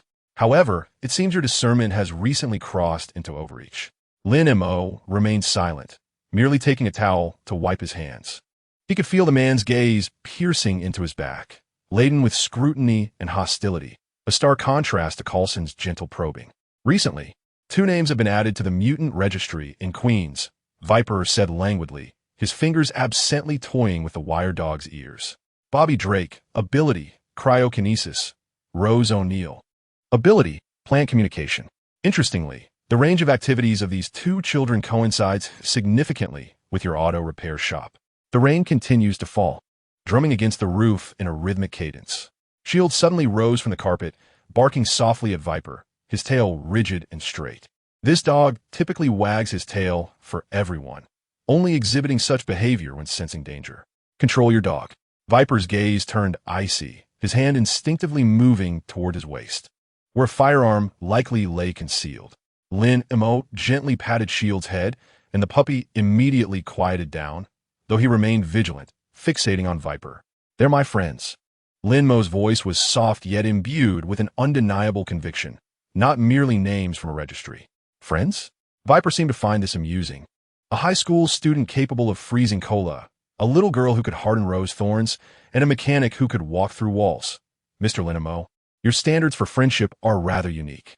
He suddenly raised his voice. Do you comprehend the perilous abilities these 2 children possess? Uncontrolled, low-temperature manipulation can freeze entire neighborhoods' water pipes, while uncontrolled plant communication can ensnare a whole building in vines. They will not lose control. Lin Mo interjected, I am teaching them to manage their powers, just as Coulson taught you to wield a firearm. Viper's expression darkened instantly. Are you comparing yourself to me? He stepped forward, the distance between them shrinking to less than a meter, and Lin Mo could detect the faint scent of disinfectant emanating from him, as if he had just emerged from a laboratory. Mutants are unstable factors, Lin Mo. Their genetic sequences may mutate at any moment. Today, they can freeze cola, and tomorrow they may freeze an entire block of people.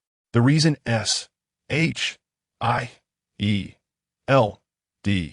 tolerates their existence is that we possess sufficient control over them, while he appraised Lin Mo with undisguised disdain.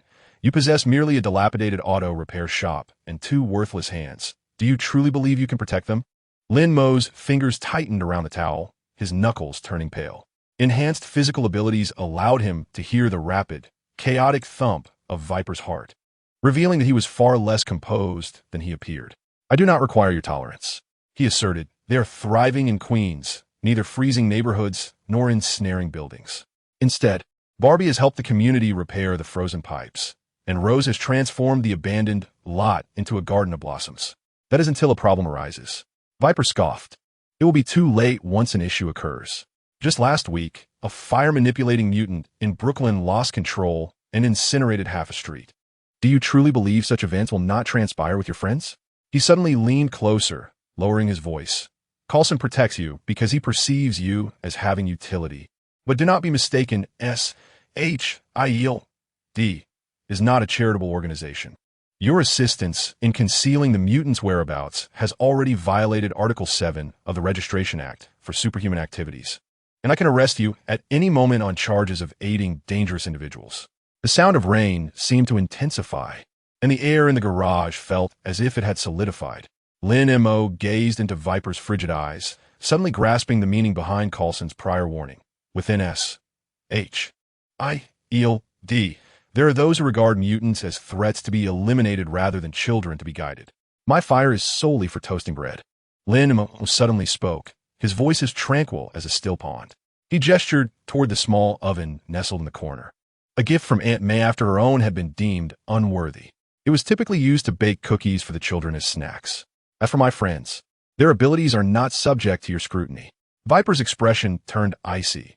He had not anticipated that this seemingly ordinary mechanic would dare to defy him. "You will regret this," he stated slowly, enunciating each word. "Do not assume that Coulson's protection will shield you from everything. In S-H-I-E-L-D. Not all agents are as soft-hearted as he." He pivoted and strode towards the door, halting abruptly at the threshold. "Oh, and let me remind you, New York is rather unstable lately. Extraterrestrials are about to invade. You would do well to focus on your own survival rather than meddling in others' affairs." The iron door slammed shut with a resounding bang, causing the calendar on the wall to tumble down. The sound of Viper's footsteps quickly faded into the curtain of rain, leaving behind only a faint scent of disinfectant mingled with the acrid aroma of motor oil, both overwhelmingly pungent. Shield called out twice towards the door, but upon receiving no response, he lethargically returned to the carpet, his tail weakly sweeping the floor.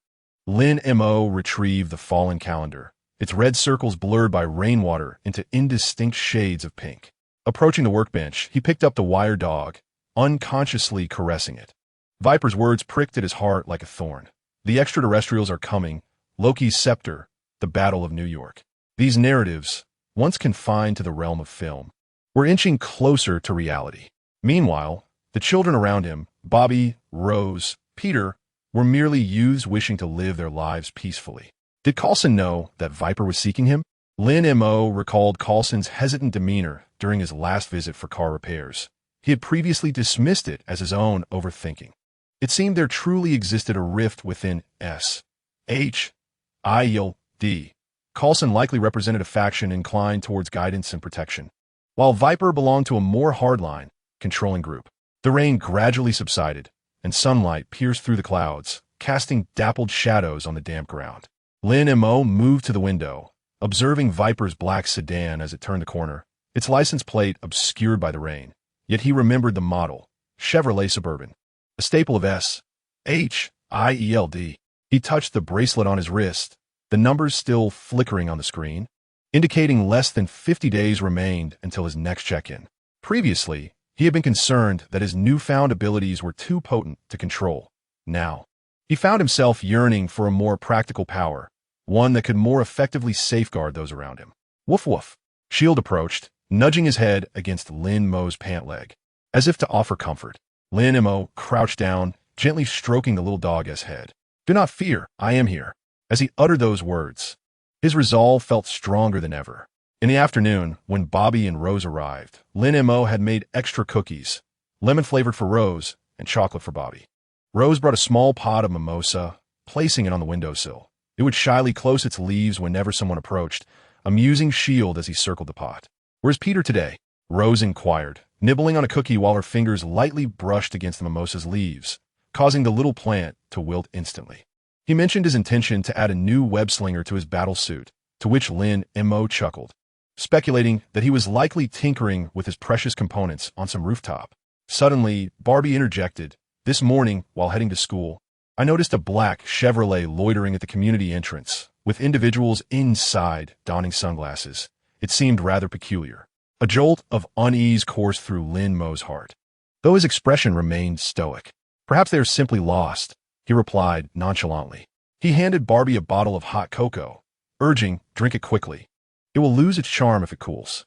Barbie nodded, and, as he accepted the cocoa, his fingers inadvertently grazed the cup's rim. This time, it had not frozen. It was merely slightly cool. He had made significant strides recently, now adept at regulating his body temperature, losing control only in moments of extreme tension. Rose suddenly pointed outside, exclaiming, "Look, my flowers are waving." Following her gaze, Lin Mo observed the sunflowers in the garden had inexplicably turned toward the auto repair shop, their heads gently swaying in the breeze as if greeting someone. Rose joyfully dashed outside, standing amidst the blossoms, her skirt billowing, and the surrounding roses, pink, red, and yellow, seemed to bloom in celebration, as if crowning her. Barbie followed suit, joining Rose, and their shadows elongated by the setting sun resembled a warm painting. Shield chased butterflies, weaving through the flowers, its tail adorned with petals. Leaning against the doorframe, Lin Mo watched this enchanting scene, feeling the heaviness in his heart lift considerably. The warning from Viper lingered in his ears, Yet the tableau before him instilled unwavering certainty, regardless of the internal divisions within SHIELD. And no matter the dangers that lay ahead, he would not allow anyone to harm these children, nor permit this newly warmed community to plunge back into coldness. He recalled what Coulson had said during his last departure. Protecting those who matter is a form of strength. At the time, he had brushed it off. Yet now the weight of those words resonated profoundly. While his penetrating ability might not withstand alien lasers, and his enhanced physicality might pale against the Hulk, he could teach Barbie to control ice, help Rose cultivate her bond with Flora, assist Peter in upgrading his battle suit, and, when they needed it most, offer a warm cup of cocoa. When threats loomed, he would stand resolutely before them, like a steadfast boulder. The sunset painted the sky in hues of orange and red, and the flowers in the garden exuded a faint fragrance in the twilight. Lin Mo turned back toward the garage, beginning to tidy his tools. For Peter was to collect his battle suit the following day, and he needed to reinforce the back pocket. As for Viper and his ominous warnings, Lin Mo dismissed them from his mind. SHIELD might possess formidable weapons and agents scattered across the globe, yet they lacked this garden. The flowers blooming defiantly amidst the ruins, and the pure-hearted youths endowed with extraordinary abilities. Chapter 72, Practice, Ability Combinations. As the metal roof of the repair shop clanged from a collision, Ted was crouched in a corner, grooming shield.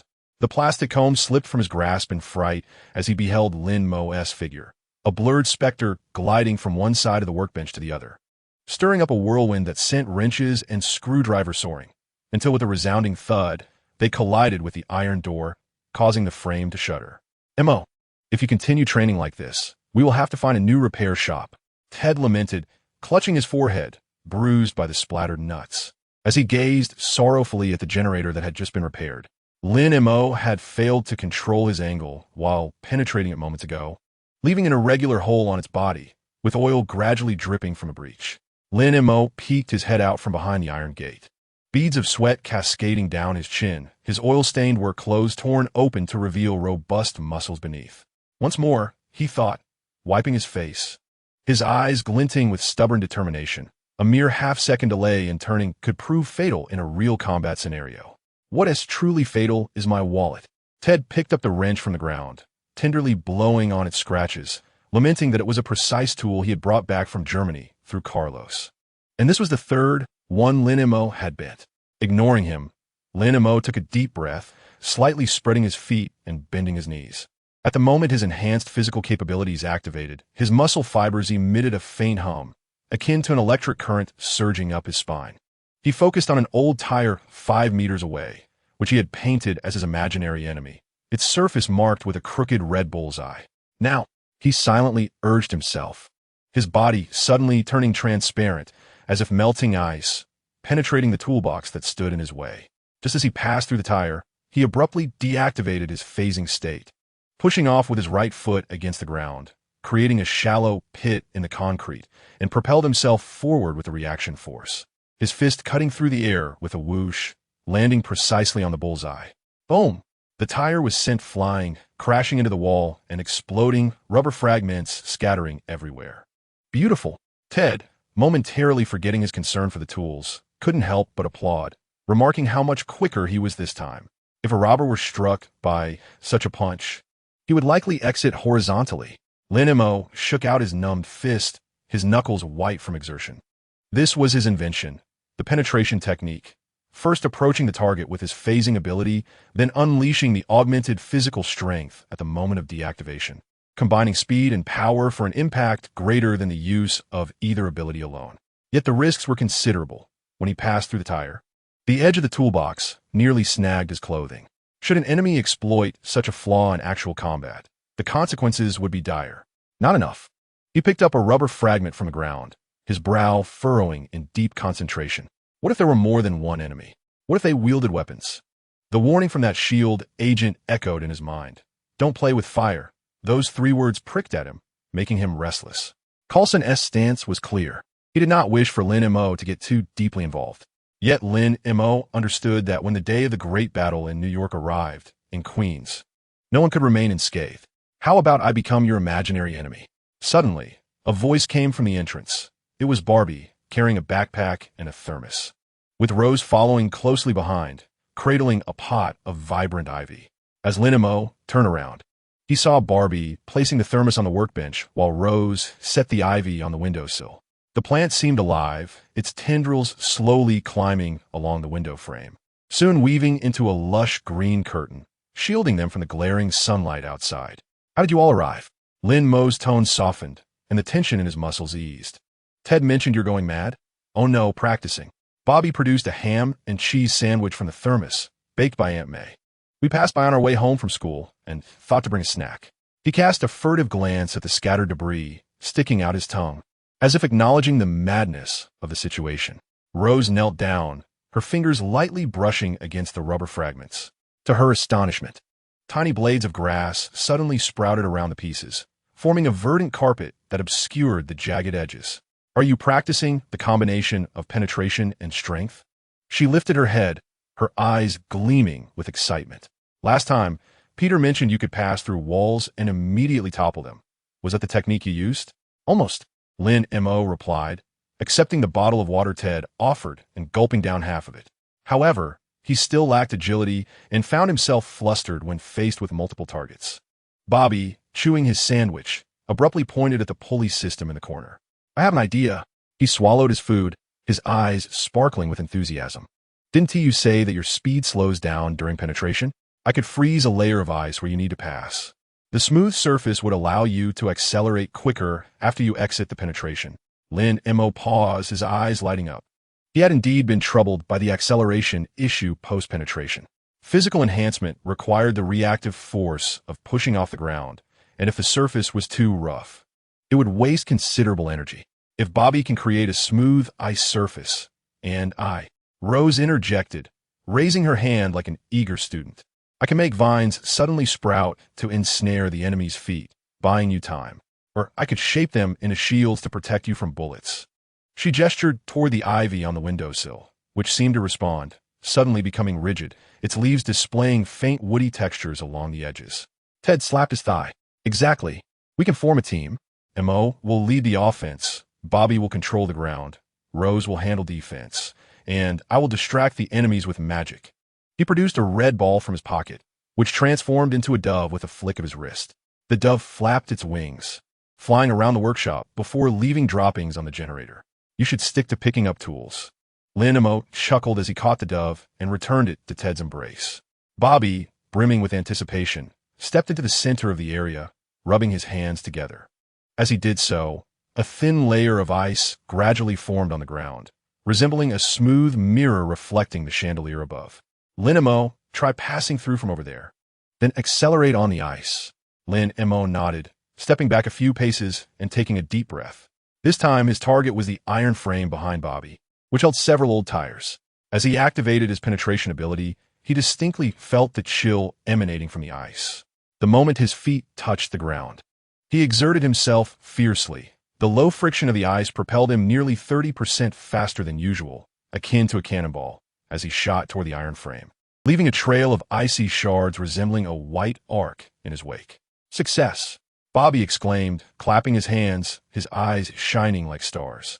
"That was much faster than before." Rose was not idle either. Her fingers danced gracefully, and from the corner of the wall emerged several sturdy vines, resembling nimble whips that shielded Lin Mo from the splattering tire fragments as he turned. Though the vines bent slightly under the impact, they remained unbroken, allowing the debris to slide down and be swiftly cloaked by the newly sprouted grass. "Perfect," Ted exclaimed, brandishing his camera and snapping frantically. This was the very embodiment of a superhero team. "Let's name ourselves the Queen's Guard, shall we?" Lin Mo gazed at the scene before him, a warmth blossoming within his heart. Barbie stood on the ice, her cheeks flushed with excitement. Rose concentrated intently on controlling the vines, beads of sweat forming on her brow. Ted dashed about with his camera, muttering about designing a team emblem. Even Shield was running around by the ice, clutching a tennis ball as if cheering them on. He reminisced about his initial days after arriving, hiding in the basement each day, studying the wristband, fearing that his next ability might be useless, and worrying about when he might be exposed. Back then, he felt utterly alone, regarding his powers as burdensome secrets that needed to be concealed. But now, Observing these friends eager to practice and face danger alongside him, he suddenly realized that those fears and anxieties seemed far less significant. "Let's go again," Lin Mo said, his voice laced with mirth. "This time, let us try a coordinated effort with 3 of us. Ted, toss those tires over as obstacles. Barbie, create an ice path in the middle. Rose, when I dash past, bind the tires with the vines." "Received," came the harmonious response from the 3 of them. Tires flew through the air as Ted hurled them. Barbie crafted a winding ice path on the ground, and Rose's vines stood ready, poised like soldiers. Lin Mo took a deep breath, his body turning transparent once more. This time, he was not alone. In that fleeting moment of penetration, he could hear Barbie's controlled breaths, feel the rhythmic growth of Rose's vines, and even hear Ted counting down 3, 2, 1. As he passed through the first tire, the ice path unexpectedly veered, helping him dodge a wrench that came flying from the side. Approaching the second tire, the vines suddenly emerged from the ground, like a giant hand nudging the tire aside by half a foot. In the final sprint, a small ice slope appeared at the end of the path, allowing him to leap gracefully into the air, completing a stunning turn before landing securely beside Ted. That was incredible. Ted nearly dropped his camera, exclaiming, "I captured it." This segment is bound to go viral. A thin layer of frost adorned Barbie's forehead, evidently a testament to the physical exertion required to maintain the ice path. Yet he beamed with joy. "I can control the angle of the ice path now. Next time, we can attempt a more complex route." Rose's cheeks were flushed as well, the vines gradually retracting into the corner, transforming back into ordinary ivy. "I was still a bit slow. Next time, I must be quicker." Lin Mo looked at them, feeling that words were somewhat superfluous. The setting sun filtered through the curtain of vines, casting dappled shadows on the ground, while the air was filled with the scents of motor oil, fresh grass, and the sandwiches Ted had brought. The bracelet gently warmed on Lin Mo's wrist, with less than 30 days remaining until the next check-in. However, at that moment, Lin Mo was more preoccupied with how much material he needed to purchase to repair the workbench they had damaged, how to adjust their collaborative rhythm, and how to enhance the synergy of this makeshift team before true danger arrived. Suddenly, Lin Mo recalled Peter. "Wasn't he supposed to come today? He was called by Aunt May to buy some things," Ted replied, munching on a sandwich and mumbling about flour, though I noticed he had battle gear stuffed in his backpack, likely off to practice new moves. Just then, the garage door swung open, and Peter rushed in, his red and blue suit adorned with a few leaves, his face gleaming with excitement. "I heard you all practicing. Count me in. I just learned the web-swinging move. I can kick people from the air. Perfect timing. We just invented a combo move, the Queen's Guardian technique." Ted responded eagerly. Without hesitation, Peter shot a web and latched onto the ceiling fan, executing a graceful arc before landing in the center of the space. "How do we coordinate? I'm ready for anything." Lin Mo observed the 4 figures gathering in the center and couldn't help but smile. Perhaps their coordination was still immature. Perhaps their abilities were not yet formidable. And perhaps DS warnings were not mere exaggerations. Yet at that moment, witnessing these friends willing to stand up for one another, he felt a surge of hope. Even if the battle for New York truly came, and even if future troubles loomed, they could face it together. "Let us try again," Lin Mo said, flexing his wrist, eyes sparkling with anticipation. "This time, we'll attempt a 5-person coordination, including the shield." The shield seemed to understand, trotting into the center with a tennis ball in its mouth, its tail wagging like a propeller. The golden rays of the setting sun filtered through the vines, casting a gilded hue upon them. The scattered tools in the repair shop appeared to cheer for this extraordinary practice. Lin Mo took a deep breath and activated his phasing ability once more. This time, he no longer felt alone, for he knew that at the end of his phasing journey awaited his companions, a shared home to protect, and warmth worthy of cherishing with his abilities. Perhaps that was the true purpose of the bracelet. Not only to grant him power, but also to help him find a group of friends with whom he could fight side by side in this unfamiliar world. The practice continued, laughter mingling with the sounds of metal clashing, drifting out of the repair shop and into the skies over Queens, like a unique battle anthem belonging to them. Chapter 73. The Bravery of the Shield in the Late Hours of the Night.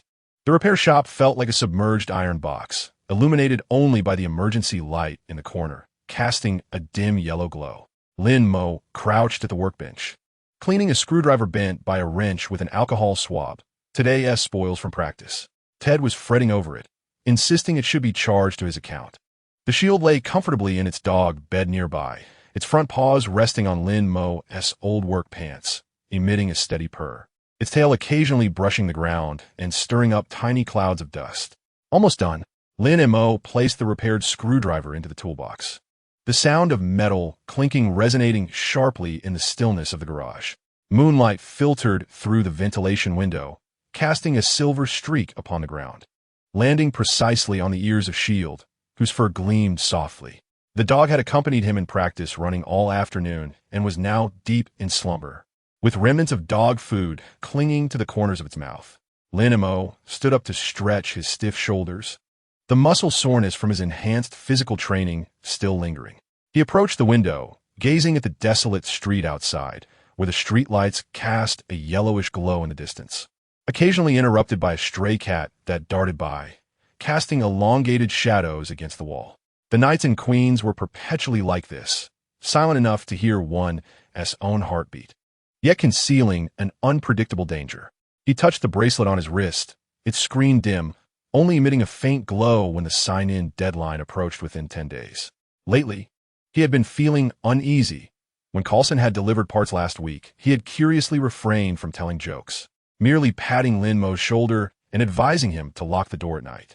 Lin Mo understood this as a caution to remain vigilant, for the eyes of S.H.I.L.D. were ever watchful, those lurking in the shadows perhaps more formidable than any thief. Woof! Shield suddenly lifted its head, ears perked, emitting a low growl from its throat. Lin Mo immediately held his breath, his dynamic vision quickly detecting an anomaly outside the window. Two dark figures skirting along the base of the wall, moving stealthily with crowbars in hand, inching towards the back window of the garage. A chill ran through him as he gripped the wrench tightly, signaling Shield to be silent. The pup understood, instantly quieting, its tail rigid, body slightly arched, like a coiled spring ready to launch. This was the first time it had shown hostility toward strangers. Usually, it wagged its tail at anyone, even allowing the scrap collector to pat its head. Click! The back window's latch was pried open, the glass gently pushed aside, as one leg slipped in, clad in mud-stained sneakers. Following was the second figure, more agile, landing with barely a sound. Both men wielded flashlights, their beams sweeping across the tool rack before finally resting on the welding machine in the corner. That was the garage's priciest equipment, a birthday gift from Carlos. Hurry up. Old Scar said this thing could fetch a good price. The taller, leaner figure spoke in a hushed tone, tapping the welding machine with the crowbar, producing a dull thud. What's the rush? The shorter, portly one replied, rummaging through the nearby toolbox. These wrenches are German-made. We could trade them for a few bottles of liquor. His flashlight flicked towards the doghouse, suddenly freezing. What is that? The beam from the tall figure immediately swept over, illuminating Shield. The little dog sprang up for bristling, barking ferociously at the two intruders, its voice tinged with an unprecedented ferocity. Damn it, there's a dog. The portly one jumped back, taking a step away. Kill it. The tall figure raised a crowbar, ready to strike, but Lin Mo reacted swiftly, grabbing a nearby iron chain and hurling it. The chain clanked as it ensnared the crowbar, causing the tall figure to falter and the crowbar to clatter to the ground. In that fleeting moment, the shield surged forth like a bolt of brown lightning, deftly avoiding the stout man's oncoming kick and sinking its teeth fiercely into the slender figure's calf. A howl escaped the tall man's lips as he fell to one knee, the flashlight rolling onto the ground, its beam dancing chaotically upon the ceiling.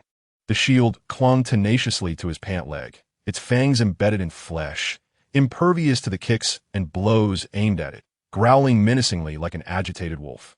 Seeking death, the stout man drew a spring knife from his waist, the blade snapping open with a metallic sound as he lunged at the shield. Lin Mo's vision blurred with crimson rage, his physical enhancements activated instantaneously, propelling his body forward like a released arrow. In a moment before the blade grazed the dog's fur, he seized the stout man's wrist.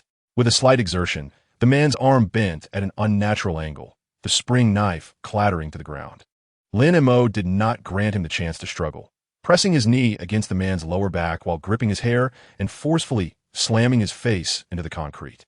A resounding thud echoed as the stout man's nose met the unforgiving surface, blood immediately gushing forth. I yield, he mumbled through a haze of pain, his voice laced with a whimper. Meanwhile, the tall man continued to grapple with the shield, attempting to kick the dog away with his other foot. Lin Mo effortlessly twisting the man's arm behind his back and binding it with the same iron chain. The tall man grimaced, blood from his calf dripping down his pant leg, forming a small puddle on the ground. Let go. Make that mad dog release me. He shouted at Lin Mo, his eyes wide with fear. Lin Mo whistled, and the shield immediately relinquished its grip, retreating to his feet, still baring its teeth at the thief, its chest heaving, a trace of the thief's blood staining its snout. Lin Mo tenderly patted the dog's head, only then noticing its hind legs trembled slightly, having undoubtedly been kicked moments before. You are the mad dog. Lin Mo's voice was as cold as ice. Do you know whose territory this is? The stout man lay on the ground, casting furtive glances at the nearby toolbox, suddenly struggling to reach for the spring knife on the floor. The shield was quick to respond, lunging forward and clamping down on his sleeve, dragging him across the ground. Stay still. Lin Mo kicked the knife away, withdrew his phone, and called the police, assuring that they would arrive in 5 minutes. The tall man continued to mutter threats of revenge, but his words were cut short by Lin Mo's piercing glare, rendering him instantly silent. Lin Mo's eyes bore an intensity rarely seen in the workshop, a chilling warning that further words would not merely result in waiting for the police. As the sound of sirens approached from afar, Ted suddenly dashed over from next door, clad in a floral nightgown, his hair in disarray, wielding a frying pan. Mo, is there a thief? I heard the dog barking. Upon seeing the two men bound on the ground, his eyes widened in disbelief. My heavens, did the shield do this?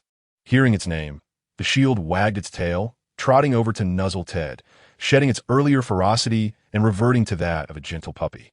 Ted then noticed the bruise on its hind leg and, filled with concern, scooped it up. Oh dear, my little hero is hurt. Tomorrow, I shall procure for you the largest bone. When the police entered, the short and stout fellow, along with the lanky one, had already wilted like frostbitten eggplants, meekly led away in handcuffs. The officer in charge was a familiar face, having visited previously during the investigation of a stolen battery case. Upon seeing Lin Mo, he chuckled, Little Lin, your repair shop is truly bustling, even more so than the police station. It was unavoidable. The equipment was too exceptional, attracting unwanted attention. Lin Mo pointed towards the pried-open window, requesting their assistance in documenting the incident. By the time the report was completed, it was already 4 a.m, with a faint blush of dawn appearing on the horizon. Ted assisted in securing the window with wooden boards, still muttering. I told you to install a security grill long ago, but you insisted otherwise. Now you see the consequences, do you? He suddenly lowered his voice, speculating. Could it be that those agents from SHIELD are behind this, deliberately causing a disturbance? Lin Mo shook his head. It doesn't seem likely. If they intended to act, they would not employ such a clumsy method. He suspected it was merely an ordinary thief, as the equipment in the repair shop was indeed valuable on the black market. After Ted departed, the repair shop returned to its tranquil state. Lin Mo lifted the shield onto the workbench, meticulously examining its wounds. The bruises on its hind leg were not severe. However, a bit of blood stained its fangs from when it had bitten the intruder, and its gums were slightly swollen. Does it hurt? Lin Mo gently cleaned its mouth with warm water, and the puppy contentedly squinted its eyes, extending its tongue to lick his hand. He suddenly recalled the day he found the shield, a mere palm-sized creature, discarded beside a trash bin, battered and unable to stand. Initially, Lin Mo had no intention of adopting a dog, considering it a nuisance, yet Ted insisted that they were meant to be together, forcibly bestowing the puppy upon him. To his surprise, as time passed, the little creature became an integral part of the repair shop, fetching towels during his practice sessions, lying by his feet in times of distress, and now, valiantly defending him against intruders. You've been worth every bit of care. Lin Mo stroked the fluffy head of the shield, feeling warmth in his heart. At that moment, the wristband unexpectedly lit up, emitting a faint blue glow as if in affirmation of his sentiments. The following morning, Lin Mo did not open the repair shop, but instead took the shield to the veterinary clinic. The doctor examined it and assured him there were no significant injuries. prescribing an ointment to promote circulation and heal bruises, and chuckling as he remarked, "This dog is truly brave. Most pets would have hidden at the sight of a thief." After leaving the clinic, Lin Mo headed straight to a pet supply store, purchasing the largest beef bone available, along with a new dog bed and a toy ball. The Shield trotted alongside him, proudly carrying the toy ball, its tail wagging like a propeller, drawing the attention of passers-by. "What are you looking at?" Lin Mo said, glancing down at the dog. "This is your just reward." Upon returning to the repair shop, Peter and Bobby were already waiting at the door, holding a trophy made of cardboard, with the words "Best Guardian" scrawled across it in a crooked manner. Rose also brought a bouquet of sunflowers, fashioning a small crown of vines to place upon the Shield's head. "The little hero has returned," Peter exclaimed, rushing over to gently inspect the Shield's hind leg. "Does it hurt?" "I brought some jerky made by Aunt May to treat you." Bobby placed the trophy in the dog bed, and the Shield immediately began pawing at it, making a jingle with a delightful sound. "Lin Mo, did it really bite the thief yesterday?" Bobby asked incredulously. It usually fears even grasshoppers. In moments of desperation, even a dog may leap over walls. Ted, brandishing his camera, was fervently capturing images of Shield, determined to share this canine's heroic exploits on the community forum, aptly titled "The Bravest Dog in Queens." Rose, crouching beside them, gently brushed her fingers against the floral wreath adorning Shield's head. Instantly, the sunflower petals seemed to glow with renewed vibrancy, as if the dog were aware of its own valor, exuding a proud demeanor. It appeared that Shield understood. As it trotted over to Lin Mo, clutching the largest beef bone in its mouth, placing it at his feet before lying down, gazing up at him with bright, sparkling eyes, as if seeking commendation. Lin Mo chuckled, squatting to retrieve the bone and offering it to the dog.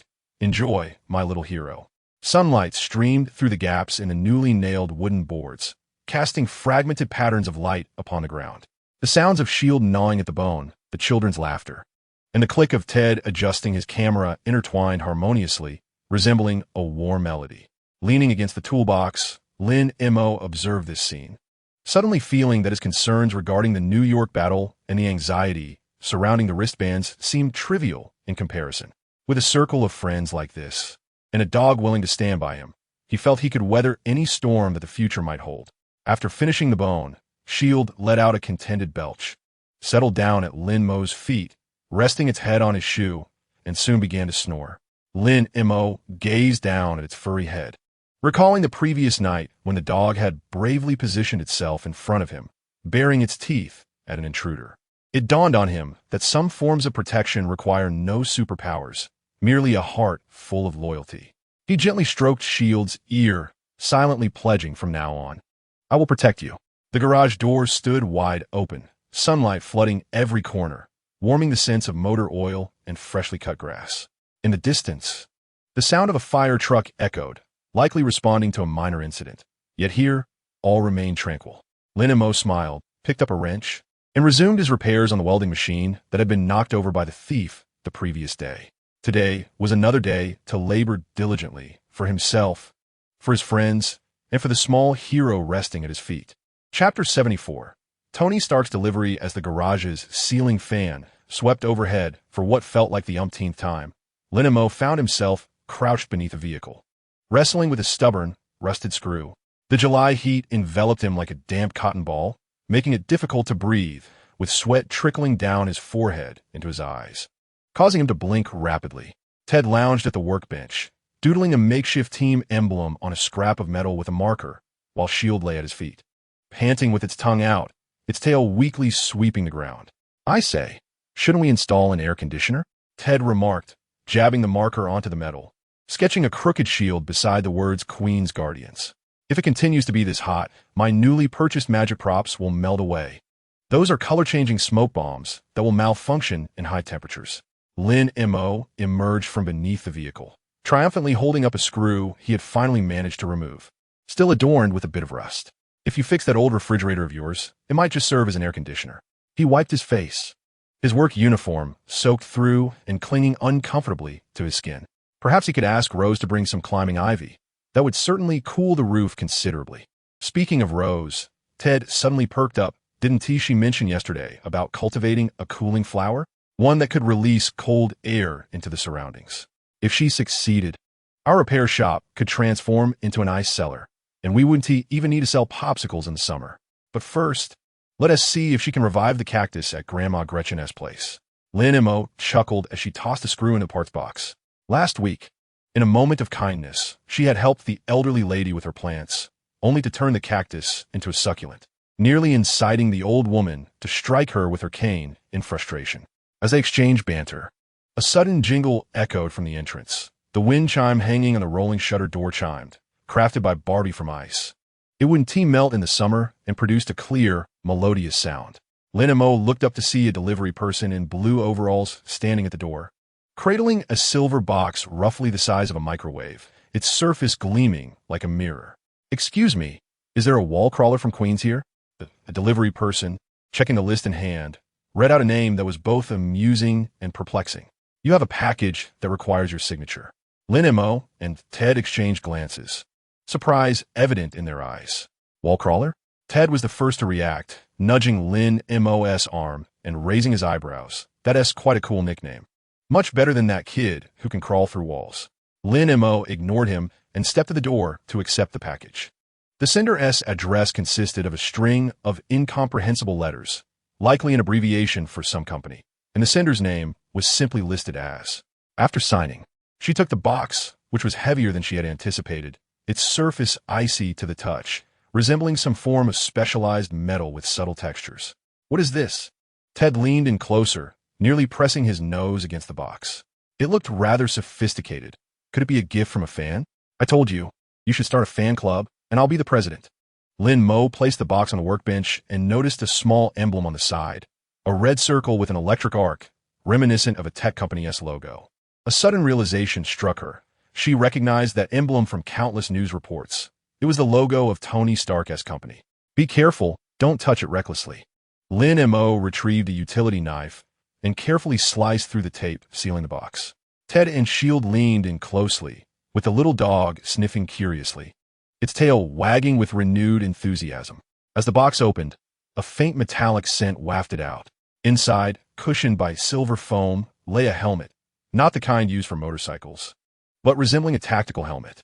Its main body was a deep gray, adorned with aerodynamic lines, featuring black ventilation ports on either side, and a dark green visor that gleamed with a metallic sheen.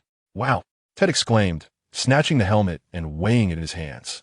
It appeared robust, far cooler than Peter's makeshift mask. As he attempted to put it on, it got stuck halfway, caught on his ears, prompting Shield to bark at him. "Knock it off." Lin Mo removed the helmet from his head, feeling its substantial weight. The goggles felt as if crafted from a high-strength glass. He noticed a black card beside the helmet, made of a material resembling carbon fiber, inscribed with silver ink. "Heard you're afraid of being seen? This is for you. Jarvis claims it's bulletproof. Tony Stark." Lin Mo's fingers hesitated over the card, his heart racing. How could Iron Man possibly know him and be aware of his fear of being seen? Was it Coulson who mentioned it? After that SHIELD agent came to warn him. Coulson indeed visited once more under the pretense of checking the Chevrolet's engine, casually mentioning that Stark had been keeping an eye on exceptional talents in New York. At the time, he brushed it off, but now he suspected it was not mere coincidence. Who could it be? Ted had finally donned the helmet, fiddling with the small mirror at the workstation. Suddenly, the goggles emitted a brief glow, projecting a pale blue light, startling him into nearly dropping the helmet. "Wow, this thing has projection capabilities? It's high-tech." Lin Mo remained silent, examining the helmet closely. The interior was lined with a layer of soft black material, and at the back of the headpiece, there was a small port, presumably for charging. He gently pressed the side button, causing the goggles to become transparent, providing a clear view of the outside. A second press reverted it to a dark green hue, with an automatic brightness adjustment to accommodate varying light conditions. This was undoubtedly Stark Industries technology. Ted suddenly exclaimed, pointing to a small emblem on the helmet's interior. "Look at this. The arc reactor symbol. Just like on Iron Man's suit." Lin Mo leaned in and indeed spotted a finely engraved miniature arc symbol nestled in the corner of the lining. So subtle it could easily go unnoticed. His confusion deepened. Why would Tony Stark give him a helmet? Was it an act of pure goodwill, or a different form of surveillance? After all, with Stark's technology, embedding a listening device or tracking system within the helmet would be effortless. Let us test if it's truly bulletproof, Ted said excitedly, grabbing a wrench from the table, poised to strike the helmet. I want to see if it's as sturdy as the note claims. Don't be reckless. Lin Mo quickly intervened, snatching the helmet from him. If this breaks, we couldn't afford to sell the garage to fix it. He weighed the helmet, confirming its robustness. The material appeared to be some form of alloy, more intricate than any helmet he had encountered before. Shield, his dog, approached curiously, nudging the helmet with his head. Lin Mo placed the helmet on the ground, and the pup immediately sniffed it before lifting a leg and urinating on it. Shield. Lin Mo hastily picked up the helmet, bemused as he searched for a cloth to clean it. Who taught you that? Did Ted show you? Ted promptly shook his head. Don't blame me. It's just inexperienced. Observing Lin Mo's attempts to clean the helmet, he suddenly grew serious. Seriously, what do you plan to do with this helmet? Stark doesn't give away gifts without a reason, right? Lin Mo paused in his cleaning. He too was pondering that very question. Tony Stark is not Coulson, that flamboyant genius inventor who approaches every endeavor with a clear intention, whether to showcase technology or to orchestrate some intricate plan. Why bestow upon him a high-tech helmet capable of deflecting bullets? Perhaps it was a request from Coulson? Then Montauk pondered, recalling the last time the agent visited to issue a warning, stating that recent events have been rather tumultuous and advising him to remain vigilant. It is indeed plausible. Ted nodded, noting that Coulson and Stark have always maintained a cordial relationship, having crossed paths several times at press conferences. It could be that he fears you might find yourself in a confrontation one day, subsequently drawing retaliation. He lowered his voice suddenly. Although you are swift in your movements, if a camera captures your visage, the consequences could be dire. Lin Mo remained silent, carefully placing the pristine helmet back into its case. He recognized Ted's validity. During a prior incident when he assisted Peter in apprehending a thief, he had narrowly avoided being caught on a convenience store surveillance camera, thanks to Peter's webs obscuring it. A helmet capable of concealing one's identity would undoubtedly mitigate numerous complications. Yet, he still felt a twinge of discomfort. The notion of someone prying into his privacy was unsettling. Tony Stark not only acknowledged his existence, but was also aware of his abilities and his concern regarding the exposure of his identity. This pervasive sense of surveillance was far more disconcerting than the warning issued by that ELD agent. Put it away, Lin Mo declared as he secured the case. Perhaps one day it would prove useful. He cast a glance out the window. The black sedan remained at the street corner, merely repositioned to a more inconspicuous locale. The recent erratic weather patterns had become increasingly frequent.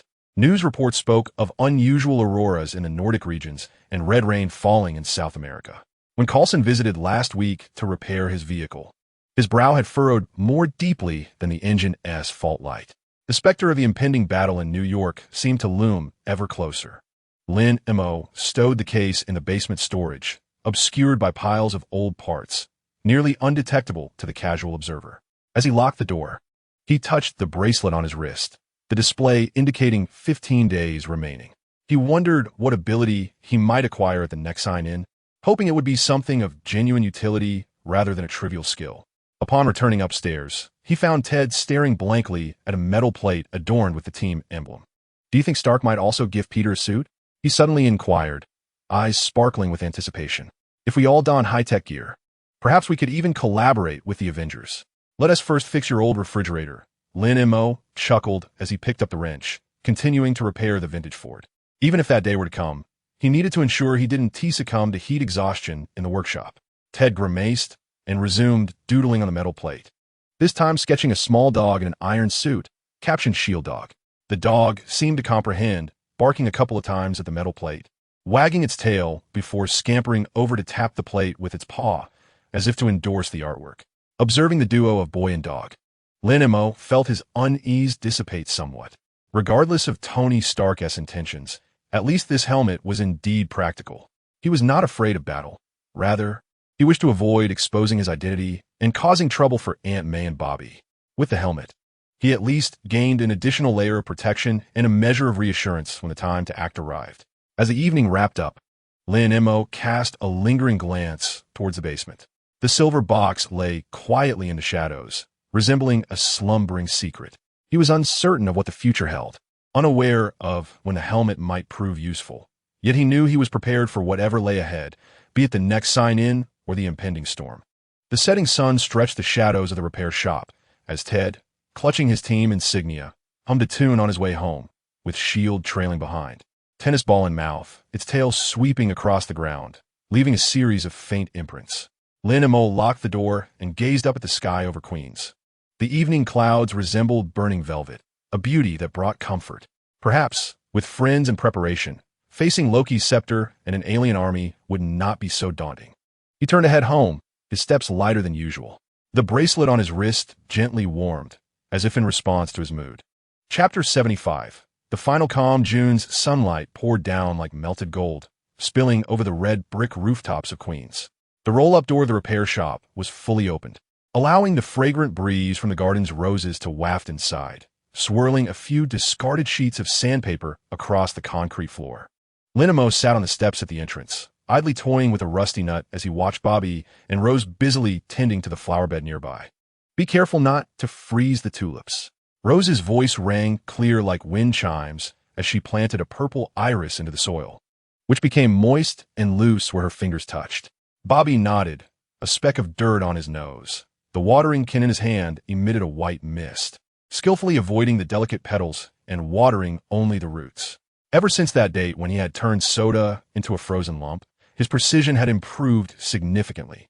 He could now even adjust the water temperature for different flowers. Peter fell again. Ted's booming voice echoed from the rooftop, followed by a thud and Peter's distressed cry. Lin Mo instinctively stood up, just in time to see the red and blue figure sliding off the edge of the roof, about to crash to the ground. With a swift push off the steps, enhanced by his physical capabilities, he rushed forward like the wind and caught Peter just before he hit the ground. Thanks, Lin Mo. Peter patted his chest, revealing half a phone from the pocket of his suit.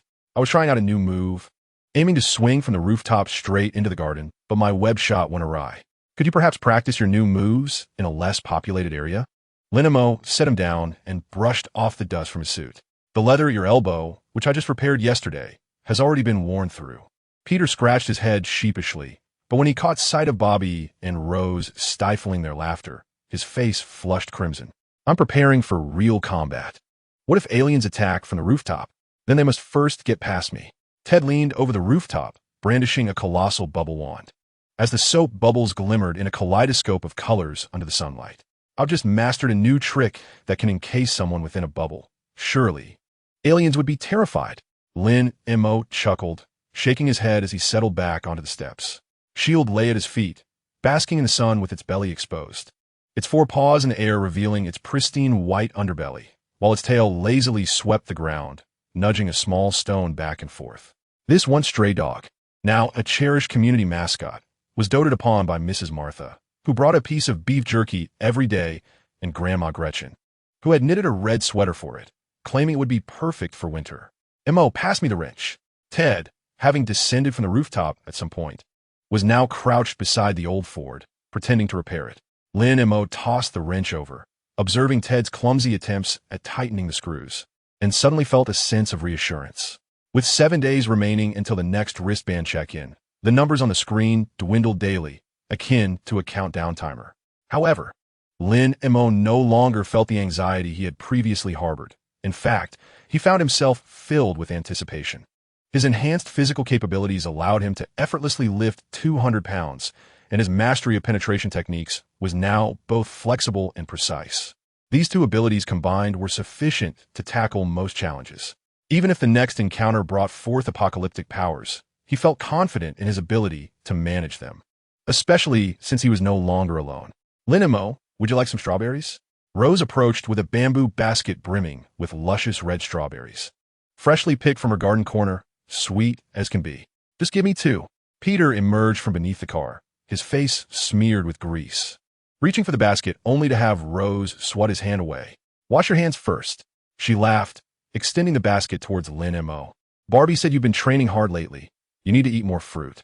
Following closely behind was Barbie, holding a bottle of chilled lemonade, the surface glistening with tiny droplets of water, though not frozen as it once had been. I made it with honey added.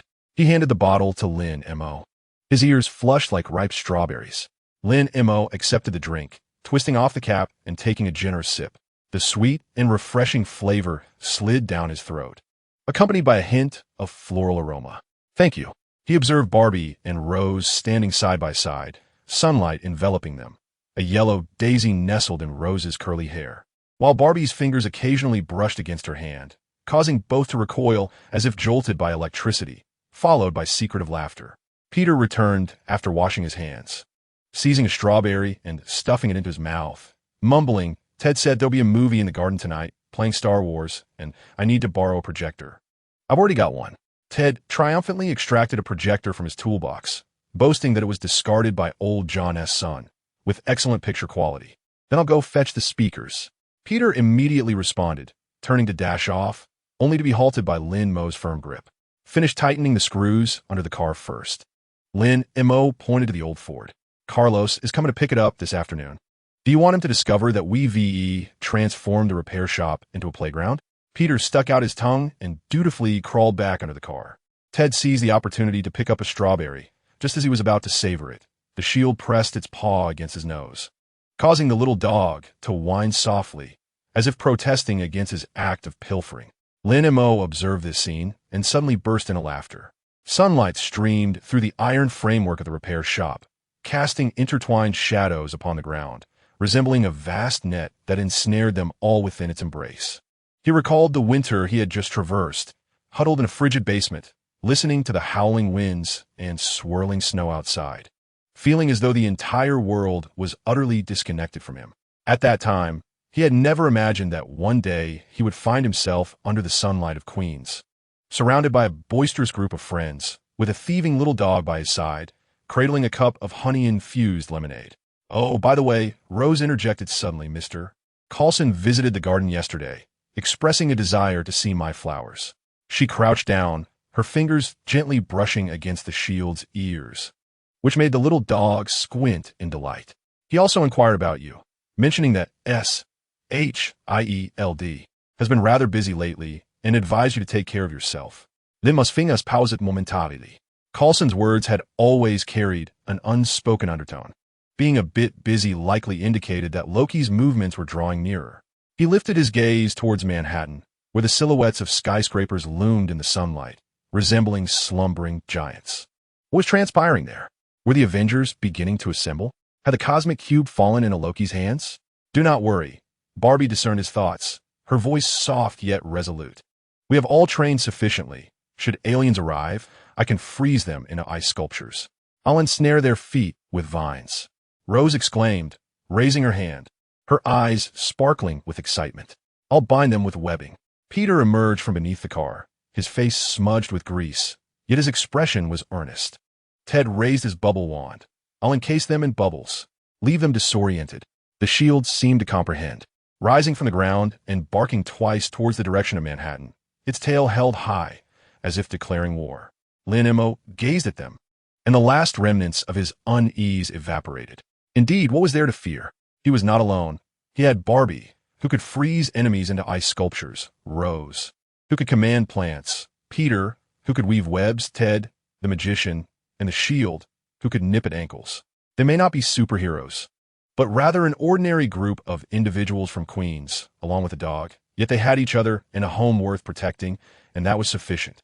As the afternoon sun softened, Mrs. Martha brought the children to play in the garden, while Grandma Gretchen sat beneath the sycamore, knitting a sweater and humming tunes from decades past.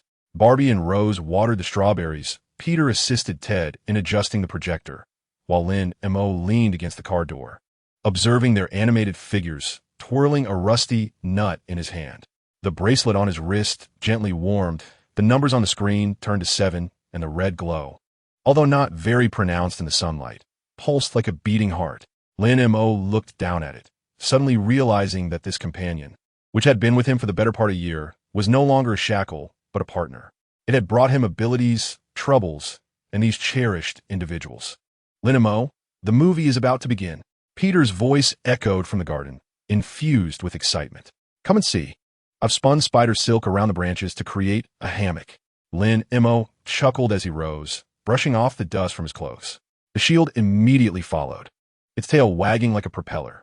The setting sun elongated their shadows, casting them upon the garden path like a series of interconnected ellipses, hinting at an unfinished tale. He remained unaware of the new abilities that tomorrow would bring, oblivious to the manner in which the battle in New York would unfold, and ignorant of the myriad troubles that awaited them in the future. Yet in this moment, as he gazed at the beams of light emerging from the projectors in the dusk, listening to the laughter of children and Ted's off-key singing, Lin Mo felt a profound sense of readiness for whatever lay ahead. For he possessed family, friends, and a land that required his protection. The bracelet on his wrist shimmered in the sunlight, as if responding to his thoughts. A new adventure was indeed about to commence. But before that, he would savor this final tranquility.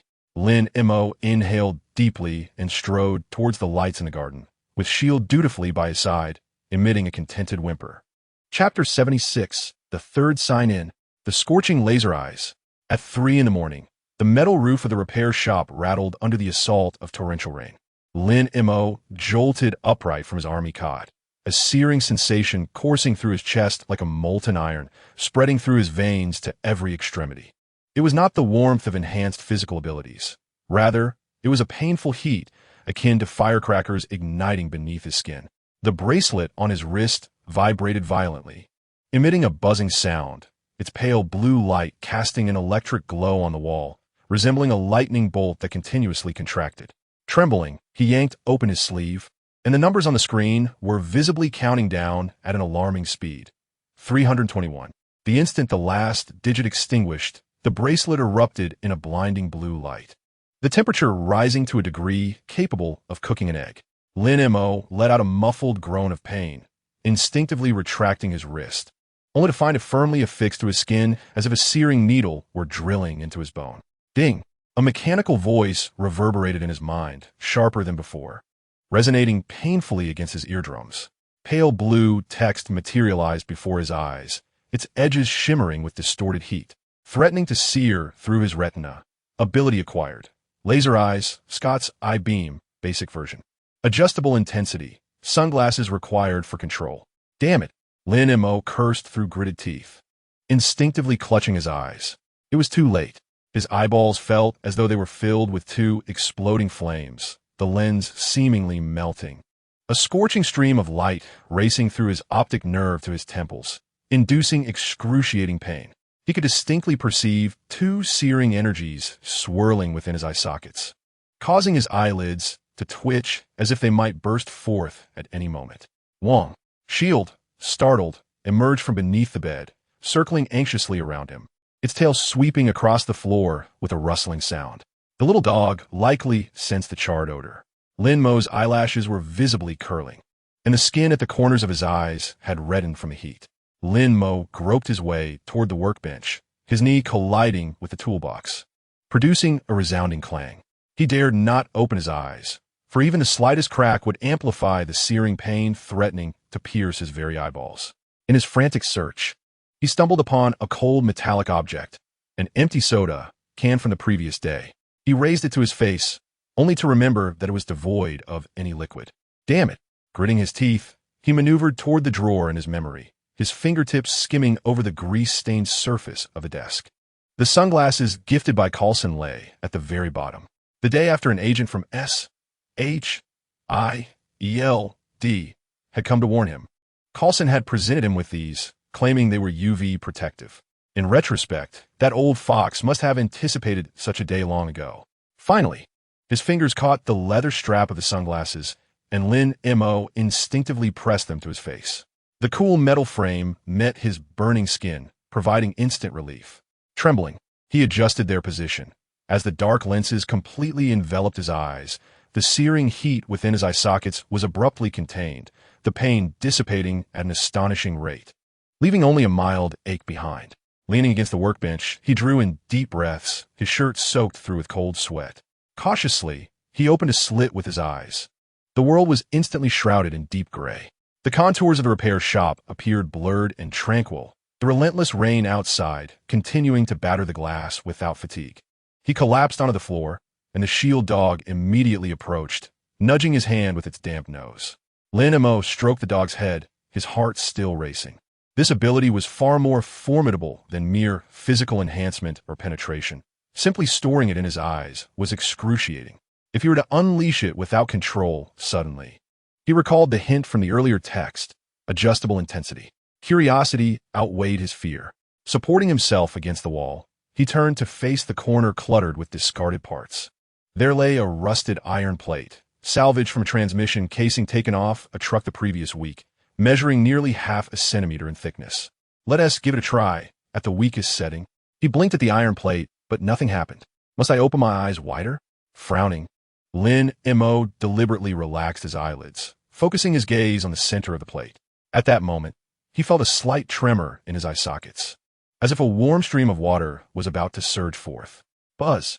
A pale red beam suddenly shot from behind the lenses, thin as a sewing thread, striking the iron plate with a faint sizzling sound. Lin Mo quickly shut his eyes. The beam vanished in an instant. Approaching to inspect, he discovered a pinprick-sized black dot on the plate, and with a gentle poke, the layer of rust flaked away, leaving the base coat intact. Not bad. Lin Mo sighed in relief, realizing that the basic version indeed had varying intensities. He recalibrated his aim at the iron plate, mentally chanting, stronger this time. Upon reopening his eyes, the beam was twice as thick, its hue transformed to a fiery orange. Upon striking the plate, it emitted a wisp of smoke, leaving a coin-sized indentation, its edges still faintly smoldering. Impressive. Lin Mo couldn't help but whistle. If this were to strike a human, the consequences would be unimaginable. He suddenly recalled Scott's sunglasses, which could precisely control the intensity of light beams. His ordinary shades would likely not endure for long, as the edges of the lenses were already tinged with a faint yellow hue, and the recent flashes had even scorched the UV protection. Just as he was examining his sunglasses, the garage door swung open, and Ted burst in, drenched from the rain, clutching a paper bag, exclaiming, "Mo, you'll never guess who I ran into at 7-Eleven." His voice trailed off. Ted's gaze fell upon the smoldering black hole in the wall, then shifted to Lin Mo's sunglasses, finally resting on the charred pit in the iron plate. The paper bag slipped from his grasp, revealing a bacon burger, its sauce oozing out and dripping onto the grease-stained floor. "Why your eyes?" Ted's voice quivered like a sieve, pointing at Lin Mo's face and then at the iron plate. "That beam of light was from you. Can your eyes emit lasers?" Lin Mo was about to explain, but in his peripheral vision, he caught sight of the burger at Ted's feet. The patty still exuded steam, its grease glimmering under the light. He suddenly realized that he had not yet fully mastered his abilities, and in a moment of tension, he could easily lose control. "Stay back." Lin Mo stumbled backward, colliding with the toolbox, producing a loud clatter. "I just acquired this power and cannot control it yet." Startled, Ted leaped back, hitting the doorframe with a grimace of pain. Too distracted to rub his sore backside. "Is this from that bracelet? Like the way you can phase through walls and your strength has increased?" He swallowed hard, his eyes wide as saucers. "This is superhuman ability, right? Like that Cyclops." "It's laser vision," Lin Mo corrected, striving to maintain a steady tone. "Scott Summers, of the X-Men." He removed his sunglasses, instantly feeling a wave of heat surge from his eye sockets, hastily replacing them. He needed them to keep his eyes open, lest they continuously emit beams. Only then did Ted cautiously approach, carefully sidestepping the burger, and reach the iron plate. He touched the edge of the pit with his finger, recoiling in pain. Good heavens! That temperature could melt a robber's gun. With just one laser, you could obliterate that thug with a metal pipe. Mention of the robber triggered Lin Mo's memory of the New York battle. If Loki's army were to attack, this ability might prove invaluable at the very least, to create a hole in an alien spacecraft. Yet, a frown creased his brow. If he lost control, it could harm his own allies. "I merely intended to test the lowest intensity, yet it still burned through the iron plate. You need to practice more." Ted suddenly became animated, shaking off his earlier fear and rubbing his hands excitedly. "We could set up a target. Let us use Carlos's scrap engine block. That thing is tough." He suddenly slapped his thigh. "Right? Doesn't T. Peter always say his webbing is fireproof? He could be a moving target. Are you trying to get him killed?" Lin Mo glared at him, exasperated. Although the other couldn't see it, the beam's temperature was at least 1,000 degrees. Even fireproof webbing wouldn't withstand it. He picked up the hamburger from the ground, wiped off the dust with a tissue, and handed it back to Ted, insisting he should eat his breakfast before it grew cold. Ted accepted the hamburger, but did not eat it, Instead, he gazed at Lin Mo's sunglasses with a silly grin, exclaiming, "Honestly, this ability is incredibly cool. Far more impressive than Barbie's ice sculptures. From now on, you shall be our remote artillery." Suddenly lowering his voice, he leaned in closer and asked, "Do you think if I told others that my friend can shoot lasers from his eyes, they'd think I was insane?" Lin Mo chuckled at his antics. Feeling some tension ease, "Best not to tell anyone," he replied, gesturing towards the window where the familiar black car was faintly visible through the rain curtain. "The SHIELD agents are probably still watching. If they discover I possess this ability, it will only lead to more trouble." Ted's excitement waned instantly as he pouted. "Those guys are such a nuisance." He took a bite of the hamburger and mumbled, "By the way, I ran into Peter at 7-Eleven. He said Aunt May wants you to come over for dinner tonight, and she wants you to check out his newly modified web shooter. He mentioned it now has a cooling system, so it won't stick to your hands anymore." Mentioning Peter reminded Lin Mo of something. "I reinforced the elbow of my suit again yesterday. Please tell him not to keep using his arms to prop himself up. The leather won't withstand that kind of wear." He paused before adding, "And don't mention my new ability to him. I wouldn't want him to get curious and try it out. I worry it might hurt him." "Got it." Ted waved his hand dismissively, finishing his hamburger in a few bites and wiping his mouth. "So what is your plan now? Are you going to wear those sunglasses all the time?" Lin Mo picked up the sunglasses and examined them in the small mirror on the workbench. The lenses had developed fine cracks, clearly having been pushed beyond their limits during the earlier tests. He would need to find a more professional pair. He recalled Scott's specialized glasses, which were said to precisely adjust light transmission. The pair Carlson had given him wouldn't last much longer. They had nearly burned through just now. "I know someone who can help," Ted exclaimed, his eyes lighting up like a bulb. "Old man James's son works with optical instruments. He came by last time to fix the projector at the park and mentioned he could make all sorts of lenses. You could have him custom make a pair for you." That was indeed a good idea. Lin Mo nodded. "I'll go find him once the rain stops." He walked over to the corner, staring at the hole burned into the wall by the laser, with dust still trickling down, revealing the red bricks beneath. He needed to figure out how to patch it up, otherwise Carlos would be nagging him again. Ted volunteered, "Leave it to me. I just learned cement repair yesterday. I guarantee it will be seamless." He turned to fetch a bucket of cement, but slipped, nearly falling on the hamburger. Fortunately, he managed to grab the workbench just in time. Watching Ted's frantic antics, Lin Mo suddenly felt that this ability didn't seem so frightening after all. At least he had a group of friends willing to share in his madness and help him solve his troubles. He touched the bracelet on his wrist. The temperature had returned to normal, and the screen was dim, resembling an ordinary piece of metal. The rain had lessened at some point, and sunlight began to pierce through the gaps in the clouds, casting a slanted beam of light onto the floor through the moisture-laden window. Lin Mo approached the window, cautiously opening it just a crack, allowing the damp air to surge in, infused with the sense of earth and grass, reminiscent of the fragrance from Rose's garden. He envisioned the scene of the impending battle in New York.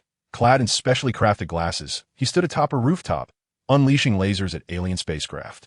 Peter swung through the buildings on web strands, ensnaring isolated extraterrestrials. Bobby froze the ground, rendering the enemy immobile. Rose manipulated vines, weaving a verdant barrier. Ted used magic to divert the enemy's attention, while the shield darted amongst the crowd, nipping at the ankles of foes. The image was somewhat absurd yet immensely comforting. "Montauk, come see the wall I patched." Ted's booming voice echoed from behind. As Lin Mo turned, the corner of his eye caught the glimmer of a crack on the lens. He chuckled softly, pushing his sunglasses up. No matter how difficult this power was to control, nor the troubles that lay ahead, as long as he had these companions by his side, he had nothing to fear. Chapter 77. The troubles of sunglasses at 4 in the morning. A sharp crack suddenly resonated from the tin roof of the repair shop, akin to bacon being tossed into a sizzling skillet. Lin Mo jolted awake, his eye mask askew, and his right lens reflected a small, charred hole. Just 30 centimeters from his pillow, the ceiling bore a new hole the size of a coin, with wisps of smoke still curling from its edges. Damn! He hastily adjusted his eye mask, his fingertips grazing the inner fabric, already singed and curled. This was the third eye mask he had ruined in 3 days. The first 2 were made of cotton, and this time he had specifically requested Ted to procure fire-resistant silk from a magic shop, yet it had not withstood the test. Woof! The shield emerged from beneath the bed, its nose sniffing at the hole in the ceiling before it suddenly sneezed, presumably choked by the smoke. The little dog shook its head and pawed at Lin Mo's pant leg, as if to complain about the relentless midnight disturbances. Lin Mo rubbed his throbbing temples and threw off the covers to rise. The moment his feet touched the floor, he kicked a hard object, a tin bucket he had placed by the bed the night before. He bent down to cover the hole with the bucket, the metallic clatter echoing sharply in the stillness of the garage. It seemed he would have to weld a steel plate at the head of his bed. He muttered to the air, his voice thick with frustration. In the 3 days since acquiring his laser vision, he had not experienced a single restful night. Initially, he had attempted to forego the eye mask, only to nearly incinerate his cot when he turned in his sleep. Switching to a regular eye mask resulted in an uncontrollable surge of emotions during dreams. Just yesterday, he had dreamt of Loki's army attacking, and in a panic, he nearly melted the toolbox opposite him into molten iron. In the mirror above the sink, he beheld a stranger's visage clad in black sunglasses. Lin Mo attempted to pull the corners of his mouth into a smile, but the moment he engaged the muscles at the corner of his right eye, a flash of red light burst from the lens, leaving a charred mark along the edge of the sink. "Ancestors, I beg of you," he sighed at his reflection, removing the sunglasses to wipe the lenses with the hem of his shirt. The sunglasses gifted by Coulson have become utterly useless, with 3 cracks adorning each lens and the metal arms scorched blue by intense heat. I consulted LeBron's son yesterday, who shook his head, stating that the material simply could not withstand laser exposure. At least military-grade optical glass was required. A new pair must be procured promptly. Lin Mo carefully donned the sunglasses once more and gingerly turned on the faucet. The moment the water touched the lenses, tiny droplets erupted, prompting him to quickly shut his eyes and turn his head, only to find the back of his skull colliding with the mirror, producing a dull thud. Washing his face over the past 3 days had felt akin to defusing a bomb. He had to keep his eyes closed throughout the process, hastily wiping with a damp towel, while the stubble on his chin had grown wild like weeds. Yet he dared not use a razor, fearing a slight miscalculation might result in a grievous wound to his neck. "Montag, are you awake?" Ted's booming voice echoed from outside, accompanied by a flurry of urgent knocks. LeBron's son has finished the lenses. He claims to have used some aerospace material capable of withstanding missiles. As Lin Mo opened the door, he beheld Ted holding a silver-white eyeglass case, as if cradling a rare treasure.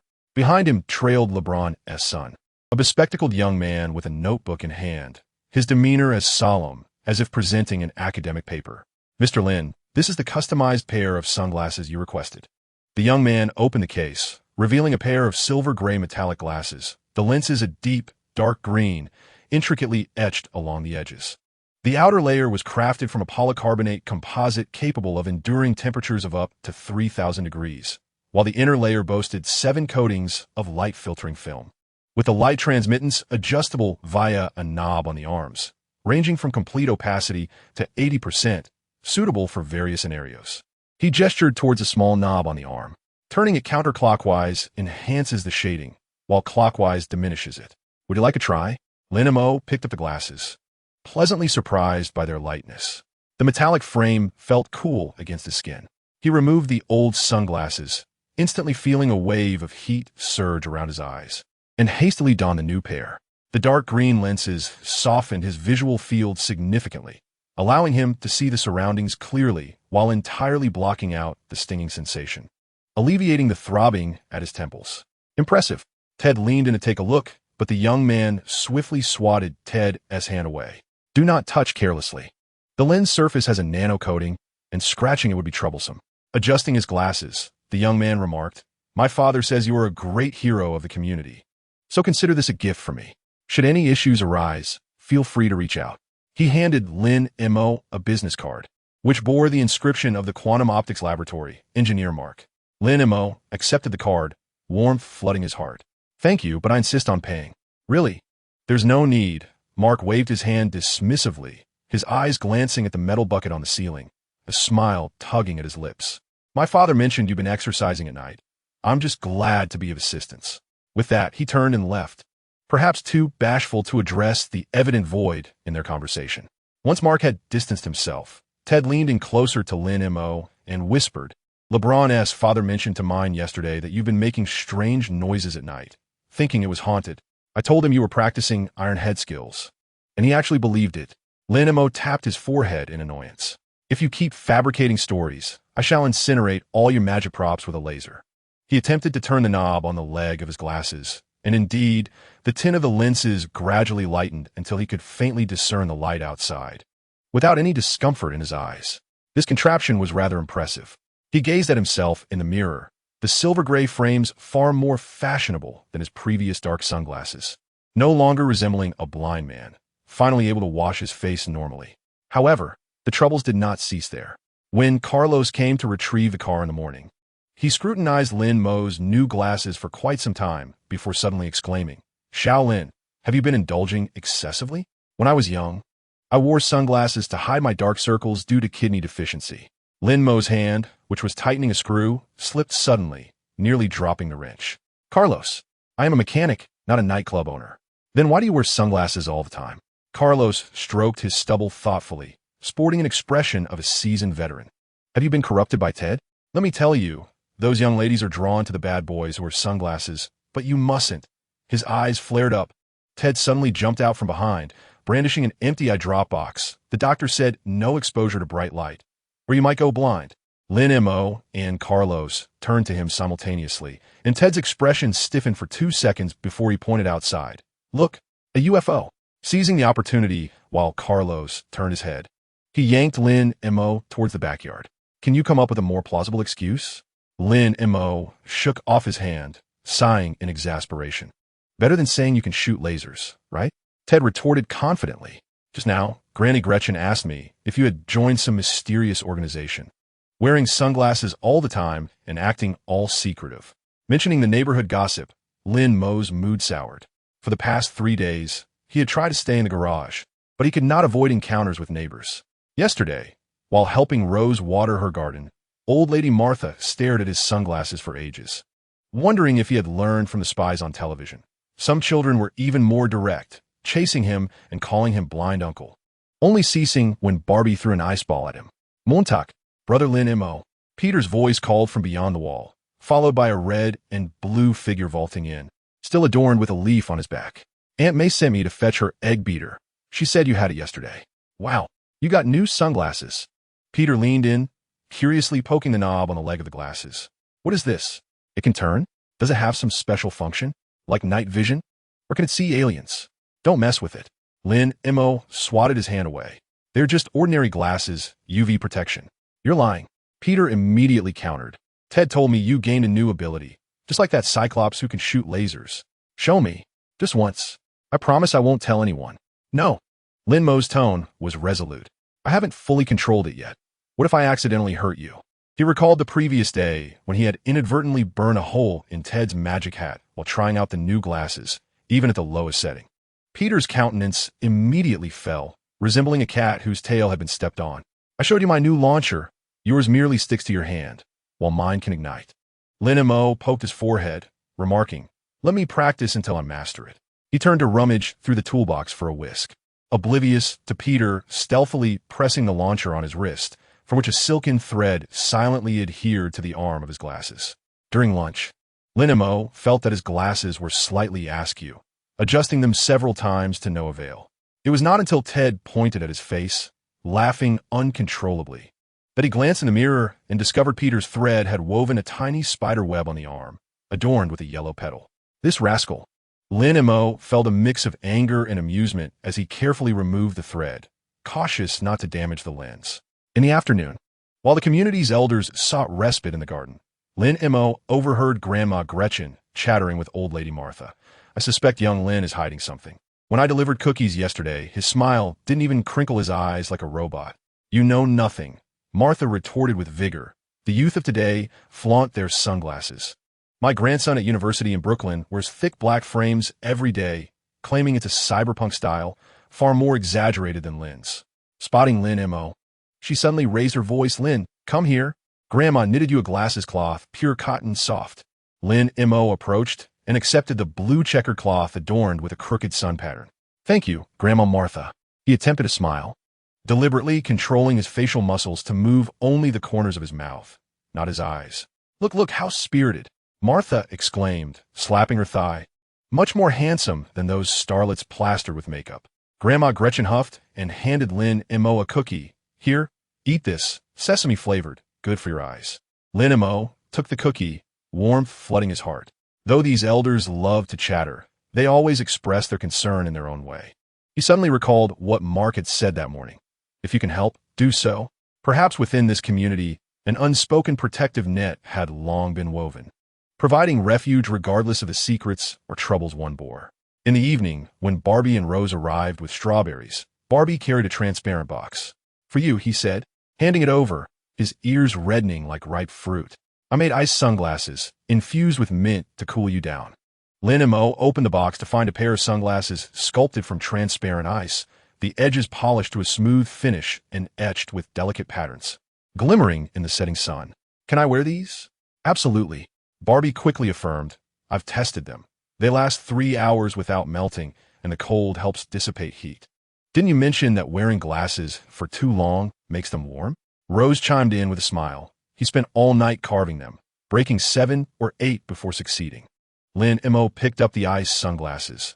The cool touch radiated from his fingertips, instantly dispelling the warmth brought on by the frames. He carefully donned the glasses, his gaze penetrating the translucent ice surface, revealing a world tinted with a soft azure hue, reminiscent of being submerged in seawater, unexpectedly soothing. How does it look? Barbie asked, her eyes fixed anxiously on his face, palms clammy with perspiration.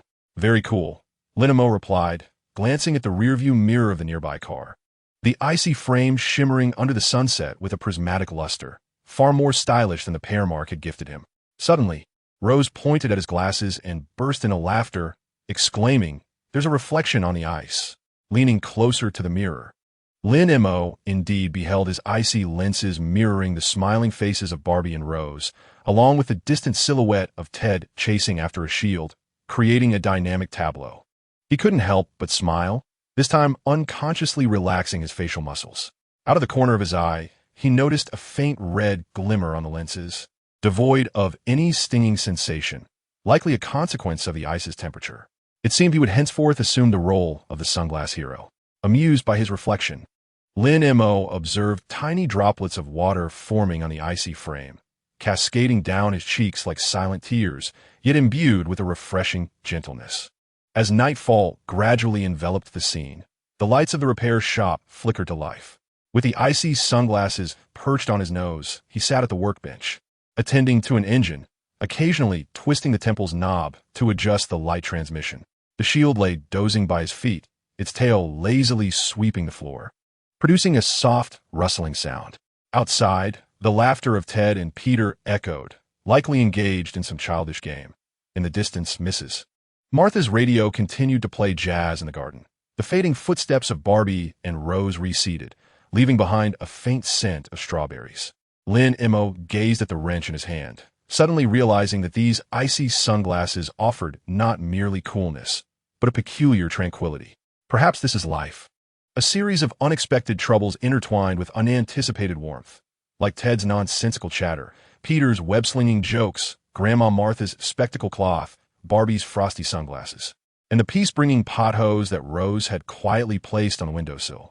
He gently turned the knob, deepening the tint of the lenses, obscuring the encroaching night. The icy frame began to melt, droplets trickling down his chin and landing on the workbench, leaving behind a small darkened mark, akin to a transparent tear. Yet, it was of no consequence. Tomorrow, Mark would bring new lenses, Barbie would likely carve another pair of icy sunglasses, and Ted would undoubtedly concoct more absurd tales. The community elders would persist in their musings about his sunglasses, while he, the reluctant sunglass hero and proprietor of the repair shop, would carry forth these trifles of warmth, continuing to practice controlling the searing beams of light, awaiting the tempest that loomed ahead. Chapter 78. The ingenious use of laser eyes. As the morning sun crested the rooftops of Queens, Rose burst into the repair shop, clutching an enamel cup. Her curly hair was adorned with blades of grass, and her skirt was damp with dew, clearly having just dashed from the garden. Lin Montauk, could you lend me a hand? The branches of that old locust tree are too high for me to trim, and I'm afraid that hiring someone might harm the bird's nest. Lin Mo stood before the mirror, adjusting the newly crafted sunglasses.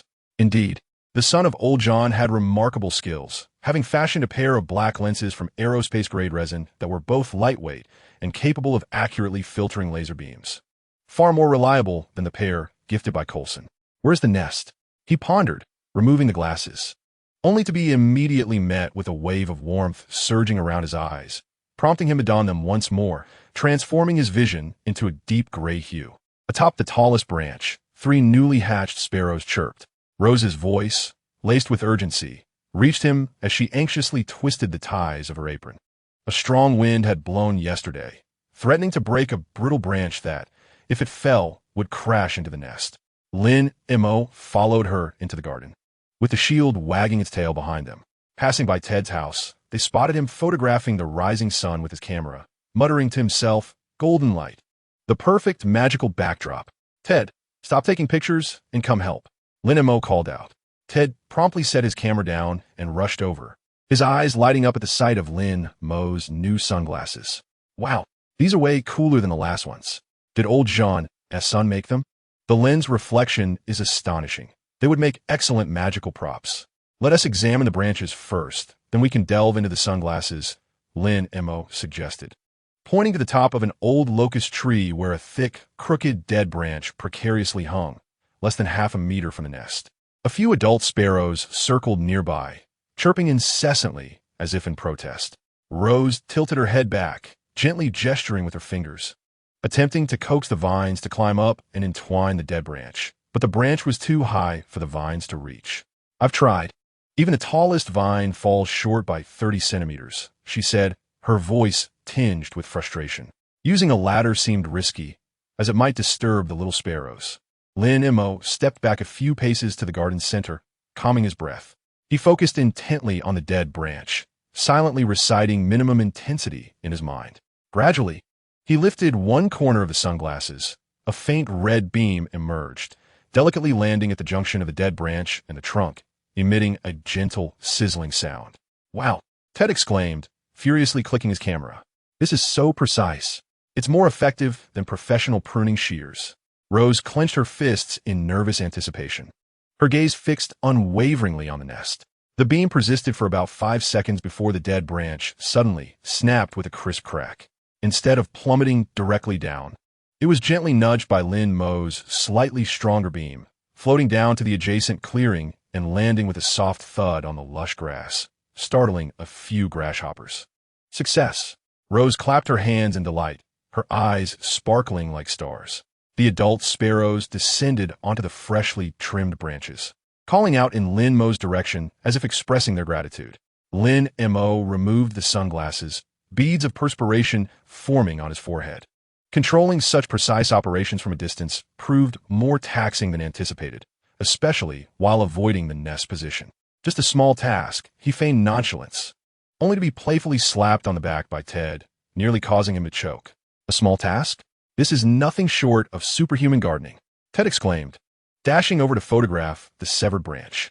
I'm going to post this video on the community forum with the title, "The Mysterious Sunglass Hero Saves a Family of Sparrows." Don't post it. Lin Mo quickly grasped him, recalling the inquiries that had arisen after the last incident involving the rescue of a cat. Should this matter resurface, the agents of S.H.I.L.D. would undoubtedly come knocking. Mention of S.H.I.L.D. caused Ted's enthusiasm to deflate instantly, and he reluctantly tucked away his camera, conceding, "All right, I'll only show it to Peter and Barbie." Just then, Peter dashed over with his backpack slung over his shoulder, clutching a metallic piece adorned with intricate patterns. "Lin Mo, look at the new launcher component I designed." He extended the metallic plate, explaining, "This titanium alloy is so hard that I spent ages with a hacksaw and only managed to create a notch." Lin Mo accepted the metallic piece, noting its thickness of approximately 3 millimeters and the crooked saw marks along its edge. "What shape are you aiming for?" Peter promptly produced a blueprint, stating, "It needs to match this shape, with smooth edges, and the small circular hole in the center must be precise, with a margin of error no greater than 1 millimeter. Otherwise, the webbing will get stuck." "Leave it to me," Lin Mo replied as he approached the workbench and secured the metallic piece in place. He adjusted the light filter's transparency, ensuring that the beam's intensity was sufficient to cut through the metal without generating excessive sparks. The soft crimson beam glided over the metallic surface, akin to an adept pen tracing the lines of the blueprint. The cutting sound resembled fine sandpaper rubbing against glass, sharp and even. Peter rose, and Ted stood transfixed. Even the shield sat down, cocking its head to watch the beam, its tail swishing idly against the floor. In less than 2 minutes, Lin Mo retracted the beam and picked up the metallic piece, blowing away the metal shavings. The result was a flawless shape, smooth edges, and a perfectly sized circular hole, so precise that even Peter could not find fault. "My heavens!" Peter exclaimed, holding the component up to the sunlight, his eyes wide with amazement. "This is even more precise than industrial cutting. Lin Mo, your ability is tailor-made for invention. Be careful not to cut yourself," Lin Mo cautioned, pushing the light filter back into position. "Remember to add a cooling device. Titanium conducts heat rapidly, and we don't want the webbing to solidify inside." I know. Peter gingerly placed the component into his backpack, as if cradling a rare treasure. "I'll assemble it this afternoon and show you the finished product tonight." With that, he dashed off like the wind, presumably eager to tinker with his new invention. Ted leaned closer, stroking his chin thoughtfully. "Lin, do you think this ability could be used for magic tricks? Like cutting playing cards in half or drilling holes in coins?" "You're overthinking it," Lin Mo replied, playfully tapping his head. "That thing gets too hot. It would reduce playing cards to ashes." Nevertheless, later that afternoon, as Lin Mo passed by the community hair salon, he was drawn inside by Tony, the hairdresser. Tony, a middle-aged man with a frizzy hairstyle, was fretting over a curling iron. "Little Lin, could you lend me a hand? This old curling iron heats up too slowly, and the customers are growing impatient." Observing the archaic ceramic curling iron, Lin Mo suddenly recalled the earlier cutting of metal. "Let me give it a try, but don't tell anyone." He donned sunglasses, instructing Tony to place the curling iron on the table. Then, using the lowest intensity of the beam, he directed it at the curling iron to heat it. Within seconds, the curling iron became scorching hot, with the thermometer soaring to 180 degrees. "Incredible!" Tony, the hairdresser, gaped in astonishment, swiftly using his mouth to curl the client's hair, his speed doubling in comparison to his usual pace. The client, pleased with her new hairstyle, gazed into the mirror and cheerfully remarked, "Tony, when did your curling iron become so effective?" A secret weapon, Tony winked at Lin Mo, and after the client departed, he discreetly handed Lin a handful of candy, saying, "Come often, and I'll give you free haircuts." Lin Mo accepted the candy with a smile, stepping out of the barber shop just as the sun shone brightly. He suddenly realized that although his laser eyes had caused their fair share of troubles, they had also forged a closer bond between him and the community. From assisting Rose with pruning branches, to helping Peter with cutting parts, and finally aiding Tony with hairstyling. These seemingly trivial tasks made him feel genuinely integrated into the fabric of Queens. The evening's troubles began with the shrill cries of Grandma Gretchen. Upon Lin Mo's arrival, he found the elderly lady brandishing her cane, shouting towards the chimney, "Mimi! Mimi, are you in there?" Neighbors gathered around, offering a cacophony of suggestions. It was Mrs. Zhang's Persian cat, who had been basking on a roof earlier that morning, now inexplicably stuck in the chimney. Mrs. Martha explained, holding a can of cat food, attempting to lure the feline out, but the chimney was too narrow for anyone to enter, and the firefighters were still en route. Lin Mo glanced up the chimney, which was dim and obscured, yet he could hear the faint sounds of a distressed meow emanating from approximately 3 meters deep, accompanied by a whimpering of fear. "Is there enough oxygen in there?" he inquired. "Hard to say," Mrs. Zhang replied, on the verge of tears. "This chimney hasn't been cleaned in decades. It's likely severely blocked." Suddenly, an idea struck Lin. He instructed everyone to step back, then positioned himself 5 meters away from the chimney, adjusting the intensity of his beam. "I'll burn a small hole at the top to allow air circulation until the firefighters arrive." He aimed his beam at the outer edge of the chimney, and the orange light sizzled against the bricks, swiftly creating a hole the size of a coin. Almost instantly, the meowing became clearer, no longer the suffocating whimpering it once was. "Impressive," the neighbors exclaimed. "Little Lin, how did you know the cat was there?" Lin Mo pointed to his ear and fabricated an explanation. "I guess by the sound, the meowing seemed to come from that vicinity." He couldn't divulge that he had actually inferred the cat's position based on the resistance change of the beam's penetration, The chimney had a bend where the beam had encountered an obstruction, clearly indicating the cat's location. When the firefighters arrived and beheld the precise little hole, they couldn't help but commend, "This is quite clever. We won't even need our demolition tools." They swiftly utilized professional equipment to rescue the cat, which trembled in fright, tightly clasped in Mrs. Zhang's arms. "Thank you so much, little Lin," she insisted, attempting to gift him a basket of fruit. "If it weren't for you, Mimi might have. Just a small effort." Lin Mo replied with a smile, though he felt a twinge of embarrassment. This was the first time he truly recognized the significant utility of his laser eyes. In the evening at Aunt May's home, Peter excitedly showcased his new launcher, which indeed proved to be significantly more efficient than the previous model. The webbing ejected smoothly, carrying a faint mint aroma, reportedly infused with plant essential oils provided by Rose to repel insects. All the components had been meticulously cut by Lin Mo. Peter, with a mouthful of hamburger, mumbled that it was superior to the lab's laser cutter. Aunt May, intrigued, glanced at Lin Mo and remarked, "Can you do this too?" "Shaolin? Just tinkering around." Lin Mo smiled lightly, choosing not to elaborate. As he gazed out at the myriad lights of Queens, he suddenly found his sunglasses less disagreeable. Although he still needed to wear an unmask to sleep, keep his eyes closed while washing his face, and be cautious while smiling, the ability to assist those around him made these inconveniences seem worthwhile. Suddenly, Ted leaned in and said, "Mo, tomorrow is the community basketball game. Could you use the laser to accurately mark a three-point line on the court?" The referee said our previous markings were askew. "Do you dare?" Lin Mo playfully tapped his head, though a smile crept onto his lips. Shield lay comfortably at his feet, snoring gently, its tail occasionally brushing against his ankle. Lin Mo patted the dog's head and glanced once more at Peter's new launcher, the direction of Rose's garden outside, and the poster for the community basketball game on the wall. He suddenly realized that the ingenious applications of this laser vision were just beginning. Chapter 79, Is Loki Coming? The old television in the repair shop emitted a jarring electrical noise, and the soap opera's visuals distorted into a chaotic swirl of colors. Ted, crouched down grooming Shield, was startled, causing the comb in his hand to fly across the room and clatter loudly against the toolbox. "What is going on?"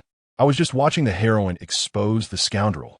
Lin Mo had just finished installing the last component back into the engine, wiping his oil-stained hands on his coveralls before walking over to pat the television's top. The screen flickered a few times before abruptly displaying an urgent news alert in bright red.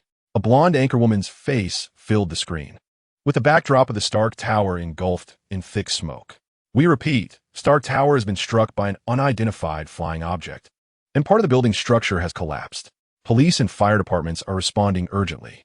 The live footage revealed a mysterious figure holding a staff atop the building, suspected to be the mastermind behind this incident. The camera suddenly shifted to an aerial view, showcasing the shattered glass facade of Stark Tower, where a figure clad in a golden helmet stood precariously at the edge of the ruins, a black cloak billowing in the night breeze. He held a glowing staff, the blue light pulsating like a heartbeat, starkly illuminating the darkness. It was him. Lin Mo's pupils dilated, and his fingers gripping the television frame turned pale from exertion. He recognized that face from the S.H.I.E.L.D. files. Loki, the second prince of Asgard, the brother of the god infamous for his cunning. "Aliens!" Ted suddenly screamed, pointing at the metallic aircraft gliding across the screen. Old Lady Martha was right. She mentioned last week seeing a meteor heading toward Manhattan. It truly is an alien invasion. The television broadcasted a report from a female anchor, her voice trembling with emotion. The aircraft had begun to emit beams towards the ground. Chaos erupted in Midtown Manhattan, and citizens were urged to seek immediate refuge in underground shelters. Suddenly, the screen jolted violently before plunging into darkness, leaving only the sound of a signal interruption. Lin Mo pivoted and dashed towards the door, hastily tossing on the coat hanging on the wall. Shield leaped up from the floor, barking furiously, its tail tucked between its legs. The puppy evidently sensed its owner's anxiety, circling around his ankles, unwilling to let him depart. "Watch over the shop." Lin Mo crouched down to pat Shield's head, nudging it towards Ted. "Take care of yourself and don't go outside." "Where are you going?" Ted's voice quivered like leaves in an autumn breeze, clumsily cradling Shield in his arms. "There are aliens out there. If you go out now, it's like signing your own death warrant." I'm looking for Barbie and Rose. Lin Mo's tone was succinct and resolute as he opened the garage door. The evening sky was stained with an eerie orange-red hue, and thick smoke from the direction of Stark Tower coiled like a black dragon, devouring half the night sky. Their garden is too close to the main road. I must check on it. I'm coming with you. Ted stuffed Shield into its doghouse. Grabbing a baseball bat from the corner, I may not be able to fight off aliens, but I can keep watch. Last time in the game, I was the gold medal support. No. Lin Mo pressed a firm hand on his shoulder, enhanced physical abilities allowing him to feel Ted's trembling clearly. You stay here. Lock the door and wait for my return. If I don't come back, go find Coulson and tell him the garden needs watering. This was their prearranged code. In times of peril, this phrase would reach the S.H.I.E.L.D. agents. Ted's eyes instantly brimmed with tears, but he nodded vigorously, shoving a wrench into Lin Mo's hand. Take this. Though it's not as powerful as your laser, it should hurt someone. Lin Mo accepted the wrench, stowing it in his coat pocket, and plunged into the twilight. The streets were already in utter disarray, a cacophony of car horns, screams, and sirens blending into a symphony gone awry. Some fled towards the suburbs with their belongings. Others crouched at the convenience store entrance, cradling their children in tears, while several youths raised their phones to capture the sky, where silver crafts occasionally streaked by, leaving trails of blue light. Make way! Make way! Lin Mo surged against the tide of panicked crowds, his enhanced speed allowing him to weave through pedestrians like a nimble shadow. As he passed the community garden, he spotted Grandma Gretchen leaning on her cane, making her way toward the bomb shelter, while Grandma Martha followed closely behind, cradling a large bag of cookies. Shaolin, where are you going? Grandma Martha called out, thrusting a bag of chocolates into his hands. Take this. It'll replenish your strength. What is so great about aliens? We Queen's folk are not so easily bullied. Lin Mo had no time for further conversation. He snatched the chocolates and stuffed them into his pocket, waving at them quickly. Get into the bomb shelter. Lock the door. Barbie and Rose's home was located in the red brick building behind the garden. As Lin Mo dashed downstairs, he caught sight of Barbie sprinting towards the basement, cradling a pot of sunflowers, with Rose trailing closely behind, clutching a folding knife, the self-defense weapon he had gifted her previously, advising her to aim for an adversary's leg in times of peril. Lin Montauk, Barbie exclaimed, her eyes suddenly alight with hope, as if she had found her anchor amidst chaos. The television said aliens have arrived. We were just about to search for you. Silence and enter first, Lin Mo instructed, accepting the sunflowers and ushering them towards the staircase. The basement door, a sturdy iron barrier left over from World War II, was reputed to withstand bomb blasts. Lock the door securely upon entry, and regardless of any sounds you might hear, do not open it. Is there sufficient food and water? Rose nodded, retrieving several bottles of mineral water and loaves of bread from her backpack. I prepared these this afternoon, and I also brought a first aid kit. Her fingers fidgeted in her pocket, and suddenly, thorny vines emerged from the corner, entwining themselves around the doorknob for added security. Excellent work, Lin Mo praised, ruffling her hair before turning his gaze to Barbie. Remember, protect Rose. Do not use your powers to play the hero. Your mission is to remain here until I return for you. Barbie nodded vigorously, her clenched fists turning pale with anxiety. You must be careful, too. Those flying machines look formidable. Rest assured, I possess a secret weapon, Lin Mo replied, gesturing towards the sunglasses perched on his face with a reassuring smile. He took a step back, watching as Rose manipulated the vines to secure the door tightly before he turned and sprinted upstairs. His phone vibrated in his pocket. It was a message from Peter, consisting solely of 2 question marks. Leaning against the wall, Lin Mo quickly replied, "Take care of Aunt May. Stay home and do not venture out. Regardless of what you see, do not act impulsively. This is not a battle you face alone. Safeguarding those around you is paramount." As the message successfully sent, a violent explosion resonated in the distance, causing the window panes to hum. Lin Mo looked up to see a Chitauri spacecraft skimming low across the sky, its cannons unleashing blue flames that swept over the opposite residential buildings, igniting them in an inferno. Grinding his teeth, he pivoted and raced towards Aunt May's house. The chaos in the streets escalated. Individuals toppled garbage bins in an attempt to create barricades, while others knelt in despair, cradling their injured loved ones. A group of young men brandished baseball bats and fire axes, shouting defiantly at the low-flying aircraft, only to be struck by beams of energy collapsing into pools of blood. Lin Mo's heart felt as though it were gripped by a frigid hand, a suffocating sensation rising in his throat. Is this the Battle of New York? Is this the gift bestowed by Loki? The catastrophic scenes he had witnessed on the news were now unfolding vividly before his eyes, each scream piercing his eardrums like a needle. Passing by a community park, he spotted several children huddled beneath a slide, weeping, their parents nowhere in sight. Lin Mo stopped, placing the chocolate gifted by Mrs. Martha into the hands of the eldest boy. Take your younger siblings to the air raid shelter, and follow the uncles and aunts wearing red armbands, understand? The boy timidly nodded, grasping the chocolate, and began to lead the two smaller children towards the shelter. Lin Mo watched as their figures vanished around the corner, turning to continue his run, yet an inexplicable warmth filled his eyes. The door to Aunt May's house stood ajar, and intermittent sobs drifted from within. Pushing the door open, Lin Mo found Aunt May seated on the sofa, her hands clasped in prayer, while Peter stood by the window, the red and blue of his suit visible over his shirt, his fists clenched tightly. Lin Montag.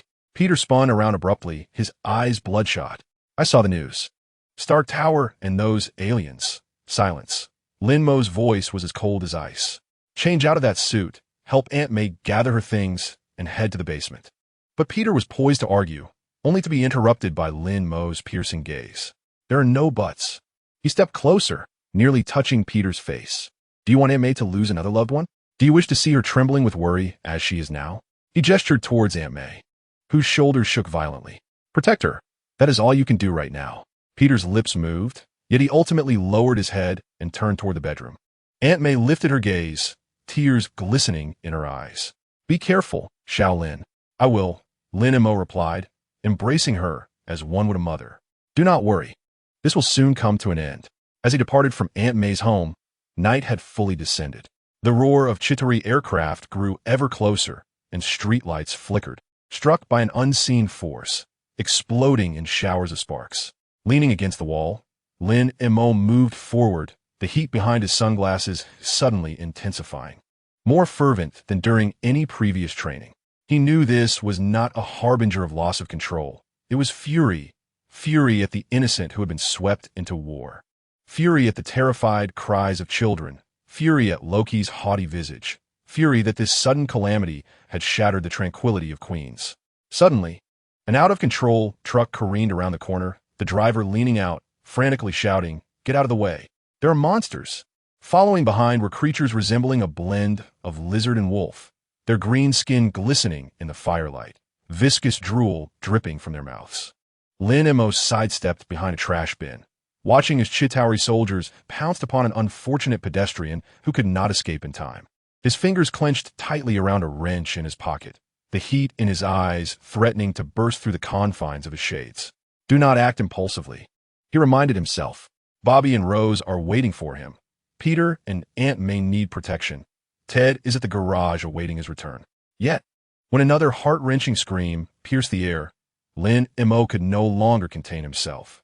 He straightened up, adjusting the light transmission of his shades. The orange laser beams shot forth like twin flames of wrath, accurately striking the Chitauri soldiers. With a sizzling sound, the beams pierced through the creatures, leaving behind smoldering craters on the ground. Lin Mo gasped for breath, watching as the beasts writhed on the ground, yet he felt no satisfaction, only a cold, spreading fury. He turned and sprinted toward the garage, each step feeling as though he were treading upon clouds. Thunder rumbled in the distance, accompanied by the Hulk's roar. The Avengers must have begun their counterattack, but it was not enough, far from it. The chaos in the streets persists, with the Chitauri spacecraft unleashing a barrage of firepower, resulting in the tragic loss of innocent lives. Lin Mo touched the wristband on his arm, and the screen flickered in the darkness as if acknowledging his resolve. The heat behind his sunglasses intensified, akin to molten lava surging within. He understood that it was time to demonstrate to these extraterrestrials that the Sunglasses Avenger of Queens was not to be trifled with. As he approached the vicinity of the repair shop, Ted was peering through the crack of the door. Upon spotting Lin Mo, he hastily opened it, exclaiming, "You're back. I just saw a monster running this way." Lin Mo remained silent and walked directly to the workbench, retrieving the wrench that Ted had forgotten. Shield emerged from the doghouse, brushing against his pant leg with a low whimper. Ted, Lin Mo's voice was unnervingly calm. Move the spare part from the toolbox to the basement. What are you going to do? Ted's voice trembled. Lin Mo lifted his gaze, and a flicker of orange light glimmered behind his sunglasses. Do what the Sunglasses Avenger is meant to do. The shadow of the Chitauri spacecraft loomed over the entire street as Lin Mo gripped the wrench. Stepping boldly into the encroaching darkness, he was aware that he might not prevail against those aliens, that he might not halt this war. But he understood the necessity of standing his ground. Chapter 80. Lasers across the street. The steel of a trash can was riddled with holes from the Chitauri spacecraft's fire, and scalding shrapnel splattered against Lin Mo's hand, leaving charred marks. He held the small boy crouched inside tightly, the child's cries piercing his eardrums like a dull knife. 3 cars across the street exploded in succession, flames licking the gas station sign as the asphalt melted, releasing a nauseating odor of burning plastic. Don't look. Lin Mo shielded the boy's view with his body, his pupils constricting in fury behind the sunglasses. Just 5 minutes earlier, this child had been enjoying an ice cream cone in his mother's embrace, but in the blink of an eye, that yellow sedan had crumpled like a crushed soda can, its remnants still ablaze, dark red liquid flowing to his feet along the curb. The hum of the Chitauri spacecraft grew increasingly closer, reminiscent of an amplified hornet. Lin Mo looked up. The craft was entirely black, smoke curling from the cannon beneath its wings as it circled, poised for another onslaught. The corner grocery store had been blasted open, and Mrs. Martha's favorite rocking chair was trapped in the rubble, the cushion ablaze and crackling ominously. Hold on tight. Lin Mo pushed the boy deeper into the trash can, his fingers brushing against the new pair of sunglasses crafted by old Jan's son, the lenses 3 times thicker than the previous ones, engineered to withstand the highest intensity of laser beams. Just before leaving, he had instinctively shoved these spare glasses into his pocket, and now it seemed the wisest decision of the day. The spacecraft began its dive, its cannon aimed at the convenience store packed with refugees. Lin Mo could see the terrified faces of the people behind the glass and hear Grandma Gretchen shouting, "Get down." He abruptly tore off the old sunglasses from his face, and the searing air rushed into his eyes, igniting a familiar sensation of pain. Yet this was firmly contained by the new sunglasses, where a faint crimson halo shimmered upon the dark gray lenses, resembling 2 imprisoned flames. Now was the moment. He let out a low, guttural roar. Propelling himself off the melting asphalt with his knee, his enhanced physical abilities launching him like a bullet towards the median strip in the center of the street. As the shadow of the flying machine loomed overhead, Lin Mo suddenly looked up, his line of sight locking onto the whirling engine with unwavering precision. A hum filled the air as an orange-red beam tore through the atmosphere, carrying enough heat to melt steel, and it pierced the core component of the engine with lethal accuracy. The drone's buzzing abruptly ceased, its tail emitting billowing black smoke, resembling a kite severed from its string, unsteadily plummeting towards the vacant lot at the street corner. At the moment of impact, a massive fireball erupted skyward, and the shockwave sent half the street's billboards flying. Well done. A man clad in a Stars and Stripes uniform suddenly dashed out from behind a fire truck, his shield glinting in the sunlight. He gave Lin Mo a thumbs up, his movements crisp and precise like an illustration from a textbook.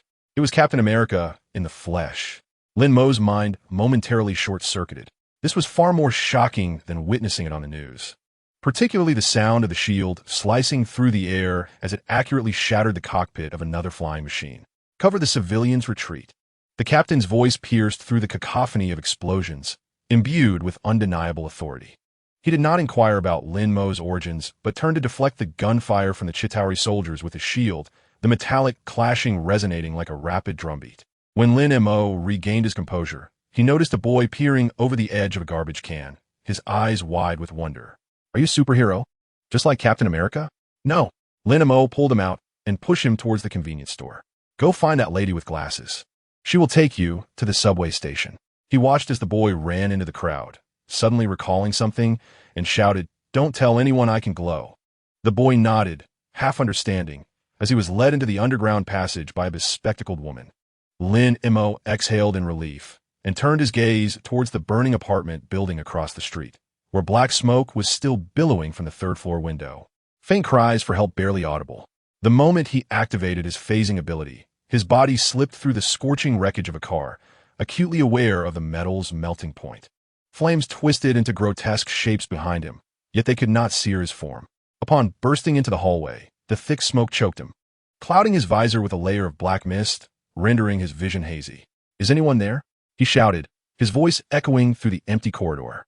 A loud crash resonated from the second floor, followed by the sound of concrete debris cascading from the ceiling. Lin Mo could not afford to hesitate.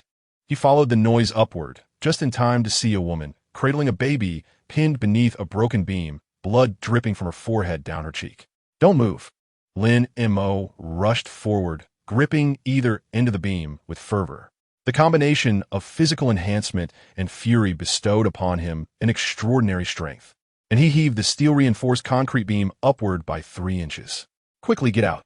The woman gritted her teeth, cradling the infant in her arms as she crawled through the narrow opening with all her strength. Her calves were crushed and deformed, each movement eliciting agonizing groans.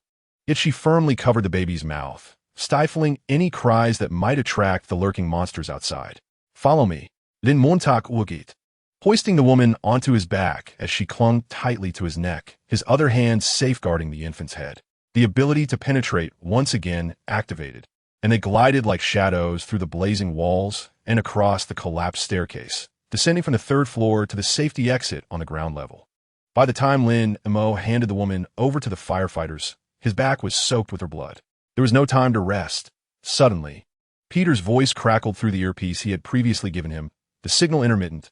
"Lin Mo, Aunt May is safe. I'm on the rooftop, and I see a lot of flying vehicles. Don't do anything reckless." Lin Mo shouted into the intercom, "Stay put." No sooner had the words left his lips than a Chitauri aircraft suddenly swooped overhead, its wings brushing against the rooftop water tank. As Lin Mo looked up, he caught sight of a red and blue figure leaping from the edge of the rooftop, a web shooting towards the aircraft's tail. That fool Peter, not listening again. Lin Mo cursed under his breath, turning to sprint towards the nearest tall building. Enhanced agility allowed him to leap effortlessly through the rubble, his eyes behind the visor locking onto the aircraft. This time he held nothing back, ramping the beam's intensity to maximum. The crimson light beam cleaved the aircraft in two like a giant axe. Peter swung down to his side, the elbow of his suit torn, revealing a bleeding wound beneath. "I knew you could do it. That was so cool. Cooler than Iron Man's laser. Shut up and come with me to the subway station." Lin Mo grasped his wrist, ready to drag him toward the underground passage. "No, look at the Stark Tower." Peter pointed to the distant structure, where the portal resembled a swirling black hole, continuously spewing out flying vehicles. "I saw Captain and the others over there. I can help. The best help you can provide is to not complicate matters." Lin Mo's voice was laced with anger, yet softened upon seeing the stubbornness in Peter's eyes. The boy was just like him, unable to bear the suffering of others. Even as a fledgling spider, still learning to weave webs. "Be safe." Lin Mo released his grip and retrieved a metal piece from his pocket, an emergency part he had cut for Peter that morning, in case the launcher malfunctioned. He reminded him to aim for the joints. Peter's eyes lit up as he accepted the part, stuffing it into his suit pocket. "Don't worry, I'll be careful." He swung away on a web towards another building, calling back over his shoulder. Bobby and Rose said they planted lots of vines in the basement to fend off the monsters. Lin Mo's heart warmed suddenly. Those kids indeed hadn't merely hidden away. The battle on the streets raged on. Captain America's shield glimmered like a silver meteor, weaving through the ranks of Chitauri soldiers. In the distance, the Hulk's roar shook the ground. Iron Man's red armor streaked across the sky, missiles trailing white smoke as they exploded towards the portal. This was the Avengers, fighting vividly before his eyes. Yet Lin Mo had no time to revel in the spectacle. His battleground lies within the alleys of Queens, amidst blazing apartment buildings, and at the entrances of basements crowded with refugees. He employs his laser vision to incinerate barricaded doors, utilizes his penetrating abilities to rescue trapped elders. And with enhanced physical strength, he pushes aside walls on the verge of collapse. With each life he saves, he gains an additional measure of strength to combat this calamity. When he once again brings down an aircraft, he notices that his visor is riddled with cracks.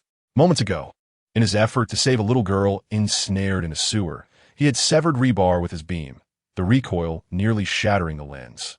The searing pain in his eye socket intensifies, akin to molten lava churning within.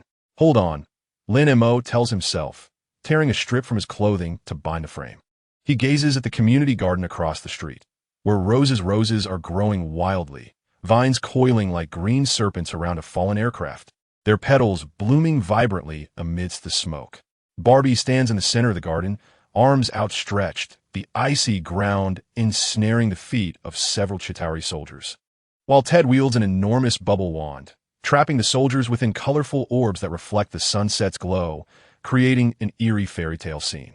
Lin Mo leans against the wall, laughing. The movement tugs at the muscles around his eyes, causing his beam to nearly spiral out of control. His friends, in their own unique ways, are safeguarding this land. The hum of Chitauri aircraft resonates once more, this time from behind him. Lin Mo spins around, his beam at the ready, but he freezes upon seeing the creature within the cockpit. Its insect-like head and multifaceted eyes reflect his cracked sunglasses, resembling a shattered mirror.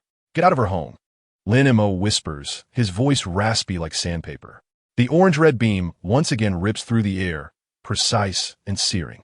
The laser traverses the street, not to attain heroism, but merely to protect the ordinary warmth of Mrs. Martha's cookies, Grandma Gretchen's sweaters, Peter's patched battle gear, Barbie's frozen sculptures, Rose's flowers, and Ted's endless fascination with magic tricks. Chapter 81. Penetrative rescue in the ruins. Concrete debris crashes onto the fire pipes overhead, emitting a piercing metallic tearing sound. Lin Mo crouches in the deformed elevator shaft, clearly hearing the entire building groan. The muffled thud of a bearing wall fracturing resembles a giant's cough, while the twisted steel's shrill wail echoes like a beast's lament. The flames lick at the wooden beams, crackling from all directions, accompanied by suffocating smoke. He removes his visor and wipes the dust from the lens with his sleeve. The newly replaced resin lenses are now marred with cracks. Fragments from the downed aircraft have etched spiderweb-like patterns across them. The heat in his eye socket burns more fiercely than ever, not as a harbinger of loss of control, but as some restless emotion igniting within him.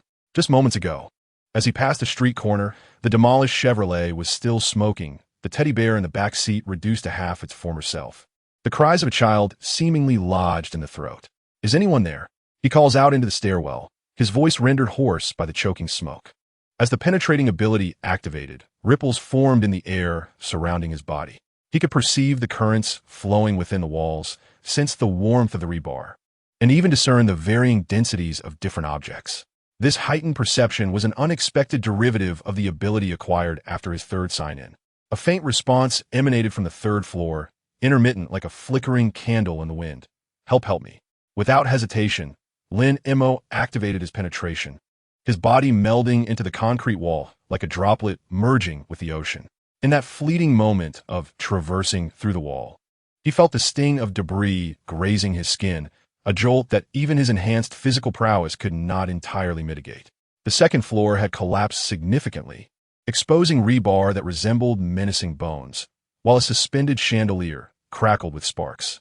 This way, he rushed towards the source of the voice, the state of penetration allowing him to disregard obstructions, effortlessly gliding past tilted wardrobes and fractured floors. In a bedroom compressed by a beam, he finally beheld the origin of the voice, a frail, elderly couple huddled in the corner of a wardrobe. The old man cradled the old woman, both their hair stained gray with soot and blood frothing at their lips. "Stay back," the old man shouted suddenly, his voice hoarse yet resolute. "The ceiling is about to collapse. You need to leave." Ignoring his warning, Lin Mo deactivated his penetration, the moment his enhanced abilities surged forth. He dashed to the couple's side. He bent down to inspect, discovering that the old woman's calf was trapped beneath a fallen vanity, her complexion as pale as parchment. Yet her lips quivered incessantly. "Old Wong, my medicine, it's in my pocket, don't move." Lin Mo restrained the old man, his gaze fixating on the vanity pressing against the old woman's leg.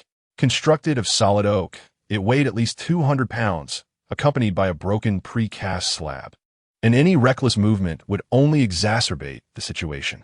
He donned his goggles again, adjusting them to a medium intensity. A soft red beam emitted from the lenses, precisely severing the four legs of the vanity, the sound of the cutting masked by the explosions outside, leaving only a faint scent of charred wood in the air. 3 minutes later, all 4 legs lay severed. He grasped the edge of the vanity and, utilizing his enhanced strength, heaved it aside, revealing the old woman's bruised calf beneath. "Can you walk?" Lin Mo squatted down to examine whether there was a fracture. The old woman grimaced in pain, but shook her head. "I can't feel it's likely broken. I will carry you." Lin Mo turned, crouching down and gesturing for the old man to assist. The old man hesitated, but ultimately gritted his teeth and helped lift his companion onto Lin Mo's back. She felt as light as a feather, yet the weight of responsibility pressed heavily upon Lin Mo's shoulders. "And you?" he inquired, glancing at the old man. "I can manage on my own." The old man leaned against a broken table leg, striving to stand upright. "Quickly, take her away. I will follow." Lin Mo ceased further conversation, activating his penetration ability once more and dashing through the adjacent wall. As he traversed the second floor, he sensed the walls trembling violently. A viscous, metallic-smelling liquid trickling down the walls, blood from the Chitauri soldiers. Moments ago, an extraterrestrial intruder had attempted to crawl through the window, only to be dispatched by Lin Mo's laser vision. "Hold on tight," he softly reminded the elderly lady on his back to hasten their passage. As they penetrated the load-bearing wall between the 3rd and 2nd floors, a jarring sound pierced the air. A steel-reinforced concrete beam, as thick as a bowl, was plummeting towards them, casting an ominous shadow over their escape route. "Be careful!" An urgent exclamation rang out from behind.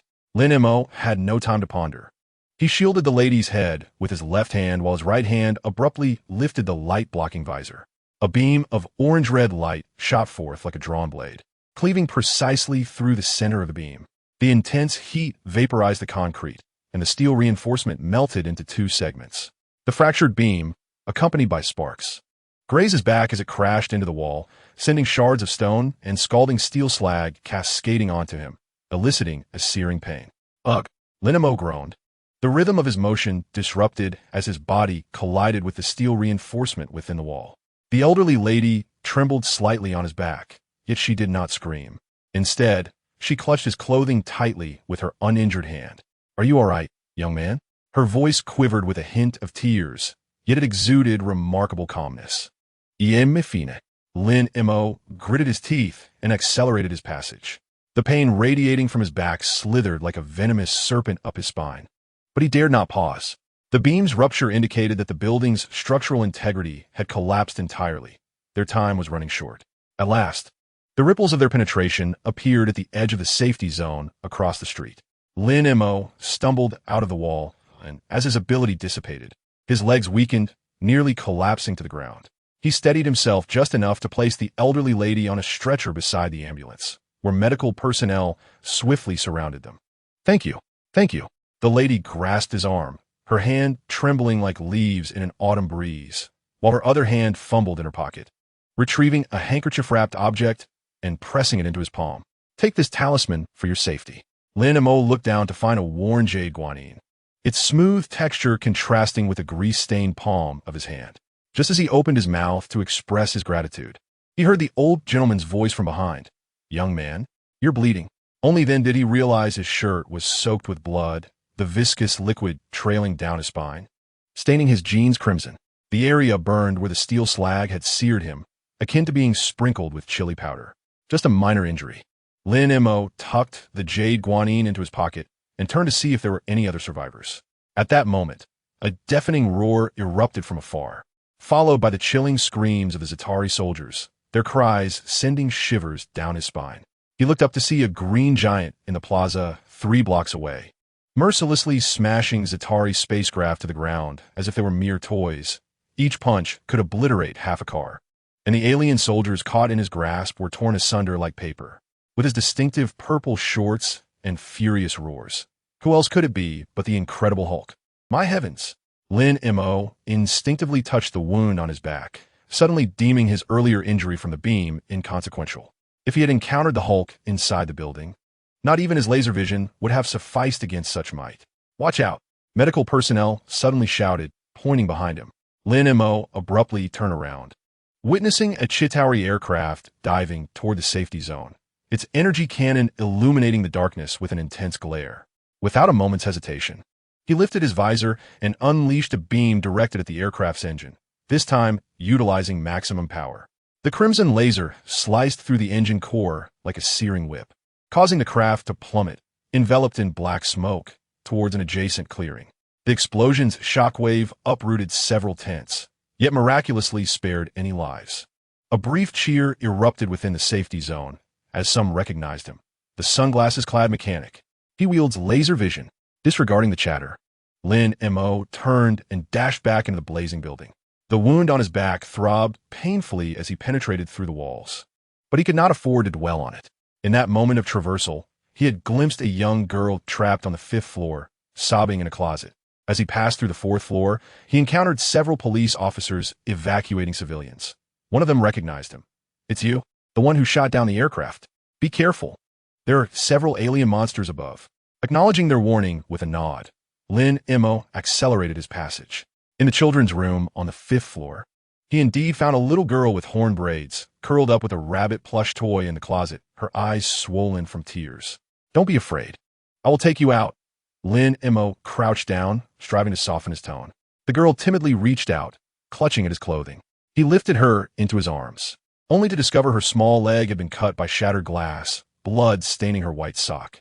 "Hold on tight," he urged, cradling her protectively as he activated his phasing ability. This time, he exercised utmost caution, deliberately avoiding all sharp rebar and scalding pipes. The girl remained quiet, burying her head against his chest, softly inquiring, "Uncle, will Mommy and Daddy be okay?" "Yes," Lin Mo assured her, even though he was painfully aware of the casualties in the vicinity. "They are waiting for you outside." As he burst from the building, he caught sight of Coulson directing S.H.A.L.D. agents in establishing a defensive perimeter. The agents recognized him as well. Raising an eyebrow in surprise before giving him a thumbs up, Lin Mo had no time to respond, sprinting towards the ambulance with the girl in his arms. After entrusting her to the medical staff, he leaned against an abandoned vehicle, gasping for breath, the pain in his back causing his vision to blur. S.H.I.E.L.D., having appeared at some point, approached him with a piece of tattered cloth in its mouth, whining against his back as if attempting to bandage him. "It's all right." Lin Mo gently patted the dog's head, his gaze drifting towards the distant chaos wrought by the Chitauri and the occasional flash of superheroes. Iron Man's crimson armor darted through the clouds. Captain America's shield reflected the sunlight, and Thor's hammer resonated with thunderous booms. In that moment, he realized that while his abilities may pale in comparison to those superheroes, they still held significance. At least in this wasteland, he could utilize his phasing ability to rescue more individuals, employ his laser vision to bring down threatening aircraft, and offer a glimmer of hope to the trapped. Though the wound on his back continued to bleed, Lin Mo understood that he could not afford to halt his efforts. He adjusted his visor and checked the energy reserve of his laser eye. The wristband was absorbing thermal energy from the explosion and could sustain him for a while longer. "Let us go, S.H.I.E.L.D." Rising to his feet, he patted the little dog's head. "There are still people waiting for our rescue." The dog barked twice, following closely behind as they plunged into the thick smoke. Deeper within the ruins, more lives awaited salvation, and greater responsibilities loomed ahead. Lin Mo's back was bleeding, yet the laser light in his eyes shone brighter than ever, illuminating the darkness with a glimmer of hope, an unquenchable flame amidst the debris. Chapter 82. Cooperation with Hawkeye. Searing gusts of air surged through the ventilation ducts as Lin Mo pressed against the scorching wall, a thin layer of dust coating his visor. He had just rescued the last survivor from the blazing apartment building, the abrasions on his back still throbbing, a wound inflicted by shards of a beam. Blood soaking through his work uniform, sticking uncomfortably to his skin. A deafening explosion erupted overhead, shaking the entire building as concrete debris rained down like hail. Lin Mo burst through the wall, rolling into the adjacent room. As he steadied himself, he caught sight of a Chitauri aircraft gliding past the window, its metallic shell reflecting blinding flames, the cannon beneath its wings unleashing fire upon the street, turning the wreckage of cars into mere paper. Gritting his teeth, he adjusted the light transmission of his visor. The lenses crafted by Old John's son featured 3 settings, the weakest allowing normal light to filter through, while the strongest plunged into near-total darkness, only permitting the laser beam to penetrate. Now set to the middle level, He could clearly discern his targets without losing control of the beam. To the left. Suddenly, a voice called out, its tone reminiscent of metal scraping. Instinctively, Lin Mo rolled to the left as a laser beam whizzed past his shoulder, striking the wall and creating a basketball-sized crater. He looked up to see a man clad in black leather standing atop the opposite building, drawing back a bowstring, the arrowhead shimmering with blue light. It was Hawkeye. Clint Barton's muscular arms flexed as the arrow shot forth like a bolt of black lightning, expertly piercing the skull of the Chitauri soldier who had just attempted to ambush Lin Mo. The extraterrestrial, clad in armor, oozed green blood that sizzled upon contact with the concrete rooftop. "Thanks," Lin Mo shouted across the gap, activating his phasing ability to pass through the rooftop railing and land on the roof of another building. From this vantage point, the battlefield stretched out before him, revealing the chaos 3 blocks away. The Hulk tearing apart an aircraft, Iron Man's crimson armor darting through the clouds, and Captain America's shield soaring like a silver comet, tracing arcs through the fray. Yet the most pressing threat loomed above Hawkeye's head, an aircraft resembling a colossal metallic insect, its 6 mechanical legs gripping the rooftop's edge. The cannon beneath, its belly pivoting slowly toward the oblivious archer. "Watch your back," Lin Mo shouted, raising his right hand to adjust his visor. He had to strike its engine before the aircraft fired. That was the Achilles heel of the Chitauri technology. From previous observations, it was evident that the energy shield was thinnest at that point. A beam erupted from the lens, a blaze of orange-red light tracing a straight trajectory through the swirling dust. Yet at the very moment of impact, the aircraft suddenly veered, likely having sensed his roar. The beam grazed the engine casing, colliding with a nearby water tower, which was instantly punctured, releasing a torrent of water that refracted a spectrum of colors in the sunlight. "Damn it," Lin Mo cursed under his breath, preparing to aim once more. "Nice feint." Hawkeye's voice was laced with amusement. As Lin Mo looked up, he saw Hawkeye had turned, 3 arrows knocked on his bowstring, their tips shimmering with vibrant hues. The aircraft, attempting to evade the beam, exposed its side engine, precisely the opportunity Hawkeye had been waiting for. The 3 arrows flew almost simultaneously. The blue explosive arrow struck the engine with pinpoint accuracy, followed closely by the red incendiary arrow, which detonated in a fiery explosion. The final silver arrow, equipped with fine steel wire, ensnared the aircraft's rotor. With a thunderous roar, the aircraft lost balance, billowing black smoke as it plummeted toward the street. Just before impact, the 4th arrow shot by Hawkeye detonated it completely, sending a massive shockwave that uprooted half the street's billboards. "Well done, Sunglasses Kid." Hawkeye gave a thumbs up in Lin Mo's direction, knocking another arrow. To the left. 3 of them. Lin Mo barely comprehended how he had spotted the enemy. On the left fire escape, 3 Chitauri soldiers were climbing up, their green eyes glinting menacingly behind their visors, their spears charged with energy. He had no time to ponder. His body acted before his mind could catch up. Activating his penetration ability, he shifted like a blurred shadow 3 meters to evade the first spear thrust. Simultaneously, he adjusted his visor to its maximum setting. 3 laser beams converged almost into a single line, striking precisely at the energy cores of the 3 soldiers. Those were the green crystals embedded in their armor's chest plates, a weakness Lin Mo had discerned in previous battles.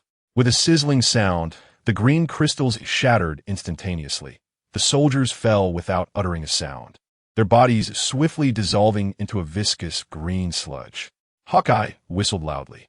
"Your aim is sharper than my arrows. Have you been practicing at the range?" "Just dismantling cars." Lin Mo panted, the wound on his back throbbing painfully with the exertion. He leaned against the water tank, watching as Hawkeye loosed another arrow, bringing down a distant aircraft attempting to ambush Iron Man. The arrow took a bizarre curve midair, clearly a specially crafted tracking arrow. It seemed Stark wasn't lying. "There's a formidable character hidden in Queens," Hawkeye remarked suddenly, his tone tinged with curiosity. "Coulson mentioned you. Said you could walk through walls and had the strength to flip over trucks." Lin Mo felt a jolt of surprise. Coulson had divulged all that to Hawkeye? Just as he was about to inquire further, he saw Hawkeye suddenly vault over the railing, landing atop an air conditioning unit below. His bowstring taut once more. "A big one is coming, lend a hand." Lin Mo leaned over to look down, his heart racing. A colossal Chitauri transport vessel emerged from the clouds, resembling a floating aircraft carrier. Its belly opened, unleashing a continuous stream of small aircraft and soldiers. Its evident target was the Stark Tower, yet as it traversed the neighborhood, a mechanical arm suddenly struck the nearest residential building, clearing the way. Lin Mo quickly grasped the situation. The transport required clear airspace and was thus demolishing surrounding skyscrapers. He saw several individuals stranded on the rooftop, clinging to the railing and screaming in desperation. "I'll save them. You target its thrusters." Hawkeye's voice resonated from below as he landed on the balcony, severing the security net with his arrows. "Understood." Lin Mo sprinted to the rooftop's edge, inhaling deeply. The massive transport's thrusters were located at the rear, featuring 4 symmetrically distributed engines, each as large as a compact car. He needed to strike at least 2 simultaneously to destabilize it. However, the distance was daunting, nearly 500 meters. At such a range, his laser vision would exhibit slight deviations, compounded by the smoke and dust in the air. "Trust your eyes." Coulson's voice echoed in his mind, reminiscent of their last encounter when he had spoken of abilities being akin to tools. The more faith one placed in them, the more obedient they became. Lin Mo closed his eyes, feeling the searing energy within his eye sockets. No longer were they flames to be suppressed, but rather a stream to be controlled. He regulated his breath, synchronizing his heartbeat with the frequency of the beam, then abruptly opened his eyes. 2 deep crimson beams pierced through the smoke, akin to miniature missiles, striking the transport's rear engines with precision. The energy shield collapsed instantly. Billowing black smoke erupted from the engines, and the transport began to tilt ominously. "Well done." Hawkeye had already rescued the stranded individuals below and was waving at him. One more time. Without hesitation, Lin Mo aimed for the remaining 2 engines. However, the transport had evidently sensed the threat and abruptly veered, presenting its side energy shield towards him. The beams struck the shield, creating a cascade of blue ripples, yet failed to penetrate. "It possesses a backup shield," Lin Mo exclaimed. "Leave it to me." Hawkeye's voice brimmed with confidence. Lin Mo observed as he shot a specialized arrow, its tip housing a miniature device resembling a silver capsule. Instead of directly assaulting the shield, the arrow adhered to the transport's armor. Moments later, the shield flickered, briefly malfunctioning. Now, Lin Mo seized the fleeting opportunity, unleashing 2 beams that accurately struck the final engine. This time, without the obstruction of an energy shield, the engine disintegrated in a violent explosion, causing the transport to lose all propulsion and plummet towards the Hudson River like a flaming mountain. Beautiful coordination. Hawkeye leapt onto the rooftop where Lin Mo stood, his face smeared with soot, yet his eyes gleaming with excitement. "What is your name?" "Lin Mo Clintbarton." He extended his hand, calloused and scarred at the knuckles. "Care for a drink sometime?" "My treat. Let us discuss it after the battle." Lin Mo grasped his hand, suddenly hearing a piercing alarm sound from afar. Was that the voice of Shield? No, the sound was too close and carried a familiar hum. Hawkeye's expression shifted abruptly. It was the energy reaction from Loki's scepter, emanating from the top of Stark Tower. He looked up toward Manhattan, where the sky had been tainted purple by the opened wormhole. The Avengers needed support. "I must go. I'll cover you," Lin Mo said immediately. Hawkeye flashed a grin, revealing a small canine tooth. "No need. You stay here to guard Queens. Someone must protect the civilians." He patted Lin Mo's shoulder with a firm grip. "Don't die, Shades. I'm still waiting to see who's more accurate." With that, he turned and leaped off the rooftop, his arrow already aimed at the next target, the dark figure swiftly disappearing into the smoke-filled streets. Lin Mo stood at the edge of the rooftop, the dust on his glasses blown away by the wind, revealing the eyes behind the lenses.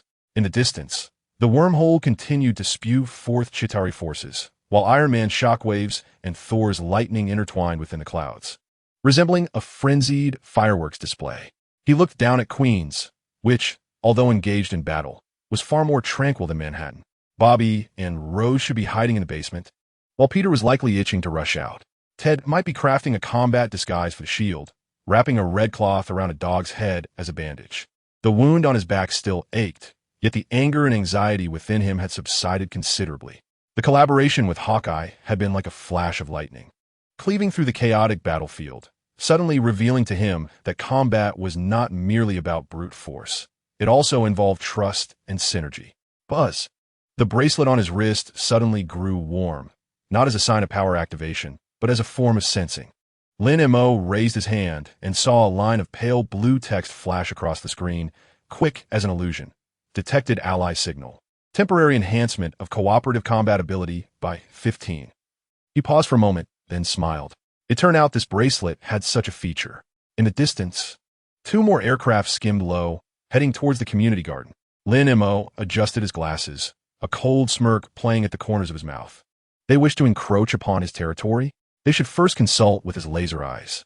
The red beam once again sliced through the sky, like an unquenchable defensive line, safeguarding this land that continued to bloom defiantly amidst the turmoil of war. Chapter 83. Aunt May's cookies and the aftermath. The scent of gunpowder had not yet dissipated, mingling with the morning dew, permeating the streets of Queens. Lin Mo treaded over shards of glass, each step producing a soft crunch, remnants of vehicles destroyed by Chitauri aircraft. The rubber of the tires melded with the asphalt, resembling pools of melted brown sugar. His glasses were coated with a layer of dust, the edges of the lenses marred by scratches from yesterday's debris during the shockwave. Enhanced physical abilities had spared his bones from breaking, but his back had lost patches of skin, stinging painfully, mingling with sweat and dirt, forming hardened scabs. As I turned the corner, the sign of the repair shop came into view, Lin's Auto Repair. The characters were incomplete, with the right half of Lin blown away, leaving only a crooked wooden frame.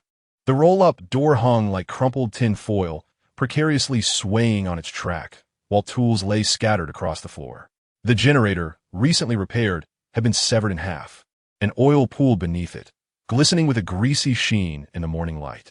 Lin Mo felt a heaviness in his heart. His greatest concern was not for the repair shop itself, but for the nearby residents. Mrs. Martha, whose legs were frail, Grandma Gretchen, with her heart condition, and Bobby and Rose. Were they safe in the basement? Lost in thought, a familiar figure caught his eye. Aunt May stood on the steps of the repair shop, clutching a thermos adorned with a sunflower pattern, her apron dusted with flour, clearly rushed from the oven. Her hair was disheveled, and bloodshot eyes betrayed her weariness. Upon seeing Lin Mo, her previously tense shoulders slumped, causing the thermos to wobble and emit a soft chime of porcelain clinking. "You're back," she said, her voice hoarse, as if she had been crying or had endured a sleepless night. She stepped forward, reaching to touch Lin Mo's arm, but hesitated midair, her fingers brushing the dust on his sleeve. "You're not hurt, are you? I've been waiting here since morning. Peter said you would surely return." It then dawned on Lin Mo that a small stool rested by her feet, alongside an empty thermos. She had evidently been waiting for quite some time. "I'm fine," he replied, attempting a smile that wouldn't quite form, raising a hand to wipe his face, dusting off the grime. "Just a bit tired. Then you should eat something." Aunt May thrust the thermos into his hands. It was still warm. "I knew you wouldn't have time for a meal, so I baked some cookies and added your favorite walnuts." She paused, her voice softening. "Peter went to help the community clear the debris, and he asked me to wait here, saying you would want to see a familiar face first." Lin Mo opened the thermos, and a wave of buttery, caramel aroma wafted out, mingling with the scent of gunpowder, creating an oddly comforting feeling. The cookies were piled high, their edges slightly burnt, a testament to Aunt May's signature touch. She always claimed that a little char added to the flavor. He picked one up and bit into it, the sweet warmth exploding on his tongue, the crunch of walnuts blending with the buttery richness, causing a tingling sensation that made his eyes suddenly brim with tears. Images from the previous day surged forth like a tidal wave, the anguished cries of the Zitteran soldiers, the fiery blasts from aircraft, the sobs of children huddled amidst the ruins, the blinding flash of the nuclear explosion. He had hidden behind a broken wall, using his ability to shield 3 children within its confines. When the shockwave hit, he felt like a leaf torn by a tempest, the buzzing in his ears drowning out everything, even the searing pain from his laser vision. In that moment, one thought consumed him. He must protect these children. Now, with a warm cookie in his mouth and observing the bloodshot corners of Aunt May's eyes, he suddenly felt that all the pain and fear had found their resolution. "Where's Peter?" Lin Mo asked, his voice muffled by the cookie. "At the intersection up ahead, helping firefighters lift debris." Aunt May pointed to the east, recalling how he insisted on following you to rescue someone yesterday, and I had to restrain him. She sighed, a hint of fear flickering in her eyes. That child, much like you, is always eager to play the hero without considering whether my old bones can withstand it. Den Montag smiedet gently. Envisioning Peter's antics, he must have stealthily trailed behind, using his web to assist in the rescue, all the while fearing discovery by Aunt May, seizing the opportunity amidst the chaos. Thankfully, he did not act recklessly, though one could hardly expect otherwise. Aunt May chided him lightly, though pride colored her tone, upon returning in the morning. His clothes were dust-covered, and a gash adorned his arm, the result of assisting an elderly woman with her wheelchair having been cut by shattered glass. She lifted her gaze to the ravaged street, her voice softening, pondering when life would return to its former state. Lin Mo followed her gaze. The buildings lining the street had crumbled halfway, exposing their steel reinforcements and broken bricks. The streetlights hung askew, and electrical wires dangled to the ground, occasionally sparking.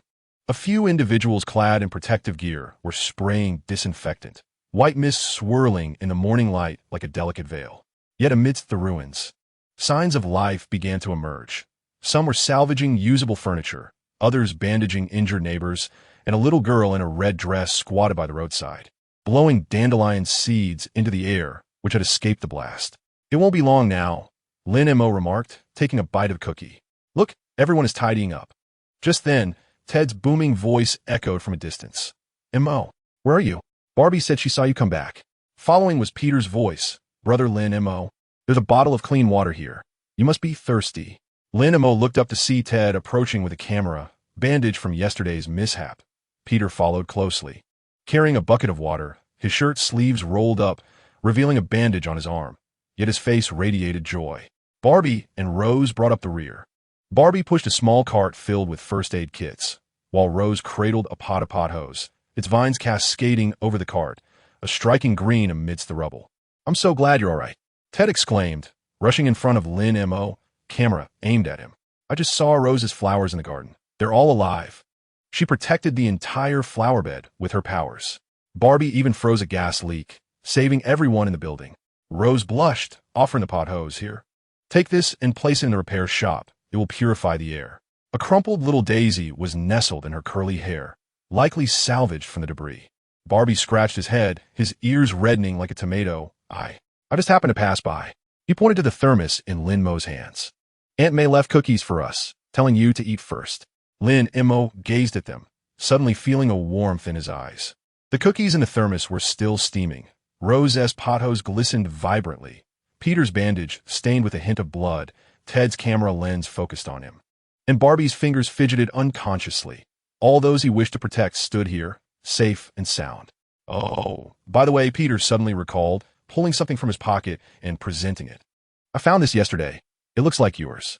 It was the old pair of sunglasses, marred by gravel, with one lens shattered while the frame remained intact. Lin Mo took them, feeling the broken arm, and suddenly remembered how they had shielded him from the flying sparks during yesterday's rooftop collaboration with Hawkeye. Just throw them away. Aunt May said, let old John make you a new pair. I won't toss them, Lin Mo declared, stuffing the worn sunglasses into his pocket. He picked up a cookie and handed it to Ted, then distributed one to Barbie and Rose, ultimately giving Peter a large piece to keep as a memento. With a mouthful of cookie, Peter mumbled, when the repair shop is fixed, we can practice our skills here like before, right? I've just learned a new web shooting technique that can trap 5 enemies at once. I can make the vines grow faster now, Rose exclaimed, raising her hand like an eager student. My ice wall can be thicker too, Barbie whispered, her eyes sparkling with excitement. Ted raised his camera, declaring, I want to capture all of this for a special feature on the Guardians of Queens after the war. Aunt May watched them, chuckling as she shook her head before turning to head home. I'll bake more cookies. With so many kids, this isn't nearly enough. Her figure appeared somewhat fragile against the ruins, yet stood tall like a sunflower rooted in a crevice of stone. Lin Mo took a bite of his cookie, the sweetness mingling with the acrid scent of smoke, unfolding on his tongue. In the distance, the wail of a fire truck pierced the air. Some were singing, others chanting slogans, while sunlight pierced through the haze, casting dappled light on the ground. He understood that reconstruction would take time, and healing from pain would require patience. Perhaps new dangers would arise in the future, but at that moment, surrounded by his boisterous friends, with warm cookies in hand, He felt an overwhelming sense that it was all worthwhile. For what he cherished was never the bricks and mortar of the land, but rather those picking daisies amidst the ruins, sharing cookies in times of peril, and proclaiming, "We can still practice in the midst of smoke." Lin Mo popped the last piece of cookie into his mouth and clapped his hands together. "Let us get started by opening the shutter door of the repair shop. Ted, find the tools. Peter, help lift the beams. Barbie and Rose, clear the broken glass. We need to fix this place quickly, or Aunt May's cookies will have nowhere to go." "All right," came a unified response of 4 voices.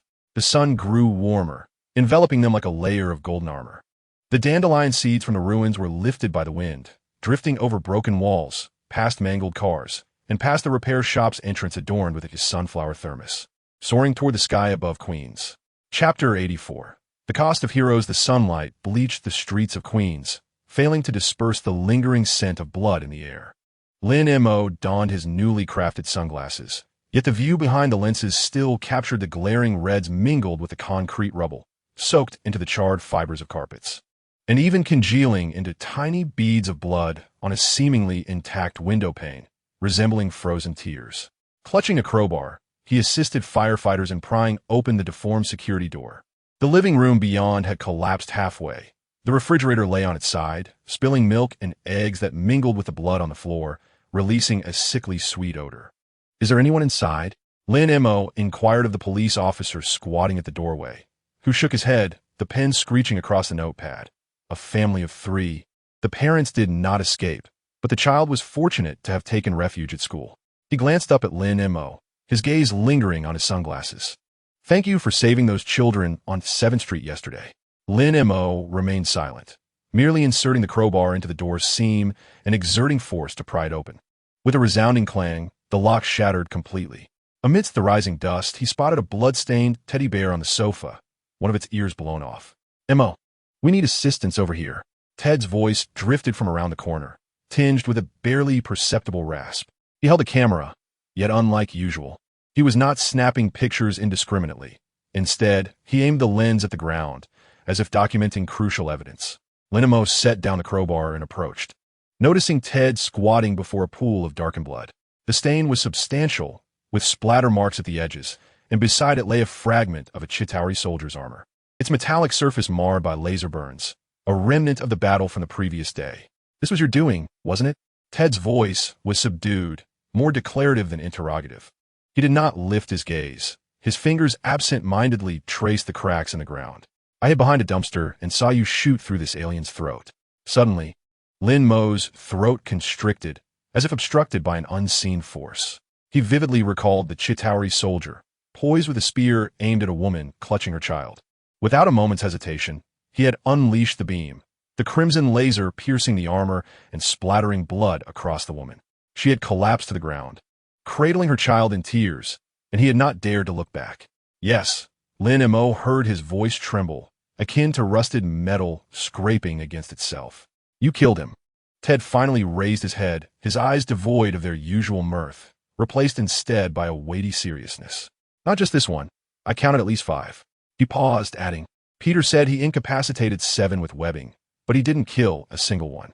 Lin Mo turned away, feigning interest in the crane, clearing the debris in the distance. Sunlight filtered through his sunglasses, rendering the world a hazy gray, yet it could not erase the indelible imprint of that bloodstain on his retina. Murder. The word chilled him like ice, sliding down his spine into his stomach, leaving him shuddering. He had never harmed even a chicken in his life. Yet now he could extinguish life with a mere gaze, feeling it utterly justified at the time. "I had no choice," Lin Mo heard himself say. His voice as parched as sandpaper. "It was going to kill that woman." "I know," Ted replied, rising and patting his shoulder. His palm was warm, infused with the sun's heat. "I don't blame you. Look over there." He gestured toward a stretcher draped in white cloth, where 2 paramedics were carefully lifting it into an ambulance. Beneath it lay the son of Mrs. Martha, who had tried to protect the grocery store yesterday and had been fatally stabbed by an alien. Ted's voice suddenly rose, laced with excitement. "If you hadn't acted yesterday, it could have been that woman with the child lying there, or Peter, or Rose. If you don't kill them, they will kill us. This isn't murder. It's saving lives." Lin Mo gazed at Ted's flushed face and suddenly recalled the previous day's events on the rooftop, where Hawkeye's arrows had claimed numerous lives. At that moment, he felt a sense of vindication, not perceiving anything amiss. Why was it so difficult to accept when it came to himself? I know, Lin Mo repeated, though lacking conviction. He recognized Ted's words held truth. In such dire circumstances, decisiveness was essential. Yet, in the haunting silence of midnight, the images of armor pierced by lasers, the splattering of green blood, and the agonized roars of the Chitauri soldiers collapsing would surge upon him like a relentless tide, drowning him in despair. Look at this. Ted suddenly pulled something from his pocket and placed it in Lin Mo's hand. It was a star wrapped in tin foil, slightly misshapen, clearly handcrafted. This was given to me by the woman you saved yesterday. She said her daughter made it and asked me to pass it on to you. Ted scratched his head, a hint of embarrassment in his demeanor. She said, "You're a hero." Lin Mo held the tin foil star, the thin metallic sheet warming against his skin, the edges cutting slightly into his palm. Hero? He recalled himself trembling behind the wall, the hesitation that gripped him when he first unleashed the laser, and the nauseating churn in his stomach now. Suddenly, the term felt unbearably heavy. Let us go. Peter and the others are waiting for us in the garden. Ted tugged at his arm, nonchalantly shifting the topic as usual. Rose mentioned she wanted to plant a row of sunflowers by Mrs. Martha's grocery store, claiming they ward off evil. Barbie has already gone to fetch soil. We're just waiting for you, the main force, to help. Lin Mo allowed himself to be pulled forward, his steps somewhat unsteady. As they passed the ruins, he noticed Rose squatting in front of a broken wall, her fingers gently brushing against the bricks. With her movements, tiny green shoots suddenly emerged from the crevices, delicate sprouts spreading along the bloodstains, soon blossoming into clusters of white flowers that thoroughly concealed the glaring red beneath. She always said that flowers could consume the bad things. Barbie approached, pushing a cart filled with soil, sweat beading on her forehead. She had been chattering moments ago, insisting that Lin Mo's eyes must be exhausted and offering to bring him a bottle of her brewed chrysanthemum tea. She handed him a glass bottle, infused with honey, claiming it would benefit his vision. Lin Mo twisted off the cap. A wave of bitter yet fragrant aroma wafted forth, mingling with a subtle floral scent that somewhat subdued the metallic sweetness in his throat. He observed Rose's focused profile, Barbie's flushed cheeks, and Ted, who was busy photographing the little flowers. In that moment, he realized Ted was indeed right. He had no choice. If given a chance to relive it, he would still fire that laser. The cost, however, was far more painful than he had anticipated. In the evening at the repair shop, the setting sun filtered through the makeshift plastic sheet, casting mottled patches of light upon the ground. Peter was assisting Lin Mo in organizing tools when he caught sight of the wrench bent by a Chitauri spear and sighed deeply. Lin Mo, I felt a bit scared when I saw you kill those aliens yesterday. Lin Mo looked up and saw Peter repeatedly wiping the wrench with a cloth, his knuckles white from exertion. What are you afraid of? Afraid that one day I might have to kill someone. Peter's voice was faint, and Aunt May often remarked that one must never transform into a monster, regardless of the circumstances. Yet if one does not eliminate them, how can one safeguard those they wish to protect? He ceased speaking, burying his face in the rag. Lin Mo approached and patted his back. This child, younger than himself by several years, was already grappling with the same dilemmas. Ted told me today that it is not murder, but salvation. He paused, adding, but it is also acceptable to feel fear. Is it acceptable to feel fear? Peter lifted his head, confusion evident in his eyes. Yes, Lin Mo nodded, recalling the chill in his stomach. If one day you truly take action and feel no fear or discomfort at all, that would indicate a genuine problem. He pointed to his chest, indicating that the pain signifies you have not yet turned into a monster. Peter nodded, somewhat understanding, and returned the wrench to the toolbox. By the way, Mr. Carlson visited today. He mentioned you should return his call when you have a moment. He lowered his voice, suggesting that he seemed aware of your laser vision and mentioned that someone from the Avengers had inquired about you. Lin Mo's heart sank. He was not yet prepared to entangle himself with those superheroes. They may have acclimated to such costs, but he was not ready. As night fell, the auto repair shop finally settled into silence. Lin Mo sat on the steps, gazing at the distant lights gradually illuminating the darkness. The inhabitants of the ruins began to erect tents. Some sang, others shared stories, and the laughter of children pierced the night, like stars cascading to the ground. He raised his wrist, observing the dark bracelet. Ever since acquiring his laser vision, it had seldom illuminated, resembling a silent observer. Lin Mo suddenly recalled the exhilaration of his first sign-in, the trepidation of the second, and the searing pain of the third.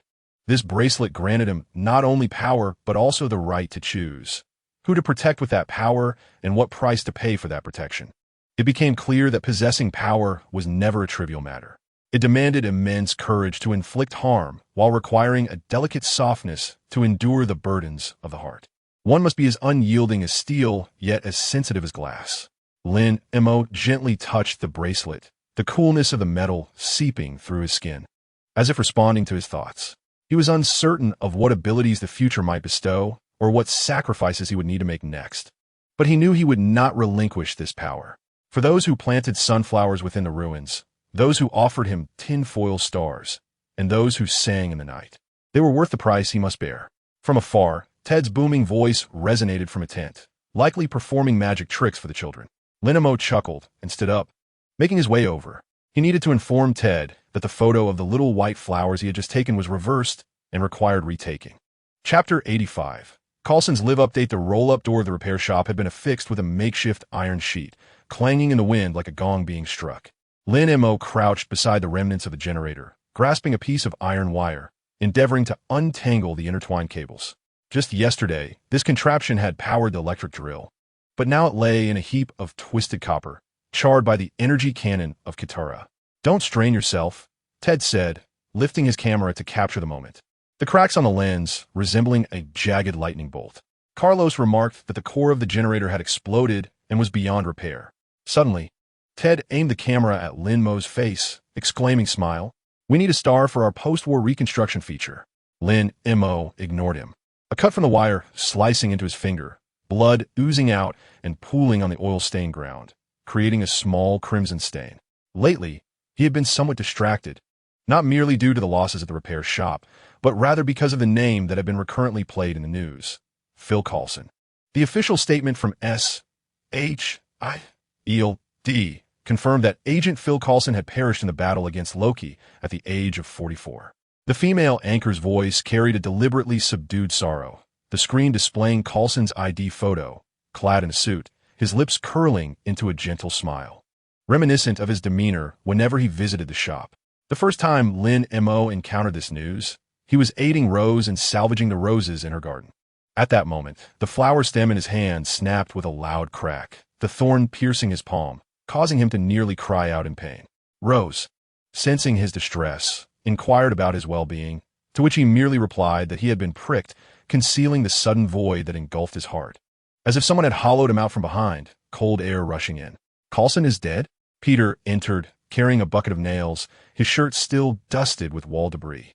Aunt May just cried after watching the news, saying, "How could such a good person?" His voice trailed off as he placed the nails on the workbench, producing a soft clink. Bobby was busy wrapping bandages around a broken-legged chair and paused at Peter's words. "Is that the uncle who always brought you sunglasses?" He had encountered Coulson twice, once delivering UV-blocking glasses and the other borrowing a wrench. His memory painted him as a gentle man, perpetually clad in a trench coat, with peppermint candies in his pockets. The official reports confirmed the truth. Ted tucked away his camera, momentarily serious. "Yesterday, while filming near Stark Tower, I saw ambulances taking away many covered bodies." He fell silent, scratching his head. Lin Mo discarded the iron wire onto the ground and stood, brushing off the dust from his trousers. "Not necessarily," he murmured, his voice slightly hoarse. "Not necessarily?" Ted's eyes lit up.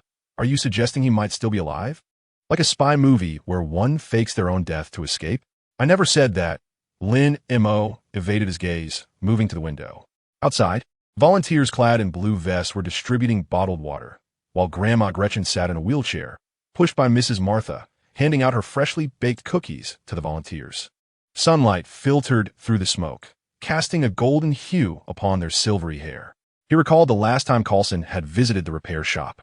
It had been a day after a torrential downpour, and Coulson's trench coat was speckled with mud, holding an oil paper bag, claiming he had bought some siu mai while passing through Chinatown.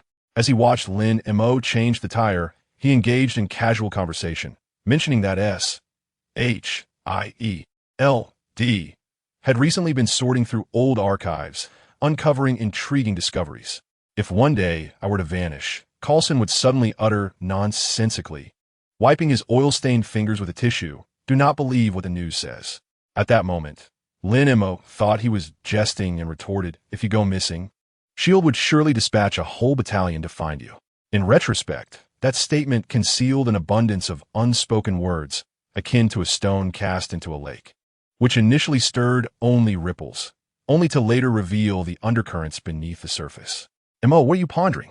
Rose entered, cradling a pot of succulents, droplets of water clinging to the leaves.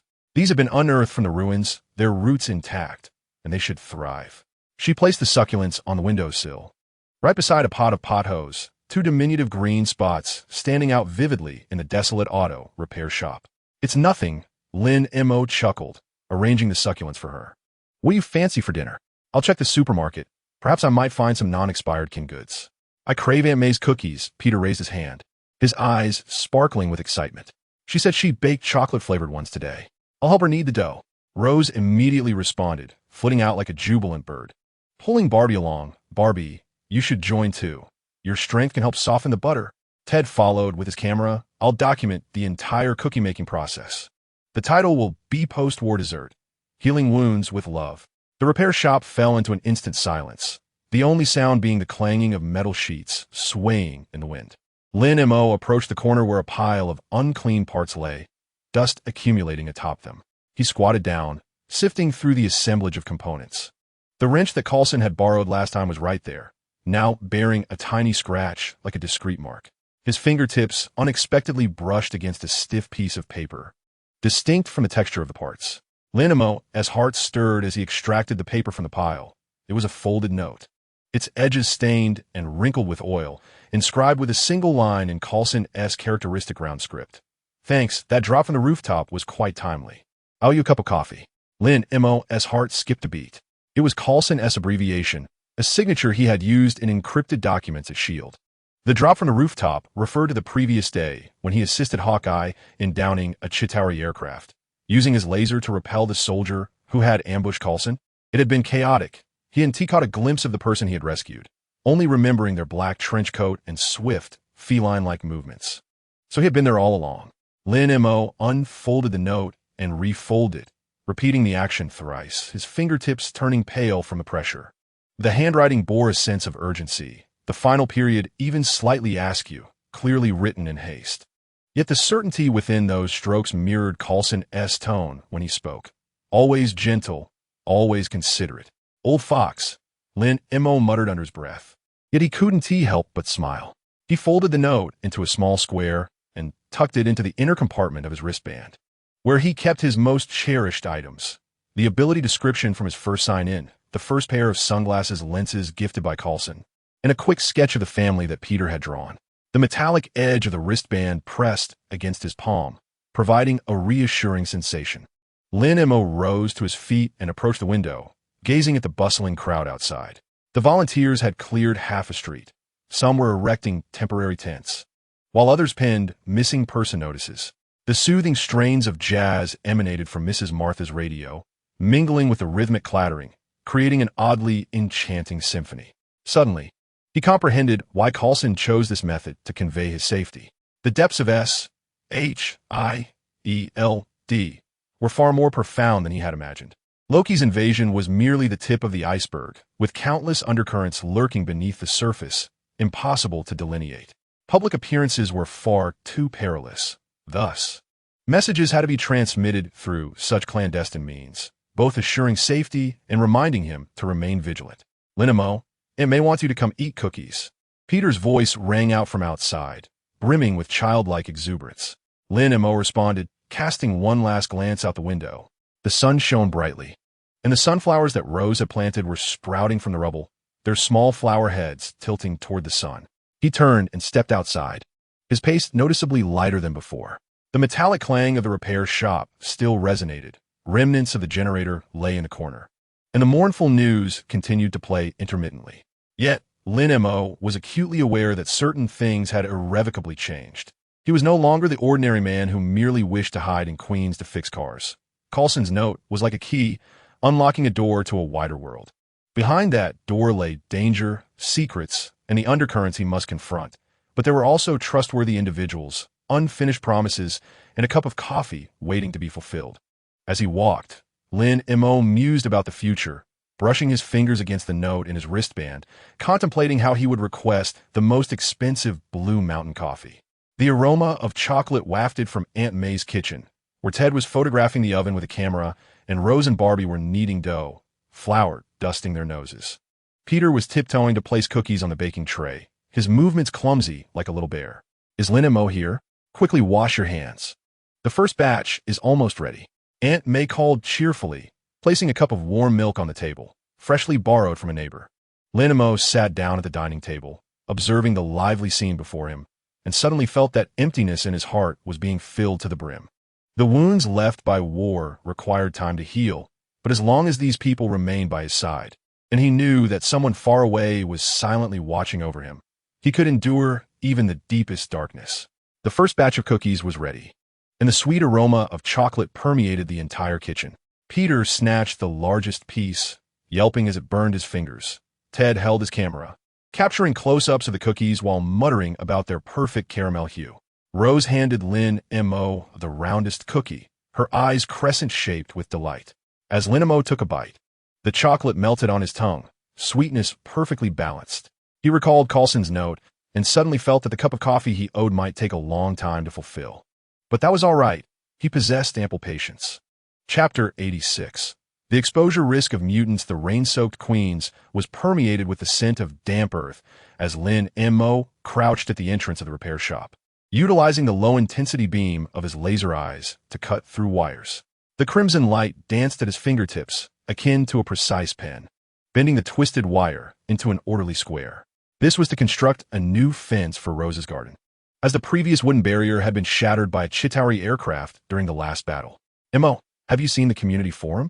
Ted exclaimed, rushing over with his phone held high, the glaring title of a post illuminating the screen. Mutants spotted in Queens.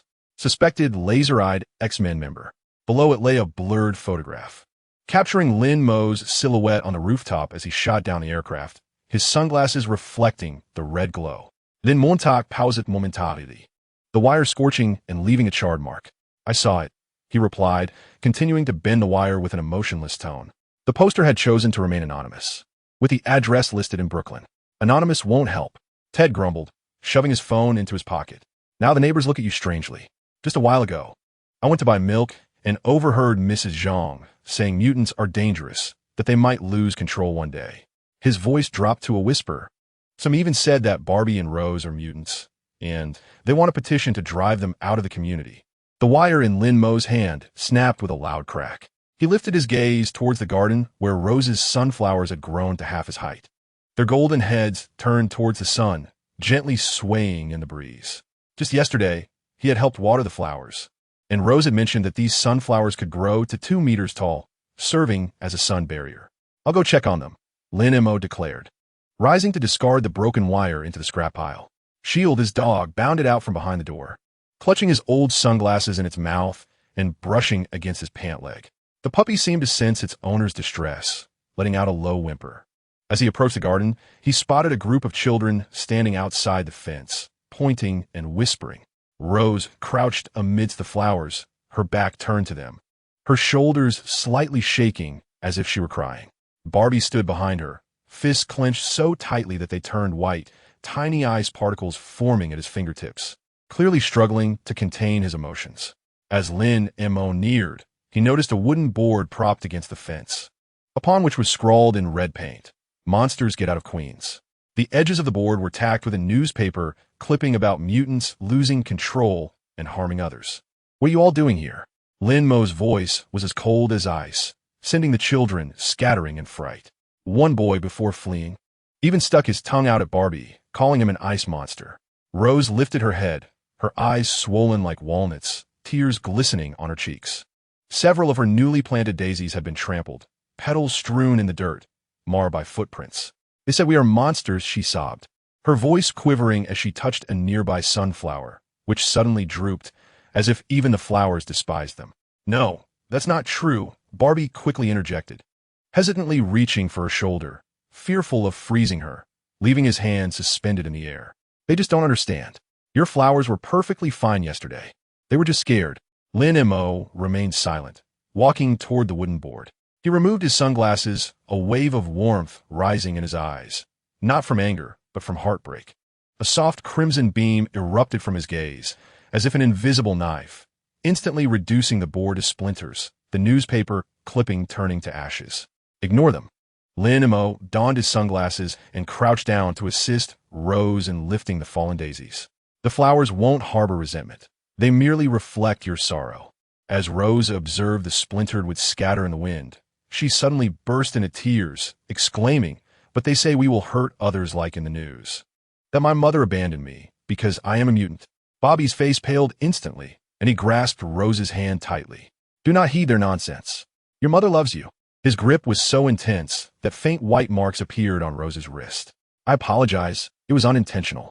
Lin Mo removed his gloves and slipped them onto Rose's hands. "In my childhood, I was also labeled a monster." He recalled the days before his journey, where his ability to perceive unseen light and shadows earned him the nicknaming Young I among classmates. During that time, he confined himself at home, too afraid to venture outside, only to later realize that the true monsters were those who inflicted harm with their words. He pointed towards the sunflowers. "Look how courageous they are. Even when trampled, they will still turn towards the sun tomorrow. Likewise, we must not bow our heads to mere words from others." Indeed, Ted, who had arrived with Peter, brandished a camera. "I just captured images of those children and will send them to their parents. I assure you, they won't dare again." Peter raised a small shovel. "Lin Mo is right. I was once called Spider Monster, but after saving the principal's cat, they ceased their taunts. We can assist others," demonstrating that mutants are not to be feared. Rose nodded through her tears, her fingers gently brushing against the wilting sunflower. A miracle occurred. The flower heads slowly lifted, and the golden petals unfurled anew, standing taller than before. "They listened to me," she said, her tears transforming into laughter. "Let's plant new flowers." Lin Mo retrieved flower seeds from the repair shop, having specifically chosen dwarf sunflowers to plant at the forefront for all to see. Peter immediately began digging holes.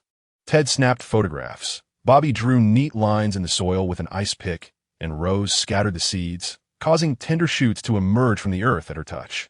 Standing nearby, Lin Mo employed a low-intensity laser beam from his eyes to warm the soil, hastening the growth of the seeds. Before long, a row of tender green seedlings sprouted at the edge of the garden, adorned with small flower heads, resembling young soldiers standing at attention. Shaolin, old Mrs. Martha approached, leaning on her cane and holding a cloth bag. "I heard a commotion outside, and I knew it couldn't be good."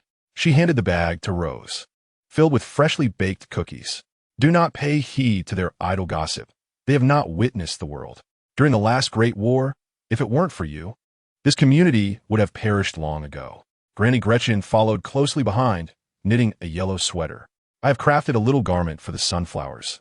Once they grow tall, they shall wear it." She glared at the nosy neighbors peeking around. "What are you staring at? Have you never seen young people planting flowers? Look again, and I shall freeze your old spectacles." The neighbors awkwardly departed, and a young mother approached Rose, offering her a bag of fertilizer. "My child spoke thoughtlessly earlier. I apologize." Rose shook her head and handed her a freshly bloomed sunflower. "Here, take this. It will bring you good fortune." The young mother hesitated for a moment, then accepted the flower, her face illuminated by a guilty smile. "Thank you."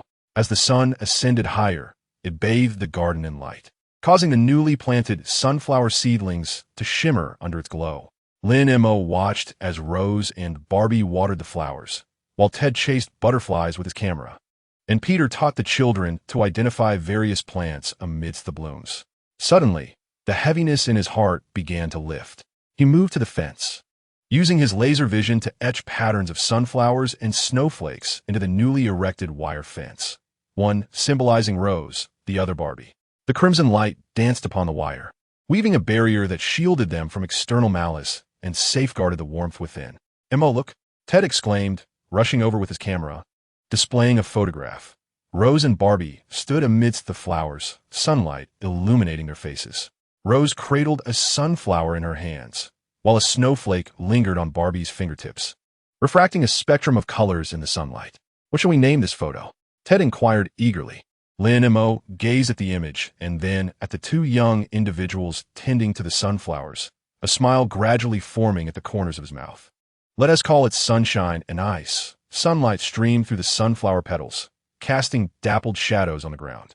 Laughter from children echoed in the distance, while Rose's flowers swayed in the breeze, and Barbie's ice particles melted into crystalline droplets upon the petals. Lin Mo understood that prejudice would not vanish overnight, and troubles might resurface, but as long as they, like the sunflowers, continued to grow towards the sun, nothing could obstruct their light. He glanced at the bracelet on his wrist. The screen dimmed, yet it seemed to resonate with his thoughts. Possessing power might invite trouble, yet it also allowed one to protect those they cherish. Perhaps this was the essence of a mutant's existence. Not to live within the confines of others' biases, but to, in their own way, make the world a tad better. As the sun sank, the sunflowers in the garden had grown considerably taller, their golden heads resembling tiny suns in the twilight. Lin Mo and his friends sat beside the blooms, sharing Mrs. Martha's cookies, listening to Ted recount amusing anecdotes from his photography adventures. Shield lay nearby, his tail dusted with sunflower petals, gently swaying in the evening breeze. In the distance, the community lights flickered on, resembling scattered stars. Lin Mo knew that when the sun rose tomorrow, there would likely be whispers and uncomprehending gazes. Yet, as long as this garden thrived and the people around them remained, they would continue to be here, cultivating more sunshine. Chapter 87. Tony's invitation the seventh day after the war dawned with a scorching sun. The asphalt outside the repair shop softened under its heat, while Lin Mo crouched on the ground, tightening the generator's securing screws with a wrench. The newly acquired sunglasses glimmered with a cold, hard metallic sheen under the sunlight. A reinforced version hastily crafted overnight by LeBron's son. A small inscription adorned the temples, rumored to possess a radiation-resistant coating, capable of withstanding more intense laser beams. Ted squatted beside, playing off-key rock music from a battered tape recorder, his brush stirring aimlessly in a box of parts. Hey, should we paint a laser eye on the sign? That way, everyone will know there's a mechanic around here who can shoot lasers from his eyes. Do you want S? H? I? E? L.D. Agents visiting us for tea every day? Lin Mo replied without lifting his gaze, expertly maneuvering a wrench to secure a bolt. Just yesterday, Grandma Gretchen remarked that men in black suits were inquiring about a young man wearing sunglasses at the community park, presumably searching for him. And what's wrong with that? Ted raised his camera to capture Lin Mo, the lens cover still on. The Avengers are making headlines. Iron Man is soaring through the skies. Captain America is battling foes. You're not doing too shabby either. At least your laser is faster than Hawkeye's arrows. Before Lin Mo could retort, a sudden flash of blinding red caught his peripheral vision. That streak of crimson blazed like a burning flame against the drab street. The engine's growl resonating like a beast's roar, tires crunching over gravel with a sharp crack. Finally, it screeched to a halt at the garage, dust enveloping Ted's face. Cough. Who is that? Ted sputtered, wiping his face, his eyes widening as he recognized the car. The camera clattered to the ground in shock. No way. It's an Audi R8. A limited edition in red. Then Montagsteignet. His vision behind the sunglasses fixating on the sports car. Its streamlined body shimmered in the sunlight, the license plate deliberately obscured. The doors opened like wings, revealing a man clad in a black leather jacket, a faint hum emanating from the smartwatch on his wrist. The man sported brown-tinted sunglasses, his hair meticulously styled, a hint of stubble on his chin, and a smirk playing at the corners of his mouth. He approached the vehicle, casually kicking the tires, his gaze sweeping over the disheveled garage before settling on Lin Mo's face. The streets of Queens still possess that vintage charm, he remarked, his voice laced with a playful mockery as if appraising a work of art. I drove over from Manhattan, feeling as though I had traversed back to the last century. Except for a certain lad who can shoot lasers from his eyes. Lin Mo instinctively tightened his grip, the wrench's edge digging painfully into his palm. He had heard that voice countless times on the news, especially during live coverage of the New York battle. Tony Stark, Iron Man. The madman who charged into a wormhole with a nuclear bomb. Mr. Stark, Lin Mo's voice remained calm, devoid of emotion. This is a garage. We do not offer tours. Don't be so aloof.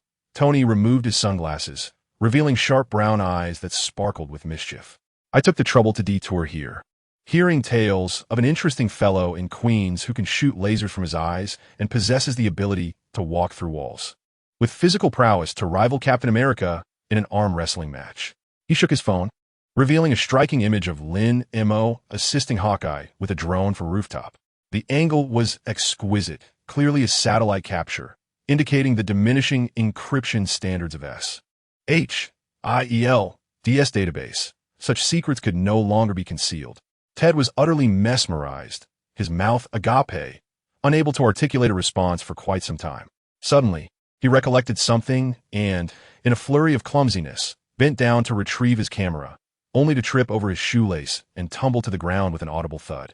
Tony cast a sidelong glance at him, a deeper smile curling at the corners of his mouth. It seems your assistant is quite spirited. He took 2 steps forward, his polished shoes squelching against the oily floor, and resumed the conversation. I am here to present you with an opportunity. The Avengers are expanding, and individuals with your multifaceted skills are rather scarce. He produced a black business card from his pocket and extended it towards Lin Mo. The card bore no design, only a gilded letter with an encrypted phone number etched on the reverse side. Think it over if you decide to call this number. Someone will escort you to meet the one-eyed man. Oh no, I mean Nick Fury. Lin Mo's gaze lingered on the card, yet his fingers remained still. The name Avengers echoed through post-war New York like a myth. However, he could not forget the gurneys covered in white cloth, the anguished cries of Chitauri soldiers struck by laser beams, nor the nights spent trembling amidst the ruins, listening to the cacophony of explosions outside. I'm not interested. He retreated a step, avoiding the proffered card. I merely wish to repair my vehicle and tend to this community. Tony raised an eyebrow, seemingly taken aback. Yet he did not retract his hand. Do you have any idea how many people yearn to join? To fight alongside me and call the Hulk a brother? This is a once-in-a-lifetime opportunity. He paused, his tone laced with curiosity. Or perhaps you are afraid? Afraid to face those extraterrestrial beings once more? I'm not afraid. Lin Mo's voice grew solemn, his eyes behind the sunglasses slightly ablaze. But I do not aspire to become like you, donning flamboyant battle attire, soaring through the skies, treating the city as a battlefield. He gestured towards the community behind him, where individuals were hanging damaged curtains to dry and mending holes in roofs. What these people need are not superheroes, but neighbors who can fix their cars and cultivate their gardens. The playful smirk on Tony's face gradually faded as he retracted his hand, spinning the business card between his fingers. Fascinating. Most individuals I know with your abilities would have long sought the limelight. He suddenly leaned in closer, lowering his voice. Your laser eye's energy source is rather unique. Its wavelength and frequency resemble that of someone I know. Lin Mo's heart raced. Scott Summers, the laser-eyed member of the X-Men. Could Tony possibly know him? Don't be alarmed. I won't be checking your background. Tony seemed to read his thoughts, patting him on the shoulder, the warmth of his palm seeping through the leather jacket, carrying a hint of metallic coolness. Everyone harbors secrets, I understand. He turned toward his sports car, the door lifting upwards once more. You should replace those sunglasses. The lens edges are cracked, which could impair your accuracy. No need, I already have a new pair on the way. Tony settled into the driver's seat when his intelligent wristwatch unexpectedly illuminated, projecting a virtual screen. Jarvis had already dispatched the parameters to LeBron's son, offering protection against blue light and radiation, along with an automatic adjustment of light transmission, far superior to the current pair he possessed. He waved at Lin Mo, and the engine roared to life once more. Should you ever wish to reach out, the doors of the Avengers Tower shall eternally remain open for the legendary sunglasses hero. The crimson sports car darted down the street like a bolt of lightning. Rounding a corner, its engine's growl gradually fading into the afternoon clamor. It was only then that Ted, having risen from the ground, limped over, his eyes aglow like light bulbs. Iron Man, he actually came to find you. Why didn't you agree? That's the Avengers. Lin Mo remained silent, bending down to retrieve a wrench from the ground, continuing to tighten the screws on the generator. Sunlight filtered through the tinted glasses, casting gray spots of light upon the components. He sensed the cracks at the edges of the lenses, indeed in need of replacement. But he had no desire for the gifts of Tony Stark. Are you foolish? Ted exclaimed, exasperated. Joining them means residing in towering skyscrapers. No more daily exposure to the scent of engine oil. You could train alongside Captain America, learn combat skills from Black Widow, Have you forgotten Mrs. Martha's cat stuck in the chimney? Lin Mo interjected softly. Do you not recall how Bobby and Rose were scolded as monsters? Or the scalding cookies Aunt May baked? He gazed towards the community, where Grandma Gretchen sat basking in the sun, while Mrs. Martha wheeled past in her chair, both sharing a cheerful exchange. The Avengers safeguard the world. My watch over this place suffices. Ted opened his mouth, suddenly at a loss for words. Memories flooded back of yesterday's efforts to help Bobby clear the monsters go away sign from the garden. Bobby's red, frozen fingertips, of Rose weeping over a wilting sunflower. Tears cascading onto its petals. Of Lin Mo employing his laser vision to cut metal toys for the local kindergarten. The children's joyous cheers echoing in his mind. All right, Ted scratched his head, picking up the camera from the ground. Staying here isn't so bad. At least I can enjoy Aunt May's cookies every day. Lin Mo smiled, just about to speak when he spotted Peter running towards them, backpack slung over his shoulder and cradling a bulging paper bag. Lin Mo, Ted, look who's here. He set the paper bag down, revealing cookies and lemonade inside. Aunt May sent these, saying Mr. Stark's car just passed by and worried you might not have the appetite for lunch. Rose and Bobby trail behind, Rose cradling a pot of sunflowers, droplets of water still clinging to the petals, while Bobby pushed a small cart filled with components, atop which sat a brand new toolbox. A gift from the community in gratitude for Lin Mo's assistance during the battle. That car was so cool. Rose's eyes sparkled. Is it Iron Man's? I've seen it on TV. What did he come to find you for? Bobby's voice held a hint of anxiety, her hands instinctively gripping the cart's handle. Does he want you to join them? Lin Mo gazed at the trio of youths before him, suddenly feeling that Tony's invitation resembled an unreal dream. He picked up a cookie and handed it to Rose, then distributed one each to Bobby and Peter, finally giving Ted a generous piece. It's nothing. Just here to fix a car. Fix a car? Ted mumbled through a mouthful of cookie. Does your car even need fixing? I think it's far newer than your generator. Shut up and eat. Lin Mo chuckled, tapping his head lightly, his gaze landing on the sunflower cradled in Rose's arms. This flower is thriving nicely. Much more spirited than that last one. Bobby helped me freeze some ice water. He said it helps it grow faster. Rose replied, her eyes sparkling with joy, the sunlight glinting off her curls as if dusted with gold. When it grows a bit more, I'll plant it at the entrance of the repair shop. More eye-catching than a sign. Peter suddenly pointed towards the end of the street. Look, a delivery person is coming this way. They're holding a box. Looks like it's for Lin Mo. Lin Mo looked up and indeed saw a figure in a blue uniform striding towards him, cradling a silver box emblazoned with the Stark Industries logo. The delivery person handed the box to Lin Mo, hurriedly signed for it, and dashed away as if eager to leave. It must be new sunglasses, Ted exclaimed, reaching for the box, but Lin Mo restrained his hand. Toss it aside. Lin Mo's tone was calm as he set the box on a nearby pile of scrap. I have enough with the ones made by old James. Bobby piped up suddenly. Let us keep it. He pointed to the logo on the box. Stark Industries materials are quite sturdy. Perhaps we can salvage parts from it. Last time, Peter's web shooter was missing a high-temperature gasket. Lin Mo paused for a moment before breaking into a smile. Good idea. He picked up a wrench and squatted back down by the generator. You all can dismantle it while I continue working on this. The sun shone ever brighter. The sound of clinking tools resonated in the repair shop, mingling with Ted's off-key singing and Peter's laughter, while Rose's sunflower quietly blossomed in the corner, its petals gently leaning towards the sun. The silver box rested on the scrap pile, glimmering coolly in the sunlight, but soon enough, the children dismantled it into fragments. Peter collected parts to enhance his web shooter, while Bobby froze the metal shell into an ice mold to water Rose's flowers. Lin Mo knelt on the ground, listening to the cheerful commotion behind him, the wrench in his hand spinning rapidly. He understood the significance of Tony Stark's invitation and recognized that he had turned down a path to greatness. Yet at this moment, surrounded by the laughter of his friends and the mingling scents of machine oil and sunflowers, he suddenly felt that safeguarding this humble repair shop and caring for those who needed him was the true calling of a hero. Chapter 88. Peter's growth. The rolling shutter door of the repair shop was half-welded, revealing jagged metal edges through which sunlight streamed, casting a slanted beam of light on the ground. Peter squatted within the light, awkwardly stitching up a tear in the back of his suit. Where a Chitauri soldier's spear had sliced through, dark red stains having seeped into the fabric, resistant to 3 washes. Prick your finger again? Lin Mo offered a band-aid, watching as droplets of blood surface from the boy's fingertip. This marks the 5th time Peter has been pricked, and while he usually sews his battle suit with remarkable dexterity, today he resembles a frostbitten sparrow, his fingers trembling even as he clutches the needle. He takes a band-aid, wrapping it haphazardly around his finger. Yet his gaze remains fixed on the gaping hole in his suit. It happened right here. He suddenly murmurs, his voice barely audible, akin to a mosquito's hum.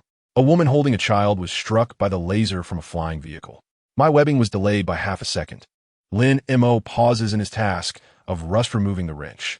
He recalls that scene vividly, having just obliterated a flying vehicle with his laser vision. He turned to see Peter lunging to catch the falling woman, but only managing to grasp a corner of her garment. The child was ultimately shielded by other survivors. Yet the woman did not survive until help arrived. If only I had been faster. Peter's voice quivers, the needle clattering to the ground with a sharp sound. If the web shooter hadn't jammed, if only I had noticed them sooner. There are no more ifs, Lin Mo interjects, placing a soda beside him and pulling over a toolbox to sit down. When I destroyed the 3rd flying vehicle, the adjacent apartment building collapsed. There was an elderly lady inside, and I couldn't reach her in time. Peter suddenly looks up, his eyes glistening with unshed tears. Do you also? Yes. Lin Mo replies, twisting open the soda and taking a sip, the bubbles bursting in his throat with a hint of bitterness. That time when her cat was trapped in the chimney, I helped rescue it. On the day of the battle, she was watering her flowers by the window. When a flying vehicle swept by, I was only 5 meters away, but was ensnared by 3 Chitauri soldiers. Peter fixes his gaze on Lin Mo's sunglasses, as if trying to peer through the lenses to see his eyes. And do you feel sorrow? Enough to wish to reduce every Chitauri soldier to ashes. Lin Mo's fingers leave imprints on the soda bottle, yet once the flames are extinguished, the lives cannot be restored. He picks up the needle from the ground and hands it back to Peter, urging, continue sewing. The battle suit awaits its completion. Peter accepts the needle but remains motionless. He gazes out at the street beyond the repair shop, where workers are constructing scaffolding for the collapsed buildings, the metallic clang echoing incessantly. Lin Mo, why do we still choose to be heroes? The youth suddenly asks, weariness beyond his years lacing his voice. We cannot save everyone, not even those closest to us. Is there still meaning in this perseverance? Lin Mo follows his gaze to the garden across the street, where Rose is crouched among the flower bed, tenderly cradling a young sunflower seedling. Her movements are deliberate, her fingers gently brushing the soil from the leaves as if tending to a fragile treasure. Barbie stands beside her, carefully watering the base with a small watering can, the droplets sparkling in the sunlight, forming tiny ice crystals as they settle into the earth, cooling the seedling. Ted scurries about the garden with a camera, pointing it at the freshly planted flowers, exclaiming, capturing the first frame of rebirth. This is undoubtedly the best photo of the year. He stumbles upon a shard of glass, nearly dropping the camera, but Barbie swiftly freezes the ground beneath him, preventing him from falling. Did you see that? Lin Mo nudges Peter's arm. Peter followed his gaze, observing as the sunflower seedlings that Rose had planted trembled slightly, unfurling fresh leaves. In the spot where Barbie had watered, a tiny blade of grass emerged, adorned with a glistening droplet of dew. Ted rushed to the flower bed, camera in hand, capturing the new leaves in a flurry, while Shield, carrying a tennis ball, dashed past, his tail sending petals swirling into the air. Rose's garden had been reduced to scorched earth amidst the turmoil of war. Lin Mo's voice was soft, yet imbued with strength. She had confided in me yesterday her desire to cultivate an entire garden of sunflowers, proclaiming that when they bloomed, those who beheld them would find joy. Barbie was adjusting the soil's temperature, while Ted meticulously documented the growth of each flower. They were all engaged in the tasks within their capacity. He pointed to a nearby bench where Mrs. Martha was pushing Grandma Gretchen, both basking in the sun, cups of hot tea in hand, smiling towards the garden. Martha's son had perished in the conflict, yet she had brought me a plate of toasted bread that very morning. Though Gretchen's house had collapsed, she was teaching children to knit, stating that winter was approaching and preparations must be made. Peter's fingers unconsciously traced the ragged holes in his battle attire. The fabric crumpled beneath his touch. But what of those who did not survive? They will be remembered.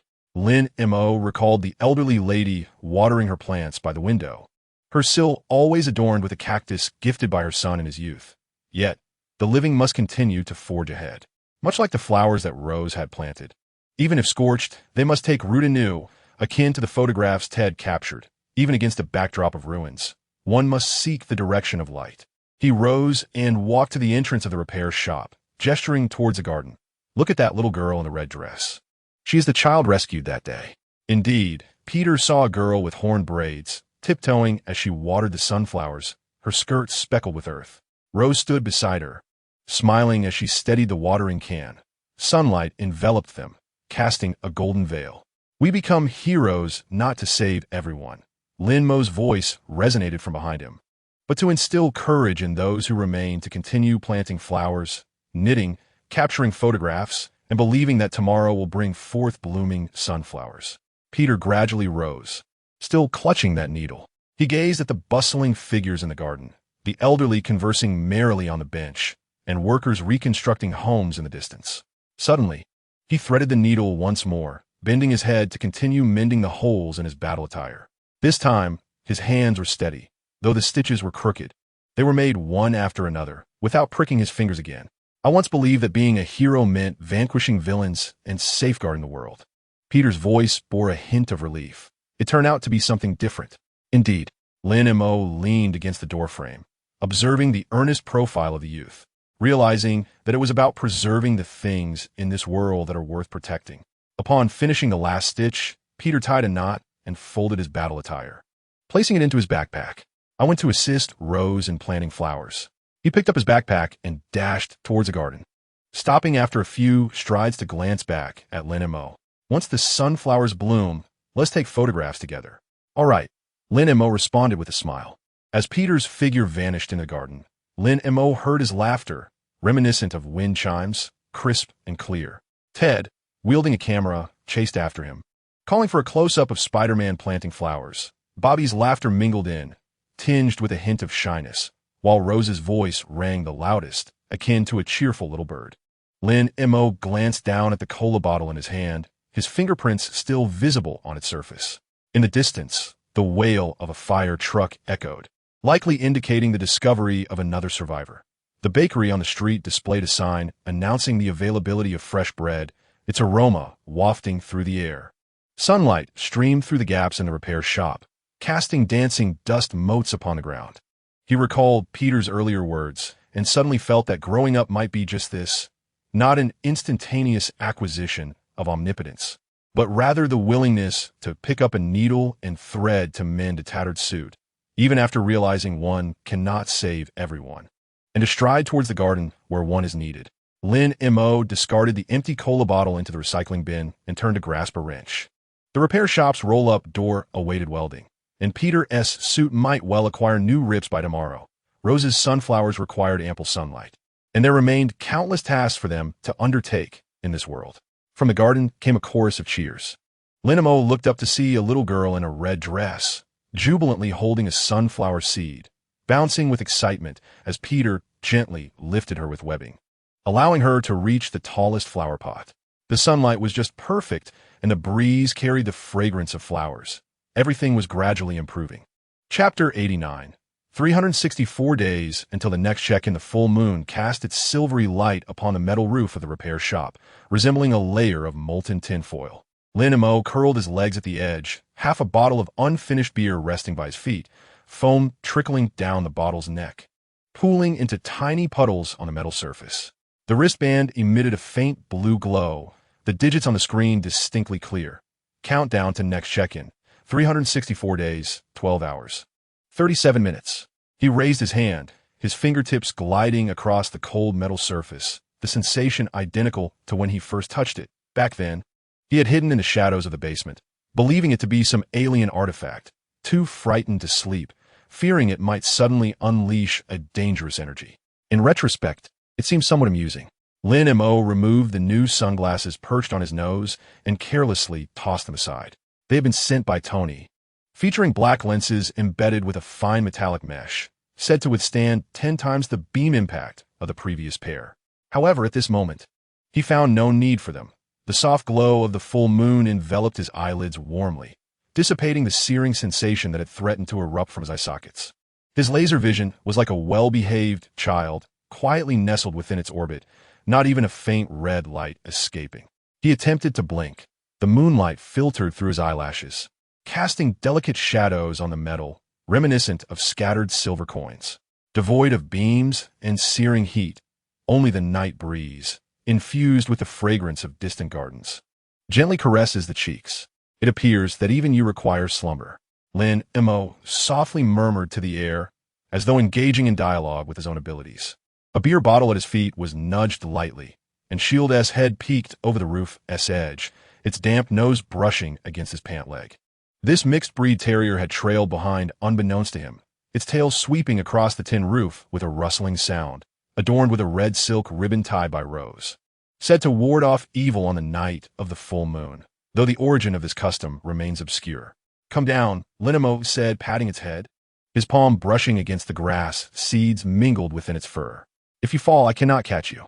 Shield whimpered softly but stubbornly squished closer, ultimately curling into a furry ball, resting its head on his lap. Lin Mo gazed down at its drooping eyelids, suddenly reminded of the first time he found it at the alley's mouth, a frail creature reduced to mere bones, baring its teeth at a moldy piece of bread. Now, it could sleep soundly on the rooftop under the full moon.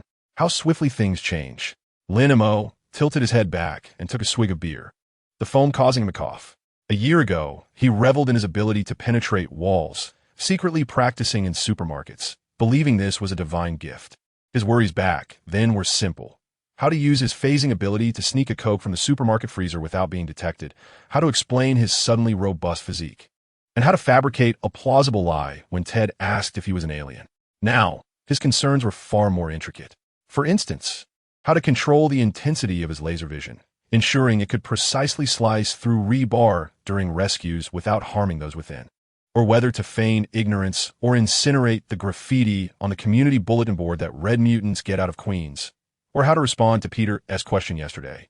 What if the next war comes and I can't protect Aunt May? In a manner that neither deceives him nor instills fear. Woof! Shield suddenly lifted its head, gently barking towards the east.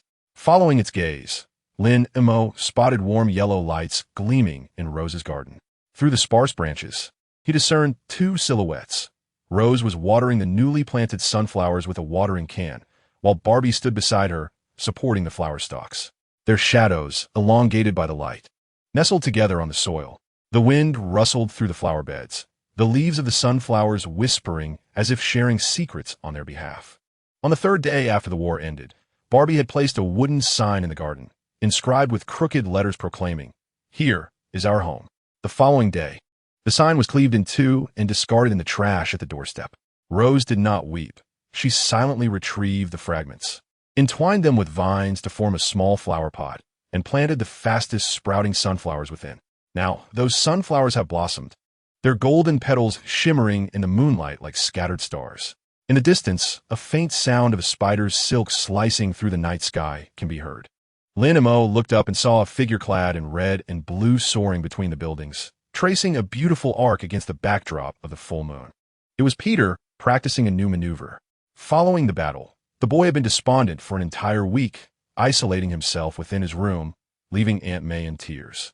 One morning, however, he suddenly appeared at the garage, backpack slung over his shoulder, brandishing a piece of paper filled with sketches for an improved web shooter, declaring his intent to fortify his equipment to save more lives next time. "See that? The kid is showing off again," Lin Mo remarked, poking the ear of his shield. Just yesterday, he had mentioned inventing a web trajectory that could automatically avoid civilians. Yet today he dared to perform aerial 3.5 rotations in a residential area. The shield lazily flicked its tail, distracted by commotion in another direction. Ted was standing under a street lamp at the corner, camera in hand, snapping pictures of the full moon while reciting incantations. His camera, with its war-damaged lens meticulously wrapped in tape, somehow managed to capture hazy images. He aspired to create a lunar chronicle of Queens, documenting the transformations of each full moon night, so that by this time next year, they could witness the swiftness of their reconstruction. Lin Mo's gaze fell back to his hands. His left palm bore a faint pink scar, a remnant from the battle when he had pushed a little girl away, the weapon of a Chitauri soldier grazing his skin. In that moment, he had only felt a searing pain. Now it was numb to the touch, only tingling slightly on rainy days. These hands had accomplished many tasks, tightening countless screws, mending Peter's tattered costume, feeling the cold steel rebar while penetrating walls, triggering Ted's magical props, and accepting sunflower seed from Rose on a night of full moon. Of course, they had also pulled an invisible trigger, using his laser vision to obliterate the engines of flying crafts, slicing through debris that threatened civilians, and even, in the direst moments, piercing the chest of a Chitauri soldier. On the day of the aftermath cleanup, Ted had clapped him on the shoulder, asserting, "This isn't about killing, it's about saving lives." Yet, Lin Mo had sat on the rooftop all night, contemplating. It was not until dawn broke, when he saw Mrs. Martha, leaning on her cane, trembling as she placed a pot of surviving mint upon the ruins, that he slowly grasped the truth. Power is never a measure to discern good from evil, but rather, the confidence to stand on the right side when good and evil clash. Just like now, Rose's sunflowers could bloom amidst the rubble. Barbie's ice could freeze the dripping eaves. Peter's webs could rescue a cat stranded in a tree, and Ted's camera could document these small beauties. His penetration and laser could stand guard at the forefront when these beauties were threatened. Suddenly, the wristband vibrated gently, and the numbers on the screen flickered to 364 days, 12 hours, 36 minutes. Lin Mo looked down at it, feeling an unexpected calm wash over him. The digits no longer stirred anxiety within him. Whatever the next check-in would bring, be it a power that could summon storms or seemingly trivial tricks, seemed less significant now. He was no longer the solitary figure hiding in the basement, obsessively studying the wristband. From beneath the rooftop came the soft sound of the rolling shutter door being pushed open, followed by Ted's booming voice carried by the night breeze. "Mo, are you up there? Rose baked a full moon cake, and if Barbie doesn't hurry, she will devour it all." Then came Peter's voice. "Lin Mo, my newly improved web can capture moonlight. Just watch." No sooner had he spoken than a silvery web shot up from downstairs, deftly attaching itself to the beer bottle at his side, adorned with a petal from sunflower. Lin Mo chuckled as he picked up the beer bottle and shouted down, "If you keep shooting wildly, I'll dismantle your launcher." "Don't. Please don't," Peter replied, laughter lacing his words. "Come down and eat cake. Rose said she would wait for you to blow out the candles." Shield, unable to contain his excitement, stood up, wagging his tail and emitting a plaintive whine, as if protesting his owner's slowness. Lin Mo tucked his sunglasses into his pocket, rose to his feet, and brushed off the dust from his trousers. The moonlight spilled over him, elongating his shadow, merging with the silhouette of the rooftop, resembling a bird with wings unfurled. He bent down to scoop up Shield and slowly descended the fire escape, the metal ladder creaking softly beneath his feet like an ancient ballad. The sunflowers in the garden turned their faces up, smiling at the full moon. Rose was placing the final piece of cake on the stone table. While Barbie frantically searched for candles, Peter twirled beside her with the web launcher, and Ted chased it with a camera, shouting, "Capture the moonlight too." Lin Mo stood at the bottom of the ladder, observing the lively interplay of light and shadow before him, when he suddenly felt the bracelet on his wrist grow warm. 364 days is a long time, ample for them to repaint the garage, for Rose's sunflowers to grow taller than a person, for Peter to invent even more powerful webs, and for him to learn to better control the eyes that can emit sunlight. As for what the next gathering might bring, Lin Mo smiled, cradling Shield as he strode toward the garden. Whatever it may be, he knew that, come that time, a boisterous group of friends would always be by his side, along with a patch of moonlight in need of protection. Chapter 90. Post-war community reconstruction. Morning light streamed through the gaps in the hastily nailed wooden boards, casting mottled beams on the cement floor of the garage. Lin Mo crouched by the window, gripping a shard of glass with sharp edges, his sunglasses perched on his forehead, exposing eyes that fixated on the marks on the window frame, scratches left by Chitauri spacecraft, resembling an unsightly scar. Shifted half an inch to the left. He spoke without lifting his head, his voice gravelly as if rubbed with metal. Last night, he had helped Grandma Gretchen repair her roof until the early hours, leaving his throat still tight. Ted held a new piece of glass, tiptoeing to fit it into the window frame, a paint bucket at his feet, with a green brush slanted inside, its bristles still stained with wet blue paint. That was his newly chosen color, intended to give the garage a heroic makeover. How about this? He carefully adjusted the position, his nose nearly touching the glass, wondering if it was too high up. Would the gap below be sufficient for sealing? Lin Mo remained silent, merely narrowing his eyes. A faint red beam emanated from his pupils, akin to a precise laser pointer, sweeping across the edges of the glass. With a soft hiss, the excess corners snapped off, the cut smooth as if shaped by professional tools. He retracted the beam, blinking his eyes behind the lens to alleviate the strain from prolonged focus. Just right now. Impressive. Ted whistled, quickly securing the cut glass with adhesive, his craftsmanship surpassing even old Carlos's cutting machine. Once repaired, we shall hang a sign at the entrance proclaiming custom laser glass. Honest service for all. Then Montauk chuckled, retrieving a rubber mallet from the toolbox to gently tap the nails along the window frame. The hollow echoes reverberated as he struck the metal roof, mingling with the distant sounds of chainsaws and hammering, creating a disordered yet vibrant morning symphony. The auto repair shop was one of the less damaged buildings in Queens. When the Zatari spacecraft swept over the street, most of the firepower was concentrated on the supermarket across the way, which now stood as a crooked shell, its steel reinforcements protruding like exposed ribs towards the sky. Here, aside from 4 shattered windows and a deformed roll-up door, the generator destroyed, the main structure remained remarkably intact. Lin Mo later learned that it was Barbie who, in a moment of quick thinking during the spacecraft's dive, froze the ground at the entrance, causing the craft to skid off course. Montauk, Tet. Peter's voice called from the entrance, breathless. He bore a bulging canvas bag. The sleeves of his red and blue suit rolled to the elbows, revealing forearms dusted with grime. Beads of sweat trickling down his forehead and splattering onto the web shooter on his chest. Ted, who was painting the door frame, startled at the sound, causing the blue paint to streak unevenly across the wood. "Slow down, little spider. You startle me," he complained. "Don't ruin the freshly painted door frame." Ignoring Ted's grumbling, Peter retrieved a metal component from his bag and presented it to Lin Mo with pride. "Look at my modification. I've tripled the pressure valve for the web shooter. It can now shoot a 5-meter-long web in one go, perfect for bundling bricks." He gestured outside. "I just secured that pile of broken bricks at the corner into 20 stacks. The firefighters said they could take them away this afternoon." Lin Mo examined the component, noting its smooth metallic surface and the edges wrapped in insulating tape. A thoughtful touch from Peter to prevent any cuts. "Very good." He handed the piece back, scooping a ladle of water from a nearby bucket and handing it to Peter. "Drink this first. Don't get heat stroke." Hee. Peter scratched his head, gulping down half the ladle. Water trickling down his chin and soaking the interior of his suit. "By the way, Barbie and Rose are over at the community center. They said you should come take a look.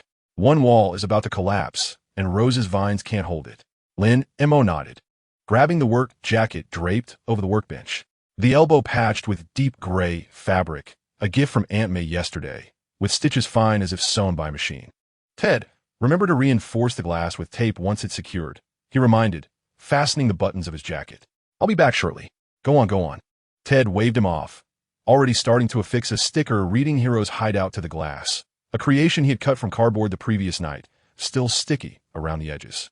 Stepping out of the auto shop, the sunlight suddenly became blinding. Lin Mo adjusted his visor, instantly filtering his view into a soothing shade of dark gray. The street buzzed with more activity than the previous day.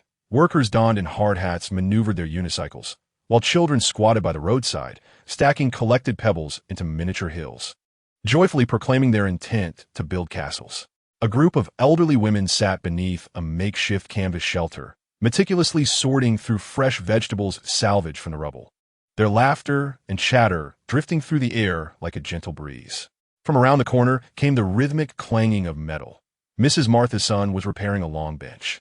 The iron seat had lost a leg to Zitteri's energy cannon, and now he was welding it back together with a found steel pipe, sparks flying like fleeting golden beads upon the ground.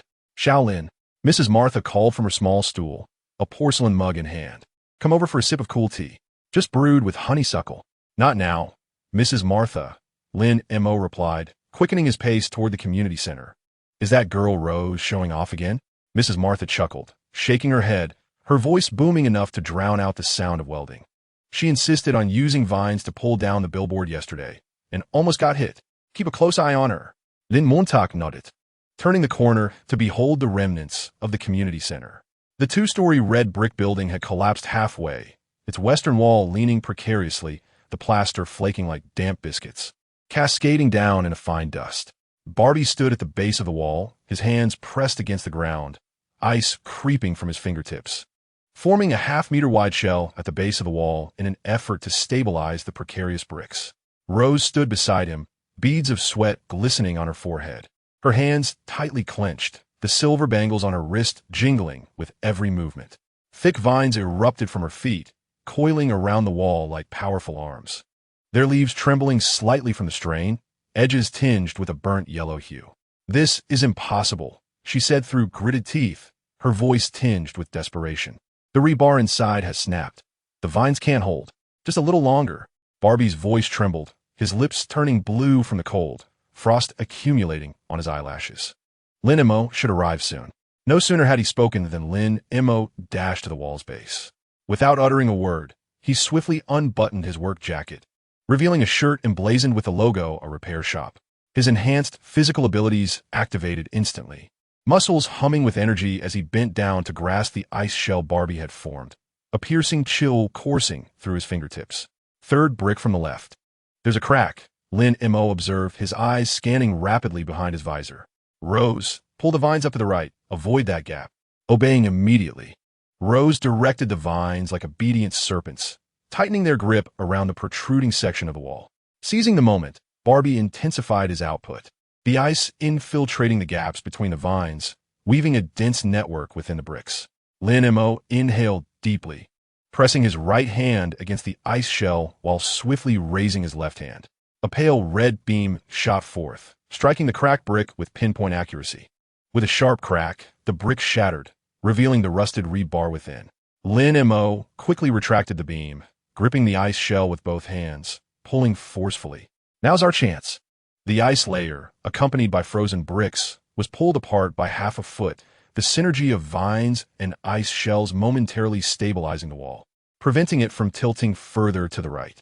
Rose, exhausted, sat on the ground, seizing a nearby water jug and gulping down its contents. The vines fell limp, drooping to the earth like a group of weary children.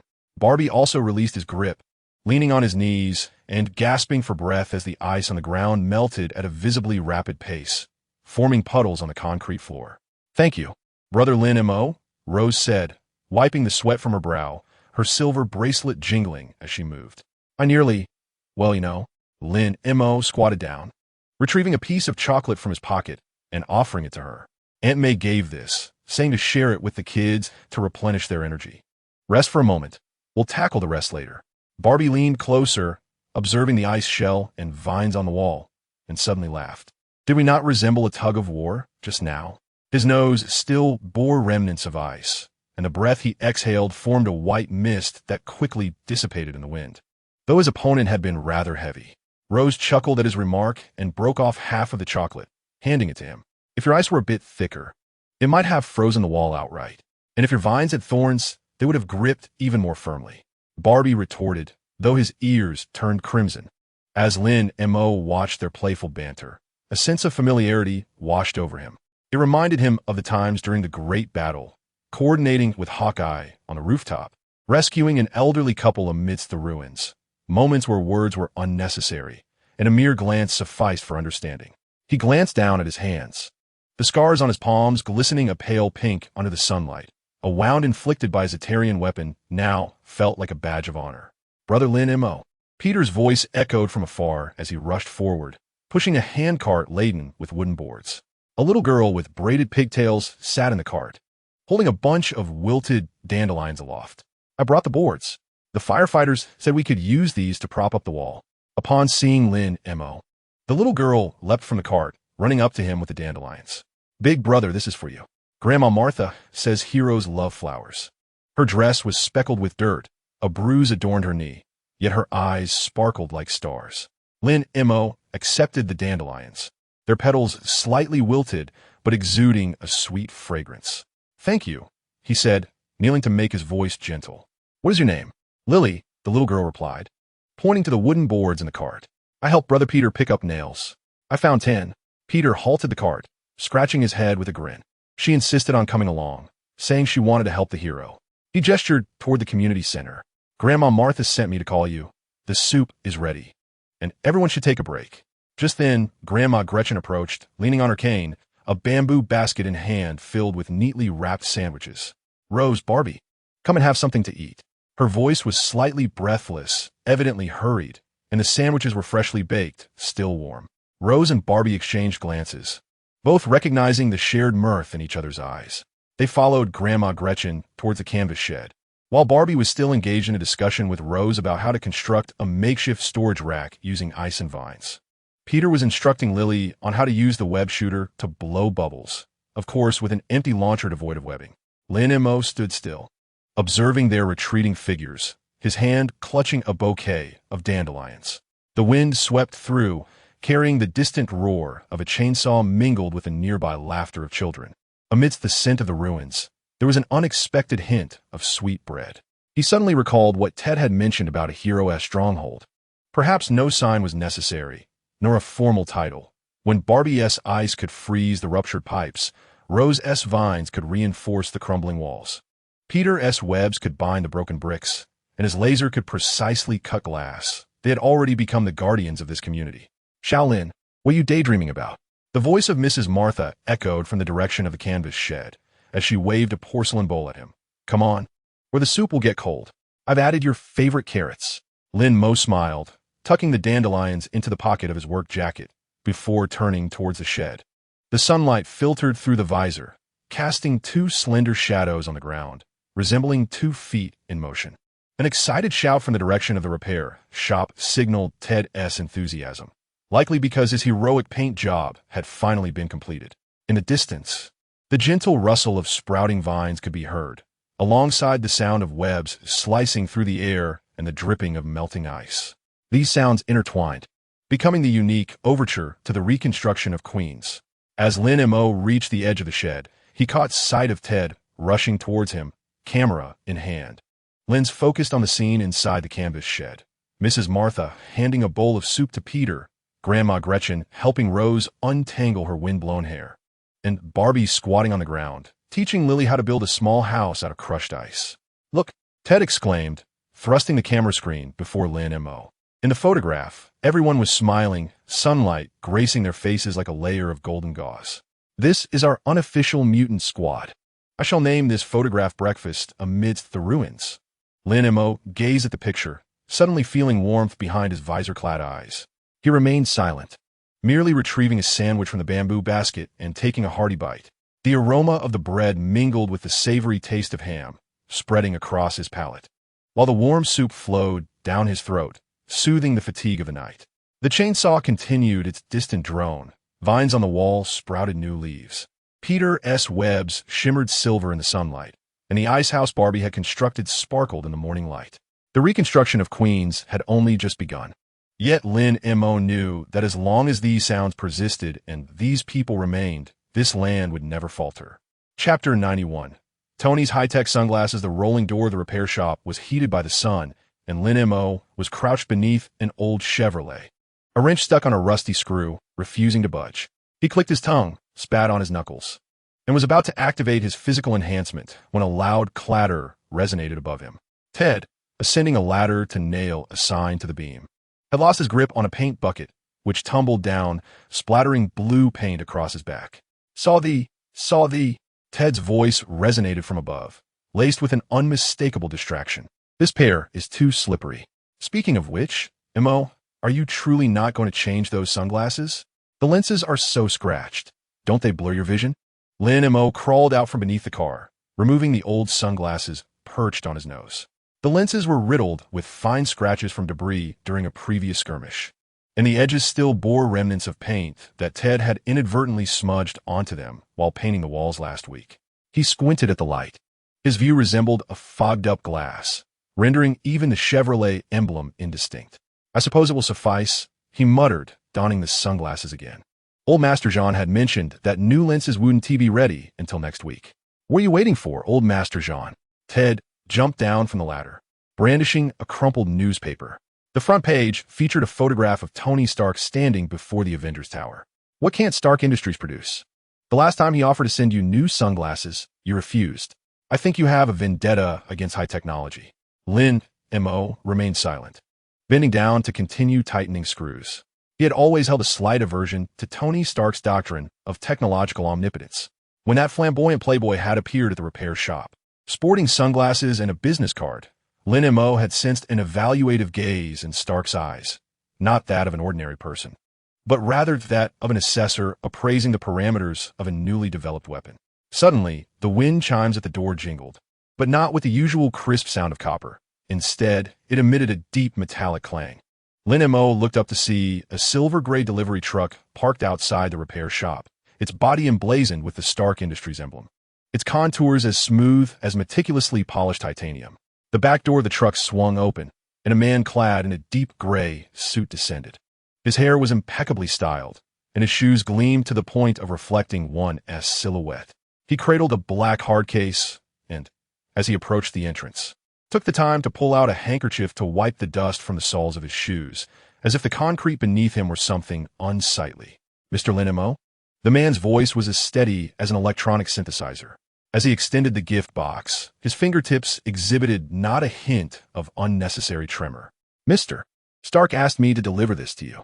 Ted had already moved closer, on tiptoe, to glimpse inside the gift box. "It must be the new sunglasses. I knew it. Stark keeps his word." Lin Mo frowned slightly as he accepted the gift box.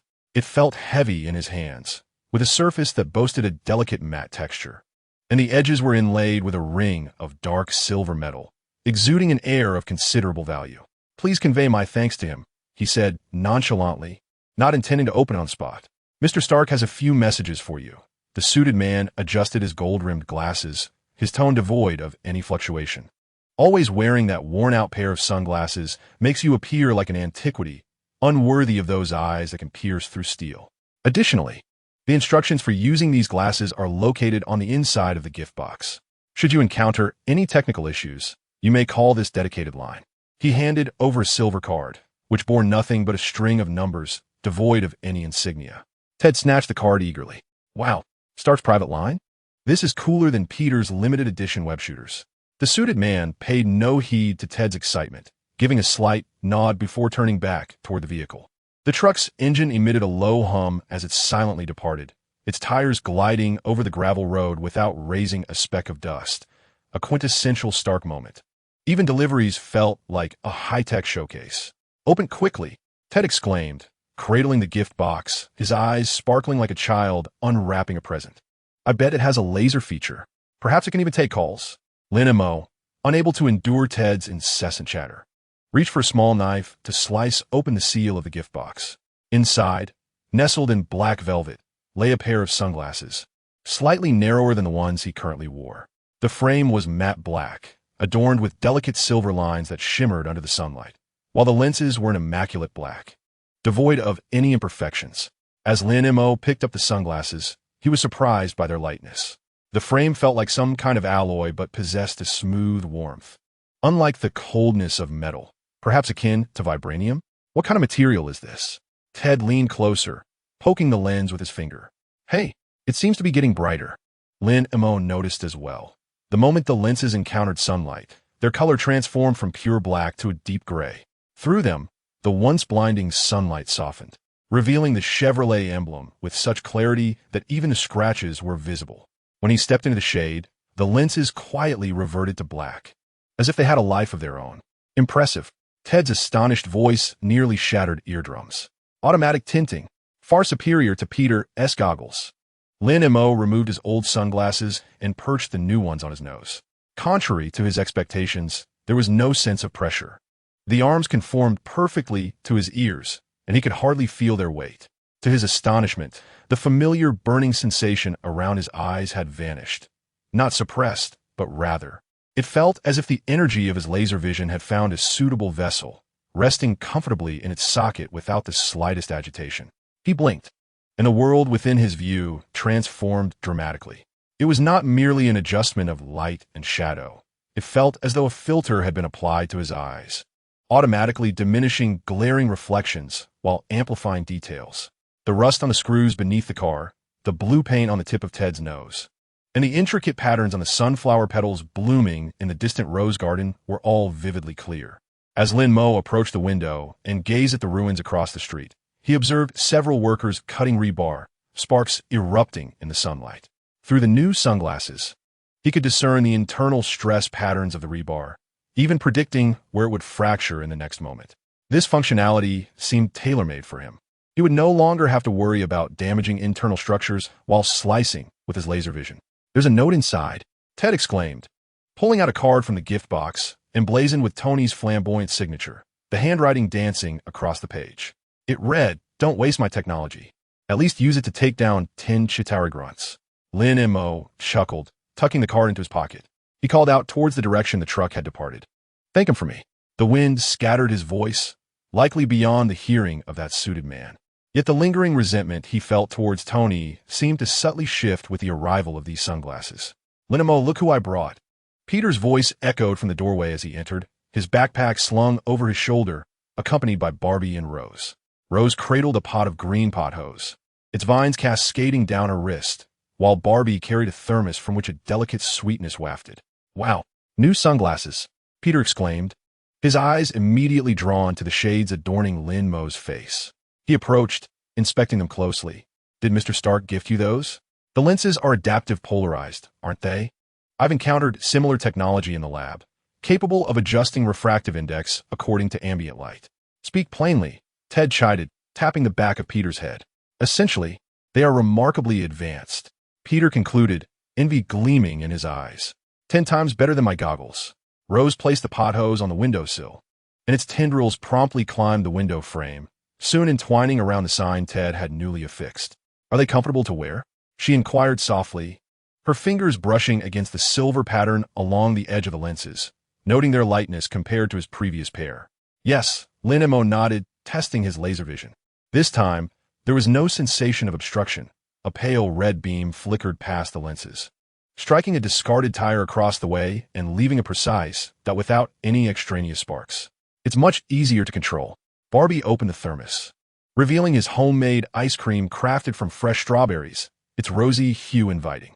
Having just retrieved it from the refrigerator, he distributed spoons among them. "A bit of this will be good for your eyes," Rose remarked. Lin Mo took a spoonful of the ice cream. The tart sweetness of strawberries mingled with the creaminess, melting on his tongue, the chill cascading down his throat, softening the warmth in his eyes. He observed the trio before him. Ted aimed his camera at the new sunglasses.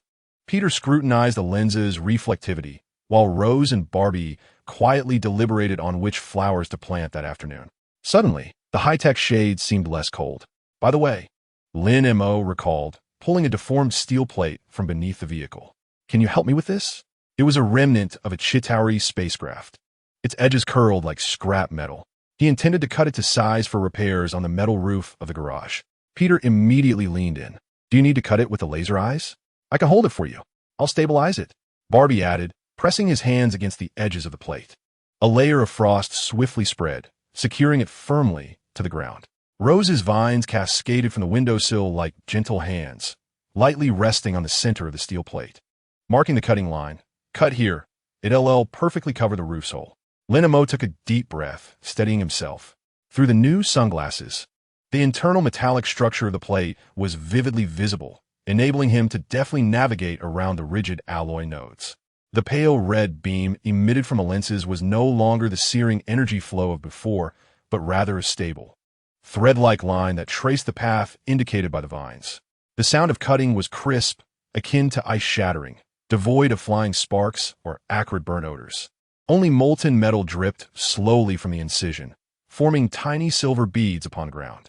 In less than a minute, the deformed steel plate was transformed into a flawless rectangle, its edges so smooth they could serve as a mirror. Perfection. The sound of Ted's camera shutter clicked incessantly, and I remarked that these sunglasses were indeed miraculous. From now on, we would expend half the effort in car repairs. Lin Mo removed the sunglasses, and the lenses reverted to pure black upon leaving the sunlight. Gazing at the high-tech marvel in his hands, he suddenly felt that perhaps Tony Stark was not so difficult to relate to after all.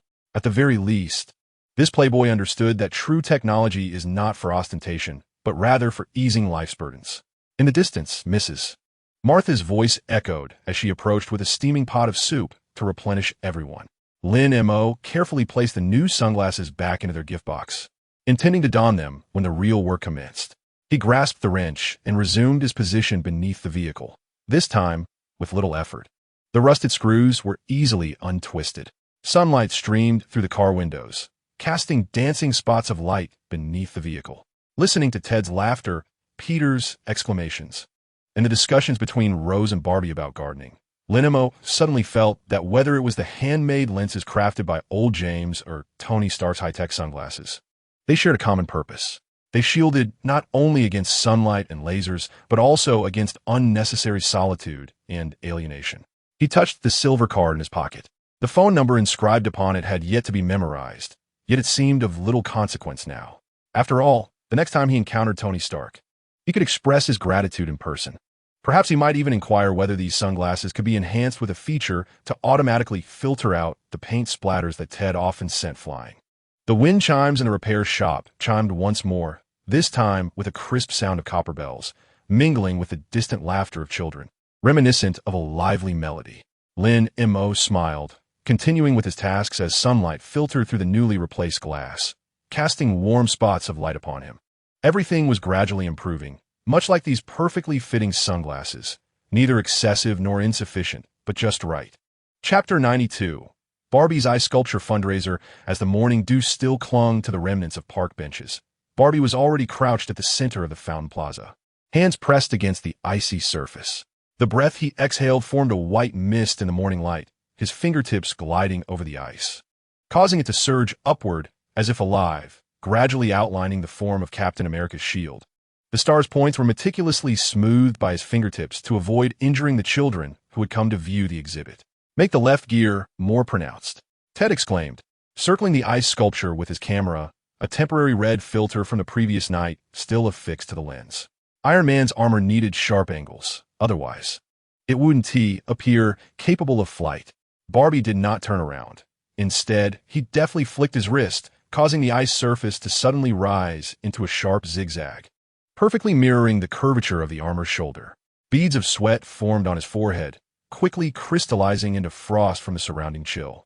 Maintaining such a vast ice sculpture required a sustained output of energy, consuming 10 times the effort compared to merely freezing a water pipe. Rose crouched at the periphery of the ice sculpture, her fingers delving into the moist earth. As she moved, delicate blue flowers emerged from the soil, their petal edges shimmering with a fluorescent glow, reminiscent of scattered stardust. These are her newly developed abilities, allowing plants to glow at night, rendering them beautiful even in the dark. She called out towards Barbie, her voice carried by the morning breeze, imbued with a hint of sweetness. Barbie's ears flushed with color, yet his hands remained steady, continuing to sculpt a dog-shaped ice figure resembling a shield. The pup, with its head tilted and tongue lolling, was encased within a half-meter tall block of ice, the red ribbon on its collar distinctly visible. "Are you done yet?" he whispered to the ice sculpture, as if conversing with a real dog. "If you don't hurry, Rose's flowers will outshine you." Woof! The real shield leapt from beside Lin Mo, circling the ice sculpture twice, baring its teeth at its frozen likeness, its tail wagging like a propeller. Lin Mo followed closely, holding a roll of hemp rope. Ted had suggested they create a temporary fence to prevent tourists from getting too close and damaging the ice sculptures. "Where's Peter?" Then Montag inquired, fastening one end of the rope to an old locust tree in the park, its bark still bearing scorch marks from the war against the Chitauri.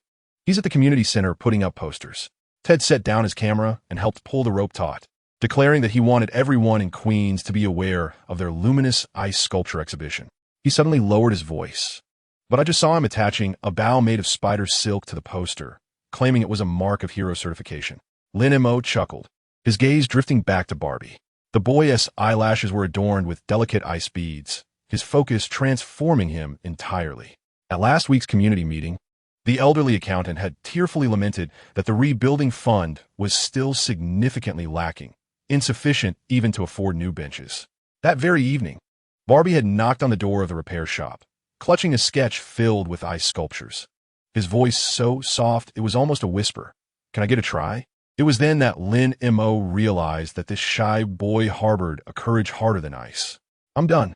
Barbie suddenly straightened up, his breath forming a cloud of white mist above the cluster of ice sculptures.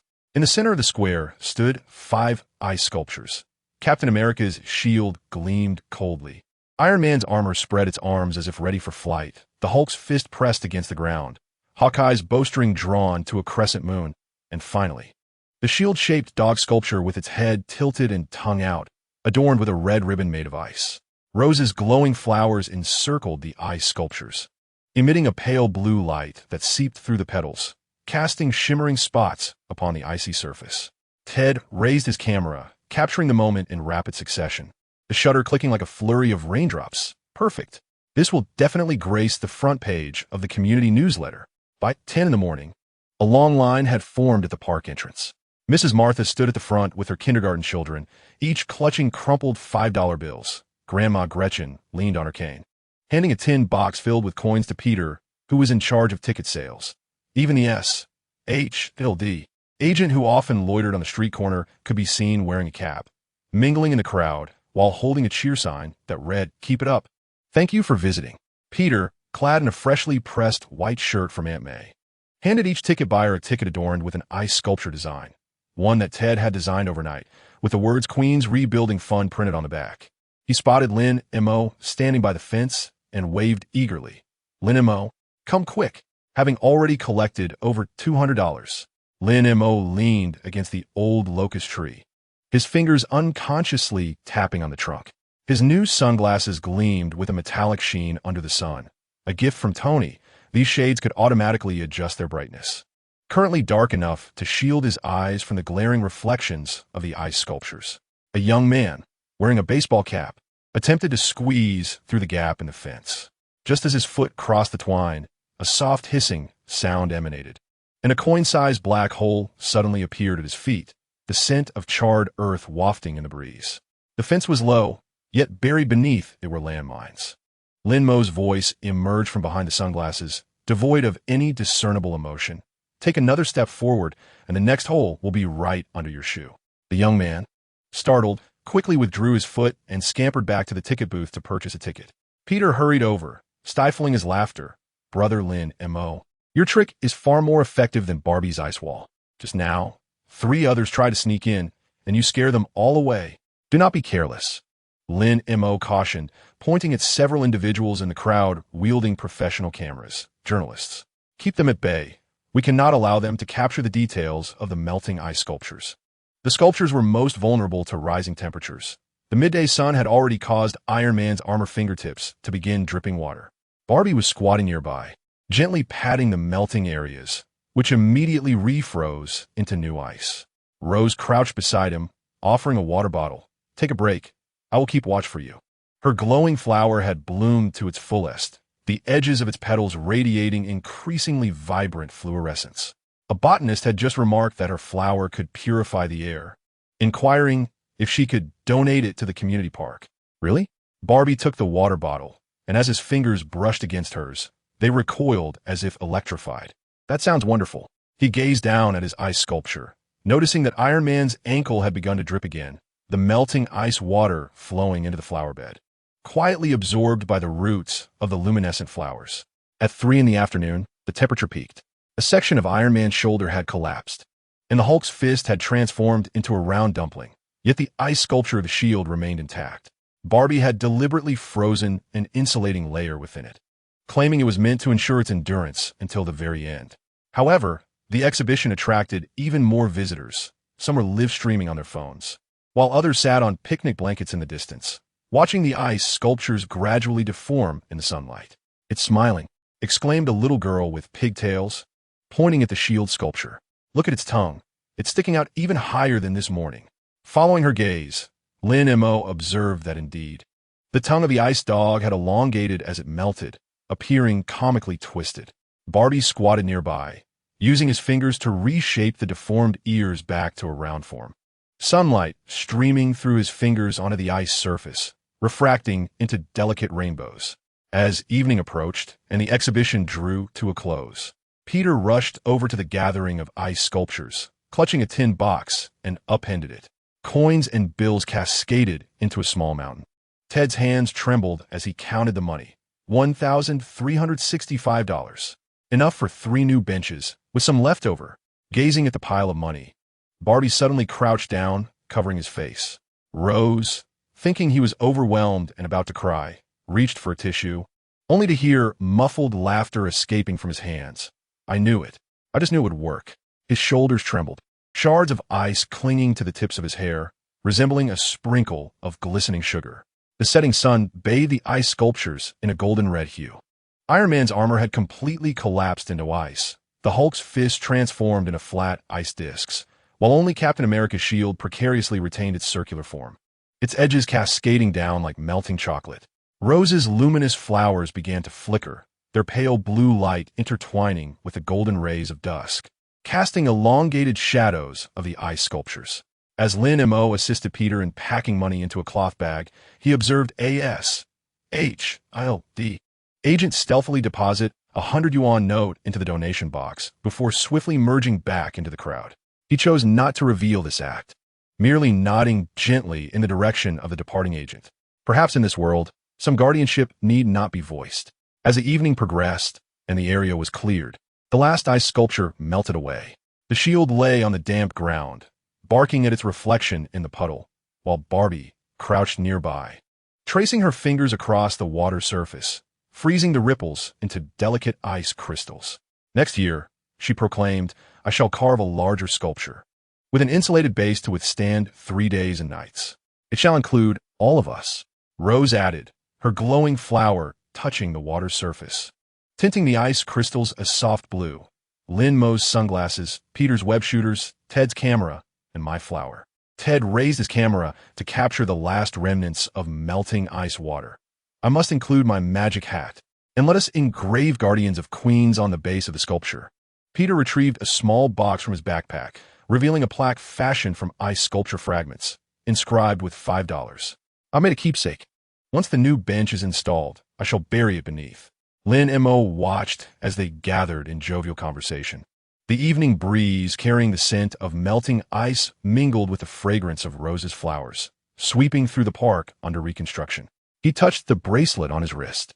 The countdown on the screen continued to tick quietly, yet at that moment, he was more concerned with where to select the new bench, how to assist Barbie in designing next year's ice sculpture base, and how to ensure Rose's glowing flowers would bloom in winter.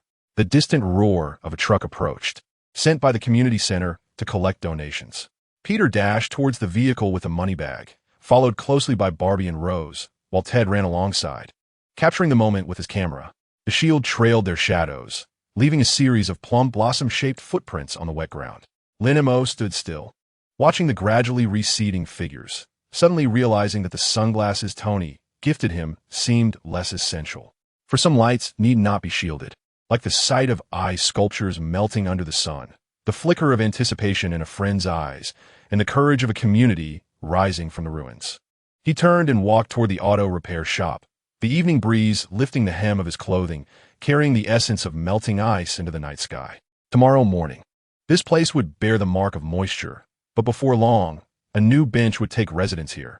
Rose's flowers would entwine around its legs. Children would frolic and play. And Barbie would begin to conceive next year's ice sculpture, perhaps larger, brighter, and more like a promise of hope than this year's. Chapter 93. Peter's Spider-Man predicament. As the roll-up door of the repair shop was pulled halfway up, it was abruptly halted by a hand ensnared in spider silk. A gust of wind accompanied Peter as he entered, his canvas backpack colliding with the toolbox, creating a loud clatter. Textbooks tumbled out, scattering across the floor. Lin Mo, he called, his voice thick with nasal congestion as he removed the hood of his sweatshirt, revealing a tousled mane of hair and dark circles under his eyes. The cuffs of his school uniform shirt were speckled with dry, sycamore leaves, remnants from the previous night's pursuit of a thief. And strands of silvery spider silk clung to the nape of his neck. Lin Mo was in the midst of changing the oil on an old Chevrolet when he straightened up at the sound of Peter's voice, tapping the wrench in his palm. Cutting class? Not exactly, Peter replied, kicking at the textbooks by his feet. As he bent to retrieve them, pain shot through his lower back, causing him to wince and draw in a sharp breath. I just stepped out during lunch. Aunt May had asked him again that morning, her voice lowering as if punctured by a balloon. Peter, you came home at 3 in the morning last Wednesday. What is that green goo on your clothes? Lin Mo tossed the wrench back into the toolbox and retrieved a chilled bottle of cola from the fridge, tapping the bottle against Peter's forehead. The icy sensation made Peter flinch, yet he did not shy away. Is it the bodily fluid of an alien bug? Lin Mo teased it. It's the secretion of a Chitauri soldier. Peter hastily defended himself, only to let his shoulders sag. But I can't tell Aunt May that. She rummaged through my closet yesterday and found that suit hidden at the bottom, even though I told her it was a Halloween prop. The look she gave me, he sank to the ground, clutching his hair as the cola fizzed in his hand, recalling how Mr. Harris, his teacher, had remarked during class attendance, "Parker, you seem distracted lately. Is there something on your mind?" The entire class had erupted in laughter at his expense. Sunlight streamed through the gap in the roll-up door, casting a slender shadow along Peter's curled form. Lin Mo observed the corner of a bandage peeking out from the collar of Peter's school uniform, an injury from the previous night when it helped an elderly lady retrieve her stolen wallet. A shallow cut from a Mugger-S folding knife that had bled onto his shirt, hastily covered with a Band-Aid that morning. "I can barely keep it together," Peter suddenly confessed, his voice muffled against his knees. "During the day, I have to memorize formulas and vocabulary. At night, I patrol and catch thieves. Sometimes, just as I lie down, the alarm goes off." He lifted his gaze, bloodshot eyes betraying his exhaustion. "I only scored a 60 on last week's physics test. Aunt May thinks I'm in love, but really, I was chasing a robber 3 blocks away the night before and didn't study at all." A puppy named Shield emerged from beneath the workbench, nudging Peter's hand with its cool, damp nose. A bell, tied around Shield's neck by Ted, jingled with every movement as if to comfort him. Peter stroked Shield's ears, his fingertips trembling slightly. "Lin Mo, do you think I shouldn't be Spider-Man?" Those words fell like a stone into a tranquil pond, momentarily halting Lin Mo's grip on the cola. He recalled his own struggles upon first gaining his powers. Fear of being perceived as a monster, fear of losing control and inadvertently harming others.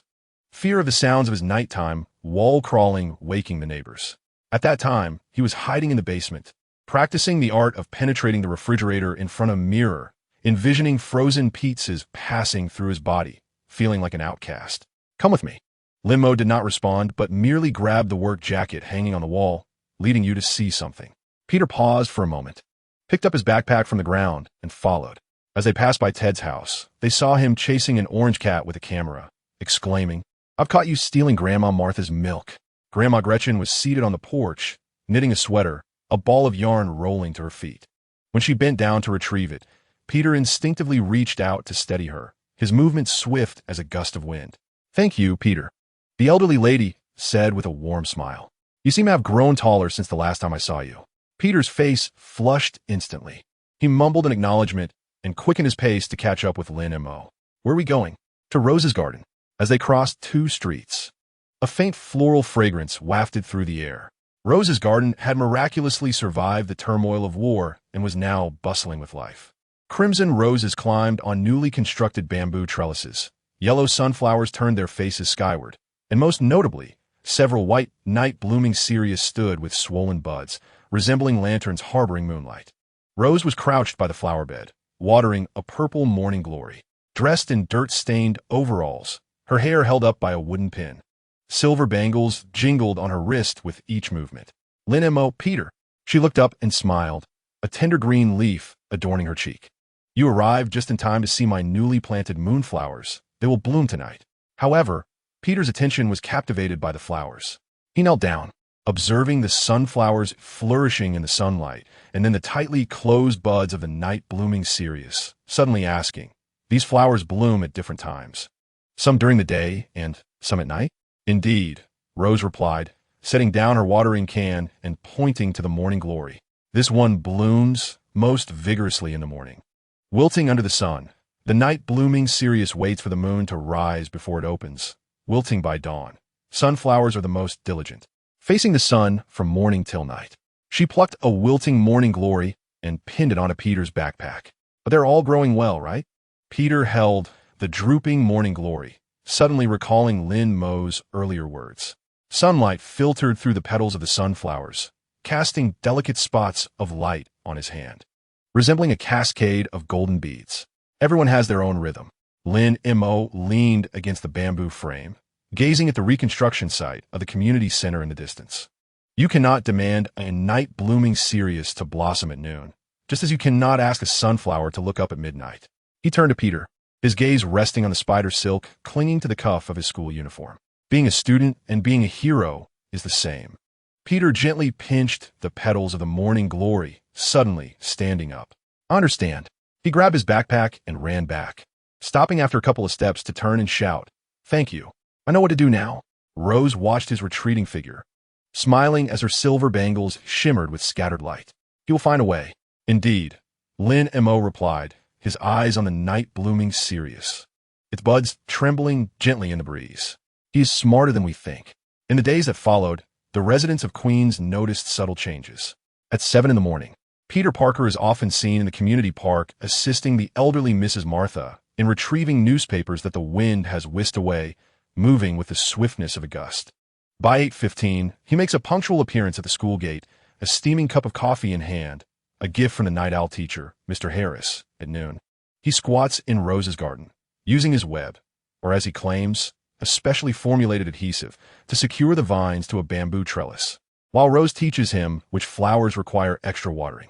"Peter, your glue is remarkably effective," Rose exclaims, her eyes sparkling as she gazes at the neatly arranged vines. "Where did you purchase it? I would like to keep a bottle on hand." Peter's face flushes crimson, stammering, "It's a product from a science experiment, not yet available on the market." As night falls, the red and blue figure still graces the night sky of Queens. However, Peter no longer exerts himself as he once did. He has learned the art of observation. Noticing a girl walking home alone, he preemptively uses his web to clear the shards of glass from a nearby alley. Upon hearing the alarm of a convenience store, he tactfully circles around to the back entrance, ensuring no innocent bystanders are caught in the crossfire.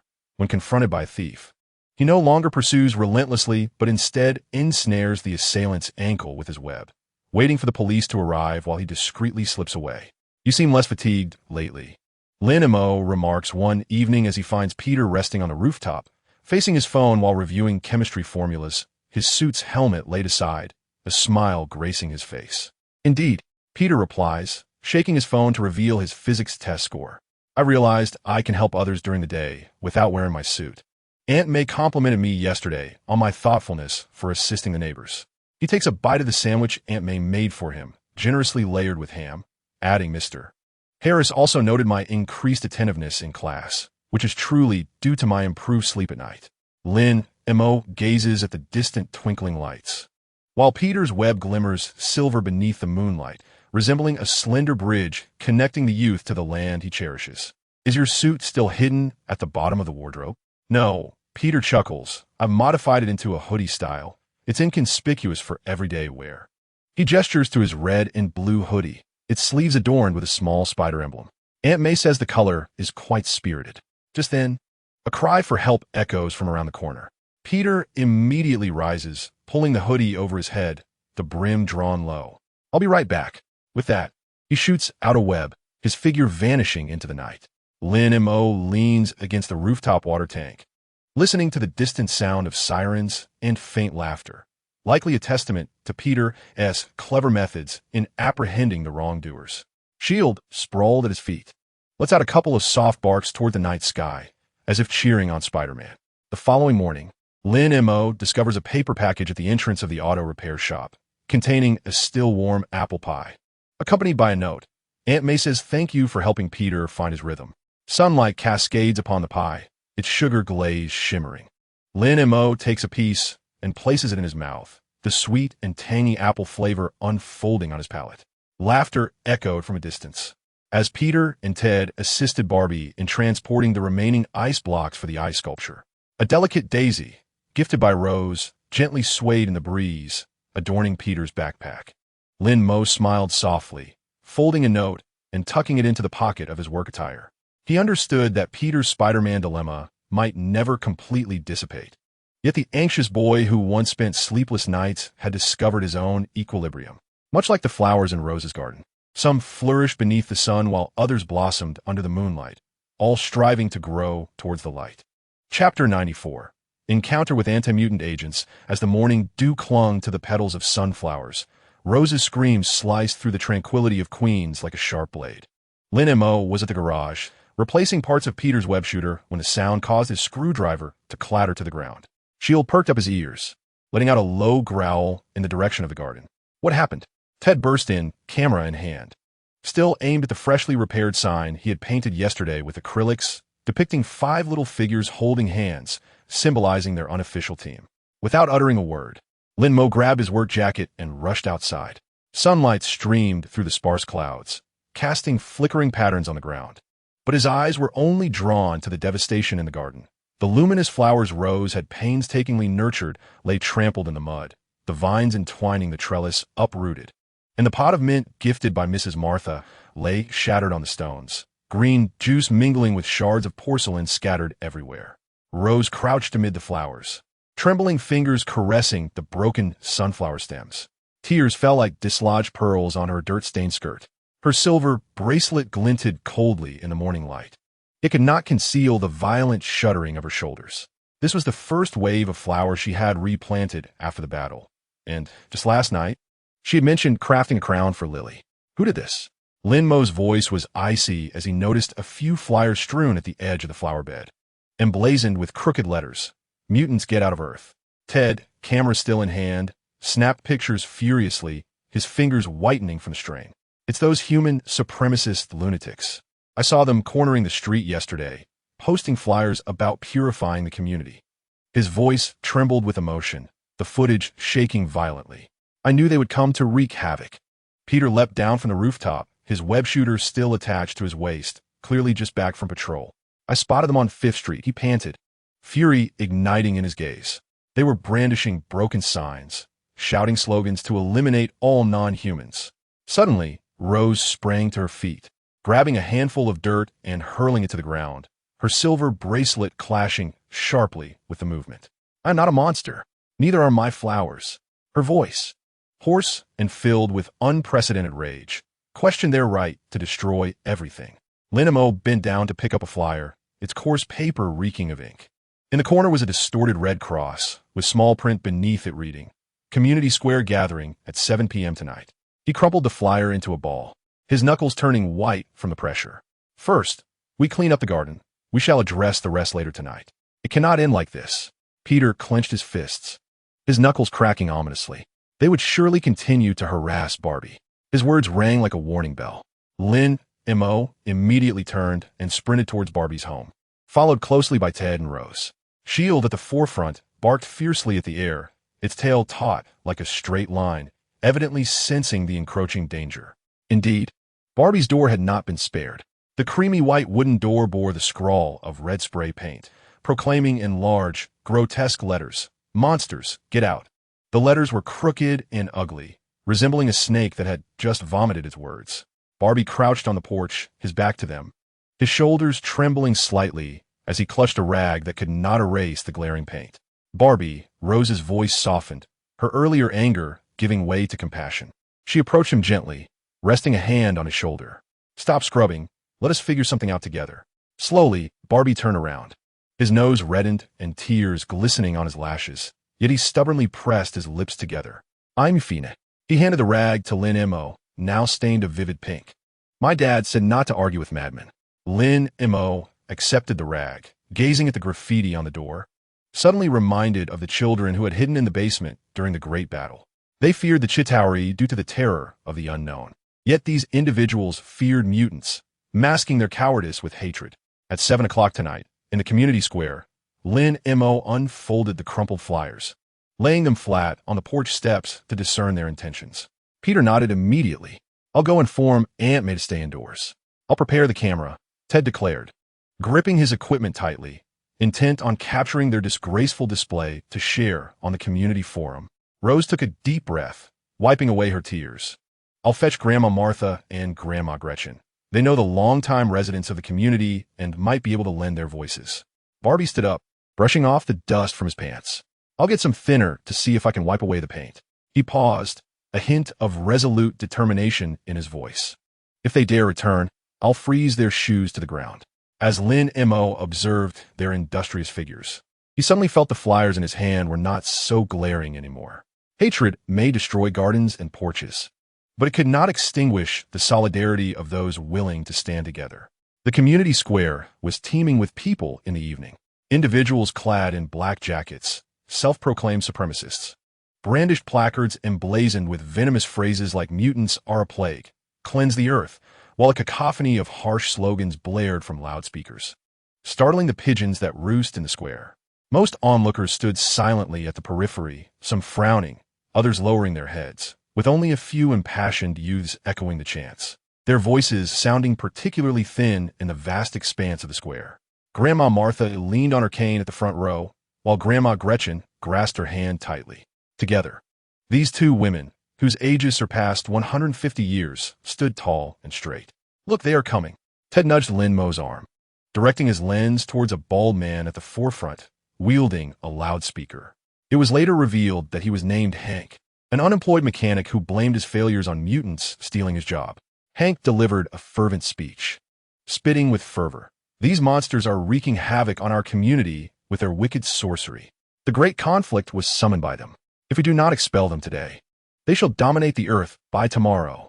Suddenly, he pointed toward the edge of the crowd, where the flower girl had also arrived, along with that boy who could freeze things. "They ought to be caged."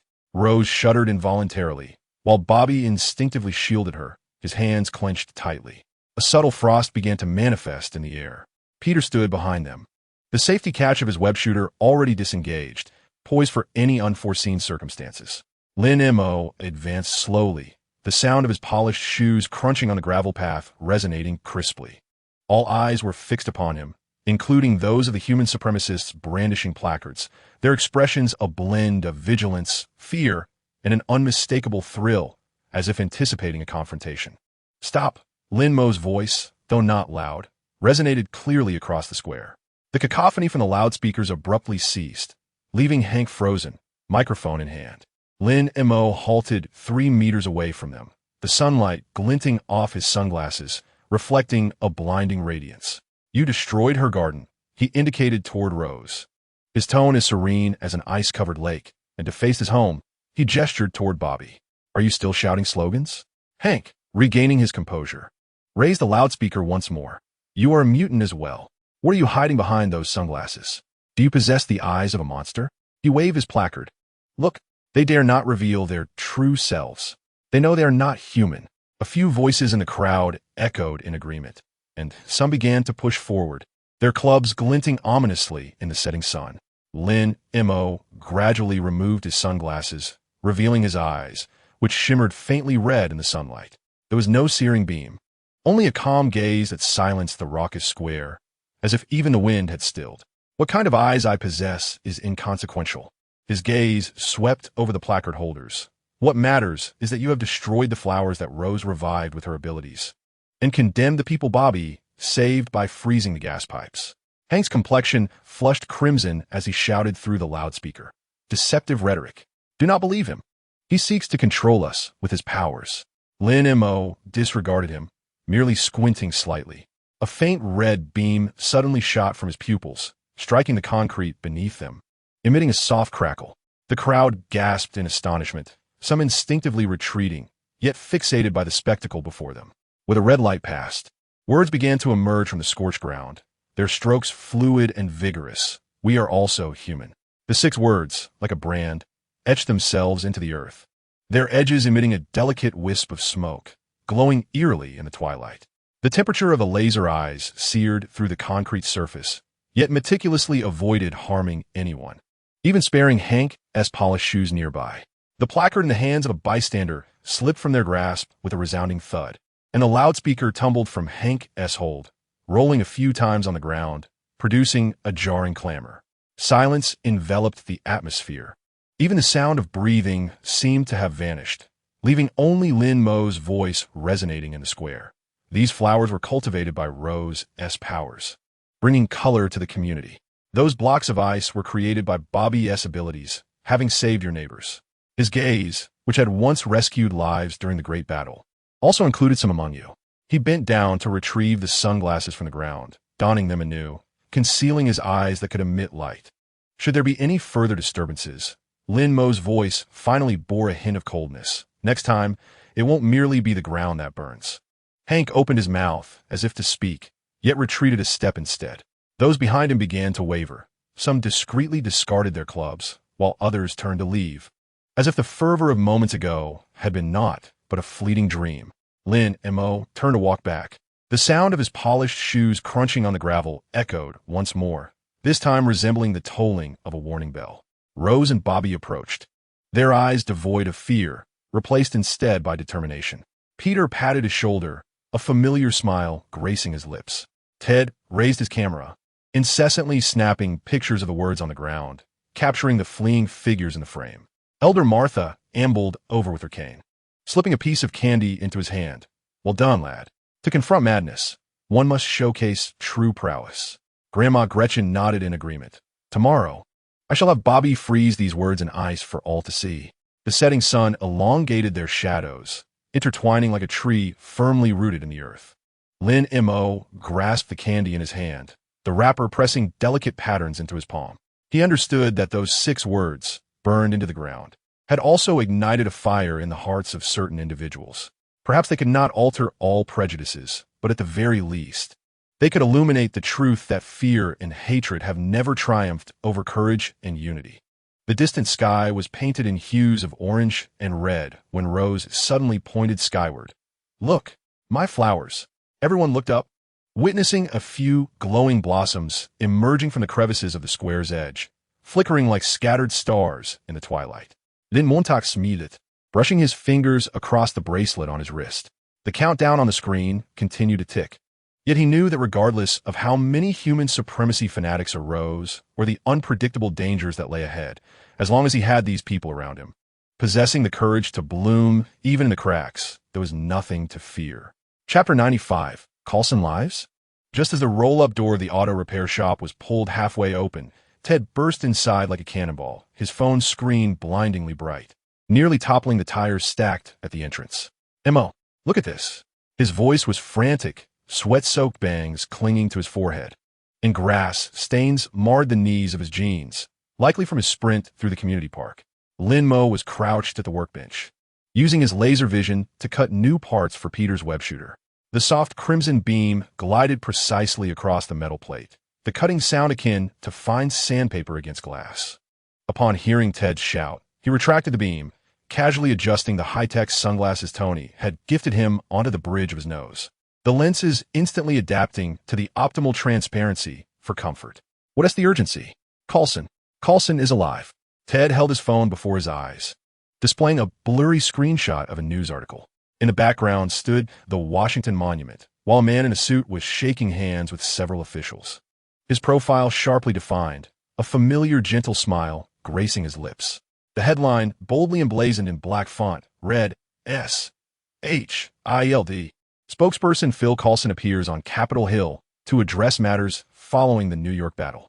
Lin Mo's fingers hesitated, his gaze fixating on Coulson's tie, still the same deep blue with fine stripes he had worn during his last visit to the auto shop. The news was published yesterday afternoon at 3 o'clock, and the comments below had erupted into chaos. Some claimed it was a doctored image. Others speculated that S.H.I.L.D.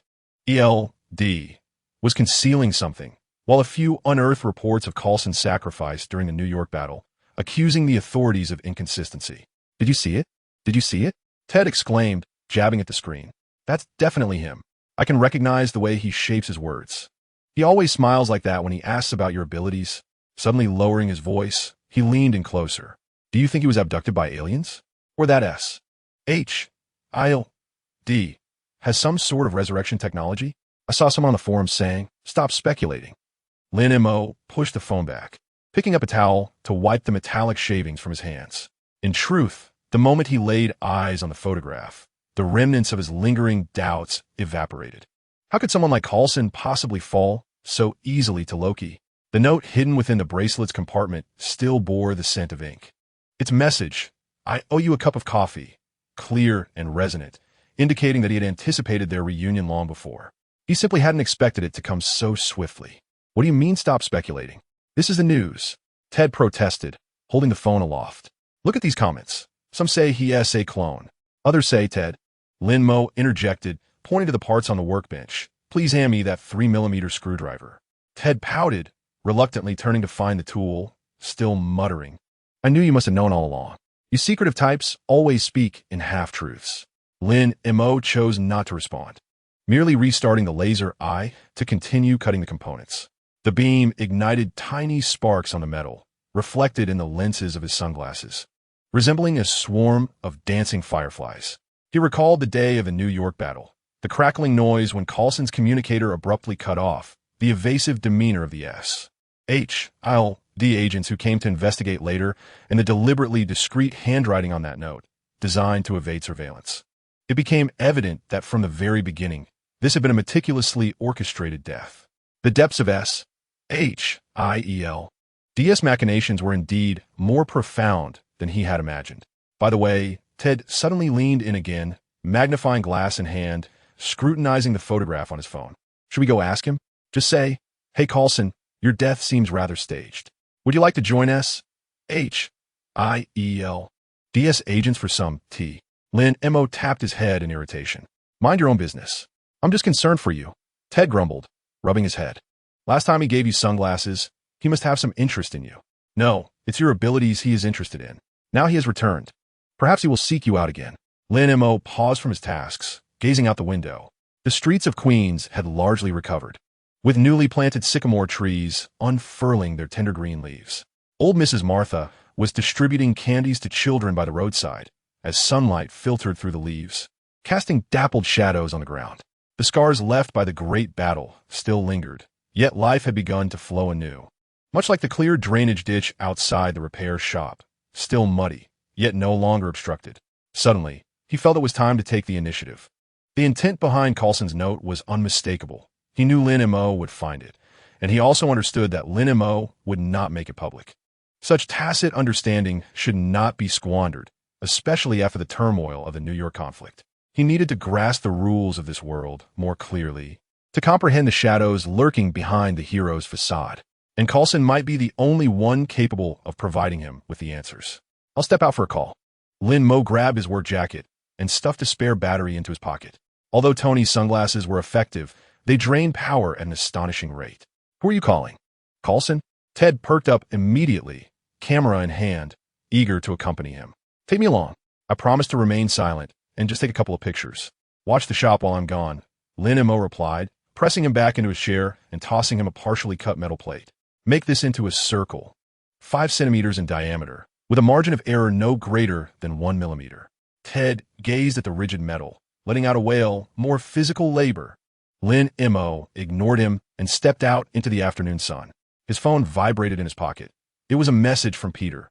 "Hey Lin Mo, the new web shooter test was a success. I'll show you how to tie webs tonight." It was followed by a triumphant emoji. He smiled and replied, "Sounds good," as he approached the phone booth on the corner of the street. Now, few people used these booths. The glass was covered in graffiti, and 2 keys were missing from the dial pad, but it offered seclusion. Lin Mo closed the door and delved deep into his contacts, retrieving a nearly forgotten number. Lacking a name, just a string of digits, Coulson's emergency contact from their last encounter. His finger hovered over the send button, hesitating for 2 seconds. What should he say? Ask why he faked his death? Inquire about S.H.I.E.L.D.'s secrets? That seemed too deliberate. Coulson was the type who favored subtlety in communication. After contemplating, Lin Mo typed a simple message. "When do I get my coffee?" As the successful send notification appeared, laughter from Rose drifted in from outside the booth. He glanced through the glass. The girl was crouched by the roadside, teaching a few children to identify the newly sprouted sunflowers. Barbie stood nearby, carefully watering the seedlings with a small spray bottle, sunlight enveloping them like a warm painting. Leaning against the cold metal wall, Lin Mo suddenly felt that this message was just right. Rather than burdening himself with heavy secrets, it was better to start with a simple cup of coffee. Upon returning to the repair shop, he found Ted fretting over the metal plate, the rounded edges uneven and crooked, resembling a nibbled cookie. "This is impossible." Upon seeing Lin Mo enter, he immediately complained, "You are deliberately making things difficult for me." The grinding continued. Lin Mo picked up the damaged part and swiftly repaired it with his laser eyes, transforming it into a smooth and polished piece. That evening, Rose brought freshly baked cookies, declaring that if he couldn't finish his work, he wouldn't be able to indulge. Ted lamented as he dashed back to the workbench, his camera discarded to the side, its screen still displaying a photo of Coulson. Lin Mo cast a glance, turned off the screen, yet pondered within. Would Coulson respond? When would he reply? The subsequent half-day dragged on excruciatingly slow. Peter had come by, excitedly showcasing his new launcher, capable of precisely tying 3 knots with webbing around a wrench. Rose delivered freshly picked strawberries, vibrant as little lanterns. Bobby assisted in repairing the sign at the entrance, using ice powers to encircle the words Lin's Auto Repair with frosty embellishments, attracting numerous passers-by who stopped to take pictures. Lin Mo, as usual, busied himself with cutting parts, inspecting tires, and assisting Ted, but he constantly felt his phone heating in his pocket. As evening approached, the setting sun painted the sky in hues of orange and red, and just as he prepared to lock up, his phone vibrated unexpectedly. A message from an unfamiliar number read, "Are you free this weekend? The coffee machine at the SHIELD New York branch is broken." Lin Mo gazed at the screen and suddenly smiled. Coulson's reply was as cryptic as ever, offering no explanations regarding the truth of death, nor inquiries about his abilities, merely stating the coffee machine was broken, concealing all the intricate complexities within that single phrase. "What is up?" Ted leaned in curiously, peering at the message. "Is it from Coulson?" "No, Lin Mo replied, stowing away his phone and placing the last wrench into the toolbox. "A friend wants me to fix the coffee machine this weekend." "Fix the coffee machine?" Ted looked bewildered. "When did you learn to do that?" "Just learning," Lin Mo said while locking the shutter door, with S.H.I.E.L.D. wagging its tail behind him, for diverse skills never go amiss. The evening breeze carried the fragrance of the garden flowers, mingling with the smoky aroma from a distant barbecue stall. Lin Mo looked up at the darkening sky, where stars began to emerge one by one, like scattered shards of diamonds. He was uncertain of what awaited him at the SHIELD branch this weekend, unaware of the secrets concealed behind Coulson's resurrection, and even doubtful if this meeting would stir new ripples in the tranquility of Queens. Yet, his fingers held the phone steadily, filled with a long-lost anticipation. It was akin to that full moon night before a great battle, the nerves palpable, yet eager to embark. "Let us go." Lin Mo clapped Ted on the shoulder, "to Rose's for cookies. She said she saved the biggest piece for you." "Really?" Ted instantly forgot about the coffee machine, sprinting towards the garden. "Wait for me. Don't let Bobby steal it." Lin Mo followed closely, his steps light. Suddenly, S.H.I.E.L.D. halted, barking twice in the direction of the SHIELD branch, its tail held high as if awaiting something. He chuckled softly, bending down to pat the little dog's head. Indeed, it's time to enjoy that long-overdue cup of coffee. The night was gentle, with streetlights gradually illuminating the surroundings, casting elongated shadows that resembled a path leading to the unknown, yet brimming with hope. Chapter 96, The Secrets of SHIELD. As the morning light bathed Queens in a honeyed hue, Lin Mo stood beneath the porch of 177 Fifth Avenue. This office building appeared unremarkable, blending seamlessly with its surroundings, featuring pale, gray brick walls and impeccably polished glass doors, adorned only by 2 drooping pots of potholes. Hardly the FAAD of a location concealing one of the world's most enigmatic intelligence agencies. He felt the paper note in his pocket, Coulson's handwriting still impeccably neat. Turn left in the lobby, use the code for the coffee machine repair. Lin Mo tugged at the collar of his work jacket, the high-tech sunglasses gifted by Tony glinting with a dark golden sheen in the sunlight, their lenses automatically adjusting to optimal light transmission, allowing him to see even the tiniest cracks in the porch tiles. Upon pushing open the door, a wind chime emitted a clear, melodious sound. At the reception desk sat a young girl clad in a pink shirt, engrossed in a sandwich while facing her computer screen. Upon noticing Lin Mo's entrance, she looked up and offered a professional smile. "Hello. May I ask if you have an appointment?" "Repairing the coffee machine." Lin Mo replied as per the note, observing a minuscule metallic device gleaming with an almost imperceptible red light behind her ear, an earpiece commonly used by SHIELD agents, one he had encountered during the New York battle. The girl's smile faltered for half a second before returning to its natural state. Her fingers danced across the keyboard. "Please hold on." She picked up the internal phone, speaking in a formulaic tone. "Third floor, equipment department, a repairman has arrived." After hanging up, she inclined her chin towards the elevator, indicating it was direct, and pressed the button for the 3rd floor. The moment the elevator doors closed, Lin Mo sensed a slight loss of weight. The display flickered from 1 to 2, then paused momentarily between 3 and 4 before finally settling on 3.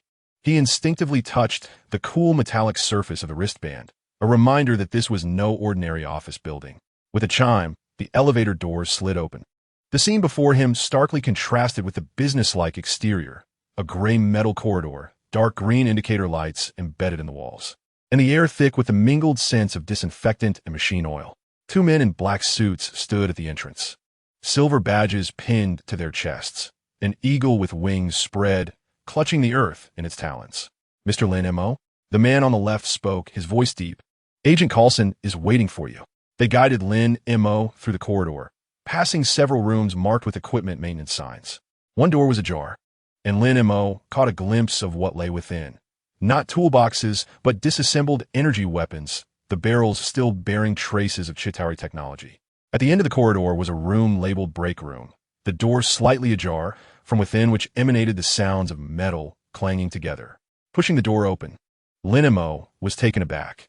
Coulson was crouched on the floor, screwdriver in hand, tinkering with a somewhat worn coffee machine, surrounded by a scattering of parts resembling a cluster of discarded metallic beetles. He appeared no different from the portrayal in the news, still clad in a meticulously pressed suit. His tie impeccably knotted, save for a faint scar at the corner of his eye, likely a remnant from the Great Battle. Upon hearing a noise, Coulson lifted his gaze, revealing a familiar, gentle smile. "You arrived earlier than I anticipated. I feared that arriving late would render the coffee machine a heap of scrap metal." Lin Mo leaned against the doorframe, observing the way his screwdriver danced among the gears, his movements so adept they resembled those of a seasoned mechanic rather than a spy. Coulson chuckled softly, setting down the screwdriver and rising to dust off his hands. "This is an old coffee machine from 1987. It has been here since the establishment of S.H. Its parts are older than my own tenure." He turned and retrieved 2 mugs from a nearby cabinet, inquiring, "Black coffee or with milk?" "Black," Lin Mo replied, moving to sit at the metal table in the center of the room, its edges etched with countless scratches, as if clawed by fingernails. "I thought agents of S.H. Ele prefer the instant coffee. Instant Axul." Coulson pressed the coffee machine's button, watching the brown liquid slowly flow into the cup, akin to intelligence work, which sometimes requires a touch of ritual. He slid the cup before Lin Mo, steam fogging Lin Mo's sunglasses. "Go on. Do you find it surprising to see me alive?" Lin Mo blew gently on the surface of the coffee's steam, not responding directly.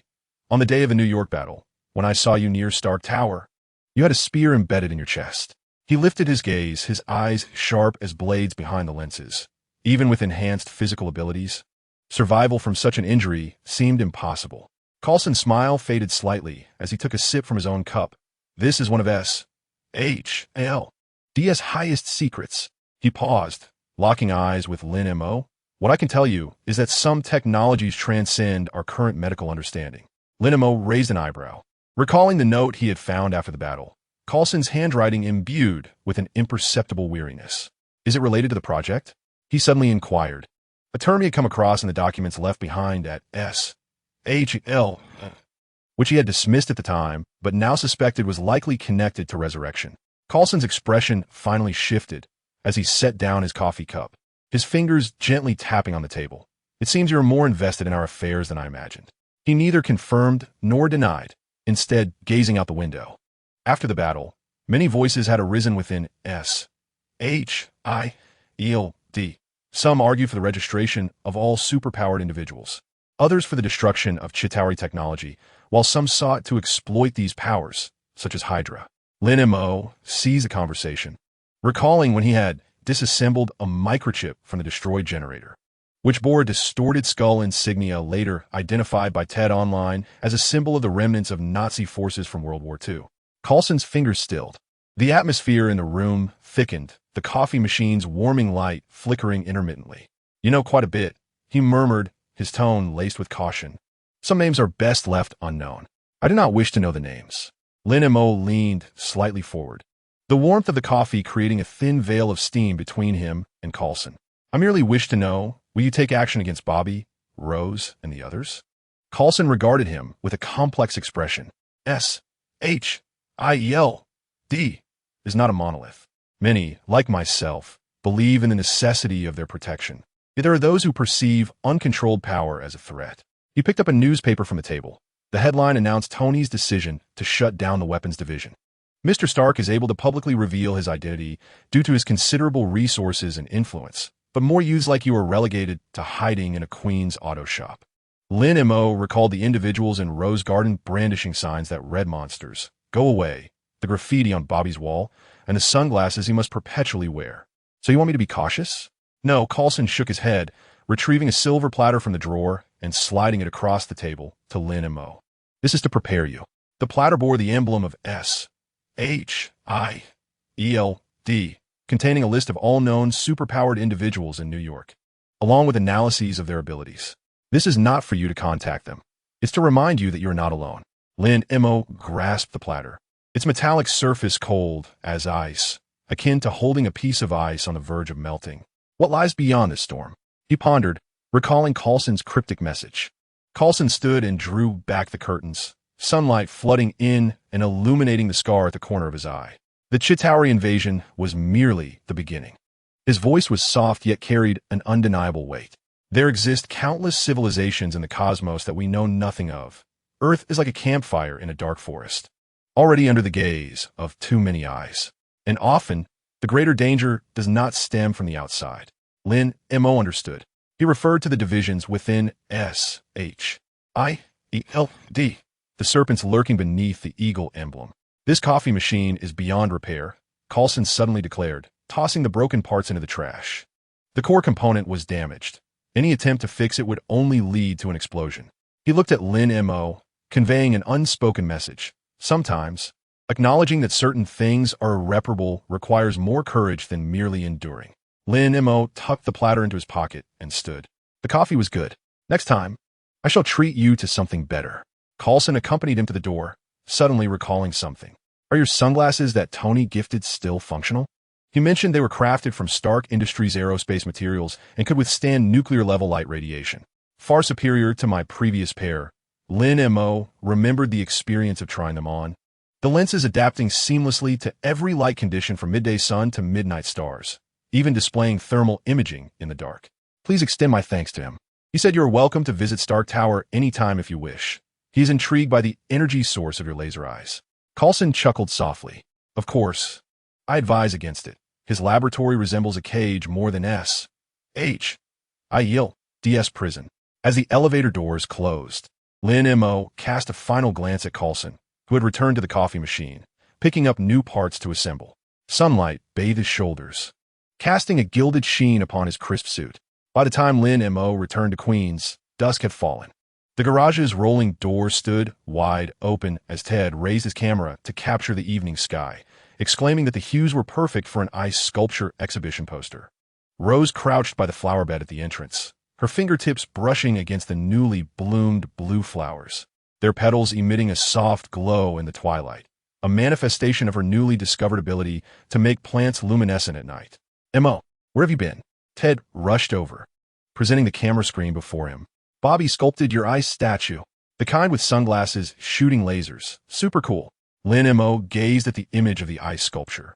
Its rough lines, yet vividly expressive, the sunglasses polished to a smooth sheen, gleaming coldly in the sunlight.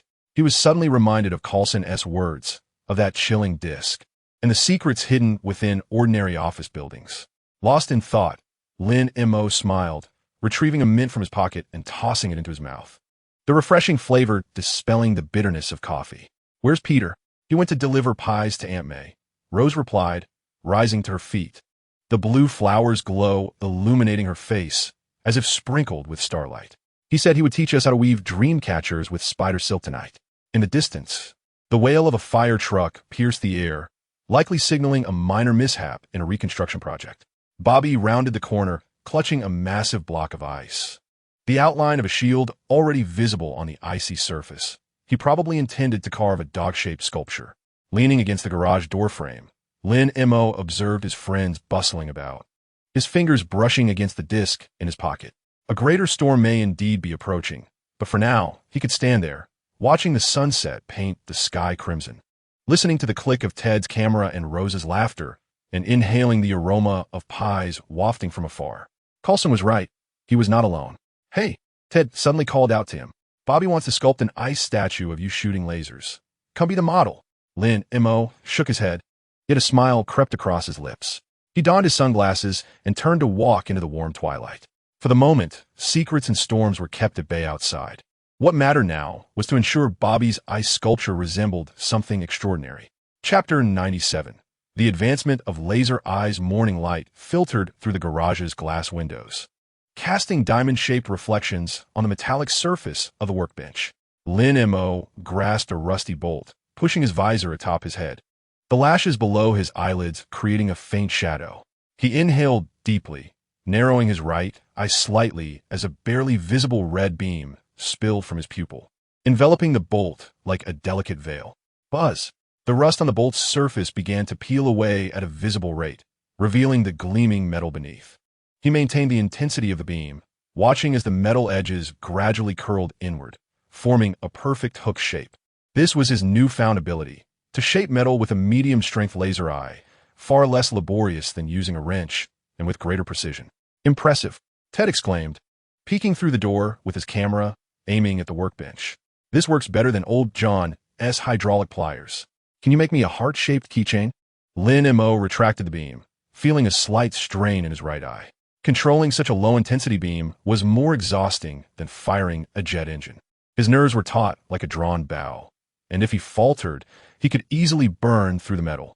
Go away, he muttered, rubbing the corners of his eyes, tossing the bent bolt to Ted. Don't take pictures of me. It will dazzle my eyes. What a miser. Ted picked up the bolt, examining it closely, and suddenly exclaimed, Hey, there are no burn marks on this. Can your beam be that precise?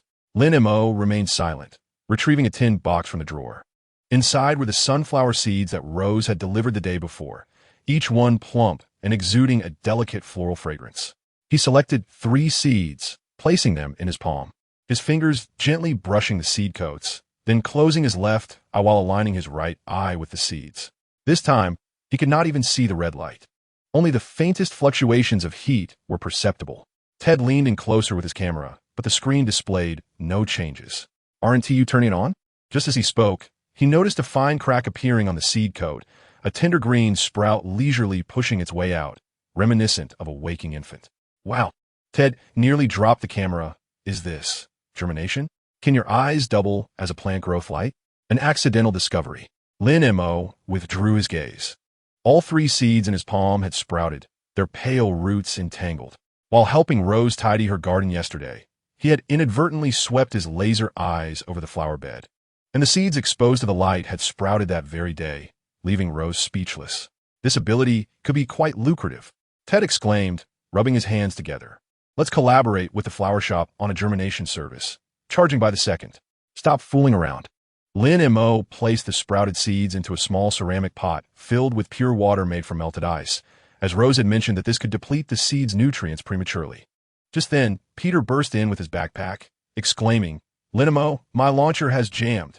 He held up a web-shooting device, a small stone lodged in its metal connector, which had accidentally fallen in while helping an elderly lady move her flower pots.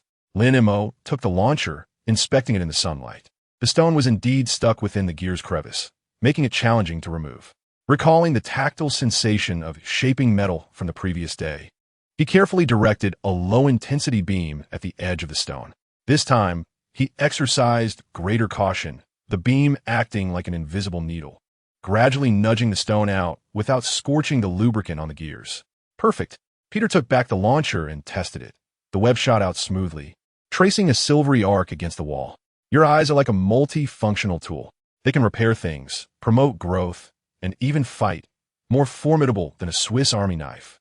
Lin Mo smiled, though a sense of unease crept into his heart. Over the past few days, he had felt that his laser vision was evolving, akin to a growing child, each day presenting new surprises. Most concerning was the discovery he made last night when he accidentally knocked off his light-blocking goggles while bathing. Instinctively closing his eyes, he surprisingly did not emit a beam. He had tested it 3 times in front of the mirror, managing to go without sunglasses for 3 to 5 seconds each time. The burning sensation in his eyes akin to a compressed spring, still present, yet not ready to explode. Come over for dinner tonight. Peter's voice snapped him back to reality. Aunt May said she would make your favorite braised ribs, and there are sunflower buns from Rose. Lin Mo's heart skipped a beat. He had never removed his sunglasses in front of Aunt May. Each dining experience necessitated their presence, and as he sipped his soup, the lenses would fog up, rendering his view hazy. Aunt May would often say, "Don't be shy. You can eat with your glasses on." Yet he understood that the elderly lady was concerned for his comfort. He wished to express that he had something to say, but upon catching Peter's eager gaze, his words transformed into an agreeable, "Sure." On the evening journey to Aunt May's house, Lin Mo's palms were clammy with sweat. He had purchased a bag of strawberries as a gift. The crimson fruits nestled within the plastic, resembling a cluster of pulsing little hearts. As he passed by Rose's garden, he spotted the girl watering the budding sunflowers. She smiled and waved, reminding him, "Remember to take off your sunglasses." Aunt May specifically bought a new tablecloth for a family photo. Lin Mo's cheeks flushed instantly. Rose must have mentioned the sunflower seeds to Aunt May, and perhaps even a matter of him being able to remove his sunglasses. Clenching the plastic bag tightly, the firmness of the strawberries pressed against his palm, causing a slight ache. "Is Shaolin here?" Aunt May greeted him at the door, flour dusting her apron. "Come in quickly. The ribs have just been served." The dining table in the living room was adorned with a new blue and white checkered tablecloth, a glass vase at its center holding the sunflowers gifted by Rose, their petals glistening with droplets of water. Peter was already seated, chopsticks lay before him, and when he saw Lin Mo, he beckoned, "Come sit here." Lin Mo placed the strawberries in the kitchen, washed his hands, and took a seat. Aunt May approached with the ribs, the rich aroma of meat wafting into his nostrils, heightening his anxiety. "Why not remove your sunglasses?" The elderly lady, smiling, ladled soup for him, suggesting that it was unnecessary to wear them in the shaded room. Lin Mo's fingers curled into his lap as Rose's words echoed in his mind. Aunt May wouldn't mind. And Peter's comment, "She has long wished to see your eyes." Taking a deep breath, he grasped the edge of his sunglasses with his fingertips and slowly lowered them. The moment the metal frame departed from his nose, he tightly closed his eyes, nerves taut. 3, 2, 1. There was no burning sensation, no blinding light. He gradually opened his eyes to find Aunt May gazing at him with the soup bowl in her hands, her eyes shimmering with warmth.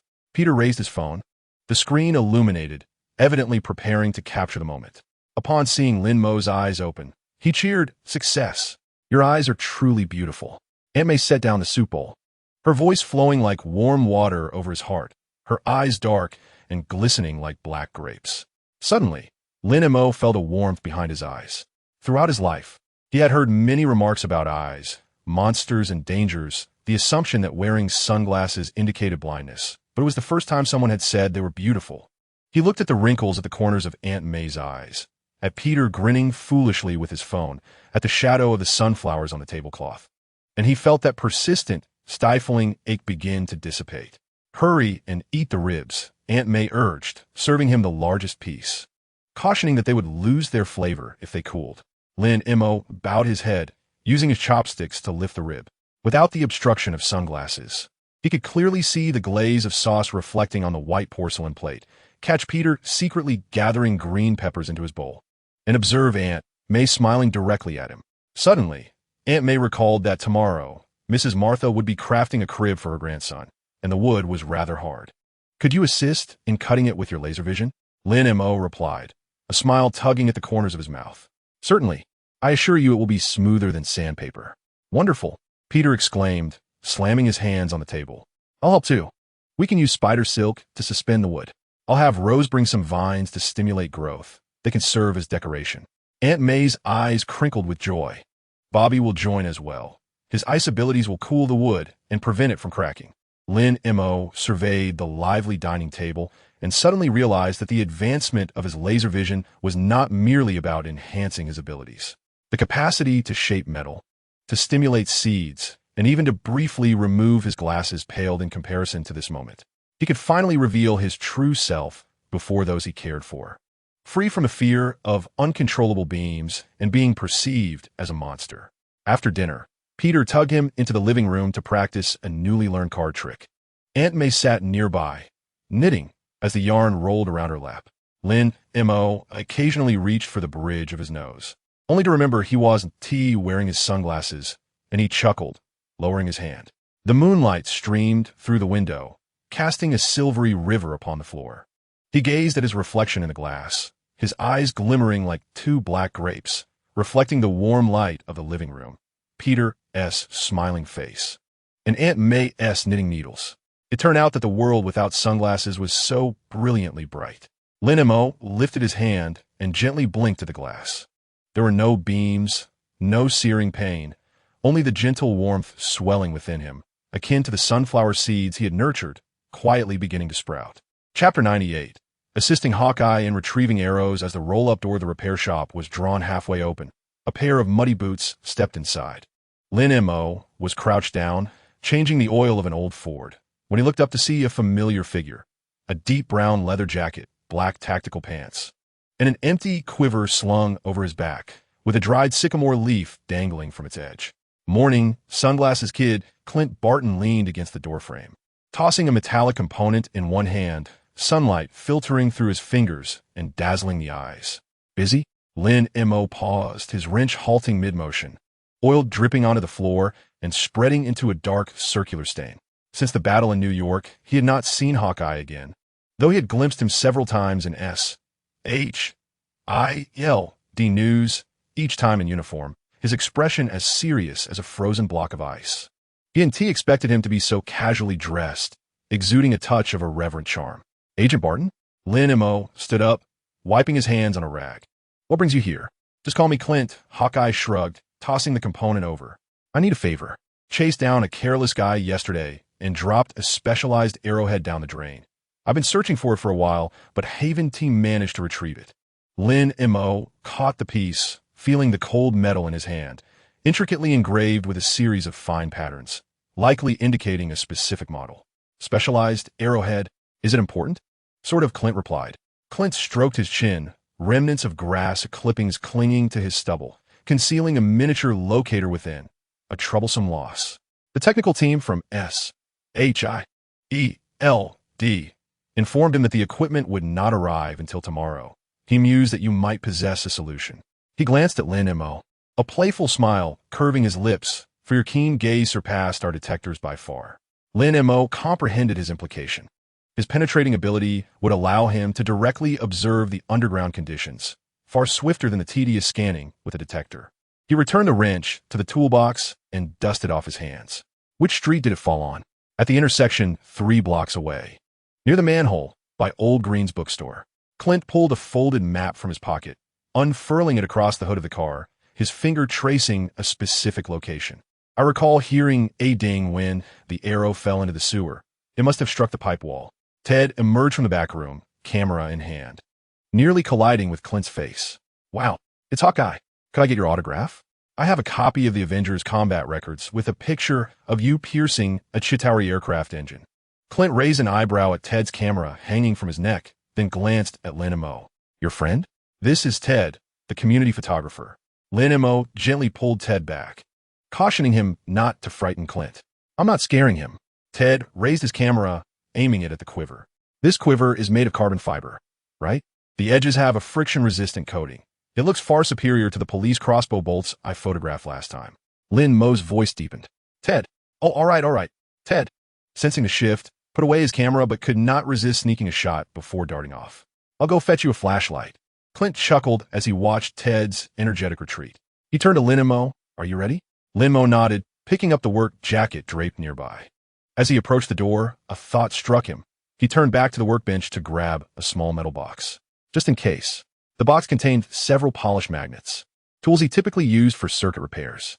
The manhole cover proved heavier than anticipated. Clint bent down, grasping the iron ring. His arm muscles flexed as he heaved the cover aside with a grunt, releasing a rush of air imbued with the scent of rainwater and decaying leaves.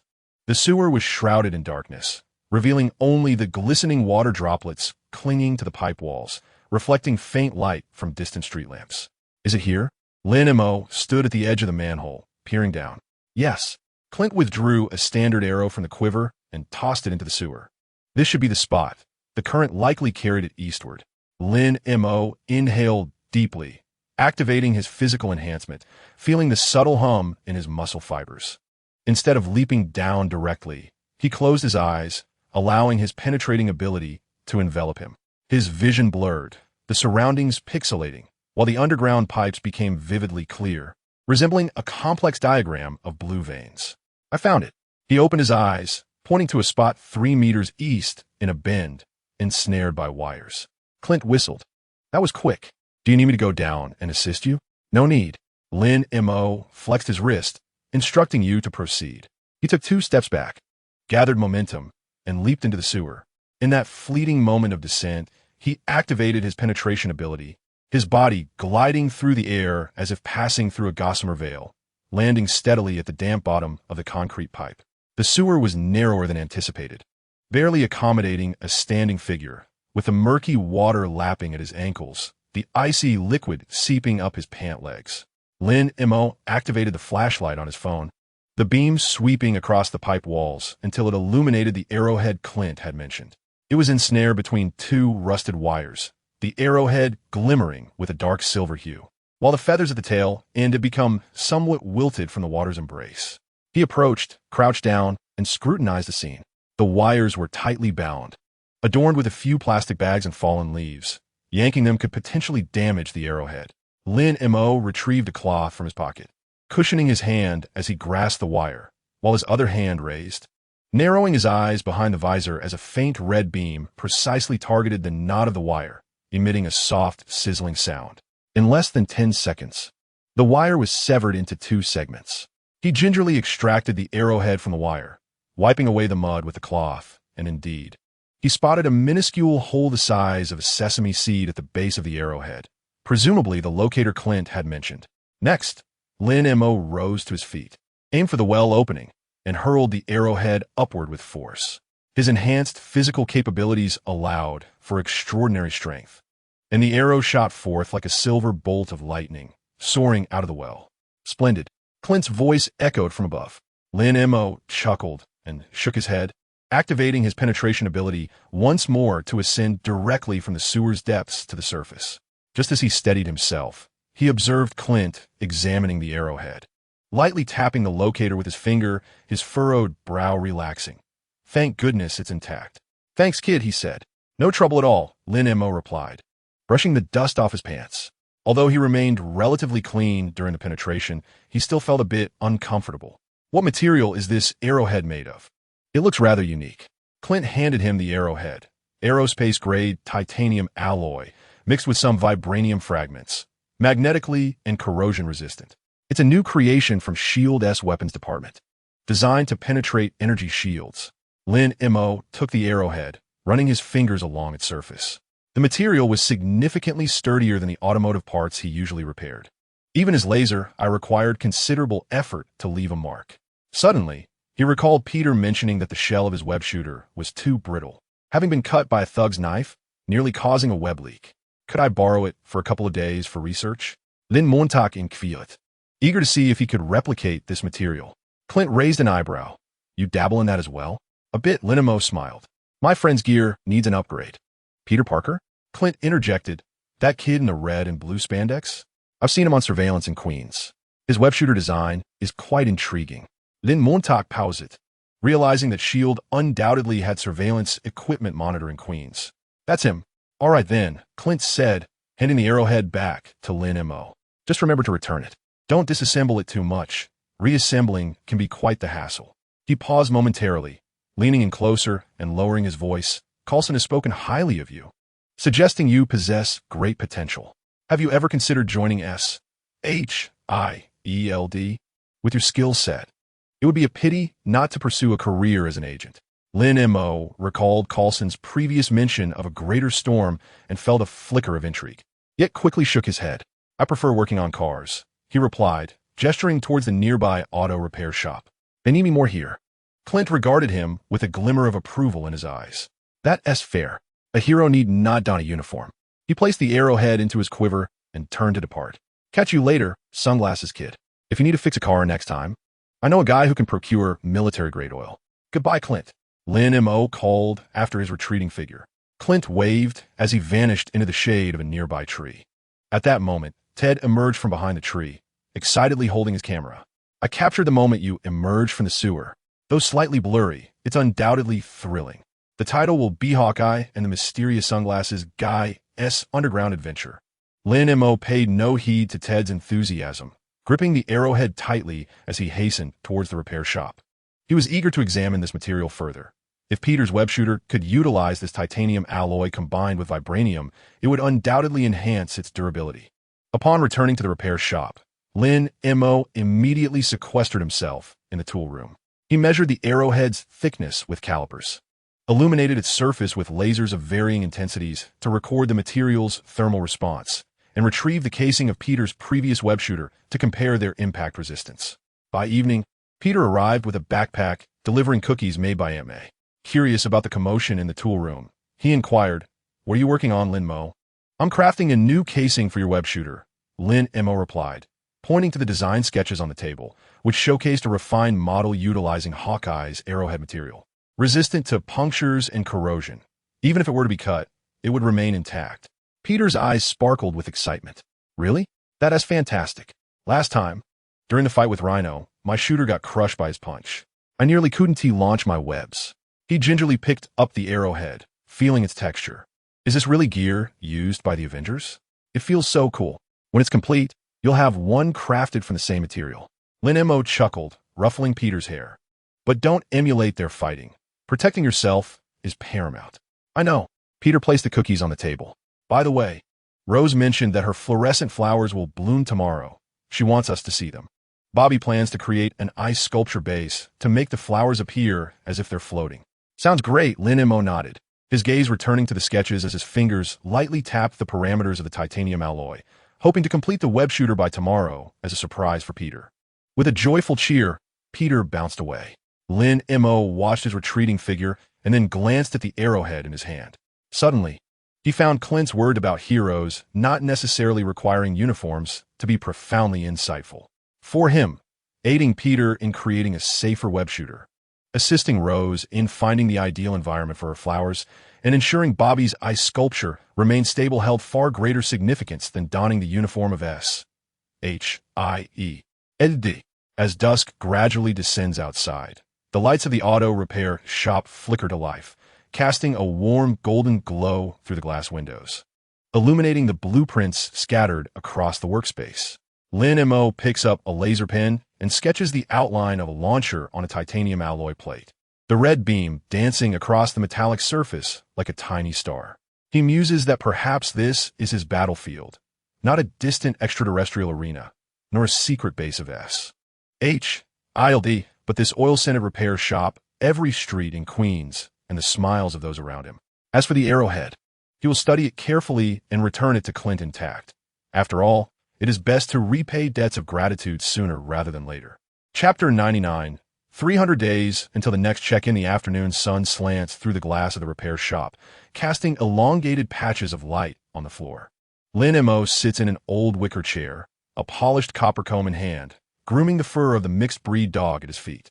The dog, Shield, rests its head on Lin Mo's knee, emitting a contented rumble from its throat, its belly swelling and contracting with each breath, resembling a cloth bag stuffed with cotton. If it grows any fatter, it won't fit under the table. Lin Mo gently glides the comb along Shield's back, feeling the taut muscles beneath the fur. Despite its current appearance as a rolling ball of flesh, when it moves, its speed surpasses that of the stray cats in the neighborhood. Just last Wednesday, a thief pried open the shop's rolling door, only to be caught by Shield, who clamped onto the thief's pant leg and dragged him halfway down the street. By the time Lin Mo was roused from his sleep, the thief was still struggling on the ground, his pants adorned with 2 neat rows of bite marks. Shield seems to comprehend the term fat, as it shakes its tail in protest, scattering a few sunlit strands of fur. It nudges Lin Mo's wrist with its moist nose, where a bracelet emits a soft blue glow, the digits on its screen flickering prominently. Countdown to the next check-in. 300 days, 0 hours, 1 minute. 300 days remain. Lin Mo gazes down at the bracelet, his fingertips lightly tapping the cool metal surface. It has been nearly 3 months since the battle in New York, and his abilities have become increasingly refined. He can now control his density with precision while phasing through objects, allowing only his upper body to pass through a wall while his lower half remains firmly planted. The intensity of his laser vision has also reached a level of effortless control, enabling him to weld parts for Peter's web shooter with a gentle glow and to pierce steel plates 5 meters away during tests. He wonders what the next check-in will bring. Lin Mo's thoughts drift back to 3 months ago when he was exhilarated by the fleeting opportunity to remove his sunglasses. Now, he can sit at Aunt May's table, enjoying a whole plate of braised ribs without them. Rose remarked that his eyes, under the light, resembled obsidian submerged in water, while Barbie secretly expressed her wish for him to acquire the ability to create ice cream, so that summer would bring endless strawberry smoothies. Will he be able to fly? Lin Mo ponders, absent-mindedly stroking S.H.I.E.L.D.'s ears, contemplating whether he might soar like Tony or like Superman. Although he understood that this world harbored no superheroes, he occasionally found himself unable to suppress his fantasies. If he could soar through the skies, he could reach the scene of any mishap with swiftness, scattering Rose's sunflower seeds across the rooftops of the entire Queens. Suddenly, S.H.I.E.L.D. raised its head, barking a couple of times at the door, its tail wagging with exuberance. Lin Mo glanced up to see Ted sneak in, camera in hand, adorned with a swirl of rainbow-colored tape, purportedly to capture the essence of a dreamy hero in his photographs. What are you pondering? Ted aimed the camera at S.H.I.E.L.D. Look at that belly. This shot will surely feature in the community newsletter's pet special. Feel free to capture it, but kindly refrain from including me, Lin Mo said, nudging S.H.I.E.L.D. aside to prevent it from being startled by the camera's flash, as he contemplated the upcoming sign-in. Oh, I excel at this. Ted immediately set down the camera, leaning in with an air of mystery. I've gazed into the celestial patterns, and by integrating your ability evolution curve, I deduced that the next one will undoubtedly be a formidable weapon. He raised 3 fingers, suggesting either invisibility, teleportation, or perhaps a power to reduce the number of peculiar photographs taken. Den Montag achtan ayable. That would be an utter waste. Ted dramatically waved his hands. It must be invisibility. Just imagine, we could slip directly into Stark Tower, and I could snap a few close-ups of Tony Stark's hairline, guaranteed to fetch a handsome price. He produced a small notebook, upon which bizarre schematics were drawn. I've even devised a plan. We'll navigate through the ventilation ducts. Your phasing ability will handle the doors, and my camera will document the escapade. That S called breaking and entering along with invasion of privacy, Lin Mo retorted, tapping his finger on the notebook. And what about Tony's security system? Do you think it would allow you to walk out alive from the ventilation ducts? ISNT that why you're here? Ted countered with conviction. Your laser eyes can slice through steel, and your phasing can evade missiles. If all else fails, he pointed at S.H.I.E.L.D., encouraging it to bite his mechanical arm. S.H.I.E.L.D. seemed to comprehend, excitedly standing and baring its teeth at the air, producing a low growl that rumbled from its throat, its belly jiggling with each movement. All right, enough of this nonsense, Lin Mo said, pressing S.H.I.E.L.D. back on the ground. Last time you filmed a documentary about community rebuilding, you ended up capturing half an hour of Hulk napping, leading Ted's mother to believe you were abducted by aliens. But that was Hulk. Ted protested, indignant. How many people in all of New York can say they VE photographed him sleeping? Besides, I later res-hot the scene of Barbie's ice sculpture, and it garnered quite a high view count. Just then, the sound of a bicycle bell chimed at the door. Peter burst in on an old bicycle, which aside from the bell, made noise at every turn, a wicker basket draped in blue cloth perched atop. He nearly collided with a toolbox as he braked, but Lin Mo's quick reflexes saved the day as he steadied the handlebars. Lin Mo, Ted, Peter exclaimed, jumping off the bike, beads of sweat trickling down his cheek. Aunt May made blueberry pie, and she asked me to bring it to you for afternoon tea. He lifted the blue cloth, and indeed, there lay a steaming pie, its flaky crust dusted with a layer of powdered sugar. By the way, Rose mentioned that her glow-in-the-dark flowers are particularly radiant tonight. She wants us to come by at 7 to admire them. Barbie has already begun crafting the ice sculpture base. Acknowledged. Lin Mo accepted the bamboo basket, the enticing aroma of butter and blueberries swirling around his nose. Your web shooter has been repaired. It's in the tool shed. Feel free to retrieve it. Splendid, Peter exclaimed, abandoning his bicycle as he dashed toward the tool shed. The casing of his new web shooter was fashioned from the same alloy as Clint's arrows, and Lin Mo had thoughtfully added a layer of anti-slip texture around the edges, engraving a tiny spider design, one that Peter had drawn himself. Ted leaned closer to the bamboo basket, dipping his finger into the powdered sugar atop the pie for a taste. Aunt May's culinary skills have truly flourished. By the way, Mo, do you think if the next sign-in rewards us with the ability to enjoy unlimited coffee refills, Carlson would come here every day? He is more likely to relocate the S H-I-L-D. Coffee machine here for repairs. Lin Mo chuckled. The last time Carlson came to pick up the repaired coffee machine, he lingered in the garage for 2 hours, mixing Barbie's frozen cups with Rose's peppermint syrup, claiming it was an improved iced coffee recipe, only to grimace and discard it after just 2 sips. Suddenly, S.H.I.E.L.D. perked up its ears and let out a low bark toward the entrance.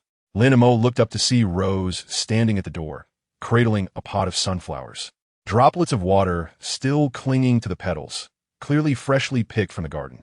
"I brought flowers," the girl said with a smile as she entered, placing the pot on the windowsill. The sunlight illuminated the golden petals, making them appear gilded. Barbie mentioned that the ice sculpture base needs reinforcement.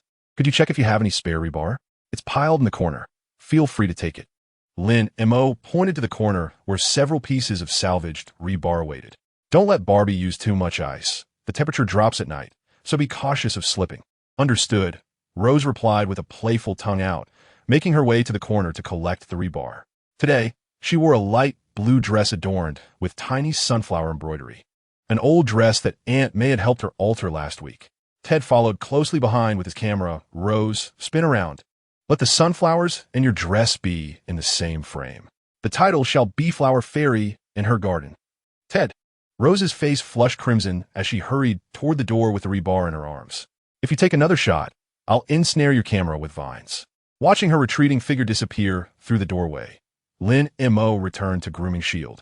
The sunlight gradually tilted westward, casting shifting patches of light on the floor, resembling a quiet clock. The numbers on the wristband had already climbed to 299 days, 23 hours, 58 minutes, the blue glow reflecting in S.H.I.E.L.D.'s eyes like 2 tiny stars. "In truth," Lin Mo murmured softly, as if addressing S.H.I.E.L.D., yet also speaking to himself, the presence of new abilities seemed less significant.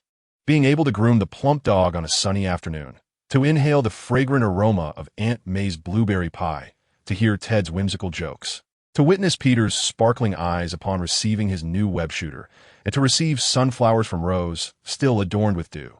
These were already more than enough. Certainly, if he were to truly gain the ability to fly, he would not mind soaring with his shield above the rooftops of Queens. "Woof." The shield seemed to respond, nuzzling his palm with its head. Peter's jubilant voice echoed from the workshop, exclaiming, "This is so cool. The texture of this shell is fantastic. Lin Mo, the little spider you carved is absolutely adorable."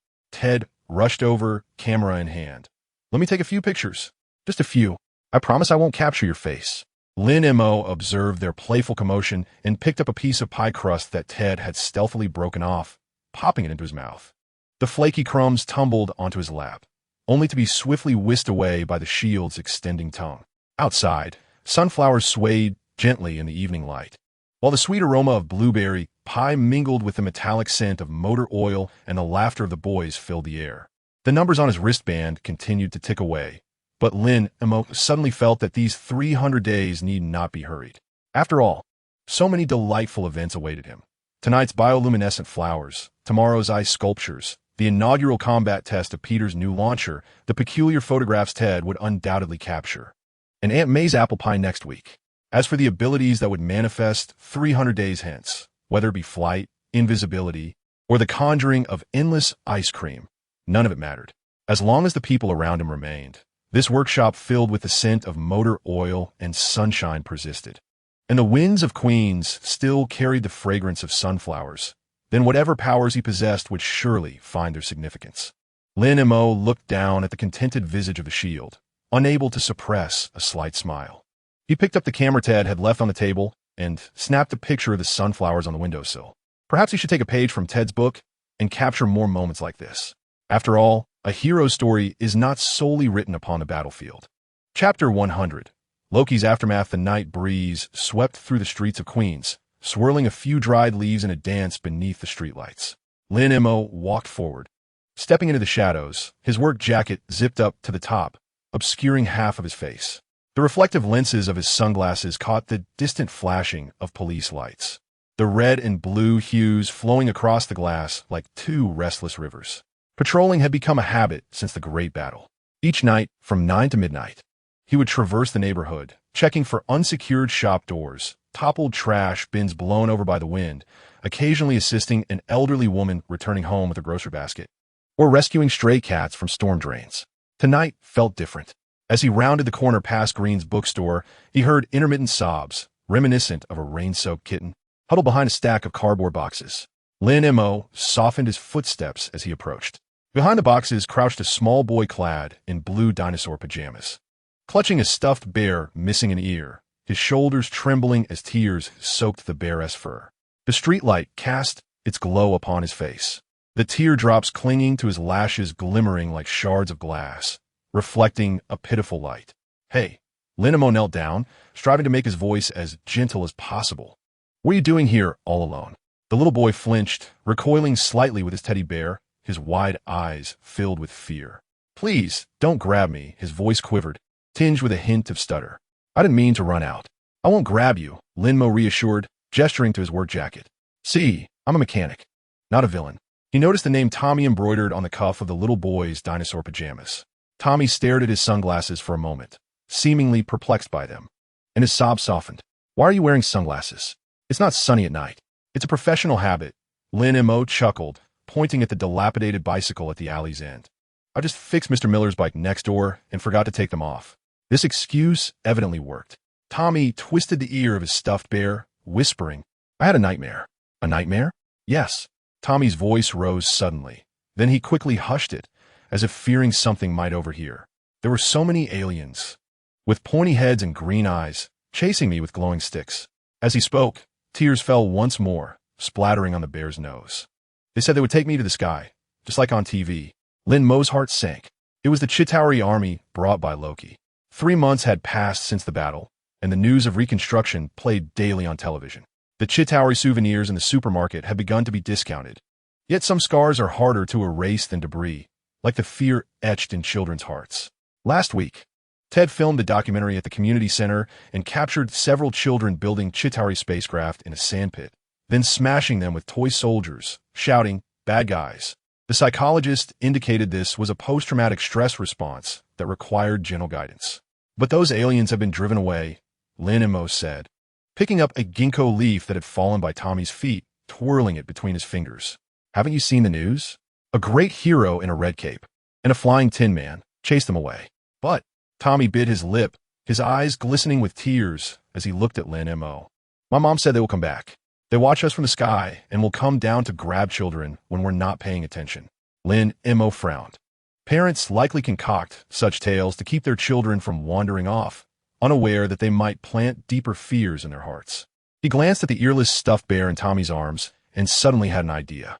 "Look," Lin Mo raised his right hand, his eyes behind the sunglasses narrowing slightly. A faint red beam emanated from his pupils, like a gentle brush, delicately tracing a pattern on the brick wall opposite them. He controlled the intensity, ensuring the beam burned only a shallow mark into the wall, first forming 2 curved lines resembling crescent moons, followed by a round and finally an upward arc. Tommy's cries ceased. His eyes widened, captivated by the pattern on the wall, forgetting to wipe his tears. "What is that?" Lin Mo retracted the beam, and the scorch marks on the wall became clear under the streetlight. It was a crooked, whimsical smiley face. "Yes, a smiley face," Tommy exclaimed, a mix of surprise and disbelief in his voice. "Exactly," Lin Mo pointed at the smiley face. "See, even the laser is laughing at your fear." Tommy was momentarily taken aback, then burst into laughter, tears still glistening on his cheeks, which made him appear rather comical. "I am not afraid," he retorted softly, although he loosened his grip on the plush bear. "It's just that I'm a little scared. Such fear is quite natural." Lin Mo picked up the plush bear from the ground, brushing off the dust. "When I was young, I was terrified of cockroaches too." "Really?" Tommy's eyes sparkled as if he had uncovered a magnificent secret. "Indeed," Lin Mo replied, returning the bear to him. "But I eventually realized that there is nothing to fear about cockroaches. The more you fear them, the bolder they become. The same goes for aliens." He pointed to a smiling face on the wall. "You see, they have been driven away and can now only frighten people in dreams. In truth, they are afraid of us." Tommy, clutching the plush bear and tilting his head in contemplation, suddenly stood up and shouted towards the alleyway. "I'm not afraid of you. I have great heroes to protect me." After shouting, he quickly crouched down, anxiously glancing at Lin Mo. "Will they hear me?" "It doesn't seem matter if they do." Lin Mo replied, also rising to his feet and flexing his muscles. Have you forgotten those who protect us? He began to count on his fingers. There was Captain America, wielding a shield, capable of deflecting alien projectiles. Iron Man, clad in red and gold armor, flying faster than a bird, able to obliterate alien spaceships. And there was, he paused, recalling Peter swinging on the rooftops at night, Spider-Man, dressed in red and blue, who could scale walls and evade alien capture. Spider-Man. Tommy's eyes brightened even more. I know him. I have his card. He rummaged through his pajama pocket and produced a crumpled card, bearing a picture of Peter with rounded corners. My mom says he lives in Queens. He might be my neighbor. Perhaps, Lin Mo chuckled, you might see him tomorrow while buying ice cream. Helping an elderly lady cross the street. Tommy carefully tucked the card back into his pocket, glancing once more at the smiling face on the wall, and suddenly felt less afraid. I'm going home, he declared, taking a couple of steps toward the alley's exit, then turned back to ask, will you come here again tomorrow? I'll give you one of my Spider-Man stickers. I might come, Lin Mo said, gesturing toward Tommy's home. You should head back now.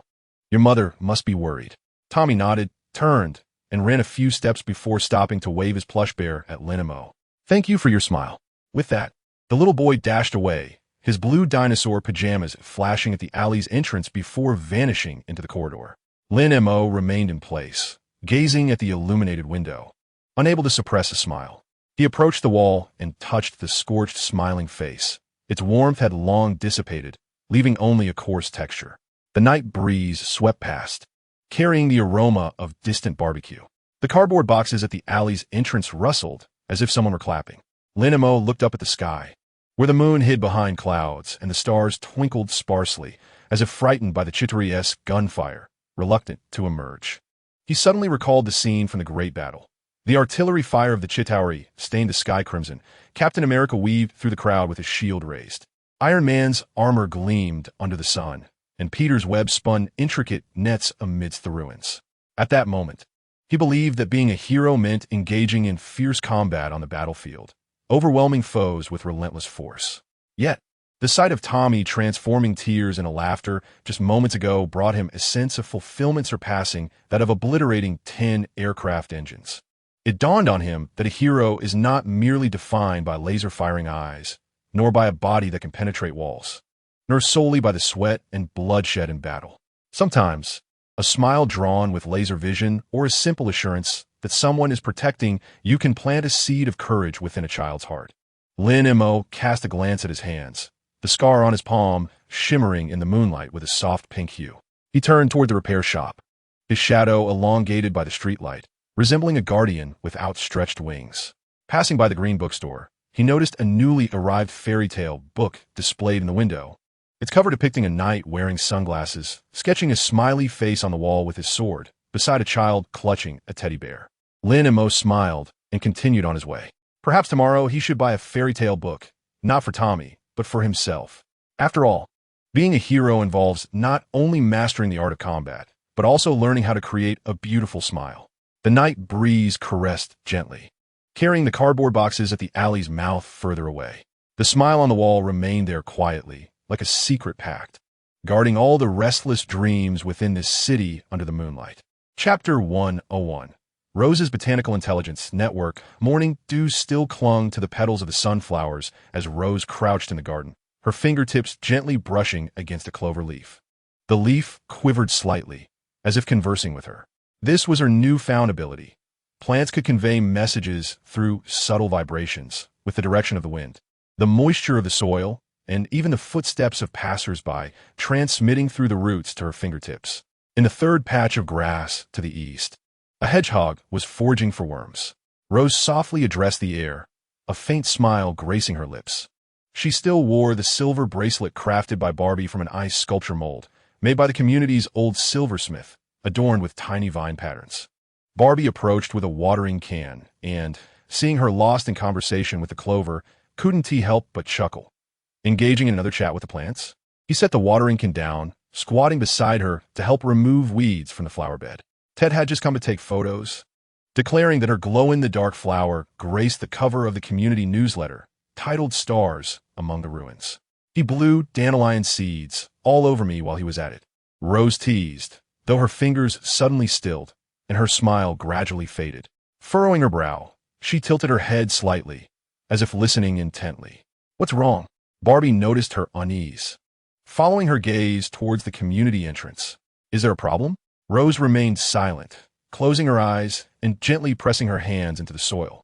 A surge of vibrations coursed through her fingertips, the rhythmic sound of polished shoes striking the cobblestone path, a tempo slightly faster than the usual pedestrians. The clattering of heavy objects in her pocket, a steady cadence reminiscent of metallic items, and more delicate rustling of fabric, intertwined with a hushed inquiry that drifted through the roots of the sycamore trees lining the street. "Excuse me, do you know the way to Bobby's place? The one who can freeze things? He's inquiring about you." Rose's eyes snapped open, her complexion paling slightly, the silver bracelet on her wrist jangling vigorously. Beneath the sycamore tree at the community entrance stood a man clad in a black jacket, something hard concealed within his pocket, possibly a firearm. Bobby's hand froze mid-pour, water spilling from the kettle onto the grass, creating tiny splashes. "Is it the organization advocating for human supremacy?" His voice tightened, recalling how their mailbox had been splashed with red paint just last week, emblazoned with the words "Monster, get lost." "I don't know, but it's perilous." Rose grasped Bobby's arm, her fingertips whitening from the pressure. After asking for directions, the man had hurried away, his footsteps urgent. Bobby inhaled deeply, setting the kettle down with a thud. "I should inform Lin Mo, don't." Rose interrupted, restraining him. "He might be at the garage. If you go there, you'll be spotted. I'll take the back route. I'll be quicker." She pointed towards the end of the garden, where a trellis was entwined with morning glory vines, providing ample cover for her silhouette. "You stay here. Don't come out," and lock the door with ice. Bobby opened his mouth to protest, but Rose pushed him slightly. "Hurry." Her eyes sparkled with an astonishing intensity, devoid of fear, exuding a determination beyond her years. "I will return swiftly." She slipped into the tangle of morning glory vines, the tendrils parting as if animated. Then, closing behind her, she sprinted along the base of the fence, her fingertips brushing against dandelions by the roadside, their soft fluff transmitting a clearer vibration. The footsteps of the man in the black jacket halted at the entrance of Bobby's alley, seemingly verifying the house number. Faster, faster. Rose bit her lip, her silver bracelet clinking against the fence, producing a faint chime. She sensed the man's hand reaching into his pocket, the metallic friction growing more pronounced, akin to a bomb poised to detonate. The garage's rolling door was ajar. Lin Mo was busy changing a tire on a Chevrolet, the sound of the wrench turning ringing distinctly in the morning light. As Rose rushed in, she nearly tripped over an oil drum, but Lin Mo's quick reflexes saved her. "What's wrong? Why are you so breathless?" He noticed her pale complexion and trembling fingers, his heart sinking. Someone is after Bobby." Rose grasped his arm, breathlessly recounting at the community entrance in a black jacket, armed, inquiring about Bobby's whereabouts. "He may already be at his doorstep." Lin Mo's expression darkened instantly. He dropped the wrench and donned a pair of sunglasses draped nearby. "Ted, get ready." Ted emerged from the back room, camera in hand, still dusted with crumbs. "What is happening? Are we covering breaking news?" "Go inform Peter to suit up. Gather at the alleyway by Bobby's house." Lin Mo's voice was succinct and powerful. "Take your web shooter and hurry." "Understood." Though Ted was unaware of the unfolding events, the urgency in Lin Mo's expression was unmistakable. He swiftly turned and sprinted towards Peter's house, the camera bouncing against his chest. Lin Mo seized the still-breathing Rose, asking, "Are you certain he has a gun?" "Yes," Rose affirmed, her fingertips still tingling from the metallic vibrations. She had sensed through the roots of the sycamore tree that his hand had been rummaging in his pocket for something shaped like a firearm. Her eyes were slightly reddened. "It's my fault. If I hadn't heard." "It's not your fault." Lin Mo reassured her with a gentle pat on her shoulder, feeling her tremors through the thin fabric of her dress. "You did the right thing. Detecting it early is the best approach." He glanced towards the alleyway. The sun had risen higher, casting a blinding light off the metal rooftops. "Wait here and don't go out. I'll return shortly." Rose seemed to want to say something more, but Lin Mo had already darted away. Instead of heading directly to Barbie's house, he circled around to an adjacent residential building, activating his phasing ability to slip into the stairwell and vaulting out of the second-floor window to land on the rooftop. This route would allow him to approach the target more discreetly. The tiles creaked underfoot as Lin Mo crouched low, peering through the chimney's gap. A man in a black jacket stood at the alley's entrance to Barbie's house, back turned, holding a black handgun while murmuring to himself, seemingly verifying something. That's him. Lin Mo's fingers tightened slightly, the eyes behind his visor gathering energy. He was waiting for Peter, knowing that the web would be more effective in subduing the adversary and preventing a gunfight that could endanger the neighbors. Suddenly, a flash of red and blue zipped across from the opposite rooftop. The webbing expertly adhered to a nearby lamppost, and Peter dangled in midair, the white lenses of his mask swiveling. Lin Mo, I'm here. Keep it quiet, Lin Mo signaled, pointing to the man's pocket. The gun's in his right pocket. Make sure he doesn't draw it. Got it. Peter gestured back, then, with a deft movement, silently landed behind a trash bin at the alley's entrance. The man in the black jacket seemed to sense something amiss and abruptly turned, his hand shooting towards his pocket. Who's there? His voice was coarse, laced with a mingled sense of tobacco and sweat. Now, Lin Mo and Peter moved almost in unison. Peter shot out 2 strands of webbing, expertly ensnaring the man's wrists and ankles, yanking him backward. The man lost his balance and crashed to the ground with a thud, the handgun slipping from his pocket and skidding half a meter across the concrete. Lin Mo leaped from the rooftop, activating his enhanced abilities upon landing, stabilizing himself beside the gun and firmly stepping on it. He bent down to grasp the man by the back of his collar, lifting him as one might a chick. Are you with the Human Supremacy Organization? The man struggled, cursing, you freaks. You'll be eradicated sooner or later. Silence. Lin Mo's voice was as frigid as ice, with the crimson glow of his laser eyes subtly penetrating the shaded lens. Should you dare to move even a finger, the next course of action would not merely involve disarming. The man's vitriolic remarks abruptly ceased, his eyes widening in terror, clearly intimidated by the red light. Peter removed his mask, revealing a face glistening with sweat. Should we call the police, Brother Lin? Yes, Lin Mo replied, retrieving his phone to request Carlson to dispatch agents from S.H.I.L.D. for ordinary officers would be ill-equipped to handle such a situation. He glanced at the man sprawled on the ground and added, inform them that this individual is armed with illegal firearms and harbors intentions of kidnapping. Peter nodded and commenced a call to Carlson. Soon, a few neighbors gathered at the alley's mouth. Elderly Martha, leaning on her cane, stood at the forefront. Upon sighting the man ensnared by spider silk, she erupted in indignation. It's you rascals again. Were you behind the red paint incident at Barbie's house last time? The man turned his head away, unwilling to respond. Lin Mo approached Barbie's door and knocked gently. Barbie, it's safe now. The door creaked open slightly, and Barbie's face peeked out, her eyes still reflecting shock. Has he been captured? Yes. Lin Mo stepped aside to allow her a view of the alley, reassuring her that S.H.I.L.D. agents would arrive shortly and that there was no need for concern. Only then did Barbie exhale in relief, stepping outside. Her gaze brightened upon seeing Rose at the alley's mouth. The girl had been hiding behind the fence, only daring to emerge once assured of safety, her silver bracelet glinting in the sunlight. Thank you, Barbie said, her voice lowered. I've caused you worry again. It's all right, Rose replied, shaking her head, though her eyes glistened with unshed tears. Hearing you reach for your gun earlier made my legs go weak. I never want to endure that again. It was terrifying. Lin Mo approached, noticing the slight tremor in the girl's shoulders, and sighed inwardly. He recalled the trepidation and aversion he felt when he first obliterated a Chitauri soldier with his laser eyes, an emotion mirroring Rose's current state. Look at this garden, Lin Mo said, gesturing towards the flower bed at Barbie's doorstep, where sunflowers, gifts from Rose, bloomed radiantly under the sun. Your gift has allowed them to flourish. With your ability to hear hedgehogs digging for insects and to sense impending danger, this is not a curse. He crouched down to meet Rose's gaze levelly. Just like your flowers, which are both beautiful and fruitful, your ability too can appreciate the good while also alerting you to danger. Rose blinked, a tear falling onto the grass, immediately causing a clover leaf to bow gently towards her shoe as if offering comfort. It's her fault, not a flaw in your ability, Lin Mo reassured gently, his voice imbued with a soothing strength. Should we encounter ominous sounds again, we shall tackle them together.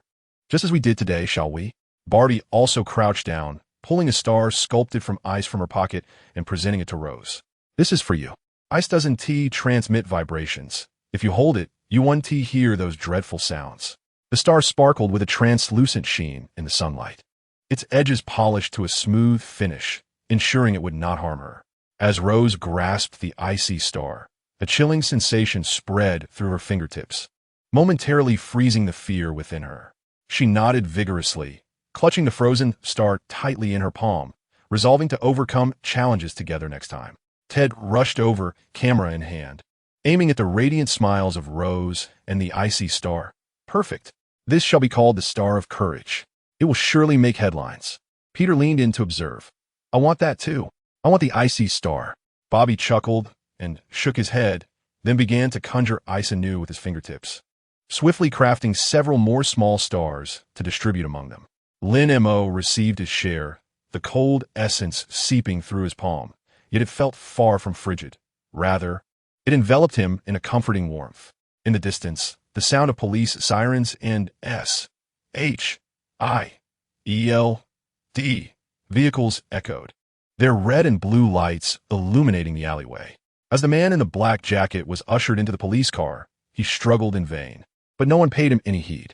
Rose knelt in the garden, placing the icy star amidst the clover. The leaves quivered gently, as though greeting the star. She closed her eyes. This time, the sensation transmitted to her fingertips was not the chilling vibration of cold metal, but the gentle rustle of sunflowers absorbing sunlight, the delicate tremor of dandelion seeds preparing for flight, and the tender caress of wind weaving through the flowers. It dawned on her that plants could convey not only danger, but also a myriad of beautiful sounds. Upon opening her eyes, Rose smiled at Lin Mo and Bobby. The silver bracelet on her wrist, tracing a soft arc sunlight, danced upon her smiling face, the icy star, and each quivering leaf resembling a silent melody. Observing this scene, Lin Mo suddenly felt that Rose's network of botanical intelligence was perhaps not solely for warning. It resembled a gentle web, intricately binding together these once solitary beings, these monsters of their own. Chapter 102. Tony's technical exchange. As the roll-up door of the repair shop was propped open by a hydraulic rod, it emitted a grating creak. Lin Mo was crouched beneath the lift, fine-tuning a 1967 Chevrolet, his hands smeared with oil as he polished the metallic undercarriage. Sunlight streamed through the open door, casting stark lines of light and shadow upon the floor, pinning his silhouette among a sea of tools and parts. Ah, this wretched place remains unchanged. A voice laced with mockery echoed from the entrance, akin to a pebble disrupting a still pond.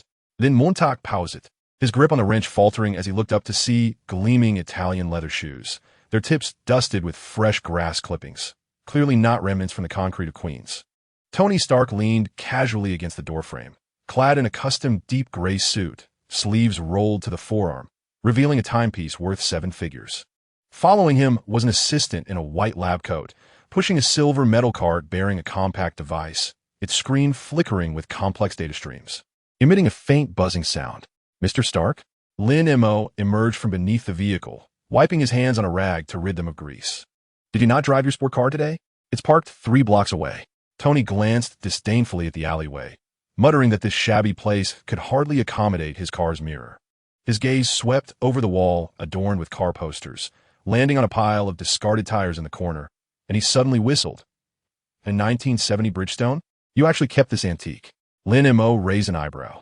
He had never mentioned his penchant for collecting old tires to Tony, suggesting that this playboy's network of information was more extensive than he had anticipated. Is there something you need? He asked directly, unwilling to engage in any circumlocution with Tony. The last time this individual had sent sunglasses, Peter later discovered a mini tracker concealed within them.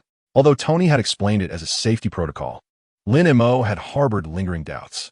Can I visit an old friend without a reason? Tony retorted, picking up a device from the workbench and gesturing towards Lin Mo. The device's screen suddenly lit up with a green glow. Relax, it's just an energy scanner. It won't slice you in half.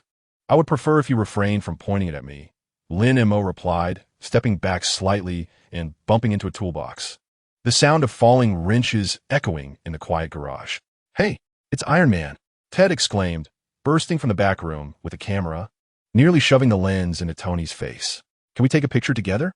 I want to hang it on the community bulletin board, titled A Heartwarming Daily Life of Superheroes and Civilians. Of course, little photographer, Tony surprisingly acquiesced, even striking a signature smile for the camera. But you'll have to wait until I finish my business. That camera of yours needs an upgrade. The resolution is as low as that of a device my grandfather used. Really? Ted's attention was immediately diverted as he began inquiring about camera models. I saved 3 months' worth of wages. What do you think of the Sony 74? Or should I wait for the Canon 6 Mark II? While they debated cameras, Peter emerged from the ventilation duct, having just practiced new stealth techniques, his web shooter still attached to his waist. Mr. Stark, the boy's eyes sparkled like searchlights. The sunglasses you sent last time. Lin Mo said the blue light filter was exceptional. Did you use aerospace-grade materials? Of course, Tony said, proudly lifting his chin as he produced a small metal box from his pocket. What is even better is right here, your new toy. Inside the box lay a silver web shooter, its edges adorned with a blue energy ring. The moment Peter picked it up, a click resonated as the shooter automatically fitted itself to his wrist, a 3D projection of the control interface emerging on the screen. Is this nanotechnology? The boy's voice trembled with excitement. A prototype, Tony said, patting him on the shoulder. Just don't break it. It costs enough to buy 10 of your shabby garage. Lin Mo furrowed his brow as he observed the web shooter. Tony never engaged in a losing deal, and his sudden visit, accompanied by such a valuable gift, surely indicated that there was more than mere nostalgia at play. Indeed, Tony turned around, once again aiming the scanner at Lin Mo. To get to the point, your ocular energy source is rather unique. Last week, I had Jarvis analyze satellite data from the battle. You were monitoring me? Lin Mo's voice turned icy. Just standard data collection, Tony replied. Tony shrugged nonchalantly, his tone casual. All the anomalous energy responses from the New York battle were documented by S-H-I-E-L-D. Your laser eye's intensity fluctuation curve. He retrieved a chart from the scanner, revealed a green waveform akin to an agitated serpent, reminiscent of a certain mutant in my database. Who? Scott Summers, codename Cyclops. Tony stared into his eyes, as if attempting to glimpse the secrets concealed behind the shades. However, your energy stability exceeds his by 37%, and you lack his dependency on specially designed glasses. Intriguing, isn't it? Lin Mo's heart skipped a beat. He had never heard that name before, but the mere mention of Cyclops instilled an inexplicable wariness in him. Do you collect mutant data? Just out of curiosity. Tony retracted the scanner, his tone unexpectedly serious. There are far too many fascinating abilities in this world. I relish dismantling them to witness their intricacies. Don't be alarmed. I am not like those antiquated S-H-I-L-D agents who would confine you in a glass chamber for study. Then what brings you here today? Technological exchange. Tony snapped his fingers, and an assistant promptly presented a metallic wristband, adorned with numerous tiny contact points.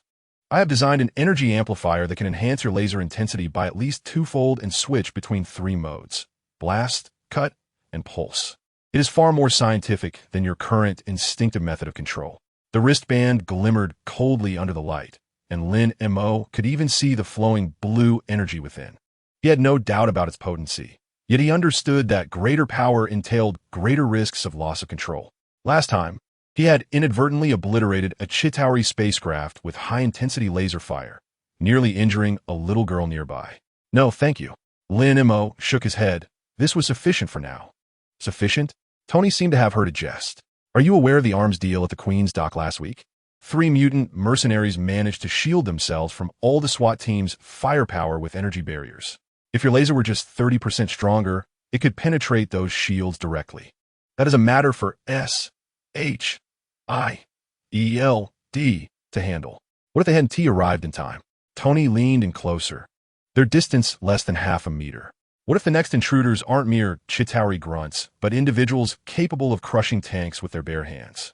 Is your notion of sufficient enough to protect that kid with the camera, or to safeguard this boy wielding a web shooter? The garage fell silent. Ted's hand holding the camera froze mid-air, while Peter gazed down at the new shooter on his wrist, and even the mice in the ventilation ducts ceased their scurrying. Lin Mo looked into Tony's eyes hidden behind the sunglasses, suddenly grasping his implication. This playboy, seemingly flippant, understood the significance of power better than anyone else. The arc reactor in his chest epitomized the ultimate mastery over energy. Yet, Lin Mo comprehended a truth that transcended Tony's understanding. In the ruins, while shielding a child from debris, while assisting Rose in nurturing sunflowers, and while refining Barbie's ice sculpture. What he required was never greater strength, but rather more precise control. Power does not equate to greater excellence. Lin Mo's voice was soft yet remarkably resolute, akin to the precision required in auto repair. Only the appropriate wrench can effectively tighten a screw, while brute force would merely strip it. Tony fell silent for a few moments before breaking into laughter. That metaphor is quite rustic, he remarked, tossing the energy amplifier back to his assistant. All right, no pressure. However, you must accept this. From his pocket, he produced a black disc emblazoned with the Stark Industries emblem. Within lies a capability control training program I designed, featuring 12 levels of difficulty, ranging from controlling the size of light spots to precisely cutting molecular bonds. Once you grasp the concept, connect it to a computer, and Jarvis will guide you. Lin Mo hesitated for a moment, but ultimately accepted the disc. Its icy touch transmitted a sensation akin to grasping an unmelting piece of ice. Well then, I shall take my leave, Tony said, straightening his suit jacket and nodding towards Peter. Little Spider, if the launcher malfunctions, come to me. Do not attempt to disassemble it on your own. He then patted Ted on the shoulder. I'll have someone deliver a camera. Remember to capture plenty of uplifting moments. Only after Tony's sports car vanished around the corner did Ted seem to awaken from his reverie. Did he just say he would send me a camera? The latest model?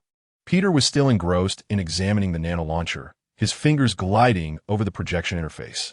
Lin Mo, why didn't you accept that amplifier? It doubles your strength and could penetrate 10 layers of steel. Lin Mo gripped the disc in his hand and moved to the window, watching as Tony's taillights shrank into a mere red dot. Do you believe the current launcher is insufficient? He retorted. It is adequate. Peter scratched his head. But wouldn't it be better to have more power? Not necessarily. Lin Mo shoved the disc into the pocket of his work pants and picked up the wrench from the floor. Try using a hammer to tighten this screw. Perplexed, Peter picked up the hammer and gently tapped the screw, only to have its threads instantly damaged. I won't budge. Precisely. Lin Mo took the wrench back and effortlessly unscrewed it. Only the appropriate force is effective. Excess will be counterproductive. Ted suddenly exclaimed, Oh no, I was so focused on taking pictures that I forgot to ask him for an autograph.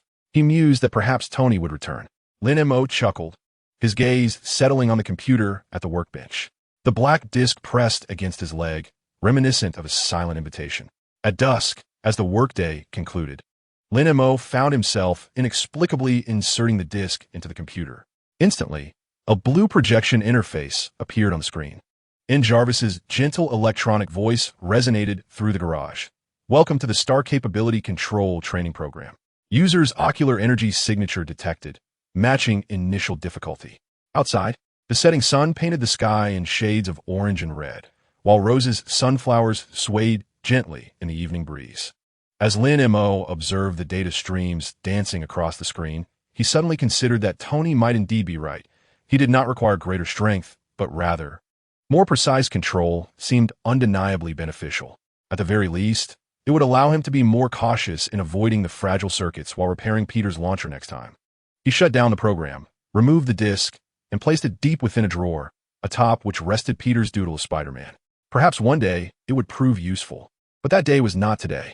Now, he is more eager to restore that 1967 Chevrolet, to see it once again grace the streets of Queens, carrying Ted to capture the sunrise, transporting Peter to deliver cookies made by Aunt May, and disseminating Rose's sunflower seeds to every corner that yearns for sunlight.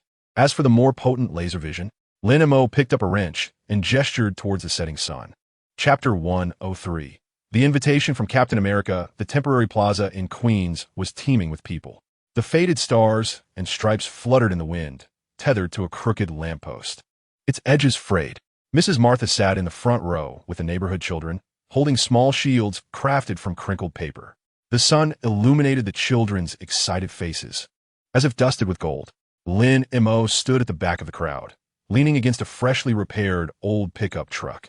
The bed was laden with Ted's photography equipment, a tripod propped beside it, its lens aimed at the makeshift podium. Let us get started. Ted fumbled with the camera, still with the lens cap on, hastily snapping a photo of the crowd. I've arranged with the newspaper for this weekend's edition. Just don't capture me. Lin Mo retreated into the shadows, the sleeves of his work jacket stained with machine oil from helping Grandma Gretchen fix a wheelchair that morning. He was not particularly fond of such bustling gatherings, especially when the focal point was Captain America. Rest assured, the spotlight is entirely on Cap. Ted finally removed the lens cap and took several shots of the podium. Look at that uniform. It gleams under the sunlight like a reflector, impossible not to photograph. As he spoke, a wave of cheers erupted from the crowd. Steve Rogers crossed the barricade, his deep blue uniform still speckled with dust, his shield slung across his back. The scuff marks glistening in the sunlight, remnants of the battle in New York. He bore no bodyguards, only two S.H.I.E.L.D. agents trailing at a distance. Upon seeing the children in the front row, he paused to bend down and accept a drawing from a little girl, depicting a stick figure wielding a shield in crayon. He's even taller in person. Peter emerged from behind the pickup, a half-eaten cookie from Aunt May still in his mouth. Is his shield truly made of vibranium? Can it withstand your laser vision? Care to test it? Lin Mo raised an eyebrow. Wait. Peter hurriedly waved his hands, swallowing the cookie. I'm just curious. I saw his old shield at the museum. The glass case claimed it could withstand tank fire. I wonder if that's true. The loudspeaker behind the podium emitted a piercing electric buzz, and the crowd gradually quieted down. Steve stepped onto the podium, forgoing pleasantries, simply addressing the microphone with a warm, yet powerful good afternoon. His voice resonated through the speakers, reminiscent of an old radio, gentle yet commanding. I first visited Queens 70 years ago. His gaze swept across the remnants below, those ruins covered with tarps. Back then, there was a splendid ice cream shop here, mint chocolate flavor, 5 cents a scoop. A gentle laughter rippled through the crowd. Mrs. Martha wiped her eyes and turned to the child beside her. I told you, didn't I? In my youth. I encountered him, slender even then, yet his eyes sparkled with an undeniable brilliance. War leaves behind its scars. Steve's voice grew somber as his fingertips gently tapped the edge of the podium, whether it be from 70 years ago or merely 3 months past. Yet scars are not meant to remind us of pain. Rather, they serve to remind us why we must rise again. He gestured towards the community center across the square, which was undergoing reconstruction, destined to be taller and sturdier than before. He pointed towards the garden, directing attention to Rose's flower field, which would bloom with an abundance of blossoms. For we are not merely rebuilding the past. We are crafting a future worthy of safeguarding. There were no fervent slogans, no grandiose phrases, yet the once clamorous square fell silent, allowing the whispers of the wind weaving through the ruins to be heard. Lin Mo gazed at the man clad in the stars and stripes uniform on the podium, suddenly comprehending why he had become a symbol, not due to the physique of a super soldier, nor because of that indomitable shield, but for his ability to perceive the brightest light in the most desolate of places. After the speech concluded, Steve did not depart immediately. He descended from the podium, accepting drawings from the children one by one, signing Martha's notebook, and even crouching to listen to a toothless little boy recounting his tale of constructing the Avengers Tower with blocks. Ted, with his camera, jostled to the front, the shutter clicking in rapid succession. Lin Mo, look. Peter suddenly tugged at his arm, pointing to the edge of the crowd. Yes, looking at you. Lin Mo looked up, locking eyes with Steve, who nodded in his direction, beckoning him to come forth. The surrounding crowd fell into an immediate hush, dozens of eyes turning in unison towards Lin Mo, while Ted's camera zoomed in directly on his face. Go on, Ted urged him. Captain America calling for you must be a good thing. Perhaps you're to be awarded the Community Hero Medal. With a resolute heart, Lin Mo made his way through the throng.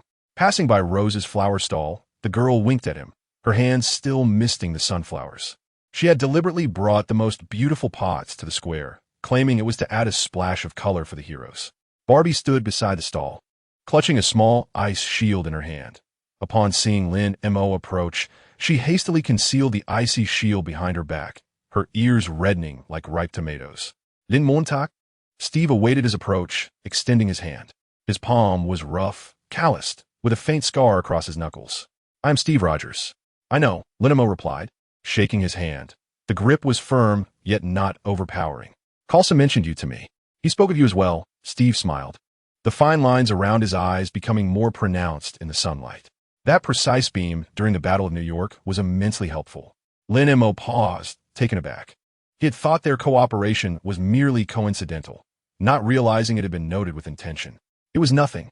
He was unaccustomed to being thanked, especially by Captain America, and could only divert his gaze to the shield, which indeed appeared robust. "This shield has protected me from artillery fire during World War II," Steve remarked, patting the shield, the metallic surface reflecting sunlight that momentarily dazzled Lin Mo's eyes. Yet now it more frequently serves to shield against runaway bicycles or to assist elderly ladies in retrieving cats from trees. Lin Mo was amused. This was not quite the Captain America he had envisioned. There was no sense of distance, resembling more a friendly neighbor than a distant hero, merely clad in a star-spangled uniform. The speech spoke of reconstruction, which entailed more than the mere construction of buildings. Steve's tone grew earnest as his gaze swept across the bustling residents of the square. Some were watering newly planted saplings.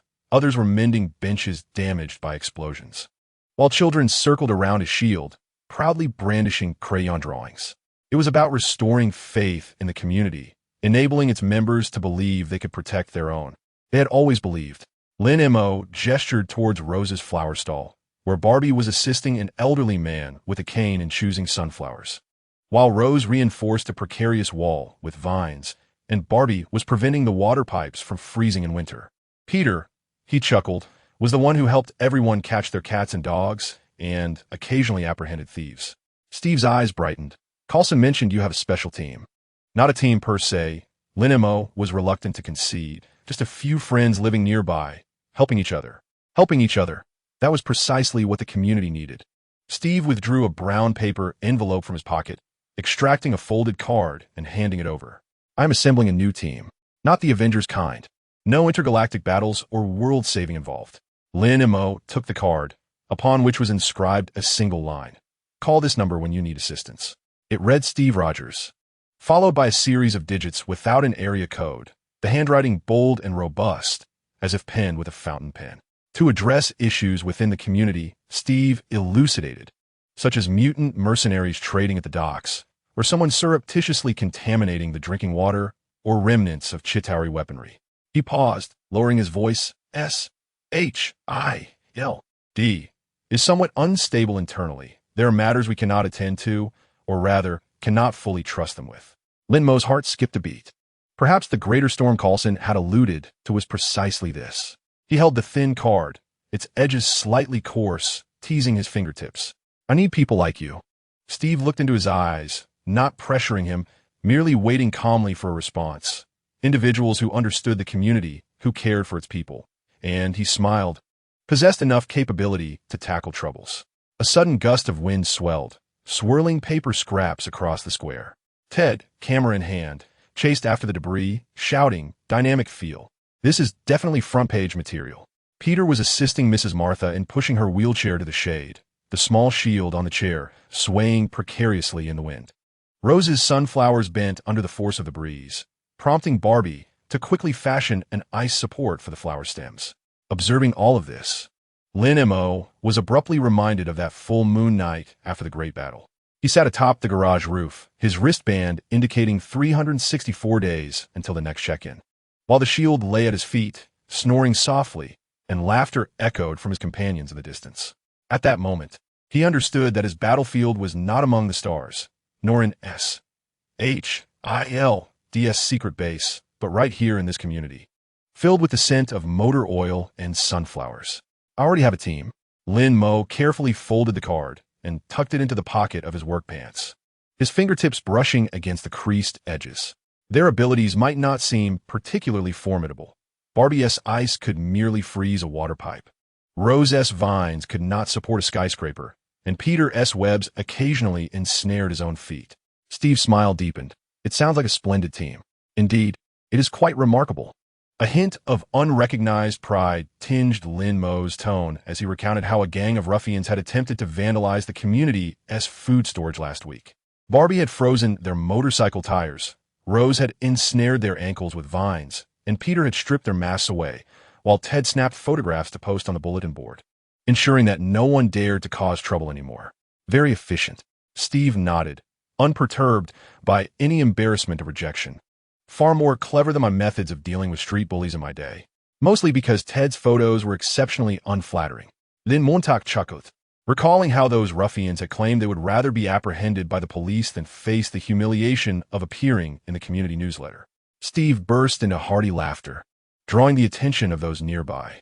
A little girl with pigtails rushed over, clutching a crayon drawing, and shyly handed it to Steve before retreating behind Lin Mo, stealing glances at his work jacket. "Thank you."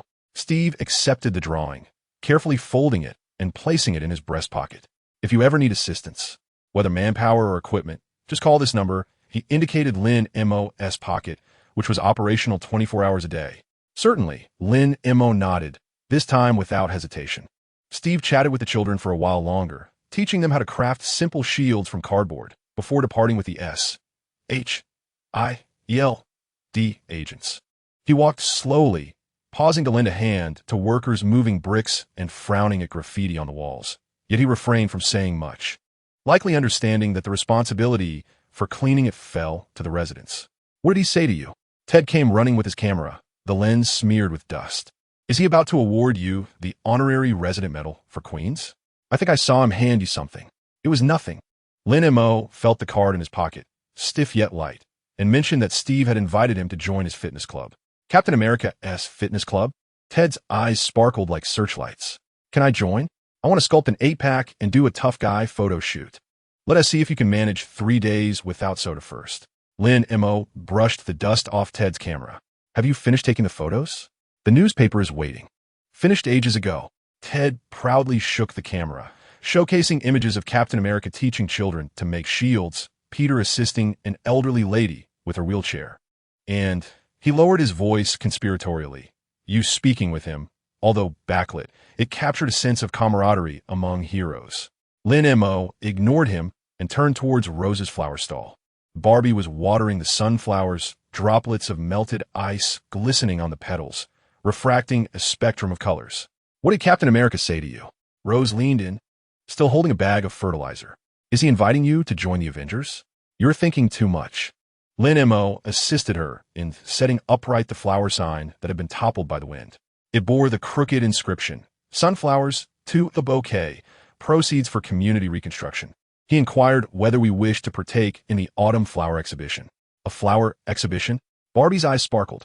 "Can we create ice sculptures for the flower pots? I can freeze them with patterns." "Of course," Lin Mo replied with a smile, "but do not freeze them too hard, lest Rose's flower roots cannot penetrate."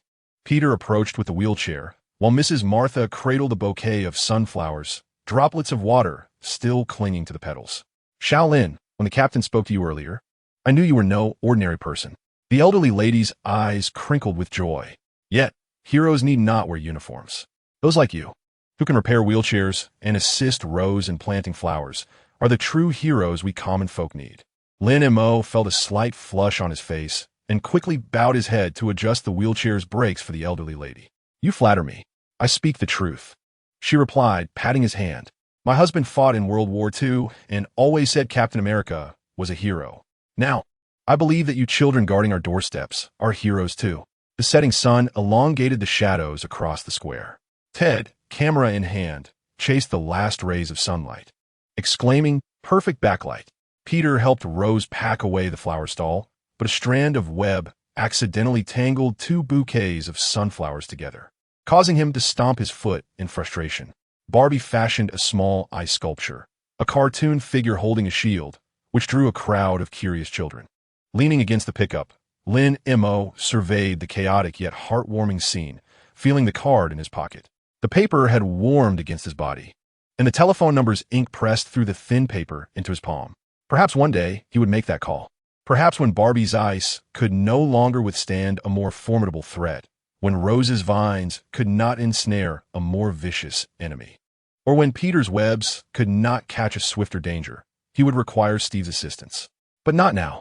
At this moment, he preferred to help Peter untangle the sunflowers, assist Ted in straightening the crooked tripod, and aid Barbie in relocating the ice sculpture to the shade to prevent it from melting in the evening sun. Lin Mo started the pickup, the engine rumbling to life. The photographic equipment in the truck bed jostled with emotion, Ted's camera still active, its lens trained on the sinking sun like a tranquil eye. "Let us go," he called to his companions. "If we linger, Aunt May's dinner will cool." "Coming." Peter was the first to leap into the truck bed, still holding the 2 intertwined bouquets of sunflowers. "Tonight, there's roasted chicken." Aunt May said we're celebrating the success of the community speech. Rose and Barbie climbed aboard as well, carefully placing the ice sculpture beside the sunflowers, refracting fragments of light. Ted was the last to join, still snapping photos in the direction of the sunset, murmuring, "Perfect finale." The pickup slowly departed from the square, the stars and stripes in the rearview mirror diminishing to a vague red dot. Lin Mo gripped the steering wheel, the warmth of his palm transmitting through the rough leather, providing a sense of solid reassurance. The card in his pocket pressed against his leg, a silent promise. Yet Lin Mo was aware that regardless of the storms that the future might bring, as long as the people surrounding him remained, the old pickup truck could still run, and the sunflowers in Queens would continue to bloom. He possessed sufficient courage to confront whatever lay ahead. Chapter 104. Family Gathering on a Friday Afternoon. The sunlight filtered gently through the basement window of Grandma Martha's house, casting diamond-shaped patches of light upon the dust-laden floor. Lin Mo crouched in the corner, diligently polishing the rust from the vintage radiator, amidst the metallic scraping sounds. He could hear Ted humming as he attempted to straighten the pendant light that had hung crooked for half a year, nearly dislodging the lampshade in the process. "Be careful," Grandma Martha admonished as she descended the stairs, a stack of plates in her hands. Her silver curls were wrapped in a headscarf, and her apron was dusted with flour. "That light was installed by my husband in 1953. It's older than your grandfather." "I know, Grandma Martha," Ted replied hastily, steadying the lampshade while his camera swung around his neck. "I'm just adjusting the angle to ensure the dinner photos turn out perfectly." After polishing the last section of the radiator, Lin Mo straightened up and massaged his back. The basement was cleaner than he had anticipated. In the corner, old boxes held Grandma Martha's cherished photographs. On the yellowed paper, a young woman embraced a baby in front of a repair shop, with a Chevrolet in the background that resembled the vehicle he was currently fixing. "Shaolin, come here and help me check this pot," Grandma Martha called as she placed a stew pot on the gas stove. The rich aroma of meat wafted through the air, mingled with the sweet and sour notes of carrots and tomatoes. "Jewish stew needs to simmer for 4 hours. Keep an eye on the fire while I go upstairs for the cookies Aunt May sent." "All right," Lin Mo replied, moving a small stool to sit beside the stove, watching the bubbling chunks of meat with interest. This was his first time in Grandma Martha's basement. He had only known that she ran a tailoring shop in the community, unaware of the treasures hidden below. The walls boasted a sewing machine, an old phonograph in the corner, and a glass jar filled with marbles, its neck adorned with a faded red ribbon. "Brother Lin," Peter's voice echoed from the staircase, the youth carrying a bulging canvas bag, the spiderweb shooter glinting in the sunlight. "I brought the toolbox." Grandma Martha said there was a slight leak in the pipes. Before he could finish speaking, a loud crash echoed as Ted fell from the ladder, his camera lens striking the radiator with a sharp sound. "My lens," he wailed, scrambling to retrieve his camera, only to inadvertently topple a nearby paint bucket, splattering blue paint across the floor, creating an erratic floral pattern in the patches of light. "Ted!" Lin Mo and Peter exclaimed in unison. Grandma Martha stood at the top of the stairs, holding the cookie box and observing the mess of paint and the fallen camera. She suddenly burst into laughter. "It's all right. It's all right. Once the paint dries, we can scrape it off." "Ted, is your camera damaged?"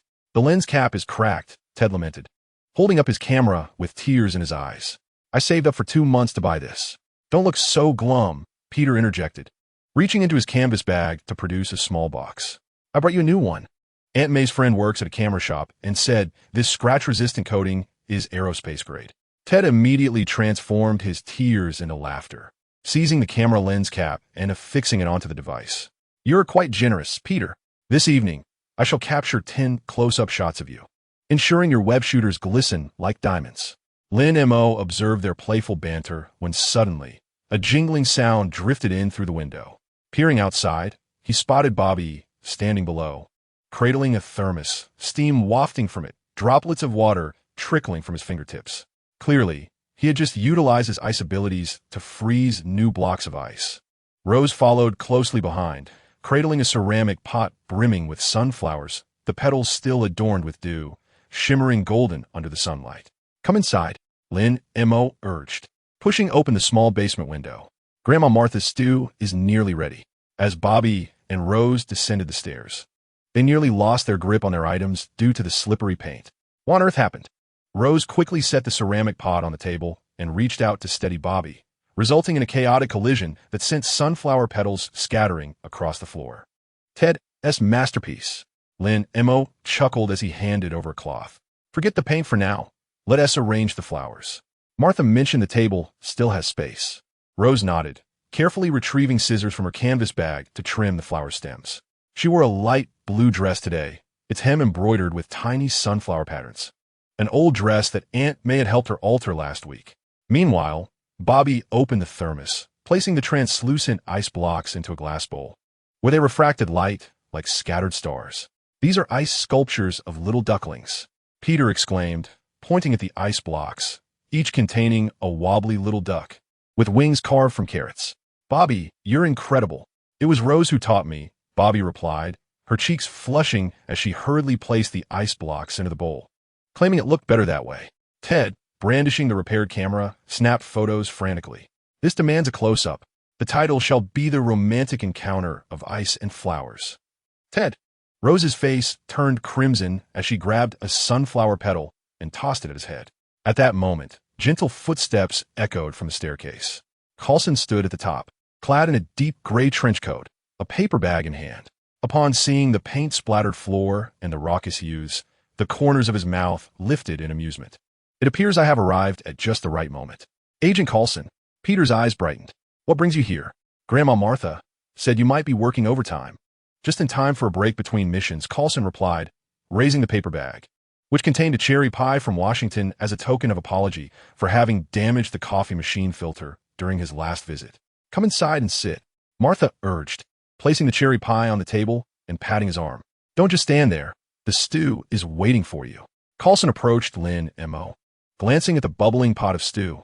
It smells delightful, he remarked softly. It seems your life is more lively than I had imagined. Lin Mo remained silent, simply adding a spoonful of salt to the pot, recalling how a year ago, upon arriving in this world, he had spent each day hiding in the basement, studying the wristband, even hesitating for half an hour to step out to buy bread. At that time, he never imagined that one day he would find himself in the basement of Mrs. Martha, surrounded by a boisterous group gathered around a pot of stew, with even agents from S, H, I, L, D joining in the revelry, bringing cherry pie to contribute to the merriment. The chandelier hung askew. Suddenly, Coulson spoke, his gaze fixed on the ceiling. Peter immediately raised his hand, declaring, I'll do it. He activated his web shooter, and a silvery thread adhered precisely to the edge of the lampshade, with a gentle tug. The chandelier that had been crooked for half a year was restored to its rightful position. Look at me, he exclaimed. Just be careful not to get web on the lampshade. Martha feigned annoyance, shooting him a mock glare, though a smile betrayed her amusement. If Aunt May finds out you're using your powers in someone else's home again, she'll surely twist her ear. She won tea. Peter quickly wiped away any trace of the web. I used a biodegradable formula that J-A-R-V-I-S helped me improve. J-A-R-V-I-S. Ted's camera was once again aimed at him. You know Mr. Stark? Yes. He gave me a new shooter last time. The boys' chatter, the bubbling of the stew, and the click of the camera shutter intertwined, forming a delightful yet chaotic melody. Lin Mo observed Ted chasing after a frolicking Peter with his camera, watched as Rose and Bobby arranged sunflowers in a vase, saw Martha cutting the cherry pie into small pieces, and noted Coulson leaning against the radiator, all while gazing at the simmering stew. Suddenly, he felt a warmth in his eyes. Is this what home feels like? There are no blood ties, no earth-shattering secrets, just splatters of paint on the floor, a crooked chandelier, ice blocks that would freeze little ducks, dew-kissed sunflowers, and a pot of Jewish stew that had been simmering for 4 hours. What are you daydreaming about? Coulson handed him a bottle of cola, its chill numbing his hand, a stark contrast to the warmth of the stew. Lin Mo accepted the cola, the droplets on the bottle cooling his wrist and bringing him back to reality.